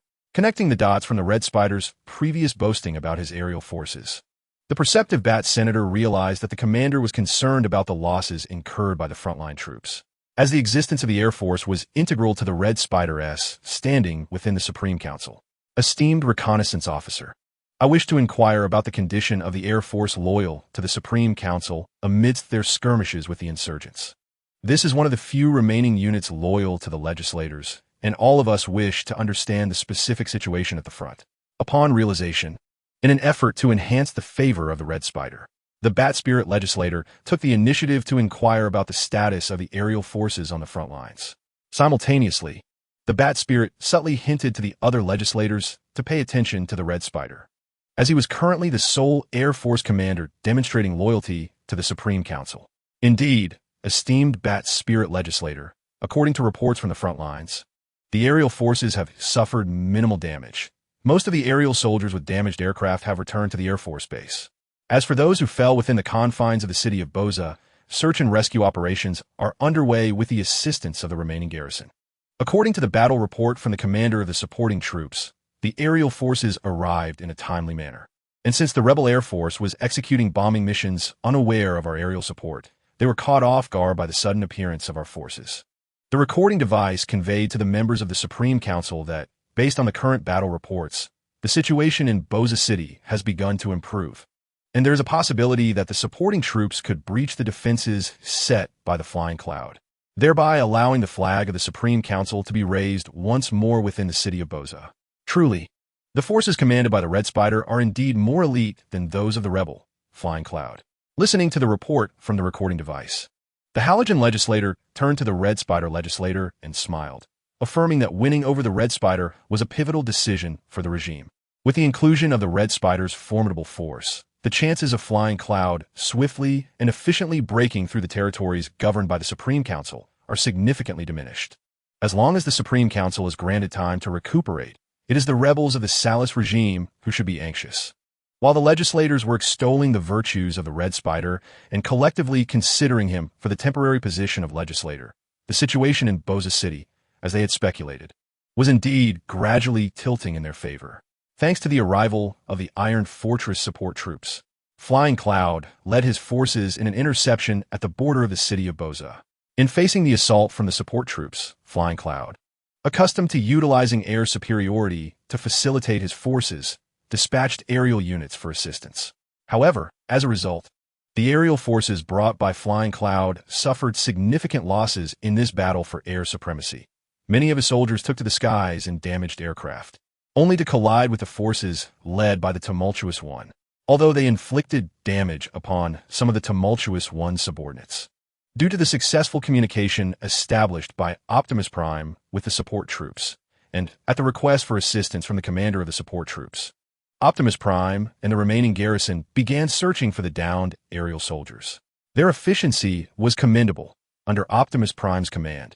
A significant number of the aerial soldiers who fell into the city during the battle were located, and those with minor damage were promptly repaired and resumed operations alongside the remaining garrison.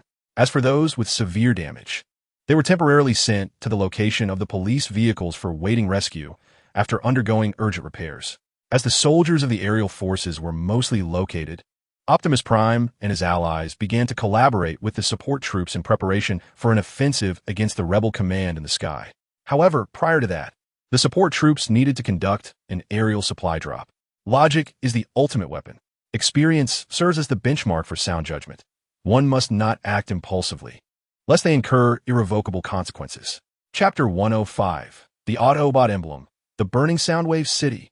Although the adage "the enemy of my enemy is my friend" holds true in the golden age of extraterrestrial colonies during the Civil War on Cybertron, the Sorala's regime and the Decepticon regime were far from allies, each accusing the other of being ambitious schemers seeking to gain from the conflict. Thus, despite the absence of direct confrontations along the borders, soldiers from both sides were engaged in a subtle rivalry. Megatron noticed this situation, and seeing the Decepticon leader's failure to address it, opted for a temporary hands-off approach. Simultaneously, Megatron observed that numerous followers of the Decepticon leader in southern Cybertron had emblazoned their bodies with a red emblem resembling a simplified version of the leader's visage, its hue mirroring that of their leader's frame. Upon returning from an expedition with the Excavator Squad, Megatron inquired with his aide, Hydraulics, regarding the origin of these emblems on the followers' bodies. Hydraulics, familiar with the matter, recounted the events to Megatron. It appeared that a resident from northern Cybertron had traversed a significant distance to witness the reality of southern Cybertron under the Decepticon leader's governance. After witnessing the genuine conditions, he gifted a carved emblem to the leader, symbolizing his respect. The emblem, a stylized representation of the leader's face, was accepted and displayed in the leader's governing chamber as a token of remembrance. Many officials reporting various regional affairs to the Decepticon leader had encountered this emblem, including Hydraulics, who had previously traveled to Kaon to report on frontline conditions for Megatron. Thus, the followers of these leaders chose to affix such emblems to their forms as an expression of their respect for the Decepticon leader and their identity as his adherents. Upon hearing Hydraulics' explanation, Megatron grasped the situation. It was no wonder so many followers had suddenly adopted the emblem, as they sought to affirm their loyalty to the Decepticon leader. What do you think, Commander? How do you perceive the current actions of those leaders' followers? Noticing Megatron's curiosity about this matter, Hydraulics inquired about his opinion. Honestly, Hydraulics found the phenomenon intriguing. He had contemplated adorning his own frame with an emblem, though ultimately refrained due to the shops in Kaon selling out. He would have to wait until the next stellar cycle to purchase one. Although Hydraulics could craft one himself, he worried that his creation might differ from those of other Transformers, and thus decided to patiently await the store's restock.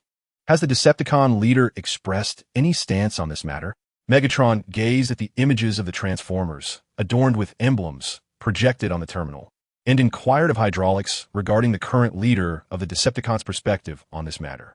Although the Decepticon leader had not publicly expressed his stance, it was presumed that his silence indicated tacit approval, just as the Thunder Rescue Team bore certain insignias on their frames.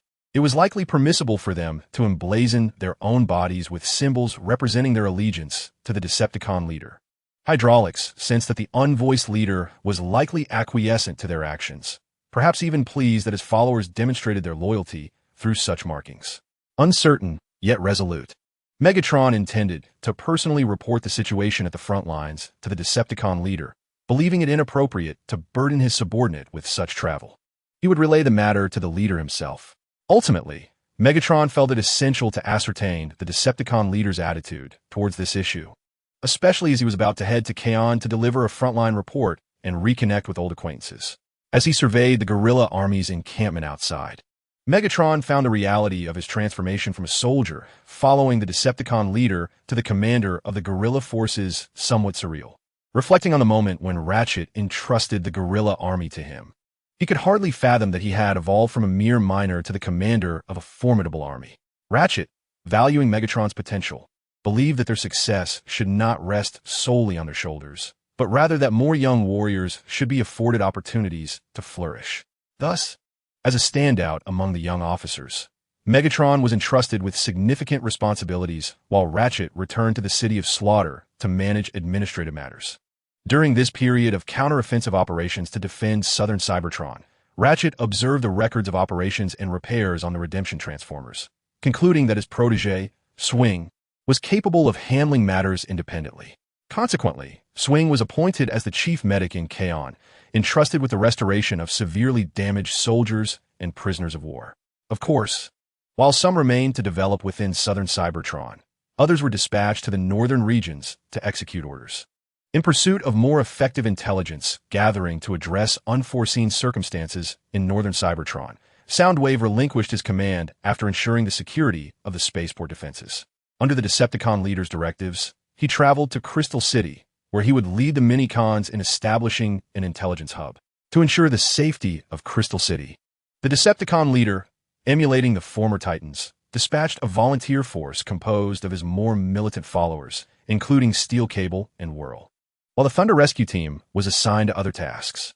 Faced with the arrival of the volunteers dispatched by the celestial enemy, the stalwart defenders willingly accepted their aid. The pressure on Crystal City had become overwhelming, plagued not only by spies attempting to infiltrate amidst the refugees in the neutral zone, but also by the ideologically opposed Saras regime and the Supreme Council. Indeed, Crystal City required an augmented force for its protection, lest it fall prey to other encroaching powers. This alignment with the celestial enemy undoubtedly alerted the Saras regime and the Supreme Council to Crystal City's stance, inciting their ire. However, as the siege of the City of Blossoms intensified, both factions recognized the necessity of dealing with one another before turning their attention to Crystal City. The celestial enemy thrived on this predicament. Crystal City's allegiance to them had diverted some of Saras' military resources to bolster defenses, thereby easing the potential breach of other Saras lines. Ultimately, Crystal City served merely as a facade, designed to draw the enemy's focus. In the grand scheme of the celestial enemy, unless the situation became dire, they had no intention of involving Crystal City in combat. After all, it was a sanctuary for researchers, and its destruction due to civil strife would be a lamentable loss. Within the office of the governor in Curran, the celestial enemy observed with a sense of peculiar astonishment as the terminal network displayed an increasing number of transformers adorned with the Autobot insignia.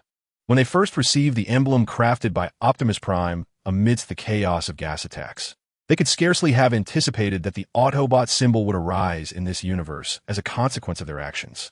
Yet, with the emergence of the Autobot insignia, one pondered the genesis of the Decepticons. Currently, both Optimus Prime and Megatron hardly seemed inclined towards establishing peace through tyranny. As the celestial enemy ruminated, news arrived from Soundwave, who had successfully intercepted the stalled Kill Bee in the Northern Intelligence Department of Cybertron. Additionally, Soundwave had crucial intelligence to relay.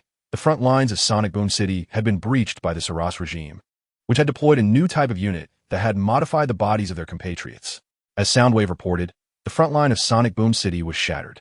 The Saras regime launched a rapid offensive, and in concert with the infiltrating armored units, chaos erupted within the ranks of the Skyward City forces. The defenders were taken aback by the ferocity of the insurgents emerging from the rear, who fought valiantly against overwhelming odds and even managed to extricate metallic extraterrestrial entities from their armored exoskeletons. Under the command of the armored units, these transformed alien beings ravaged the defenders' bodies, swiftly dismantling defensive fortifications to assist the main forces of Saras in their assault. Saras did not disappoint the armored units. Upon witnessing the disarray among the defenders, they immediately initiated artillery support. Under the command of Salus, The defenders of Sonic Boom City and the forces of Imo Sietion City launched a fervent assault.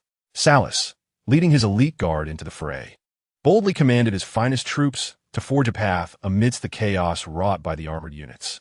As the acrid smoke and flames once again enveloped the battlefield, the rebels pressed forward, while the defenders resolutely held their ground. The intensifying clash transformed the perimeter of Sonic Boom City into a scene of devastation, with rockets volleyed back and forth, painting a grim arc of death across the combat zone. Undaunted by the peril surrounding him, Salus quickened his pace, astonishing both rebels and defenders as he not only distanced himself from his battalion, but also left his guard trailing behind. He charged directly into the heart of the armored unit stronghold. My lord Salus, the fierce lion of the fallen, engaged in combat with the defenders, was the first to notice Salus's arrival. Swiftly dispatching his opponent, he hastened to Salus's side to assess whether his leader's machine had sustained any damage. Well done, Lion of the Fallen. Press on, and send these defenders back to the source of the flames. While the lion scrutinized Salus's machine, Salus stepped forward, revealing a slightly menacing smile towards the defenders confronting the armored units. Before the lion could react, Salus propelled himself into the fray, joining the slaughter against the defenders. With no choice but to follow his lord, the lion matched Salus's fervor. As Salus breached the stronghold, an increasing number of rebels surged into the fray, overwhelming the defenders who could no longer withstand the onslaught. Realizing the futility of their position amidst the enemy's rapid advance, the commander of the Flying Sky City ordered a gradual retreat into the depths of Sonic Boom City. Upon receiving the commander's orders, the defenders swiftly transported supplies while destroying any provisions they could not carry. Those who had already retreated into Sonic Boom City found themselves once again embroiled in combat, relying on the shelter of buildings to engage the rebels. Smoke filled the streets as explosions from supply depots engulfed structures in flames, the thunderous blasts echoing throughout the city. Pulsing munitions danced between edifices, and defenders and rebels alike utilized shoulder-mounted thermal rocket launchers to eliminate enemy strongpoints. Caught off guard by the swift breach of their defenses, the residents of Sonic Boom City had yet to initiate a large-scale evacuation. Many were forced to transform into various vehicles amidst the artillery bombardment, desperately fleeing their beleaguered city in search of refuge in the neutral zones or seeking sanctuary in the capital, Iron Fortress of the Supreme Council. The streets and squares of the city became the epicenter of conflict as the intrepid Tong Tian Shao, having dealt with the corrupt, led his elite guard to support the battle.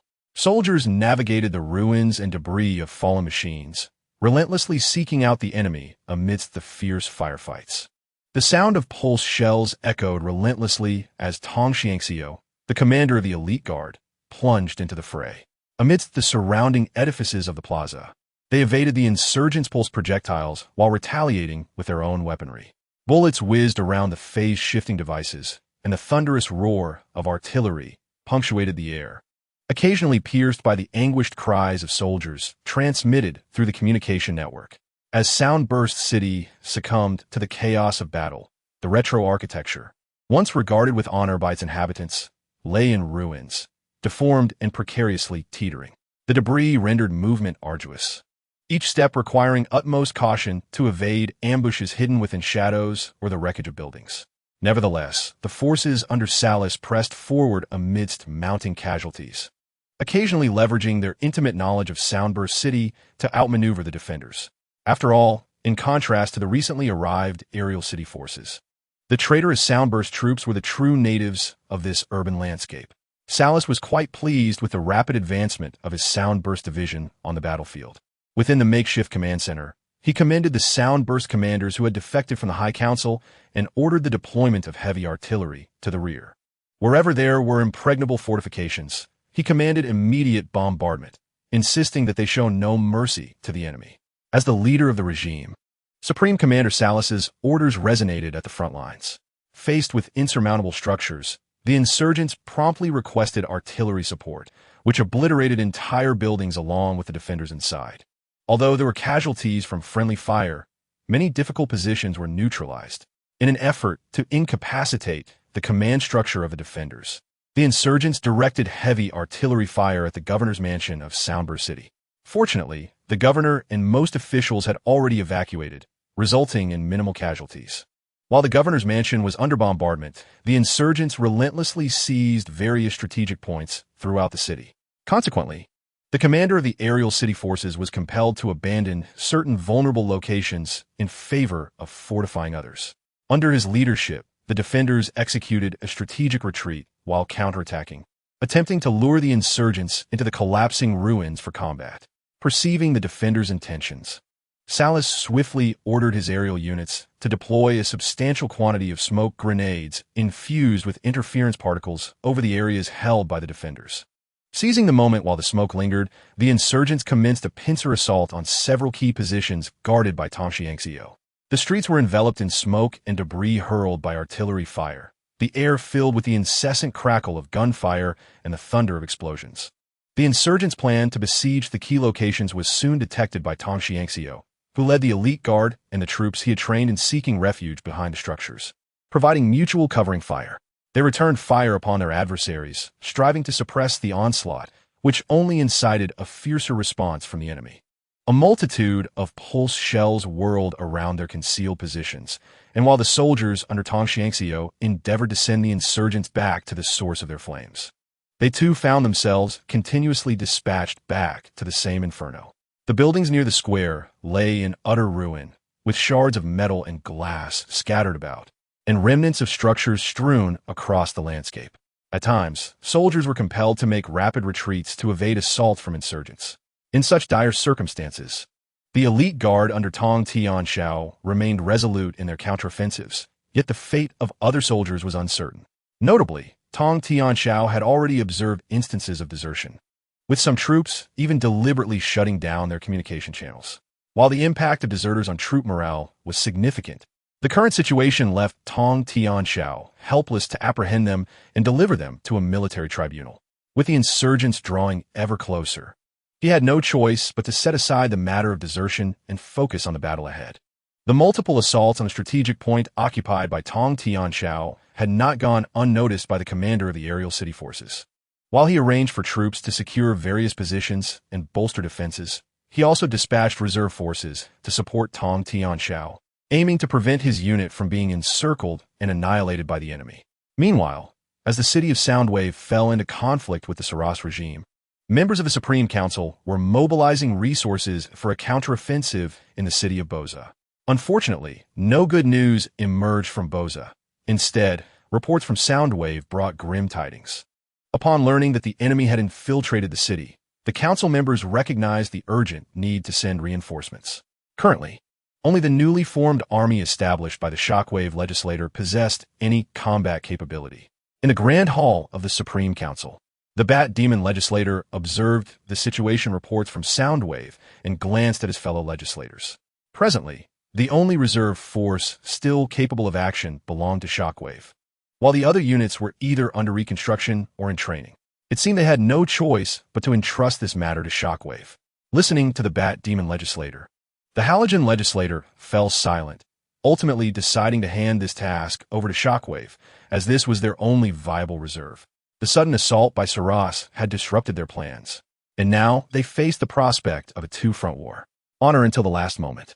The path to conquest is paved with the remnants of enemies. Chapter 106, K-Class Forces. The nuclear obliteration of Soundwave City. Red Spider was reluctant to assign the task of supporting Soundwave City to Shockwave, aware that this would only enhance Shockwave's influence within the council, countering Red Spider's aspirations to dominate the Supreme Council. Observing the other legislators, Red Spider pondered the situation. Aside from the recently appointed legislator Alita, who was engaged in research, the others were proposing strategies for the conflict in Soundwave City. Not even Red Spider had anticipated the rapid shifts on the front lines, where the previously secure Soundwave City had been breached by the enemy. If the Supreme Council failed to dispatch reinforcements, there was a real risk of Soundwave City falling, which would be a catastrophic blow to their authority. Losing Soundwave City would place several key locations, including Aerial City, Neon, and Iron Fortress, directly in the path of Saras's advance, a consequence the Supreme Council could not tolerate. As the Supreme Council hastily contacted Shockwave, who was diligently eliminating mercenaries throughout the Iron Fortress, the Red Spider ultimately chose to actively participate in the endeavor. Although reluctant to see Shockwave gain greater influence in the future, Red Spider understood that assisting the Supreme Council in overcoming its current tribulations was of paramount importance. After all, only by ensuring the survival of the Supreme Council during these trying times could he secure greater benefits for himself. With the council members reaching out to Shockwave regarding the situation in Sonic Boom City, he swiftly became apprised of the circumstances. Shockwave pledged to lead his forces to Sonic Boom City as soon as possible, requesting that the Supreme Council expedite the transportation of heavy weaponry and other supplies. The council members readily agreed to Shockwave's plea for reinforcements, assuring him that the military factories in Neon and Iron Fortress were working tirelessly to produce weapons, which would be dispatched to support his troops. Having received the Supreme Council's assurances, Shockwave ceased his ongoing campaign against the mercenaries and redirected his forces towards Sonic Boom City as per the council's directive. Along the way, he consulted with his intelligence officer regarding the current situation in Sonic Boom City. Upon learning that the rapid breach of Sonic Boom City's defenses by Salus was due to a special operations unit launching a surprise attack from the rear, Shockwave took note and relayed this information to the Overlord through his aide, Rockblast.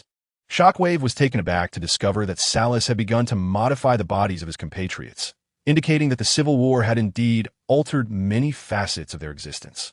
In pursuit of victory in the civil conflict, Salus had audaciously undertaken the transformation of the bodies bestowed upon them by the Divine, achieving a significant success in forming a special operations unit. It was imperative to curtail the expansion of Salus's regime, ideally maintaining the status quo to prevent both Salus and the Supreme Council from extending their power within the confines of the Iron Fortress. Shockwave mobilized his troops while conversing with Rockblast, who had previously overseen the intelligence operations in northern Cybertron. Shockwave was acutely aware of his responsibilities and understood how to maximize the benefits for the Overlord. As long as the conflict between the Supreme Council and Salus persisted, they could reclaim northern Cybertron at a minimal cost, facilitating the eradication of those loyal to both the Supreme Council and Salus. As Shockwave's forces advanced towards Sonic Boom City, the Red Spider also took action within the Iron Fortress, in a bid to assist the Supreme Council in overcoming its current predicament and for his own future. Red Spider proposed the initiation of a wartime economy in the Supreme Council Hall, rallying residents to resist the ambitions of Salus and adopt a Jibing, everyone as soldiers, approach to fend off the invasion. In response to Red Spider's proposal, the council members deliberated and ultimately agreed, recognizing its necessity for the continuation of their regime, to expedite the replenishment of the Air Force. Red Spider further suggested conscripting employees from airlines within the Supreme Council's jurisdiction to bolster the aerial forces. As long as we mobilize those transformers, whose vehicular forms are aircraft, even if their quality pales in comparison to the rebels, their sheer numbers can still provide a strategic advantage. Red Spider further proposed that the officers from the military academy should graduate early. The front lines are not only in need of soldiers, but also lack capable officers. Rather than allowing the academy to continue to refine their skills, it will be more beneficial for them to witness the realities of battle firsthand. Moreover, what the front lines require is not the so-called exceptionally talented officers, but rather competent junior officers who can effectively command and ensure adherence to the orders of their superiors.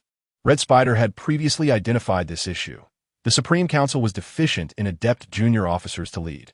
As for the shortage of officers, it is primarily because the junior officers in the army have either been left in the southern regions of Cybertron or forcibly conscripted by the Flying Cloud to join the rebels. Those officers within Salus who refuse to ally with the rebels and defy the Flying Cloud have likely been dispatched to meet their inevitable demise at the hands of Primus. The Supreme Council harbors resentment towards the Flying Cloud for this very reason. They entrusted their finest officers to them, only to be met with betrayal, which the Flying Cloud audaciously referred to as an uprising. While the members of the Supreme Council were embroiled in a heated debate over whether the military academy officers should depart for the front lines, Shockwave suddenly contacted the rear base, delivering an alarming report. The city of Soundwave had fallen.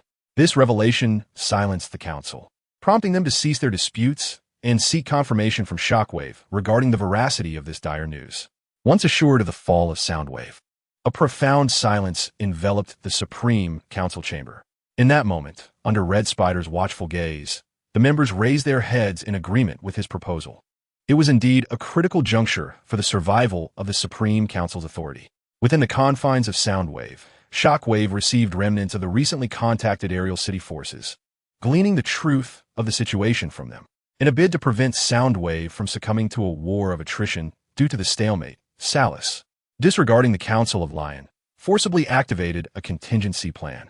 He mobilized several K-class special operations teams, whose vehicular forms, unlike those of other transformers, were all shaped like high-yield pulse warheads. These units were the byproducts of the breastplate manufacturing process, predominantly composed of transformers who had resisted Salus. After transforming their bodies into pulse warheads, Salus deployed them onto the battlefield of Soundwave. This marked the inaugural appearance of the K-class teams in combat, a sight they dreaded, for it signified the potential end of their lives. Salus, who had reconfigured and controlled their forms, pushed them one by one from the transport aircraft.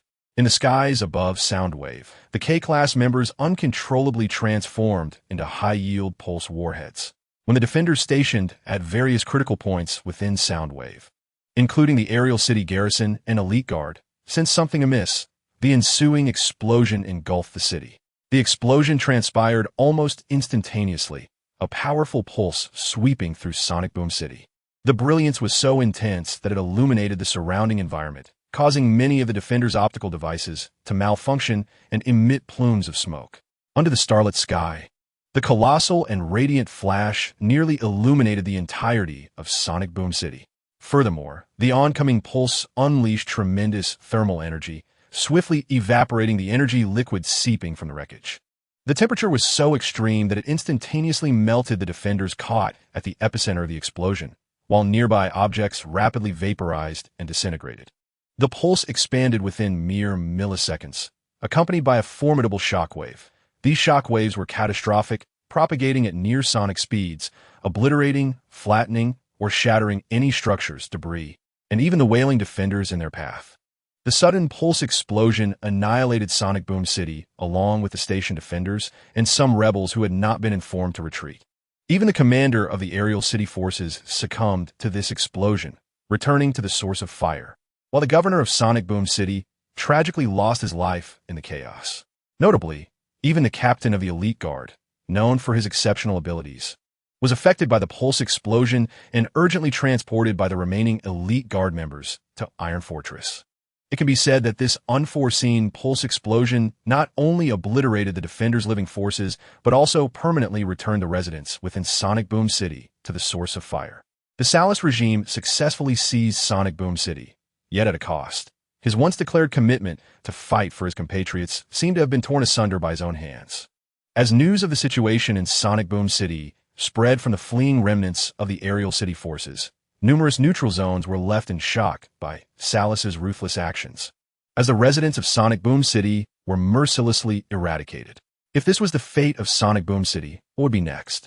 Facing Salus's overwhelming power and cruelty, many neutral zones caught between the Supreme Council and Salus were compelled to make choices for their future. Under Salus's coercion and temptation, some neutral zones expressed their willingness to integrate into the Salus regime for the sake of security, while others chose to maintain a facade of neutrality while discreetly contacting various factions. Shockwave was similarly appalled by Salus's actions, pondering how he appeared even more brutal than the Supreme Council. It was no wonder that the adversary had initially perceived Salus not as a true leader of the Uprising, but as someone seeking power. Should Salus ascend to leadership in Cybertron, he might become a tyrant comparable to the five-faced monster. Upon learning from the remnants of Aerial City about Salus deploying K-level squads, Shockwave promptly mobilized his aerial forces, simultaneously establishing a steadfast defensive line at Iron Fortress in preparation for the oncoming threat. Naturally, Shockwave did not neglect to inform the Supreme Council of these developments, envisioning their shocked expressions. For the first time since the Civil War, a faction had resorted to employing such a devastating weapon, and although Sonic Boom City had fallen into Salus's grasp, the residents of the regions under the Supreme Council's rule were equally terrorized by Salus's brutality. Residents from various cities once again flocked to the conscription point established by the Iron Fortress representative. Among them were those who had fled from Soundwave City, residents from the city of Bozation, and local inhabitants of Iron Fortress. Faced with the brutality of Salus, they chose to resist. Some mercenaries even defected from Salus to the Supreme Council. In light of this scene, Red Spider found himself momentarily at a loss for words. Salus had transformed into a tyrant. Did he not realize that the inhabitants of northern Cybertron feared such a violent ruler? While it was conceivable that some in the southern region might be enamored with tyranny, it was unfortunate that this area was currently under the dominion of the celestial adversary. While lamenting Salus's self-sabotage of his political image, Red Spider did not forget to recall some aerial forces from the front line at Kaon to assist Shockwave in defending against Salus's advance on Soundwave City. Furthermore, Red Spider proposed to the Supreme Council that each city should form its own militia and guerrilla units to safeguard their urban territories. He believed that it was imperative for the Supreme Council to mobilize all available resources at this critical juncture, urging all loyal citizens to encircle the city, repel Salus's invasion, and protect the Supreme Council in their homes. After careful consideration, the members of the Supreme Council agreed with Red Spider's proposal, acknowledging the validity of his assertions. However, they felt that such measures were insufficient. Some more extreme members suggested that the elders of the Senate should also contribute. The Senate? Indeed. Aside from the loss of Elder Decimus, it seemed the Senate had incurred little damage. This sentiment quickly garnered support from other members, as it appeared that since the outbreak of the Civil War, the Senate had adopted a notably low profile. They hardly dared to venture outside Iron Fortress, unlike Decimus, who had sought to verify the true status of their mining territories. The members of the Supreme Council discerned that Elder Decimus's capture by the celestial adversary had instilled fear among the Senate's elders. After all, the celestial adversary would show no mercy based on their status, and might even seek to use them as examples. It was indeed reasonable to expect that, since the Golden Age, the Senate had amassed considerable wealth and resources, and it was time for them to contribute to the Supreme Council. The esteemed Halogen Representative-'s words resonated with several members who had long harbored dissatisfaction towards the Senate's elders. They resented not only the competition for resources, but also the frequent condescension directed at them due to their status as incumbents. Now, it was time for the Supreme Council to assert its authority. Would the elders willingly surrender their resources? As one member prepared to inquire about the course of action should the elders refuse, Red Spider interrupted him. Then we shall send them to meet the primordial deity. I doubt they wish to face such a fate prematurely, he remarked with a smile directed at the inquiring member. I endeavored to dissuade Lord Saruth, yet my efforts proved futile. Though we have acquired the city of Soundwave, Lord Saruth has tragically transformed from hero of the Uprising into a ruthless tyrant. Have your processors all malfunctioned, that one would annihilate an entire city for the sake of ambition? Chapter 107. The Northern Expedition. Saruth's frenzied actions have not only stunned the High Council of Cybertron's northern territories and the neutral zones, but even the reigning adversary in the south has been taken aback. He could not fathom that Saruth, as a leader of a regime, would engage in such a detrimental course of action. A true leader must establish their authority and ensure that their deeds align with their public principles to earn the trust of the populace. However, Saruth has evidently shattered his own image. The persona he crafted in imitation of the reigning adversary, which flourished alongside the city of Soundwave, has now vanished forever, leaving Saruth feared as a tyrant by the majority of Cybertron's inhabitants. This sentiment is not confined to Saruth's adversaries. Even the former commander of Soundwave, who once served under him, is astonished that Saruth would obliterate the very city he had once governed. He never anticipated that Saruth would directly bring about the destruction of his home, leaving him in a state of shock and despair. The same bewilderment has spread among the soldiers under the former commander's leadership. As they gaze upon the ruins of Soundwave, they are horrified to realize they have unwittingly become accomplices in the city's annihilation. This seems amiss. Were they not supposed to be valiant warriors rebelling against the High Council? How have they suddenly transformed into agents of destruction? What distinguishes our actions from those of the High Council? Soundwave, the city where I have resided since the inception of the Spark Source, has now been utterly reduced to rubble. As doubts arise among the former soldiers of Soundwave regarding Saruth's nuclear obliteration of the city, deserters begin to emerge within the ranks. Some are soldiers of the Soundwave forces, while others are simply frightened by Saruth's catastrophic decision. They flee towards the territories controlled by the High Council or into the neutral zones. The Lion of Morning has taken note of this situation and, under the pretense of defending against a potential assault from the High Council, has stationed the Mo-Yetionchung forces to block the advance of the former Soundwave troops toward the High Council's domain. As Saruth's adjutant, the Lion of Mourning understands that lamentation cannot remedy what has transpired. The time for rectification is now.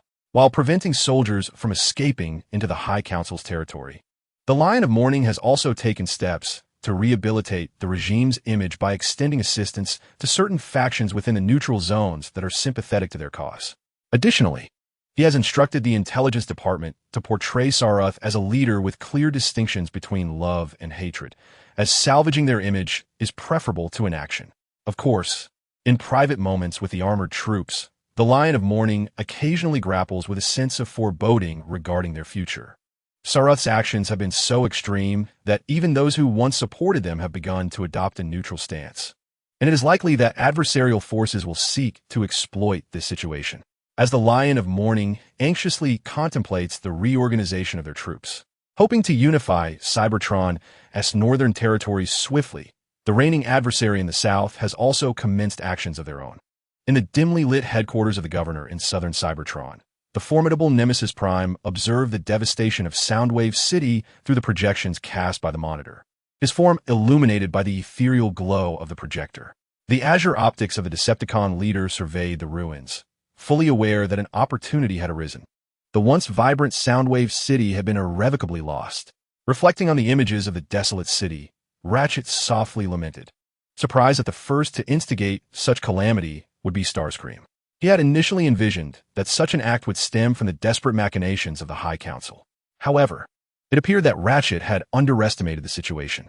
Rather than embodying the qualities of a political leader, Starscream resembled the leader of a militant faction, seemingly oblivious to the political ramifications of severing ties with the High Council. He appeared to believe that as long as he could wield military force effectively, victory would be within his grasp. As Nemesis Prime perused the intelligence reports from northern Cybertron, he noted that Starscream seemed unaware of the consequences his actions had wrought upon their regime. It was his officer, Soundwave, who had grasped some aspects of the situation and attempted to rectify it, yet his efforts were limited by his rank. "Are you preparing to take action, Nemesis?" Ratchet inquired, noticing Nemesis Prime's scrutiny of the northern intelligence. While it may not have been the optimal military moment to strike against Starscream, it presented a prime political opportunity to challenge his regime, not only to remove Starscream from the ranks of the insurgents, but also to brand him a tyrant. "Indeed, I have begun mobilizing our forces. Although this offensive may afford the High Council a respite, it will also allow our regime to ignite a spark among the residents of northern Cybertron. Since the onset of civil war, most inhabitants have had little understanding of our governance. This campaign presents a chance to alter that perception. Furthermore, should the conflict proceed favorably, we may very well obliterate Starscream's regime." As Nemesis Prime spoke, it was evident that the various military divisions in southern Cybertron were already gearing up for the impending assault, with both the mining operations of Megatron's faction and the military units stationed at the spaceport preparing for the forthcoming engagement. "I must once again rely on you, Ratchet," Nemesis Prime said, turning to his old friend. He was entrusting Ratchet with the role of commander on the front lines. However, Nemesis Prime would not remain a mere spectator. He intended to be present in the field, as this was their regime's inaugural counteroffensive since its inception. "I shall swiftly take command of the forces formed from the prisoners of war in the city of Cosmos. I trust that those who have surrendered to us will show no mercy against Starscream's regime, especially since their own city has been turned into a battleground by his actions." Accepting Nemesis Prime's assignment with a smile, Ratchet acknowledged his limitations in battlefield command. Nevertheless, he was willing to lead their forces in a battle once more, as long as Nemesis Prime required his assistance. In order to confront the Sarala's regime, the Supreme Commander has mobilized a formidable force, comprising 300,000 soldiers from the Megatron Division, 150,000 from the spaceport, 100,000 soldiers from the soon-to-be commandeered Posa City, and 400,000 mixed troops personally commanded by the Supreme Commander, along with 100,000 Iron Fortress captives led by the Warlord. These represent merely the vanguard. Should the need arise, the Supreme Commander can summon additional forces, albeit at the expense of the developments in southern Cybertron and the oversight of the Iron Fortress captives. The current strategy entails an assault on Blade City from the direction of the Mangani Mountains by the combined forces of the Warlord and Megatron. while the Supreme Commander will direct the main contingent and the Warlord's troops towards Moy City, compelling Sorales' forces to divert their attention. Soundwave will concurrently oversee intelligence operations in northern Cybertron, while Shockwave is expected to act according to the situation as it unfolds. Ideally, the Supreme Commander wishes to eradicate the High Council and Sorales' forces on the surface of Cybertron, thus facilitating a more straightforward assault on the Iron Dragon space station and the moons, Luna I and Luna II. As the mobilization begins, Megatron can no longer visit the Digging Tiger squad every stellar cycle, for upon receiving the guerrilla forces from the ambulance, he has assumed the role of their Supreme Commander. Now, with the resumption of hostilities, Megatron 2 has become increasingly occupied. Commander, the supplies and weapons allocated by the Supreme Leader have reached 70%. The remainder is en route from Stan City to the Mangani Mountains. Currently, our guerrilla forces possess the capability to launch an offensive on Blade City. Pending the Supreme Leader's command, Hydraulic reported to Megatron at the Battlefield Command Center. Thanks to the successful upgrades of Southern Cybertron's infrastructure by the Crystal City construction teams, the pace of weapon supply transportation has significantly improved. Following the mobilization orders, Megatron's division swiftly received their allocated weaponry. Very well, Hydraulic. Prepare the troops. We shall seize Blade City for the Supreme Leader, Megatron replied, nodding at Hydraulic as he surveyed the electronic inventory of the weapons allocated to them. He felt ready to claim Blade City on behalf of the Supreme Leader, confident that the forces left behind by Sorales would be incapable of thwarting him, a conclusion drawn from the intelligence reports. Indeed, Sorales has overstepped this time, prompting the Supreme Leader to take personal command of the campaign. It appears that the devastation in Soundwave City has profoundly affected the leader.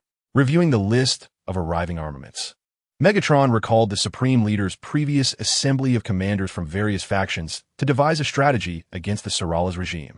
In the command room of Karun, Megatron grasped the Supreme Leader's fury, expressing discontent over Sorales' ruthless strategy of annihilating an entire city's populace to achieve his objectives.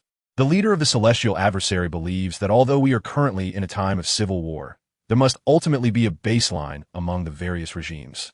If there is no baseline left, this civil war will devolve into a feudal contest, which would be more detrimental than beneficial for both Cybertron and their races. Fortunately, among the several factions currently embroiled in civil conflict, only Salus harbors such destructive ambitions. The other factions are either resisting Salus's incursion, maintaining neutrality, or opting to collaborate discreetly with the celestial adversary. As news of Salus's destruction of Soundwave City spread, and with the celestial adversary's clear intention to mobilize troops, the relationship between the Dawn Society in Crystal City and the Southern Cybertronian regime strengthened. The leader of the Dawn Society, Optimus, expressed his certainty that the celestial adversary would not abandon the situation with Salus. He even indicated his willingness to lead the Dawn Society in Crystal City into the conflict against Salus, as per their previously signed treaty. In response to Optimus's eager offer, the celestial adversary chose to reassure him and the Dawn Society to refrain from rushing into war. After all, the time for allies to enter the battlefield had not yet arrived. Rather than sending the Knights of the Dawn Society to establish a new front, the celestial adversary preferred to showcase the bravery of the Southern soldiers to the inhabitants of Northern Cybertron, as this would aid in the establishment of a future regime. Of course, with the Northern campaign underway, preparations must be made. To ensure the success of this endeavor, the celestial adversary commissioned the construction teams from Crystal City to lead the workers of Southern Cybertron in repairing extensive metal highways, allowing supply convoys to quickly reach the various frontline battlefields, simultaneously to decisively breach the stalemate with the defenders at Mo Sietion City. The celestial adversary ordered his troops to carry a substantial number of siege artillery and rapid-fire cannons, intending to overwhelm Salus's garrison with superior firepower. As the celestial adversary prepared for the impending northern campaign, far within the Iron Fortress, Shockwave began to confront Salus's vanguard. Although the morale of Salus's forces was currently low, he issued the order to attack, unwilling to prolong the conflict.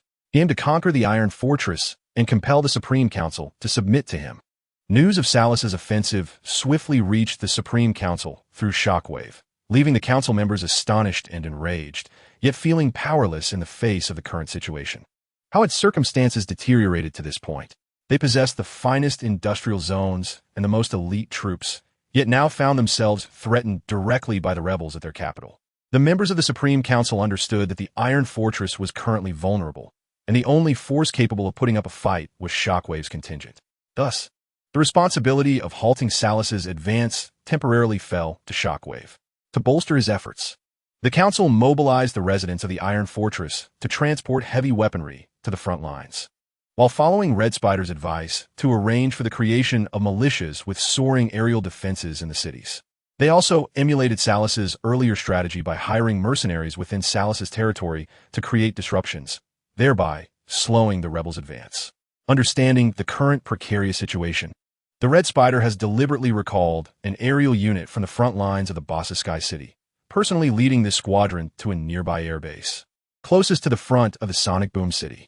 Should the front line encounter dire straits, the Red Spider is poised to launch immediate aerial assaults on the rebel forces, in a bid to effectively thwart the enemy. The Red Spider has also mobilized certain residents to bury a significant quantity of liquid explosives along the metallic highway from the Iron Fortress to Sonic Boom City. If the front line collapses, the Red Spider will promptly detonate the highway to impede the rebels' advance, preventing them from penetrating deep into the Iron Fortress. Within the confines of the Iron Fortress, at the Sonic Boom City Command Center, it appears that the celestial adversary is preparing to take action. In light of this, we shall lure the enemy deeper into our territory. Observing the intelligence relayed by the Information Department, the Shockwave commander issued orders to his aide, Rock Blast, to entice the Salus forces into the Iron Fortress, thereby buying time for the main forces of the celestial adversary to assault the MOE city. Understood, Commander, replied Rock Blast, nodding in agreement. Indeed, this was the most prudent course of action, as they lacked anti-armor weaponry to withstand the Salus regime's onslaught for long. A tactical retreat would not only extend the rebel line, but also provide an opportunity for the leader of the celestial adversary. Arsai, you and Alita operate the Autobot City's transformation, the sensors, and the recording devices. Contact the fleet. Do not be disheartened, for I shall soon become part of the leadership module. Chapter 108, The Emergence of Heatbreak. The movements of the celestial adversary's forces were quickly noticed by the Salus regime. After all, large-scale troop mobilizations cannot be concealed. Salus's aide, the Lion of Death, recognized this as well. Following Salus's orders, the Lion of Death led the Armored Division and the morale-deficient frontline troops back to MOE City.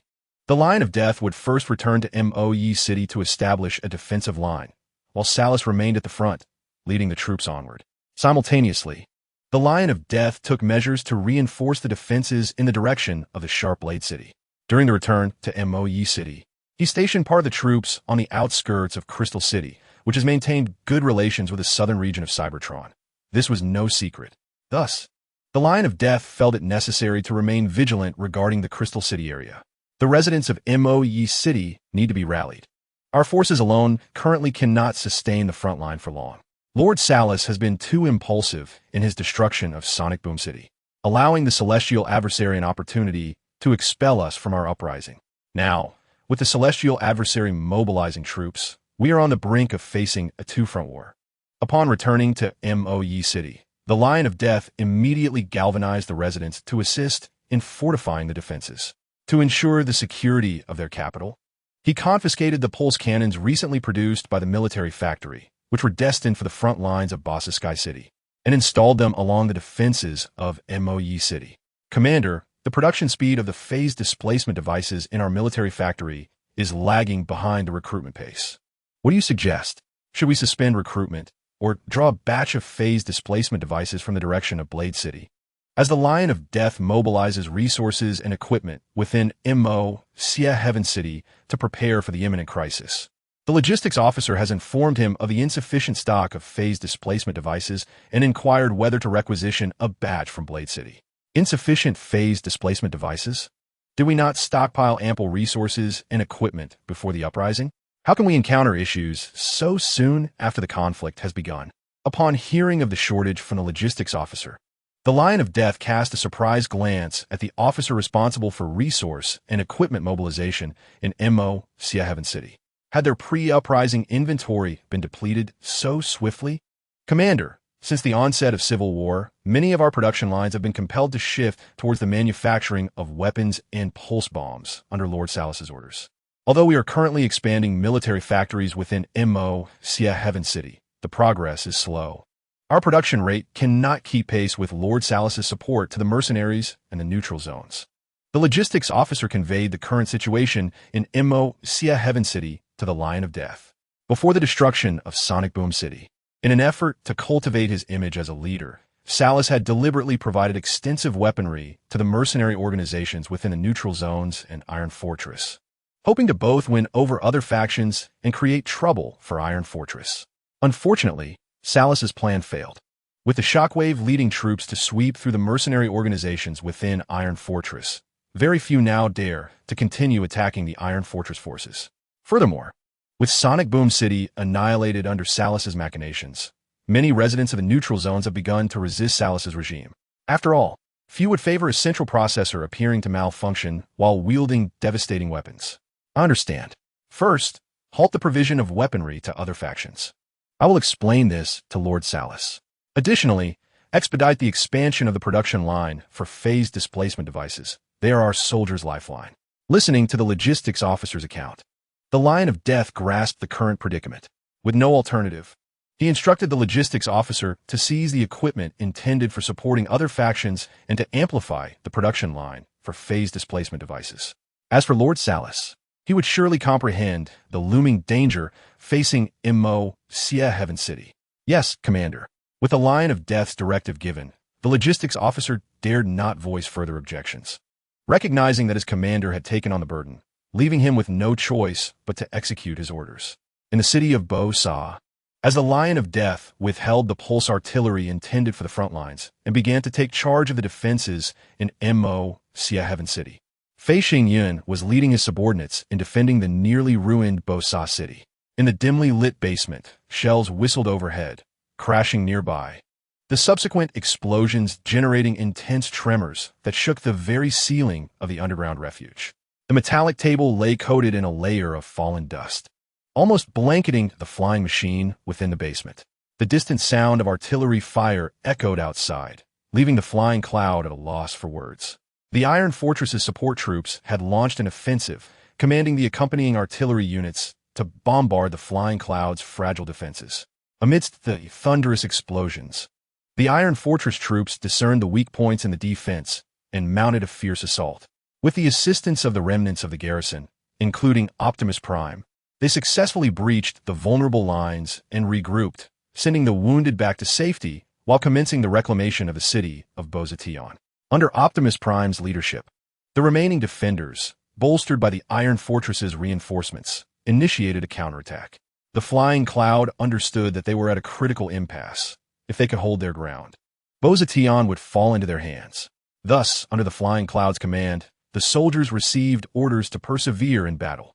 The soldiers chose to follow these commands, or perhaps they felt they had no choice. This siege of Bo-Sa had transformed many aspects of their existence. Once loyal to the Supreme Council, they had become rebels, with no path of retreat.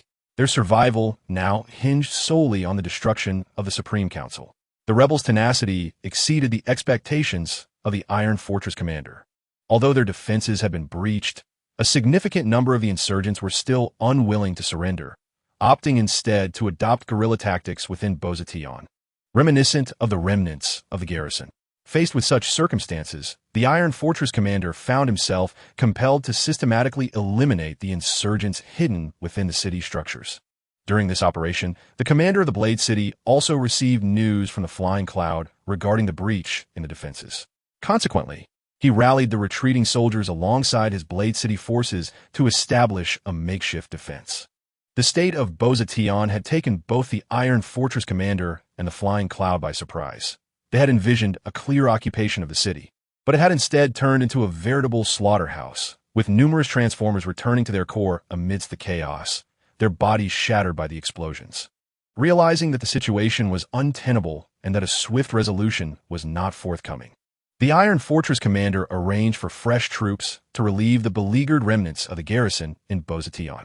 After all, the Allies had been fighting for an extended period, and allowing them to continue might lead to their complete exhaustion. Subsequently, in a makeshift battlefield command center, the Iron Fortress commander welcomed Optimus Prime and his lieutenant, Bumblebee. Meanwhile, the remaining defenders were dispatched to the battlefield repair station to mend their bodies and replenish their energy at the temporary energy supply station. Greetings, esteemed Leader Module Seeker. Optimus Prime, we are grateful for the time you have secured for us through your valiant efforts in Kaon. The Iron Fortress commander expressed warmly, commending Optimus Prime for his actions during the conflict. To be frank, when the commander of Boza City fell, he believed there would be no opportunity to support the city again. Unexpectedly, a passing leadership module seeker took up the mantle of command and steadfastly held the position until reinforcements arrived. This was my duty, and I must also express my gratitude for your timely support. Otherwise, we, the remnants of the army, would have perished alongside Boza City. Moreover, may I inquire about the current situation at Iron Fortress? I have been engaged in combat within Boza City and have had no means to ascertain the external circumstances. In response to the Iron Fortress commander's kindness, Optimus Prime conveyed his thanks and, prompted by the police vehicle, inquired about the current status at Iron Fortress. The situation is dire. It seems that the central processor of Saruth, the rebel leader, has malfunctioned. Faced with the impregnable Sonic Boom City, he has resorted to modifying the bodies of the unfortunate residents who oppose his tyranny, using them as high-yield pulse bombs to be dropped from above Sonic Boom City. Now, Sonic Boom City lies in ruins, with only debris remaining to attest to its former existence. The forces previously stationed in Sonic Boom City, including the Soaring City troops and the Elite Guard, have been decimated. Even the commander of Soaring City perished on the spot, and the captain of the Elite Guard, known as Skywise, has entered a state of near-death stabilization and is currently being transported to Iron Fortress for medical attention. The Iron Fortress commander relayed this intelligence, revealing that Saruth's audacious actions had effectively obliterated 2 battalions. Presently, the highest Council's defensive forces in Sonic Boom City are woefully inadequate, with only a single unit led by the Shockwave representative delaying Saruth's advance. The highest council has issued orders to the Iron Fortress commander to swiftly conclude the conflict in Boza City and then lend support to Shockwave in Sonic Boom City. However, given the current stalemate in Boza City, the Iron Fortress commander feels utterly incapable of rapidly ending the battle to assist in Sonic Boom City. By the way, upon learning of your valiant deeds on the front lines of Boza City, the council members have decided to formally entrust the command of Boza City to you. You are no longer a temporary commander. Those forces that have retreated from Boza City now officially fall under your command. The Iron Fortress commander, momentarily setting aside the pressing situation in Boza City, communicated the highest council's appointment to Optimus Prime. In the absence of a commander, the council members, recognizing Optimus Prime's leadership capabilities, have resolved to allow this leadership module seeker to continue serving the highest council at the front. Furthermore, to better engage Optimus Prime, the highest council has permitted him to recruit from the refugees of Boza City, providing him with weaponry and equipment. Thank you. I shall convey this news to the soldiers who fight alongside me. In light of the highest council's arrangements, Optimus Prime expressed his gratitude and, under the watchful gaze of the Iron Fortress commander, led the police vehicle back to the temporary position of the remaining defenders of Boza City. As Optimus Prime and the police vehicle conveyed the news to his future subordinates, the Iron Fortress troops, under the command of the Iron Fortress commander, launched a fierce assault on the interior of the city of Boza City. The situation at Sonic Boom City, in the southern region of the Supreme Council, had deteriorated to an irreparable state. Thus, the Iron Fortress commander sought to swiftly conclude the struggle for Boza City before redirecting aid. Commander, the infantry of the Supreme Council is mounting a vigorous attack on our perimeter, and our losses are severe, reported an aide as he entered the basement, addressing Flying Cloud, who was analyzing the current battlefield situation. Although some of Flying Cloud's forces were engaged in guerrilla tactics, the majority were collaborating with the troops from Blade City to establish a new defensive line. Ensure that the frontline troops hold their ground. Our reinforcements will soon arrive from the direction of Blade City. If we can endure, victory shall be ours. Flying Cloud had just received reports of the main forces of Salus advancing from Sonic Boom City, and he understood that the Iron Fortress troops aimed to resolve this conflict swiftly to return to their stronghold. However, Flying Cloud would not allow the Iron Fortress commander to achieve his objective. As a traitor to the Supreme Council, he feared the resurgence of its power more than anyone else, and thus, he would not relinquish any opportunity to dismantle the Supreme Council. Under his command, the frontline soldiers exerted every effort to ensnare the Iron Fortress troops within the colossal grinder that was Kaon, with casualties mounting incessantly on both sides. Fueled by a bloodlust, each side, under their respective commanders' orders, inflicted maximum damage upon the enemy, exhausting all available weaponry. In a desperate bid to breach the rebels' defenses, the Iron Fortress soldiers dismantled fixed anti-aircraft guns and aimed them at the rebel positions. Bang! The anguished cries of the rebels were drowned by the resounding blast of the anti-aircraft artillery.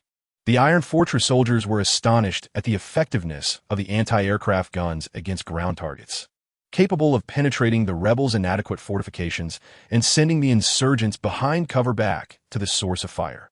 A simple sweep of fire could instill terror in the majority of the rebels within range. These scoundrels, using anti-aircraft guns against infantry. The rebels soon identified the Iron Fortress troops employing anti-aircraft artillery to bombard their positions, and while astonished, they retaliated furiously. In response to the Iron Fortress soldiers, they swiftly adjusted their own anti-aircraft guns to target the advancing Iron Fortress forces.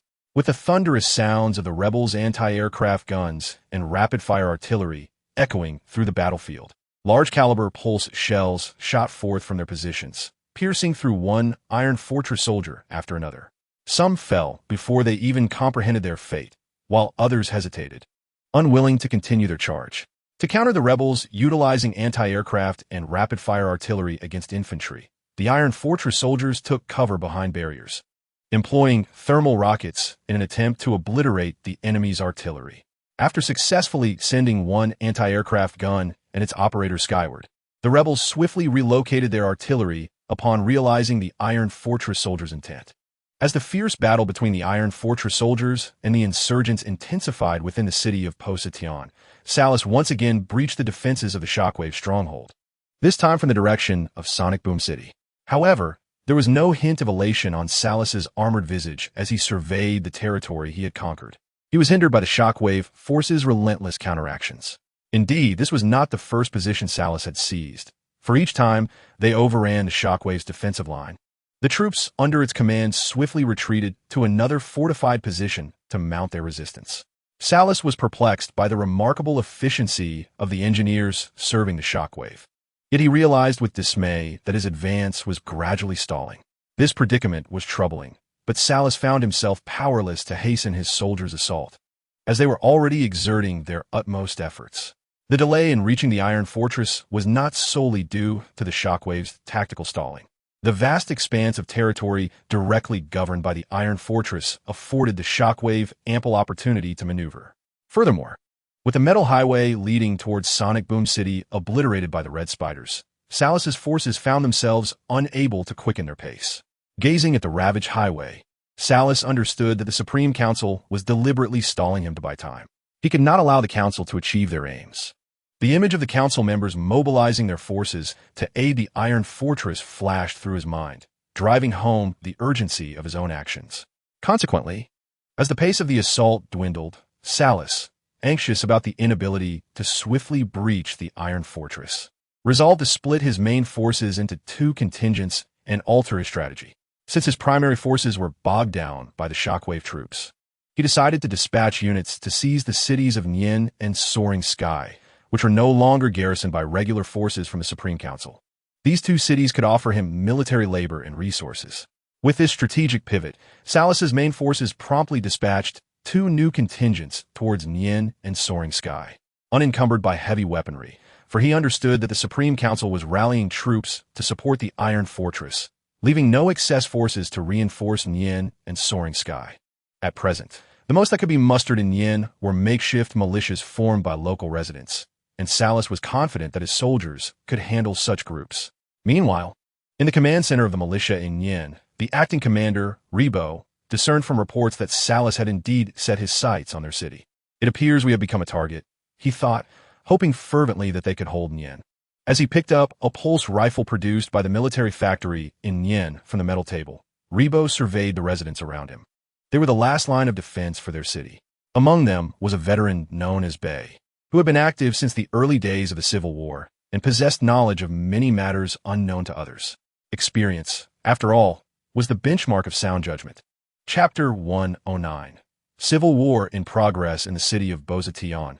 The commander of the Iron Fortress troops, upon discovering the stalemate at the front lines, promptly contacted the High Council and informed the council members of the situation in Bozation.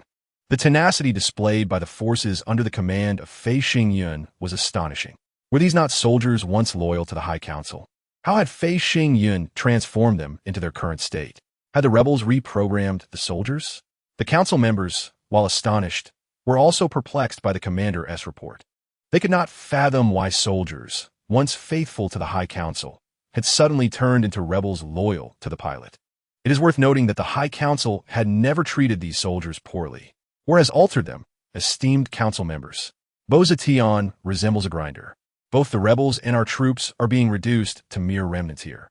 At this moment, their desire to survive surpasses their loyalty. They have forsaken their allegiance to the High Council. With a heavy heart, the Iron Fortress commander continued, "This is inevitable." From a moment, they became rebels. Their loyalty to the High Council began to fade. Your Excellency, if we were to deploy the aerial forces, could we swiftly breach the rebel positions and expel them from Bozation?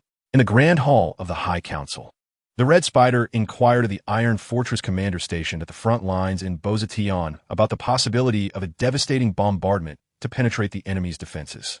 "I fear that I cannot, esteemed Commander Red Spider. The rebels are more adept at combat within the ruins of Bozation than my soldiers. They have learned much from their previous encounters with the city's defenders, and now, driving them out of Bozation will prove exceedingly difficult." The Iron Fortress commander candidly relayed the frontline situation to Red Spider. His forces had been suppressing the rebels, yet the constant ambushes from the insurgents concealed within the ruins hindered his soldiers' ability to advance. This predicament frustrated the commander, as he had not anticipated that the very ruins of the city would obstruct his efforts to reclaim Bozation. Then, how many troops can be redeployed from the front lines of Bozation to support the Iron Fortress? Upon hearing the commander's remarks, the council members recognized the challenges of reclaiming Bozation and shifted the conversation to the number of troops that could be sent back to defend Iron Fortress. After all, only the forces of the Resonance Wave representative remained to impede the advance of Salus. Should they be breached, the inadequately fortified Iron Fortress would be left vulnerable before Salus.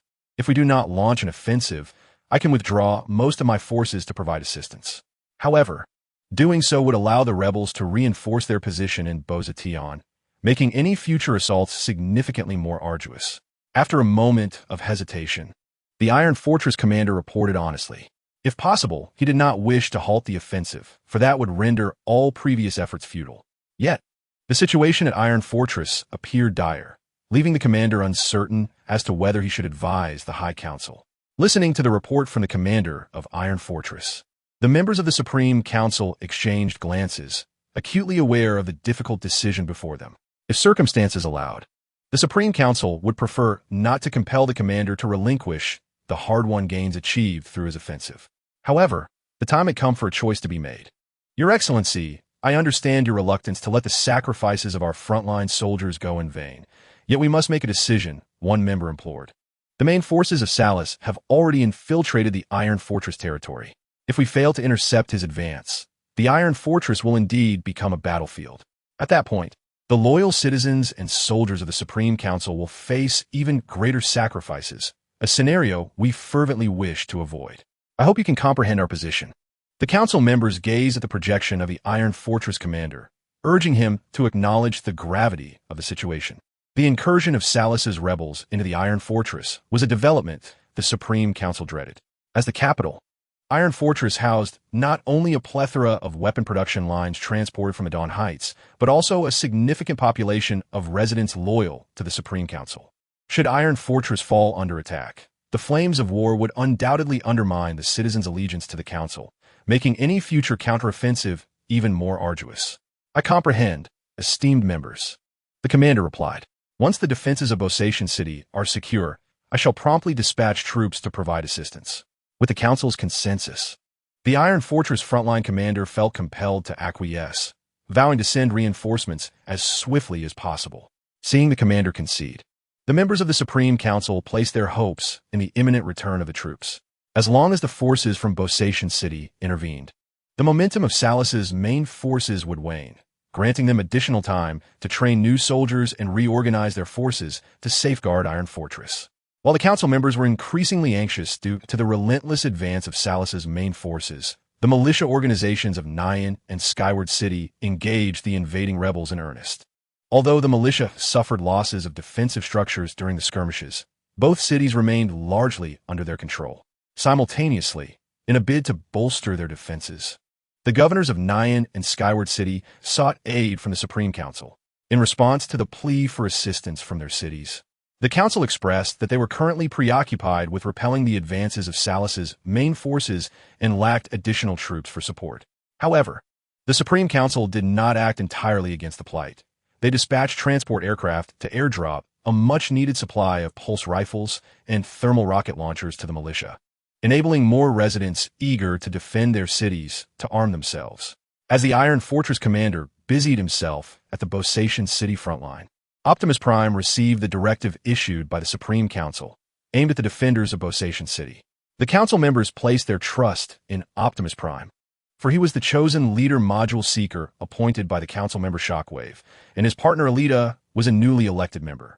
Furthermore, Optimus had previously led the defenders of Bosation City in a valiant stand until reinforcements from Iron Fortress arrived.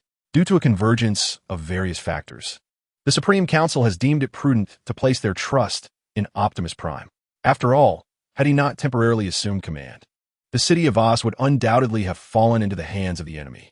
Thus, in a bid to cultivate a rapport with Optimus Prime and to bolster the forces loyal to the Supreme Council, the members arranged for him to lead his subordinates back to the Iron Fortress for rest. They promised to swiftly replenish his ranks with new recruits, with the hope that this would also strengthen the allegiance of Voss's inhabitants to the Supreme Council. They have surprisingly permitted us to return to the Iron Fortress for rest. It seems the Council holds you in high regard, Optimus Prime, remarked the police vehicle, astonished by the orders received from the direction of the Iron Fortress. He had expected them to continue holding the defensive line in Voss, never anticipating their return for rest, let alone the prospect of reinforcements. Could it be that Alita mentioned you to the other members of the Supreme Council? Optimus? The police vehicle turned to look at Optimus, who had received numerous messages from the Iron Fortress since departing the battlefield of Voss, including the news of Alita's ascension to the Supreme Council. I cannot say for certain. Police vehicle, Optimus replied, gently shaking his head. However, one thing he was certain of was that the Supreme Council needed him, a commander resolute in his stance against the insurgents. We have awaited his return until the last star extinguishes its final light. The Matrix, the leadership module, the Allspark. This sacred artifact has borne countless names throughout the ages. Chapter 110. Soundwave in action as Optimus prepared to lead his subordinates back to the Iron Fortress for rest. Far away in Crystal City, Soundwave and his intelligence department commenced their operations. Appointed as the intelligence advisor by Unicron, Soundwave is currently responsible for counter-espionage efforts in southern Cybertron and most infiltration plans in the northern region. To facilitate Soundwave's intelligence activities in the north, Unicron has entrusted him with a portion of the northern intelligence agencies, while the remainder is directly overseen by Shockwave and Unicron himself. Soundwave's task is to leverage the resources at his disposal to carry out his operations. It is hard to fathom that the northern regions of Cybertron have been ravaged, with Voss and Soundwave City reduced to ruins due to civil war. I had assumed these cities would be seized by one side following the conflict. Within the command center of the intelligence department established in Crystal City, a sense of bewilderment washed over Soundwave as he reviewed reports detailing the devastation wrought during the war between the Supreme Council and the Decepticons. The conflict had escalated to an intense phase much sooner than he had anticipated. He had expected negotiations between the Supreme Council and the Decepticons. Is this the destruction that war brings? No wonder the leader of Unicron is reluctant to allow the Supreme Council's forces into the southern cities of Cybertron. It seems he too fears the war will devastate the urban architecture and landmarks. Certainly, in comparison to the cities ravaged by civil war, I believe your focus should be directed towards our forthcoming mission. After all, our task is not merely to relay the intelligence amassed by the Cybertronian Northern Intelligence Agency back to the southern sector. Rumble conversed beside the disoriented body. As he accompanied Soundwave, his steadfast ally, to Crystal City. Alongside them were the camera triplets and Laserbeak, with the former adjusting their instruments while Laserbeak, under Soundwave's command, ventured to Mo Sky City to clandestinely gather intelligence. In addition to Rumble and his companions, Soundwave had also brought along other members of the intelligence department. Much like Rumble and Frenzy, they were predominantly minicons, volunteers from Sky City who returned to northern Cybertron under Soundwave's direction. These minicons from Sky City were better suited to infiltrate the neutral zones or cities governed by the Solaris regime and the High Council, as they possessed legitimate identities as northern Cybertron residents, eliminating the need for the intelligence department to fabricate false identities. Once the intelligence department's command center was established in Crystal City, Soundwave set about constructing a new intelligence network in northern Cybertron. This was not to imply that the previous network under Unicron was ineffective.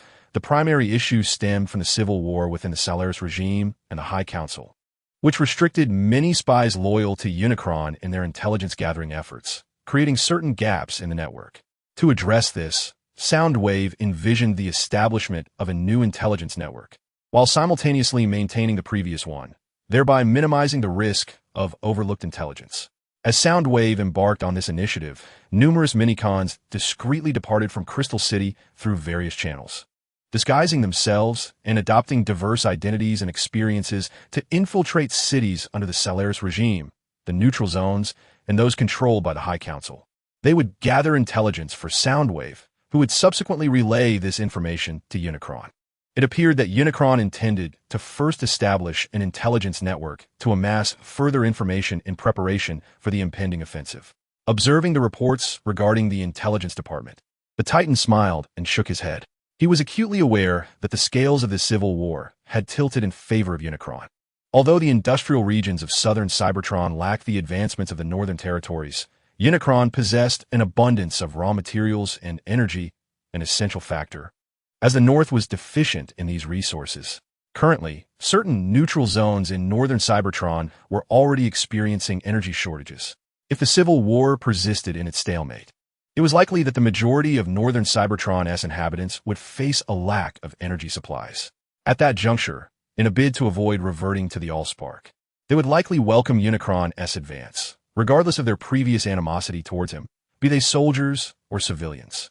In the course of engaging with the adversary, the Titan has gleaned much insight and comprehended the aspirations of this southern leader of Cybertron regarding the future of their race. If the current High Council is mired in decay through preservation, then the adversary's vision for the future is one of relentless expansion. He seeks to establish Cybertron and their race as a predominant voice within the cosmos. This signifies that their race may inevitably confront the Quintessence, possibly unearthing legends long buried in the annals of the past. The Titan contemplated the adversary and recalled the legends imparted to him by the mighty Prime, Tales of the Titans and the 13 Primes. The Titan firmly believes in the veracity of these legends, particularly as his very name, in ancient Cybertronian, signifies a map of the divine. This era predates even the Golden Age and the Quintessent period, harking back to a time when the Primes thrived. The Titan is well-versed in numerous legends of yore. Some were uncovered by leading the Dawn Society across the surface of Cybertron, while others were shared by the mighty Prime himself. As the sole guardian stationed at Crystal City, the Prime bore a mission not only to safeguard the plasma energy chamber beneath the city, but also to protect the sanctity of those legends. While the Titan mused upon his past meeting with the mighty Prime, the Wrecker and the aerial knights of the Dawn Society patrolled the precincts of Crystal City. Recently, a new influx of researchers had arrived, Transformers unwilling to be embroiled in the Civil War. Following the outbreak of conflict in northern Cybertron, they fled from the dominion of the High Council and Starscream. After traversing numerous stellar cycles, they found sanctuary in the researchers' holy ground, Crystal City, seeking refuge from the Titan and his Dawn Society. In response to their plea, the Titan chose to extend his assistance, unwilling to see the wealth of his race dissipate. Of course, he also instructed the Dawn Society to intensify their vigilance within the city to guard against potential infiltration by spies from Starscream and the High Council. Thus far, the Knights of the Dawn Society have apprehended few spies, leaving one to ponder whether the spies are simply adept at concealment or if the Civil War has drained the High Council and Starscream of the resources necessary to trouble Crystal City. While Soundwave's espionage operations unfolded, the adversary mobilized his forces to the borders. Megatron encountered the medic assigned to command the guerrilla forces. However, this medic was not there to assume control, but rather to lead the forces of Voss in conjunction with Megatron's assault on Tarn. One can hardly believe it is you. Commander, please follow me. Commander Megatron is currently assessing the enemy's defensive positions at the front lines. At the manganese mountain positions, the hydraulic welcomed the medic and the restructured forces from Voss. As Megatron's adjutant, it was the hydraulic's duty to receive these allies, while Megatron himself was engaged in reconnaissance of the defenses surrounding Tarn. It appears our newly appointed commander has settled into his role. Surely, the adversary would find solace in this development. Listening to the explanation of hydraulics, the ambulance revealed a benevolent smile. It seems that the soldier who once charged alongside the adversaries has now matured to the point of commanding a full-scale assault. Following me is a duty owed by all sentient beings. To refuse is to choose the path of demise.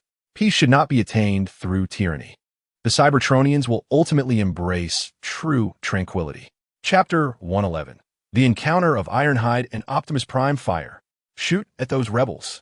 Without a moment's hesitation, Ironhide pressed the trigger, and a transformer, shaped like an assault vehicle, was shattered into fragments by the pulse shot, its limbs and energy liquid scattering in all directions. Subsequently, Ironhide discarded his depleted shotgun and turned to retreat from the position. This was the front line of the Cybertron capital, Iron Fortress, engaged in combat against the Sarlacc. Infantry units of various sizes exchanged fire here, targeting both rebels and soldiers under the High Council. They all returned to the source of the Allspark amidst the chaos of battle. Ironhide picked up an automatic electromagnetic rifle from the wreckage of a fallen ally, firing at the rebels, as his comrades did the same. At that moment, a pulse shot struck from behind, and, in the next microsecond, an explosion engulfed the advancing rebel squad. Ironhide turned to look back, where a tall, robust figure was reflected in his azure optics. Before he could react, a formidable blue and red transformer burst forth from either side, accompanied by a multitude of soldiers. Unlike Ironhide's law enforcement comrades, these soldiers moved with agility, swiftly entering the trench positions and firing rapidly at the rebels under the watchful eyes of their allies. Ironhide gazed in astonishment at the soldiers who had quickly joined the fray. Where had these allies come from? Were they reinforcements dispatched by the Shockwave Council member? Just as Ironhide pondered, Optimus Prime entered the position, and accompanied by the police vehicle that had arrived earlier, he inquired about the commander of the current sector. Greetings. I am the reinforcements sent by the High Council. Where is the commander of your position? Optimus Prime asked Ironhide, while the police vehicle displayed their unit's designation through its terminal. Sir, our position's commander was struck by enemy fire while countering the rebel charge. Among the remaining defenders here, I fear I'm the highest-ranking officer. Lieutenant Ironhide reported the current situation to Optimus Prime after confirming that the designation presented by the police vehicle was legitimate. In the previous counter-assault against the rebels, Ironhide's commander, along with the command center, had been hit by enemy rounds that deviated from their bombing coordinates, and they had since returned to the Allspark. Currently, the defenders at this position, including myself, are largely comprised of reformed Iron Fortress law enforcement units. We lack the necessary training, and our forces have suffered heavy casualties under the rebel onslaught. If it were not for your arrival, Commander Optimus, we would likely have been sent back to the Allspark by the rebels. Ironhide expressed his gratitude to Optimus Prime. During the recent counterattack against the insurgents, Ironhide had feared he would return to the Allspark to meet Primus, but unexpectedly, he was rescued by reinforcements arriving from the rear. I understand, Lieutenant. At this moment, I require your assistance. I entrust you with the remaining defenders at our position. It is imperative that you fortify our defenses while I lead our forces in repelling the insurgent assault. After grasping the situation at the front, Optimus nodded and handed over command of the remaining troops to Ironhide, as he was the highest-ranking officer among them. Yes, Commander. I will mobilize the soldiers, Ironhide replied, relaying Optimus's orders. Upon hearing that their new commander did not intend for them to confront the insurgents, the defenders within the stronghold cheered and accepted their orders, evidently relieved after the recent attack had instilled fear in them. I had expected we could remain at Iron Fortress a bit longer, but it seems we have been dispatched to the front lines to confront the insurgents right after receiving reinforcements. Furthermore, Optimus, There is a matter we must heed. Most of the new recruits from Iron Fortress lack phase displacement devices for protection. Without proper battlefield command, we risk incurring significant casualties. Thus, to maintain our combat readiness, I suggest we adopt a defensive posture and observe the insurgents' plans for attack. Standing beside Optimus, Prowl recounted their experiences upon returning from the battlefield at Kaon City. While the Council of Elders sought to win over Optimus, they also replenished his ranks to full strength, though most were untrained recruits without phase displacement devices. I understand your concerns, Prowl. I will not order the soldiers to launch a counteroffensive against the insurgents. As you noted, we must train the new recruits on the battlefield while awaiting the arrival of supplies and equipment from the rear. As Optimus and Prowl discussed the Council's decision to send them to the front lines at Iron Fortress, Alita had previously confided in Optimus about the current state of affairs within the Council. They truly had very few capable soldiers left. Consequently, with the onset of Serakh's assault, the Council members took notice of Optimus as he led his team back from the front. As the Iron Fortress prepared to defend against the insurgents approaching posts at Kaon City, the Council decided to have Optimus's unit, which had returned first, lead the charge to assist Senator Shockwave in repelling Serakh's main forces, at least until the Iron Fortress could provide reinforcements. The Council has assured me that they will expedite the provision of weapons and equipment. They stated that as long as we hold our ground, their support would arrive at the front lines without delay. Optimus understood that the Council's failure to supply phase displacement devices was not due to prejudice or suspicion, but rather because there was a genuine lack of inventory at the Iron Fortress's warehouses. Although the Supreme Council is exerting every effort to produce weapons and equipment, it still falls short of supplying all frontline troops. Consequently, the Supreme Council must prioritize the provision of resources to the Iron Fortress forces in Bozatiansheng and the troops under the command of the Shockwave Legislator. Optimus Prime is acutely aware that many soldiers, like the fresh recruits under his command, have arrived on the battlefield without life-saving equipment, engaging in combat with the insurgents. Many newly formed units, lacking phase displacement devices, have been thrown into the frontline battle to protect the Iron Fortress and the continuity of the Supreme Council's regime. They find themselves without a retreat, armed solely with pulse rifles and thermal rocket launchers to confront the insurgents, though these new recruits are fiercely determined to assert their presence. Unfortunately, they find themselves outmatched. To the ruthless insurgents, the bravado of the new soldiers is merely a form of self-deception.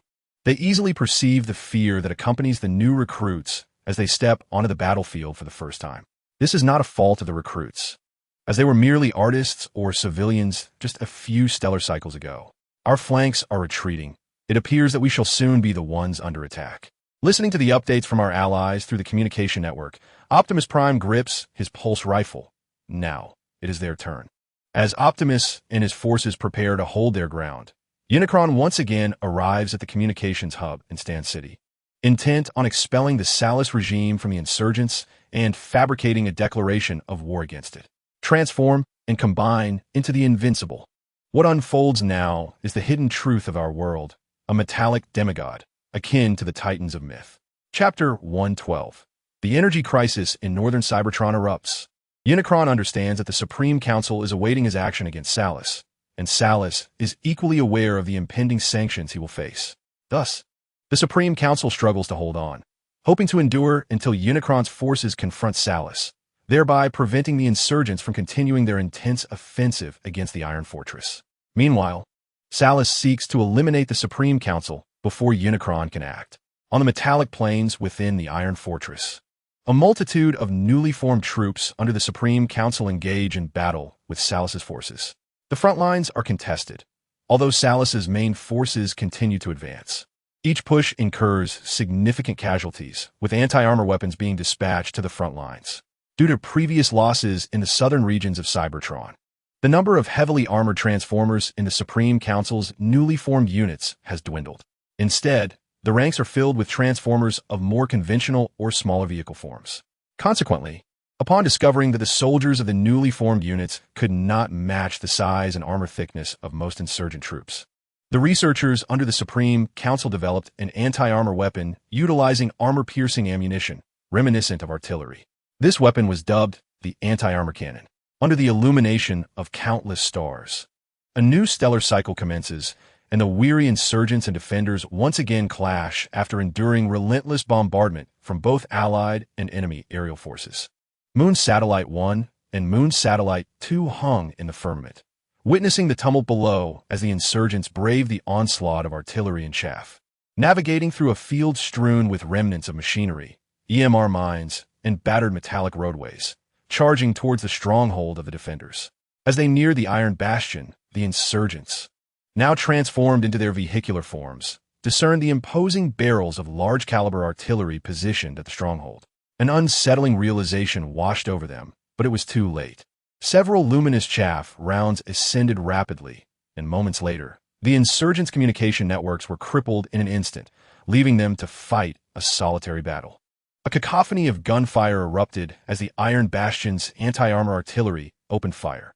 To assess the efficacy of this weaponry, the defenders had deliberately allowed the insurgents to enter the effective range.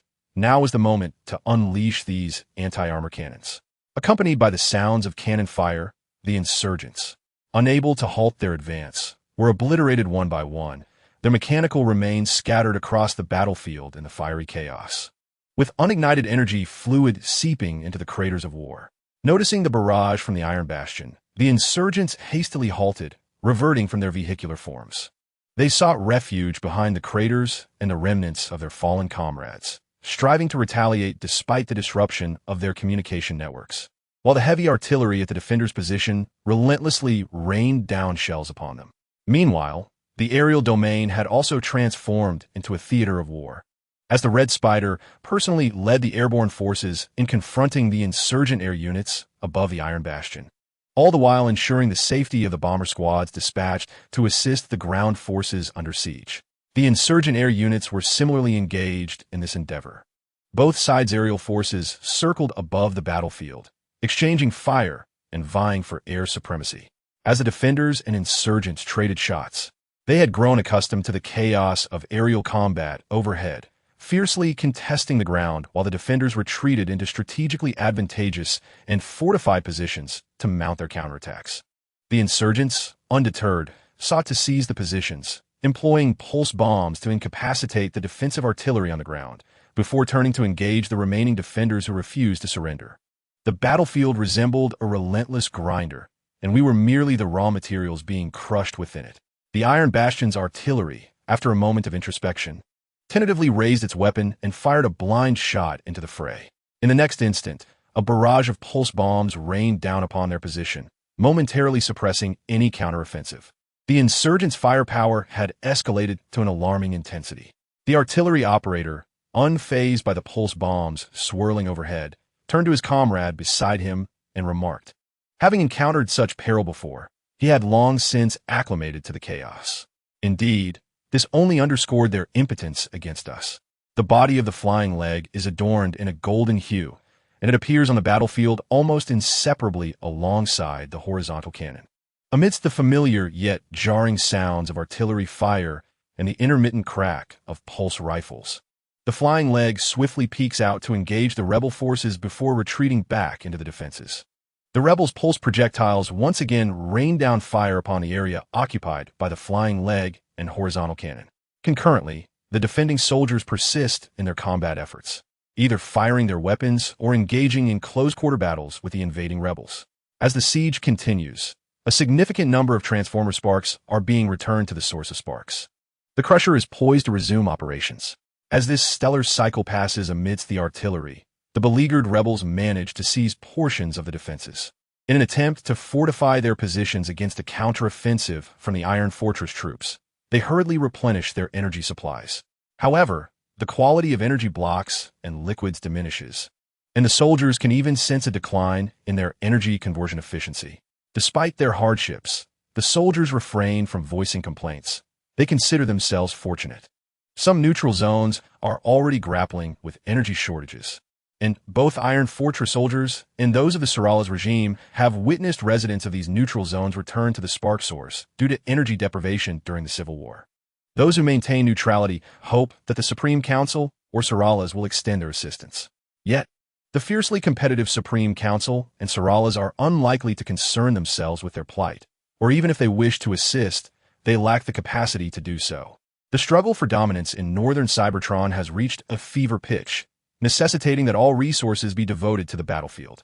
Consequently, upon realizing the Supreme Council and Seralas have little interest in the residents of the neutral zones, the representatives from these areas are reluctantly compelled to turn their attention to the leaders of forces they least wish to confront, the instigators of the Civil War. The warlords of southern Cybertron and the rebellious elite of the Supreme Council, led by the formidable Unicron. Thus, the representatives from the neutral zones have sought you out? In the frontline command center of southern Cybertron, the curious Jack has inquired about this matter to Unicron.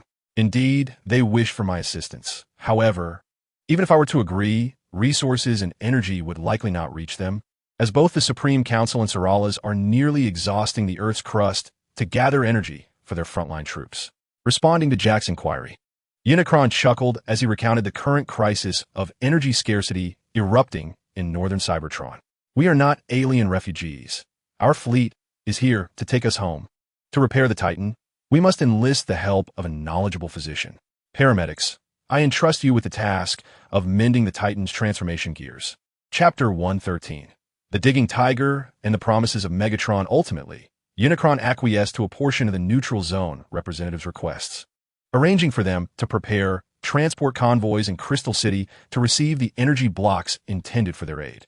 Upon receiving Unicron's consent, the representatives expressed their heartfelt gratitude, assuring that the residents benefiting from the assistance would be eternally thankful for Unicron's intervention. Subsequently, the representatives of the neutral zone conveyed the joyous news to the residents who were deprived of energy supplies. Following the promise made by the Overlord, they proceeded towards Crystal City to collect the assistance that had been generously offered. Upon inquiring with the Overlord and confirming the intention to aid the neutral zone, the leaders in Crystal City approved the dispatch of energy supplies and instructed the swift arrangement of transport vehicles to return the energy to the neutral zone. In response, the representatives of the neutral zone promptly assured that they would organize the transportation at the earliest opportunity. True to their word, they summoned the transformers capable of transporting energy within the neutral zone and led them towards Crystal City in an attempt to retrieve the energy blocks. The journey to Crystal City unfolded smoothly, and they successfully arrived at the warehouse, storing the energy blocks, loading them onto vehicles for the return trip. However, the return journey encountered unforeseen challenges. It appeared that news of the energy supplies had leaked within the neutral zone. A mercenary faction loitering in the Seralas governance district seemed to have discovered the acquisition of energy supplies and attempted to intercept and seize them. The residents of the neutral zone had little capacity for resistance against these rogue mercenaries. Fortunately, the Knights of the Dawn, escorting them back, intervened with their sharp alloy blades, cutting down those mercenaries who sought to claim the energy, thereby safeguarding the precious cargo. Our heartfelt gratitude goes out to you. Without your assistance, we would likely have been unable to protect the transported energy. Upon being escorted back to the neutral zone, the representative Metalhawk expressed his appreciation to the Knights of the Dawn for their protection. Had it not been for their vigilance, the energy blocks might have been seized by the mercenaries, and the residents could have faced dire consequences. There is no need for thanks. It is our duty, replied Wingblade, the representative of the Knights of the Dawn, gently shaking his head. Protecting innocent residents is an intrinsic part of our mission, and this escort was merely a fulfillment of our creed. Moreover, it was imperative that the energy blocks reach the neutral zone safely rather than being commandeered by Seralas or the Supreme Council for Warfare. Thank you. I believe that after this incident, the residents of the neutral zone will cast aside their former prejudices. Please convey my gratitude to the leaders of the Overlord and the Overlord. This assistance is genuinely appreciated, Metalhawk expressed, reflecting on how he had initially anticipated rejection from the leader of the Southern Cybertron, portrayed by the Supreme Council as a rebel, conspirator, and ambitious figure. Instead, he received unexpected support. Contemplating his previous negative perceptions of the Overlord, fueled by the rumors disseminated by the Supreme Council, Metalhawk recognized that he would no longer be so quick to embrace gossip. I shall convey your words to the leaders of the Titans and the celestial adversaries. We take our leave now, in light of Iron Eagle's hope that they express gratitude to the celestial adversaries and the Titans. The Knights of the Dawn Society, led by Wing, accepted this task and assured they would relay the message. Subsequently, under the watchful gaze of the neutral zone representatives led by Iron Eagle. The Knights transformed into Cybertronian model racers and swiftly departed the neutral territory. They returned, indeed. The Knights of the Dawn Society have returned, and henceforth, should the mercenary organization seek to seize energy cubes, we must rely on our own defenses to protect them. Listening to the conversations of his colleagues, Iron Eagle gazed in the direction from which the Knights of the Dawn Society had left, simultaneously pondering the mercenary organization that had assaulted them.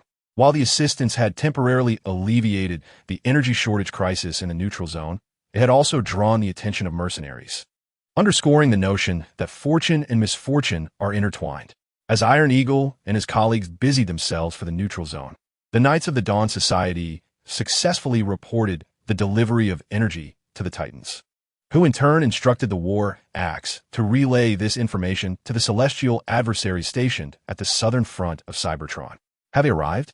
Yes, I understand, nodded the celestial adversaries, acknowledging the news from the north of Cybertron, and proceeded to arrange troop deployments to the frontline battlefield.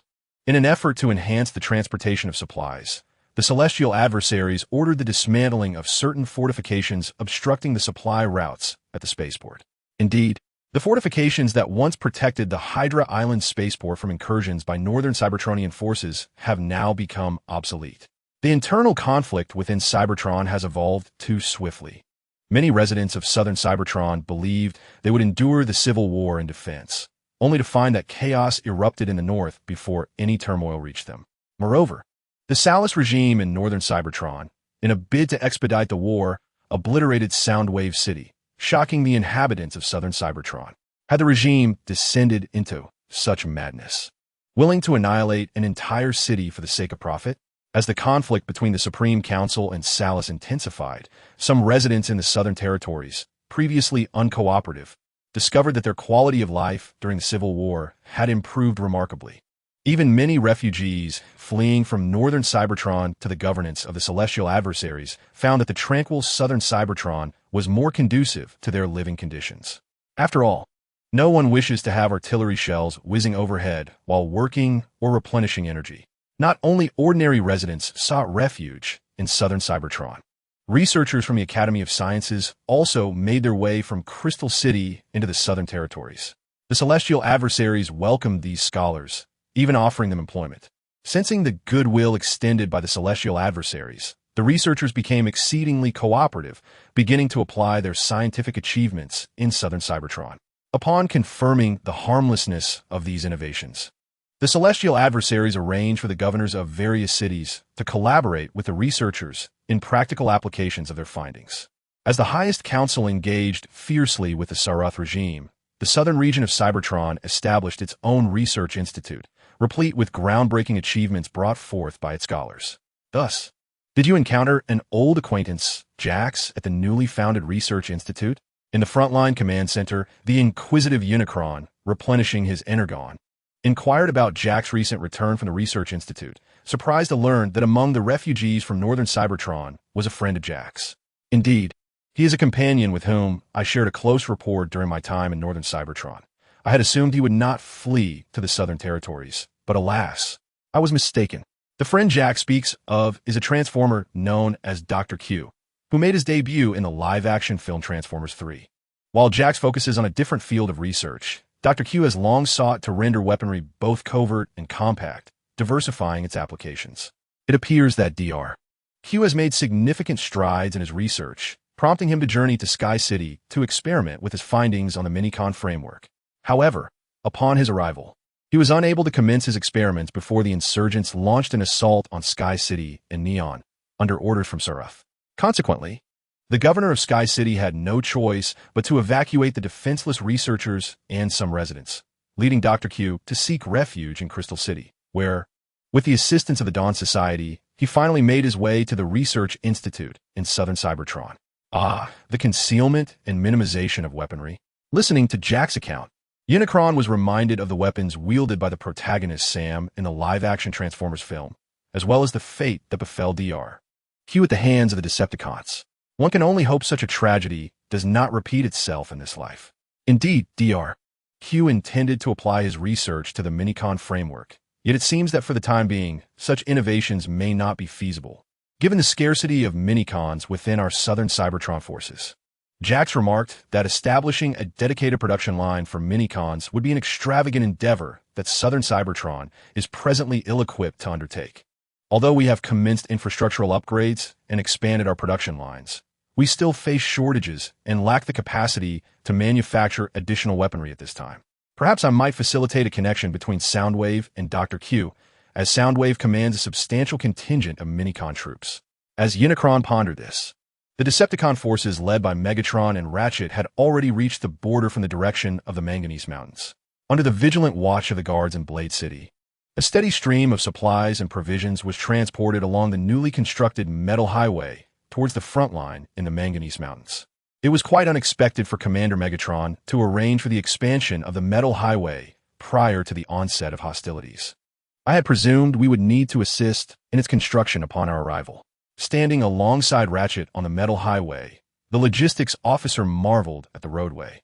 Constructed from inexpensive gravel, which Megatron had developed to facilitate transportation during the troops' deployment. It appears that Commander Megatron has been contemplating a counteroffensive during his stationing. As the logistics officer accompanied the ambulance to meet Megatron, he was bidding a heartfelt farewell to the Digging Tiger team.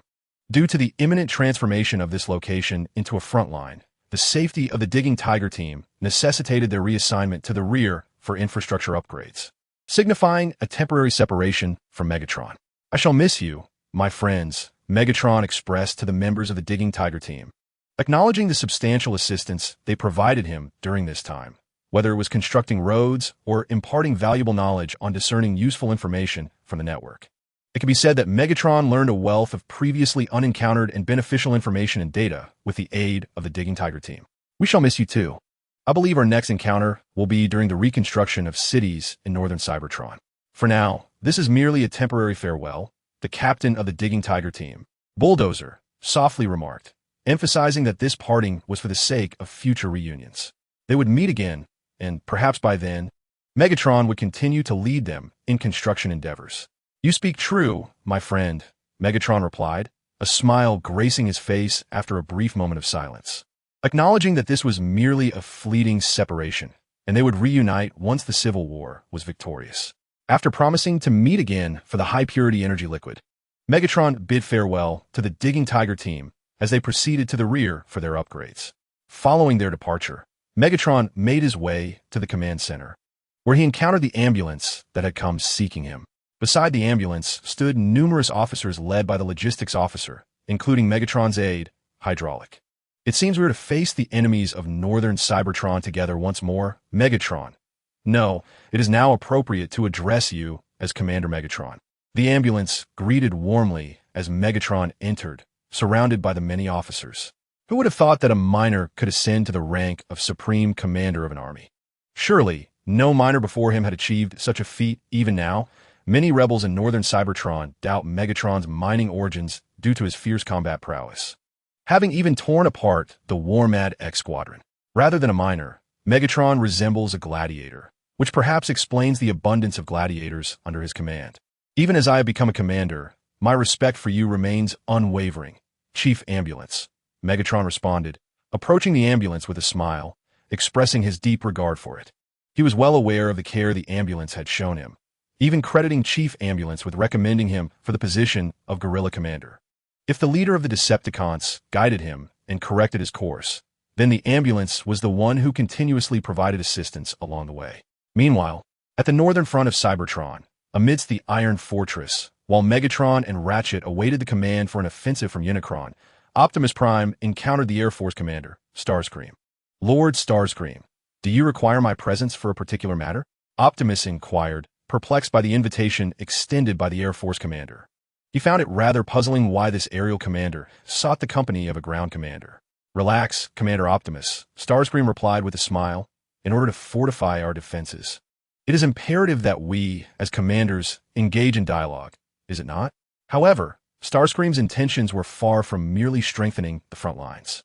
He had his sights set on Optimus's influential supporters, Congresswoman Alita and Congressman Shockwave. Freedom is the greatest deception in life. Accepting this truth will bring peace to your heart. "Rise, Optimus," Now is not the time to return to the Allspark. Chapter 114. Sarcasm of the weapons-bearing Starscream. Starscream held a high regard for Optimus, particularly because of the formidable allies standing behind him. Apart from Congresswoman Alita, Congressman Shockwave commanded a capable battalion. Before Optimus ascended to the rank of commander, Starscream had never paid him much mind. He had never imagined that the leader module seeker could potentially become a frontline commander. After Optimus's appointment, Starscream delved into his background and discovered that, in addition to Alita and Shockwave, Optimus had previously served under the illustrious Master Titanium. And even the head of the intelligence department, Prowl, willingly accepted the role of Optimus's adjutant. Starscream had never encountered a frontline commander with such substantial backing. Supported by 2 Congress members and the Master of Titanium, along with a former intelligence officer as his aide. With such a background, one could easily vie for the position of governor. Indeed, during the Civil War, the authority of a frontline commander surpassed that of city governor. Furthermore, serving as a frontline commander alleviated concerns about being assassinated by rebel spies. After all, thus far in the Civil War, several city governors under the High Council and Starscream had been assassinated, and in their quest to undermine the opposing regime, they had employed various means and developed an array of weapons for use on the front line, resulting in the return of numerous soldiers and members of the ruling class to the Allspark. Commander Optimus, there is no need for such a tense demeanor. This airbase is currently under the control of my aerial forces, and rebels cannot infiltrate, Starscream remarked, his optics reflecting Optimus's imposing form. Observing this ever-vigilant frontline commander, Starscream contemplated how to win Optimus over. The support behind Optimus was so substantial that Starscream believed even pledging himself as a supporter would hardly endear him to the commander. Since winning Optimus's favor through promises seemed futile, what alternative strategies could he employ? Perhaps through inducements? Should we induce him to realize the certain resonance between us? Red Spider pondered, attempting to soothe Optimus Prime, assuring him that there was no need to constantly worry about the insurgents attacking the Air Force Base. It was well known that those insurgent stragglers, scattered along the defense lines and orchestrated by Saruth to conduct guerrilla warfare, would dare not assault a base guarded by aerial forces. My apologies, Lord Red Spider, but we are not far from the front lines, and I believe it prudent to remain vigilant, Optimus Prime replied, gazing at Red Spider, who was desperately trying to draw closer to him. If circumstances permitted, he would rather return to the front line and stay with his soldiers than engage in idle chatter with this commander of the Air Force at the base. Optimus held no malice towards Red Spider. Rather, he sensed a certain dissonance in the latter's outward demeanor, as if it were a facade, lending Optimus an impression of artifice. Indeed, Commander Optimus, you are correct. I shall ensure the soldiers remain alert. While those insurgent stragglers may pose no threat to our Air Force Base, it is always wise to maintain caution. Upon hearing Optimus's words, Red Spider feigned contemplation for a moment before nodding in apparent agreement. He then contacted the boisterous Thundercracker, who was in the repair bay, and instructed him to bolster the security around the Air Force Base, ensuring its safety. I understand. I will make the arrangements promptly. In the repair bay, Thundercracker, witnessing Red Spider's command to enhance vigilance being projected, reluctantly relayed the order to his subordinates. Naturally, if it were within his power, Thundercracker would prefer the insurgents to attack the Air Force Base, as this would give him the opportunity to retaliate against those firing upon him. Compared to commanders like Red Spider and Skywarp, who could lead troops into battle, the hot-tempered Thundercracker resembled a warrior on the battlefield, sending enemies back to the source of their fire, as he begrudgingly issued orders for the surrounding security forces to heighten their alertness. Red Spider resumed recounting his experiences at the Iron Dragon space station to Optimus Prime, vividly detailing his discoveries beyond the dark energy entities. The Iron Dragon space station was remarkably well equipped, with intricate systems for transporting coolant, alongside well-constructed repair bays and energy supply stations. As Optimus listened to Red Spider's reminiscences, he nodded, prepared to respond when a sudden, thunderous explosion interrupted his thoughts. Guard, what was that sound just now? Upon hearing what seemed to be an explosion, Red Spider sprang from his metallic seat. In the gaze of Optimus Prime, he hastily called out to the guards beyond the metal door, inquiring about the unfolding situation. Upon hearing the call of the Red Spider, the guards outside hastily entered the chamber. As the Red Spider began to respond to their inquiries, her terminal unexpectedly displayed an incoming communication request. Swiftly, she checked the terminal and accepted the call from Turmoil. "What has transpired, Turmoil?" she inquired, her gaze fixed on the projected image of Turmoil's form. "What was that tremendous sound? It clearly indicates something's gone awry. The insurgents have attacked our front lines." Turmoil reported urgently. "Taking advantage of the airstrikes, they have deployed K-class units once again. Our frontline soldiers were unable to intercept them, and now a breach has been created in our defenses." Upon hearing the inquiry from the Red Spider, Turmoil promptly relayed the battle report he had just received.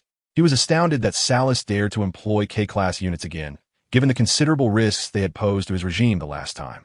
Did Salus not care for the future of his own power?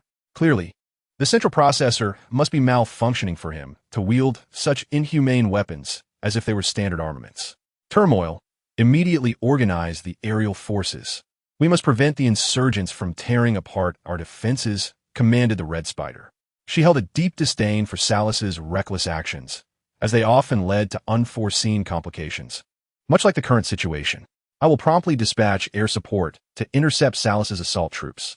Receiving the Red Spider's orders, Turmoil quickly rallied his subordinates. Soon, with a deafening sonic boom, a multitude of jet fighters ascended from the airbase, racing towards the frontline battlefield. Chapter 115. The conclusion of the stagnation era. Salus's unexpected assault disrupted the Red Spider's plans. She had intended to win over Optimus Prime during this stellar cycle, but before she could initiate negotiations, Salus launched his strike, forcing Optimus to return to the front line. "That man, Salus, is utterly deranged," the Red Spider muttered to herself, lamenting Salus's ill-timed attack just after bidding farewell to Optimus at the airbase. Could he not have waited until I secured Optimus's allegiance before launching his assault? Contemplating the potential for Salus, driven by a malfunctioning central processor, to orchestrate a terror attack at any moment, the Red Spider felt a weight of concern. She reached out to the High Council in Iron Fortress, wishing to share her thoughts with the legislators. Salus has employed K-class units once more? Has his central processor truly failed him, permitting the continued use of such inhumane weapons on the battlefield? Indeed, does he not fear that we might resort to employing similar weapons? For the sake of Iron Fortress, we shall not hesitate, even if it means bearing the weight of infamy. The Red Spider swiftly established contact with the legislators engaged in military preparations within the Iron Fortress. Faced with the pivotal moment of aligning with the Supreme Council, the legislators responded with warmth, undoubtedly influenced by the fact that the Red Spider was poised to join their ranks, having been nominated as a legislator. It was merely a matter of procedure before the Red Spider could ascend to the status of a newly appointed member, akin to a leader. Consequently, as the Red Spider prepared to assume this new role, the legislators inquired amiably about the recent developments and learned of the frontline assaults perpetrated by Saruth's K-level forces. It appeared that Saruth was willing to resort to any means necessary to conclude the conflict with us. Listening to the Red Spider's report on the current situation at the front, the Bat Spirit legislator and the Halogen legislator grasped that the accumulation of troops by the heavenly enemy at the borders of Saruth's regime was the cause of the escalating tensions. To avert a two-front war, Saruth aimed to eliminate the conflict on the Supreme Council's side first. "Have our lines collapsed, Commander Red Spider?" the legislators inquired, their concern palpable as they sought updates on the front line. Should the front lines crumble due to Saruth's audacious maneuvers, they would likely be compelled to make a desperate stand at the Iron Fortress. "Not yet," the Red Spider replied. "Although Saruth's assault troops have breached certain sections of our defenses, the K-level forces have not succeeded in destroying all their targets." The Shockwave legislator, upon detecting the K-level troops, launched interference munitions that successfully thwarted the rebels from detonating some of the K-level soldiers' explosives. As it stands, the Shockwave legislator has likely rescued a portion of these K-level troops and neutralized the liquid explosives within their bodies. In response to the Supreme Council's inquiries, the Red Spider relayed the latest frontline developments, revealing that the Shockwave legislator, recognizing Saruth's madness, had prepared an ample supply of interference munitions at the front lines of his own troops, coordinating the disruption with Saruth's deployment of K-level forces. Does this imply that we can obtain data regarding such units from the salvaged K-level soldiers? Upon learning that the Shockwave legislator had indeed rescued some members of the K-level forces, several legislators were suddenly struck with new ideas. If Saruth could assemble K-level troops, then surely the Supreme Council could as well. However, These legislators ultimately refrained from voicing their thoughts, fully aware that such actions would be profoundly inhumane. Should the Supreme Council dare to pursue this course, a significant number of citizens would surely abandon them, an outcome the Council sought to avoid. Observing the hesitance of certain legislators projected on the screen, the Red Spider discerned their thoughts. Just as the legislators understood the potential negative repercussions of such actions, the Red Spider was equally cognizant of the adverse effects this could entail. Thus, his attention shifted away from the K-level forces to a more pressing concern. Esteemed legislators, rather than fixating on the K-level troops, I believe we must address a more critical issue. Our resources are no longer sufficient to sustain the continuation of this conflict.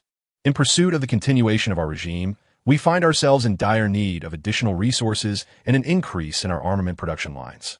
The Red Spider gazed upon the projected image of the Supreme Council, articulating his thoughts. Their regime was on the brink of collapse, a realization that dawned upon him after his candidacy as a council member. With only Iron Fortress remaining, they could no longer sustain the operations of their governance. To emerge victorious in this civil war, they required more energy blocks and weaponry, yet these essentials were presently unattainable. Currently, much of Cybertron's resource production zones were under the control of the adversary, while the industrial sectors lay either dominated by the Saracens or reduced to ruins. At this moment, the Supreme Council retained only the capital, Iron Fortress, while Neon and the Sky City had already succumbed to the Saracens' invasion, their fall potentially imminent. Contemplating their predicament, the Red Spider recognized the necessity of action. Otherwise, the members of the Supreme Council would remain complacent. Your Excellency, what do you propose? Upon hearing the Red Spider's declaration, the council members exchanged glances, and one member cautiously inquired about his insights. We must take decisive action, esteemed council members. We cannot place all our hopes on merely defending Iron Fortress from the Saracens. A contingency plan is imperative. Recognizing the members' curiosity for a viable solution to their resource scarcity, the Red Spider, under the watchful eyes of the council, did not hesitate to voice his thoughts. Currently, most regions of Cybertron that still harbor resources have been divided among the insurgents. I propose we seek new resource locations, particularly in areas inaccessible to the rebels. Addressing the council members, the Red Spider's words resonated, as they comprehended that this air commander was indeed contemplating the Supreme Council's future. Thus, they exchanged their perspectives. Ultimately, under the Red Spider's gaze, the council members reached a consensus once more. This may be our sole avenue to triumph in the Civil War. Unexpectedly, the blockade of Cybertron might become ineffective due to the civil strife. Perhaps this was precisely what the adversary desired. The council members concurred, acknowledging that to win this internal conflict, they must acquire more resources from beyond the stars. The most arduous decisions demand the strongest of wills. The leadership module proceeded to its destined location. Chapter 116, The Fragmentation of Forces. While the Red Spider and the Supreme Council deliberated the future of their regime, Optimus Prime, escorted by the Vehicular Battalion, was returning to the front line from the airbase. Concurrently, through the communication network, he contacted the police cars to ascertain the current status of the defensive line. To be precise, the recent raid by the K-level forces failed to achieve its intended objectives. The terror attacks orchestrated by Salus only succeeded at poorly defended positions, while assaults on strongholds commanded by figures such as Shockwave and Optimus Prime ended in failure for the K-level troops. Furthermore, according to the police vehicle's account, they even managed to rescue a few soldiers from the K-level forces who had been captured and subsequently reformed by Salus's troops. Hence, these soldiers exhibited a cooperative demeanor towards the rescuing authority of the High Council. It appears that Salus's plan has faltered. His ambition to utilize the K-level forces for a mass extermination of our living forces succeeded only in isolated instances, with the majority of attempts ending in failure. After Optimus Prime arrived at the front line, the police vehicle relayed the current situation on the battlefield.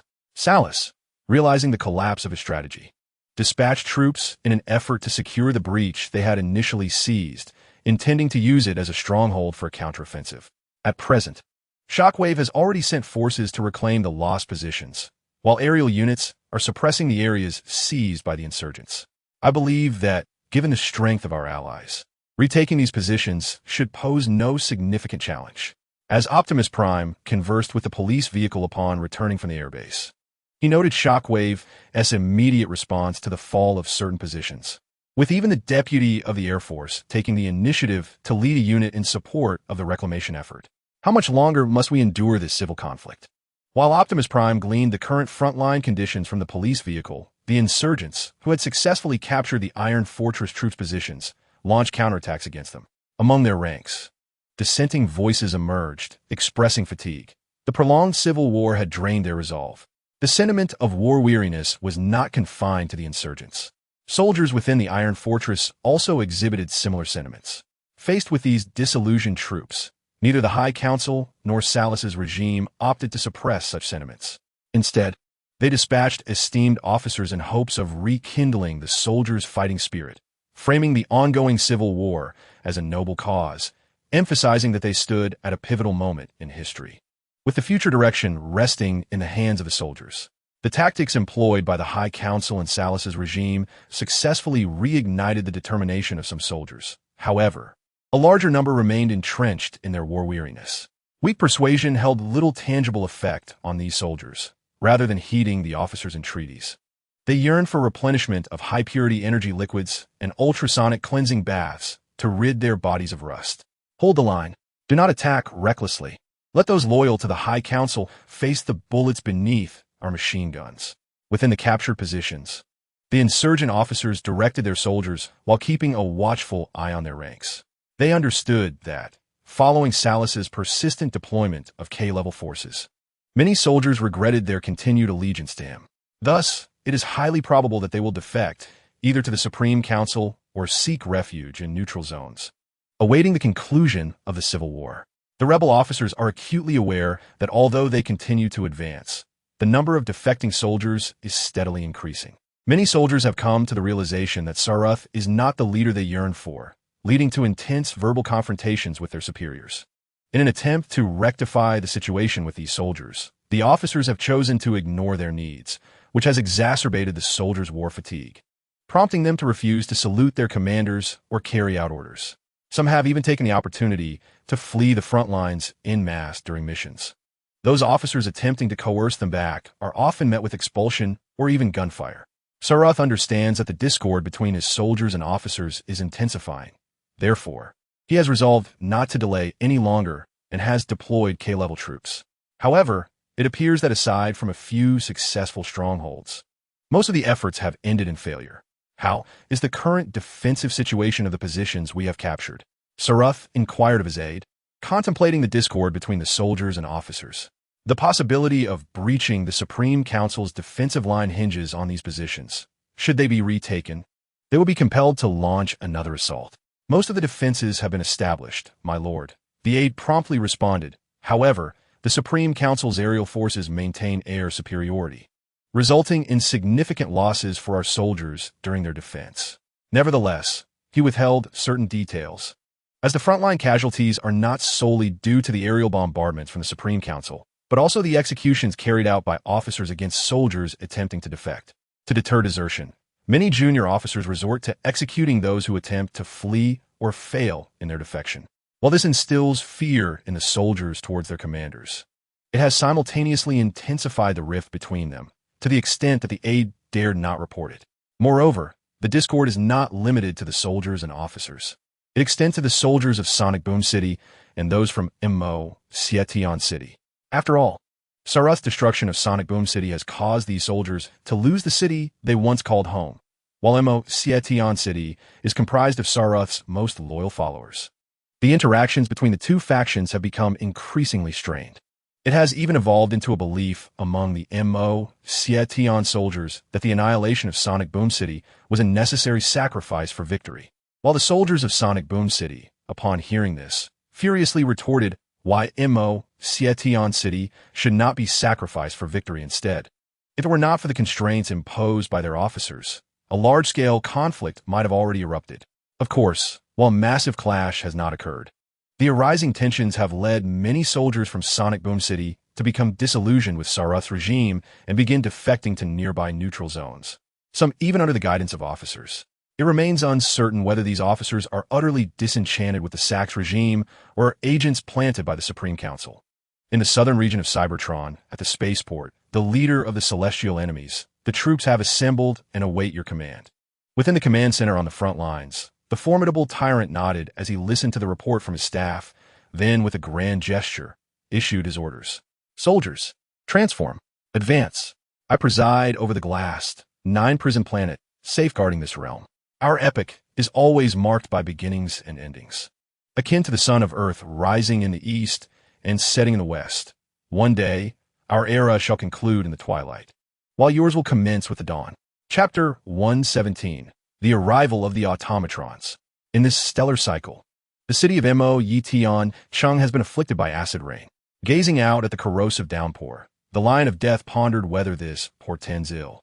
Acid rain poses a significant threat to the Cybertronians and their structures. Their metallic roads are vulnerable to corrosion from the acid, necessitating that engineering units rush to repair the roads after the rain subsides to ensure unimpeded supply routes. During the Golden Age, acid rain was a rare occurrence on Cybertron, until the Rusted Age brought forth this calamity, endangering their very essence. Compared to other cities, Mo Yition Chung, situated near the Rust Sea, is particularly susceptible to acid rain due to the corrosive nature of the Rust Sea, which facilitates its formation. The Supreme Council had previously suffered losses due to the Rust Sea. Their most elite soldiers were cut off from supply lines by a rust storm, resulting in utter annihilation. How is the defense line facing the spaceport? As he observed the acid rain outside, the Lion of Death turned to his advisor to inquire about the defensive structures erected against enemies threatening the spaceport. He was acutely aware of the tyrant's preparations for an assault, and during his return to Mo Yition Chung, he had been steadfast in fortifying the defenses. If feasible, he aspired to create a bastion akin to the spaceport. Most of it is complete. However, the garrison primarily consists of newly trained soldiers. I fear they may falter against the seasoned troops from southern Cybertron. In response to the Lion of Death's inquiry, the advisor conveyed the current state of the defenses. Due to the excessive allocation of forces by Salus to assault the Iron Fortress of the Supreme Council, the remaining troops in Mo Yition Chung are mostly inexperienced recruits who have yet to see battle. Frankly, the advisor harbored little confidence in these soldiers, as their loyalty to the leader Salus did not suffice to qualify them as competent warriors. At best, they could serve as reserves. This is unavoidable. Lord Salus intends to first neutralize the Supreme Council before recalling the troops for a decisive confrontation with the tyrant. After all, failing to seize the opportunity to eliminate the Supreme Council would force us to contend with a two-front war. The Lion of Death understood that the soldiers stationed at Mo Yition Chung could only serve as reserves in comparison to those fighting valiantly on the front lines. Yet they truly lacked a more seasoned fighting force. The Civil War had depleted the ranks of those loyal to the Supreme Council, inflicting irreversible damage upon Salus's regime as well. Moreover, the Saruth regime, in a broader sense, merely serves as a vehicle for various warlords to fulfill their ambitions. They each engage in their own battles, and neither Saruth nor the Flying Cloud has ever truly unified their ideologies. Their primary concern has been how to extract greater profit from the disintegrating authority of the Supreme Council. However, Commander, given the current circumstances, it appears we may be compelled to engage in a two-front war. Listening to the words of the Lion of Death, the strategist outlined the present situation. If possible, he would prefer to avoid a two-front conflict, yet the leaders of Saruth have yet to resolve issues with the Supreme Council. While the celestial enemy has amassed troops at the border, we must take it one step at a time, for we currently have no viable solutions to our predicament. The Lion of Death expressed his frustration, fully aware of the imminent possibility of a two-front war, which is why he had withheld the pulse artillery and a series of heavy armaments meant to support the Flying Cloud, redirecting them instead for the defense of Mo Yition Chung, hoping these weapons would safeguard their capital from the main forces of the celestial enemy. Upon hearing the Lion of Death's resignation regarding the current state, the strategist fell silent. As the acid rain outside the governor's building gradually ceased, the increasingly restless Lion of Death led the strategist to inspect the defensive lines. Although the strategist assured him of their best efforts, the Lion of Death felt it essential to witness the situation firsthand. They departed swiftly and accompanied by the strategist and guards. The Lion of Death proceeded towards the defensive lines in the Mo Yition Chung area, aimed at resisting the direction of the spaceport. where he observed the constructed fortifications and command posts between various positions. Commander, upon the Lion of Death's arrival for an inspection at the front lines, the commanding officer of the forward position expressed surprise and personally led the team to greet him, guiding the Lion of Death through the frontline positions. Here, he encountered soldiers exhibiting a mix of tension and excitement, as well as the defensive artillery he had deployed at the front. While the Lion of Death surveyed the frontline positions, the soldiers within the fortifications curiously observed him. For the soldiers stationed at the front, opportunities to encounter a figure like the Lion of Death are rare, and they yearned to behold such an esteemed personage, as it would provide them with something to boast about to their comrades. Amidst the metallic structures and fortifications, a series of interconnected trenches linked together, forming a remarkably well-planned defensive position, albeit bearing some signs of corrosion from the acid rain that had fallen upon them. How long can we withstand the main forces of the celestial enemy with such fortifications? The Lion of Death inquired of the commanding officer of this position, as the sound of metal soles scraping against the metallic floor of the frontline command post resonated. As the commander responsible for the fortifications, he was acutely aware of the true condition of his soldiers. While they managed to construct defenses, their combat capabilities were likely inferior to those of the engineering units under Lord Saruth. Given that these soldiers had merely been residents of Moetion Chung a few stellar cycles prior, even due to the necessity of constructing fortifications, they accepted that most of their time in the military, after undergoing training, was spent on the construction of defensive structures. The frontline commander found it challenging to assert that his soldiers could demonstrate the prowess of a regular army. Understanding the commander's hesitant demeanor, Sang-Shur quickly grasped the true condition of the frontline troops. With no recourse, he could only cast a resigned glance towards the southern region of Cybertron. Hopefully, the Transformers in vehicle form down south have not established an aerial division. Otherwise, it seems unlikely that we could hold our ground until Lord Saruth returns from Iron Fortress. Sang-Shur expressed a rather pessimistic outlook on the impending conflict, wishing that the Autobots in southern Cybertron had no means to form an air force. For it would be perilous, as their aerial units could easily suppress the soldiers on our defensive line from mounting a counterattack. Although the chances of success were slim, the spirit of sacrifice remained. There is a saying on your Earth that aptly applies to our current situation. The Cyberknights do indeed exist. Chapter 118, Autobots. Attack. The term Autobots has emerged on Cybertron, not as a self-designation by the soldiers under Unicron, but rather as a derisive label employed by the High Council and the officers aligned with Saruth to mock the troops in southern Cybertron. Given the scarcity of aerial forces in that region, Saruth and his cohorts referred to the soldiers, who took on vehicle forms akin to terrestrial transportation, as Autobots without aerial support. This term eventually reached the southern Cybertron forces, and upon learning of it, Unicron did not express anger. Instead, he proclaimed in a speech that his fellow Autobots were far braver than Saruth and the High Council's air division, for they dared to launch offensives without air cover and valiantly defended southern Cybertron. To them, the title Autobots became a symbol of courage. Unicron's global address rendered some of the High Council members and Saruth's officers who had mocked the southern soldiers speechless. Meanwhile, the soldiers of southern Cybertron, upon hearing their leader's acknowledgement, began to adopt the title Autobots for themselves. Indeed, some soldiers went so far as to etch the simplified emblem representing Unicron's visage onto their bodies, believing that since their leader had safeguarded them, they too would pledge their loyalty in return. Thus, influenced by the spirit of camaraderie in southern Cybertron, many soldiers emulated their comrades, branding the emblem onto their forms while affectionately referring to it as the symbol of the Autobots. Upon hearing of this development, Unicron contemplated but chose not to intervene. He even affixed the Autobots' emblem onto his own shoulder armor, which surprised many officials. Consequently, they too began to emulate Unicron and other soldiers, branding the Autobots' emblem onto themselves and referring to themselves as Autobots, followers of Unicron. I had presumed you would not form factions, but rather continue to identify solely with the southern Cybertron regime.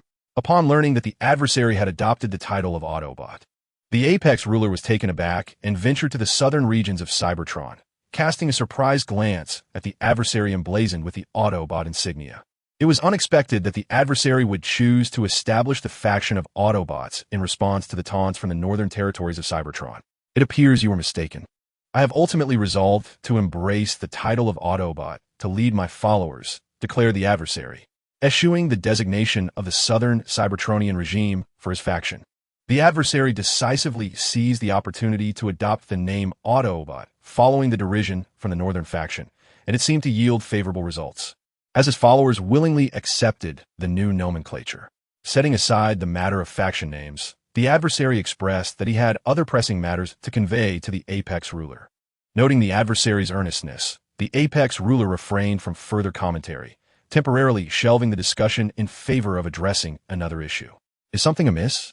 Inquired the adversary, sensing the urgency in the Apex ruler's demeanor. The High Council is likely preparing to venture beyond Cybertron in search of resources essential for the continuation of their regime, the Apex ruler revealed, having been discreetly informed by a researcher he met at Ironhold. The High Council is attempting to construct a hybrid research and transport vessel with the intention of procuring resources from other planets outside Cybertron and establishing manufacturing lines, thereby enabling them to maintain a stance against us even after losing Ironhold. Moreover, I suspect this also reflects the High Council's lack of confidence in their forces. They fear that their defensive lines may falter against the onslaught of Salus, which likely prompted them to construct the spacecraft. Rumor has it that this unfinished vessel has been named Vengeance, a clear indication of the High Council's intent for retribution. As the Apex ruler divulged this intelligence, it became apparent that the High Council might be contemplating an escape from Cybertron, a development not entirely surprising. Given the protracted civil conflict, it is uncertain whether Ironhold can withstand Salus' offensive, making an early exodus from Cybertron a plausible scenario. Contemplating the High Council's ambition to rebuild their regime through extraterrestrial resources, the Apex ruler pondered whether to collaborate with the adversary to thwart the Council's escape plans. Let them flee Cybertron, the adversary remarked. If they choose not to escape, it will be challenging to eradicate the mechanical insects that cling to our race. The adversary, far from feeling anxious at the thought of the High Council's potential retreat, actually welcomed it, as it would provide a rationale to dismantle the Council's influence in the northern regions of Cybertron. Additionally, it would serve to establish a target for his subordinates to pursue, the fleeing High Council. A regime necessitates adversaries and goals that propel it forward. The adversary was acutely aware of this. Without foes and aspirations for advancement, even the most illustrious past will succumb to decay and hubris, ultimately fading into the annals of history. I comprehend, he concluded.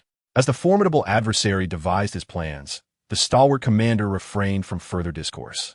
After all, his visit to the southern region of Cybertron was merely a cautionary gesture intended to alert the adversary to the impending escape of the High Council from Cybertron. Now, let's hasten the pace of this civil war.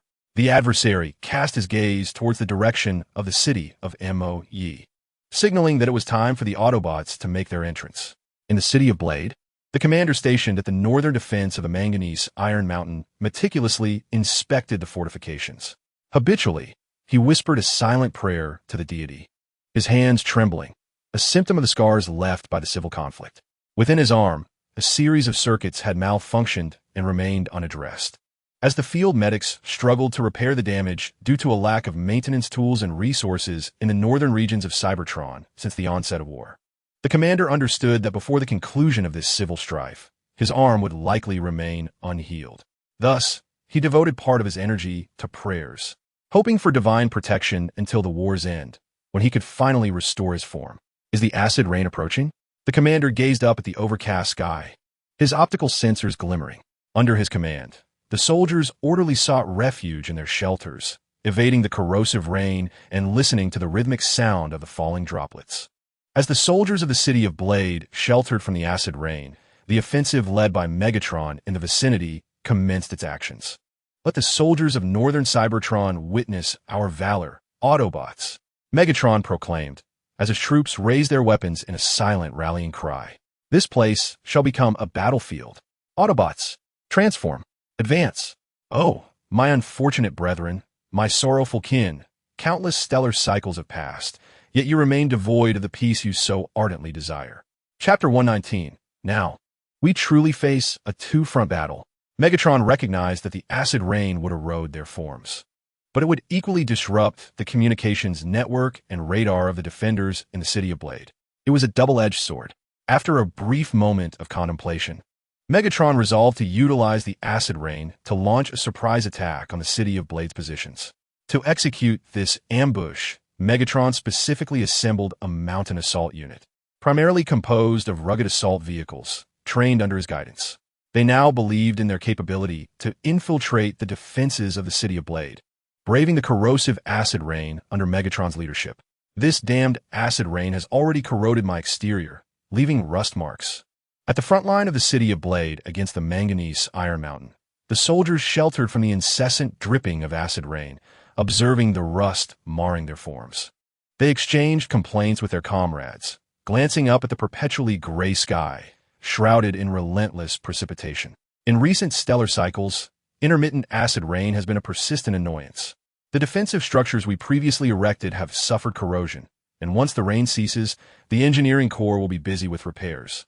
Listening to the grievances of his comrades, a soldier from the Blade City nodded in agreement, lamenting the sporadic downpour of acid rain. Most of the soldiers along the Blade City defense line have been drenched by this corrosive rain, with the only variation being the degree of rust accumulating on their bodies. The soldiers harbor a profound disdain for such weather, as the sensation of rust on their frames is far from pleasant. Hiding within the fortifications, the commander of the Blade City defense line monitored the border situation through instruments that were intermittently affected by the acid rain. This phenomenon was nothing new to him, as the malfunctioning of equipment during acid rain was a common occurrence. After conducting his routine surveillance, the commander delegated the monitoring task to his subordinates and proceeded to the battlefield energy replenishment station to acquire some energy.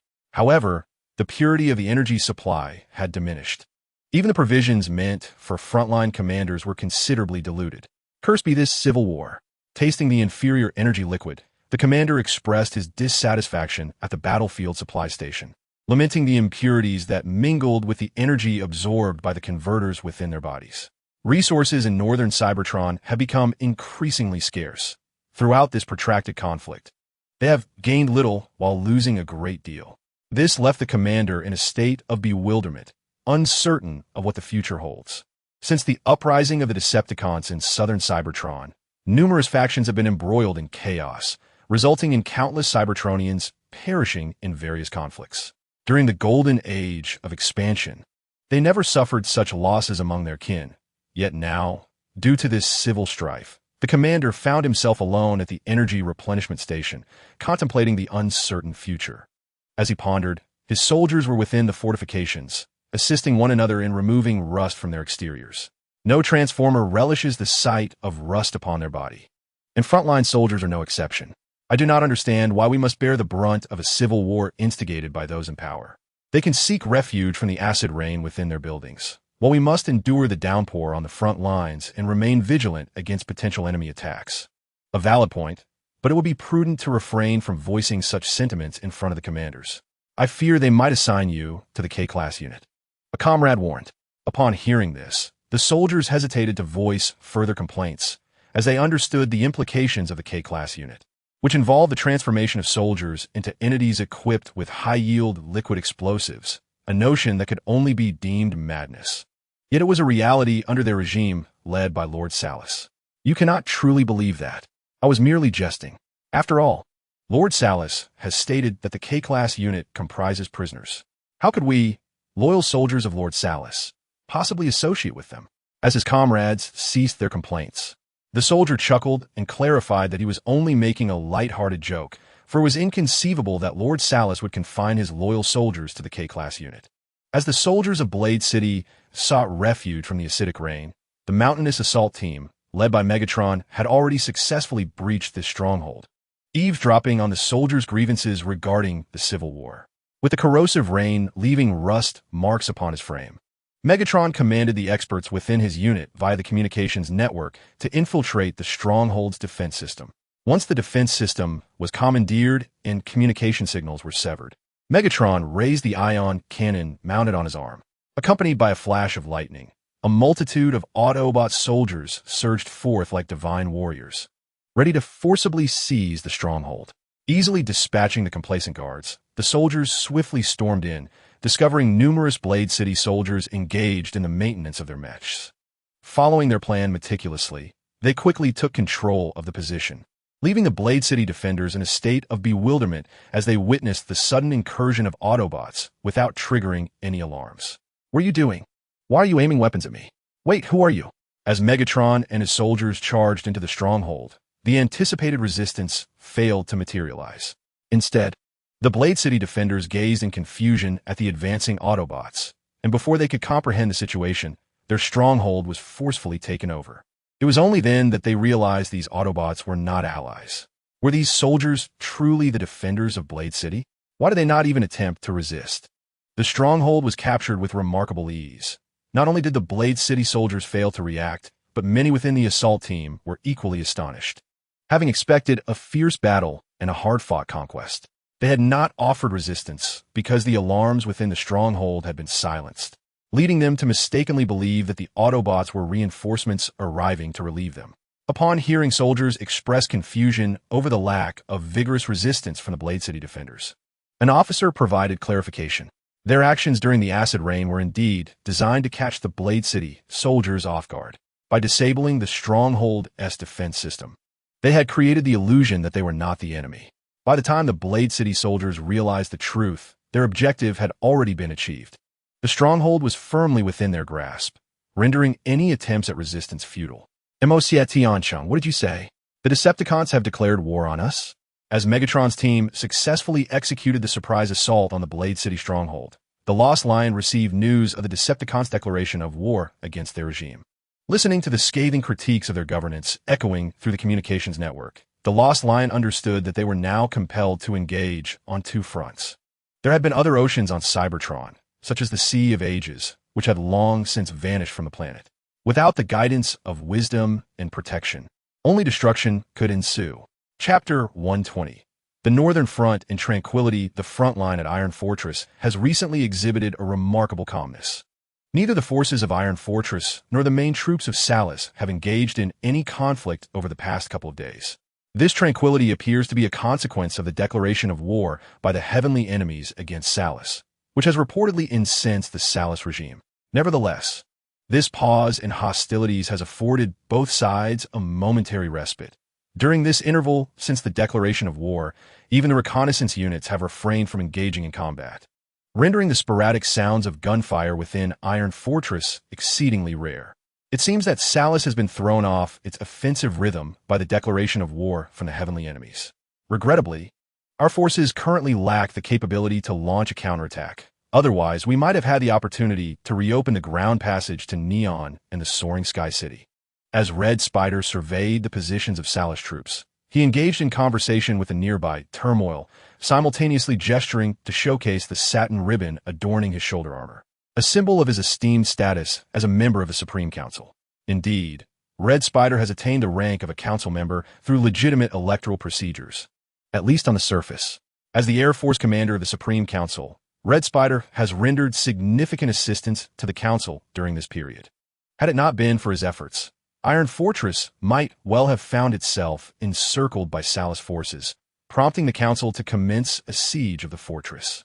In gratitude for Red Spider's support, the Supreme Council has honored their previous commitment by inducting him as a member, and moreover, they have approved his prior proposals, expediting the construction of the vessel, Vengeance, following the declaration of war by the heavenly enemies against the Salus regime.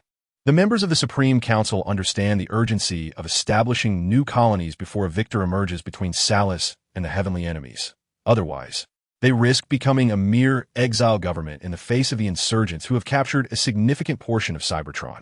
Turmoil, standing beside Red Spider, also scrutinized the Salus positions, although his desire leaned more towards launching an aerial bombardment against Salus troops. Forget it, Turmoil. We cannot provoke Salus' wrath at this juncture. We need them to engage the heavenly enemies in a mutually destructive conflict. Only then do we stand a chance of prevailing in the civil war. Upon hearing Turmoil's reckless musings, Red Spider shook his head, dissuading him from such immature thoughts. As a politician, Red Spider is acutely aware of what actions are prudent and what are not. In the current scenario, it is abundantly clear that a counteroffensive against Salus forces is ill-advised, as it would likely provoke that madman into a reckless assault on Iron Fortress. Red Spider harbors a disdain for engaging with such erratic adversaries, as their intentions often defy logic, pursuing their desires without regard for reason. While Red Spider and Turmoil observed the enemy positions, Optimus Prime was likewise organizing the soldiers to rest and repair, enlisting the medics to tend to the damaged mechanisms of some soldiers. The soldiers finally had the opportunity to momentarily recuperate. Just as the tumultuous scene unfolded beside the Crimson Spider mech, the police car stood by Optimus Prime's side. He observed the soldiers repairing their mechs on the battlefield and glanced at the silent Optimus Prime. Since learning of a Decepticon leader's declaration of war against Salus, Optimus had grown somewhat taciturn. The police car surmised that this silence was linked to Optimus's experiences during his time in the southern regions of Cybertron. Naturally, while he was curious about the specifics of Optimus's experiences there, the police car refrained from inquiring, fully aware that if Optimus wished to share, he would do so in his own time. If he chose to remain silent, pressing the matter would only strain their friendship. As the police car and Optimus pondered their respective thoughts, a soldier on the battlefield began to hum, offering prayers to Primus, the deity who had created them and bestowed life upon them. During peacetime, the followers of Primus often displayed wavering faith. Their relentless pursuit of energy for survival left little room for belief in an unseen entity. However, with the outbreak of civil war, this circumstance had shifted. The soldiers on the battlefield sought a spiritual refuge, and Primus providentially fulfilled this need, as the legends foretold that they would ultimately return to his embrace. Listening to the soldiers' prayers, Optimus's azure optics recalled everything he had encountered in the southern regions of Cybertron: the Decepticon leader, the gas bomb captain, the comrades he had known, and Megatron, who had taught him to wield the pulse rifle. Gazing at the star-studded sky and the moons, Luna, I, and Luna 2, Optimus contemplated the duration of this civil war. What was once perceived by many Transformers as a conflict destined for swift resolution appeared to have been indefinitely prolonged. Just as most Transformers remained oblivious to the eventual outcome of this civil war, so too did Optimus find himself in the dark.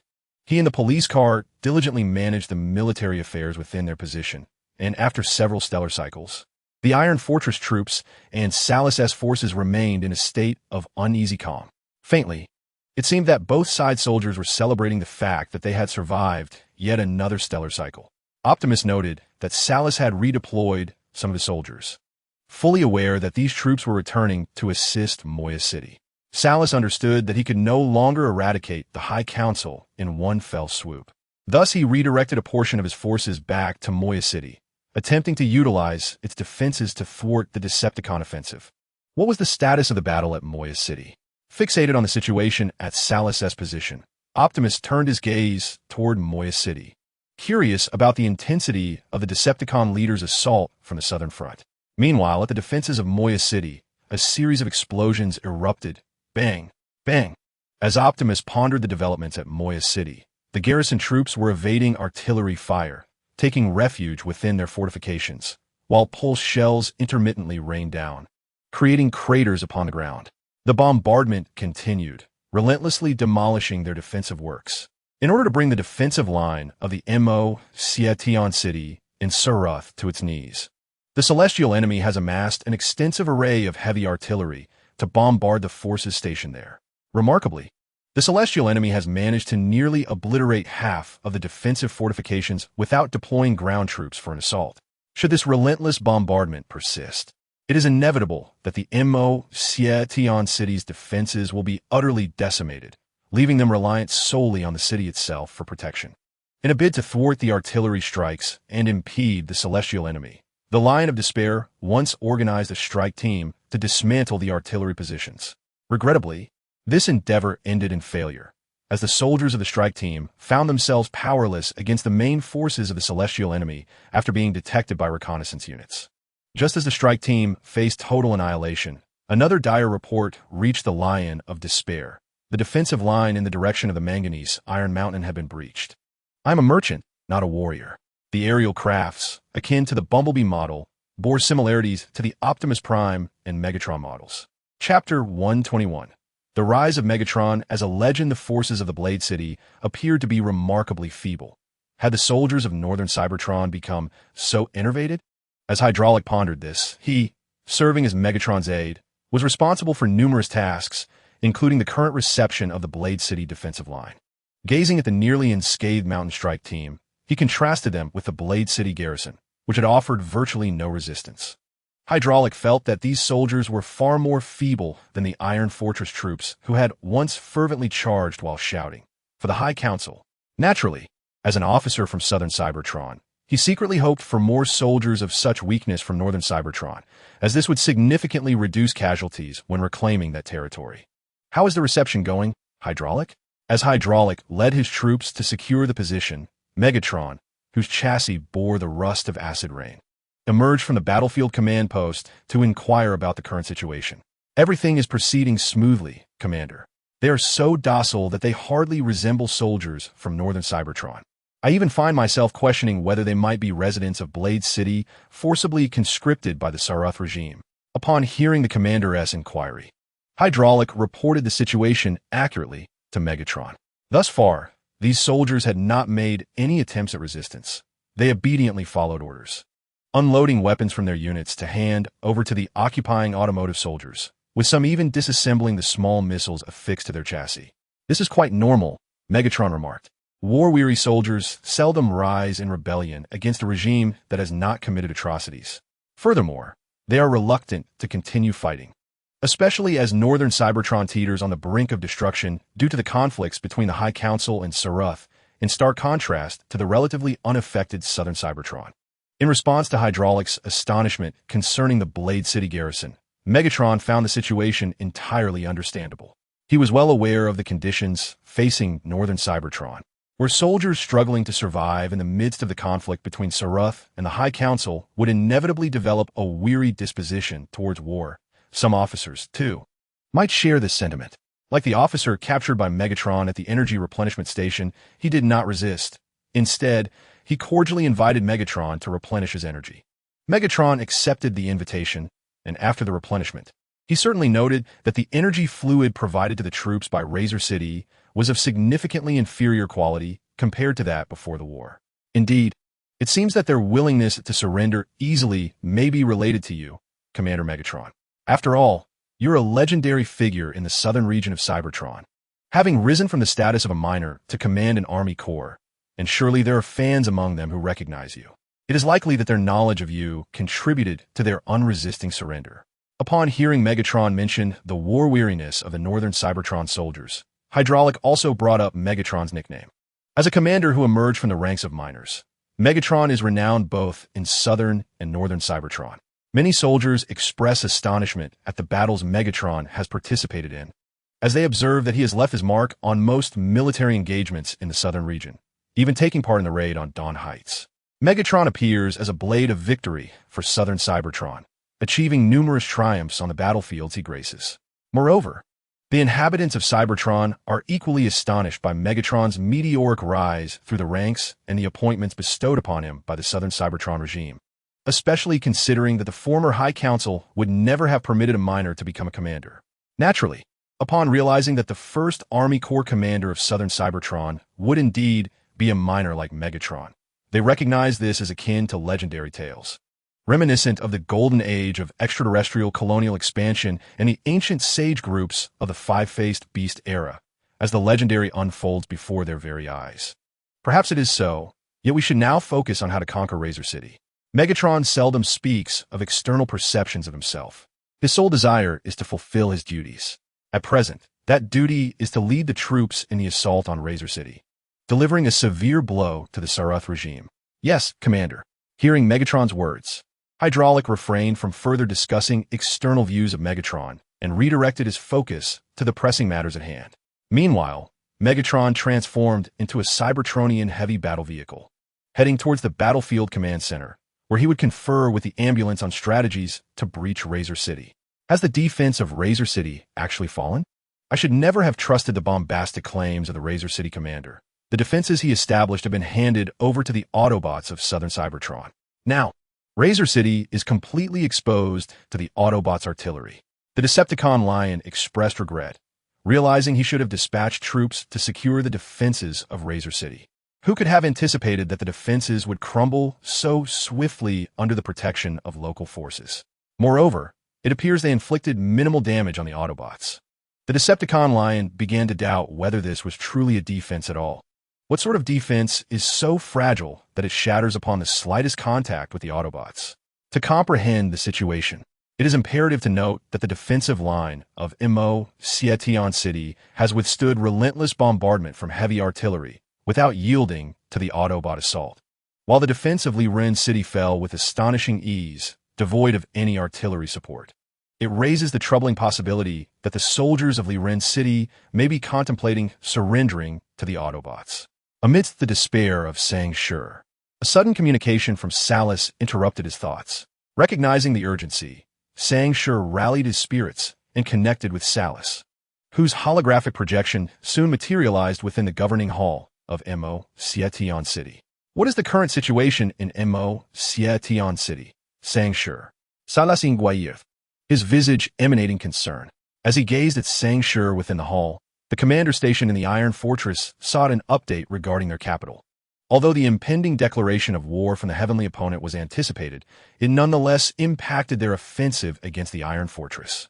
Their main forces now found themselves incapable of breaching its defenses and were compelled to address the encroaching threat of the heavenly opponent first.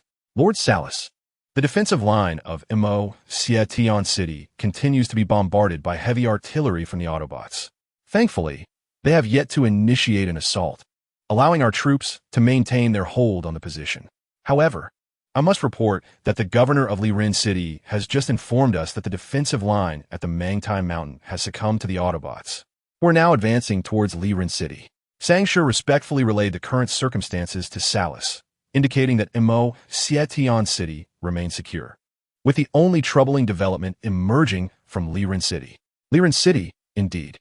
It is no surprise that instability within the regime often leads to such calamities. The explosive ordnance and the flying cloud have shamefully allowed the Autobots to breach their defenses. It appears that these two have been negligent in fortifying their positions. Salus remarked with a disdainful scoff, "Let us dispatch reinforcements to Liren City. After all, it is their stronghold. I have long wished to address these unstable elements, as they not only hinder our offensive towards Sentinel City, but also impede the defense of Liren City. Let them face the consequences of their ineptitude. Fate guides us onward. Not for a single microsecond have I felt fear, whether confronting you or the Cosmic Emperor." Chapter 122. Surrender of Liren City. In Sentinel City, amidst the ruins of shattered eaves and the remnants of mechanized bodies, Flying Cloud stood in shock within the battlefield command center, listening to Bombshell relay the alarming news. How is it possible that our rear defenses have been breached by the Autobots while we are engaged in battle on the front lines? Alas, it is an unavoidable circumstance. The garrison at Liren City consisted of soldiers with dwindling morale from the front lines. I had instructed their return to rejuvenate their fighting spirit. Yet who could have foreseen that they would unwittingly become facilitators for the Autobots' breach? Bombshell lamented, equally perplexed. It is disheartening that the defenders surrendered without even a semblance of resistance, when they could have at least delayed the inevitable, allowing Liren City to organize itself before capitulating. Their premature surrender has left us in an exceedingly precarious position. Is retreating to Blade City the only option? Listening to the complaints of the explosive bomb, Flying Cloud analyzed the current situation. The High Council clearly intended to seize this opportunity to reorganize their military forces, making an offensive against them impossible. Similarly, due to the forced defense against the heavenly enemies, they currently lack the capacity to conquer the High Council's capital, Iron Fortress. Under these circumstances, it appeared that retreating to Blade City was the only course of action. Regardless, Blade City must not be relinquished to the heavenly enemies.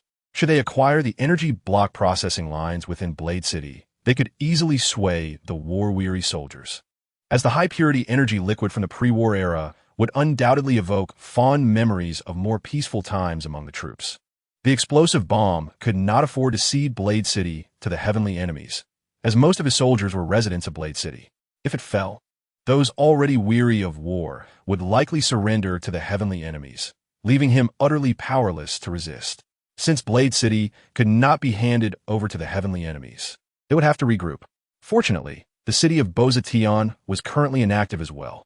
Flying Cloud understood that this return to Blade City might be their last. Yet they felt compelled to go back, to confront that accursed heavenly enemy. As Flying Cloud and the explosive bomb mobilized their troops to assist Blade City, the soldiers stationed in the urban area observed the Autobot forces silently establishing their positions. They had heard tales of Megatron, the former miner from Cybertron who had risen to become the commander of the Autobot army. It felt like a story. It was unfolding in the present reality of Cybertron. Why were these Autobots not attacking? What were they waiting for? Some of the alert soldiers entered the battlefield repair room to recharge their energy blocks, discussing why the Autobots had yet to assault Blade City. Initially, they believed the Autobots would seize the moment and conquer the city, but it seemed they had no such intention. Perhaps it was for the best. I have no desire to engage in a deadly duel with the Autobots of southern Cybertron like gladiators in an arena. Hearing the doubts of his comrades, one soldier recounted his experiences on the front lines with the Autobots. They resembled gladiators released from the arena, displaying no flashy tricks on the battlefield. Each time they wielded their energy blades or energon swords, another enemy was sent back to the Allspark. Megatron, the Autobot commander, was even more terrifying. Always at the forefront of battle, bringing victory to his forces like a hero from a golden age. As his comrades listened, they exchanged glances. The odds of survival against gladiator-like Autobots seemed far slimmer than the chances of defeat. In the governor's building of Blade City, while the soldiers hoped to survive the impending onslaught of the Autobots, the governor himself faced a dilemma. As the ruler of Blade City, he should remain loyal to Saruth and the explosive bomb, yet the shifting tides on Cybertron had left him in a state of uncertainty. At present, the Autobots appear to be the closest to achieving victory, while the High Council is barely clinging to existence. The Salus regime is utterly powerless against the concentrated might of the Decepticons in the southern region of Cybertron, lacking even strategic depth, as their capital, Imo-Yi-Tian-Chung, directly faces the main forces of the Decepticons. Your Excellency, I believe it is imperative that we make a swift decision. Hesitation may lead Megatron to perceive us as merely stalling for time. Within the halls of the governing office, not only is there the governor of Blade City, but also several officials under his command. Upon learning of the governor's intention to surrender to the Decepticons, they did not attempt to dissuade him. Instead, they concurred with his decision, recognizing the futility of sacrificing themselves for the beleaguered Salus, which is engaged on two fronts. Your Excellency, I see no reason for hesitation.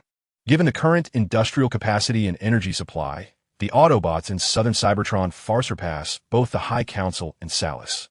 Neither Salus nor the High Council possesses the capability to resist the Decepticons, who have already amassed resources in the southern region of Cybertron. They are struggling to meet even the basic needs of their populace. When a regime cannot satisfy its supply requirements, its demise becomes inevitable. Observing the hesitation of the governor of Blade City, a military officer from the city began to persuade him further. The Decepticons occupy the southern region of Cybertron, a vital area for resource extraction dating back to the stagnation era. Most of Cybertron's cities relied on energy and materials produced in the south during that time, and Blade City was no exception.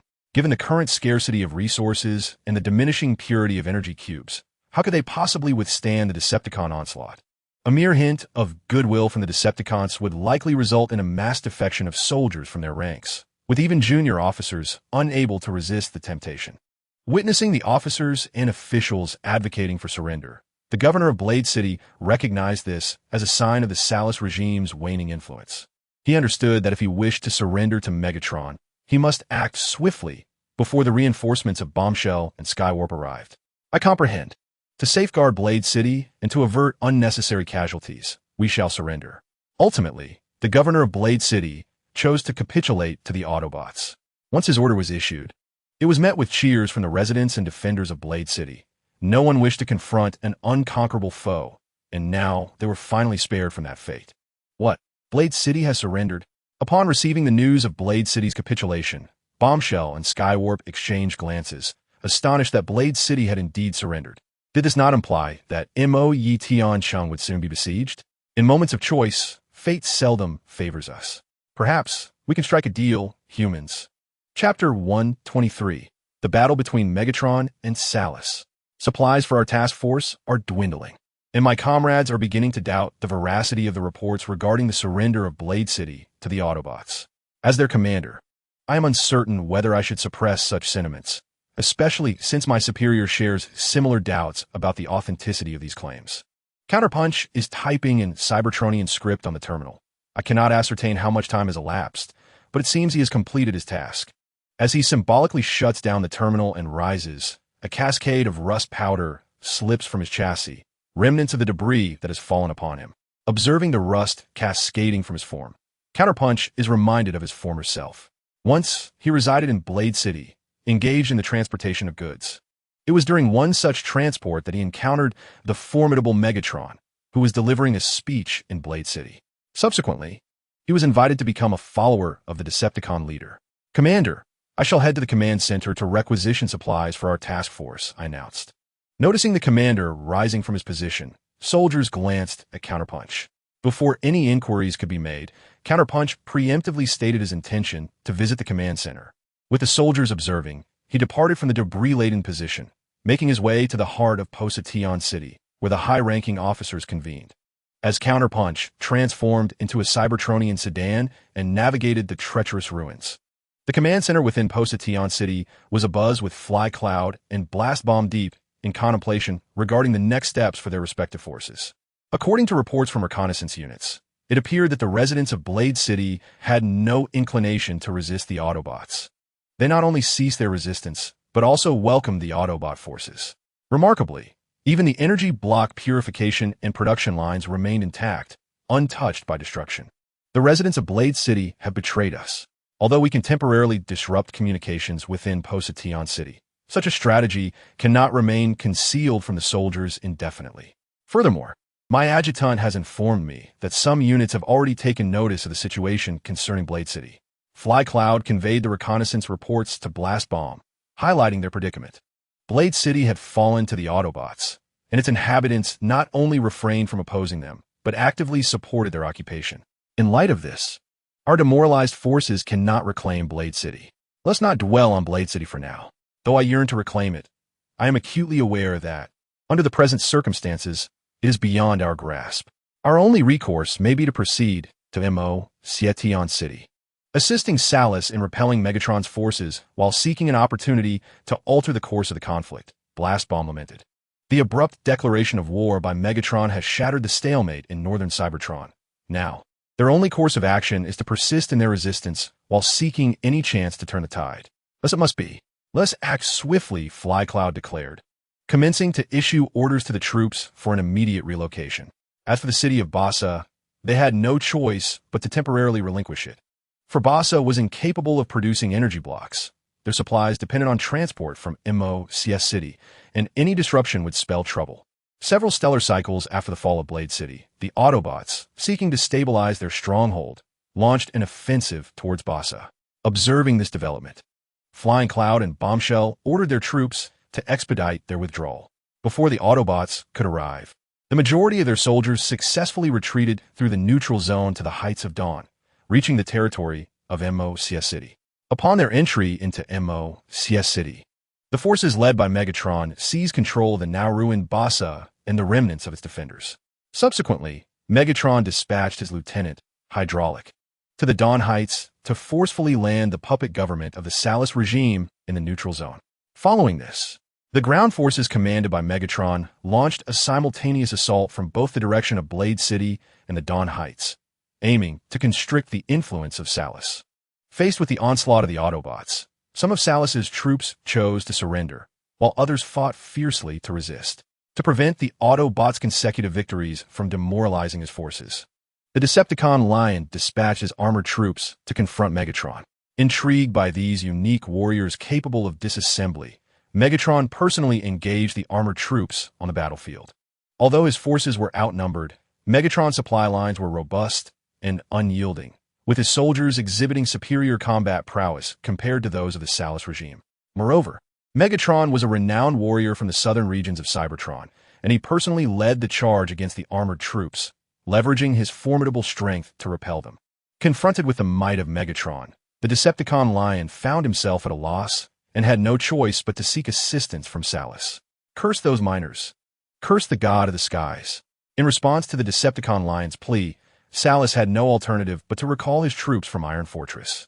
Though the forces attacking Neon and Soaring City continued their assault, under Salus's command, the main forces gradually returned to MOCS City, and Salus himself also made his way back, determined to personally confront Megatron. The intelligence regarding Salus's return to MOCS City was likewise intercepted by the God of the Skies. To aid Megatron, the God of the Skies dispatched the Flying Tigers and Thunder Rescue Team to provide support. Once reinforcements arrived, Megatron, aware that Salus was targeting him, led his troops in a battle once more. During the fierce conflict within MOCS City, Megatron encountered Salus, who had come to thwart him. "Are you Megatron? Just a miner from a quarry?" Salus remarked, glancing at Megatron, who bore the Autobot insignia on his armor. Noting that Megatron's frame was considerably smaller than his own, a result of his own modifications to become an armored warrior. "And you are Salus? The madman who destroyed Sonic Boom City?" As Salus scrutinized Megatron, the latter returned the gaze. Then, under Salus's watchful eye, Megatron drew an energy chain hammer from his weapon unit. "Madman, if I am deemed insane, then appointing a miner as the commander of the Nemesis cannot be considered sane either." Saras, listening to the external assessments of himself, let out a soft chuckle. Then, under the watchful gaze of Megatron, Saras drew a flail from the weapon unit. In the next microsecond, both Saras and Megatron sprang into action simultaneously, their flails colliding and intertwining as they rushed towards each other.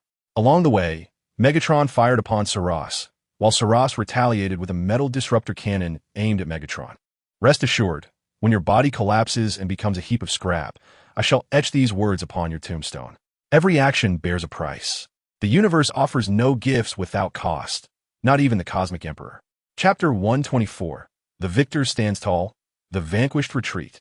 As they closed the distance rapidly, Megatron swiftly drew a vibrating sword from his weapon unit and swung it towards Saras. Saras briefly lost his balance, but quickly regained his composure. Not granting Saras a moment's respite, Megatron pressed the attack. In response, Saras unsheathed his metal sword, carving a graceful arc in the air as he struck at Megatron. Rather than retreating, Megatron advanced, using his formidable ion cannon to deflect the blow, while the vibrating sword struck Saras' shoulder armor, severing his left shoulder plate. "I must concede, you are indeed a formidable adversary. You resemble a gladiator more than a mere miner." After having his shoulder plate severed, Saras swiftly retreated, his crimson optical sensor concealing the thoughts of his central processor. "Are you attempting to delay and adjust your body's condition? Or do you seek assistance from your armor battalion? I advise you to abandon the notion of relying on subordinates for support. They're currently entangled by the Flying Tigers and the Thunder Rescue Squad, and cannot aid you." "Saras, depend on my subordinates for support? You are mistaken. I, Saras, do not require assistance from my subordinates in a duel." In response to Megatron's assertion, Saras snorted dismissively and charged back into combat, the two swords clashing once more. Megatron successfully blocked Saras's full-force strike, while Saras deftly evaded the ion cannon's fire. Saras sensed the challenge Megatron presented.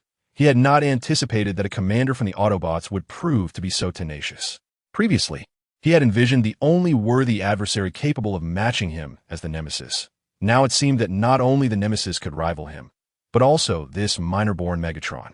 In contrast to Saras's astonishment, Megatron grew increasingly exhilarated during the skirmish. He countered Saras's assault once more, leaving marks of the vibrating sword upon Saras's frame.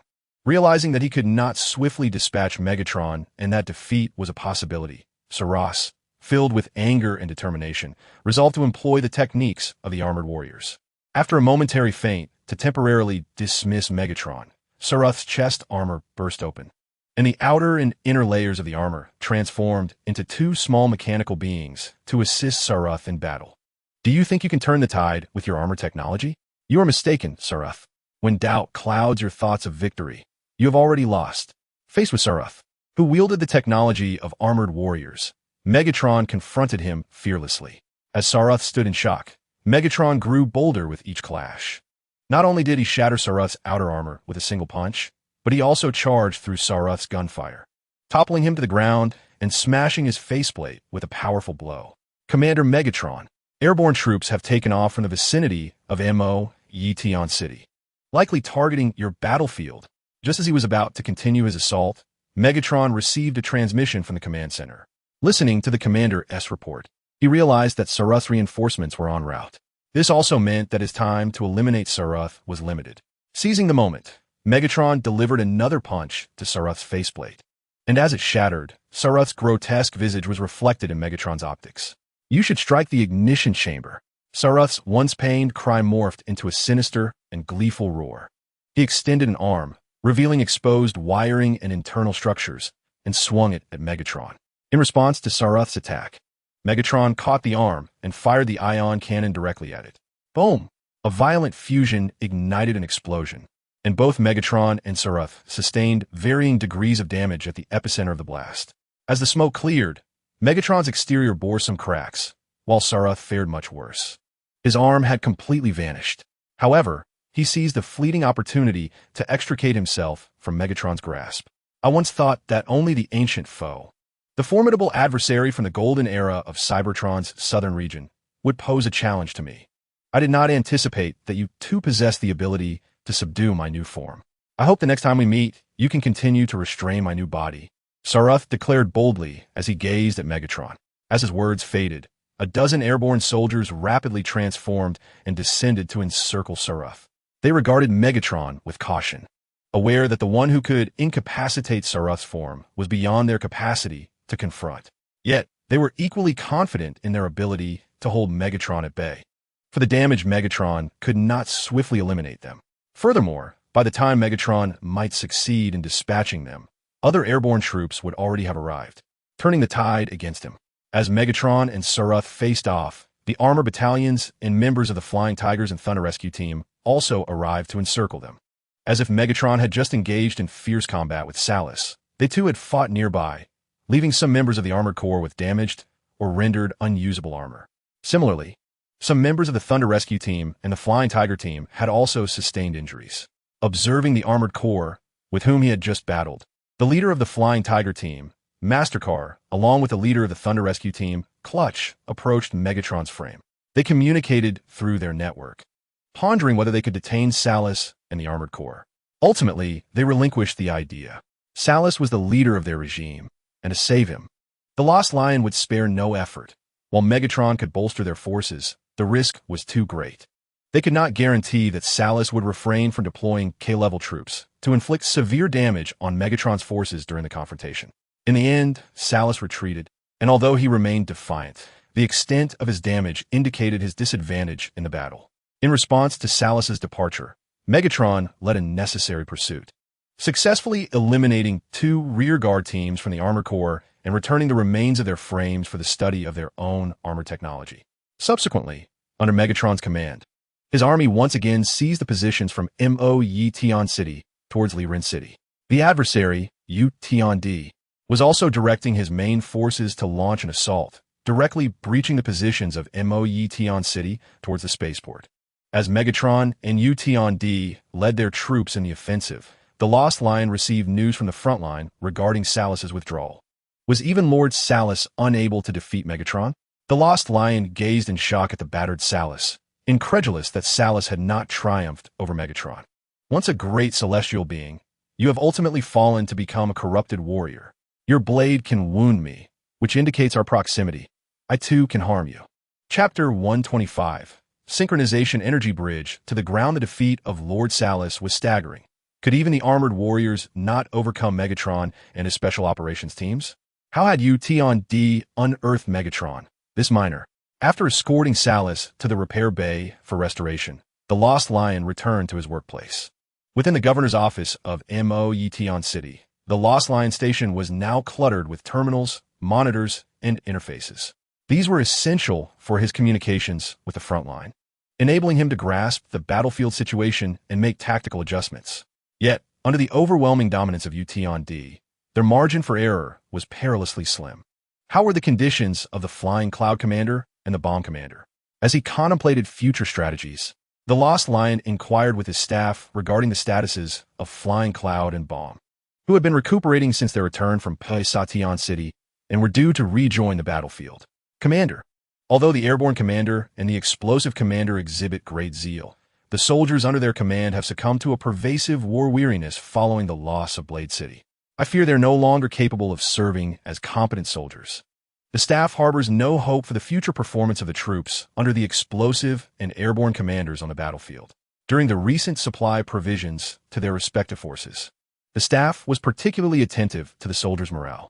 As anticipated, the soldiers from Blade City, believing that the Saras regime has reached its demise, exhibit no fervor for resistance. Rather than opposing the Autobots, these soldiers might now wish for the Autobots to advance into Yetion City sooner. After all, the energy cubes provided to the captives by the Autobots are of a higher purity than those supplied to the regular forces by the Saras regime. These soldiers from Blade City have become unreliable. Upon hearing the staff's assessment, the Lion of Loss realized that their only remaining hope lay with the forces of Yetion City.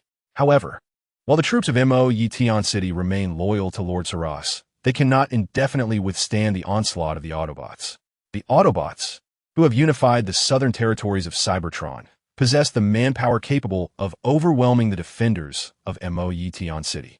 As the Lion of Loss lamented the current predicament, news arrived from the Yetion Emperor regarding the successful defeat of Saras by the Decepticon leader, Megatron. As I had foreseen, our commander Megatron has triumphed over the transformed Saras. Disseminating this news marks yet another significant achievement on our path to reclaiming northern Cybertron. The Yetion Emperor, upon receiving the battle report from Megatron, smiled and instructed his subordinates to spread the word. He firmly believes that a considerable number of soldiers within the Saras regime will waver due to Saras's defeat. After all, during the collapse of a regime, there are always those with weak convictions who abandon their formerly held beliefs. With the announcement of Saras's downfall, not only were the soldiers of the Saras regime affected, but the Supreme Council also felt the tremors of this news. They had not anticipated that Saras, known for slaughtering loyal soldiers of the Supreme Council, would be vanquished by Megatron. Upon realizing the truth of the matter and confirming Saras's defeat, the members of the Supreme Council understood that the Saras regime could no longer pose a threat to the Yetion Emperor. A leader defeated by the enemy loses credibility. And given that the Saras regime is composed of warlords, they currently face both internal strife and external threats. In such a precarious situation, the Saras regime is incapable of overcoming the Yetion Emperor and may not even be able to trouble him. We must take action, esteemed council members. In the Grand Hall of the Supreme Council within Iron Fortress, the hurriedly returned Red Spider conveyed his thoughts to the assembly. They must urgently allocate resources to establish extraterrestrial colonies, thus enabling them to continue the fight against the Yetion Emperor after the collapse of the Saras regime, rather than being swiftly overwhelmed. Red Spider, I am fully aware of your anxiety regarding the current situation. We have arranged for a fleet of transport aircraft to continuously deliver resources to the ironclad Dragon space station, preparing for the establishment of new extraterrestrial colonies. A member of Parliament remarked that they are also striving for the future. During this period, while constructing the Vengeance Goddess, they have not forgotten to identify alien locations from the star maps of the Golden Age that could serve as potential colonies. They have been consistently transporting supplies for the establishment of these colonies to the ironclad Dragon space station. The Red Spider is well aware that the ironclad Dragon space station has already stored some supplies, yet the pace of transport remains intolerably slow. This is far too sluggish. Esteemed colleagues, we are racing against time. The celestial enemy could conquer the Sarath regime at any moment. By then, it will be too late for us to accelerate our efforts. I propose we employ more efficient means of transport. We must deliver greater quantities of supplies and energy before the celestial enemy becomes aware of our plans, the Red Spider stated, casting a glance at the other members of the Supreme Council. As a newly elected official, the Red Spider understood that the Supreme Council must possess more convenient transportation methods. Perhaps you are correct, Red Spider. The members exchanged glances, and after a brief deliberation, they turned their attention back to him. Indeed, we have efficient transport channels. However, this requires the cooperation of the ironclad Dragon space station, and we must reactivate the lens array beneath the Iron Fortress. The members of the Supreme Council replied candidly to the Red Spider's inquiry. The lens matrix, buried beneath the Iron Fortress, is a remnant of the Golden Age, linked to the space bridge, an object the Supreme Council had long been reluctant to mention. Yet, now that their regime is in crisis, it is time to utilize this lens matrix. The lens matrix, also known as the geosynchronous energy bridge, can reorganize and concentrate energy, transmitting it in its most rarefied form. This was the method we employed to harness energy extracted from extraterrestrial colonies during the Golden Age, the Halogen member explained. The geosynchronous energy bridge can transmit energy and, in a sense, is a subtype of the space bridge. It is astonishing that, amid an era where most space bridges have been destroyed, they still plan to employ this ancient artifact. The geosynchronous energy bridge, I comprehend. I will arrange for the ironclad Dragon space station to adjust its orbital position.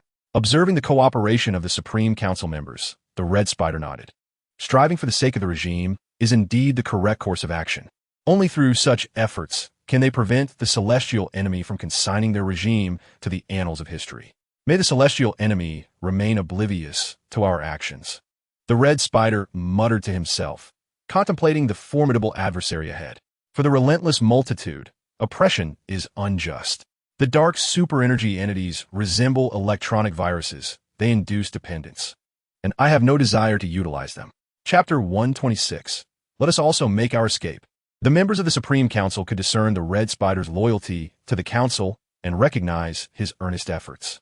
Thus, they cooperated seamlessly with the Red Spider. Though this did not extend to the newly elected member, Alita. Despite both Alita and the Red Spider being fresh faces in the Council, their responsibilities diverged significantly. The Supreme Council had entrusted Alita with research projects that were currently deemed unutilized, while more pressing political matters were assigned to the Red Spider. Alita was acutely aware that the Supreme Council preferred her to remain detached from political affairs as a researcher. For the realms of science and politics often diverged in numerous aspects. Understanding the intentions of the Council members, Alita opted to venture to the front lines. Seeking an audience with Orion Pax, or rather, Optimus Prime. The members of Iron Fortress showed a fleeting interest in Alita's decision to go to the front line before delegating the matter to Shockwave, who was orchestrating troop movements at the command center. The Supreme Council was confident that Shockwave, being a fellow council member, would ensure Alita's safety. Upon learning of Alita's presence at the front, Shockwave indeed dispatched a guard for her protection. This was not merely out of camaraderie as fellow council members, but rather due to Alita's connection as the girlfriend of his friend, Optimus Prime. The Supreme Council was evidently intent on continuing their feudal struggles in extraterrestrial realms, transmitting their operational plans to Unicron through encrypted channels, with the expectation that Unicron would be prepared.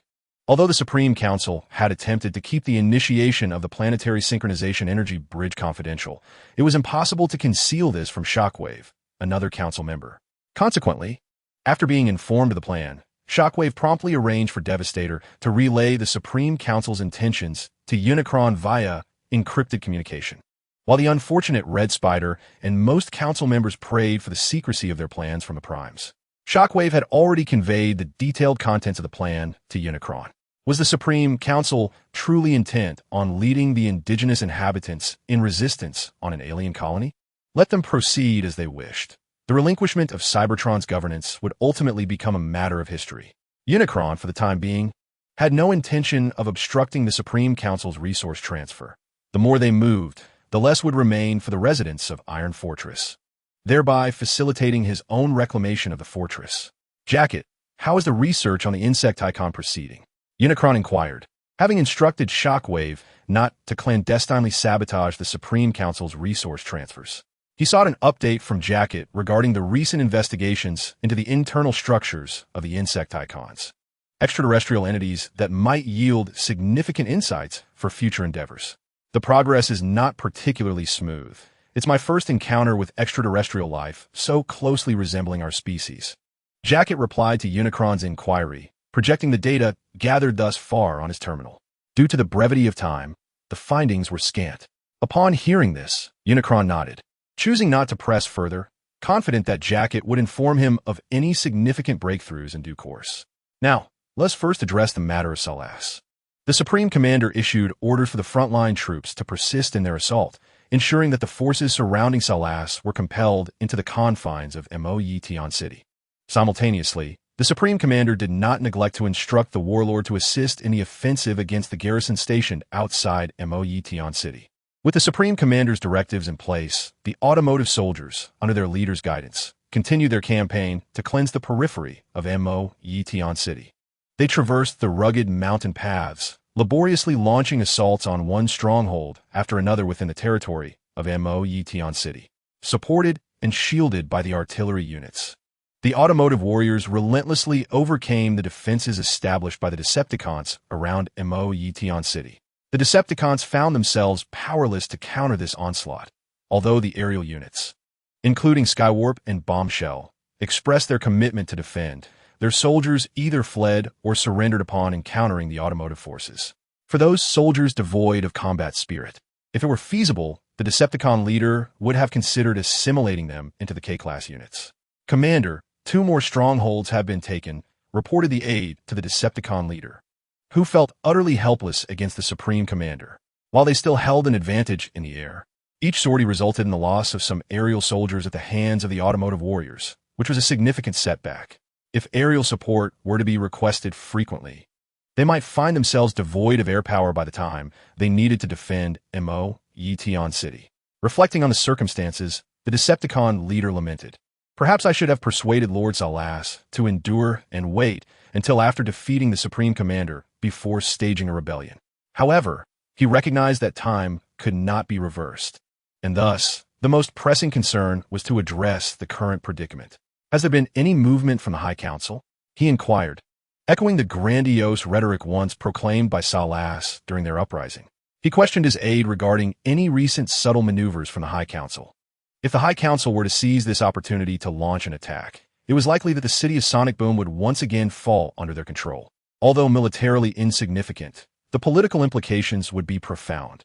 The High Council had activated the ground-based energy bridge from the Golden Age, seemingly transferring energy to the Iron Dragon space station.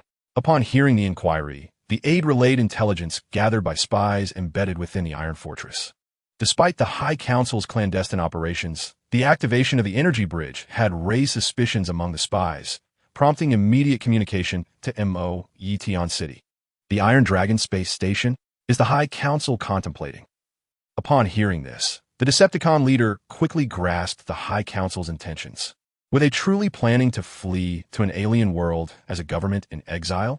Did they intend to abandon Cybertron to the Supreme Commander in exchange for potential support during a future counteroffensive? An alien colony? The High Council had indeed alerted me to a critical consideration. Establish contact with the commanders of Lunar Base 1 and Lunar Base 2.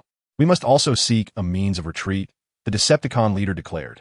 If the High Council could escape, then they too could follow suit. The commanders of Moon Base 1 and Moon Base 2 have chosen to align themselves with the Salas regime amidst the civil war. Indeed, Commander. Observing the ambitions of the ruthless Lion Commander, the staff refrained from dissuading him. For who among them would wish to return to the well of all sparks when survival is at stake? Hydrogen sulfide, a combustible gas detrimental to carbon-based life forms, can amalgamate with gas to produce an exceedingly unstable compound akin to a high-yield explosive. Remarkably, the K-class troops have upgraded their embedded bombs. One wonders why their focus is not directed towards other avenues of development. Chapter 127. Everyone yearns to escape Cybertron. The inability to defend the city of Mo-Yetion is evident to the ruthless Lion, Flying Cloud, and Bombshell alike. Yet, surrendering to the unyielding enemy is not an option, for the unyielding enemy would rather see them return to the well of all sparks than tolerate the vulnerabilities created within their regime. Thus, are you suggesting we make our escape from Cybertron? Within the governor's office of Mo-Yetion, Flying Cloud and Bombshell encountered the ruthless Lion, who was managing the affairs of Salas in his stead. From him, they received plans for their escape from Cybertron. Once we depart from Cybertron, do we truly stand a chance of returning? Bombshell gazed at the Lion with trepidation, regardless of perspective. The plan to leave Cybertron and await a future opportunity to counterattack appeared unreliable. It was entirely possible that they might never return to Cybertron, nor reclaim their place beside Primus at the Well of All Sparks. This was an unavoidable predicament. They could not withstand the onslaught of the Autobots. Although the Autobots had yet to penetrate their defenses, it was clear that the fall of Mo-Yetion was only a matter of time. Even Lord Salas, their sole impediment to the unyielding enemy's advance, had been gravely wounded by Megatron. Our armored divisions are still lacking in technology which resulted in complications during Lord Salus's engagement. The Lion, articulating the current state of affairs, acknowledged that their choices had dwindled. If they did not depart soon, they might find themselves with no opportunity to flee at all. After all, while the unyielding enemy may not possess a vast air force, they can deploy a formidable anti-aircraft network. Currently, the perimeter surrounding Mo Yitiansheng is largely under the control of the unyielding enemy. Should they establish extensive anti-aircraft artillery and rapid-fire cannons in the future, any attempt to escape would surely end in disaster. The Lion was unwilling to risk his life, for being shot down by rapid-fire cannons would undoubtedly result in an immediate return to the well of all sparks. What of our soldiers? What are the residents of Mo Yitiansheng? The transport vessels at our disposal seem inadequate to ferry them all to Moonbase 1 and Moonbase 2. In light of the Lion's plan, Bombshell raised a concern that weighed heavily on him. Although they possessed transport vessels capable of carrying soldiers and supplies, the sheer number was insufficient. Even with continuous voyages over countless stellar cycles, they could not transport all those loyal to the Salus regime. Under such circumstances, they cannot simply relinquish them to the unyielding enemy. Listening to the inquiries of Bombshell, Flying Cloud and Savage Lion exchanged glances, almost forgetting that the Bombshell commander was yet to be a competent politician. This former commander of Blade City, loyal to the Supreme Council, lacked the understanding of making sacrifices. It is crucial to recognize that sometimes we cannot save all those who are loyal to us. We can only strive to save as many as possible. Looking at Bombshell, Savage Lion delicately articulated, aware that he could not bluntly state they needed to abandon those loyal to their regime to delay the enemy's advance. He needed to express his intentions with subtlety. Indeed, this was a reluctant measure, for against the formidable enemy, their strength was insufficient. Flying Cloud, the one most averse to falling into the hands of the enemy, understood all too well the grim fate awaiting him should he succumb. After all, the enemy commanded soldiers subjected to the 5 punishments, and Flying Cloud feared that surrendering would lead him to experience such tortures, or even more extreme fates akin to shadow puppetry. He must escape. Capture by the enemy was not an option. Silently persuading himself, he also glanced at Savage Lion, coincidentally finding that the latter was looking back at him. Savage Lion knew that Flying Cloud would likely concur with his thoughts on fleeing. After all, it was Flying Cloud who had initially commanded the forces in the southern Cybertron. To prevent retaliation from the Autobots, his only viable option was to flee. As both Flying Cloud and Savage Lion aligned their thoughts, Bombshell, after a moment of hesitation, also chose to escape.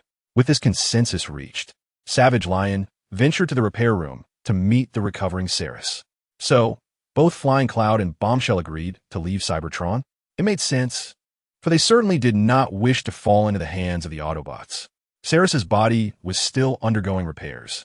Numerous module circuits within were damaged from his defeat against Megatron, and both the external and internal armor developed through technological advancements had been compromised by Megatron's assault.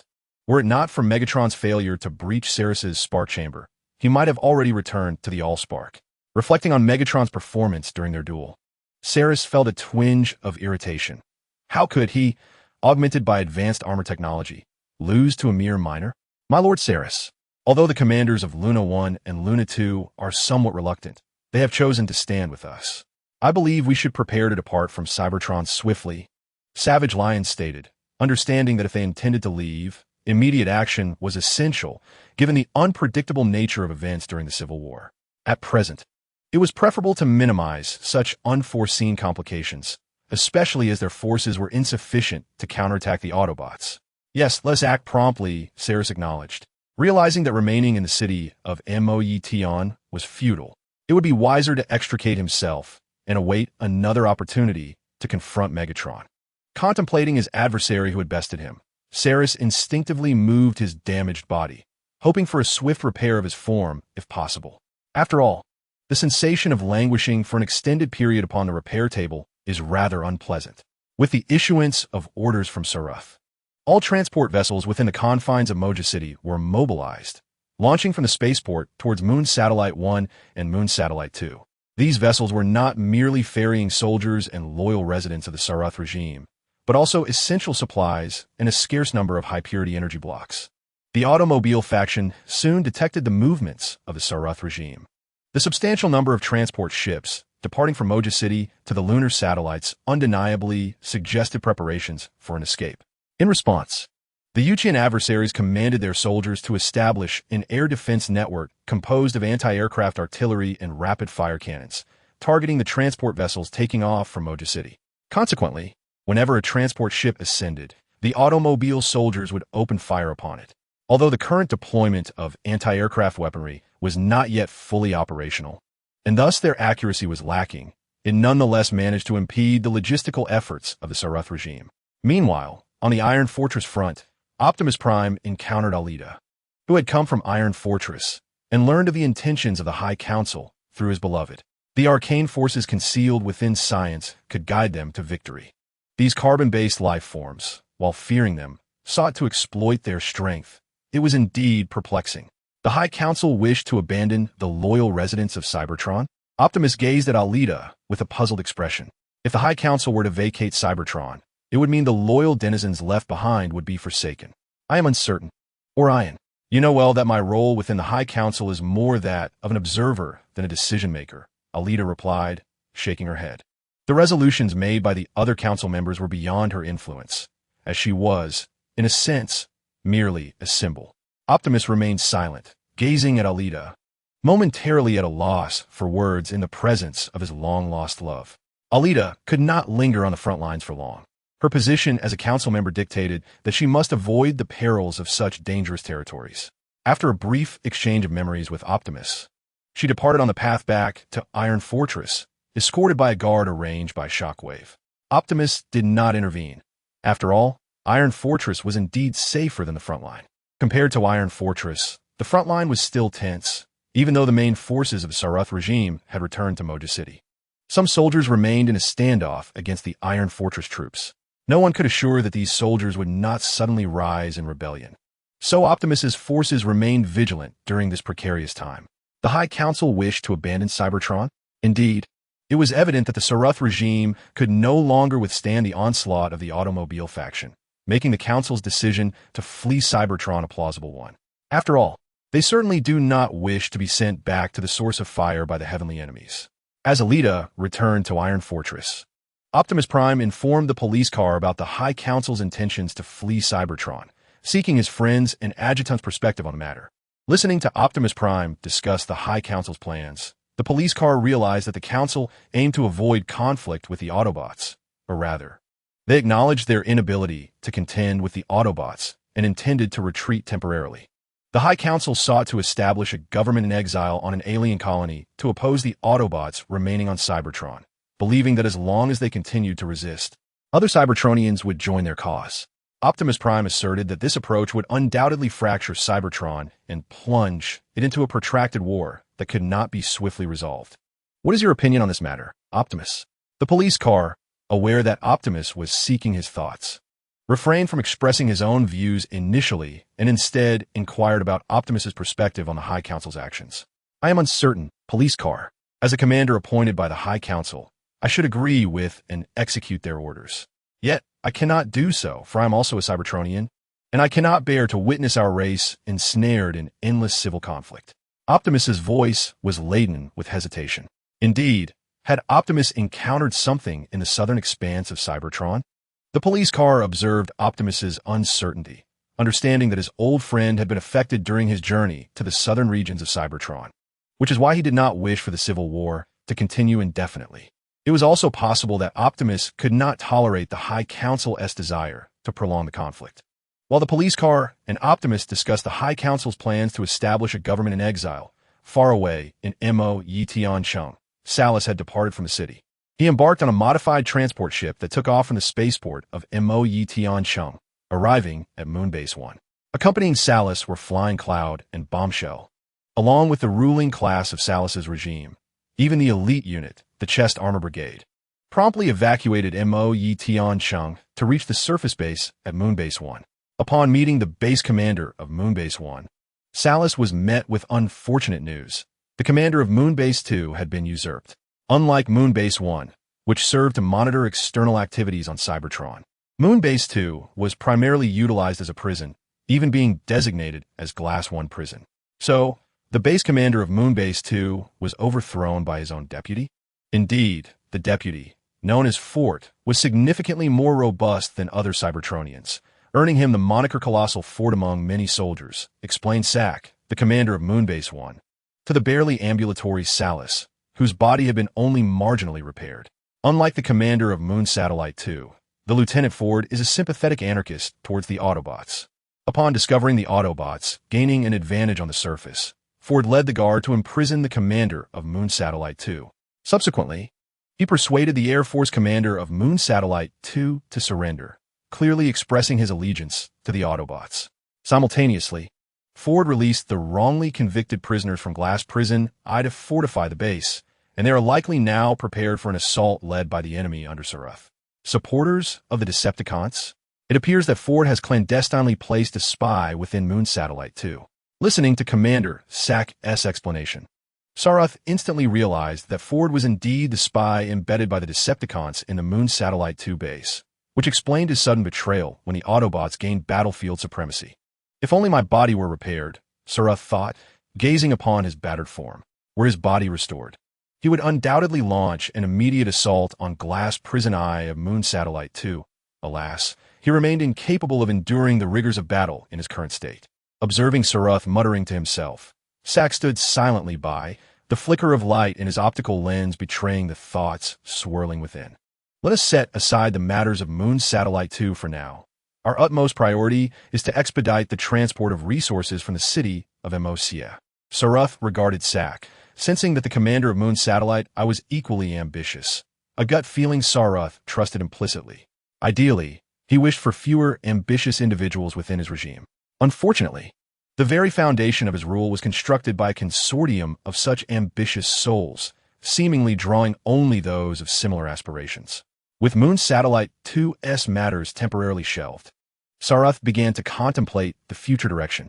Although reliant on extraterrestrial colonies to counter the Decepticons, should they aim for nearby star systems or venture further? Follow the light. Approach the light. Become the light. Emanate light. Many leaders have shared similar journeys, and I have borne witness to their transformations throughout the annals of history. In civil wars, no one perceives themselves as the malevolent faction. They convince themselves that the destruction wrought is merely a necessary sacrifice on the path to progress. Chapter 129. The city of Emocia is on the brink of collapse. Has Moon Satellite 2 proactively declared its allegiance to our cause? It appears Ford has succeeded. Within the battlefield command post outside the city of Emocia, the Decepticon leader, freshly returned from inspecting the front lines, received the encouraging news from Moon Satellite 2. Listening to the statements broadcasted over the communication network in support of the Autobot regime, the Decepticon leader smiled, glancing at the nearby Ratchet and Megatron. At this moment, the Autobot forces had convened and successfully encircled the city of Emocia. The next step was to position themselves for the reclamation of the city and continue their advance northward towards the High Council. Decepticon leader, our intelligence reports indicate that there are still some soldiers from Saruth's regime in the vicinity of Soundwave City. Due to the encirclement of the capital of the Saruth regime, Emocia, by our forces, the contingent temporarily stationed in Inbao City appears disinclined to provide assistance. Within the battlefield command center, an officer approached to relay intelligence from the Northern Intelligence Department of Cybertron to the Decepticon leader. Although they have successfully surrounded Emocia, remnants of Saruth regime soldiers remain outside the encirclement. Some of these residual forces attempt to engage the Autobot troops, while others remain stationed, waiting for the outcome between the Saruth regime and the Autobots. Sensing a bleak future for the Saruth regime, they opt for a position of temporary neutrality, hoping to witness the resolution of the conflict between us and the regime. The Decepticon leader is well aware of the commander's intentions of the Saruth forces that have refrained from aiding Emocia. They do not wish to perish within the besieged city. Thus, they observe the Saruth main forces engage in a desperate struggle against the Autobots, allowing themselves to choose their future based on the evolving battlefield dynamics, whether to surrender to the Autobots or continue commanding their troops under the Saruth regime. Regrettably, their plans are destined to falter, as Saruth himself harbors no intention of engaging in a fatal confrontation with the Decepticon leader. He has even embarked on a transport vessel towards base Moon Satellite 1. Now, Only a mere figure remains to manage affairs in Mo Xietian Cheng. And once the Autobots breach its defenses, the prospect of this figure fleeing Cybertron becomes evident. We must press the attack, instilling a sense of urgency and dread within the Saroth forces in Mo Xietian Cheng, compelling them to make irrational decisions in their haste. Megatron, the offensive is entrusted to you. I have faith that you will lead the frontline warriors with valor. The Decepticon leader remarked, glancing towards Megatron within the command center. Compared to the almost obliterated form of Saroth, Megatron's physique appeared significantly better, although traces of damage lingered post-duel. The Decepticon leader had arranged for the elite guard to escort repair units to Megatron's previous command post, restoring his damaged form. Now, Megatron's body not only stood repaired, but also enhanced with fortified components, instilling in him the confidence that should he encounter Saroth again, he could more easily dispense justice upon this terrorist. Yes, I shall not disappoint you, my leader, Megatron affirmed upon receiving the command, his robust form exuding determination to fulfill the Decepticon leader's orders. Indeed, we trust in your capability and courage, Megatron. Observing the differences in Megatron's demeanor compared to his past portrayals, the Decepticon leader gently patted Megatron's shoulder, expressing his belief in his abilities. Inspired by the Decepticon leader's encouragement, Megatron swiftly departed the command center. Upon exiting, he rapidly transformed into a heavy battle vehicle, speeding towards the front line as the Decepticon leader and the repair units looked on. Outside Mo Xietian Cheng, the buildings once inhabited by its residents have largely been fortified by the defending forces, who have also deployed numerous EMP mines and liquid explosives along the thoroughfares. They undertook every possible action with the scarce resources at their disposal, erecting rudimentary defenses. Whether it was the Predacons or the soldiers of the Salus regime, they were acutely aware that their defenses could not withstand the onslaught of the spirited Autobots. Their sole objective was to buy time, to secure a greater opportunity for evacuation. However, the adversaries did not grant them such respite, with orders issued. Megatron himself advanced to the front lines to command the Autobots. As heavy artillery unleashed its fury, demolishing numerous structures, the Autobots, under Megatron's leadership, launched their offensive. With valiant resolve, the soldiers of the Autobots charged toward the city of Mo Xietian, the cacophony of their vehicles reverberating through the air, the banner emblazoned with the Autobot insignia held aloft. Having endured multiple battles, the Autobots assisted in the assault, displaying unwavering determination and resolve as they surged forward. Guided by Megatron, various pulse weapons danced through the urban landscape, while the defending Salus soldiers within the buildings were swiftly overwhelmed by elite special operations teams, led by the Thunder Rescue Team. As the soldiers gradually breached the outer defenses of the structures, a barrage of pulse rounds whistled past, accompanied by the relentless thunder of supporting artillery and enemy fire. Faced with this tumult, neither the Thunder Rescue Team nor the belligerents under Megatron's command faltered. Rather, they became increasingly exhilarated, as this was the arena to showcase their valor. Autobots, transform, attack. Megatron, too, exhibited his bravery, his arm-mounted ion cannon firing relentlessly to shatter the Salus soldiers retaliating from within the buildings. Simultaneously, he firmly planted the Autobot flag into the ground, rallying his soldiers to demonstrate their courage. In response to their frontline commander's display of valor, the Autobot soldiers either transformed into vehicles to advance or gripped their weapons tightly, resolutely charging into the various structures occupied by the Salus soldiers. Whether navigating narrow positions or collapsing edifices, under the leadership of the belligerents, they exerted every effort to reclaim the territory. The Autobots exhibited astonishing combat prowess. In the face of their relentless assault, numerous Salus soldiers either perished or surrendered. Upon learning of the dire state of the defenses, Predacon could not help but reflect clearly. The defenses of Mo Xietian could not endure much longer. Mobilize the residents of Mo Xietian. This is a critical moment for the survival of our regime. Confronted with the onslaught of the Autobots, Predacon ultimately decided to issue a general mobilization order. Intending to rely on the loyalty of the residents and soldiers of Mo Xietian to withstand the Autobot offensive and buy time for the evacuation of resources and personnel. However, no sooner had Predacon issued the command than a staff officer hurriedly reported that a riot had erupted in the shelters. with spies sowing discord among the residents of Cybertron, inciting them against the Salus regime. The plan for total mobilization was proving exceedingly difficult. The spies of the Decepticons? Indeed, it appeared that Decepticon infiltrators had long since permeated Cybertron. Listening to the report from his advisor, the Silent Lion fell into a moment of contemplation. The residents of Cybertron had descended into chaos due to the infiltration of spies, leaving them no choice but to prepare for an evacuation from Cybertron. Success is not the destination, nor is failure the end. His vocal apparatus had been damaged, and to his dismay, those ruffians had repurposed their punitive measures against former comrades' bodies. Chapter 130. Saras begins its exile. The Iron Fortress is in peril. Cybertron could no longer be defended, and the Silent Lion understood this clearly. Thus, he swiftly organized a broadcast from the Cybertron radio station to inspire the residents to resist the Autobots, while he and other leaders made a hasty retreat to the spaceport, as Megatron led the assault on the inner city of Cybertron. Numerous transport ships ascended from the spaceport, bound for Moon Satellite 1.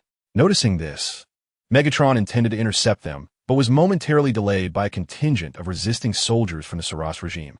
With no alternative, Megatron was compelled to first lead his forces in clearing out the garrison and assisting the resisting residents of Cybertron. Concurrently, he reported the launch of the transport ships to Unicron.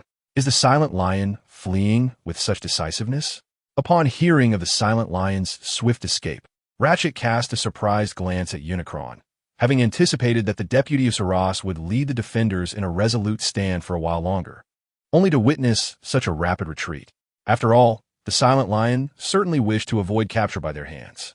Unicron, in response, arranged for spies to disseminate the news of the Silent Lion and Saras's flight. As the information regarding the Silent Lion's retreat spread through the intelligence division led by Soundwave, many of the Cybertron defenders realized they could no longer establish contact with the highest command. Understanding their abandonment, the remaining soldiers, save for a handful still resisting, ultimately chose to surrender to the nearest Autobot forces. Simultaneously, numerous residents of Cybertron, upon learning of this development, also relinquished their resistance. With a significant portion of the defenders and assisting residents lost, the remaining forces still resisting in Cybertron were swiftly diminished. Megatron's troops successfully breached one position after another, capturing a small number of elite defenders at the governor's building. As the flag of the Saras regime was lowered, the Autobot banner was raised in its stead, marking Cybertron officially as an Autobot city in northern Cybertron, while the Saras regime became a deposed government in exile. After rewarding Megatron for leading the conquest of Cybertron, Unicron arranged for a supply convoy led by the gas bomb unit to promptly prepare energy blocks to assist the residents of Cybertron.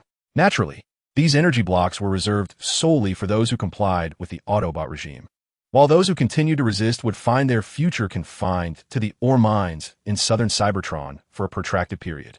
Having successfully seized Cybertron and organized the troops to eliminate the remaining resisting soldiers of the Saras regime, Megatron and the leader of the Thunder Rescue Team, Knockout, set out simultaneously towards Sonic Boom City and Bo-Sation City. Their mission was to eradicate the remnants of the Saras regime in other cities. Simultaneously, after the formidable invader successfully conquered the city of Moe, Crystal City was invited to join the unified cause of restoring Cybertron.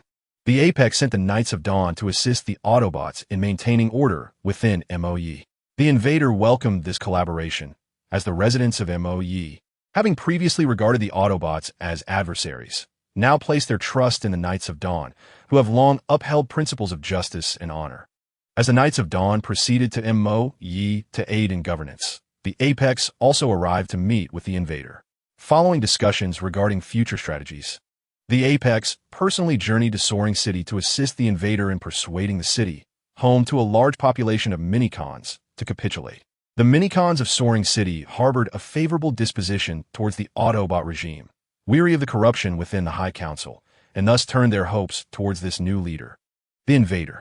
With the official raising of the Autobot flag in Soaring City, they formed a battalion of Minicons to march towards Soundwave City. aiding Captain Bludgeon of the Thunder Rescue Team in an assault against the remnants of the Decepticons there. These minicons were undoubtedly well-suited for reconnaissance or espionage roles. Faced with a pincer attack from the Thunder Rescue Team in Soaring City, the remnants of the Decepticons in Soundwave City, unable to withstand the onslaught, were ultimately defeated and captured. Observing the minicons assisting the Autobots, Bludgeon mused that Intelligence Officer Soundwave would surely welcome these minicons into his intelligence division, renowned for its abundance of minicons. Contemplating the frequent presence of Soundwave among the minicons, Bludgeon pondered the possibility of encountering him in Soaring City. Given that it was a haven for the minicons, and Soundwave commanded many of them. With the fall of Soundwave City, Megatron successfully compelled the remnants of the Decepticons in Poseidon City to surrender. Subsequently, Bludgeon and Megatron, under the orders of the invader, prepared for an assault on the High Council. Megatron's forces advanced into Iron Fortress, confronting the hastily arriving Ironhide-led troops, while Bludgeon similarly pressed forward against Shockwave's forces. To further intimidate the High Council, the invader dispatched his old ally, Ratchet, to lead his troops into Iron Fortress from Dawn Heights, effectively surrounding the fortress on 3 fronts. As the remnants of the Decepticon regime fled into the cosmos, the High Council realized their time was running short. Thus, the Council members hastily mobilized resources, preparing to transport more supplies and loyal soldiers to the Iron Dragon space station before the invaders' assault commenced. Concurrently, the Council members hoped that their frontline representatives, Ironhide and Shockwave, could buy them more time. Regrettably, the 2 frontline commanders could only assure their fellow Council members that they would do their utmost. Although the Red Spider and Shockwave assured the members of the High Council of their utmost efforts, both were acutely aware of the futility of resisting the Autobots for an extended period. The Red Spider recognized the nature of his troops. They were merely a collection of artists who, despite having undergone basic training, lacked both the life-saving phase shifters and the indomitable courage needed for true combat. When faced with genuine conflict, they would be no match for seasoned soldiers.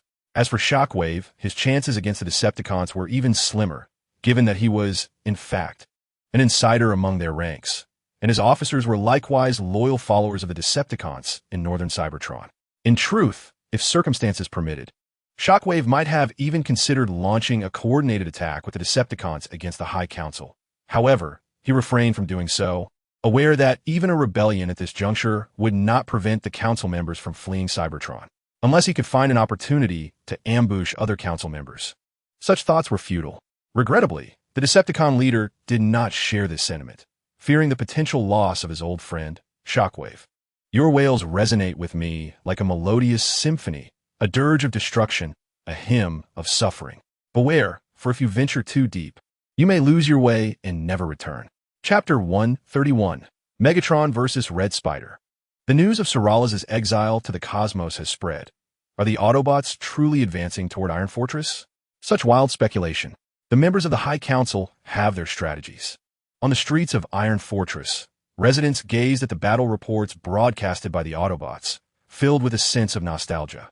Once, they believed the Autobots would be effortlessly eradicated by the High Council, yet they had grown to such formidable strength, even seizing the cities of Soundwave, Blades, Mo-Yi, and Posa. It was said that the Knights of the Dawn from Crystal City had also chosen to ally with the Autobots, and now, a substantial portion of Cybertron cities lay under Autobot control. Was the High Council truly destined to become a relic of the past? The residents of Iron Fortress appeared deeply concerned about the future of the High Council. Within the confines of the McAdam's old oil house, Drift and Wheeljack engaged in a discussion regarding the matters concerning the residents of Iron Fortress. As insiders appointed by the Decepticon leader, they were imbued with confidence regarding the impending victory of the Autobots, understanding that the High Council was on the verge of collapse. After all, the Autobots, possessing 75% of Cybertron's industrial capabilities, were no longer an entity the High Council could contend with. What was once a regime they thought they could easily extinguish had now evolved into something they must look up to. Drift, what was the response from the commanders after you reported the High Council's intentions to flee Cybertron? Do the intelligence officers require our assistance in destroying that nearly completed spaceship? Wheeljack inquired, holding a cup of energon, regarding the status of the vengeful ship, which had, at least superficially, reached a significant stage of completion. The intelligence department, as Sonic Advisor, has taken charge, conveying the message that the leader of the Decepticons has not issued an order to destroy the Supreme Council S ship. Thus, we are to await the opportune moment. Drift remarked that the Decepticon leader seems disinclined to obliterate the Supreme Council S vessel, leaving us to ponder whether alternative strategies are in play. Very well. Then we shall bide our time for further orders. As the two conversed, their gaze fell upon the solitary McAdam's old oil house, which now housed only the two of them, an oil slick. The Civil War had dwindled the number of Iron Fortress residents visiting McAdam's, a trend likely to persist until the conflict reaches its conclusion. While Drift and the others discussed recent events in Iron Fortress, the frontline Black Arachnia grappled with the looming threat of Megatron. In anticipation of an assault from Megatron-S forces, Black Arachnia dispatched numerous reconnaissance units, all of which were swiftly neutralized by Megatron scouts, some even defecting to the Autobots.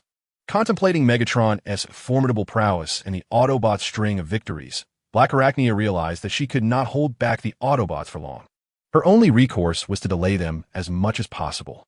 It was imperative to devise a means to curtail Megatron-S advance, lest the Autobots, emboldened by his leadership, grow increasingly daring in battle. As Black Arachnia pondered strategies to thwart Megatron, her aide entered from the battlefield command post, reporting on the current situation of the Air Force, particularly the damages incurred in skirmishes with the Autobots' aerial units. Yes, the Autobots indeed have an Air Force, and they engaged in fierce aerial combat with Black Arachnia-S air units, resulting in losses on both sides. The aerial forces under Black Arachnia-S command comprised soldiers from the Ironhide Space Station and reinforcements from the Supreme Council. Conversely, the Autobots' air units were dispatched from Moonbase 2 by Ford, who recognized the ground forces' lack of aerial support and sent reinforcements to assist them. Additionally, following the fall of Mo Yi Tiancheng, some aerial units of the Salis regime, realizing their cause was lost, opted to surrender rather than resist, thus becoming part of the Autobots' aerial contingent. So, our Air Force soldiers cannot suppress the Autobots' air units? We can no longer even ensure air superiority? Black Arachnia found it incredulous that their once proud Air Force could not contend with the Autobots, indicating that the Autobots had achieved an absolute advantage over them. Indeed, esteemed Counselor Black Arachnia, our Air Force commander, Thundercracker, nearly fell to the Autobots. The aide spoke softly, acknowledging the harsh reality. Their formerly invincible Air Force could now merely match the Autobots' aerial units. I understand now. Let Thundercracker take the time he needs in the repair bay to restore his craft. Listening to his aide, Starscream realized that he could no longer solely rely on the Air Force to thwart the Autobots' assault. After the aide departed, he promptly reached out to the other members of the High Council stationed at the Iron Fortress, conveying the dire situation at the front lines. Thus, Commander Starscream, does this imply that the Air Force is incapable of intercepting the Autobots' advance? Upon hearing Starscream's words, the Halogen Counselor understood that the circumstances at the front were far from encouraging. In fact, they had never improved. First, it was the Decepticons, and now it was the Autobots. Indeed, while the Air Force could temporarily match the Autobots in aerial combat, our logistical support was incomparable. Consequently, if the situation dragged on, the Air Force might suffer due to energy supply issues. Starscream elaborated, addressing the challenges currently faced at the front. The soldiers were reliant on supplies from the Iron Fortress. Yet the fortress was suffering from energy shortages and could not provide high-purity energy cubes. The absence of high-purity energy cubes would hinder the soldiers' performance, and the soldiers' insufficient output would necessitate more energy, which the Iron Fortress could not furnish. The scarcity of resources left the council members in a state of disquiet. Even more distressing was the fact that Unicron had no such troubles, as he occupied the southern region of Cybertron, the heart of its raw material production. Meanwhile, in the battlefield command center of the city of Voss, Megatron received reports on the Air Force's skirmishes with Starscream's troops. These aerial soldiers displayed remarkable bravery. Observing the aerial force's tally of enemy downings on the electronic war report, Megatron reflected that Starscream's greatest threat to their ground forces had been neutralized, marking the opportune moment for an offensive. Following the report and receiving permission from the leader, Megatron once again led his troops into battle. With every life being precious, whether stranger or foe, supremacy dictated that all who defied my authority must perish. Chapter 132. A relentless retreat, Megatron personally spearheaded the assault on Starscream's position. Despite Starscream's deployment of EMP mines and a considerable number of soldiers defending the fortifications, they were unable to withstand Megatron's onslaught. Under Megatron's command, the Decepticons grew fiercer in battle, overpowering the soldiers who had once been artists, showcasing their valor. Starscream learned of Megatron's personal charge and immediately ordered the Air Forces to take off from their base to provide assistance, while he himself coordinated the soldiers' defense under the protection of his guards. Decepticons, attack! Megatron bellowed, unleashing his ion cannon to obliterate the defensive structures on the battlefield. A multitude of Decepticon soldiers surged forth from either side of Megatron, clashing with the Iron Fortress soldiers in a fierce struggle for control of the position. From the very outset, the battle plunged into an intense phase. As the aerial forces of Red Spider emerged at the battlefield's periphery, the air fleet under the command of Megatron took to the skies from the hastily repaired airfield within the city of Swaying Heaven. Subsequently, they successfully intercepted the aerial units of Red Spider above the fray. Witnessing the decidedly one-sided situation on the battlefield, Red Spider realized that their ground troops were powerless to thwart the advance of the Autobots, particularly those led by Megatron. Megatron's personal charge invigorated all Autobot soldiers, instilling in them the courage to fight fiercely against the Iron Fortress troops. Astonishingly, this formidable figure was once a humble miner, propelled to the side of the Decepticons by the decay of the highest council's policies. Under the protection of his guard, Red Spider observed clearly and understood the shock and inspiration Megatron's valiant performance brought to both faction soldiers. Yet, despite Megatron's prowess on the battlefield, Red Spider endeavored to salvage the situation. He commanded the aerial forces to designate Megatron as their target. The air units complied with Red Spider's orders, but, regrettably, due to the Autobots' aerial interception, several attempts at air strikes ended in failure. Damn Autobots! Dispatch the reserves for support. We must intercept Megatron, Red Spider exclaimed, glancing at the fierce aerial combat above, then at the defensive lines continually breached by Megatron. In desperation, he sent the reserves for assistance. Red Spider was acutely aware that even with the reserves' aid, the defense lines would be unable to halt the Autobots' advance. At best, they could only delay it further. Thus, after deploying the reserves, Red Spider promptly instructed his adjutant to contact the garrison forces at Iron Fortress, ordering them to prepare for an impending Autobot assault in his capacity as a council member. In the Grand Hall of the Iron Fortress Highest Council, upon receiving Red Spider's directive, the garrison commander hurriedly reported the possibility of an Autobot breach at the front line to the council members. Astounded by the news that Red Spider could not withstand Megatron's onslaught, some members of the council quickly inquired about the reasons behind this predicament. Upon learning that the Autobots possessed their own aerial forces, the council members recognized the urgency to expedite their plans. After instructing the garrison commander to bolster defenses, the council arranged for the recently repaired resourceful construct, Skyfall, to prepare additional supplies. Simultaneously, to safeguard the construction of the vengeful vessel, the council not only accelerated its building process, but also dispatched heavy reinforcements for its protection. As the highest council intensified its efforts, Red Spider, at the front line, relayed the latest battle reports. Ultimately, he was unable to intercept Megatron and was compelled to lead his troops in a strategic withdrawal to the confines of Iron Fortress. A similar scenario unfolded for Shockwave. The Autobots under his command commenced a tentative offensive as well, in response to the cautiously probing assault of the Autobots. Shockwave organized his troops for defense and promptly reported the situation to the High Council. Upon learning that Shockwave's forces had also come under attack, the Council hastily inquired about the extent of the battle losses. Once it became clear that the Autobots were merely testing the waters, the Council members instructed Shockwave's troops to retreat, with the forces of Starscream already repelled by Megatron. Remaining on Shockwave's front line would soon leave them vulnerable to a dual assault. It appears that Unicron harbors ambitions to swiftly seize control of the entirety of Cybertron. Given Unicron's dictatorial nature, it is unlikely that he would desire the continued existence of the High Council on Cybertron. The members of the Council are acutely aware that Unicron will not permit their survival on the planet. Thus, they hasten their preparations, determined to evacuate as many loyal citizens and soldiers as possible. Once Cybertron is lost, replenishing their ranks will not be a simple endeavor. remarked the Batcon diplomat. Since the surrender of Aerobase to Unicron, the remaining options for the Batcon diplomat have been limited to assisting fellow members while offering counsel on various matters. It is indeed true that the colonists may still harbor resentment towards the Council, particularly regarding the destruction of the space bridge. Listening to the Batcon diplomat's suggestions, several members nodded in agreement, recognizing the merit in his words. They must evacuate more citizens loyal to the High Council.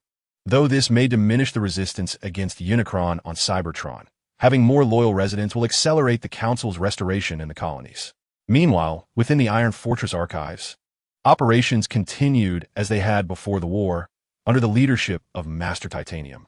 The archivists diligently gathered records from the communication network, meticulously sealing them in designated locations. Observing the familiar archive, Optimus Prime's cerulean optics reflected a complex array of emotions. After entrusting his old friend, the police car, to wait for him, Optimus entered the archives and found Master Titanium still engaged in documentation. "Welcome back, Optimus." Master Titanium rose from his metallic seat, greeting him with a warm smile. He then inquired about Optimus's recent experiences and whether he had any particular reflections. "The operations of the Autobot regime I witnessed in the southern regions of Cybertron, compared to the High Council, are indeed a nascent entity, untainted by corruption. Yet, the brutality of the Civil War I observed at Voss and the Iron Fortress front lines is harrowing. Countless brethren have returned to the Allspark due to this conflict. Many of them were sent back to the Allspark by me, Master Titanium," Optimus confessed, his tone tinged with complexity. "I yearn to bring an end to this civil war. Master Titanium, two intersecting paths lie before us, and one will inevitably lead to a conclusion. Two paths cross, one destined to end. Yield to my blade." Chapter 133, Heatwave and the Autobots. The patrol car remained oblivious to the conversation between Optimus Prime and Master Ultra Magnus, for Optimus did not voluntarily disclose any information, and the patrol car refrained from inquiring. This unspoken understanding between them was to preserve the purity of their friendship, untainted by ideological differences. As Optimus Prime and the patrol car emerged from the Iron Fortress archives, the High Council was simultaneously focused on the maintenance of all aerospace machinery within the controlled territories. Under the directive of the Council members, engineers modified and stationed the assembled aerospace vehicles at the launch pads of the Iron Fortress spaceport. Concurrently, the High Council's Red Spider dispatched the aerial troops loyal to the Council to patrol the skies above the fortress. According to the current reports from the aerial forces, aside from the slowly advancing Autobot ground troops, there were no indications of Autobot aerial soldiers planning an assault on the spaceport. As you know, Unicron will not allow us to escape easily. He must be making preparations. After arranging for the aerial forces to patrol, Red Spider remarked to the Bat Senator, who had come to inspect the situation at the spaceport aboard the Vengeful Goddess. As he spoke, Red Spider gazed at the spaceport launch facility, where the Bat Senator beside him was counting the vessels and posing technical questions to the engineers. Reflecting on the familiar launch site, he recalled that the last time he had visited, the High Council was still engaged in conflict with the Salus regime. Now, upon his return, the situation on Cybertron had irrevocably transformed. The Salus regime was in exile, and the High Council had similarly taken refuge across various colonies. Unicron must also be preparing supplies. The Autobots have launched an offensive across half the globe, stretching their supply lines too thin. Listening to Red Spider's comments about Unicron, the Bat Senator shared his perspective on the Autobots' hesitance to attack. The length of the Autobot supply lines was indeed apparent. Moreover, the northern regions of Cybertron remained unstable, making the Autobot supply convoys vulnerable to ambushes from mercenary groups and guerrilla forces still loyal to the High Council. As the Bat Senator spoke, he surveyed the various transport ships on the launch platform. These vessels would soon carry soldiers loyal to the High Council to the colonies. Likewise, they would transport essential energy resources painstakingly gathered by the Council members to the Iron Dragon space station. After the troops retreated to secure the Iron Fortress, Shockwave made his way to the High Council Hall to assess the current situation within the fortress. The Council members were so frightened by the Autobot offensive that they were incessantly collecting resources and loading them onto the ships poised for launch. "How goes the preparation for the evacuation plan?" Shockwave inquired of the Halogen Senator. "The progress is less than 80%. Furthermore, Our transport vessels are insufficient to evacuate all loyal soldiers and residents. The Halogen senator, confronted by Shockwave's inquiries, spoke of their current preparations. While the readiness of the Vengeance Goddess has been completed, the situation of the other transport ships is far from optimistic. The diversity of these vessel models has significantly delayed their inspection and repair process. Additionally, the number of transport ships is inadequate to facilitate the evacuation of all soldiers and residents from Iron Fortress. This implies that they must reluctantly abandon some of the loyal residents and soldiers. Shockwave nodded, comprehending the senator's implication. Relinquishing loyal soldiers is undoubtedly a regrettable decision. The High Council also wishes to transport more soldiers and residents, but alas, their vessels lack the necessary capacity. Moreover, the Autobot forces outside Iron Fortress are advancing, leaving them with little time to consider their options. This exodus from Cybertron involves not only the members of the High Council, but also the loyal governors and commanders at various levels. Master Titanium was initially included in the High Council's evacuation plans. However, regrettably, he declined the Council's invitation. Faced with the High Council's hope for him to accompany them to the colonies, Master Titanium firmly refused. He expressed that he has long chronicled the historical changes on Cybertron and cannot abandon his mission due to factional power struggles. Seeing Master Titanium's refusal, the members of the High Council had no choice but to relent, wishing him success in his endeavor to continue documenting the changes on Cybertron. Within the boundaries of Iron Fortress, the 2nd Autobot Corps Command Center was established while the High Council prepared for their imminent departure from Cybertron. Megatron also led his forces to their designated location.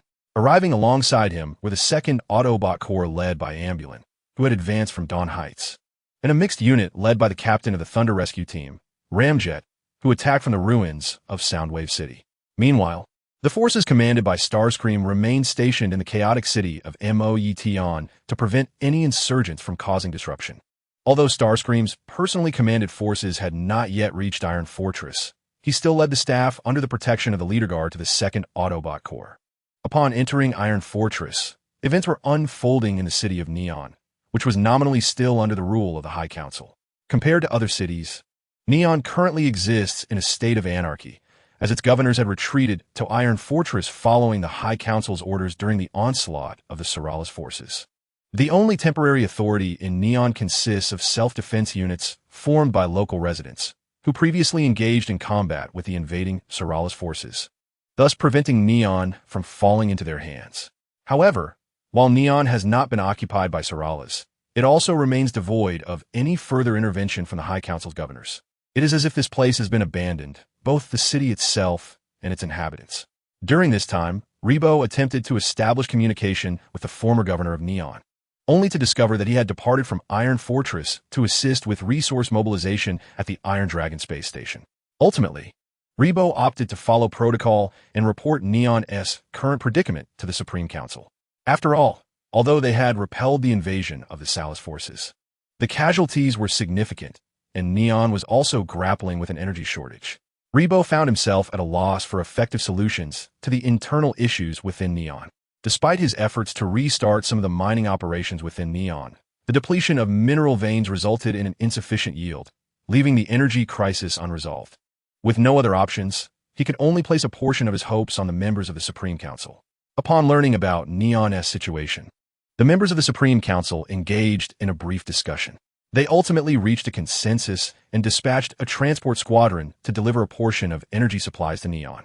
Simultaneously, they discreetly contacted Rebo, expressing their desire for the commander who had led the residents of Neon in repelling the Salas forces to accompany them to the colony. After all, Rebo's capability to lead the residents of Neon in fending off the enemy suggested he held a certain authority there, which could prove pivotal in any future counteroffensive. Rebo noted the implications behind the Supreme Council's words and promptly informed his aide of the matter. Was the Supreme Council contemplating a war against the Autobots using the resources of the colony? His aide, upon grasping the Supreme Council's intentions, was somewhat astonished. He had not anticipated that, despite their dire situation, they still harbored ambitions for a counteroffensive. Initially, he had thought the Supreme Council would abandon their efforts to obstruct the Autobots after leaving Cybertron. Yet it appeared they still sought to reclaim dominion over Cybertron. Indeed, the Supreme Council wished for me to lead you away. Then, when the time for their counteroffensive arrives, we could instigate a so-called uprising in Neon to support their efforts. Rebo articulated the Supreme Council's plans directly. The calculations of these council members were almost transparent, making it difficult not to deduce their intentions. What do you intend to do, Rebo?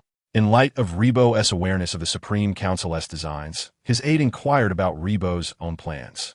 He was eager to discern whether Rebo would choose to accompany the Supreme Council in their exile to the colony or remain in Neon, awaiting the Autobots' takeover of the city. I shall not abandon Neon. I have risen to defend Neon, not to demonstrate my loyalty to the Supreme Council. Rebo expressed his thoughts candidly. Of course, while I do not intend to leave with the Supreme Council, our understanding of the Autobots is remarkably limited and rather one-dimensional. He stepped forward to confront the Salus forces, not to demonstrate loyalty to the High Council, but to safeguard the city's inhabitants from the persecution of Salus's soldiers. Although he had no intention of departing from Cybertron, Hot Rod harbored his own concerns, for their understanding of the Autobots was alarmingly scant. After all, this was the northern region of Cybertron, where much of the information regarding the Autobots had been censored or distorted by the Salus regime or the High Council. Presently, the only knowledge Hot Rod possessed was that the residents of the city of Mocha, who had surrendered to the Autobots, had alleviated their energy shortages. A message relayed by a friend within Mocha.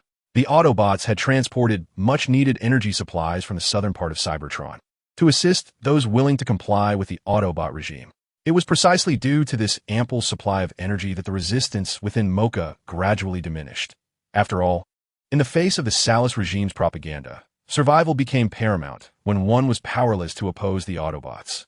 While Hot Rod and his lieutenant deliberated on the future of Neon, they discussed how the Autobot leader, Optimus Prime, recounted his past experiences at Fort Max to Ratchet. As a remnant of the Golden Age, Optimus Prime had spent countless stellar cycles at Fort Max, establishing numerous pre-Uprising protocols alongside Transformers such as Shockwave. In retrospect, he realized he had indeed made the right decisions. They had successfully advanced from the southern regions of Cybertron to Fort Max. Within the command center of the Autobots' Second Front, Optimus Prime observed as Megatron and the leader of the Thunder Rescue Team, Ironhide, hurriedly arrived after the troop arrangements were nearly complete.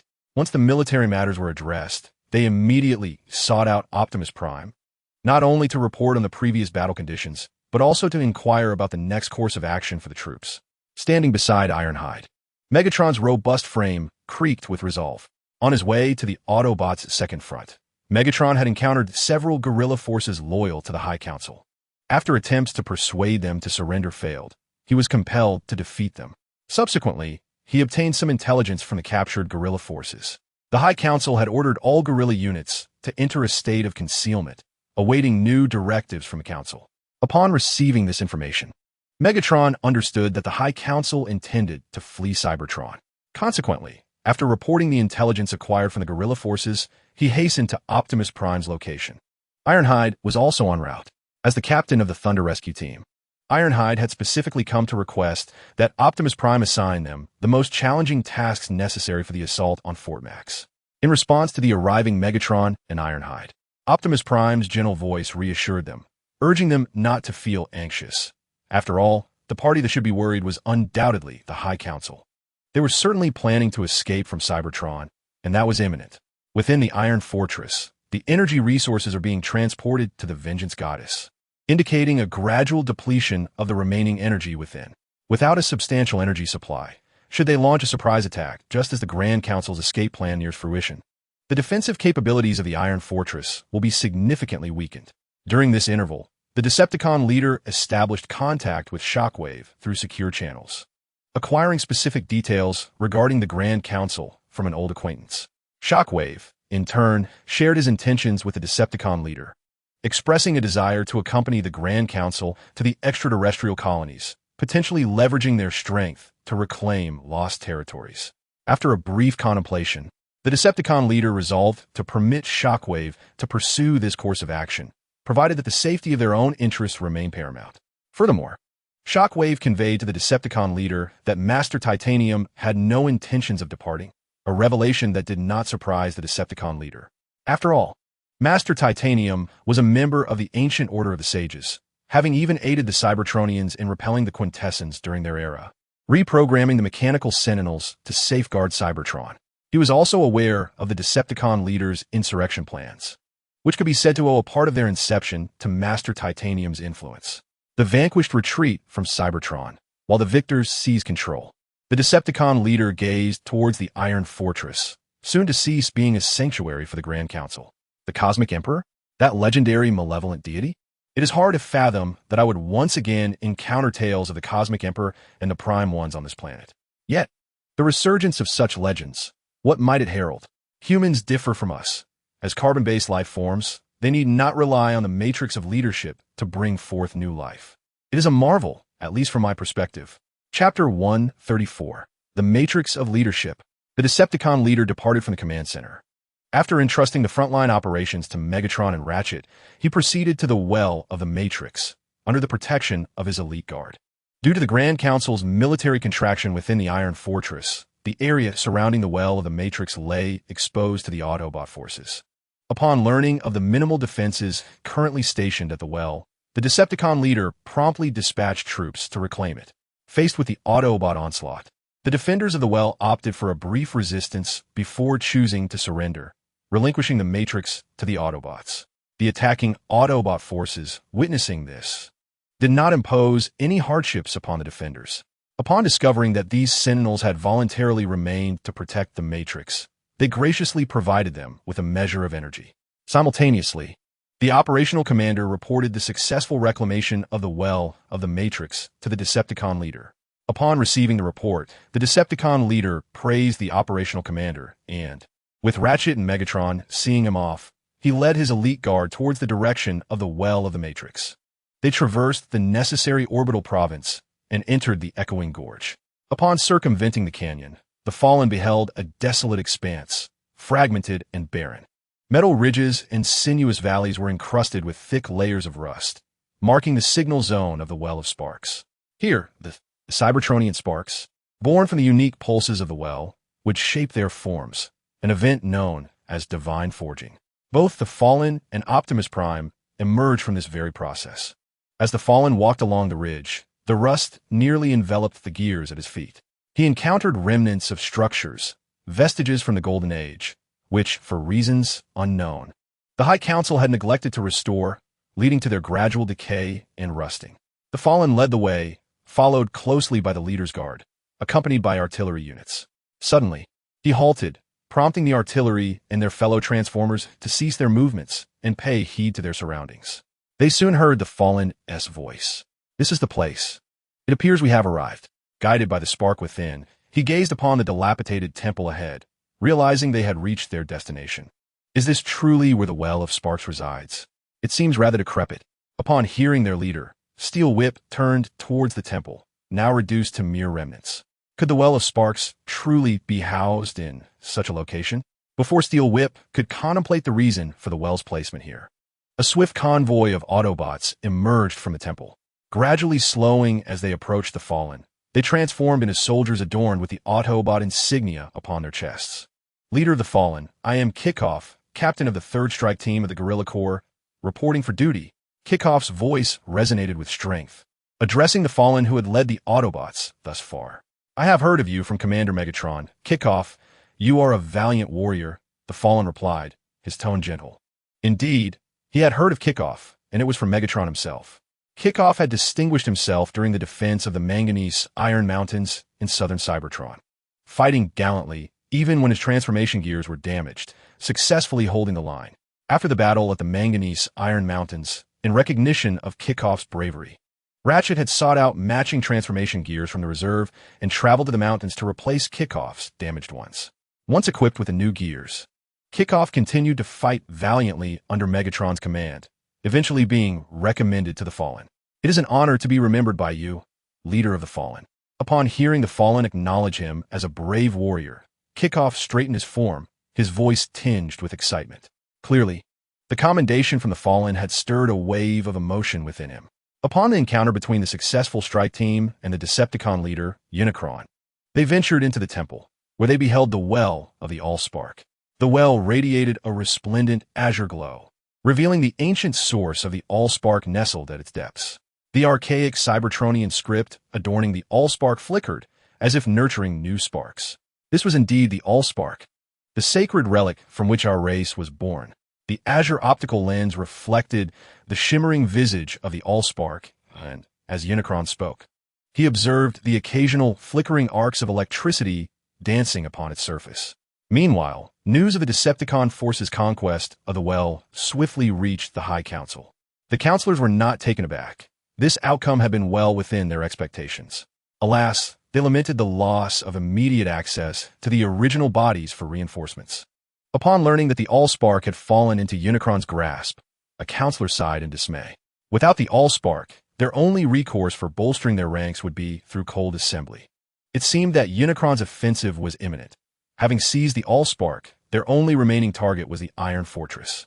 One counselor remarked that although they had anticipated the loss of the Allspark, it signified that Unicron's remaining objective was solely the Iron Fortress and its defenders. It was feared that the Autobot forces would soon commence their assault. The counselors deliberated, reflecting on their previous considerations. Once, when the High Council found it impossible to maintain the defense of the well, there had been a notion to launch the Allspark into space. However, this idea was ultimately dismissed. After all, none could assure what transformation Cybertron might undergo without the Allspark.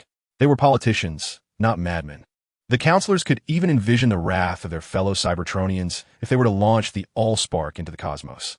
Ultimately, the decision was made to relinquish the Allspark to Unicron, a choice born of desperation. Even those who had proposed the notion of casting the Allspark into the universe could not guarantee the fate of Cybertron in its absence. Now, their only course of action was to expedite their plans for escape from Cybertron, striving to evade unnecessary losses at the hands of the Autobots. Following the conclusion of the High Council meeting, the Red Spider, draped in the symbolic sash of a counselor, returned to his abode within the Iron Fortress. Subsequently, he contacted the distant ironclad Dragon space station via the communication network to inquire about its current status.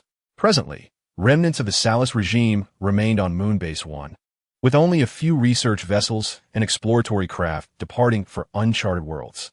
It appeared that the Salus regime sought to enlist colonies for their own purposes. In a tumultuous report to the Red Spider, the current state of the remnants of the Salus regime was discussed. Having departed the surface of Cybertron before the Supreme Council, the Salus regime has commenced an exploration of the cosmos in search of lost colonies. Furthermore, Salus on Moon Satellite 1 has not exhibited any intentions of aggression towards the Iron Armored Dragon space station, likely recognizing that their primary adversary lies with the Autobot faction. As for Moon Satellite 2, which has allied with the Autobots, they too maintain a posture of strict defense, seemingly biding their time until the conclusion of the surface conflict to seek assistance. During this period, the formidable Thunderclap undertook a reconnaissance of the situation on Moon Satellite 2.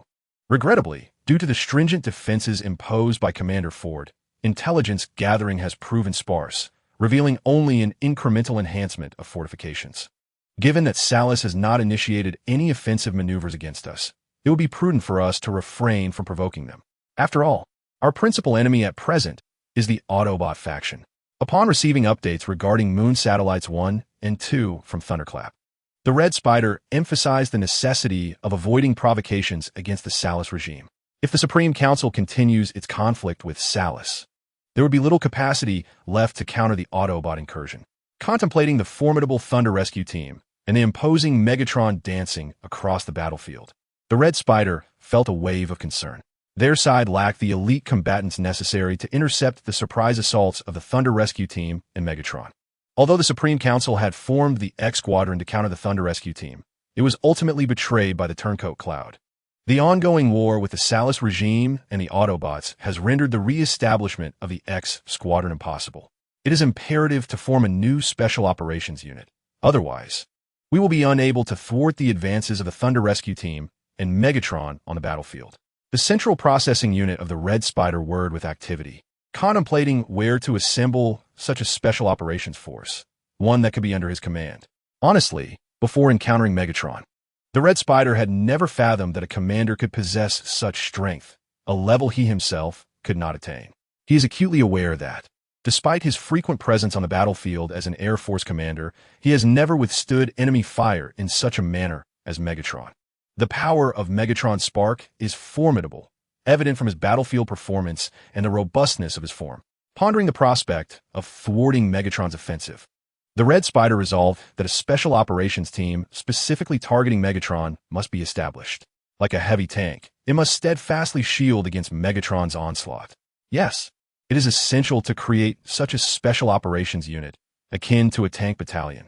The optical sensors of the Red Spider gleamed with determination.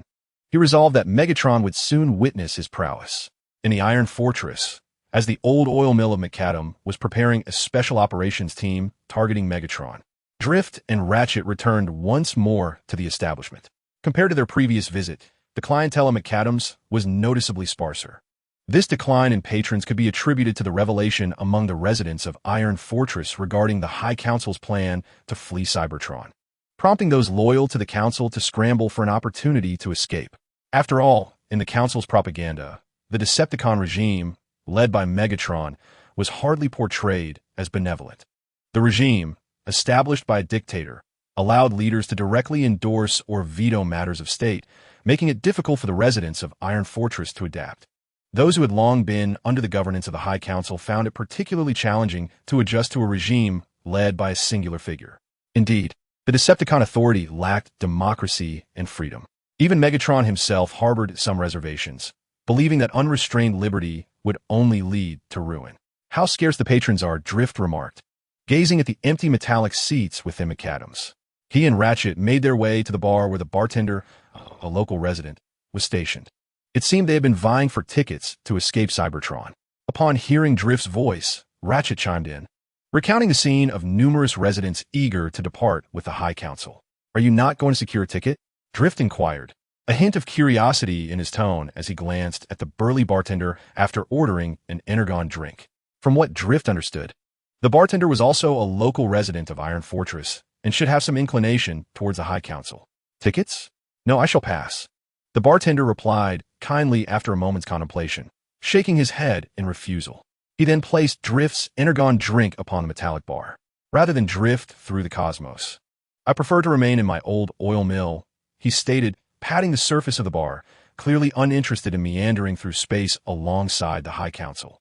"Indeed, I too favor staying on Cybertron," Drift concurred, expressing his admiration for the beauty of their home planet. "Cybertron is truly the finest planet in the universe." "Praise it," Ratchet exclaimed, echoing the sentiment. As they extolled the greatness of Cybertron, Drift found himself burying his face in the Energon drink, overwhelmed by the exuberance of Ratchet and the bartender. Meanwhile, as Drift and Ratchet visited McAdams, Optimus Prime and the police vehicle were also making preparations. As the current commander of the High Council, they were eligible to evacuate alongside the others, and the vehicular units were also set to depart Cybertron. During this time, Optimus had met with Master Ultra Magnus several times. The police vehicle was unaware of the details of their discussions, but it was evident that Optimus emerged each time with a newfound sense of clarity. The Red Spider has encountered Optimus Prime on several occasions, yet due to pressing commitments, their conversations have been rather brief. The police car is aware that the Red Spider desires a cordial relationship with Optimus Prime. However, it appears that Optimus is reluctant to engage, perhaps having discerned something amiss. The timing of Fate's arrival is beyond our control.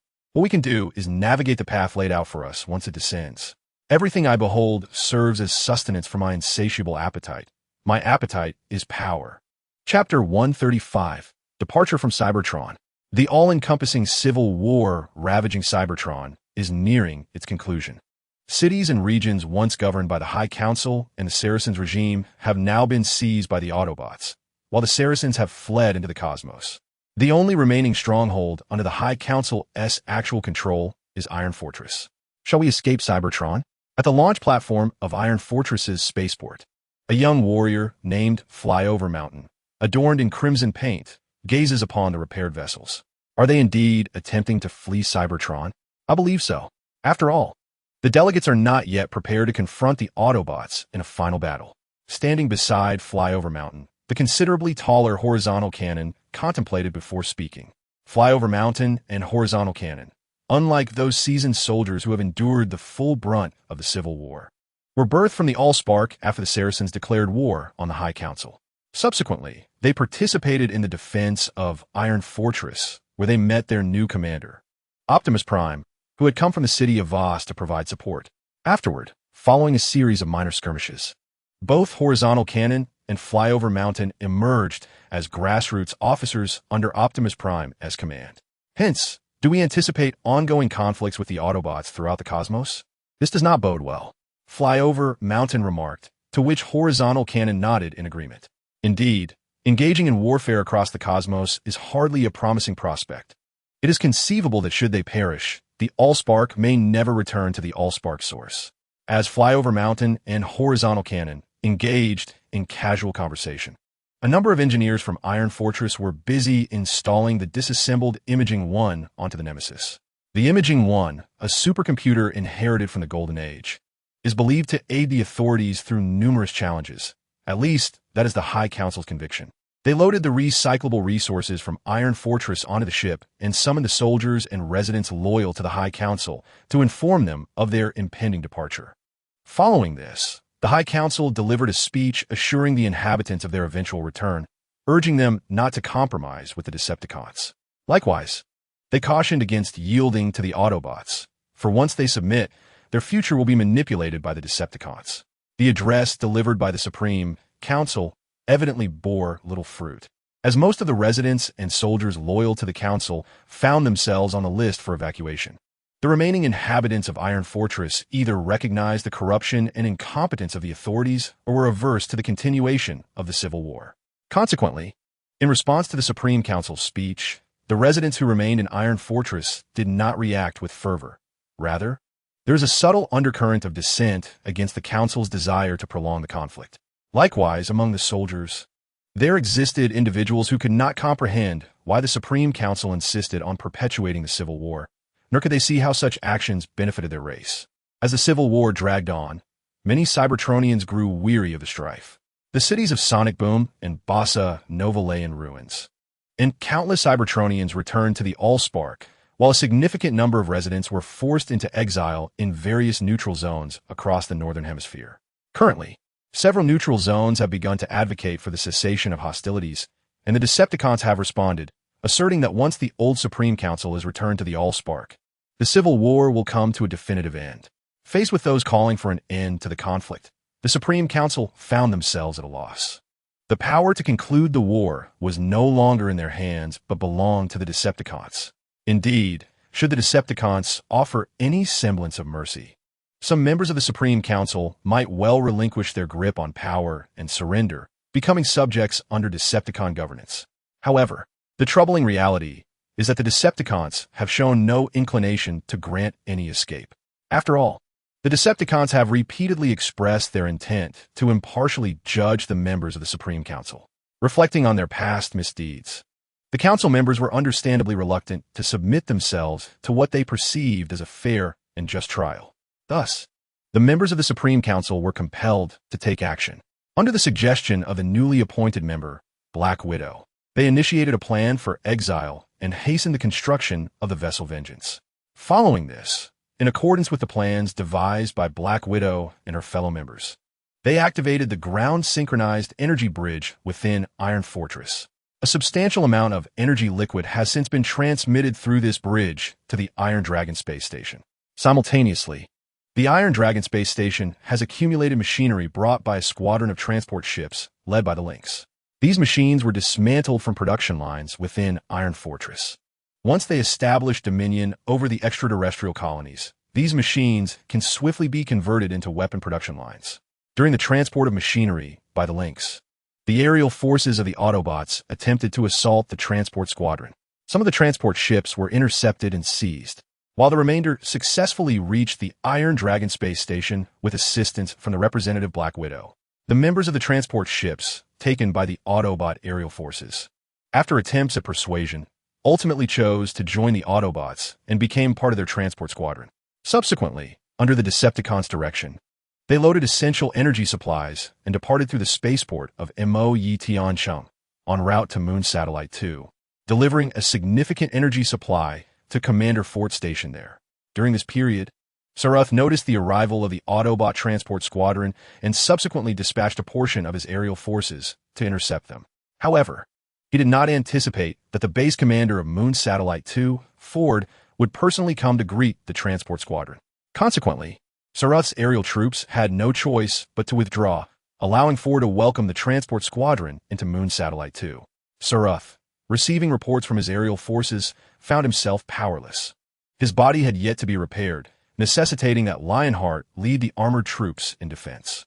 The commanders under his command, including Flying Cloud, Blast Bomb, and Sack, were also unwilling to engage the Autobots at this juncture, thus opting for a temporary retreat. Their current objective was to swiftly locate the lost colony and subsequently bolster their forces and urgently needed energy supplies. As Saruth chose to withdraw temporarily, Ford dispatched an aerial squadron to escort the transport team away from Moon Satellite 2, destined to return to the surface for reporting. Simultaneously, through the communication network, Ford expressed to Megatron his unwavering resolve to defend Moon Satellite 2 until the last moment, accurately reporting the detailed circumstances of the base.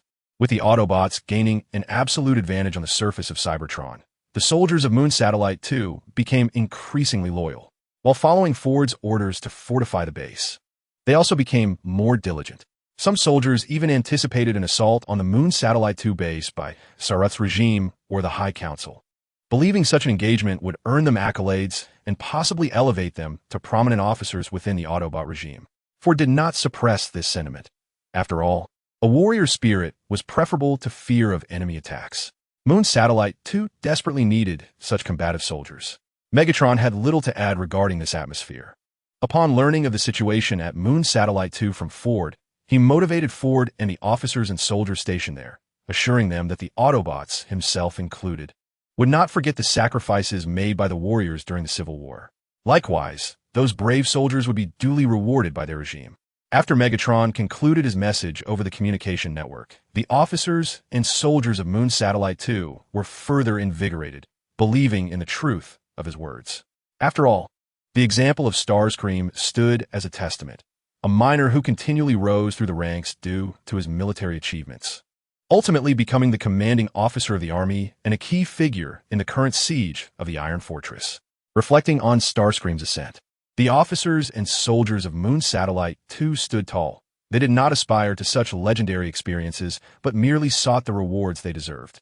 As long as there were no cutbacks and no functionalism akin to that of the High Council, with the morale on the rise at Moon Satellite 2, Megatron soldiers on the outskirts of the Iron Fortress tentatively launched an offensive. Under Starscream's command, they relentlessly seized control of the surrounding structures of the Iron Fortress. Amidst the battle, owing to the Autobots' numerical superiority and resource advantages, numerous buildings in the vicinity of the Iron Fortress were successfully captured and occupied.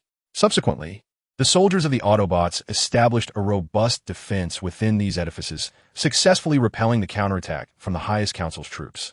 As the garrison's resurgence was thwarted, Red Spider promptly organized his forces to set up a new defensive line.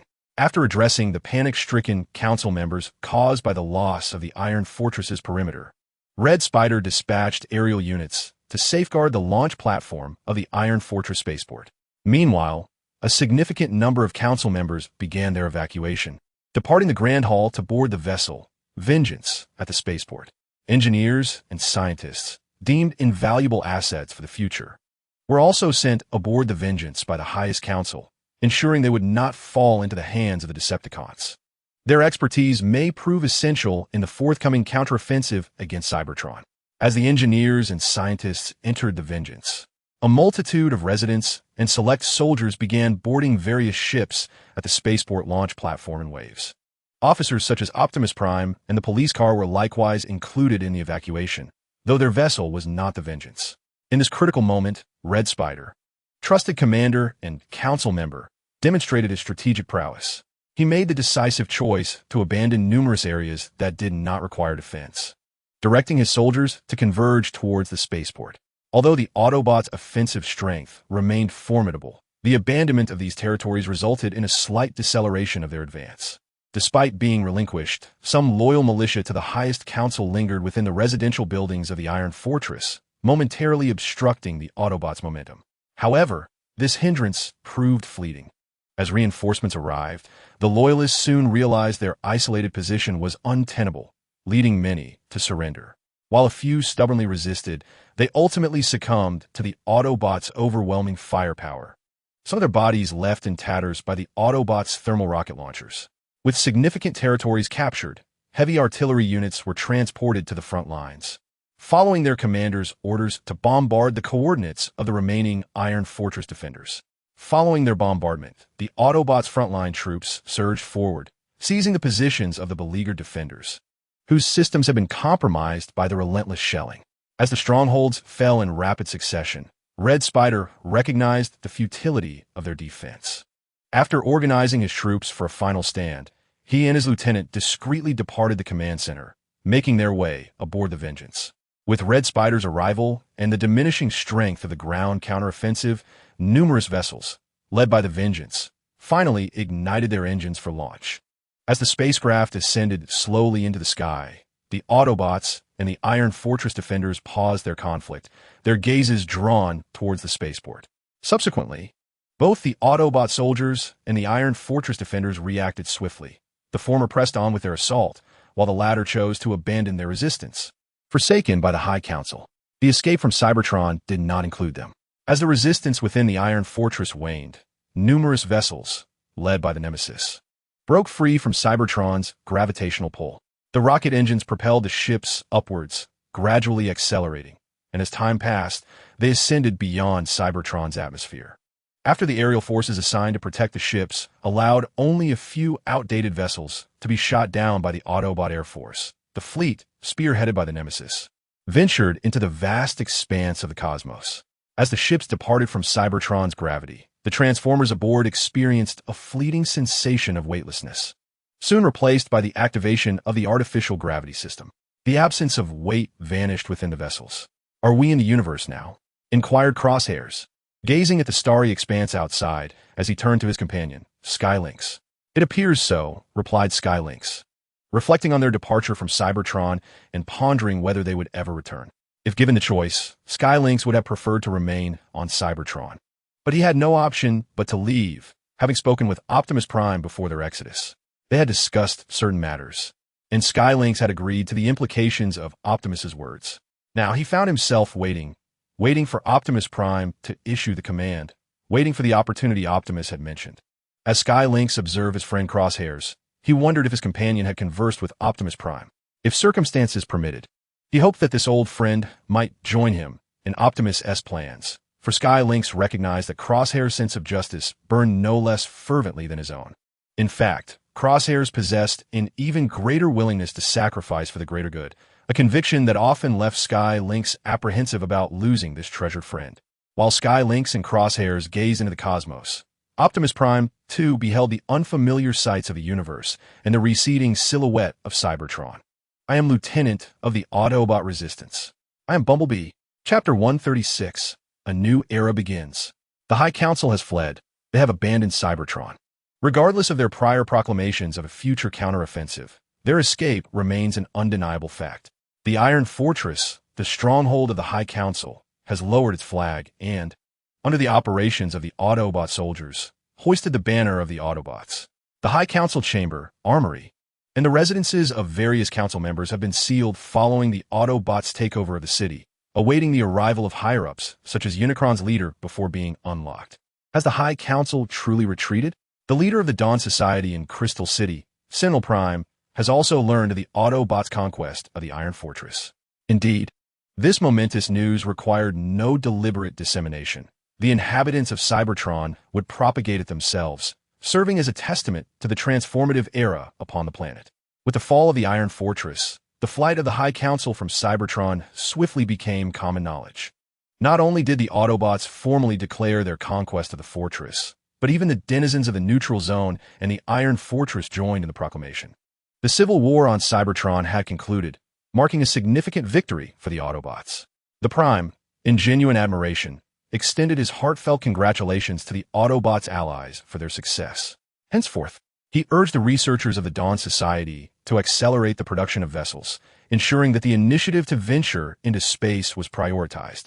As a paragon of scientific advancement on Cybertron, the Dawn Society boasted a comprehensive shipbuilding assembly line capable of aiding the Autobots in manufacturing vessels adept for cosmic warfare.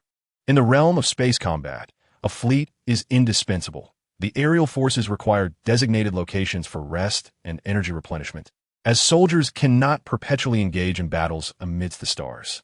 In the strategic designs of the Prime and the Decepticon leader, they intended to assemble a small fleet utilizing resources from southern Cybertron to reclaim the Iron Dragon space station and Moonbase 1. During this endeavor, Commander Ford from Moonbase 2 would dispatch aerial units to provide essential assistance. As the fleet initiative gained momentum, the Decepticon leader returned from the source of Spark's signal area to the confines of the Iron Fortress, subsequently entering the fortress with the protection of Autobots and surrounded by his followers. A multitude of Iron Fortress inhabitants lined the roads within, while Autobots, serving as guards, and the fortress's sentinels maintained order. Following this, a significant contingent of soldiers, their armor gleaming and adorned with the Autobot insignia, marched in disciplined formation into the city. Leading the charge were the troops of Megatron, the primary force behind the fortress's conquest, renowned for their valor and unwavering loyalty to the Decepticon leader throughout the protracted conflict. Next came the Second Army, spearheaded by Ratchet, predominantly composed of residents from southern Cybertron, many of whom were former prisoners of war. Their optical sensors reflected a complex tapestry of emotions as they traversed the streets of the Iron Fortress, acutely aware of the scrutinizing gazes of the residents on either side. Following closely was the Third Army, led by the commander of the Thunder Rescue Team, Knockout, which included a substantial number of Minicons, residents of the Soaring City who had joined the Autobot ranks in response to the Decepticon Uprising. Sensing the astonishment within the optical sensors of the Iron Fortress inhabitants, the Minicons stood tall, maintaining their formation as they advanced. Finally, the contingent led by the Decepticon leader entered, a unit whose allegiance to him surpassed their loyalty to the Autobot regime.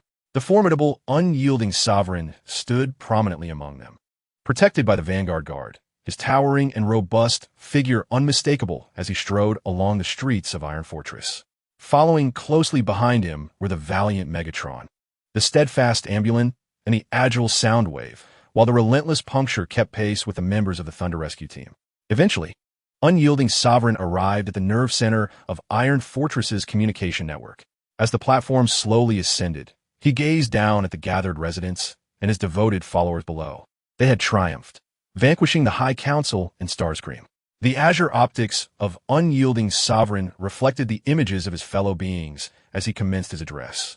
My courageous followers and beloved compatriots, during this stellar cycle, we have gathered here to celebrate our victory.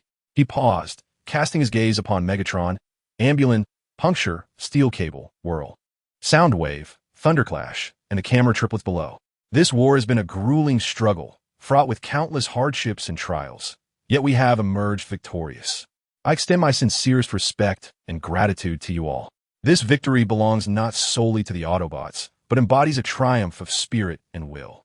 We faced the formidable High Council, who possessed greater resources and armaments at the time, leading many compatriots to believe our defeat was inevitable. However, we did not succumb to adversity. Rather, we embraced the challenge with unwavering courage and conviction. Unyielding Sovereign continued, reflecting on the fates of many familiar figures from his past that had been altered as he successfully expelled the High Council and Starscream from Cybertron, preventing the Civil War from draining the planet's resources and rendering it barren. During this time, we have endured the trials of separation and sacrifice. Every warrior has exerted tremendous effort and made profound sacrifices, with many laying down their precious lives for the future and honor of Cybertron and our race. Some compatriots relinquished their happiness and former status to resist the High Council, while others set aside personal grievances to unite in pursuit of a common goal. As he spoke, warriors who had fled from the northern reaches of Cybertron to join the Autobot Uprising stood tall, invigorated by the affirmation of their leader. It is precisely because of your bravery, tenacity, and unwavering spirit that we have triumphed over formidable foes and secured victory in this war. You are our heroes, the pride of our race. Your courage and steadfastness shall forever be etched in the annals of history until we return to the source of the Allspark. The significance of this victory extends beyond mere triumph.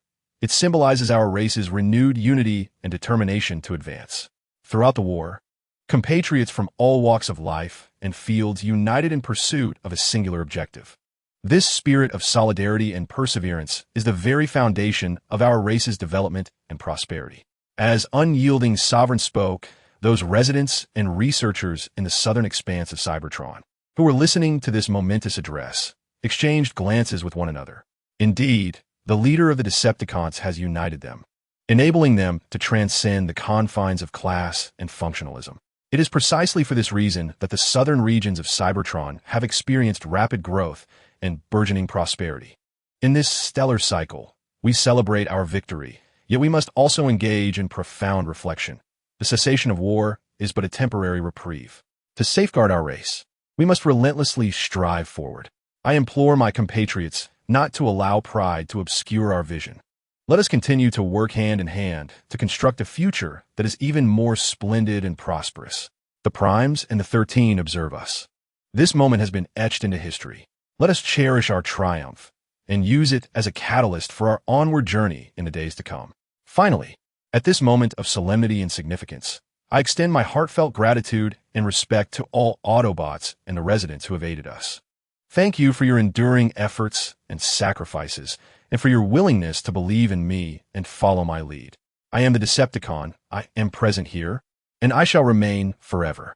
Now, we shall embark upon a new era, one no longer shackled by the constraints of functionalism. As my words resonate, a thunderous roar of cheers erupts from the multitude of Autobot soldiers. The Decepticon leader smiles gently and salutes them. The inhabitants of Iron Fortress exchange glances, ultimately directing their attention to the robust figure of their leader upon the platform. Drift and Wheeljack mingle among the Iron Fortress residents. Standing beside them is the oil-bearer from the McAdam's Old Oil House.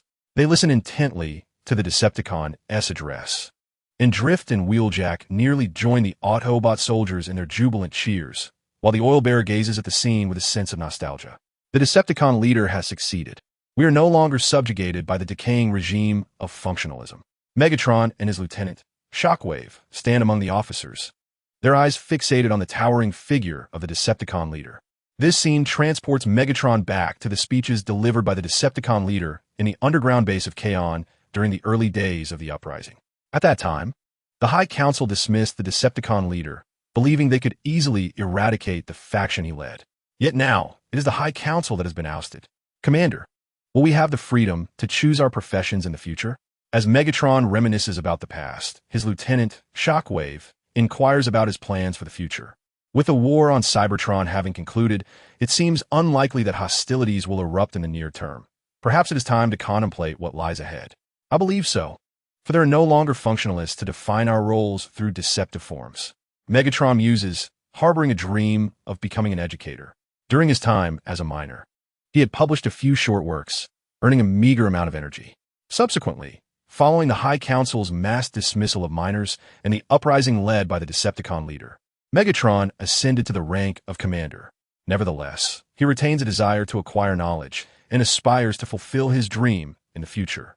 As Megatron and Hydraulics discussed the future, the ambulance was also conversing with his apprentice, Swindle, about what lay ahead. Upon their return to Iron Fortress, the ambulance felt a yearning to reconnect with some old friends, inviting them to join the ranks of the Autobots in their noble cause against the Decepticons. During this interval, the responsibility for the repair and rescue operations in the southern region of Cybertron would be entrusted to Swindle, who accepted this honor with delight. Having longed to assist his mentor and finally having the opportunity to do so to some extent, observing the harmonious relationship between the ambulance and Swindle, Steel Cable and Whirl exchanged glances from a distance, reflecting on their collaboration since the days of the Hydra Island spaceport during the Civil War. Steel Cable inquired about Whirl's future intentions. Towering over Whirl, Steel Cable's physique was notably larger than most Transformers, even surpassing that of the likes of Autobot leader Hot Rod and the Decepticon Blaster in stature. I believe I shall remain in the ranks, biding my time and seeking revenge against the High Council. The hatred instilled by the 5 punishments is etched in my very spark. Upon hearing Steel Cable's question, Whirl pointed to his singular eye with a claw, declaring that he would never forget the torment inflicted upon him by the High Council. Likewise, should an opportunity for vengeance arise before his optical sensors, Whirl would seize it without hesitation. Then I, Steel Cable, shall also remain in the ranks. For the yearn for formidable adversaries. As Whirl mentioned the 5 punishments imposed upon him by the High Council, Steel Cable's optics dimmed momentarily.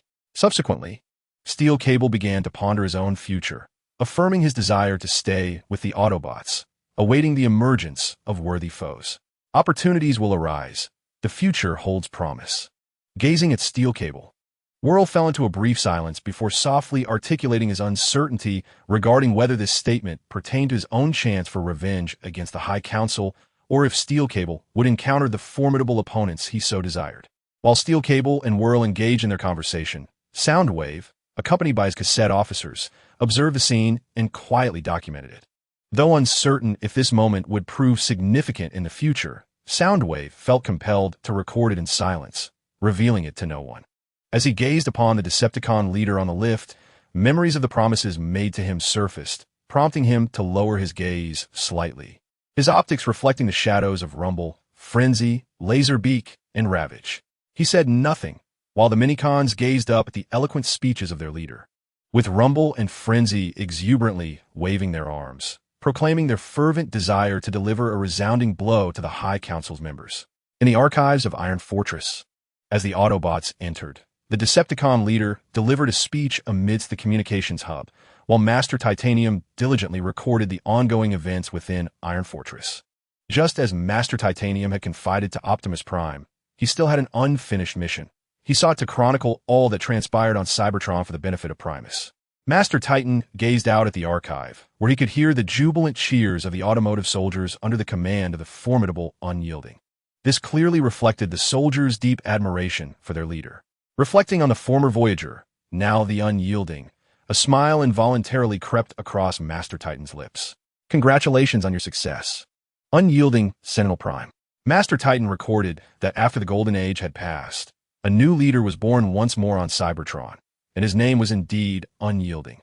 We must thwart Saruth at all costs, even if it means returning to the well of all sparks.